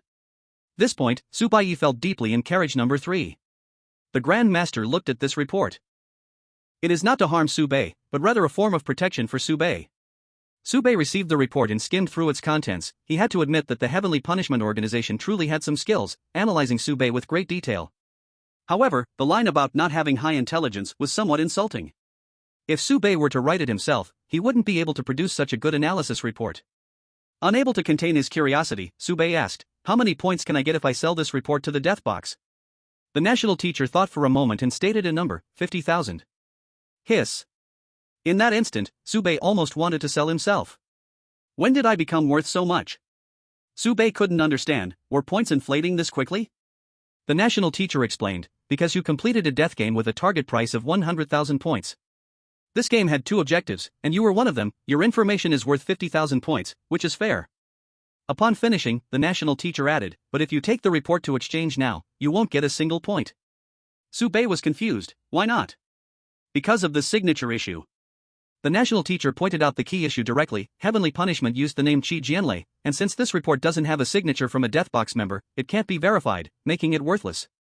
If Su Baiye wanted to sell this report, he would first need to join the Deathbox and use his own reputation to endorse the report in order to cash it out successfully. Su Baiye was a bit unwilling and asked, "What if you sign it?" The national teacher humbly replied, "If I sign it, it would make this report unimportant." Every single character of the national teacher's name was worth countless times more than this report. Baiye, damn.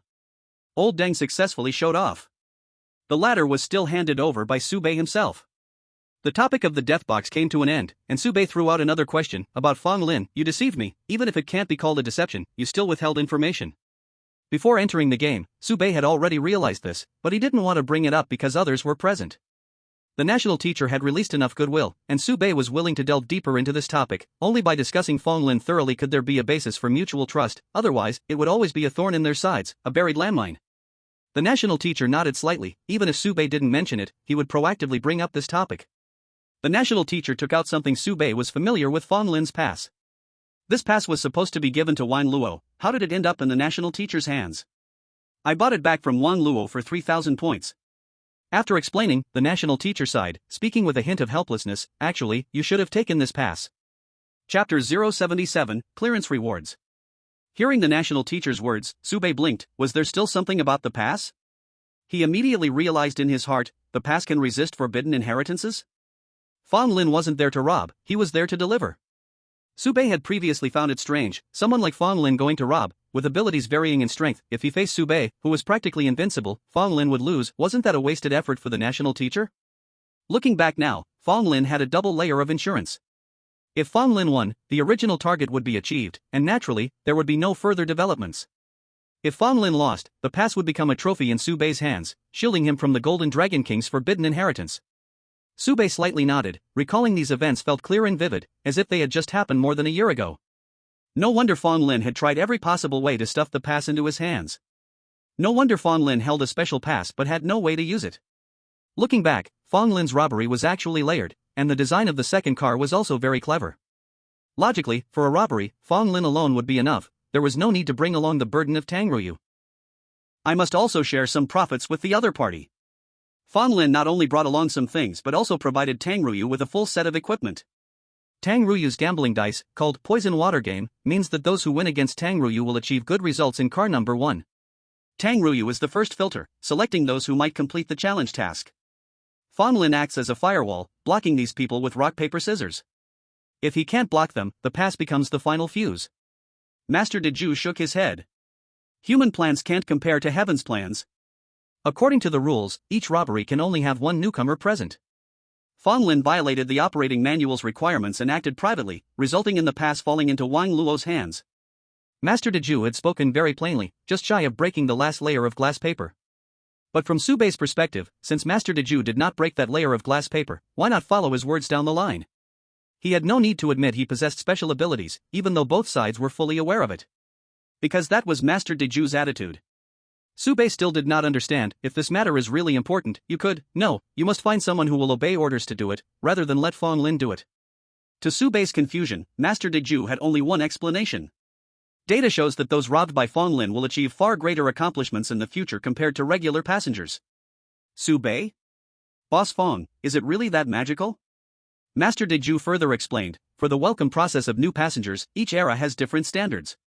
In the initial barbaric era, there were no governing forces or welcome processes. The average survival time of new passengers did not exceed 10 days. During the Dynasty era, we taught every passenger the survival rules and gave them exam questions. Positions and salaries were assigned based on exam scores. In the Deju Dynasty, the average survival time of new passengers was 46 days. Times change, from dynasty to guild, from guild to group 4. The management structure has become more and more loose, with power devolving from the highest train conductor to the administrators, and the welcome process has become increasingly simple, even barbaric, but the average quality of passengers has been rising. In Group 4, the average survival time of new passengers is 155 days, the highest in history. Translated into plain language. If you come on board and get robbed right away, get slapped then given 2 sweet dates, the newcomers end up living longer. Thus, the current bizarre situation arises. On one hand, Fong Lin and others roam like hyenas in car number 2, robbing newcomers. On the other hand, Master Deju is digging into his own pockets to subsidize newcomers. In the face of pouring rain, first, he tears your umbrella, forcing you to abandon all fantasies, realizing what a cruel place this is, then puts a raincoat on you. Baiye did not know how to comment. The numbers were real. If nothing is done, newcomers will die quickly. Being overly protective can turn newcomers into giant infants. After a moment of silence, Baiye pointed out the most critical point: the legacy of the Deju dynasty will be consumed. The treasury won't actually have an endless mountain of gold and silver. If that were the case, the Deju dynasty wouldn't have fallen. Moreover, Sube subtly pointed out that the largest asset of the Deju dynasty is not the materials in the treasury, but Master Deju himself. Master Deju chuckled, let the adults handle the big matters. Sube. The master is very reasonable, I have no words to counter. With great ability comes great responsibility, Sube could hardly take care of himself. With Long Xiu nearby and the Golden Dragon King not far off, there were pressing issues to resolve before pondering such matters. The master pushed the pass toward Sube, the pass hovering in the air. You should take this pass. Sube shook his head, no merit, no reward. I have no points right now, I can't afford it. The national master is a rule-keeping person, he recovered this pass from Wang Luo, and it cost him 3,000 points. Sube has no reason to take something for free from him. The national master obviously anticipated this and offered a condition that Sube couldn't refuse. Only by completing all the challenge tasks in the first level's carriages can you qualify to join the train leader game. Of course, you don't have to rush now, but one day you will walk this path. With this pass, you will have the right to unlock the challenge tasks in carriage number 2. Consider it a favor, just help me temporarily keep this pass. Sube was silent for a few seconds. Since things had come this far, if he refused, it would indeed be a bit unreasonable. He accepted the pass and sincerely said, thank you. This is what I should do. Seeing Sube accept the pass, the national master asked, do you have any questions you want to ask? For himself, Sube actually had very few questions to ask. Now, his body was at the 7th level and his spirit at the 8th level, he was almost at full configuration for the first level. His 10,000 death slot as a special ability could not be leaked. As for the enemies, whether it was Long Xiu or the Golden Dragon King, they were not something Sube could poke at right now, asking would be pointless. However, for the outside world, Sube indeed had a few questions that puzzled him, so he seized the opportunity and asked them all at once. I don't understand, why does the 4th group allow the Fire Association to exist openly? To this question, the National Master replied naturally, don't I allow the 4th group to exist? Sube. Damn. This feudal old man really knows how to play pretend. But after thinking about it, the National Master was right.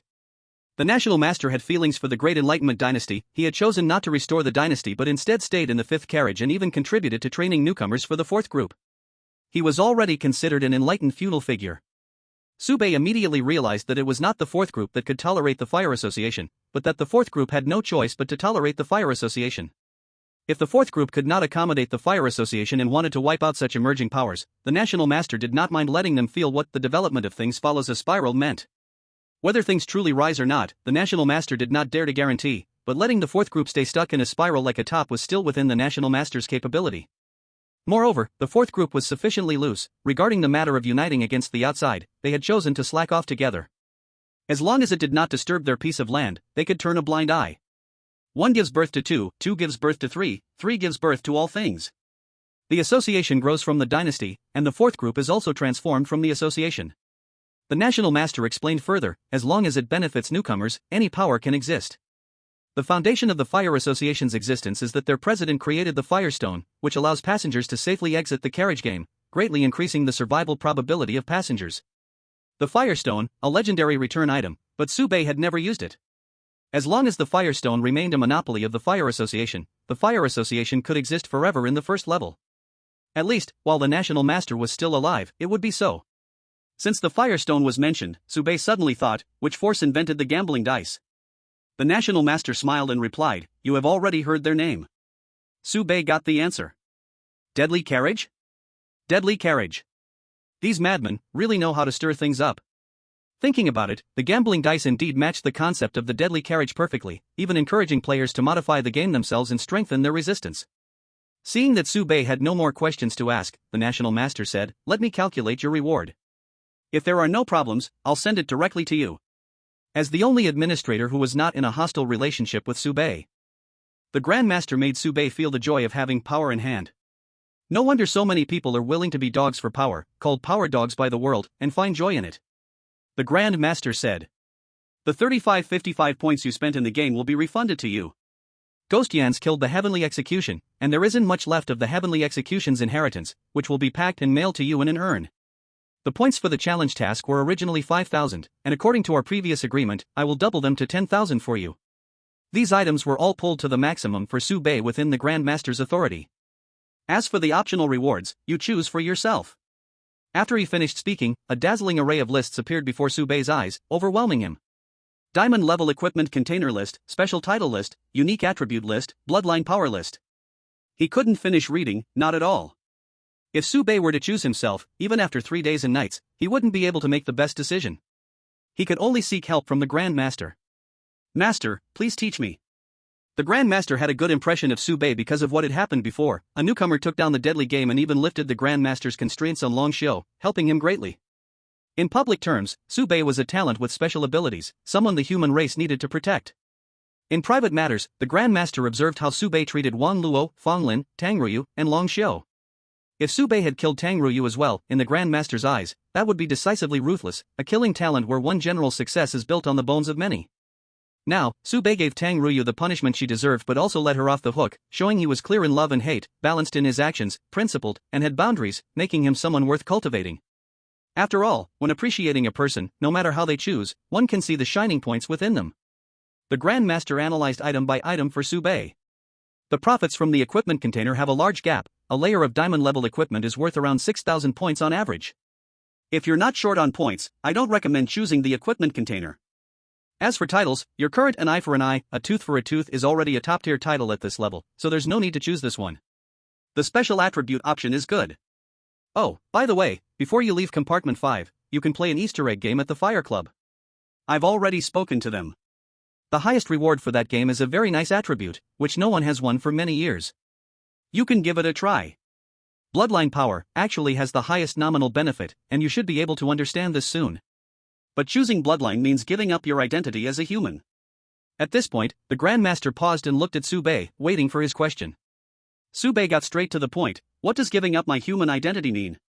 The Grand Master's explanation was simple. A bloodline that is too powerful cannot serve as a lower-level compartment manager or a lower train conductor. In other words, the human race, being too weak, has the possibility of becoming managers of all compartments and conductors at all levels, but it is just a possibility. If you choose bloodline power, you will lose that possibility. He didn't discuss any grand ideals of the human race, nor did he bring up any bloodline theories, he simply analyzed it for Subei from a perspective of interest. Is it worth giving up real power for a vague possibility?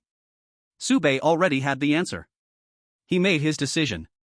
After the rewards were finalized, Subei looked at the Grand Master and asked one last question. Thank you very much for answering my questions, but I still don't understand.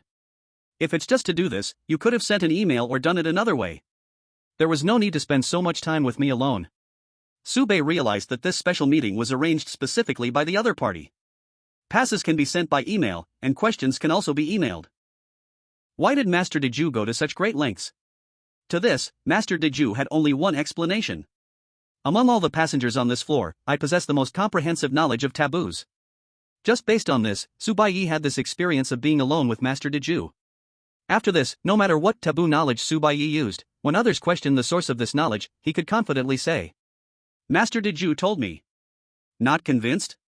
If you have the ability, go ask the Master. If you really get to see Master Deju, would you be happy? Just as Baiye was about to express his gratitude, the Master's figure faded away, with no wind or fog, only the bamboo forest whispering. He returned to carriage number 5, and a series of notifications popped up before him. Challenge task rewards have been issued. Points plus 3,555. Points plus 10,000. The legacy of a familiar old friend has been sent to your mailbox. Special reward has been sent to your mailbox. Chapter 078, Entry Bonuses, I see you. Exiting the carriage game and returning to his own carriage, Baiye saw the information before him. Passenger, Baiye. Identity, passenger, validity, 15 days, occupied, 4 days. Position, misguided train, floor 1, carriage 5. Points, 13,555. Title, Eye for an Eye, Tooth for a Tooth. Health, 100%. Spirit, 1st rank, 8th stage. Body, 1st rank, 7th stage, 5S rating, 3 seconds of gaze will trigger, stop gazing, all 5 dimensions are S grade. Entries, I give you 2 fists, rise from the coffin, 1 second, 24 frames, super heart, hurry. Run, empathy, 0 to 0. Before entering carriage number 5, Baiye's body was only at the 5th stage, and when he left, it rose to the 7th stage. His spirit was even more exaggerated, jumping directly from the 4th stage to the 8th stage. Baiye's body, moving from the 5th to the 6th stage, also relied on the perfect potion, which Ai Lung had mentioned before. The perfect potion is called perfect for a reason. Once various attributes reach SS ratings, breaking through can sometimes happen in an instant. This is also why Baiye's breakthrough from the 6th stage was so simple. 2 breakthroughs also enhanced Baiye's entries. From 5th to 6th, Super Heart evolved into Super Big Heart, enhancing the benefits of heartbeats. Even a Baiye does nothing, just the rhythm of his heart can improve body strength from 5S to 10S. Because this advancement was through the perfect potion, the enhancement effect was especially good. From 6th to 7th was Baiye's own breakthrough, which relied not only on the perfect potion but also on the supportive Super Big Heart. From 6th to 7th, I give you 1 fist evolved into I give you 2 fists, with the added effect, the first 2 attacks on the same target have a chance to deal a total of 150% critical damage. If the first punch is a critical hit, then the second punch will definitely be a critical hit. The increase in destructive power has guided Baiye further down the path of astonishing strength. The analysis report from Tianzhu specifically mentioned that direct combat power is Baiye's weakness. He is better at fleeing and ambushing than direct confrontation. Thus, the master suggested that Baiye choose between either bloodline or entries when selecting rewards. Choosing the stronger bloodline would instantly fill Baiye's gap, leaving him without any shortcomings. In the end, Baiye still chose entries. I don't want to stop being human. The lesson from Dio is fresh in his mind. Based on his past life experiences, he simply can't give up his human identity to embrace racial diversity. He was still too traditional. With a wave of his hand, the elven assistant brought the mail without saying a word. Baiye opened the email and unpacked the special reward. Extracting entry. I see you. Unequipped, when you search for any target you have seen before, you can easily see through disguises and accurately find the other party. According to the description on the panel, Baiye currently can equip a total of 7 entries, 5 of which are fixed entries provided by his body's 5 strengths, making them unremovable. Baiye could only manipulate 2 entries. Before entering the carriage game. After the egg game and the wild gambling die, the state cannot change the entries. Putting oneself in another's shoes was forcefully given to Baiye by Wanxin, and it does not take up Baiye's entry slot. The limit of entries is related to body strength. If Baiye reaches the 8th level, a new entry slot will be unlocked. The entry I see you offers minimal help in combat, but it greatly assists in gathering information, reasoning, and unlocking mysteries. Entries can be refined but cannot be bought or sold. Single entries, when remade, will have a slight drop in quality and effect, while merging multiple entries may sometimes cause a quality surge, and sometimes a drop. Baiye had no other entries available, so I see you was equipped first. It can't go wrong. As for the points reward, Baiye temporarily put it aside. He still had to break into Carriage 6, and purchasing equipment and consumables before departure was a considerable expense. In the Lost Train, there is always a place to spend points. In the deadly game, when Baiye killed Dragon Cultivator, he used the wild gambling die once, costing another 500 points. Great, Dragon Cultivator owed Baiye even more now. The ledger shows, points plus 500. Dragon Cultivator, how will you repay what you owe me? Baiye also received a few other emails. Fuwa sent a routine congratulatory message for Baiye's successful clearance, and has put up strategies for sale, with a high probability that the first sum of points will be credited to Baiye's account within 12 hours. Vice President Xingho also sent a congratulatory message, stating that some costs could be waived. Baiye expressed gratitude in reply while politely declining. It's better to maintain a pure points trading relationship. Owing too much to others, Baiye feared he couldn't repay. If debts could be settled with points, then why owe favors?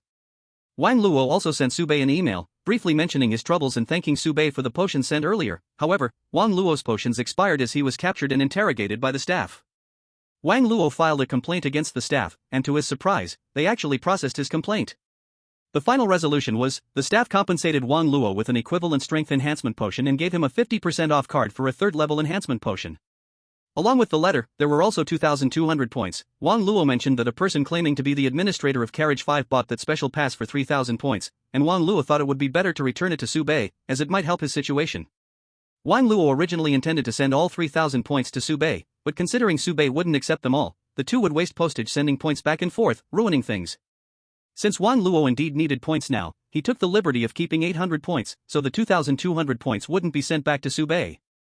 Wang Luo's letter was one of the few spots where Baiye could feel the warmth of humanity on the Lost Train. Reading the letter brought such emotion that Baiye even triggered a mini-nuclear explosion in his heart, causing a 10,000 deaths law to activate. This was Baiye's new habit after Tianzhu's death. The reason was simple: the tier of first encounter will erase all information related to the user. Even the Grandmaster cannot resist this modification and can only deduce Tianzhu's identity after the fact, while I can use the 10,000 deaths law to check. This also meant that Baiye could use the 10,000 deaths law to record some key information to avoid being modified or erased. If, for any reason, Wang Luo found himself in a desperate situation and used the tier of first encounter, at least Su Bei would remember there was once a partner who had written him these letters. 10,000 Death's Law, to record every beautiful moment of the journey. Whoever uses it will say it's good. After reading the pile of emails, Su Bei began to write replies to various parties. On Fuwa's side, Su Bei handled his official business, improving the two versions of the strategy to make it more concise and understandable.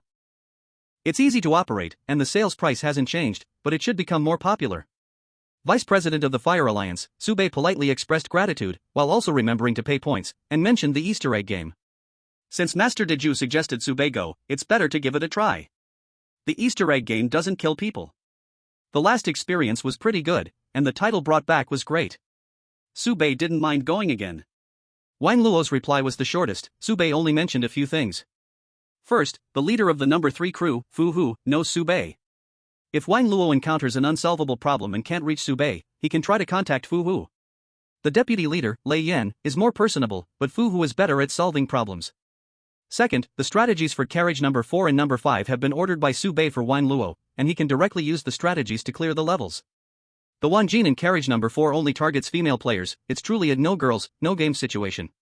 Wang Luo can use the strategy to clear it. Wanjin won't even give a second glance. Carriage number 5 goes without saying. Master Deju provided a unique strategy with 100% completion rate. Just follow the strategy, and as long as you have hands, you're good.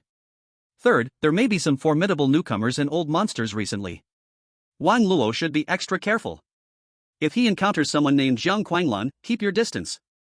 When needing help from him, actively curse Yuan Tingjia to build rapport with Jiang Quanglan. After covering these 3 points and ordering the strategies for Wang Luo, Su Bei glanced at his own panel. Points, 14,355. He also opened the bone ash box of Tianzhu. It really is just a box of ashes. There was nothing valuable. Su Bei couldn't squeeze any remaining value from the ashes, so he spent 5 points to open a graveyard in his personal space, letting Tianzhu rest in peace. Tianzhu now owes Su Bei 5 points. That's 3,560 points. Su Bei is keeping track.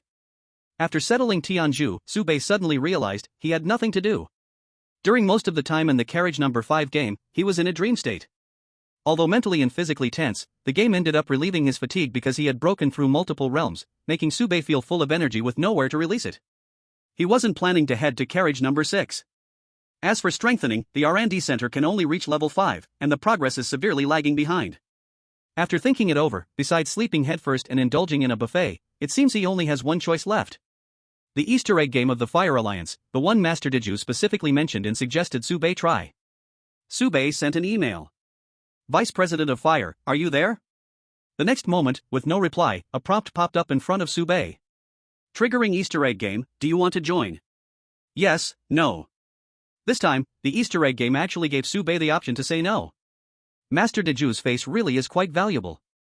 Su Bei chose yes. He left the carriage and entered the Easter egg game. Easter egg game notes unchanged. Related matters agreed to. Loading Easter egg game. Easter egg game, 2 kings, loaded successfully. Please choose your profession. Chapter 079, 2 Kings, 1. 2 Kings, an Easter egg game. On the steep and rugged city wall, a passerby stood there like a statue, holding a stone axe, with a face full of despair. We're about to reach carriage number 9. Why do we have to come back and work overtime for just one phone call? Another passerby stood next to him, not speaking, but opening a private chat to communicate. Latest news, Master Deju is chasing Long Xiu. There was a clash in carriage number 8, and Long Xiu escaped to carriage number 9. Hiss. The passerby suddenly felt that coming back to work overtime wasn't too bad. At least there would be overtime pay, right? If he got caught up in Master Deju's whirlwind. God knows what will happen. The Dragon Man is on his way to the first floor, along with Yuan Tingjiao, the exploding dragon baby. It's really going to become a messy pot of porridge on the first floor. Bystander B suddenly changes the subject. By the way, which official is being assessed this time? He was busy trying to find out external news and actually knows very little about this overtime task. Until the Easter egg game starts, Bystander B realizes this is a special Easter egg game for the officials of the Flame Association. Ordinary passengers who want to enter this Easter egg game not only need the joint recommendation of 3 officials but also have to pay 50,000 points. That's right, starting this Easter egg game consumes massive resources and also offers a chance to gain top-notch attributes, greatly aiding passengers in their future. There are even passengers from the second floor who, for this Easter egg game, specifically contact the Flame Association, even going as far as visiting the first floor. But they are trying to start the game in Carriage 5, where the Flame Association's recruitment office is located. The most likely situation is that the Flame Association has recruited new members, and if they are strong enough, they can start this Easter egg game after paying certain points and resources. Bystander rolls his eyes. Who knows, the level of confidentiality this time is very high. It always feels like the association is making big moves lately. Maybe they are working on a reserve of officials for the future. The internal organizational structure of the Flame Association is very simple.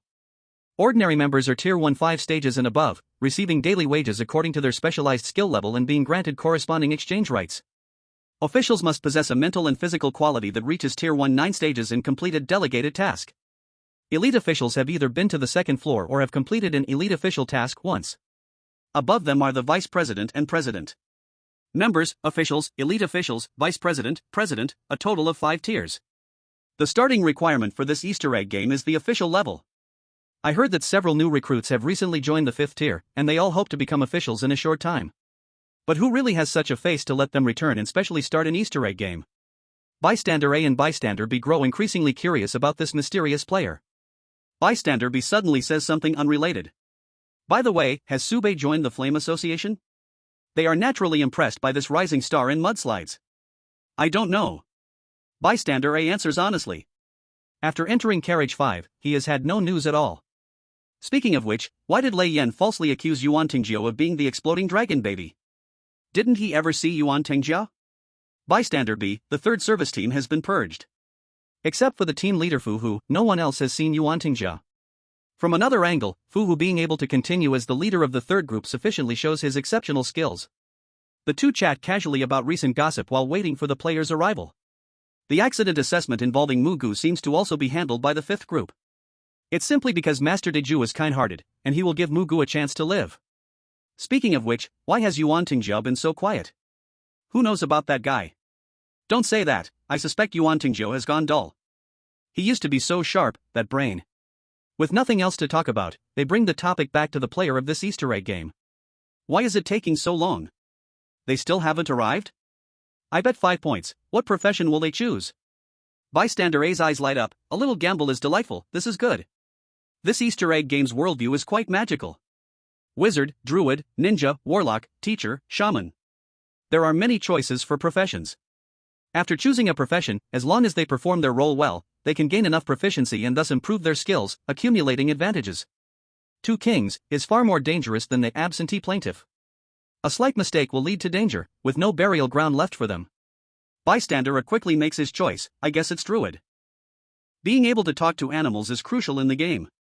According to statistics, players who choose the class of druid in the 2 kings Easter egg game have a 45% chance of earning a 3rd tier reward.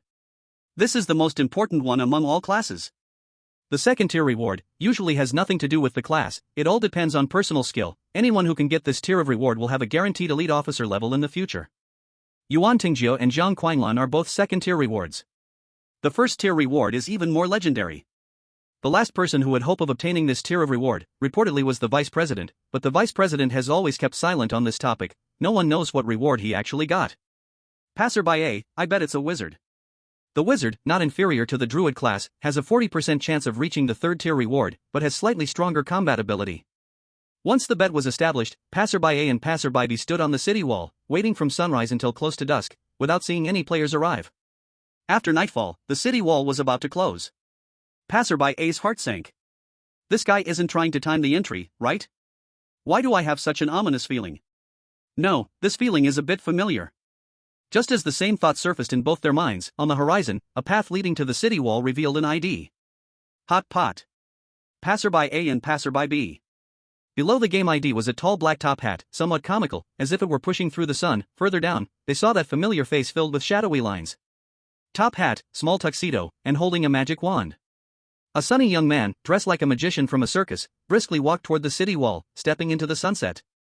Sube walked down the path, getting closer to the city wall, with 2 magpies circling above him, speaking human words. Everyone has 2 kings in their heart. One is humble, the other is reckless. One is pure, the other is filthy. Everyone has 2 kings in their eyes. One is friendly, the other is a jerk. One is wise, the other is foolish. Everyone has 2 kings in their ears. One is versed in etiquette, the other is rash and reckless. One speaks golden words, the other lies through his teeth. The two kings carved their portraits onto the gold coins. They spread their stories everywhere. People are saying, "We do not need two kings. We do not need two kings." The kingfisher sings loudly, giving a world-destroying high note. Help! Friends who come from afar. Help! Leave us one king. Give us one king. Good or bad, no matter which one, leave us one king. Listening to such music, Baiye stood in front of the city wall, watching the gate that had opened a crack. The gatekeeper nervously asked, "Who goes there?" The earlier song of the kingfisher had alarmed everyone in the kingdom. Indeed, behind the city walls, within this castle, there was a miniature kingdom. For a bird to speak human words is already a shocking event, let alone the blasphemous words in that song. Although this was the voice of the kingdom's members. But even if it was true, it couldn't be spoken everywhere. Facing the gatekeeper's question, Baiye took off his top hat, casually dusting off the top, leaning against the sunset, and introduced himself. "I am a warm-hearted public servant, wandering everywhere as a magician." Chapter 080, Two Kings, Part 2. Magician? Upon hearing this name, Passerby hurriedly spoke. "I win." He was betting on the wizard. Passerby snorted. He said, "Magician, not wizard, why do you win? Did you not hear the bird speak?" "I could say I won too." Passerby angrily replied. "That opening line is always there, you bastard, you clearly just want to default on the bet." Baiye was conversing with the gatekeeper, processing the entry into the kingdom. While waiting, he also peeked out to observe the kingdom before him. On the city wall, two towering giant stone sculptures caught Baiye's attention. A more accurate way to say it is, the names above their heads made Baiye feel strained. Bystander A, Bystander B. Baiye never expected that as soon as he entered, "I saw you," would already take effect.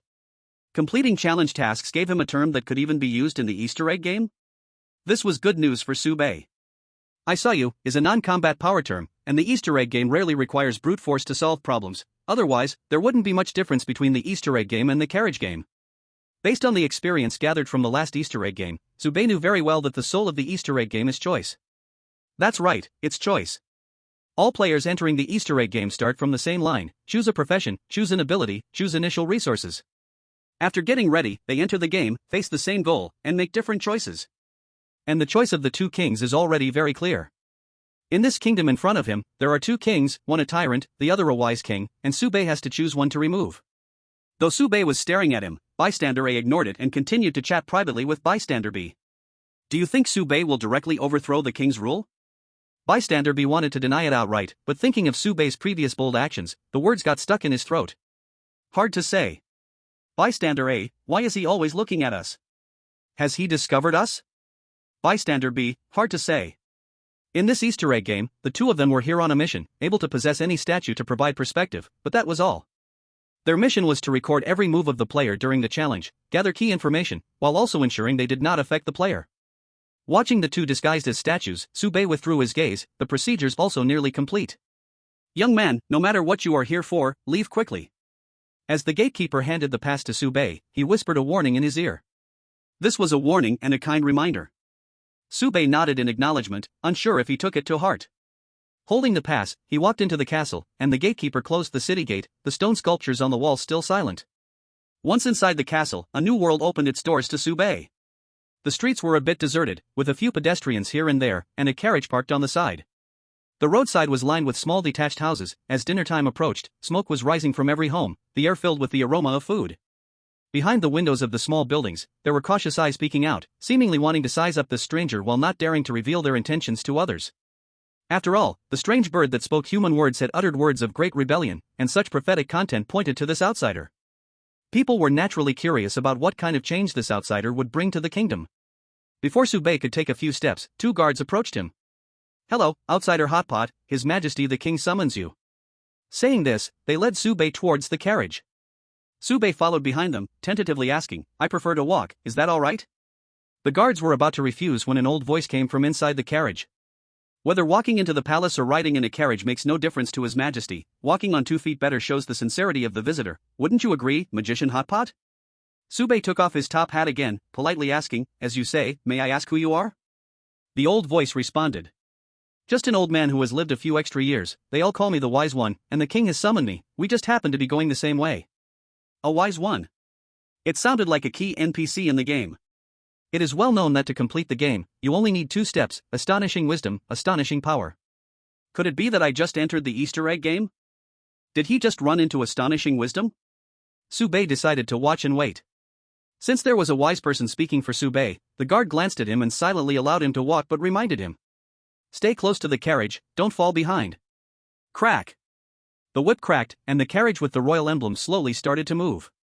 The doors of the commoners' homes closed tighter, and people hid behind them, trembling. Daring to be angry but afraid to speak. The carriage sped down the main road, dust flying like a dragon. When it stopped, the dust settled, but the guard did not see Baiye's figure. This guy. The guard was instantly furious, well aware of what kind of punishment he would face if Baiye escaped. The wise man spoke to comfort him. If it's the king's punishment, I will bear it alone. After saying that, he chuckled a few times, with a hint of helplessness. He didn't expect this outsider to be so timid. The guard opened the palace gate, and Baiye peeked out with half his head. What are you discussing that's so joyful? Guard? This guy.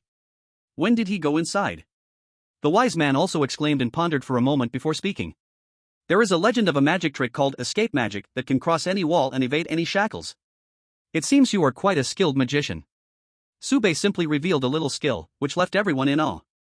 The palace gate opened. Rather than a palace, it was more like a luxurious manor, but the security measures were a bit excessive. There were bunkers and watchtowers everywhere, elite soldiers in armor, a well-organized guard.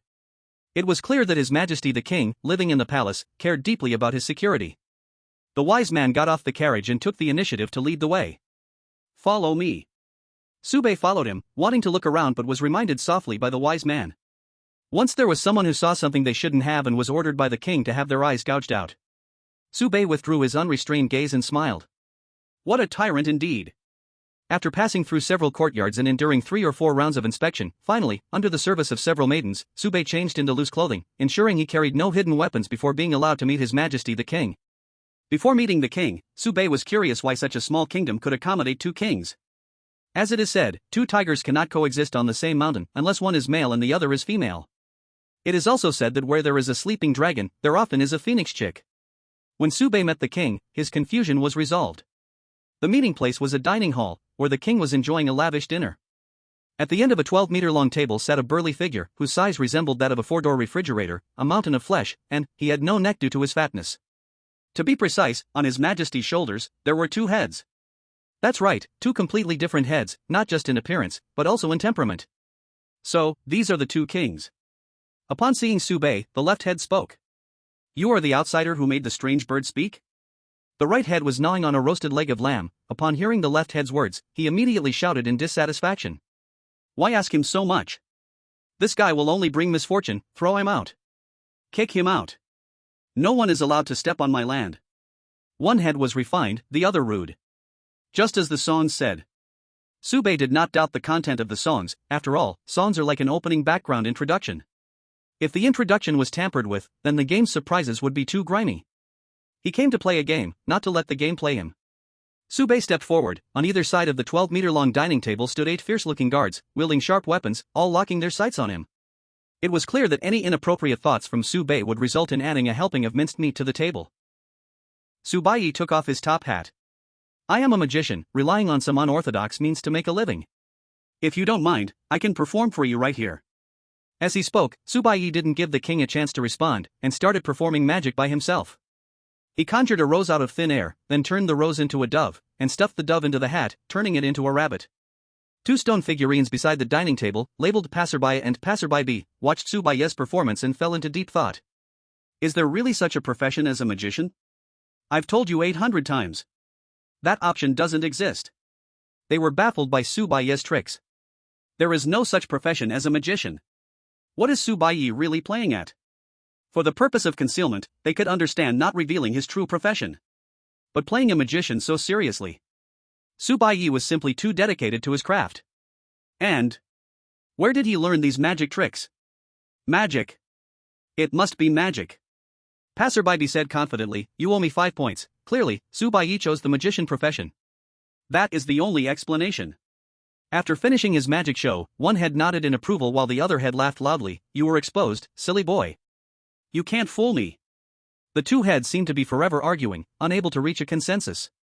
Finally, after a dinner's worth of time, the two heads grew tired of arguing and changed their verdict on Baiye to let him stay in the kingdom for now.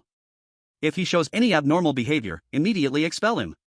Before leaving the palace, the captain of the guards approached Baiye and handed him a bag of coins. This is a reward from His Majesty the King. Baiye opened the bag and took out a gold coin, which was of average quality. On both sides of the coin were human heads, one was a left head, and the other was a right head. However, Baiye was surprised to find that the more amiable left head was worn down more, while the seemingly hard to get along with right head looked as good as new. Another twist? Which one is the good head and which one is the bad head? Based on just a first meeting and a few details, Baiye certainly wouldn't rashly make a judgment. This is a game of hidden surprises, with little life-threatening danger and no 10-death law. Before making decisions, Baiye needed to think more and be more cautious. In different game situations, Baiye could switch to different behavioral patterns to better get through challenges. Timing his actions, seizing the opportunities. With this money, Baiye found a small inn, and under the watch of several guards, he slept soundly until dawn. Ah! A scream shattered the morning tranquility. When Baiye appeared on the street, he naturally noticed the source of the commotion. A tattered corpse hung from a flagpole, its identity hard to discern. People were scared, confused, numb, and carried a hint of anger. Baiye glanced at it and immediately recognized the identity of the corpse. The gatekeeper. The gatekeeper who had warned him last night when Baiye entered the city. Next to the gatekeeper was a notice that proclaimed he was executed for treason, tortured, and displayed to the public as an example. Through this act, the king declared his bottom line to the kingdom. Anyone who oversteps their bounds will face the appropriate punishment. The rising sun shone on Baiye's face, filled with shadowy lines, causing him to squint slightly. Baiye made a simple gesture of prayer, wishing peace for the deceased, while letting the living fuss a bit. With this thought, Baiye nodded, firming his resolve in his heart. Indeed, having two kings around is just a bit too much. Below. Chapter 081, Two Kings, 3. A corpse, to the people of the kingdom, was merely a daily embellishment. They had grown accustomed to such days. They did not expect outsiders to change all this. The numb only care to be numb, and the awake are even more numb. What's the point of killing a king? They have two kings, even if one is killed, there is still another. Moreover, in the kingdom's history, there have been countless precedents. Even if one king is killed, no matter if the remaining king is good or bad, the end result is always bad. In the shabby library, Baiye held books in his hands, pacing back and forth, his brow slightly furrowed, trying hard to digest the content of the books. This kingdom is called Little Kingdom, and for most of its history, there have been two kings, just as the song says, one good, one bad. From time to time, outsiders like Baiye come. It seems that the two kings egg game is clearly more advanced than the absent plaintiff. The absent plaintiff is like a one-day loop egg game, where previous players have no effect on later players. However, the two kings even has something like a game history log in the library. Baiye could read from the history books the choices made by previous players, and through the analysis of these choice results, assist his decision on how to help the king below. By the bookshelf, two ladders are currently propped up with the names Pedestrian A and Pedestrian B, closely watching Baiye. Pedestrian A, I know Baiye's profession. Pedestrian B, quickly say it. Pedestrian A, Vini 50. Pedestrian B, how old are you, so childish? With 50 points credited, Pedestrian A shared his discovery. Baiye's profession should be traveler, a non-combat profession, and the way to increase proficiency is by walking, going to more places, and experiencing during travels to enhance this profession. The advantage of the traveler is fast movement speed, easier to collect gossip, better at gathering intelligence, able to walk in special terrain. As for the downside, the traveler has no combat ability at all, purely a running profession. Pedestrian B suddenly understood, no wonder he only showed up at night, he was racking up steps. Linking this to Baiye's previous process of killing Wei Bulian, it is not hard for them to see that while Baiye was ruthless, direct combat was indeed his weakness. But wait. Pedestrian B said in confusion, a smart person like Baiye, the background introduction said he has to kill a king, this definitely involves a combat scene, how could Baiye not know to make up for his weaknesses? In a world with supernatural abilities, choosing a profession like traveler is equivalent to actively giving up the option for battle.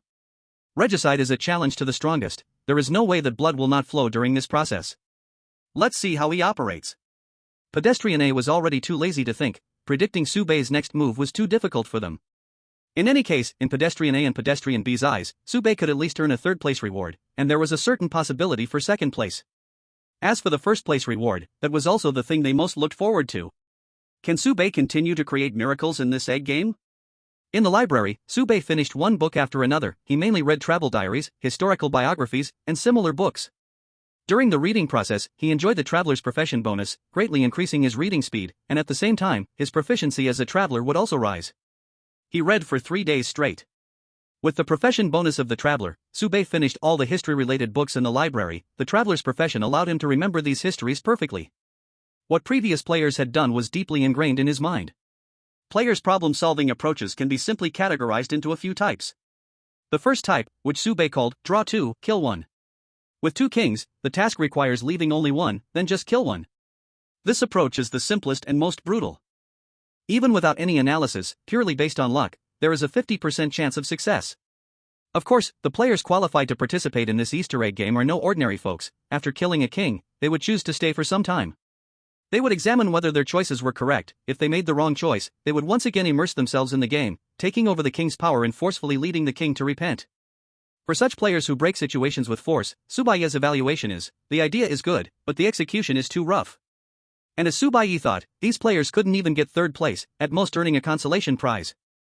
The second type of player's problem-solving approach is, kill them all. What good king, bad king, I don't understand, I simply don't understand, the king, that feudal remnant sitting on the heads of the people, does it need to be differentiated between good and bad? Kill them all. This approach, even if it lands, has several situations. Some killed 2 kings and casually chose a well-regarded individual to continue as king, meeting the game's initial conditions. Some killed 1 king, deposed another, banishing or exiling them, and appointed a good king. This is like perfectly completing the literal meaning of the task requirement. Others simply resolved the king and took the throne themselves, guiding internal reform within the kingdom.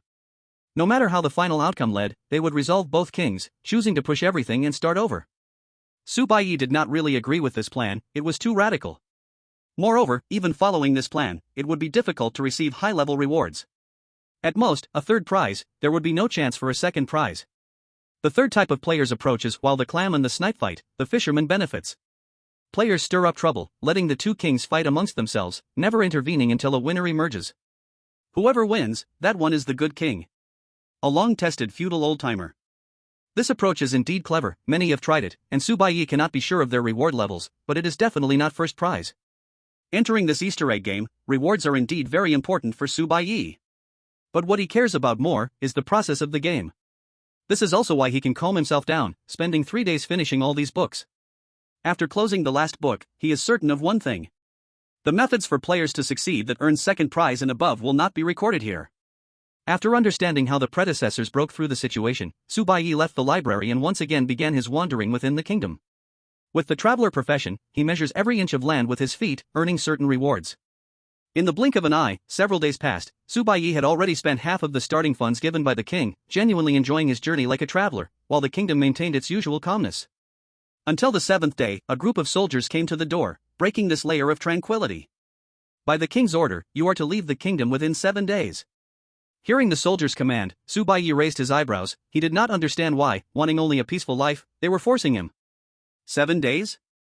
Baiye already had a rough plan in mind. He originally intended to refine the details a bit more for better control, but the other side wouldn't give him more time. The time left for the next king is only 7 days. Baiye nodded, having made a decision in his heart. 7 days is enough.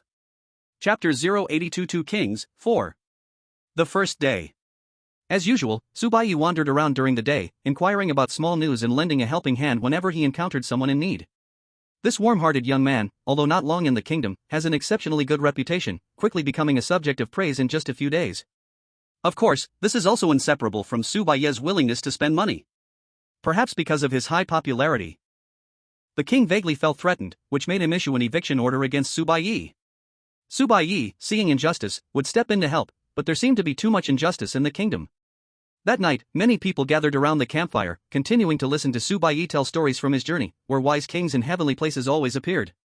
People had never inquired where these places were, but Baiye had seen them clearly, the campfire slowly burning in their eyes. The next day. Baiye seemed to have gotten into trouble, even he could not help everyone escape injustice and uphold justice.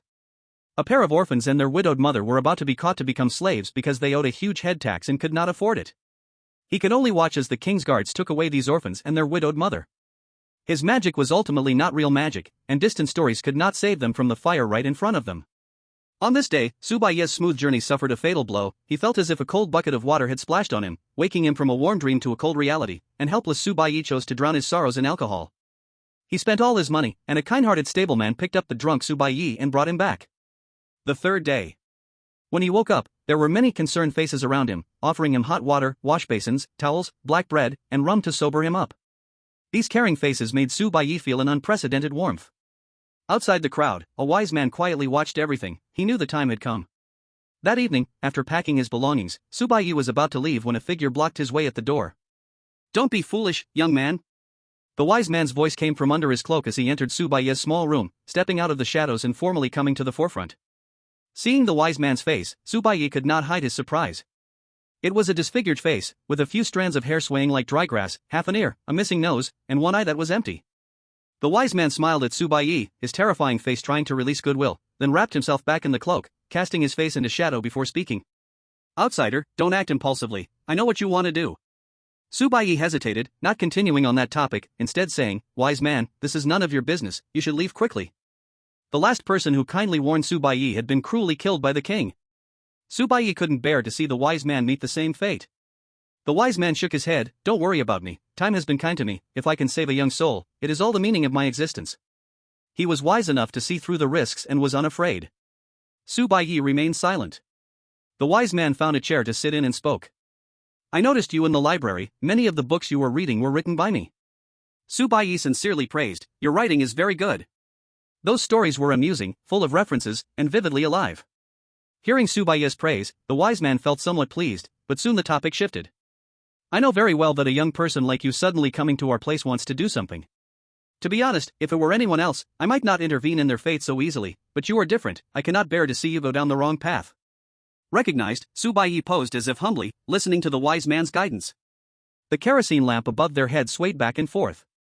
"Passerby A, the wise man has a problem." Passerby B, "What's the reason?" Passerby A, "Vini 50. Passerby B, "Childish." With 50 points in hand, Passerby A explained, "The last time Baiye had this attitude when chatting with someone, it was about the danger." Passerby B. Passerby A completely failed to notice any problem with the wise man. He simply felt that Baiye was very dangerous now. Undoubtedly, Baiye is a cautious person, not one to miss details, and he does not easily trust others. Such astounding wisdom that comes knocking can only be utilized by someone like Yuan Tingjiao, who uses no brain. What level does Yuan Tingjiao have to discuss anything with me, Yi? The wise one is merely suffering from the hardship of not recognizing a good person's heart, having overly good impressions of Baiye, which has led to carelessness, inadvertently exposing flaws. The passerby slightly nodded. Indeed, after Baiye kills the king, no matter what he does, he will have to leave sooner or later, while the wise one will always remain. By that time, the wise one can make a comeback, quickly climbing to a high position. Even more exaggerated, it's not impossible for Baiye to kill the king and hand the kingdom over to the wise one to manage. In other words, killing the king makes the wise one the potential biggest beneficiary. Baiye knows a truth well. Wisdom does not bring virtue. Sometimes, wisdom can even destroy morality. What tricks the wise one has, Baiye is not currently concerned. His target is the king below, and if the wise one can help, it would be best. The wise one slowly said, "Our kingdom has a curse. Anyone who becomes king will grow a second head." Baiye was shocked upon hearing this. So the king does not naturally have two heads? It develops later? Even if the position of king is removed, anyone acting as the actual ruler will also grow a second head. The wise one continued, "In the past, someone killed the king, but that was useless, it changed nothing. Without breaking the curse, all efforts are in vain, and you cannot gain any true benefits." The wise one's words, besides revealing the curse's secret, also subtly reminded Baiye, if you want higher reward eggs, killing is the least effective choice. Baiye slightly nodded, finding the matter more interesting. Characters in the reward egg game can actually be aware of the existence outside the reward egg game? This is no longer an ordinary NPC. It seems that the higher the rewards in the reward egg game, the closer the game itself is to reality, and the stronger the NPC's abilities will be. Besides the curse, the wise one also mentioned another matter. The king's goodness or badness cannot be judged by appearances alone, one must look at more practical things. While saying this, the wise one placed a gold coin on the table, pushing it towards Baiye. The gold coin bore the king's portrait, on both sides, one worn and the other untouched. Do not be bound by your own judgment, trust the choices of more people. Pay attention to these coins. We may not vote to choose a king, but actions will provide the answer. After finishing, the wise one stood up and left a phrase. When your heart has the answer, come find me, and I will tell you how to break the curse. Perhaps, you are truly the one I have been waiting for. The wise one's tone carried loneliness and helplessness, even time, no matter how forgiving, was running out. If Sube could have come earlier, perhaps everything would have been different. The wise one departed. Sube quietly looked at the gold coins on the table, lost in thought. That night, nothing happened. On the fourth day, Sube came back to life once again. He wandered through the streets and alleys, still warm-hearted, willing to help anyone, only this time, Sube had picked up a new habit. Can I take a look at your money pouch? There's no doubt this is a bold yet strange request, and few can refuse it. After all, just a glance will not cost them a penny. Regarding this odd request, Sube has his own explanation. He is collecting a depiction of currencies from around the world, recording and drawing these currencies, organizing them into a book, which is sure to be a bestseller. At least, it will hold significant guidance for creating counterfeit money. And so, he busied himself for an entire day. Sube returned to his rented room. The busyness of the day did not bring him any fatigue, but made him particularly invigorated. As if discovering a new continent. Late at night, the wise man arrived as expected, carrying that question. Young man, have you found the answer? Sube had only seen the king once, and he could clearly distinguish the wise left head from the foolish right head. I already know the answer. Sube returned that coin, speaking earnestly. The left side of the coin is worn more, while the right side is untouched. It's easy to misunderstand that there must be some hidden truth inside. The wise man nodded slightly in response, encouraging Sube to continue. Sube laid out his reasoning. The answer is actually simple. People respect the left head, so when they hold the coin, they are more willing to touch this side, which is why it's more worn. I've seen more than one person kiss this side of the coin. This wear is not hatred but the solid proof of wisdom. It is precisely because of respect that it is used. Hearing this, the wise man nodded emphatically. Good. Indeed, Sube did not disappoint him. The wise man sighed and said helplessly. Young man, I originally did not wish to use this question to test you, but you also know that those from the same place as you, some are too radical, while others are too cautious. I had to do this. The wise man was originally worried that Sube would fall into the trap of layered cakes, always doubting that there would be a twist in a matter, which could affect the most basic judgment. Fortunately, Sube proved through actions that his judgment ability was without problem. The wise man felt relieved and was willing to share more secrets with Sube. Killing the king is not enough, even cutting off the king's head is not enough. The curse still exists, and after some time, another head will grow back. As a traveler, Sube had the ability to discern the truth of rumors when hearing inside information. This is also why Sube chose the profession of traveler. The ability to discern lies is incredibly effective in communication. Sube listened attentively. So what should we do? The wise man revealed the method. One king must develop murderous intent toward the other, only then can the curse be completely broken. Sube frowned. The information was correct under the professional classification, but the question arose. This job is not difficult, why has it dragged on until today? As a special NPC, the wise man could remember players who had visited before, and evidently, he had interacted with players more than once. Sube was not the first player he had favored. But before Sube, no one had been able to accomplish such a simple task? Sube was skeptical. The information could be true, but there must be some problem. The wise man untangled Sube's doubts.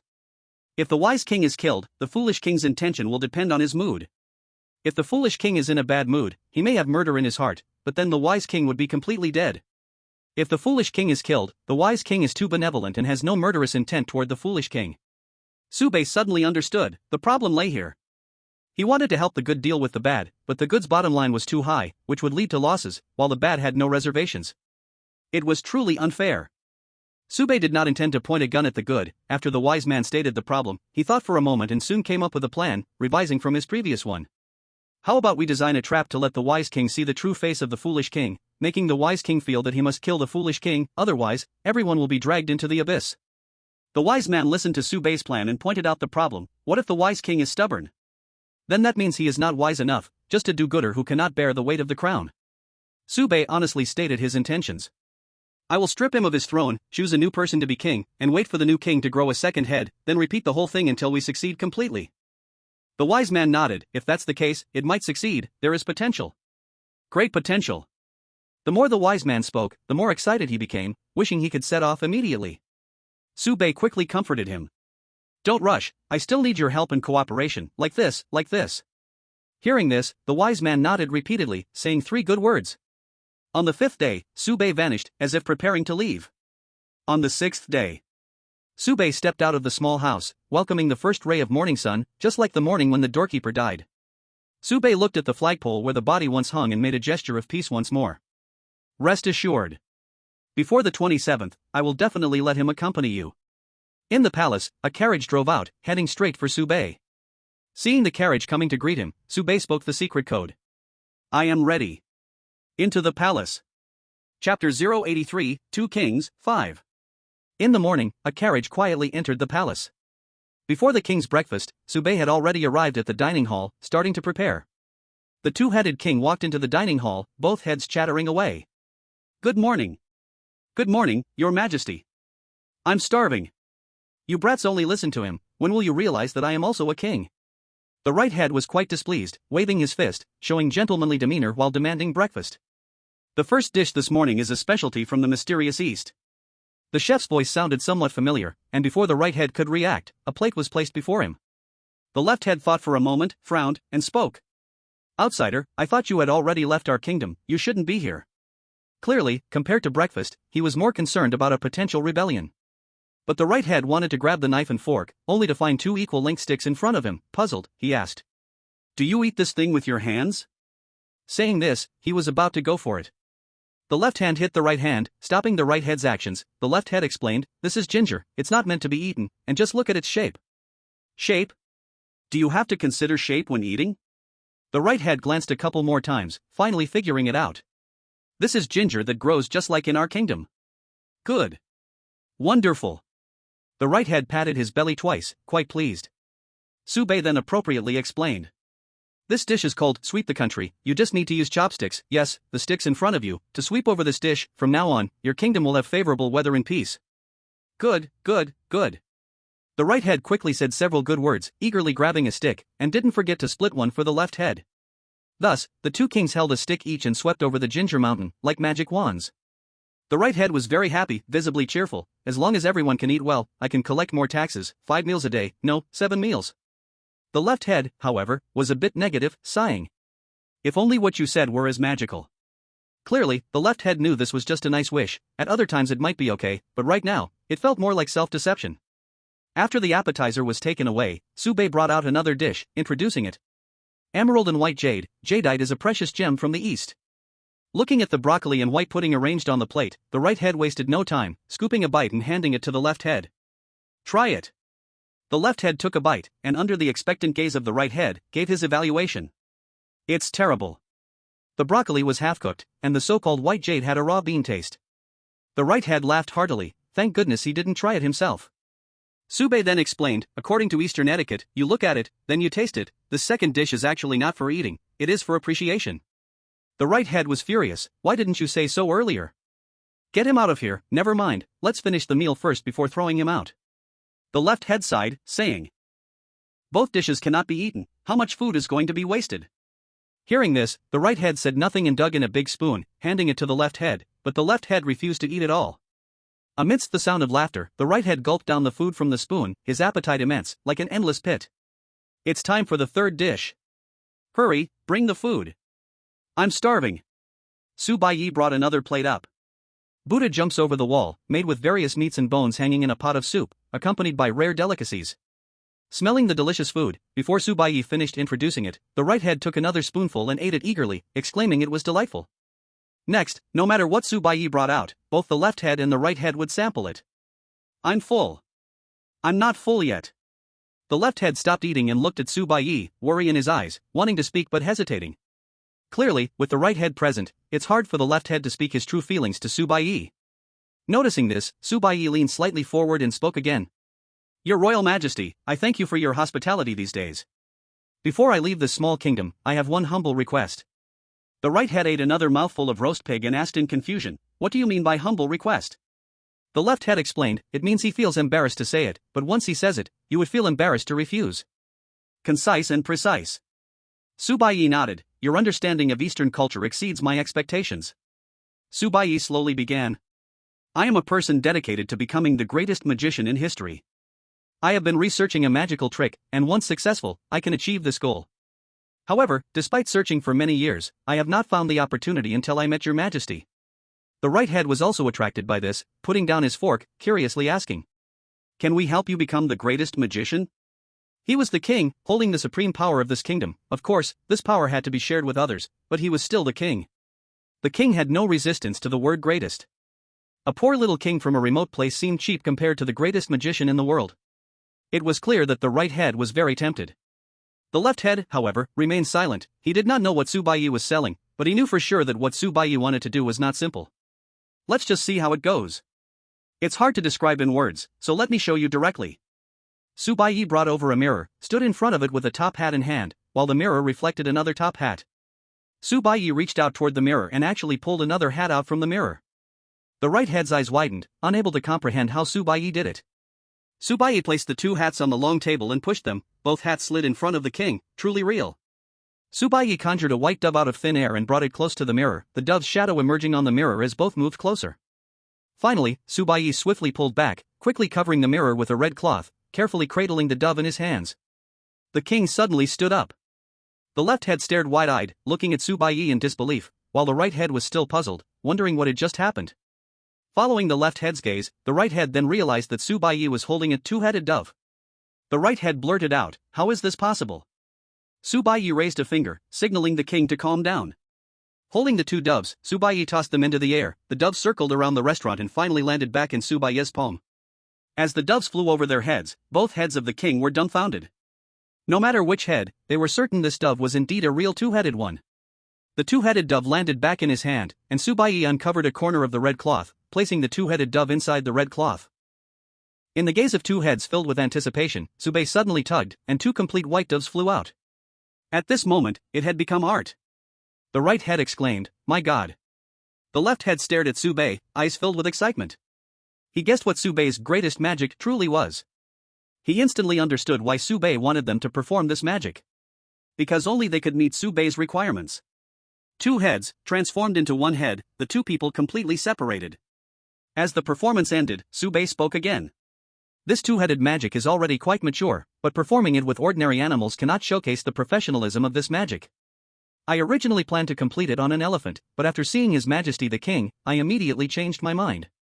I am willing to explain the intricacies to His Majesty the King, as long as His Majesty is willing to cooperate with my performance. The right head did not hesitate. "I am willing." As for the left head's opinion, it did not matter. They were both kings, and since the right head had made a decision, the left head could only agree. Baiye happily replied, "I just need a little time to prepare the venue. His Majesty the King only needs to wait patiently for one more day, and the performance will officially begin." "Okay. No matter what you need to do, they will fully cooperate with you." After the right head spoke, he confirmed with the left head in a somewhat hesitant tone. "Right?" The left head hesitated, then with a hint of helplessness said, "Right." After agreeing, the left head spoke first. "We still have some state affairs to handle. If you need anything, just tell the royal steward, and he will fully cooperate with you." After speaking, the two-headed king turned and left, leaving Baiye with the magical mirror and the two white doves. When the audience dispersed, Baiye still stayed in place. A sparse round of applause sounded, and a sage stepped out from behind the door. What an amazing performance! The sage had watched everything from the shadows, even he could not see through how Baiye accomplished it. The sage curiously asked, "How did you do it? Is it magic?" He knew that these outsiders possessed some special abilities that required training. What Baiye displayed was no longer just magic, it was definitely magic. Just a simple illusion. Baiye picked up the red cloth on the ground, and two dove corpses rolled out, which were the same double-headed dove from before. The sage was confused. What is going on? I clearly saw it was alive earlier. Baiye's trick genuinely shocked him. Not understanding the secret of this magic made it hard for the sage to feel at ease. Baiye seemed to have completely let down his guard against the sage, voluntarily introducing. During the performance, of course, it was alive. As for the two heads, it was actually just one small dove sewn inside the larger dove, making it appear to have two heads. The sage was puzzled. Then how did they fly? With strings. Baiye twirled his fingertip, pulling a thin thread. Very few people pay attention to the flight movements of white doves. As long as you pull these strings, even if it's a corpse, it can fly just like a normal dove. As if to validate Baiye's words, the two doves flew a circle around and finally landed back in Baiye's palm.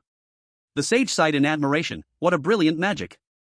But when he saw the dove corpses, he couldn't help but feel sorrow. What a pity for these two doves. Baiye said seriously, "This is a necessary sacrifice. The people of the kingdom will remember their contributions. As long as this can be done, it is all worth it." The sage nodded repeatedly, clearly approving of Baiye's thoughts. He no longer focused on the matter of the doves. Once the magic was revealed, it would seem meaningless. The sage walked outside, and Baiye went to the window, carefully throwing the 2 white dove corpses out. The doves flapped their wings, flying toward a freer sky. Baiye caught up with the sage. "I will support you, so we can walk a little faster." With his traveler's skill maxed out, Baiye was not only quick on his feet but also managed to pull others along, making the distance feel much shorter. With Baiye's support, the wise man soon arrived in front of a warehouse. "All the props you wanted are here. Young man, if you are not fully sure, please do not act." The wise man gave his final warning, preferring to see Baiye remain useful than to watch him sacrifice himself in vain. Feeling deeply moved, Baiye spoke from the heart. "You don't need to persuade me any further. From the moment I saw the gatekeeper's body, I made up my mind. I, Hot Pot, am a person who distinguishes between right and wrong, and since he helped me, I must take revenge for him." Beside the warehouse, 2 stone sculptures heard these words and nearly turned into a pile of stone chips. "Passerby A, I think the wise man has a problem." Passerby B, +1. Passerby A, Suya's acting is a bit too disgusting. Passerby B, +1. Passerby A, besides +1, what else can you say? Passerby B, +10,086. Passerby A. Having witnessed Baiye's dealings with the troublesome, Passerby A and Passerby B clearly understood that the kinder Baiye was to someone, the more misfortune would befall them. After entering this Easter egg game, Baiye's actions were somewhat puzzling. Passerby A and Passerby B had no idea what Baiye wanted to do, but they could sense that he might be planning something for the wise man. Players in a mudslide do not understand unless they are in the mudslide themselves. The wise man, unaware of the danger that awaited him, spoke to Baiye. "There are many people in the kingdom who support you. I've already made some connections for you. Now that you have the king's authorization, you can take whatever you need from the treasury." "Great." Baiye grasped the wise man's hands, sincerely saying, "With your strong support, this magic show is sure to succeed." The wise man smiled without speaking, keeping his achievements and reputation hidden. On the 7th day. As dusk approached, Baiye finally brought the 2-headed king to the front of the warehouse, the place where the performance was about to take place. The greatest magic. Leading the king into the warehouse, Baiye walked ahead, enthusiastically introducing. "This prop right in front of you is generally called the guillotine, but I prefer to call it the joyful platform of Louis XVI. Its main effect is painless head separation." Chapter 084, 2 Kings, 6. Baiye brought the 2-headed king to admire all the magic props. Next, Baiye whispered a few words beside each head. The right head's eyes lit up. "Really?" The left head hesitated. "That might not be good." Baiye knew that as long as one head agreed, the matter would be settled. Baiye asked, "Are you two ready?" "Right head, I'm ready." "Left head, I'm not ready yet." Regardless, the performance that Baiye called the greatest magic began its first rehearsal. During the rehearsal, the 2-headed king watched Baiye demonstrate how to use each prop. The blade of the guillotine has a notch, so when the blade falls, it won't chop off the head. This is a classic head separation magic prop. Generally, it requires a slim female assistant. Anyway, I've customized a large one for you. You hide here, and another person, who has long been hiding in the box, will act as the legs. The 2-headed king was confident that every prop was safe and harmless. Baiye explained the principles of the magic clearly, with no ambiguity at all.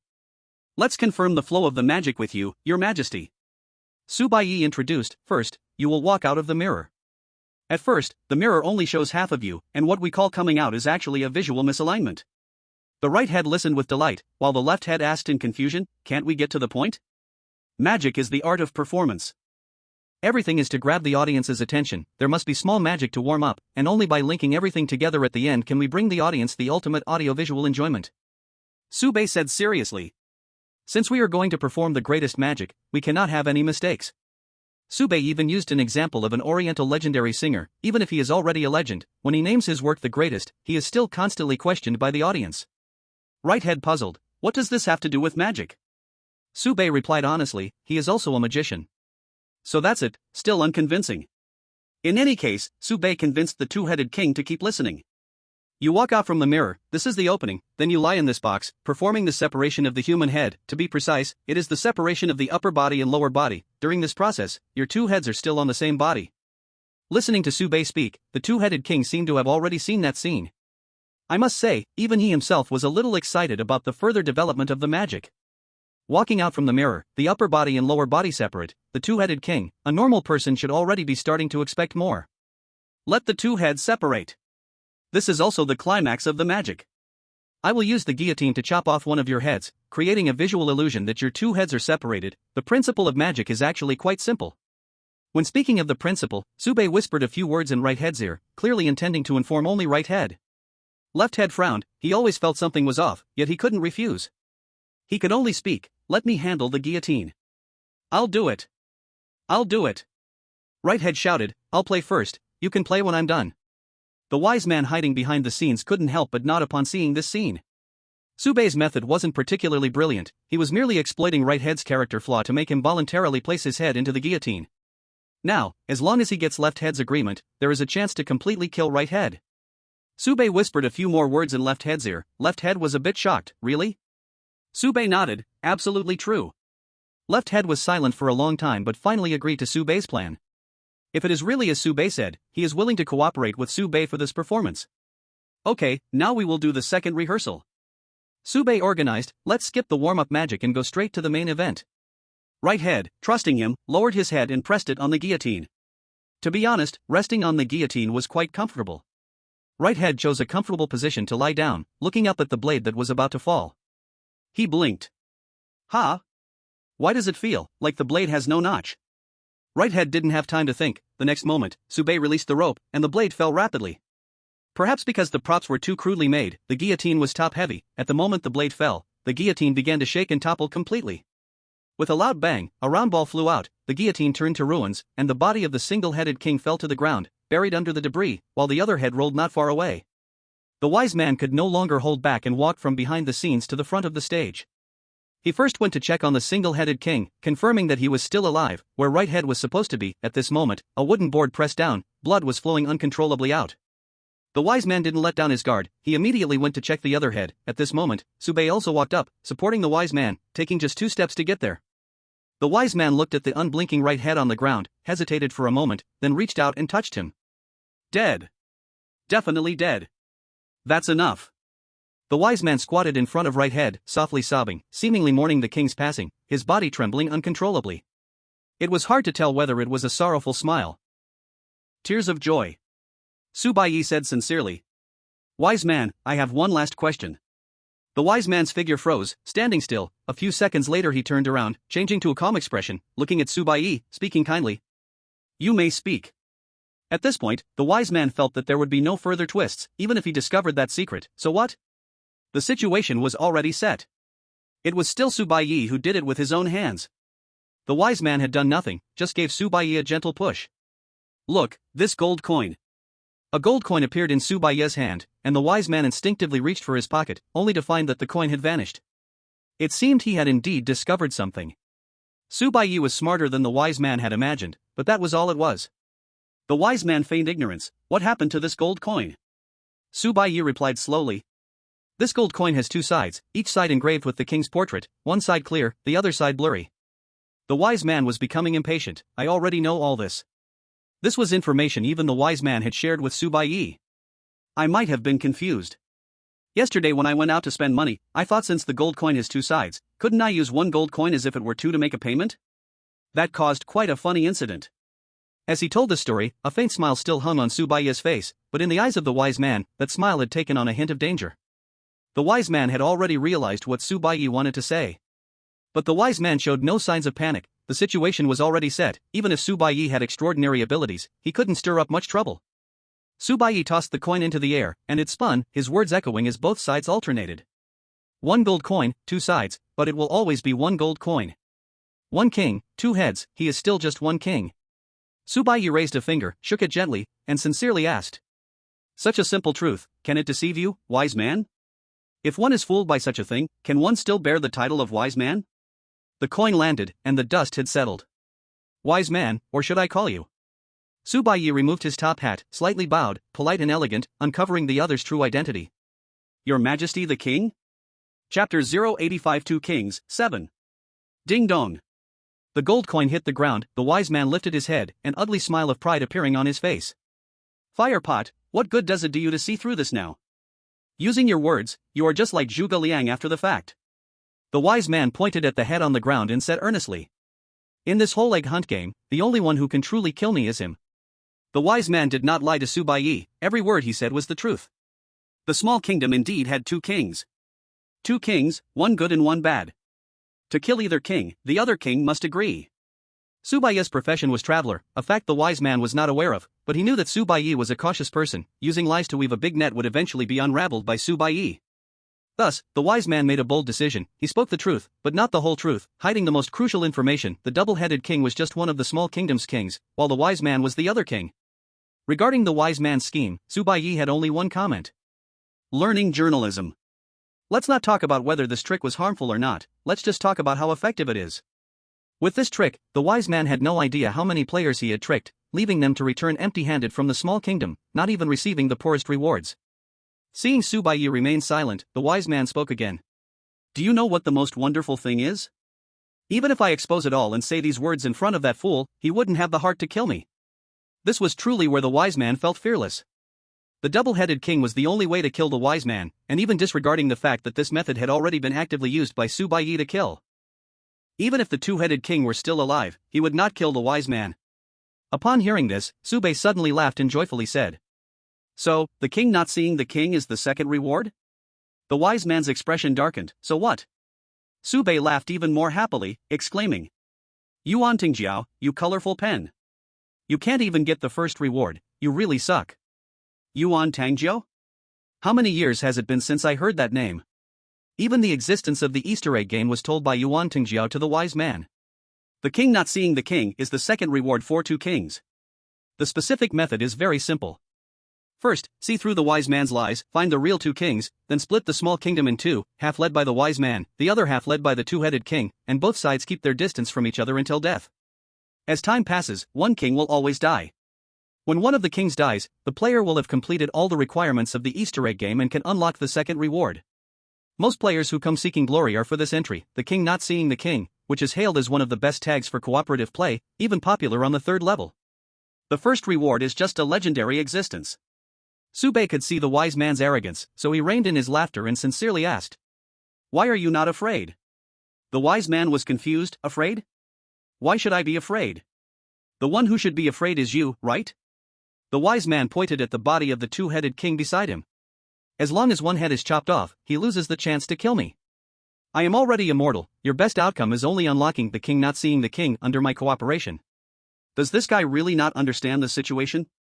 If the wise man wanted, he could make Baiye not get any reward and just roll away. Now, the one who should kneel and beg is you. Understand your position, you lowly scum. Baiye pointed at the top of his head. You know, this warehouse was customized for you, or more accurately, for you alone. The lights above are all carefully designed.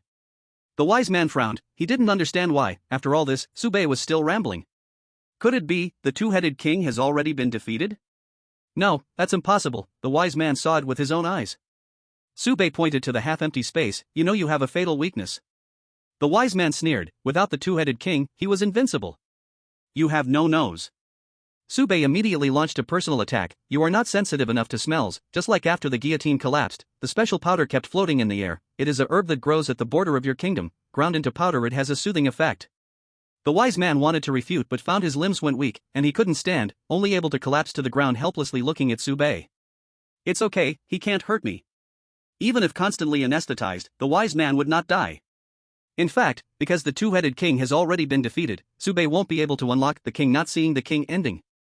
The two-headed king is only considered a king when he has both heads.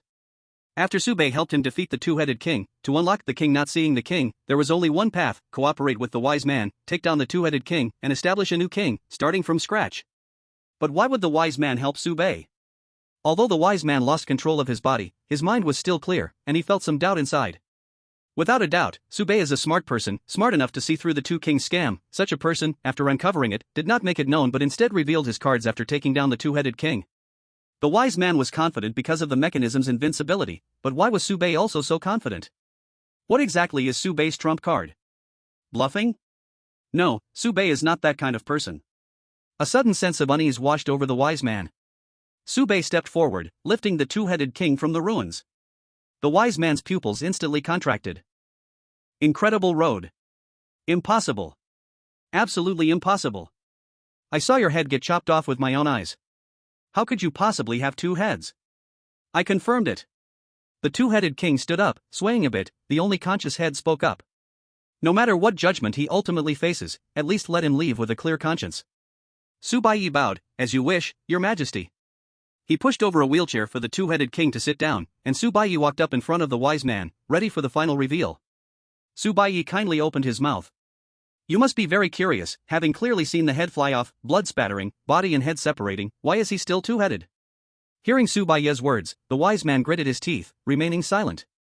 Baiye pointed to the guillotine. "First of all, this prop is fake, it won't really chop someone's head off, that should be easily understood, right, wise man?" The word wise man pierced his heart like a needle, causing a sharp pain. What kind of wise man is he? Allowing someone to deceive him right under his nose. Even more hateful, the wise man still hadn't figured out how Baiye had done it. "Actually, I did the same thing you did, the answer has always been in plain sight." Baiye picked up a shard from the ground and handed it to the wise man. The wise man struggled to take the shard, his gaze falling down. "This is a mirror?" "That's right, a mirror." Baiye explained, "When the guillotine collapsed, after the two-headed king fell, the head you saw was the one in the mirror. With just a little skill, this visual trickery could be achieved, which isn't too difficult." The wise man still didn't believe it, but I went to confirm it myself. He specifically went in front of the other person and even reached out to touch that head. The wise man was very certain that head was real. Baiye's smile grew wider. "Are you saying that I was supporting you to see the head?" The wise man fell into a brief silence. Baiye had long sensed something was off with the wise man. This trap wasn't set for the two-headed king but for the wise man himself. The wise man weakly shook his head. "I still don't understand, how did you do it?" The head was clearly a head, even if Baiye was supporting him, there was no reason to conjure a head out of thin air. Since it was under the king's order to reveal the truth, Baiye had no reason to hold back. "Have you heard of ghost hitting the wall?" The wise man, confused, repeated, "Ghost hitting the wall?" Baiye nodded. "This state is similar to spinning in place, no matter how hard you try, you can't find a way out. It often happens in forests, snowy areas." The wise man somewhat understood this state, but he still didn't comprehend how it related to him. Ghost hitting the wall can also appear in another place, tombs. Baiye spoke in a casual tone. The tombs of ancient emperors and generals are vast, filled with countless treasures. Naturally, they are afraid of being robbed, so they design various traps within the tombs. Ghost hitting the wall is one of them, specifically used to trap grave robbers. Upon hearing this, the wise man quickly spoke loudly, "He's a damn grave robber. Two-headed. Would you kill the king for a grave robber? What a ridiculous traveler, you came here to scout a tomb." The wise man had already seen through Baiye's true nature. This guy was utterly wicked. As long as he seized this biting opportunity, the wise man still had a chance to turn the tables. "I warn you, don't slander me." Baiye, with righteous indignation, defended himself, "I do charity work." The wise man retorted, "How does your charity work relate to grave robbing? Keep lying. Keep making up stories. I want to see what kind of reasoning you can come up with." Baiye argued earnestly. "There was a grave robber trapped in a ghost hitting the wall situation, but he didn't dare to call the police, so he called us for help. I went and rescued the person, isn't that charity?" The wise man. Because it was too ridiculous, he didn't even know how to refute it. In his charity work, Baiye had witnessed the secret of ghost hitting the wall, and at this moment, it came in handy. In fact, it is the combination of walls and bricks, the environment is dim, the ground should not be too flat, with a certain angle of inclination, and there should be no markers around. The most important point is to make the other party completely unaware of how far they have walked. The two-headed king's head had never fallen off, those who first saw him had their heads separated, a visual illusion created by a mirror. When the wise man left the two-headed king's side, Baiye immediately covered the body of the two-headed king with black cloth, leaving only the right head exposed in the ruins. Then, Baiye assisted the wise man, taking 2 steps that seemed like dozens, and with the help of the ghost wall, they went in a big circle before returning to the original starting point. Thus, the heads the wise man saw twice were real, he just didn't notice he had changed direction, and everything in the warehouse was symmetrical. Combining his own experiences, Baiye maximally utilized his professional abilities, transforming magic into a magical effect. Of course, if Baiye had a little more time to prepare, the performance might have been even better, but achieving this level was enough to trick the wise man.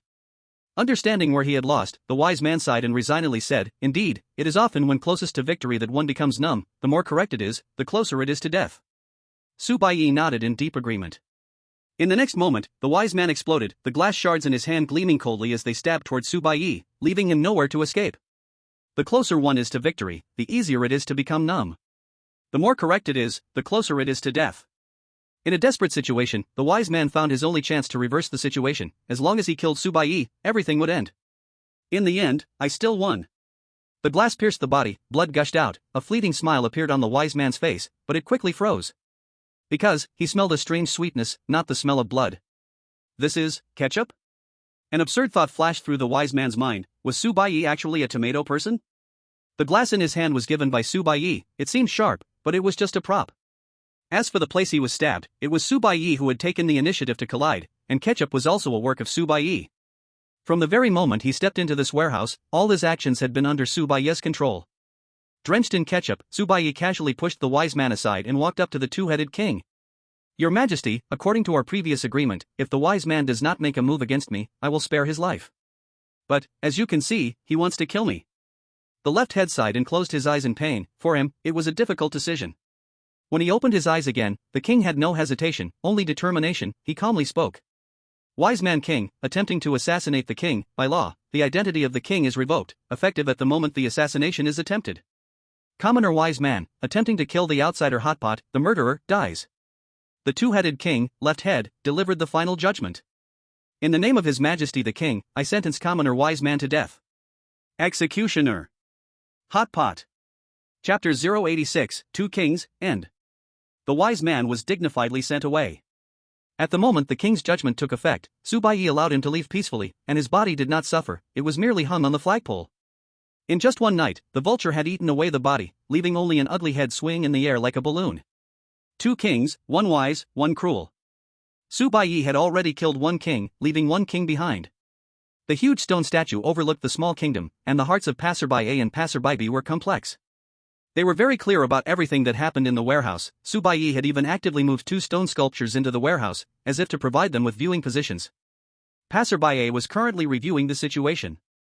So, the difficulty of this Easter egg game lies in first uncovering the identity of the wise man, then designing a way for the two-headed king to see through the wise man's intentions. Final revenge, claiming the first prize reward? The passerby shook his head in his heart and said.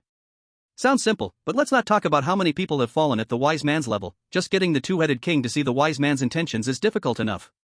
Passerby was confused. Isn't it quite simple for Lord Su? Passerby laughed. You know that's Lord Su. Passerby. Passerby continued. The two heads of the two-headed king each have their own thoughts. You must make one head fall asleep to let the other head make up its mind to kill the wise man. There is only one chance. Choosing incorrectly means it's over. Previously, during the breakfast magic, Baiye had realized one thing. The two kings, the two-headed king is one, and the wise king is another. Clearly, the wise king fits the foolish monarch setting better, while the two-headed king represents wisdom. So the question arises, the two heads of the two-headed king often have different opinions, just like a person can have conflicting thoughts. Baiye must discern whether the left head or the right head might kill the wise man. The right head seems loud and boisterous, noisy and unrefined, but in reality, it is weaker than the left head. The left head is the more ruthless one, only with this determination can it kill the wise man. Thus, in the warehouse, the right head fell asleep, and by the time it woke up, the wise man had already died, and although the right head acted indifferent, it secretly shed a few drops of tears. Baiye guessed correctly and won the gamble. Passerby threw out a hypothesis. What if Lord Su chooses incorrectly? What then? After all, it's a 1 in 2 chance, time is limited, and Baiye still has an element of gamble. What if he loses the bet? Passerby sighed. Lord Su has said before. If the two-headed king is a goody two-shoes, Baiye wouldn't mind killing both kings. Rewards can be compensated for elsewhere, but enjoying the Easter egg game is something you can't miss. What matters most is clear to Baiye. Passerby began jotting down notes while casually saying, by the way, why isn't there a strategy for the Easter egg game? All the carriage games have strategies, why doesn't the Easter egg game? This doesn't make sense, right? Strategies didn't exist from the beginning, and the Easter egg game is very special. Passerby clearly knew more, but at the moment his mind was on the first prize reward, as they were witnessing the birth of the first prize reward in a situation as rare as Baiye's. Oh, the historical clearance records are open to us, let me see what endings everyone has unlocked. Passerby suddenly exclaimed, startling Passerby. How could this be? Passerby, what happened? What happened? Passerby quickly said, the vice president successfully killed the wise man, but he did not obtain the first prize reward. Passerby. In the absent plaintiff, Yuan Tingjiao scored 9-0, the vice president scored 1-8, but everyone chose differently. Baiye was the first in history to achieve 0-9. In the two kings, Yuan Tingjiao was so weak that he only earned a mere second prize reward, obtaining the entry King Unseen by King. Although the vice president successfully killed the wise man, he ultimately received a second prize reward, with the entry The King's Blessing, the specific effect unknown. Passerby A immediately realized the problem. If Lord Su quits the game now, he won't be able to get the first prize reward. But where was the problem? Passerby A was still deep in thought, while Passerby B had already given up on thinking. Why worry about this? We can just watch Lord Su operate. Their mission this time was very clear, to be human cameras. Why overthink it? If Sube stops here, that would be his regret. Why should they create a fuss? However, Passerby B harbored a hope deep inside, a hope for a miracle. If it were Sube, shouldn't he be able to do better than the vice president? The 8th day. The bell rang, and the people of the small kingdom were gathered. At the assembly, the two-headed king announced the judgment of the wise king, causing quite a stir. Some mourned as if they had lost their loved ones, while others cheered with joy, but Sube could feel that most people were happy. Before this, the wise king was the true king. Under his rule, the small kingdom thrived, while the tight guards around the two-headed king were monitoring him. As this matter came to an end, the two-headed king left the stage to Sube, the outsider who was about to give a farewell speech to the crowd. Sube stood atop the bell tower, addressing the people of the small kingdom. The wise one told me, anyone who becomes a king or ruler will turn into a two-headed monster. As soon as he spoke these words, chaos erupted. Sube struck the bell, and the crowd quieted down. Sube continued, in everyone's heart, like a coin, there are two sides, justice and evil, courage and cowardice, wisdom and ignorance. Do not deny this, do not resist it, accept the complete self, accept your imperfections. There are no two-sided coins that are incomplete. There are no people without flaws. Only those with virtue are the real monsters.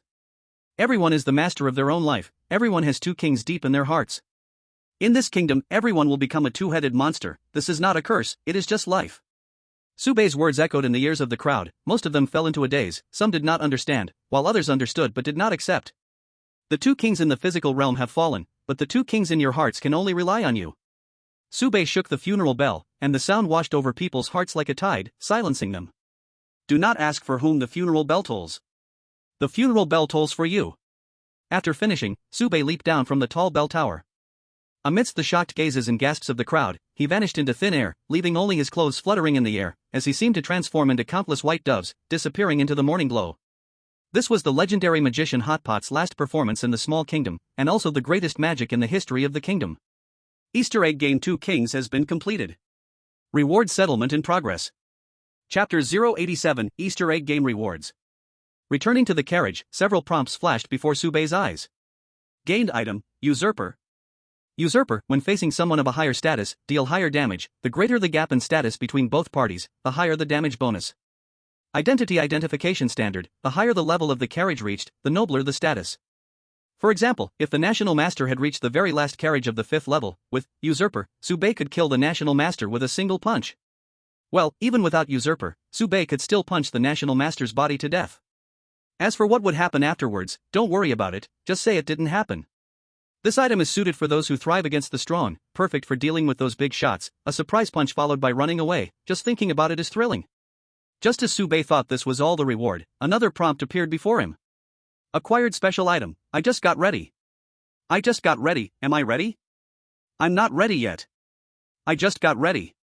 After being prepared, the next activation of any item effect will double. Preparation duration, unknown. Current status, not ready. The item, I just got ready, does not occupy item slots, it automatically takes effect after being prepared, and after activation, it re-enters the preparation time. The grand prize for 2 kings turned out to be 2 items? Sube now realized that Usurper came from his choice to kill the wise one, while I just got ready came from the two-headed king. Everyone might have a two-headed king in their minds, ready to go. Not prepared, not sure of myself. Life is not a movie, it's impossible to prepare for every scene before it premieres. Sube received 2 reward entries, that should be considered a first-class reward, right? Sube was a bit unsure himself, but it didn't matter, it didn't stop him from mocking Yuantingjiao, this colorful pen. When things get tough, mock Yuantingjiao first. After finishing the Easter egg game, Sube felt energized, with no fatigue at all. Originally, he was a bit tired from completing the death game, but after resting in the Easter egg game for a few days, enjoying the whole game, Sube was fully recharged. More importantly, in the more than 10 days in the Easter egg game, Sube's super big heart kept working, elevating his body strength from level 7.5s to level 8s.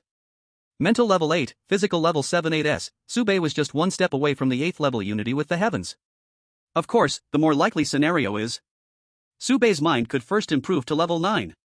Thinking of this, Sube had another worry deep down. If his mind improved to the 2nd grade first while his body was stuck at the 1st grade, what should he do then? Not many people can help Baiye, but the national master definitely counts as one. Baiye snapped his fingers, and the fairy assistant appeared, delivering a pile of letters to him. Baiye glanced over, and despite being gone for only a short while, he surprisingly found many replies.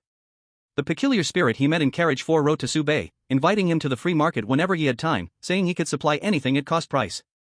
The vice president's letter was much simpler, congratulating Baiye on winning the first-class reward and reminding him that completing the Easter egg game 3 times would unlock the leaderboard feature. If conditions allowed, Baiye should strive for a first-class reward on the third attempt, as there would be unexpected benefits. The third letter was from Wang Luo. It seemed he replied immediately after receiving Baiye's letter. In the letter, besides the usual thanks, Wang Luo mentioned that he was preparing to go to carriage 4 according to Baiye's suggestion, and if Baiye had time, they might even meet at the number 5 free market, possibly heading to carriage 6 together. The last letter was from the Great Enlightened National Master. The Great Enlightened National Master asked Baiye to find him in the free market after completing the Easter egg game to discuss something in person. Baiye simply replied to the peculiar spirit with thanks, also mentioning Wang Luo's name. If Wang Luo went to the free market, he could look after him a bit. Any discount points given to Wang Luo could be reimbursed by presenting a certificate to Baiye. Baiye wasn't worried about the peculiar spirit taking kickbacks. The number 5 administrator was the Great Enlightened National Master. As long as the National Master was alive, Baiye had a backing in carriage 5. As for the vice president, Baiye thanked him for the reminder while asking some questions about the Easter egg game, like why there was no strategy for it and what benefits the leaderboard offered. As for how the other party would respond, Baiye could only wait for a reply. There was no need to reply to Wang Luo's letter. Baiye planned to meet the Great Enlightened National Master first, then go to carriage 6. He could reply later when he reached carriage 7. After finishing all the replies, Baiye quickly washed up and headed straight to the free market. Meanwhile, in carriage 9. When Longxiu fled into carriage 9, he was covered in wounds, looking completely like someone who couldn't survive. Even so, he still relied on his strong vitality to hold on stubbornly. Having broken through a layer of the undead curse, Longxiu instead burst into hearty laughter. Being able to survive the pursuit of the Great Enlightened National Master, he had truly made progress over the years. After regaining his composure, Longxiu immediately found the number 9 administrator, standing outside Lost Island. I want to talk directly with the Dragon Clan. Inside Lost Island. A voice filled with disdain emerged. The dragon men will arrive in a few days. Why are you in such a hurry? Longxiu repeated, I want to speak directly to the Dragon Clan. He couldn't do anything right now. If he continued to move inside the carriage, the next time he was caught by the Great Enlightened Master, it wouldn't be as simple as shedding a layer of skin. He needed outside help, only then would Longxiu have a chance to survive, which was also his original plan. Although the plan faced a little hitch, Baiye successfully survived the deadly game. Longxiu believed everything would return to normal. In the end, the number 9 administrator granted Longxiu the permission to speak directly with the third-level Dragon Clan. In the communication link, Longxiu wasted no time and got straight to the point. I am Longxiu from the Dragon Clan. I need to see Lord Source Dragon. It's urgent. On the other end, a cold voice replied in dragon language. Lord Source Dragon is currently in seclusion. To break through to the next car, you can leave a message.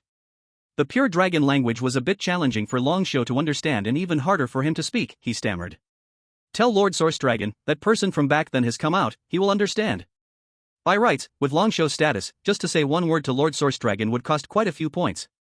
Longxiu also knew the Dragon Clan's habits, so he directly sent over 10,000 points, in exchange for a response. Wait, don't hang up. The other party would relay his message, but as for how Lord Source Dragon would react after hearing it, that was not their responsibility. 10,000 points for a single message. Longxiu had once again spent a fortune. Waiting was always tormenting. Fortunately, Longxiu had enough confidence. As long as he heard this message, the other side would surely come. After about 10 minutes, Longxiu did not hear a response from the communication, but instead, he received a projection. A faint golden light gathered into a vague outline of a dragon, spiraling in the air, looking down at Longxiu, and spoke human language.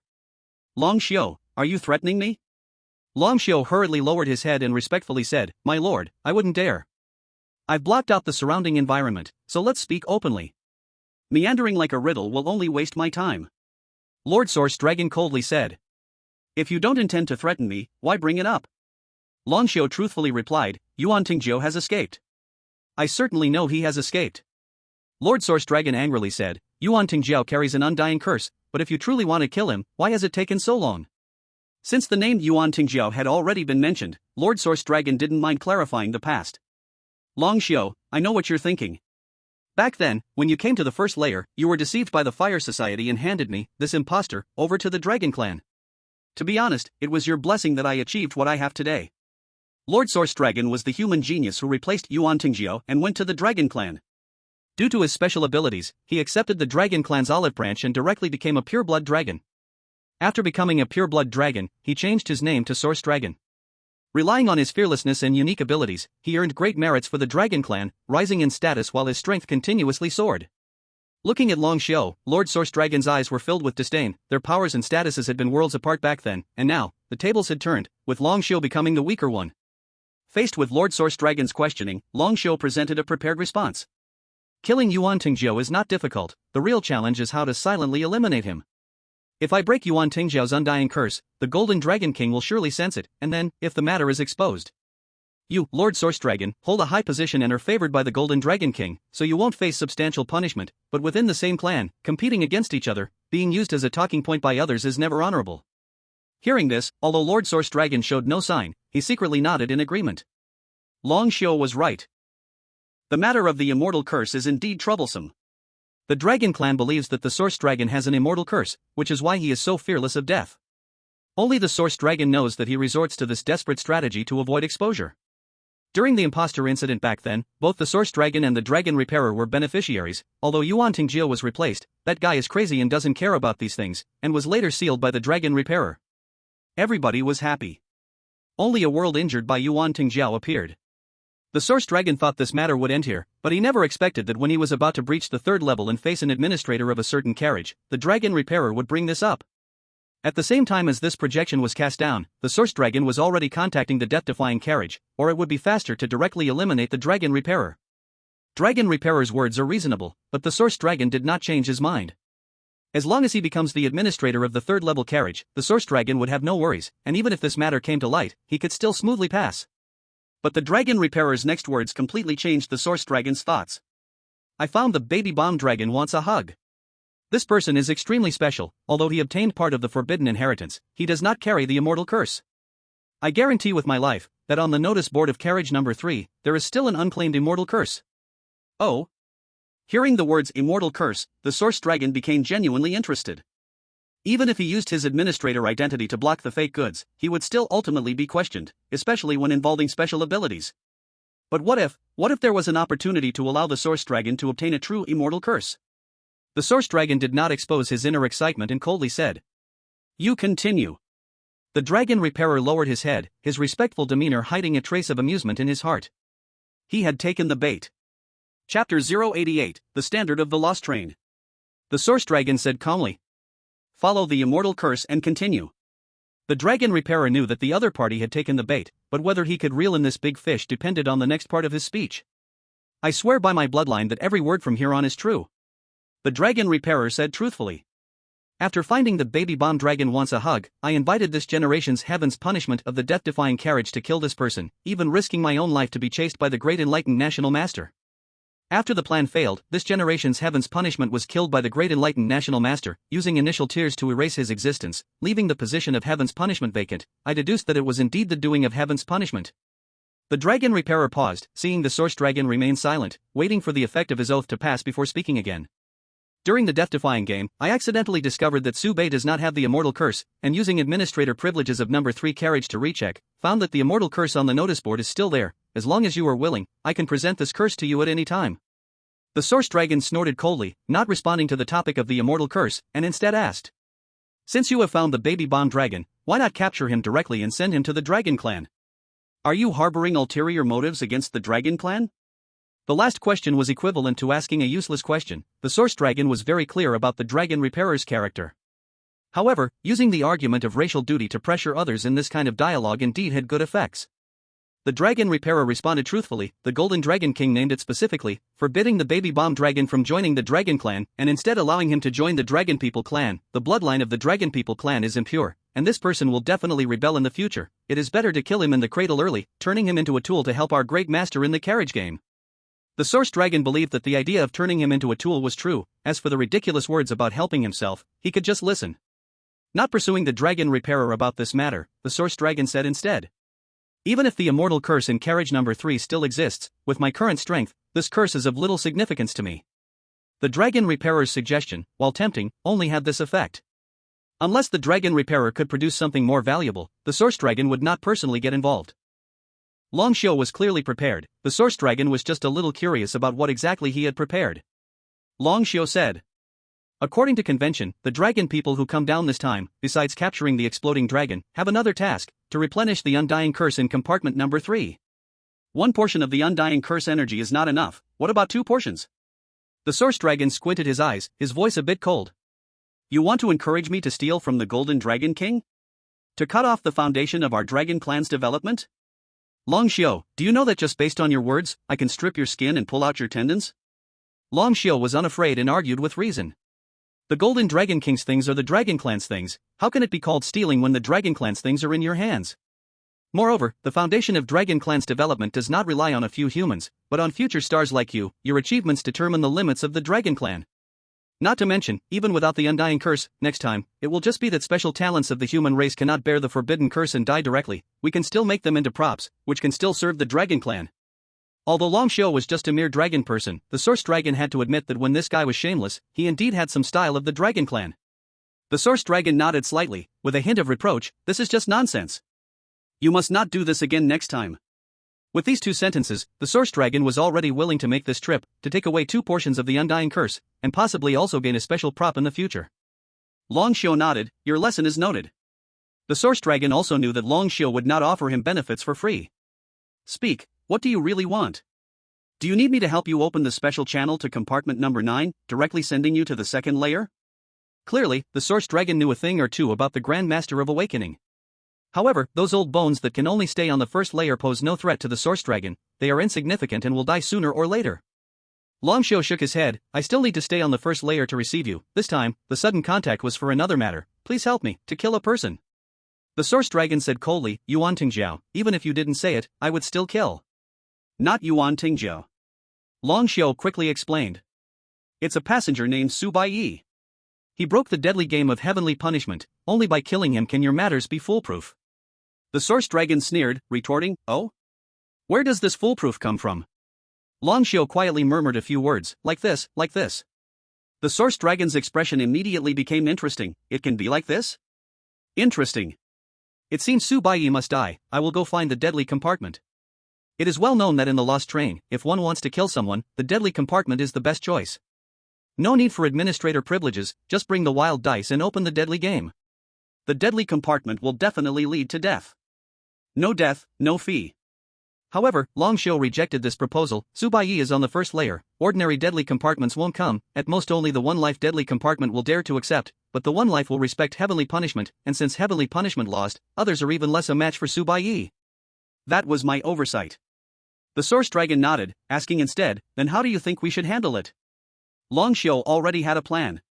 Let the dragon people act, according to convention, 2 dragon people will come to escort Baiye, you can let one of them speed up and arrive in compartment number 6 to intercept Baiye. The source dragon pondered for a moment and finally decided, alright, let's do as you suggest. He left the other details for Long Xiu to handle. Just to Baiye, can't stir up any big waves. After the communication ended, the source dragon looked at the person in front of him, where did we just leave off? The person kindly replied, you said to ask the deadly compartment to kill Long Xiu for you. The source dragon nodded, alright, let the one life, no, the 3 lives act, how many points?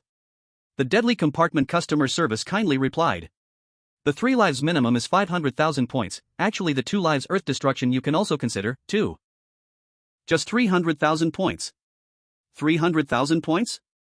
This amount of money, Yuan Long can certainly afford it, but the question is it worth it for a dragon cultivator? It's worth it. That guy actually wants to manipulate me, it seems like I have many options, but in reality, Yuan Long has no choice at all. Just based on this point, the dragon cultivator deserves to die. Not to mention, he knows so much of Yuan Long's dark history. Yuan Long made up his mind, 300,000 points, let the Void Destroyer kill the dragon cultivator on the first floor, let's go now. Sorry, that's impossible. The customer service of the deadly box shook his head. Those below 4 lives won't act on the first floor. Yuan Long was dissatisfied, but your heavenly punishment just acted on the first floor. The customer service responded simply. So now there is no heavenly punishment. The heavenly punishment knew before departure that the odds were slim for this trip, so he brought a drop of initial tears with him. In fact, the heavenly punishment was also on the verge of bankruptcy, even without this matter, he would still have to use the initial tears. It was just a last-ditch effort, and when it failed, the heavenly punishment chose to restart. Yuan Long still wasn't giving up. How about letting a 4-life act? The customer service of the Deadly Box was very professional. Currently available 4 lives, Ghost Hatred. The opening price is 1 million points, and you must additionally fulfill one of his requirements for him to act on the first floor. 1 million points, Yuan Long would definitely not pay. Out of curiosity, Yuan Long asked, what is the additional requirement? The customer service of the Deadly Box said, anyone hiring Ghost Hatred to act on the first floor must enter his deadly game. Yuan Long. Madman. All of them are madmen. The customer service politely sent him off. The more correct you are, the more deadly it becomes. I wish you to find the right path soon and escape the maze. In Car 5, The Lost Island. Baiye didn't know what the Dragon Cultivator and Yuan Long were plotting, and even if he did know, he probably wouldn't care. At this moment, he once again saw the Great Enlightenment Master, as always, filled with questions. The Great Enlightenment Master merely glanced at Baiye and casually said, "You seem to be deeply trapped in confusion." Baiye forced a smile. Just because he survived the card game doesn't mean he wouldn't feel lost. Everything that has happened so far has pushed him forward, leaving him little time to think. Baiye questioned, if the card game is this difficult, how can ordinary players survive? The Great Enlightenment Master replied without hesitation. The closer you are to death, the closer you are to the divine, the more correct you are, the deadlier it becomes. Wavering between life and death is the norm on the lost train. Is it difficult? Use your life to stack up. Is the toxic water game difficult? It really is difficult. But if you stack lives, there are even extra points. Resurrection is just used like this. The Great Enlightenment Master pointed out a key point. Moreover, you have always been playing in challenge mode, which is different from the experience of ordinary passengers. The stone betting game, as long as you know the strategy, the difficulty is not too big, some even profit from it. Wang Luo is the best example. As for the Scarecrow, without completing the challenge task, this dungeon is equivalent to a large-scale RPG run map, with no difficulty at all. Car 5 even has a 100% completion strategy. After looking around, Baiye realized that the problem lay within himself. Baiye could only put this problem aside and instead asked, is there any pattern to how the train selects its passengers?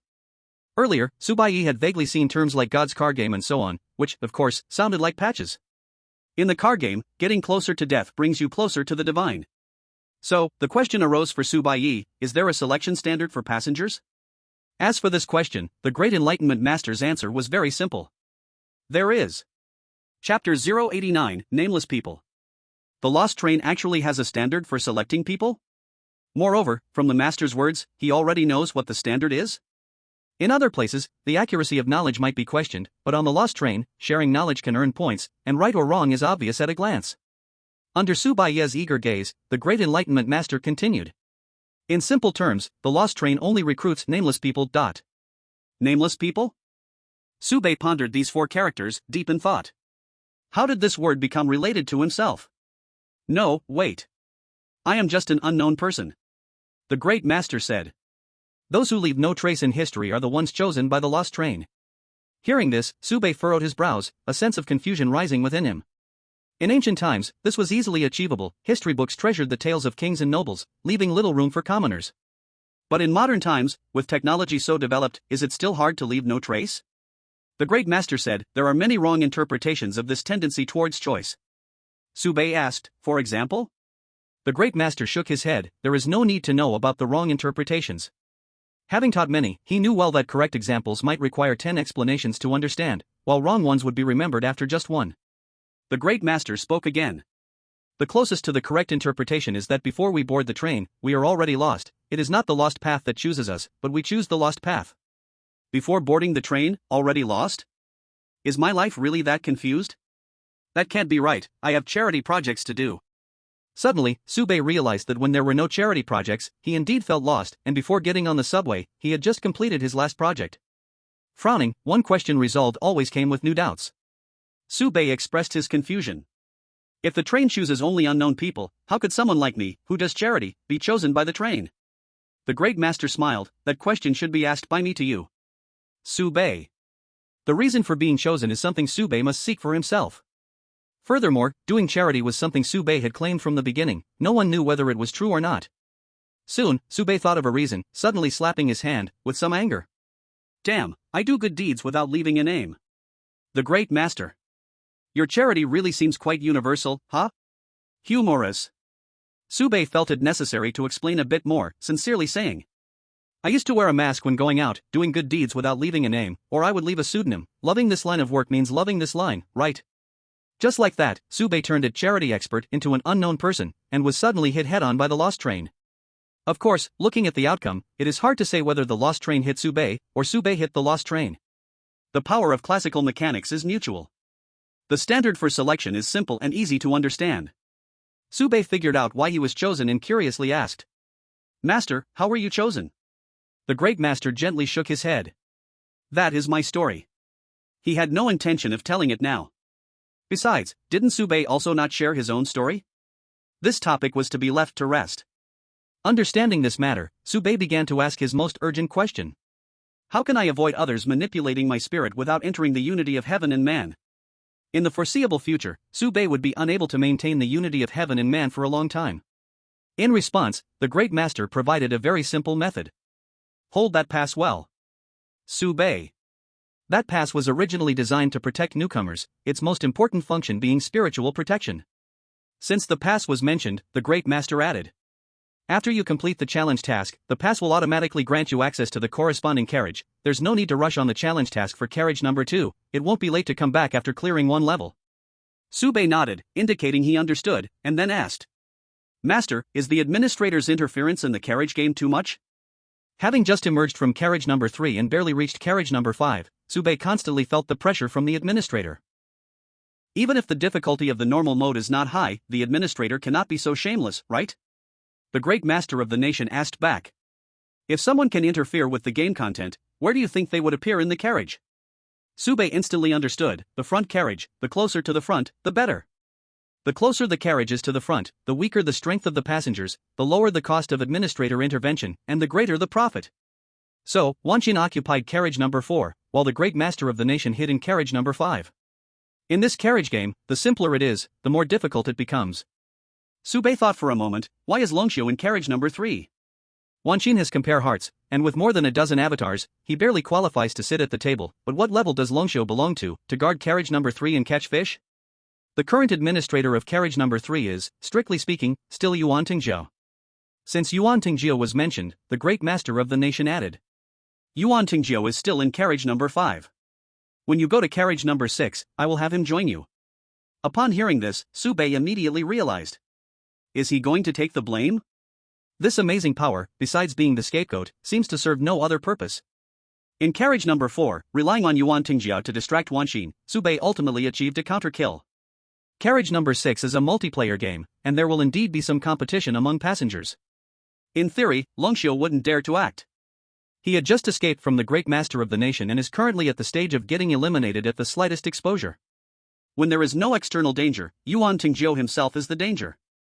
The great master of the nation nodded, if I'm not mistaken, someone will come to snipe you. The deadly carriage route won't work, they will choose a simpler and more brutal method. At this time, the amazing power of Yuan Tingjiao will come in handy. You asked me before, what differences there are between bloodlines, right? The great master of the nation smiled, what you get from books feels shallow.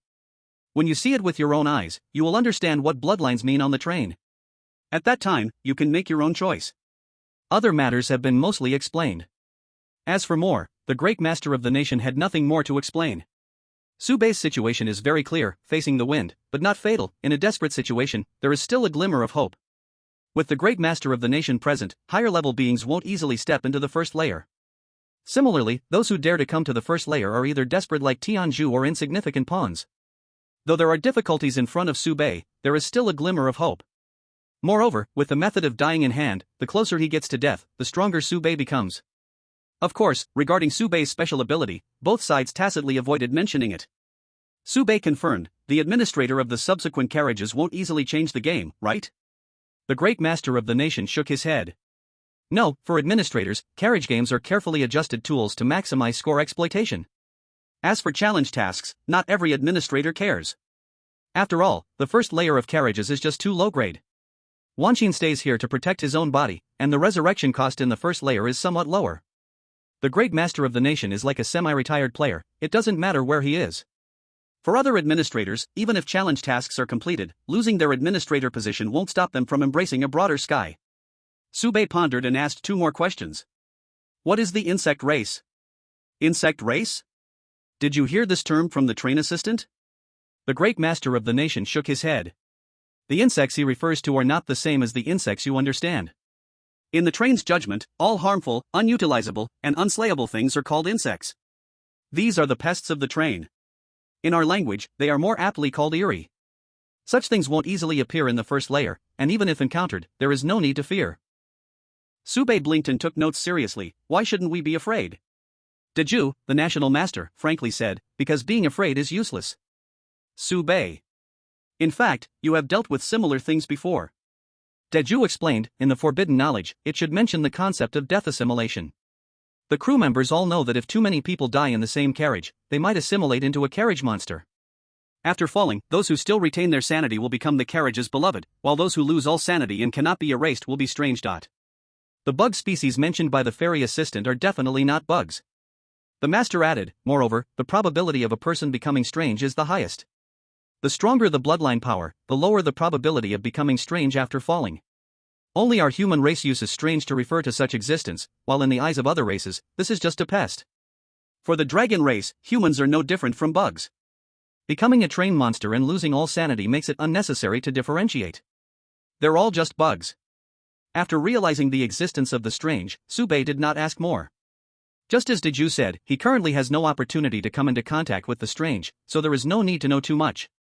As for the procurement of necessary supplies, Deju had already prepared well for Subei.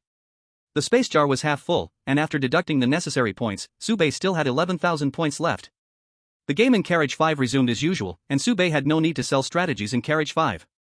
He had never experienced a normal carriage game, so he couldn't write it out even if he tried. Regarding points, apart from the outputs from the carriage game, Subei could only rely on the sales share of the strategy for Carriage 3. Before departing, Subei suddenly remembered the last thing. What is the game in Carriage 6? He had made thorough preparations but forgot to ask about the content of the carriage game. One slip in 100 preparations. Daiju replied, walking on a tightrope. Ha? Upon further questioning, Subei confirmed there were no more detailed contents, it was just about walking on a tightrope. As for the strategy, Subei had a psychological shadow regarding it, so it was better not to compare. The strategy group's strategies were okay for normal tasks, but once it involved challenging tasks, there would always be various traps. Moreover, Subei didn't want others to know that he was about to head to Carriage 6 immediately. After all, in the eyes of others, Subei had just experienced a life and death game, and his mind was in an extremely tense state. He should rest for a while, at least take a few breaths. Who would have thought that Subei had just played around in the Easter egg game, fully revived, and then came back to fight? Before parting, Deju handed over a small box. This is a little gift for you, it's not expensive, just a token of my intention. As bestowed by the elder, I dare not refuse.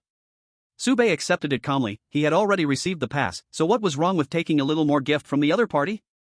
After all, when he goes back to cut the Golden Dragon King, Subei will just work a little harder. In the end, it was still the Golden Dragon King who silently bore everything. Subei curiously asked, what's inside? A name-changing card. Deju explained, this is a royal offering of the Great Awakening dynasty. It will generate a corresponding name based on your historical performance in the carriage game. Subei's expression stiffened, really? Then I'd better not use it. I feel that the name-changing card is useless.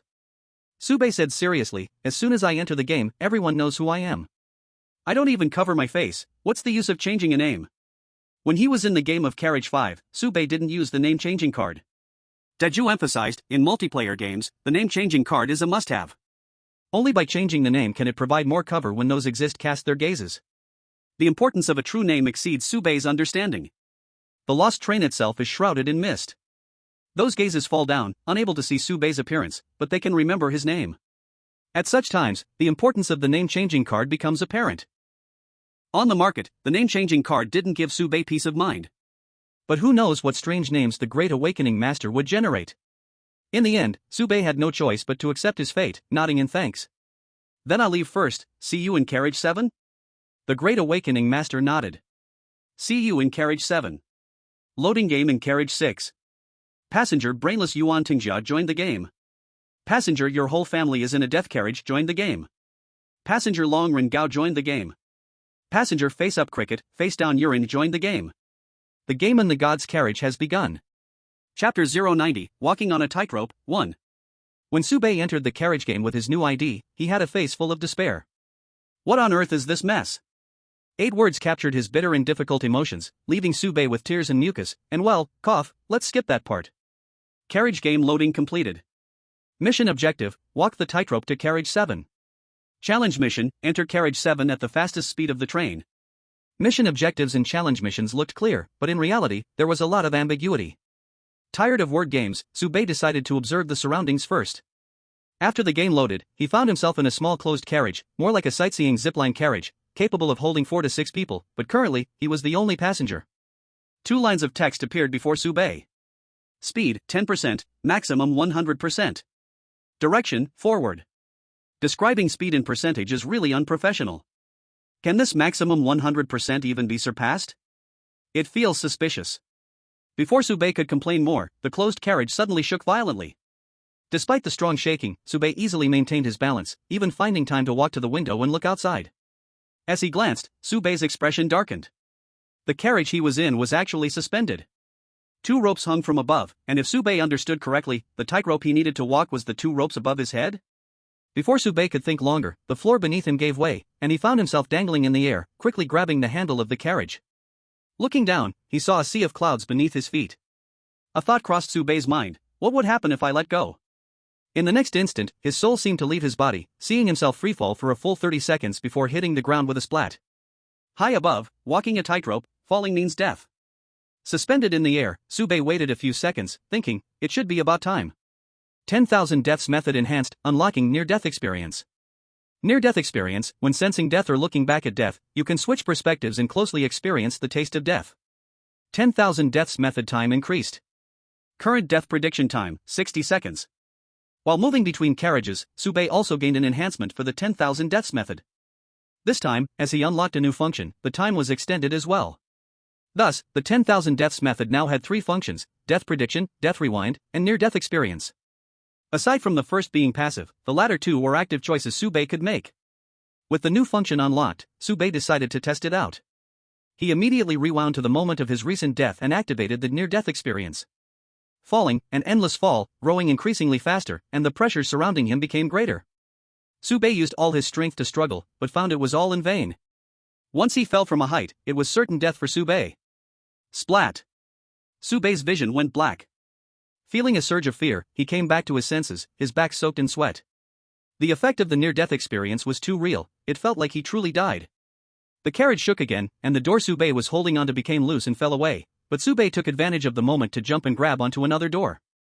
Continuing like this wasn't a solution. Baiye waited for the right moment, and before the door fell, he flipped himself over and agilely climbed atop the carriage. Then, he reached for the rope above his head with one hand. Bang! With a loud noise, sparks flew where his palm touched the rope, and Baiye felt a tingle run through him, his body swaying, nearly falling. But it was only nearly. His body was at level 7, 8S grade, in the 6th car, absolutely top tier. This current might kill a level 5 passenger, but it wouldn't kill Baiye now. The operation was definitely a bit rough, but it couldn't be helped, Baiye's stats were just too high. Being shocked like this confirmed Baiye's previous thought: as the stats increased, the mechanism effect of the 10,000 death method actually decreased. The balance between stats and mechanisms needed to be understood. For Baiye, he wanted it all. It actually became electrified? Baiye looked at his own hands, shook his head. No, I have electric-proof gloves, so it's not the electrification issue, but must I use the method of walking? Walking the wire, as the name implies, is not about hanging on the wire or stepping on the wire, but really about walking. Changing his mindset, Baiye lightly jumped and stood steadily on the rope. Once Baiye steadied himself, the car beneath him suddenly collapsed, dropping into the sea of clouds. There was nothing in the car that he could use. Standing on the rope, Baiye analyzed. The purpose of the car is to eliminate passengers whose physical qualities don't measure up. You must climb out of the car within a limited time, reach the top of the car, and jump onto the rope. In the whole process, any loss of balance at any point would result in a fall and elimination. For Baiye now, this was a bit too childish. Where did this come from? Is this still the lost train? Feeling a bit helpless, Baiye said. After playing in high-tier matches for so long, suddenly encountering a low-difficulty one is a bit hard to adapt. Standing on the rope, Baiye looked ahead and saw nothing but a void. Turning back was the same. Which direction should he run? The useful information was just too little. Baiye was not someone who would just sit and wait. In the end, he chose a direction in his heart and then ran in the opposite direction. That's right, Baiye believed in his luck. The poison water game had already shown everything. Going against himself, it couldn't possibly go wrong. On the steel wire, due to Subei's rapid run, sparks kept flying as his shoe soles rubbed against the wire. Not long after Subei set off, a tall Dragon Man figure appeared in place. The Dragon Man floated in midair, looking down at the rope, a confused expression on his face. Is he running in this direction? Why is he running in the wrong direction? Is he trying to confuse me? Or has he noticed me and wants to lead me into a dead end? But it only takes 6 points to respawn here. Even if I die, I can respawn for 6 points. What's the point? The Dragon Man shook his head high. Forget it, not thinking about it. His mission this time was very simple. Lord Source Dragon ordered him to kill Subei. Dragon Repair had indeed warned him. There was a human warrior named Yuan Tingzhou protecting Subei. If he encountered him, he must be cautious and avoid conflict with Yuan Tingzhou. Thinking of this, the Dragon Man showed a contemptuous expression. Yuan Tingzhou? Never heard of him. How strong can he really be? Avoid his sharpness? The more Dragon Repair said that, the more the Dragon Man wanted to fight Yuan Tingzhou. However, the Dragon Man was very clear about priorities. Dragon Repair was just a mixed breed after all. Lord Source Dragon, being a pure blood dragon, was the true authority. Thinking of this, the Dragon Man turned and walked away, choosing not to pursue Subei, but instead heading in the opposite direction. His thinking was very clear. Although I used a rename card, the face is a cricket, the back is a whisper, is probably Subei. Since he is running into a dead end, following him would be falling into his trap. I will directly go to block his only escape route and respond to changes within action, crushing him with absolute strength. That is the most stable approach. The timing, the setting, the people were all in the hands of the Dragon Man master. Who can kill him? On a certain point of the tightrope, a head kept rolling, suddenly stopping again. Yuan Tingzhou looked ahead, blinked, a bit in disbelief. Death's Box? What year is it tonight? Even Death's Box dares to come to the first layer? When Yuan Tingzhou shouted, the middle-aged man with black-rimmed glasses darkened his face, showing a look of disgust, and disdainfully said, "You are the Death's Box. Your whole family is Death's Box." Chapter 091 Walking on a Tightrope, 2. Being called Death's Box, Yuan Tingzhou had never been so humiliated, and immediately retaliated. You, a Death's Box, dare to be so arrogant in the first layer. Xiao Jiang, check this guy's background for me. As he spoke, Yuan Tingzhou sent the stranger's appearance to Jiang Quanglan, asking him to investigate this guy's origins. There shouldn't be such a powerful being in the first layer. Jiang Quanglan quickly replied, "I'm busy here, Wang Luo, you need to stand up." "Sir Ling, why are you crying?" "Stop being such a crybaby, beast, what did you just say?" Yuan Tingzhou fought back, "Beast, check this person's background, he's definitely Death's Box." Jiang Quanglan said, "Beast, I advise you to keep out of it, and focus on carrying your black pot well, that is more important than anything." Yuan Tingzhou replied dissatisfied, "Beast, hurry up, we have reason, so why should we be afraid?" To be honest, Yuan Tingzhou rarely had the chance to stand on a moral high ground and point fingers. He had never fought such a morally rich battle. How could you, a Death's Box, dare to be so arrogant in the first layer? I see you have never met the great Zhu national master. Good words cannot persuade a dead soul. Jiang Quanglan didn't waste time and directly revealed the man's details. He is a forfeit ghost repellent, yes, the kind that is hated by gods and ghosts. The last time he showed up was 10 years ago in the first layer, captured by the great Zhu national master. Hey, beast, are you still alive? Dead, count 1, not dead, count the Dao De Jing. Wang Luo, your gait is even more crooked than my grandma's. On Jiang Quanglan's side, he was obviously still busy, but Yuan Tingzhou had already lost track of what he said next. Forfeit, ghost repellent, captured by the great Zhu national master. Yuan Tingzhou blinked, eagerly saying, "Senior. When I went for further studies, why didn't I see you?" The ghost repellent pushed his black-rimmed glasses, saying, "I was in solitary confinement." "See? I knew the senior was different, extraordinary. At the academy, everyone lives in single rooms and has special meals." Yuan Tingzhou curiously asked, "How did the senior leave the bamboo cultivation academy?" "Your junior, I was an excellent graduate of that class." The ghost repellent sneered, "I had a deal with the great Zhu national master." "So, do you want to hear about the deal? This deadly matter is better left unsaid." Yuan Tingzhou spat out a red dice from his mouth and said seriously, "Senior, actually I have long been Death's Box." Ghost repellent. Yuan Tingzhou's position shifted too smoothly. Just a second ago, he was shouting against Death's Box, and the next moment he boldly stated, "I have long been Death's Box." The ghost repellent sighed. "Wonderful, I've heard you are a beast, but I didn't expect you to be this much of a beast. No wonder so many people want to kill you, yet you can still survive." The ghost repellent kicked Yuan Tingzhou's head into the air, examining it for a moment, and exclaimed, "So that's how it is. You really have no brain. Naturally, there was nothing much to discuss with a brainless beast. The ghost repellent's expression turned cold. Even if you guessed what I need to do in the first layer, don't speak of it. If you dare to say it outside, you won't need the National Master to make a move. I have 8 death schemes waiting for you. 8. Yuan Tingjia knew the ghost repellent wasn't boasting. The ghost repellent is a forfeit, which means he has broken 4 death schemes and has had 4 death schemes broken by others. These games are all the ghost repellent's foundation, although theoretically, there is a possibility of clearing. Even if Yuan Tingjiao gets caught in it, he must shed skin to come out. Yuan Tingjiao snorted coldly and refused to back down, saying, laughable, there is no way to guess. The corner of the ghost repellent's mouth twitched. This thing is indeed like gum. Killing isn't good, but keeping it nearby is annoying. In the end, he decided on the easiest method. He kicked Yuan Tingjiao's head away, so he wouldn't have to see it again. In midair, Yuan Tingjiao called out, Ghost Yen, let's chat when you have time. On the steel wire, Su Bei was running wildly when he suddenly looked up, a bit dazed. Strange, why do I feel like I heard Yuan Tingjiao's voice? The great National Master had said earlier that Yuan Tingjia would also be in this game, and there was a black pot for him to carry. Su Bei was actually a bit curious. What could the black pot be? Forget it, when Yuan Tingjiao carries it, he would definitely know. Su Bei continued running, but saw a figure appear from the mist ahead. Su Bei hit the brakes suddenly, but the mist came closer, wrapping him up completely. Strangely, after the mist surrounded him, Su Bei could see everything clearly, and the figure from earlier became clear. It was a young man with a smile in his eyes, politely speaking.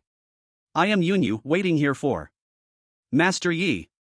Yunyu had initially planned to read out Su Bei's anonymous ID, but when the moment came, he found it impossible to say, so he had to change to Master Yi. Su Bei also knew that the other party was struggling to hold it in, chuckling as he spoke. What are you waiting for me for? Here to kill me? This guy doesn't look like a dragon person, huh?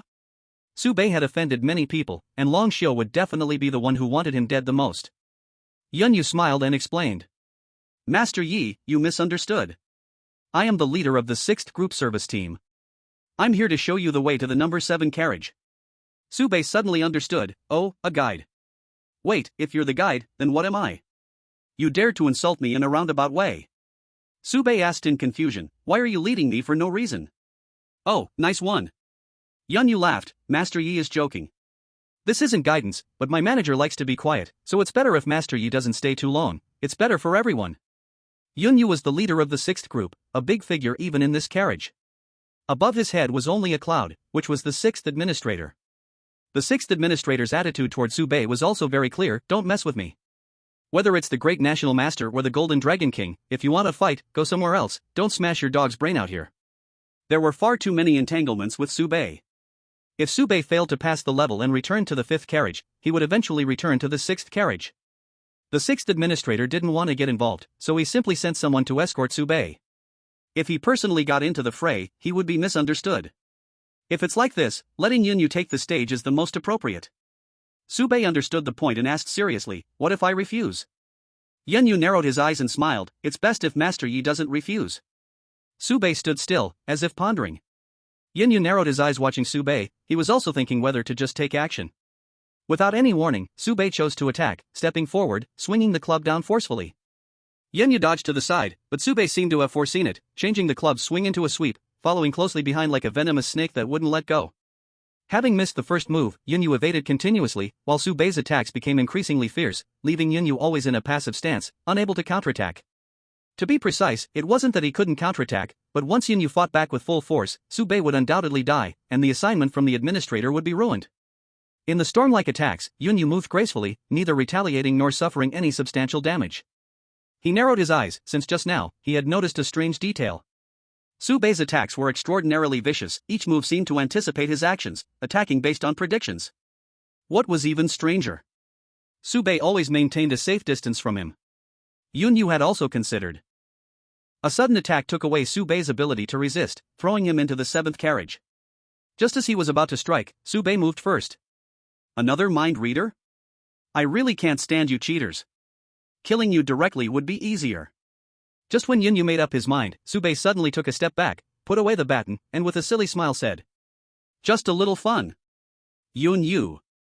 Although he didn't get hit in that sudden attack, he still felt a bit frustrated inside. He was clearly in the lead, but was being led by Su Bei. Su Bei seized every opportunity with incredible precision. Just before Yunyu was ready to strike, Su Bei took the initiative. Just before Yunyu was ready to deal a fatal blow, Baiye turned hostility into peace, choosing to resolve it. Yunyu nodded, well played. After saying this, he looked up at the sky. Based on Baiye's performance, guessing his special ability really isn't hard. It's nothing more than reading minds, reading actions, reading orders, and another Wanshin. The gaze observing this place also faded a bit. No matter how special Baiye was, could he really surpass the Wanshin of that year? Since Wanshin failed, Baiye had no hope. From Baiye's perspective, the same situation painted a completely different picture. Baiye's actions were forced. He had already given instructions to his mini-nuclear weapon. Once it detected that Baiye had lost his ability to move, it would activate. The two were chatting when suddenly, Baiye's soul left his body. Baiye watched helplessly as the other knocked him unconscious, dragging him towards the 7th carriage, where the nuclear weapon activated and exploded on the spot. Run? There was no escaping. Baiye's speed was no match for Yunyu. Losing the first move meant certain death. Baiye could only try to survive. Since a fight was unavoidable, he might as well take the initiative to at least seize the upper hand. During the battle, Baiye continuously triggered the 10,000 deaths law. He could clearly see every reaction from Yunyu, using slow-motion death foresight to think through his response, and then verify and adjust with death prediction. Yunyu was right. Baiye could indeed read actions, but the cost of reading actions was dying ones. Of course, in the previous foresights, Baiye was knocked out by Yunyu and then killed by the nuclear bomb, so the deaths didn't increase. Until very close to the limit, Yunyu got serious, and Baiye saw himself being instantly killed by this squint-eyed one. I got up, just died by a single stab, what more is there to say? Continuing the fight would lead to a dead end. Baiye chose to stop in time, but unexpectedly, Yunyu also stopped. In Yunyu's view, with Baiye's skills and special abilities, even if he was a top-tier flawless body, it would still be tough to subdue the other. But to kill the other party wouldn't serve Yunyu's interests. Moreover, as soon as he felt a bit of murderous intent, Baiye turned like a loach, changing his face in an instant. Being stirred by Baiye like this, Yunyu's intention to strike cooled, and he spoke again. You're running in the wrong direction. Even if you run to the end, you'll end up in the 5th carriage, not the 7th. Baiye was taken aback. Did he really choose the wrong way? Yunyu said, if you don't believe me, you can stand still and wait. Baiye asked, wait for what? Yunyu smiled without answering. Vroom vroom. The sound of a whistle came from ahead, and a monstrous behemoth broke through the fog. Baiye? A lost train? Run! Hurry! Seeing the lost train charging toward him, Baiye turned without a second thought and began to sprint again. Lost train. Speed, 50%. Direction, forward. Upcoming speed bump, Baiye. Lost train, struggling to live. Without any hesitation, Baiye directly activated Run. Run! Yunyu walked leisurely beside Baiye and said, Knight Master, as long as you don't touch the challenge task, I can escort you to carriage number 7. I guarantee that no one will stand in your way. He was even willing to address him as you. While making their escape, Baiye curiously asked, even if you have the flawless level 9, we are 2 levels apart, you can't even subdue me, can you really handle the enemy? Yunyu squinted and smiled, if you weren't waving around a mini-nuclear weapon, it wouldn't take this long. The difference of 2 levels, plus practical combat experience, meant that even if Baiye could predict his own moves, Yunyu could easily take him down. But with a nuclear bomb capturing him alive would be nearly impossible. Baiye curiously asked, don't you administrators have any confidence in your challenge tasks? The challenge task was a forbidden zone for the administrators. Baiye was not someone who liked to dance in dangerous places, but hearing the other party mention it made him want to take on the challenge. It was about time for a rebellious phase. Of course, the most crucial point was that the pass he held would grant him direct access rights after completing the challenge task. For the challenge task in carriage number 2, Baiye really needed this access right. After all, once Baiye returns, everyone could guess what he was going to do, and by then, time would be life. Not completing the challenge task here could leave hidden dangers for himself in the future. Even if you want a challenge, with all due respect, our challenge tasks are not that simple. Yunyu straightforwardly clarified, hoping to discourage Baiye's thoughts. On the first level, no one's speed can match the 100% speed of the train. From a hard condition standpoint, this point could not be satisfied. The physical limit on the first level is level 1 flawless, and within the carriage game, it is strictly limited. When the lost train reaches its maximum speed, it simply cannot enter the carriage. Baiye didn't think twice and directly replied, oh, then can't we just reverse the train? Yunyu. He regretted saying so much. He shouldn't have talked this much. But then he thought, his boss was lazy and added the direction and speed in the prompt, making it easy for people to think of a way to break the situation. The boss takes full responsibility, the worker bears no blame. Subei's logic was simple: if I can't catch up with the train, then let the train catch up with me. As for how to make the lost train reverse, Subei didn't have a clue for now. At 50% of the train's speed, Subei could still keep up. After running for a few minutes, he could no longer see the lost train behind him, and he finally breathed a sigh of relief. Subei curiously asked, "You just said no one can catch up, isn't it just that not being human can catch up?" In the lost train, there were not only the human race. Facing Subei's question, Yunyu paused for a moment, then helplessly looked up. "Boss, even if I say nothing, it is also a form of expression." That gaze had never really focused here. The 6th level administrator didn't think Subei could complete the challenge task, so now it was even less concerning. Information, sometimes, too much can become a kind of pollution. After getting permission, Yunyu spoke. For other races, if they wish, they might be able to catch up with the full-speed lost train. Subei was puzzled. Logically, your carriage limits are a level 9 flawless body, how could the human race not catch up while other races can? Aren't we all the same numbers? So you guys are special, huh? Subei was actually quite curious about one thing: what is the true power of bloodline? If everyone is of the same rank and level, where is the advantage of the bloodline? Unfortunately, he had never really interacted with people from other races, so naturally, he couldn't get an answer. Yunyu smiled but didn't answer directly. You'll see soon enough. Since the other party was unwilling to answer directly, it was pointless to keep questioning. Looking at the lost train that slowed down, Subei also slowed his tightrope walking speed, calculating in his heart. If he can't catch up at full speed, then he can only wait for the lost train to reverse, but what is the opportunity for it to reverse? Subei's thoughts were interrupted by the battle ahead. He looked out, and a 2-meter-tall dragon man hovered in the air, battling a ball? Oh, not a rubber ball, but the head of Yuan Tingjiao. Subei's first reaction: is this the black pot Yuan Tingjiao has to carry? Yuan Tingjiao was locked in a struggle with the dragon man, and not far away, a middle-aged man with black-framed glasses stood watching. Yunyu reminded, "Stay away from that guy, he has the smell of the dyer cabin." For the service team on the first floor, a madman like the dyer cabin always causes trouble. Subei didn't expect to encounter the dyer cabin again here. However, it seemed that the battle of Yuan Tingjiao was about to determine a victor. The dragon man was hit several times by Yuan Tingjiao, and after a roar of anger, he shook Yuan Tingjiao away, gritting his teeth and saying, "As long as you let me kill once, you can pass. It's that simple, why won't you? Do you have no brains?" The dragon man hovered in the air, bare-chested, with countless wounds breathing, oozing light golden blood that quickly healed, a layer of gold flowing beneath the new skin. The dragon man looked at Yuan Tingjiao, his eyes full of anger, fire burning within. He was actually pushed to this point by a human, how shameful. There was no way out. To complete the task of Lord Yuan Long, he could only do this. The dragon man spread his arms, and a pair of wings unfolded behind him. He folded his arms at a twisted angle, fingers placed on the back of his head. Then, under Subei's shocked gaze, the dragon man's fingers plunged deeply into his own skull, golden blood suddenly bursting out, blood mist enveloping him without any signs of dissipating. Deeper inside, a golden white liquid surged out. Amidst the pain, the dragon man let out a series of roars. Even Yuan Tingjiao rolled back half a head's distance. Yuan Tingjiao knew very well what was about to happen. He was even powerless to stop it, only able to watch it unfold before his eyes. Any attempt to stop him would only hasten the completion of this ritual. Golden white liquid flowed from the back of the dragon man, wrapping around him like a cocoon. The next moment, the cocoon split open, and black light engulfed everything around. A brand new dragon man emerged from the cocoon. His size had increased significantly, reaching 3 meters tall, his arms exaggeratedly over 1.5 meters long, and his fists the size of a sandpot. His back bulged high, wings spreading wide, his entire body covered in golden white scales except for his head, rising and falling with each breath. The most changed was his head. With a pitch-black dragon head and crimson eyes, one loud snort released 2 jets of white dragon steam, a beastly roar unleashing emotions that had been suppressed for too long. Bloodline, release.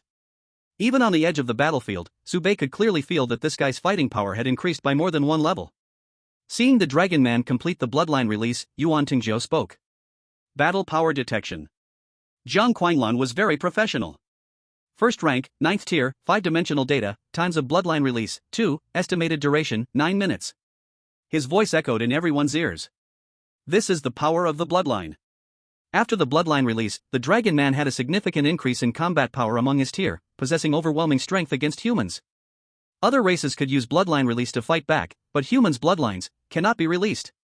That's why, among all races, humans and ants have little difference. Watching the opponent's transformation, Subei said nothing and immediately threw out a micronuclear bomb. Facing the rapidly flying micronuclear bomb, Long Rengao swallowed in one gulp. The nuclear bomb exploded in his throat, only causing him to spit out a mouthful of black smoke. Long Ren Gao revealed a disdainful smile. The taste is not bad. After the bloodline liberation, in this train car, he was invincible.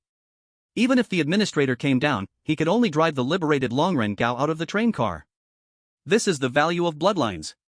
You little ants without dragon blood, worthless human beings, will never cross this enormous chasm, will never understand the noble bloodline. This is also the fundamental reason why Longxiu was willing to give up his identity as a human. Bloodline liberation is the strongest mechanism, and the strongest value. Seeing the powerless micronuclear bomb, Sube said nothing, pulled out a stick, and took a step forward. Almost at the same time, Yuan Tingjiao, Yunyu, and Gue Yan made similar moves. 4 people from different powers, with different stances, displayed an unusual harmony at this moment. Long Ren Gao's bloodline liberation earned him the unanimous hatred of everyone, as they all knew that the liberated Long Ren Gao would personally kill every single person present. Sube rushed forward, speaking one word that voiced everyone's feelings. Kill. Chapter 093 Walking the Tightrope, 4. The 4 people split into 4 directions to surround Long Ren Gao. Sube couldn't see Yunyu's move at all, he could only see a white trail in the air, and several holes appeared on Long Ren Gao's body, but they quickly healed. After the bloodline liberation, Long Ren Gao possessed an extraordinary life recovery ability, truly an unkillable cockroach. The biggest hope for the 4 of them working together was to drag this out for 9 minutes, then find a way to kill Long Ren Gao. Yuan Tingjiao's method of attacking was strange. Red threads flew out from his 7 orifices, constantly swirling, attacking Long Ren Gao. Long Ren Gao casually tore the red threads apart, but some would still get entangled. Wherever the red threads wrapped, it would turn gray and white, and Yuan Tingjiao's head would swell, sprouting even more red threads. As for Sube found that once he got within 10 meters of Long Ren Gao, he would become the primary target and be killed in an instant.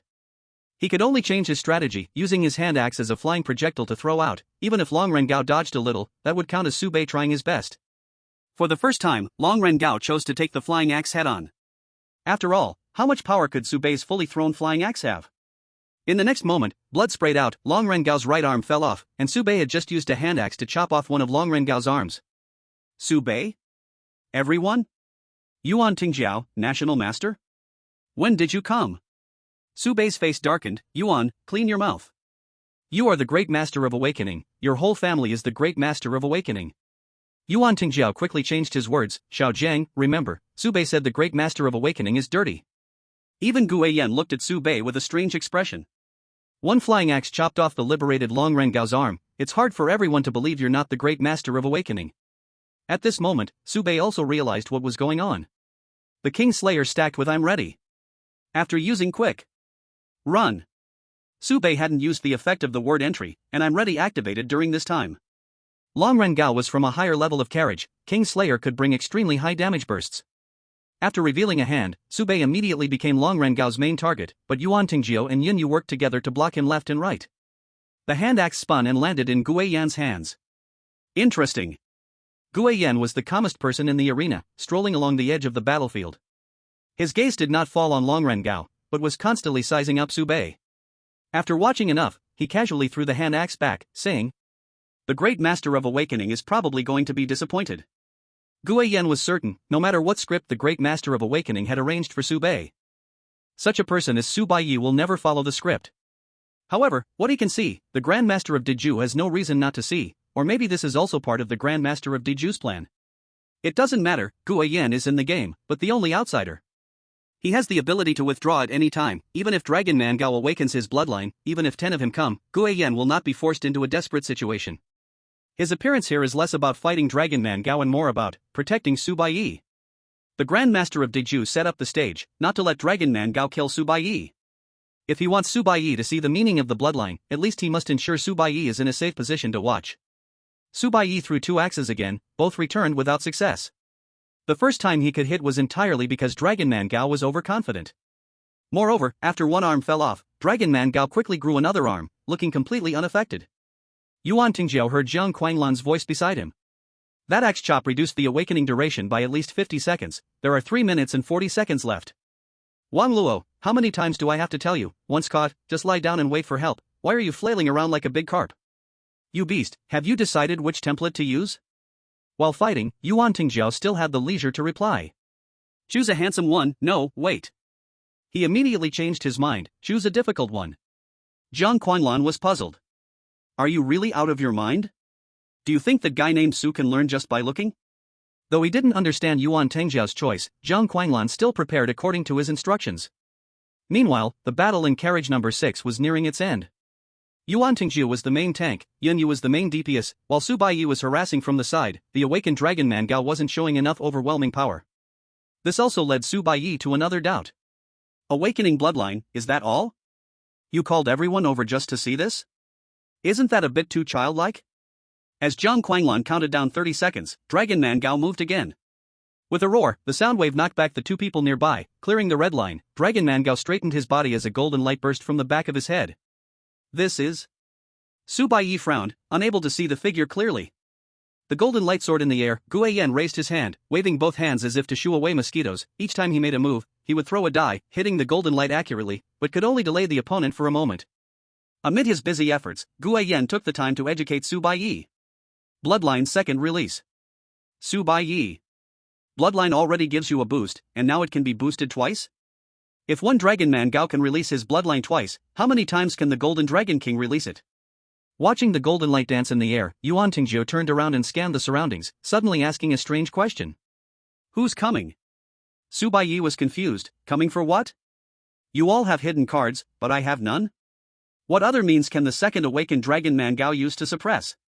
If it's about buying time, Gu Yan can completely manage that, and looking at Dragon Man Gao, he doesn't seem afraid of wasting time. What on earth does Yuan Tingjiu mean by who's coming? Facing overwhelming numerical superiority, does the amazing power require amazing wisdom? Don't look at me. Yen Yu raised both hands, took half a step back, and squinted with a smile. I won't do what you're talking about. After speaking, he didn't forget to look up at the sky, sincerely saying, Boss, you know me, I've always kept myself clean. Yuan Tingjiu snorted, dismissively turning his head to look at Gu Yan. Gu Yan did not dodge but pushed his black-framed glasses, saying seriously, If it were me, you would all die. Hearing these words, Yuan Tingjiu laughed. Senior, you really are better at bragging than I am. As for Su Baiye being a novice, if it were himself back then, he couldn't have done better. Yun Yu stepped back. Gu Yan gave way, and Yuan Tingjiu took the lead without hesitation. Yuan Tingjiu spat out a mouthful of black blood, on the brink of death, yet still laughed wildly. The death curse couldn't save him. Su Bei didn't understand. Where did his confidence come from? Kid, help me out. Yuan Tingjiu spoke. Throw my head far away, the farther the better, close to that slippery dragon. Here it comes. Without a second thought, Su Bei hooked his toe, kicking Yuan Tingjiu's head into the air, gripping the club with both hands, delivering a fierce strike, a beautiful home run. Yuan Tingjiu's head soared high towards the dragon man, not forgetting to throw some trash talk in the air. This lord is really annoyed by your bloodline liberation nonsense. If you can't win, you go cheat. When will your whole family die? Yuan Tingjiu's words were a no-holds-barred curse to everyone. This lord also finds it hard to appreciate your bloodline. Let's put it this way, it's an honor for you to let this lord branch out from your bloodline. Do you even deserve to pollute this lord's genes? Fully displaying his moral low ground, Yuan Tingjiu grinned grotesquely. Kid, remember, humans can do far more than beasts.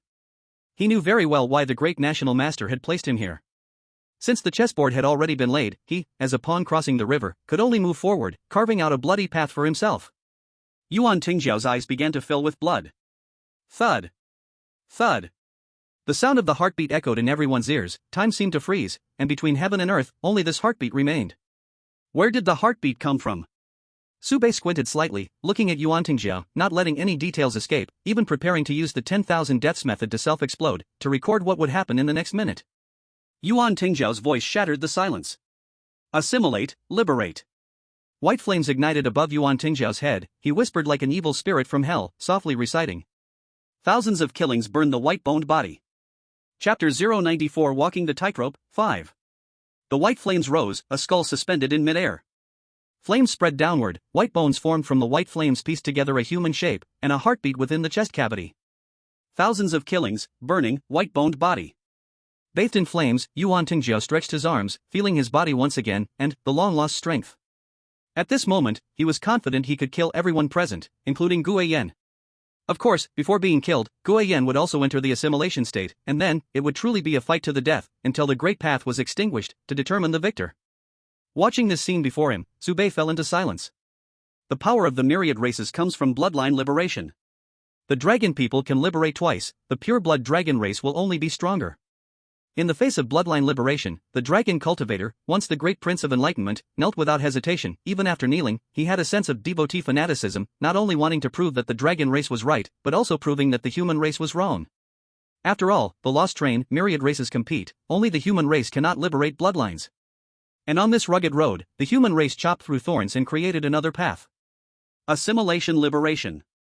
Yes, humans indeed have no bloodlines to liberate. Since there is nothing to lose, then there is no need to care about what is lost. The human race lost the opportunity for bloodline liberation, gaining the possibility of assimilation liberation. Embrace assimilation actively and use the great power of the lost train to resist the enemies after bloodline liberation. Praise the lost train. Baiye could see at a glance the core of assimilation liberation, under the control of reason, maximize the assimilation rate, using the power of the lost train to resist enemies after bloodline liberation. Eliminate enemies before the balance is broken. Otherwise, even if the enemy is killed, one loses reason and becomes strange, or a minion of the lost train. Regardless of either outcome, it is not what the user wishes to see. Baiye suddenly realized that he had seen this situation before. In Carriage 4, the deputy leader of the fourth crew, Magoo, transformed into a scarecrow monster. It was the same situation. However, Magoo had not received similar training, could not control the assimilation rate, and could not maintain rationality. The Yuan Tingjiao before him was different. After the assimilation liberation, entering 10,000 killings burning white bones, Yuan Tingjiao was just a sprint, leaving an afterimage on the spot, bones reaching out, instantly grabbing that golden light. The second awakening Dragon Man, Gao, was like a child before Yuan Tingjiao. Dragon Man Gao disdainfully said, "You are indeed as lowly as insects." In his eyes, the so-called assimilation liberation was just a ridiculous statement of the human race, actively embracing the insect race, regressing from intelligent beings to lower creatures. Even if it brought a temporary boost in combat power, what significance did it hold? Dragon Man Gao was caught in the palm of Yuan Tingjiao, yet felt no fear. Speed was not his strong suit, and under the second awakening, his trump card was his body strength. Even if Dragon Gao's thoughts were interrupted by a crisp sound. He was broken in half by Yuan Tingjiao. The white flame easily ignited half of Dragon Man Gao's body, causing him to emit a painful wail. Ah! Dragon Man Gao had no extra thoughts, in endless fear, only left with wails. The skull showed a contemptuous smile. If it were my peak period, just a flicker of flame would be enough to burn you to death. A tired voice echoed in Yuan Tingjiao's ear. Assimilation rate 89%, prepare to exit assimilation liberation, countdown 5 seconds, 5. Others might still be indulgent with Yuan Tingjiao, but Zhang Quanglan had nothing more to say. After showing off, he hastily retreated. Did he think he was someone who could maintain the assimilation liberation endlessly? In less than 10 seconds, Yuan Tingjiao hurriedly prepared to kill Dragon Man Gao in the last 5 seconds. Baiye suddenly spoke, "Leave him a breath." Yuan Tingjiao turned back, his bones chilling. This guy still dared to order me? In the end, Yuan Tingjiao did not kill Dragon Man Gao. Reason? On the surface, Yuan Tingjiao was displeased, but inside, he was overjoyed. The Grand Master of the Great Awakening originally wanted me to take the fall for killing Dragon Man and cover for Baiye. This kid doesn't know the heights of heaven and earth, and spoke out to spare Dragon Man's life, so what am I waiting for? I, Yuan Tingjiao, have never heard such an outrageous request in my life. Satisfy you. Before the assimilation was released, Yuan Tingjiao knocked Dragon Man Gao back to his original form, not only ensuring that the opponent could not bloodline awaken, but truly leaving him with just a breath. The flame slowly receded, and that beating heart was also returned to the skull, creating an odd scene. Baiye noticed that Yuan Tingjiao had indeed suffered a lot. Being cursed with immortality, along with some special reasons, Long Xiu did not kill Yuan Tingjiao, but after dismembering him, sealed him apart. In Carriage 3, inside a head jar, Yuan Tingjiao's head was sealed.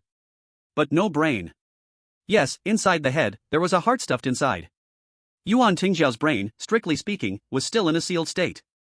This also explained why Yuan Tingjiao's performance from beginning to end had been so brainless. It was utterly brainless. Baiye approached, not looking at Dragon Man Gao, but examining Yuan Tingjiao, curiously asking, "Your assimilation looks pretty cool, how did you do it?" There was a beauty reminiscent of spending money in a web game. Yuan Tingjiao rolled his eyes, too lazy to respond to Baiye. Did he want to tell you that I specifically chose a cool and high-class template for assimilation? Yunyu narrowed his eyes, looking at Yuan Tingjiao with a hint of caution. He had long heard of Yuan Tingjiao's name and knew that within the Lost Train, there were no false heroes under the shining reputation. But Yunyu had never imagined that Yuan Tingjiao's assimilation liberation would be so effortless. Baiye was still too inexperienced, completely unaware of what Yuan Tingjiao's current performance meant. With only one heart, easily controlling the assimilation rate, and having multiple template choices. With just these few points, Yuan Tingjiao can walk sideways in the cabin game in the third layer. Moreover, a single template's assimilation rate exceeding 50% is already very dangerous. Yuan Tingjiao previously demonstrated the thousands of kills burning white bone body with a very high completion rate. Yunyu speculated that the assimilation rate was at least over 80%.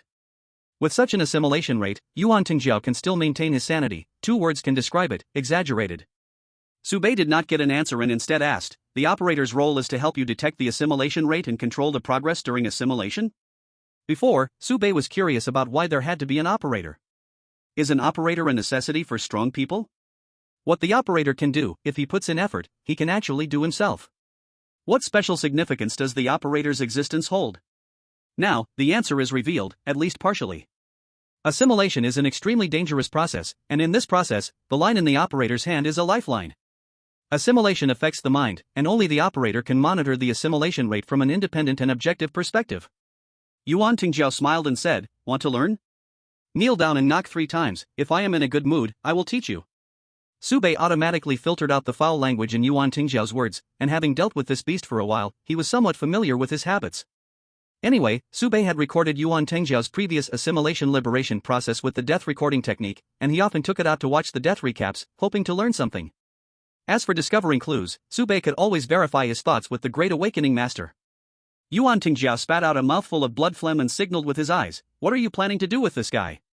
Long Rengao was still alive, all thanks to Subei's shout. Yuan Tingjiao was also curious about how Subei planned to deal with this mess. Since he was not following the Great Awakening Master's questline, he must have his own idea, right? Was Subei planning to take action himself? Then Yuan Tingjiao really had to look at Subei in a new light.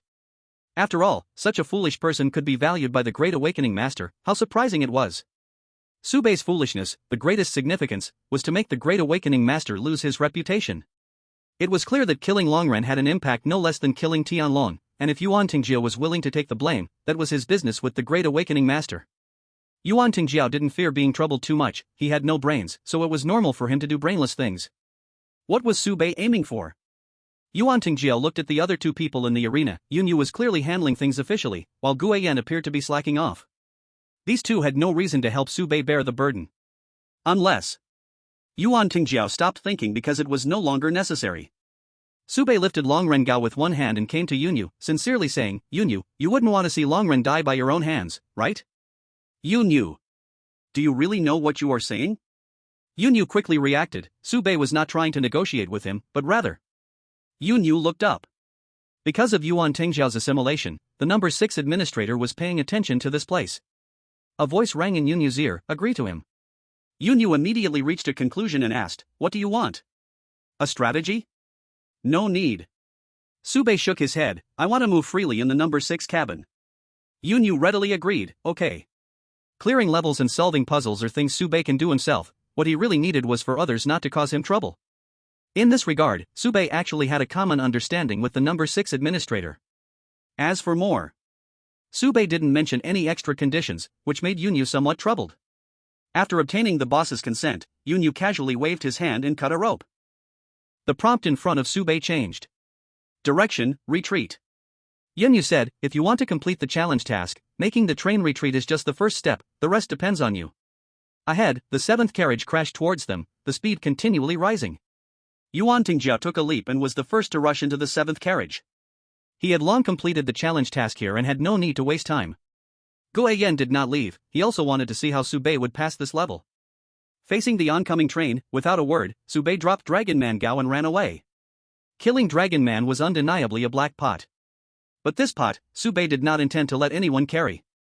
The lost train attacked again, but this time, the crushed Dragon Man Gao made no sound, even seeming like a speed boost, significantly accelerating the lost train. Flesh and blood flying, the scene was incredibly bloody, between life and death, an infinite cycle. Constantly dying, constantly coming back to life, under the rolling wheels of the lost train, Dragon Man Gao exhausted all his points and eventually died completely. This black pot was clamped onto the lost train by Subei. The 6th administrator was willing to agree, and the reason was quite simple. A part of the points consumed for Dragon Man Gao's resurrection would end up in his pocket. The black pot belonged to the lost train. What did it have to do with him, the administrator? Could the administrator break the rules, step in personally, and save Dragon Man Gao? I, the 6th administrator, am not that kind of person. A dragon man coming into his carriage, with bloodline liberation and racial discrimination. The sixth administrator was already doing well not to slap him directly. How could he step in to save him? If you can't handle losing, then don't play. The mindset of the sixth administrator was exactly the same as Yuan Tingzhao's before. If we are right, why should we be afraid? With firm confidence, the sixth administrator did his psychological work, nodded slightly, and secretly thought, if you really push me too hard, I'll go seek refuge with the great enlightenment master. On the third floor, in the first carriage, the source dragon suddenly opened his eyes, confusion evident in his golden pupils. He could not understand the message he just received, each word he recognized, but together it made no sense. What does it mean that Dragon Man Gao died in the sixth carriage game of the first layer? Is the game of the first layer that difficult? Routine collapsed, took a day off, adjusted the schedule, no updates tomorrow.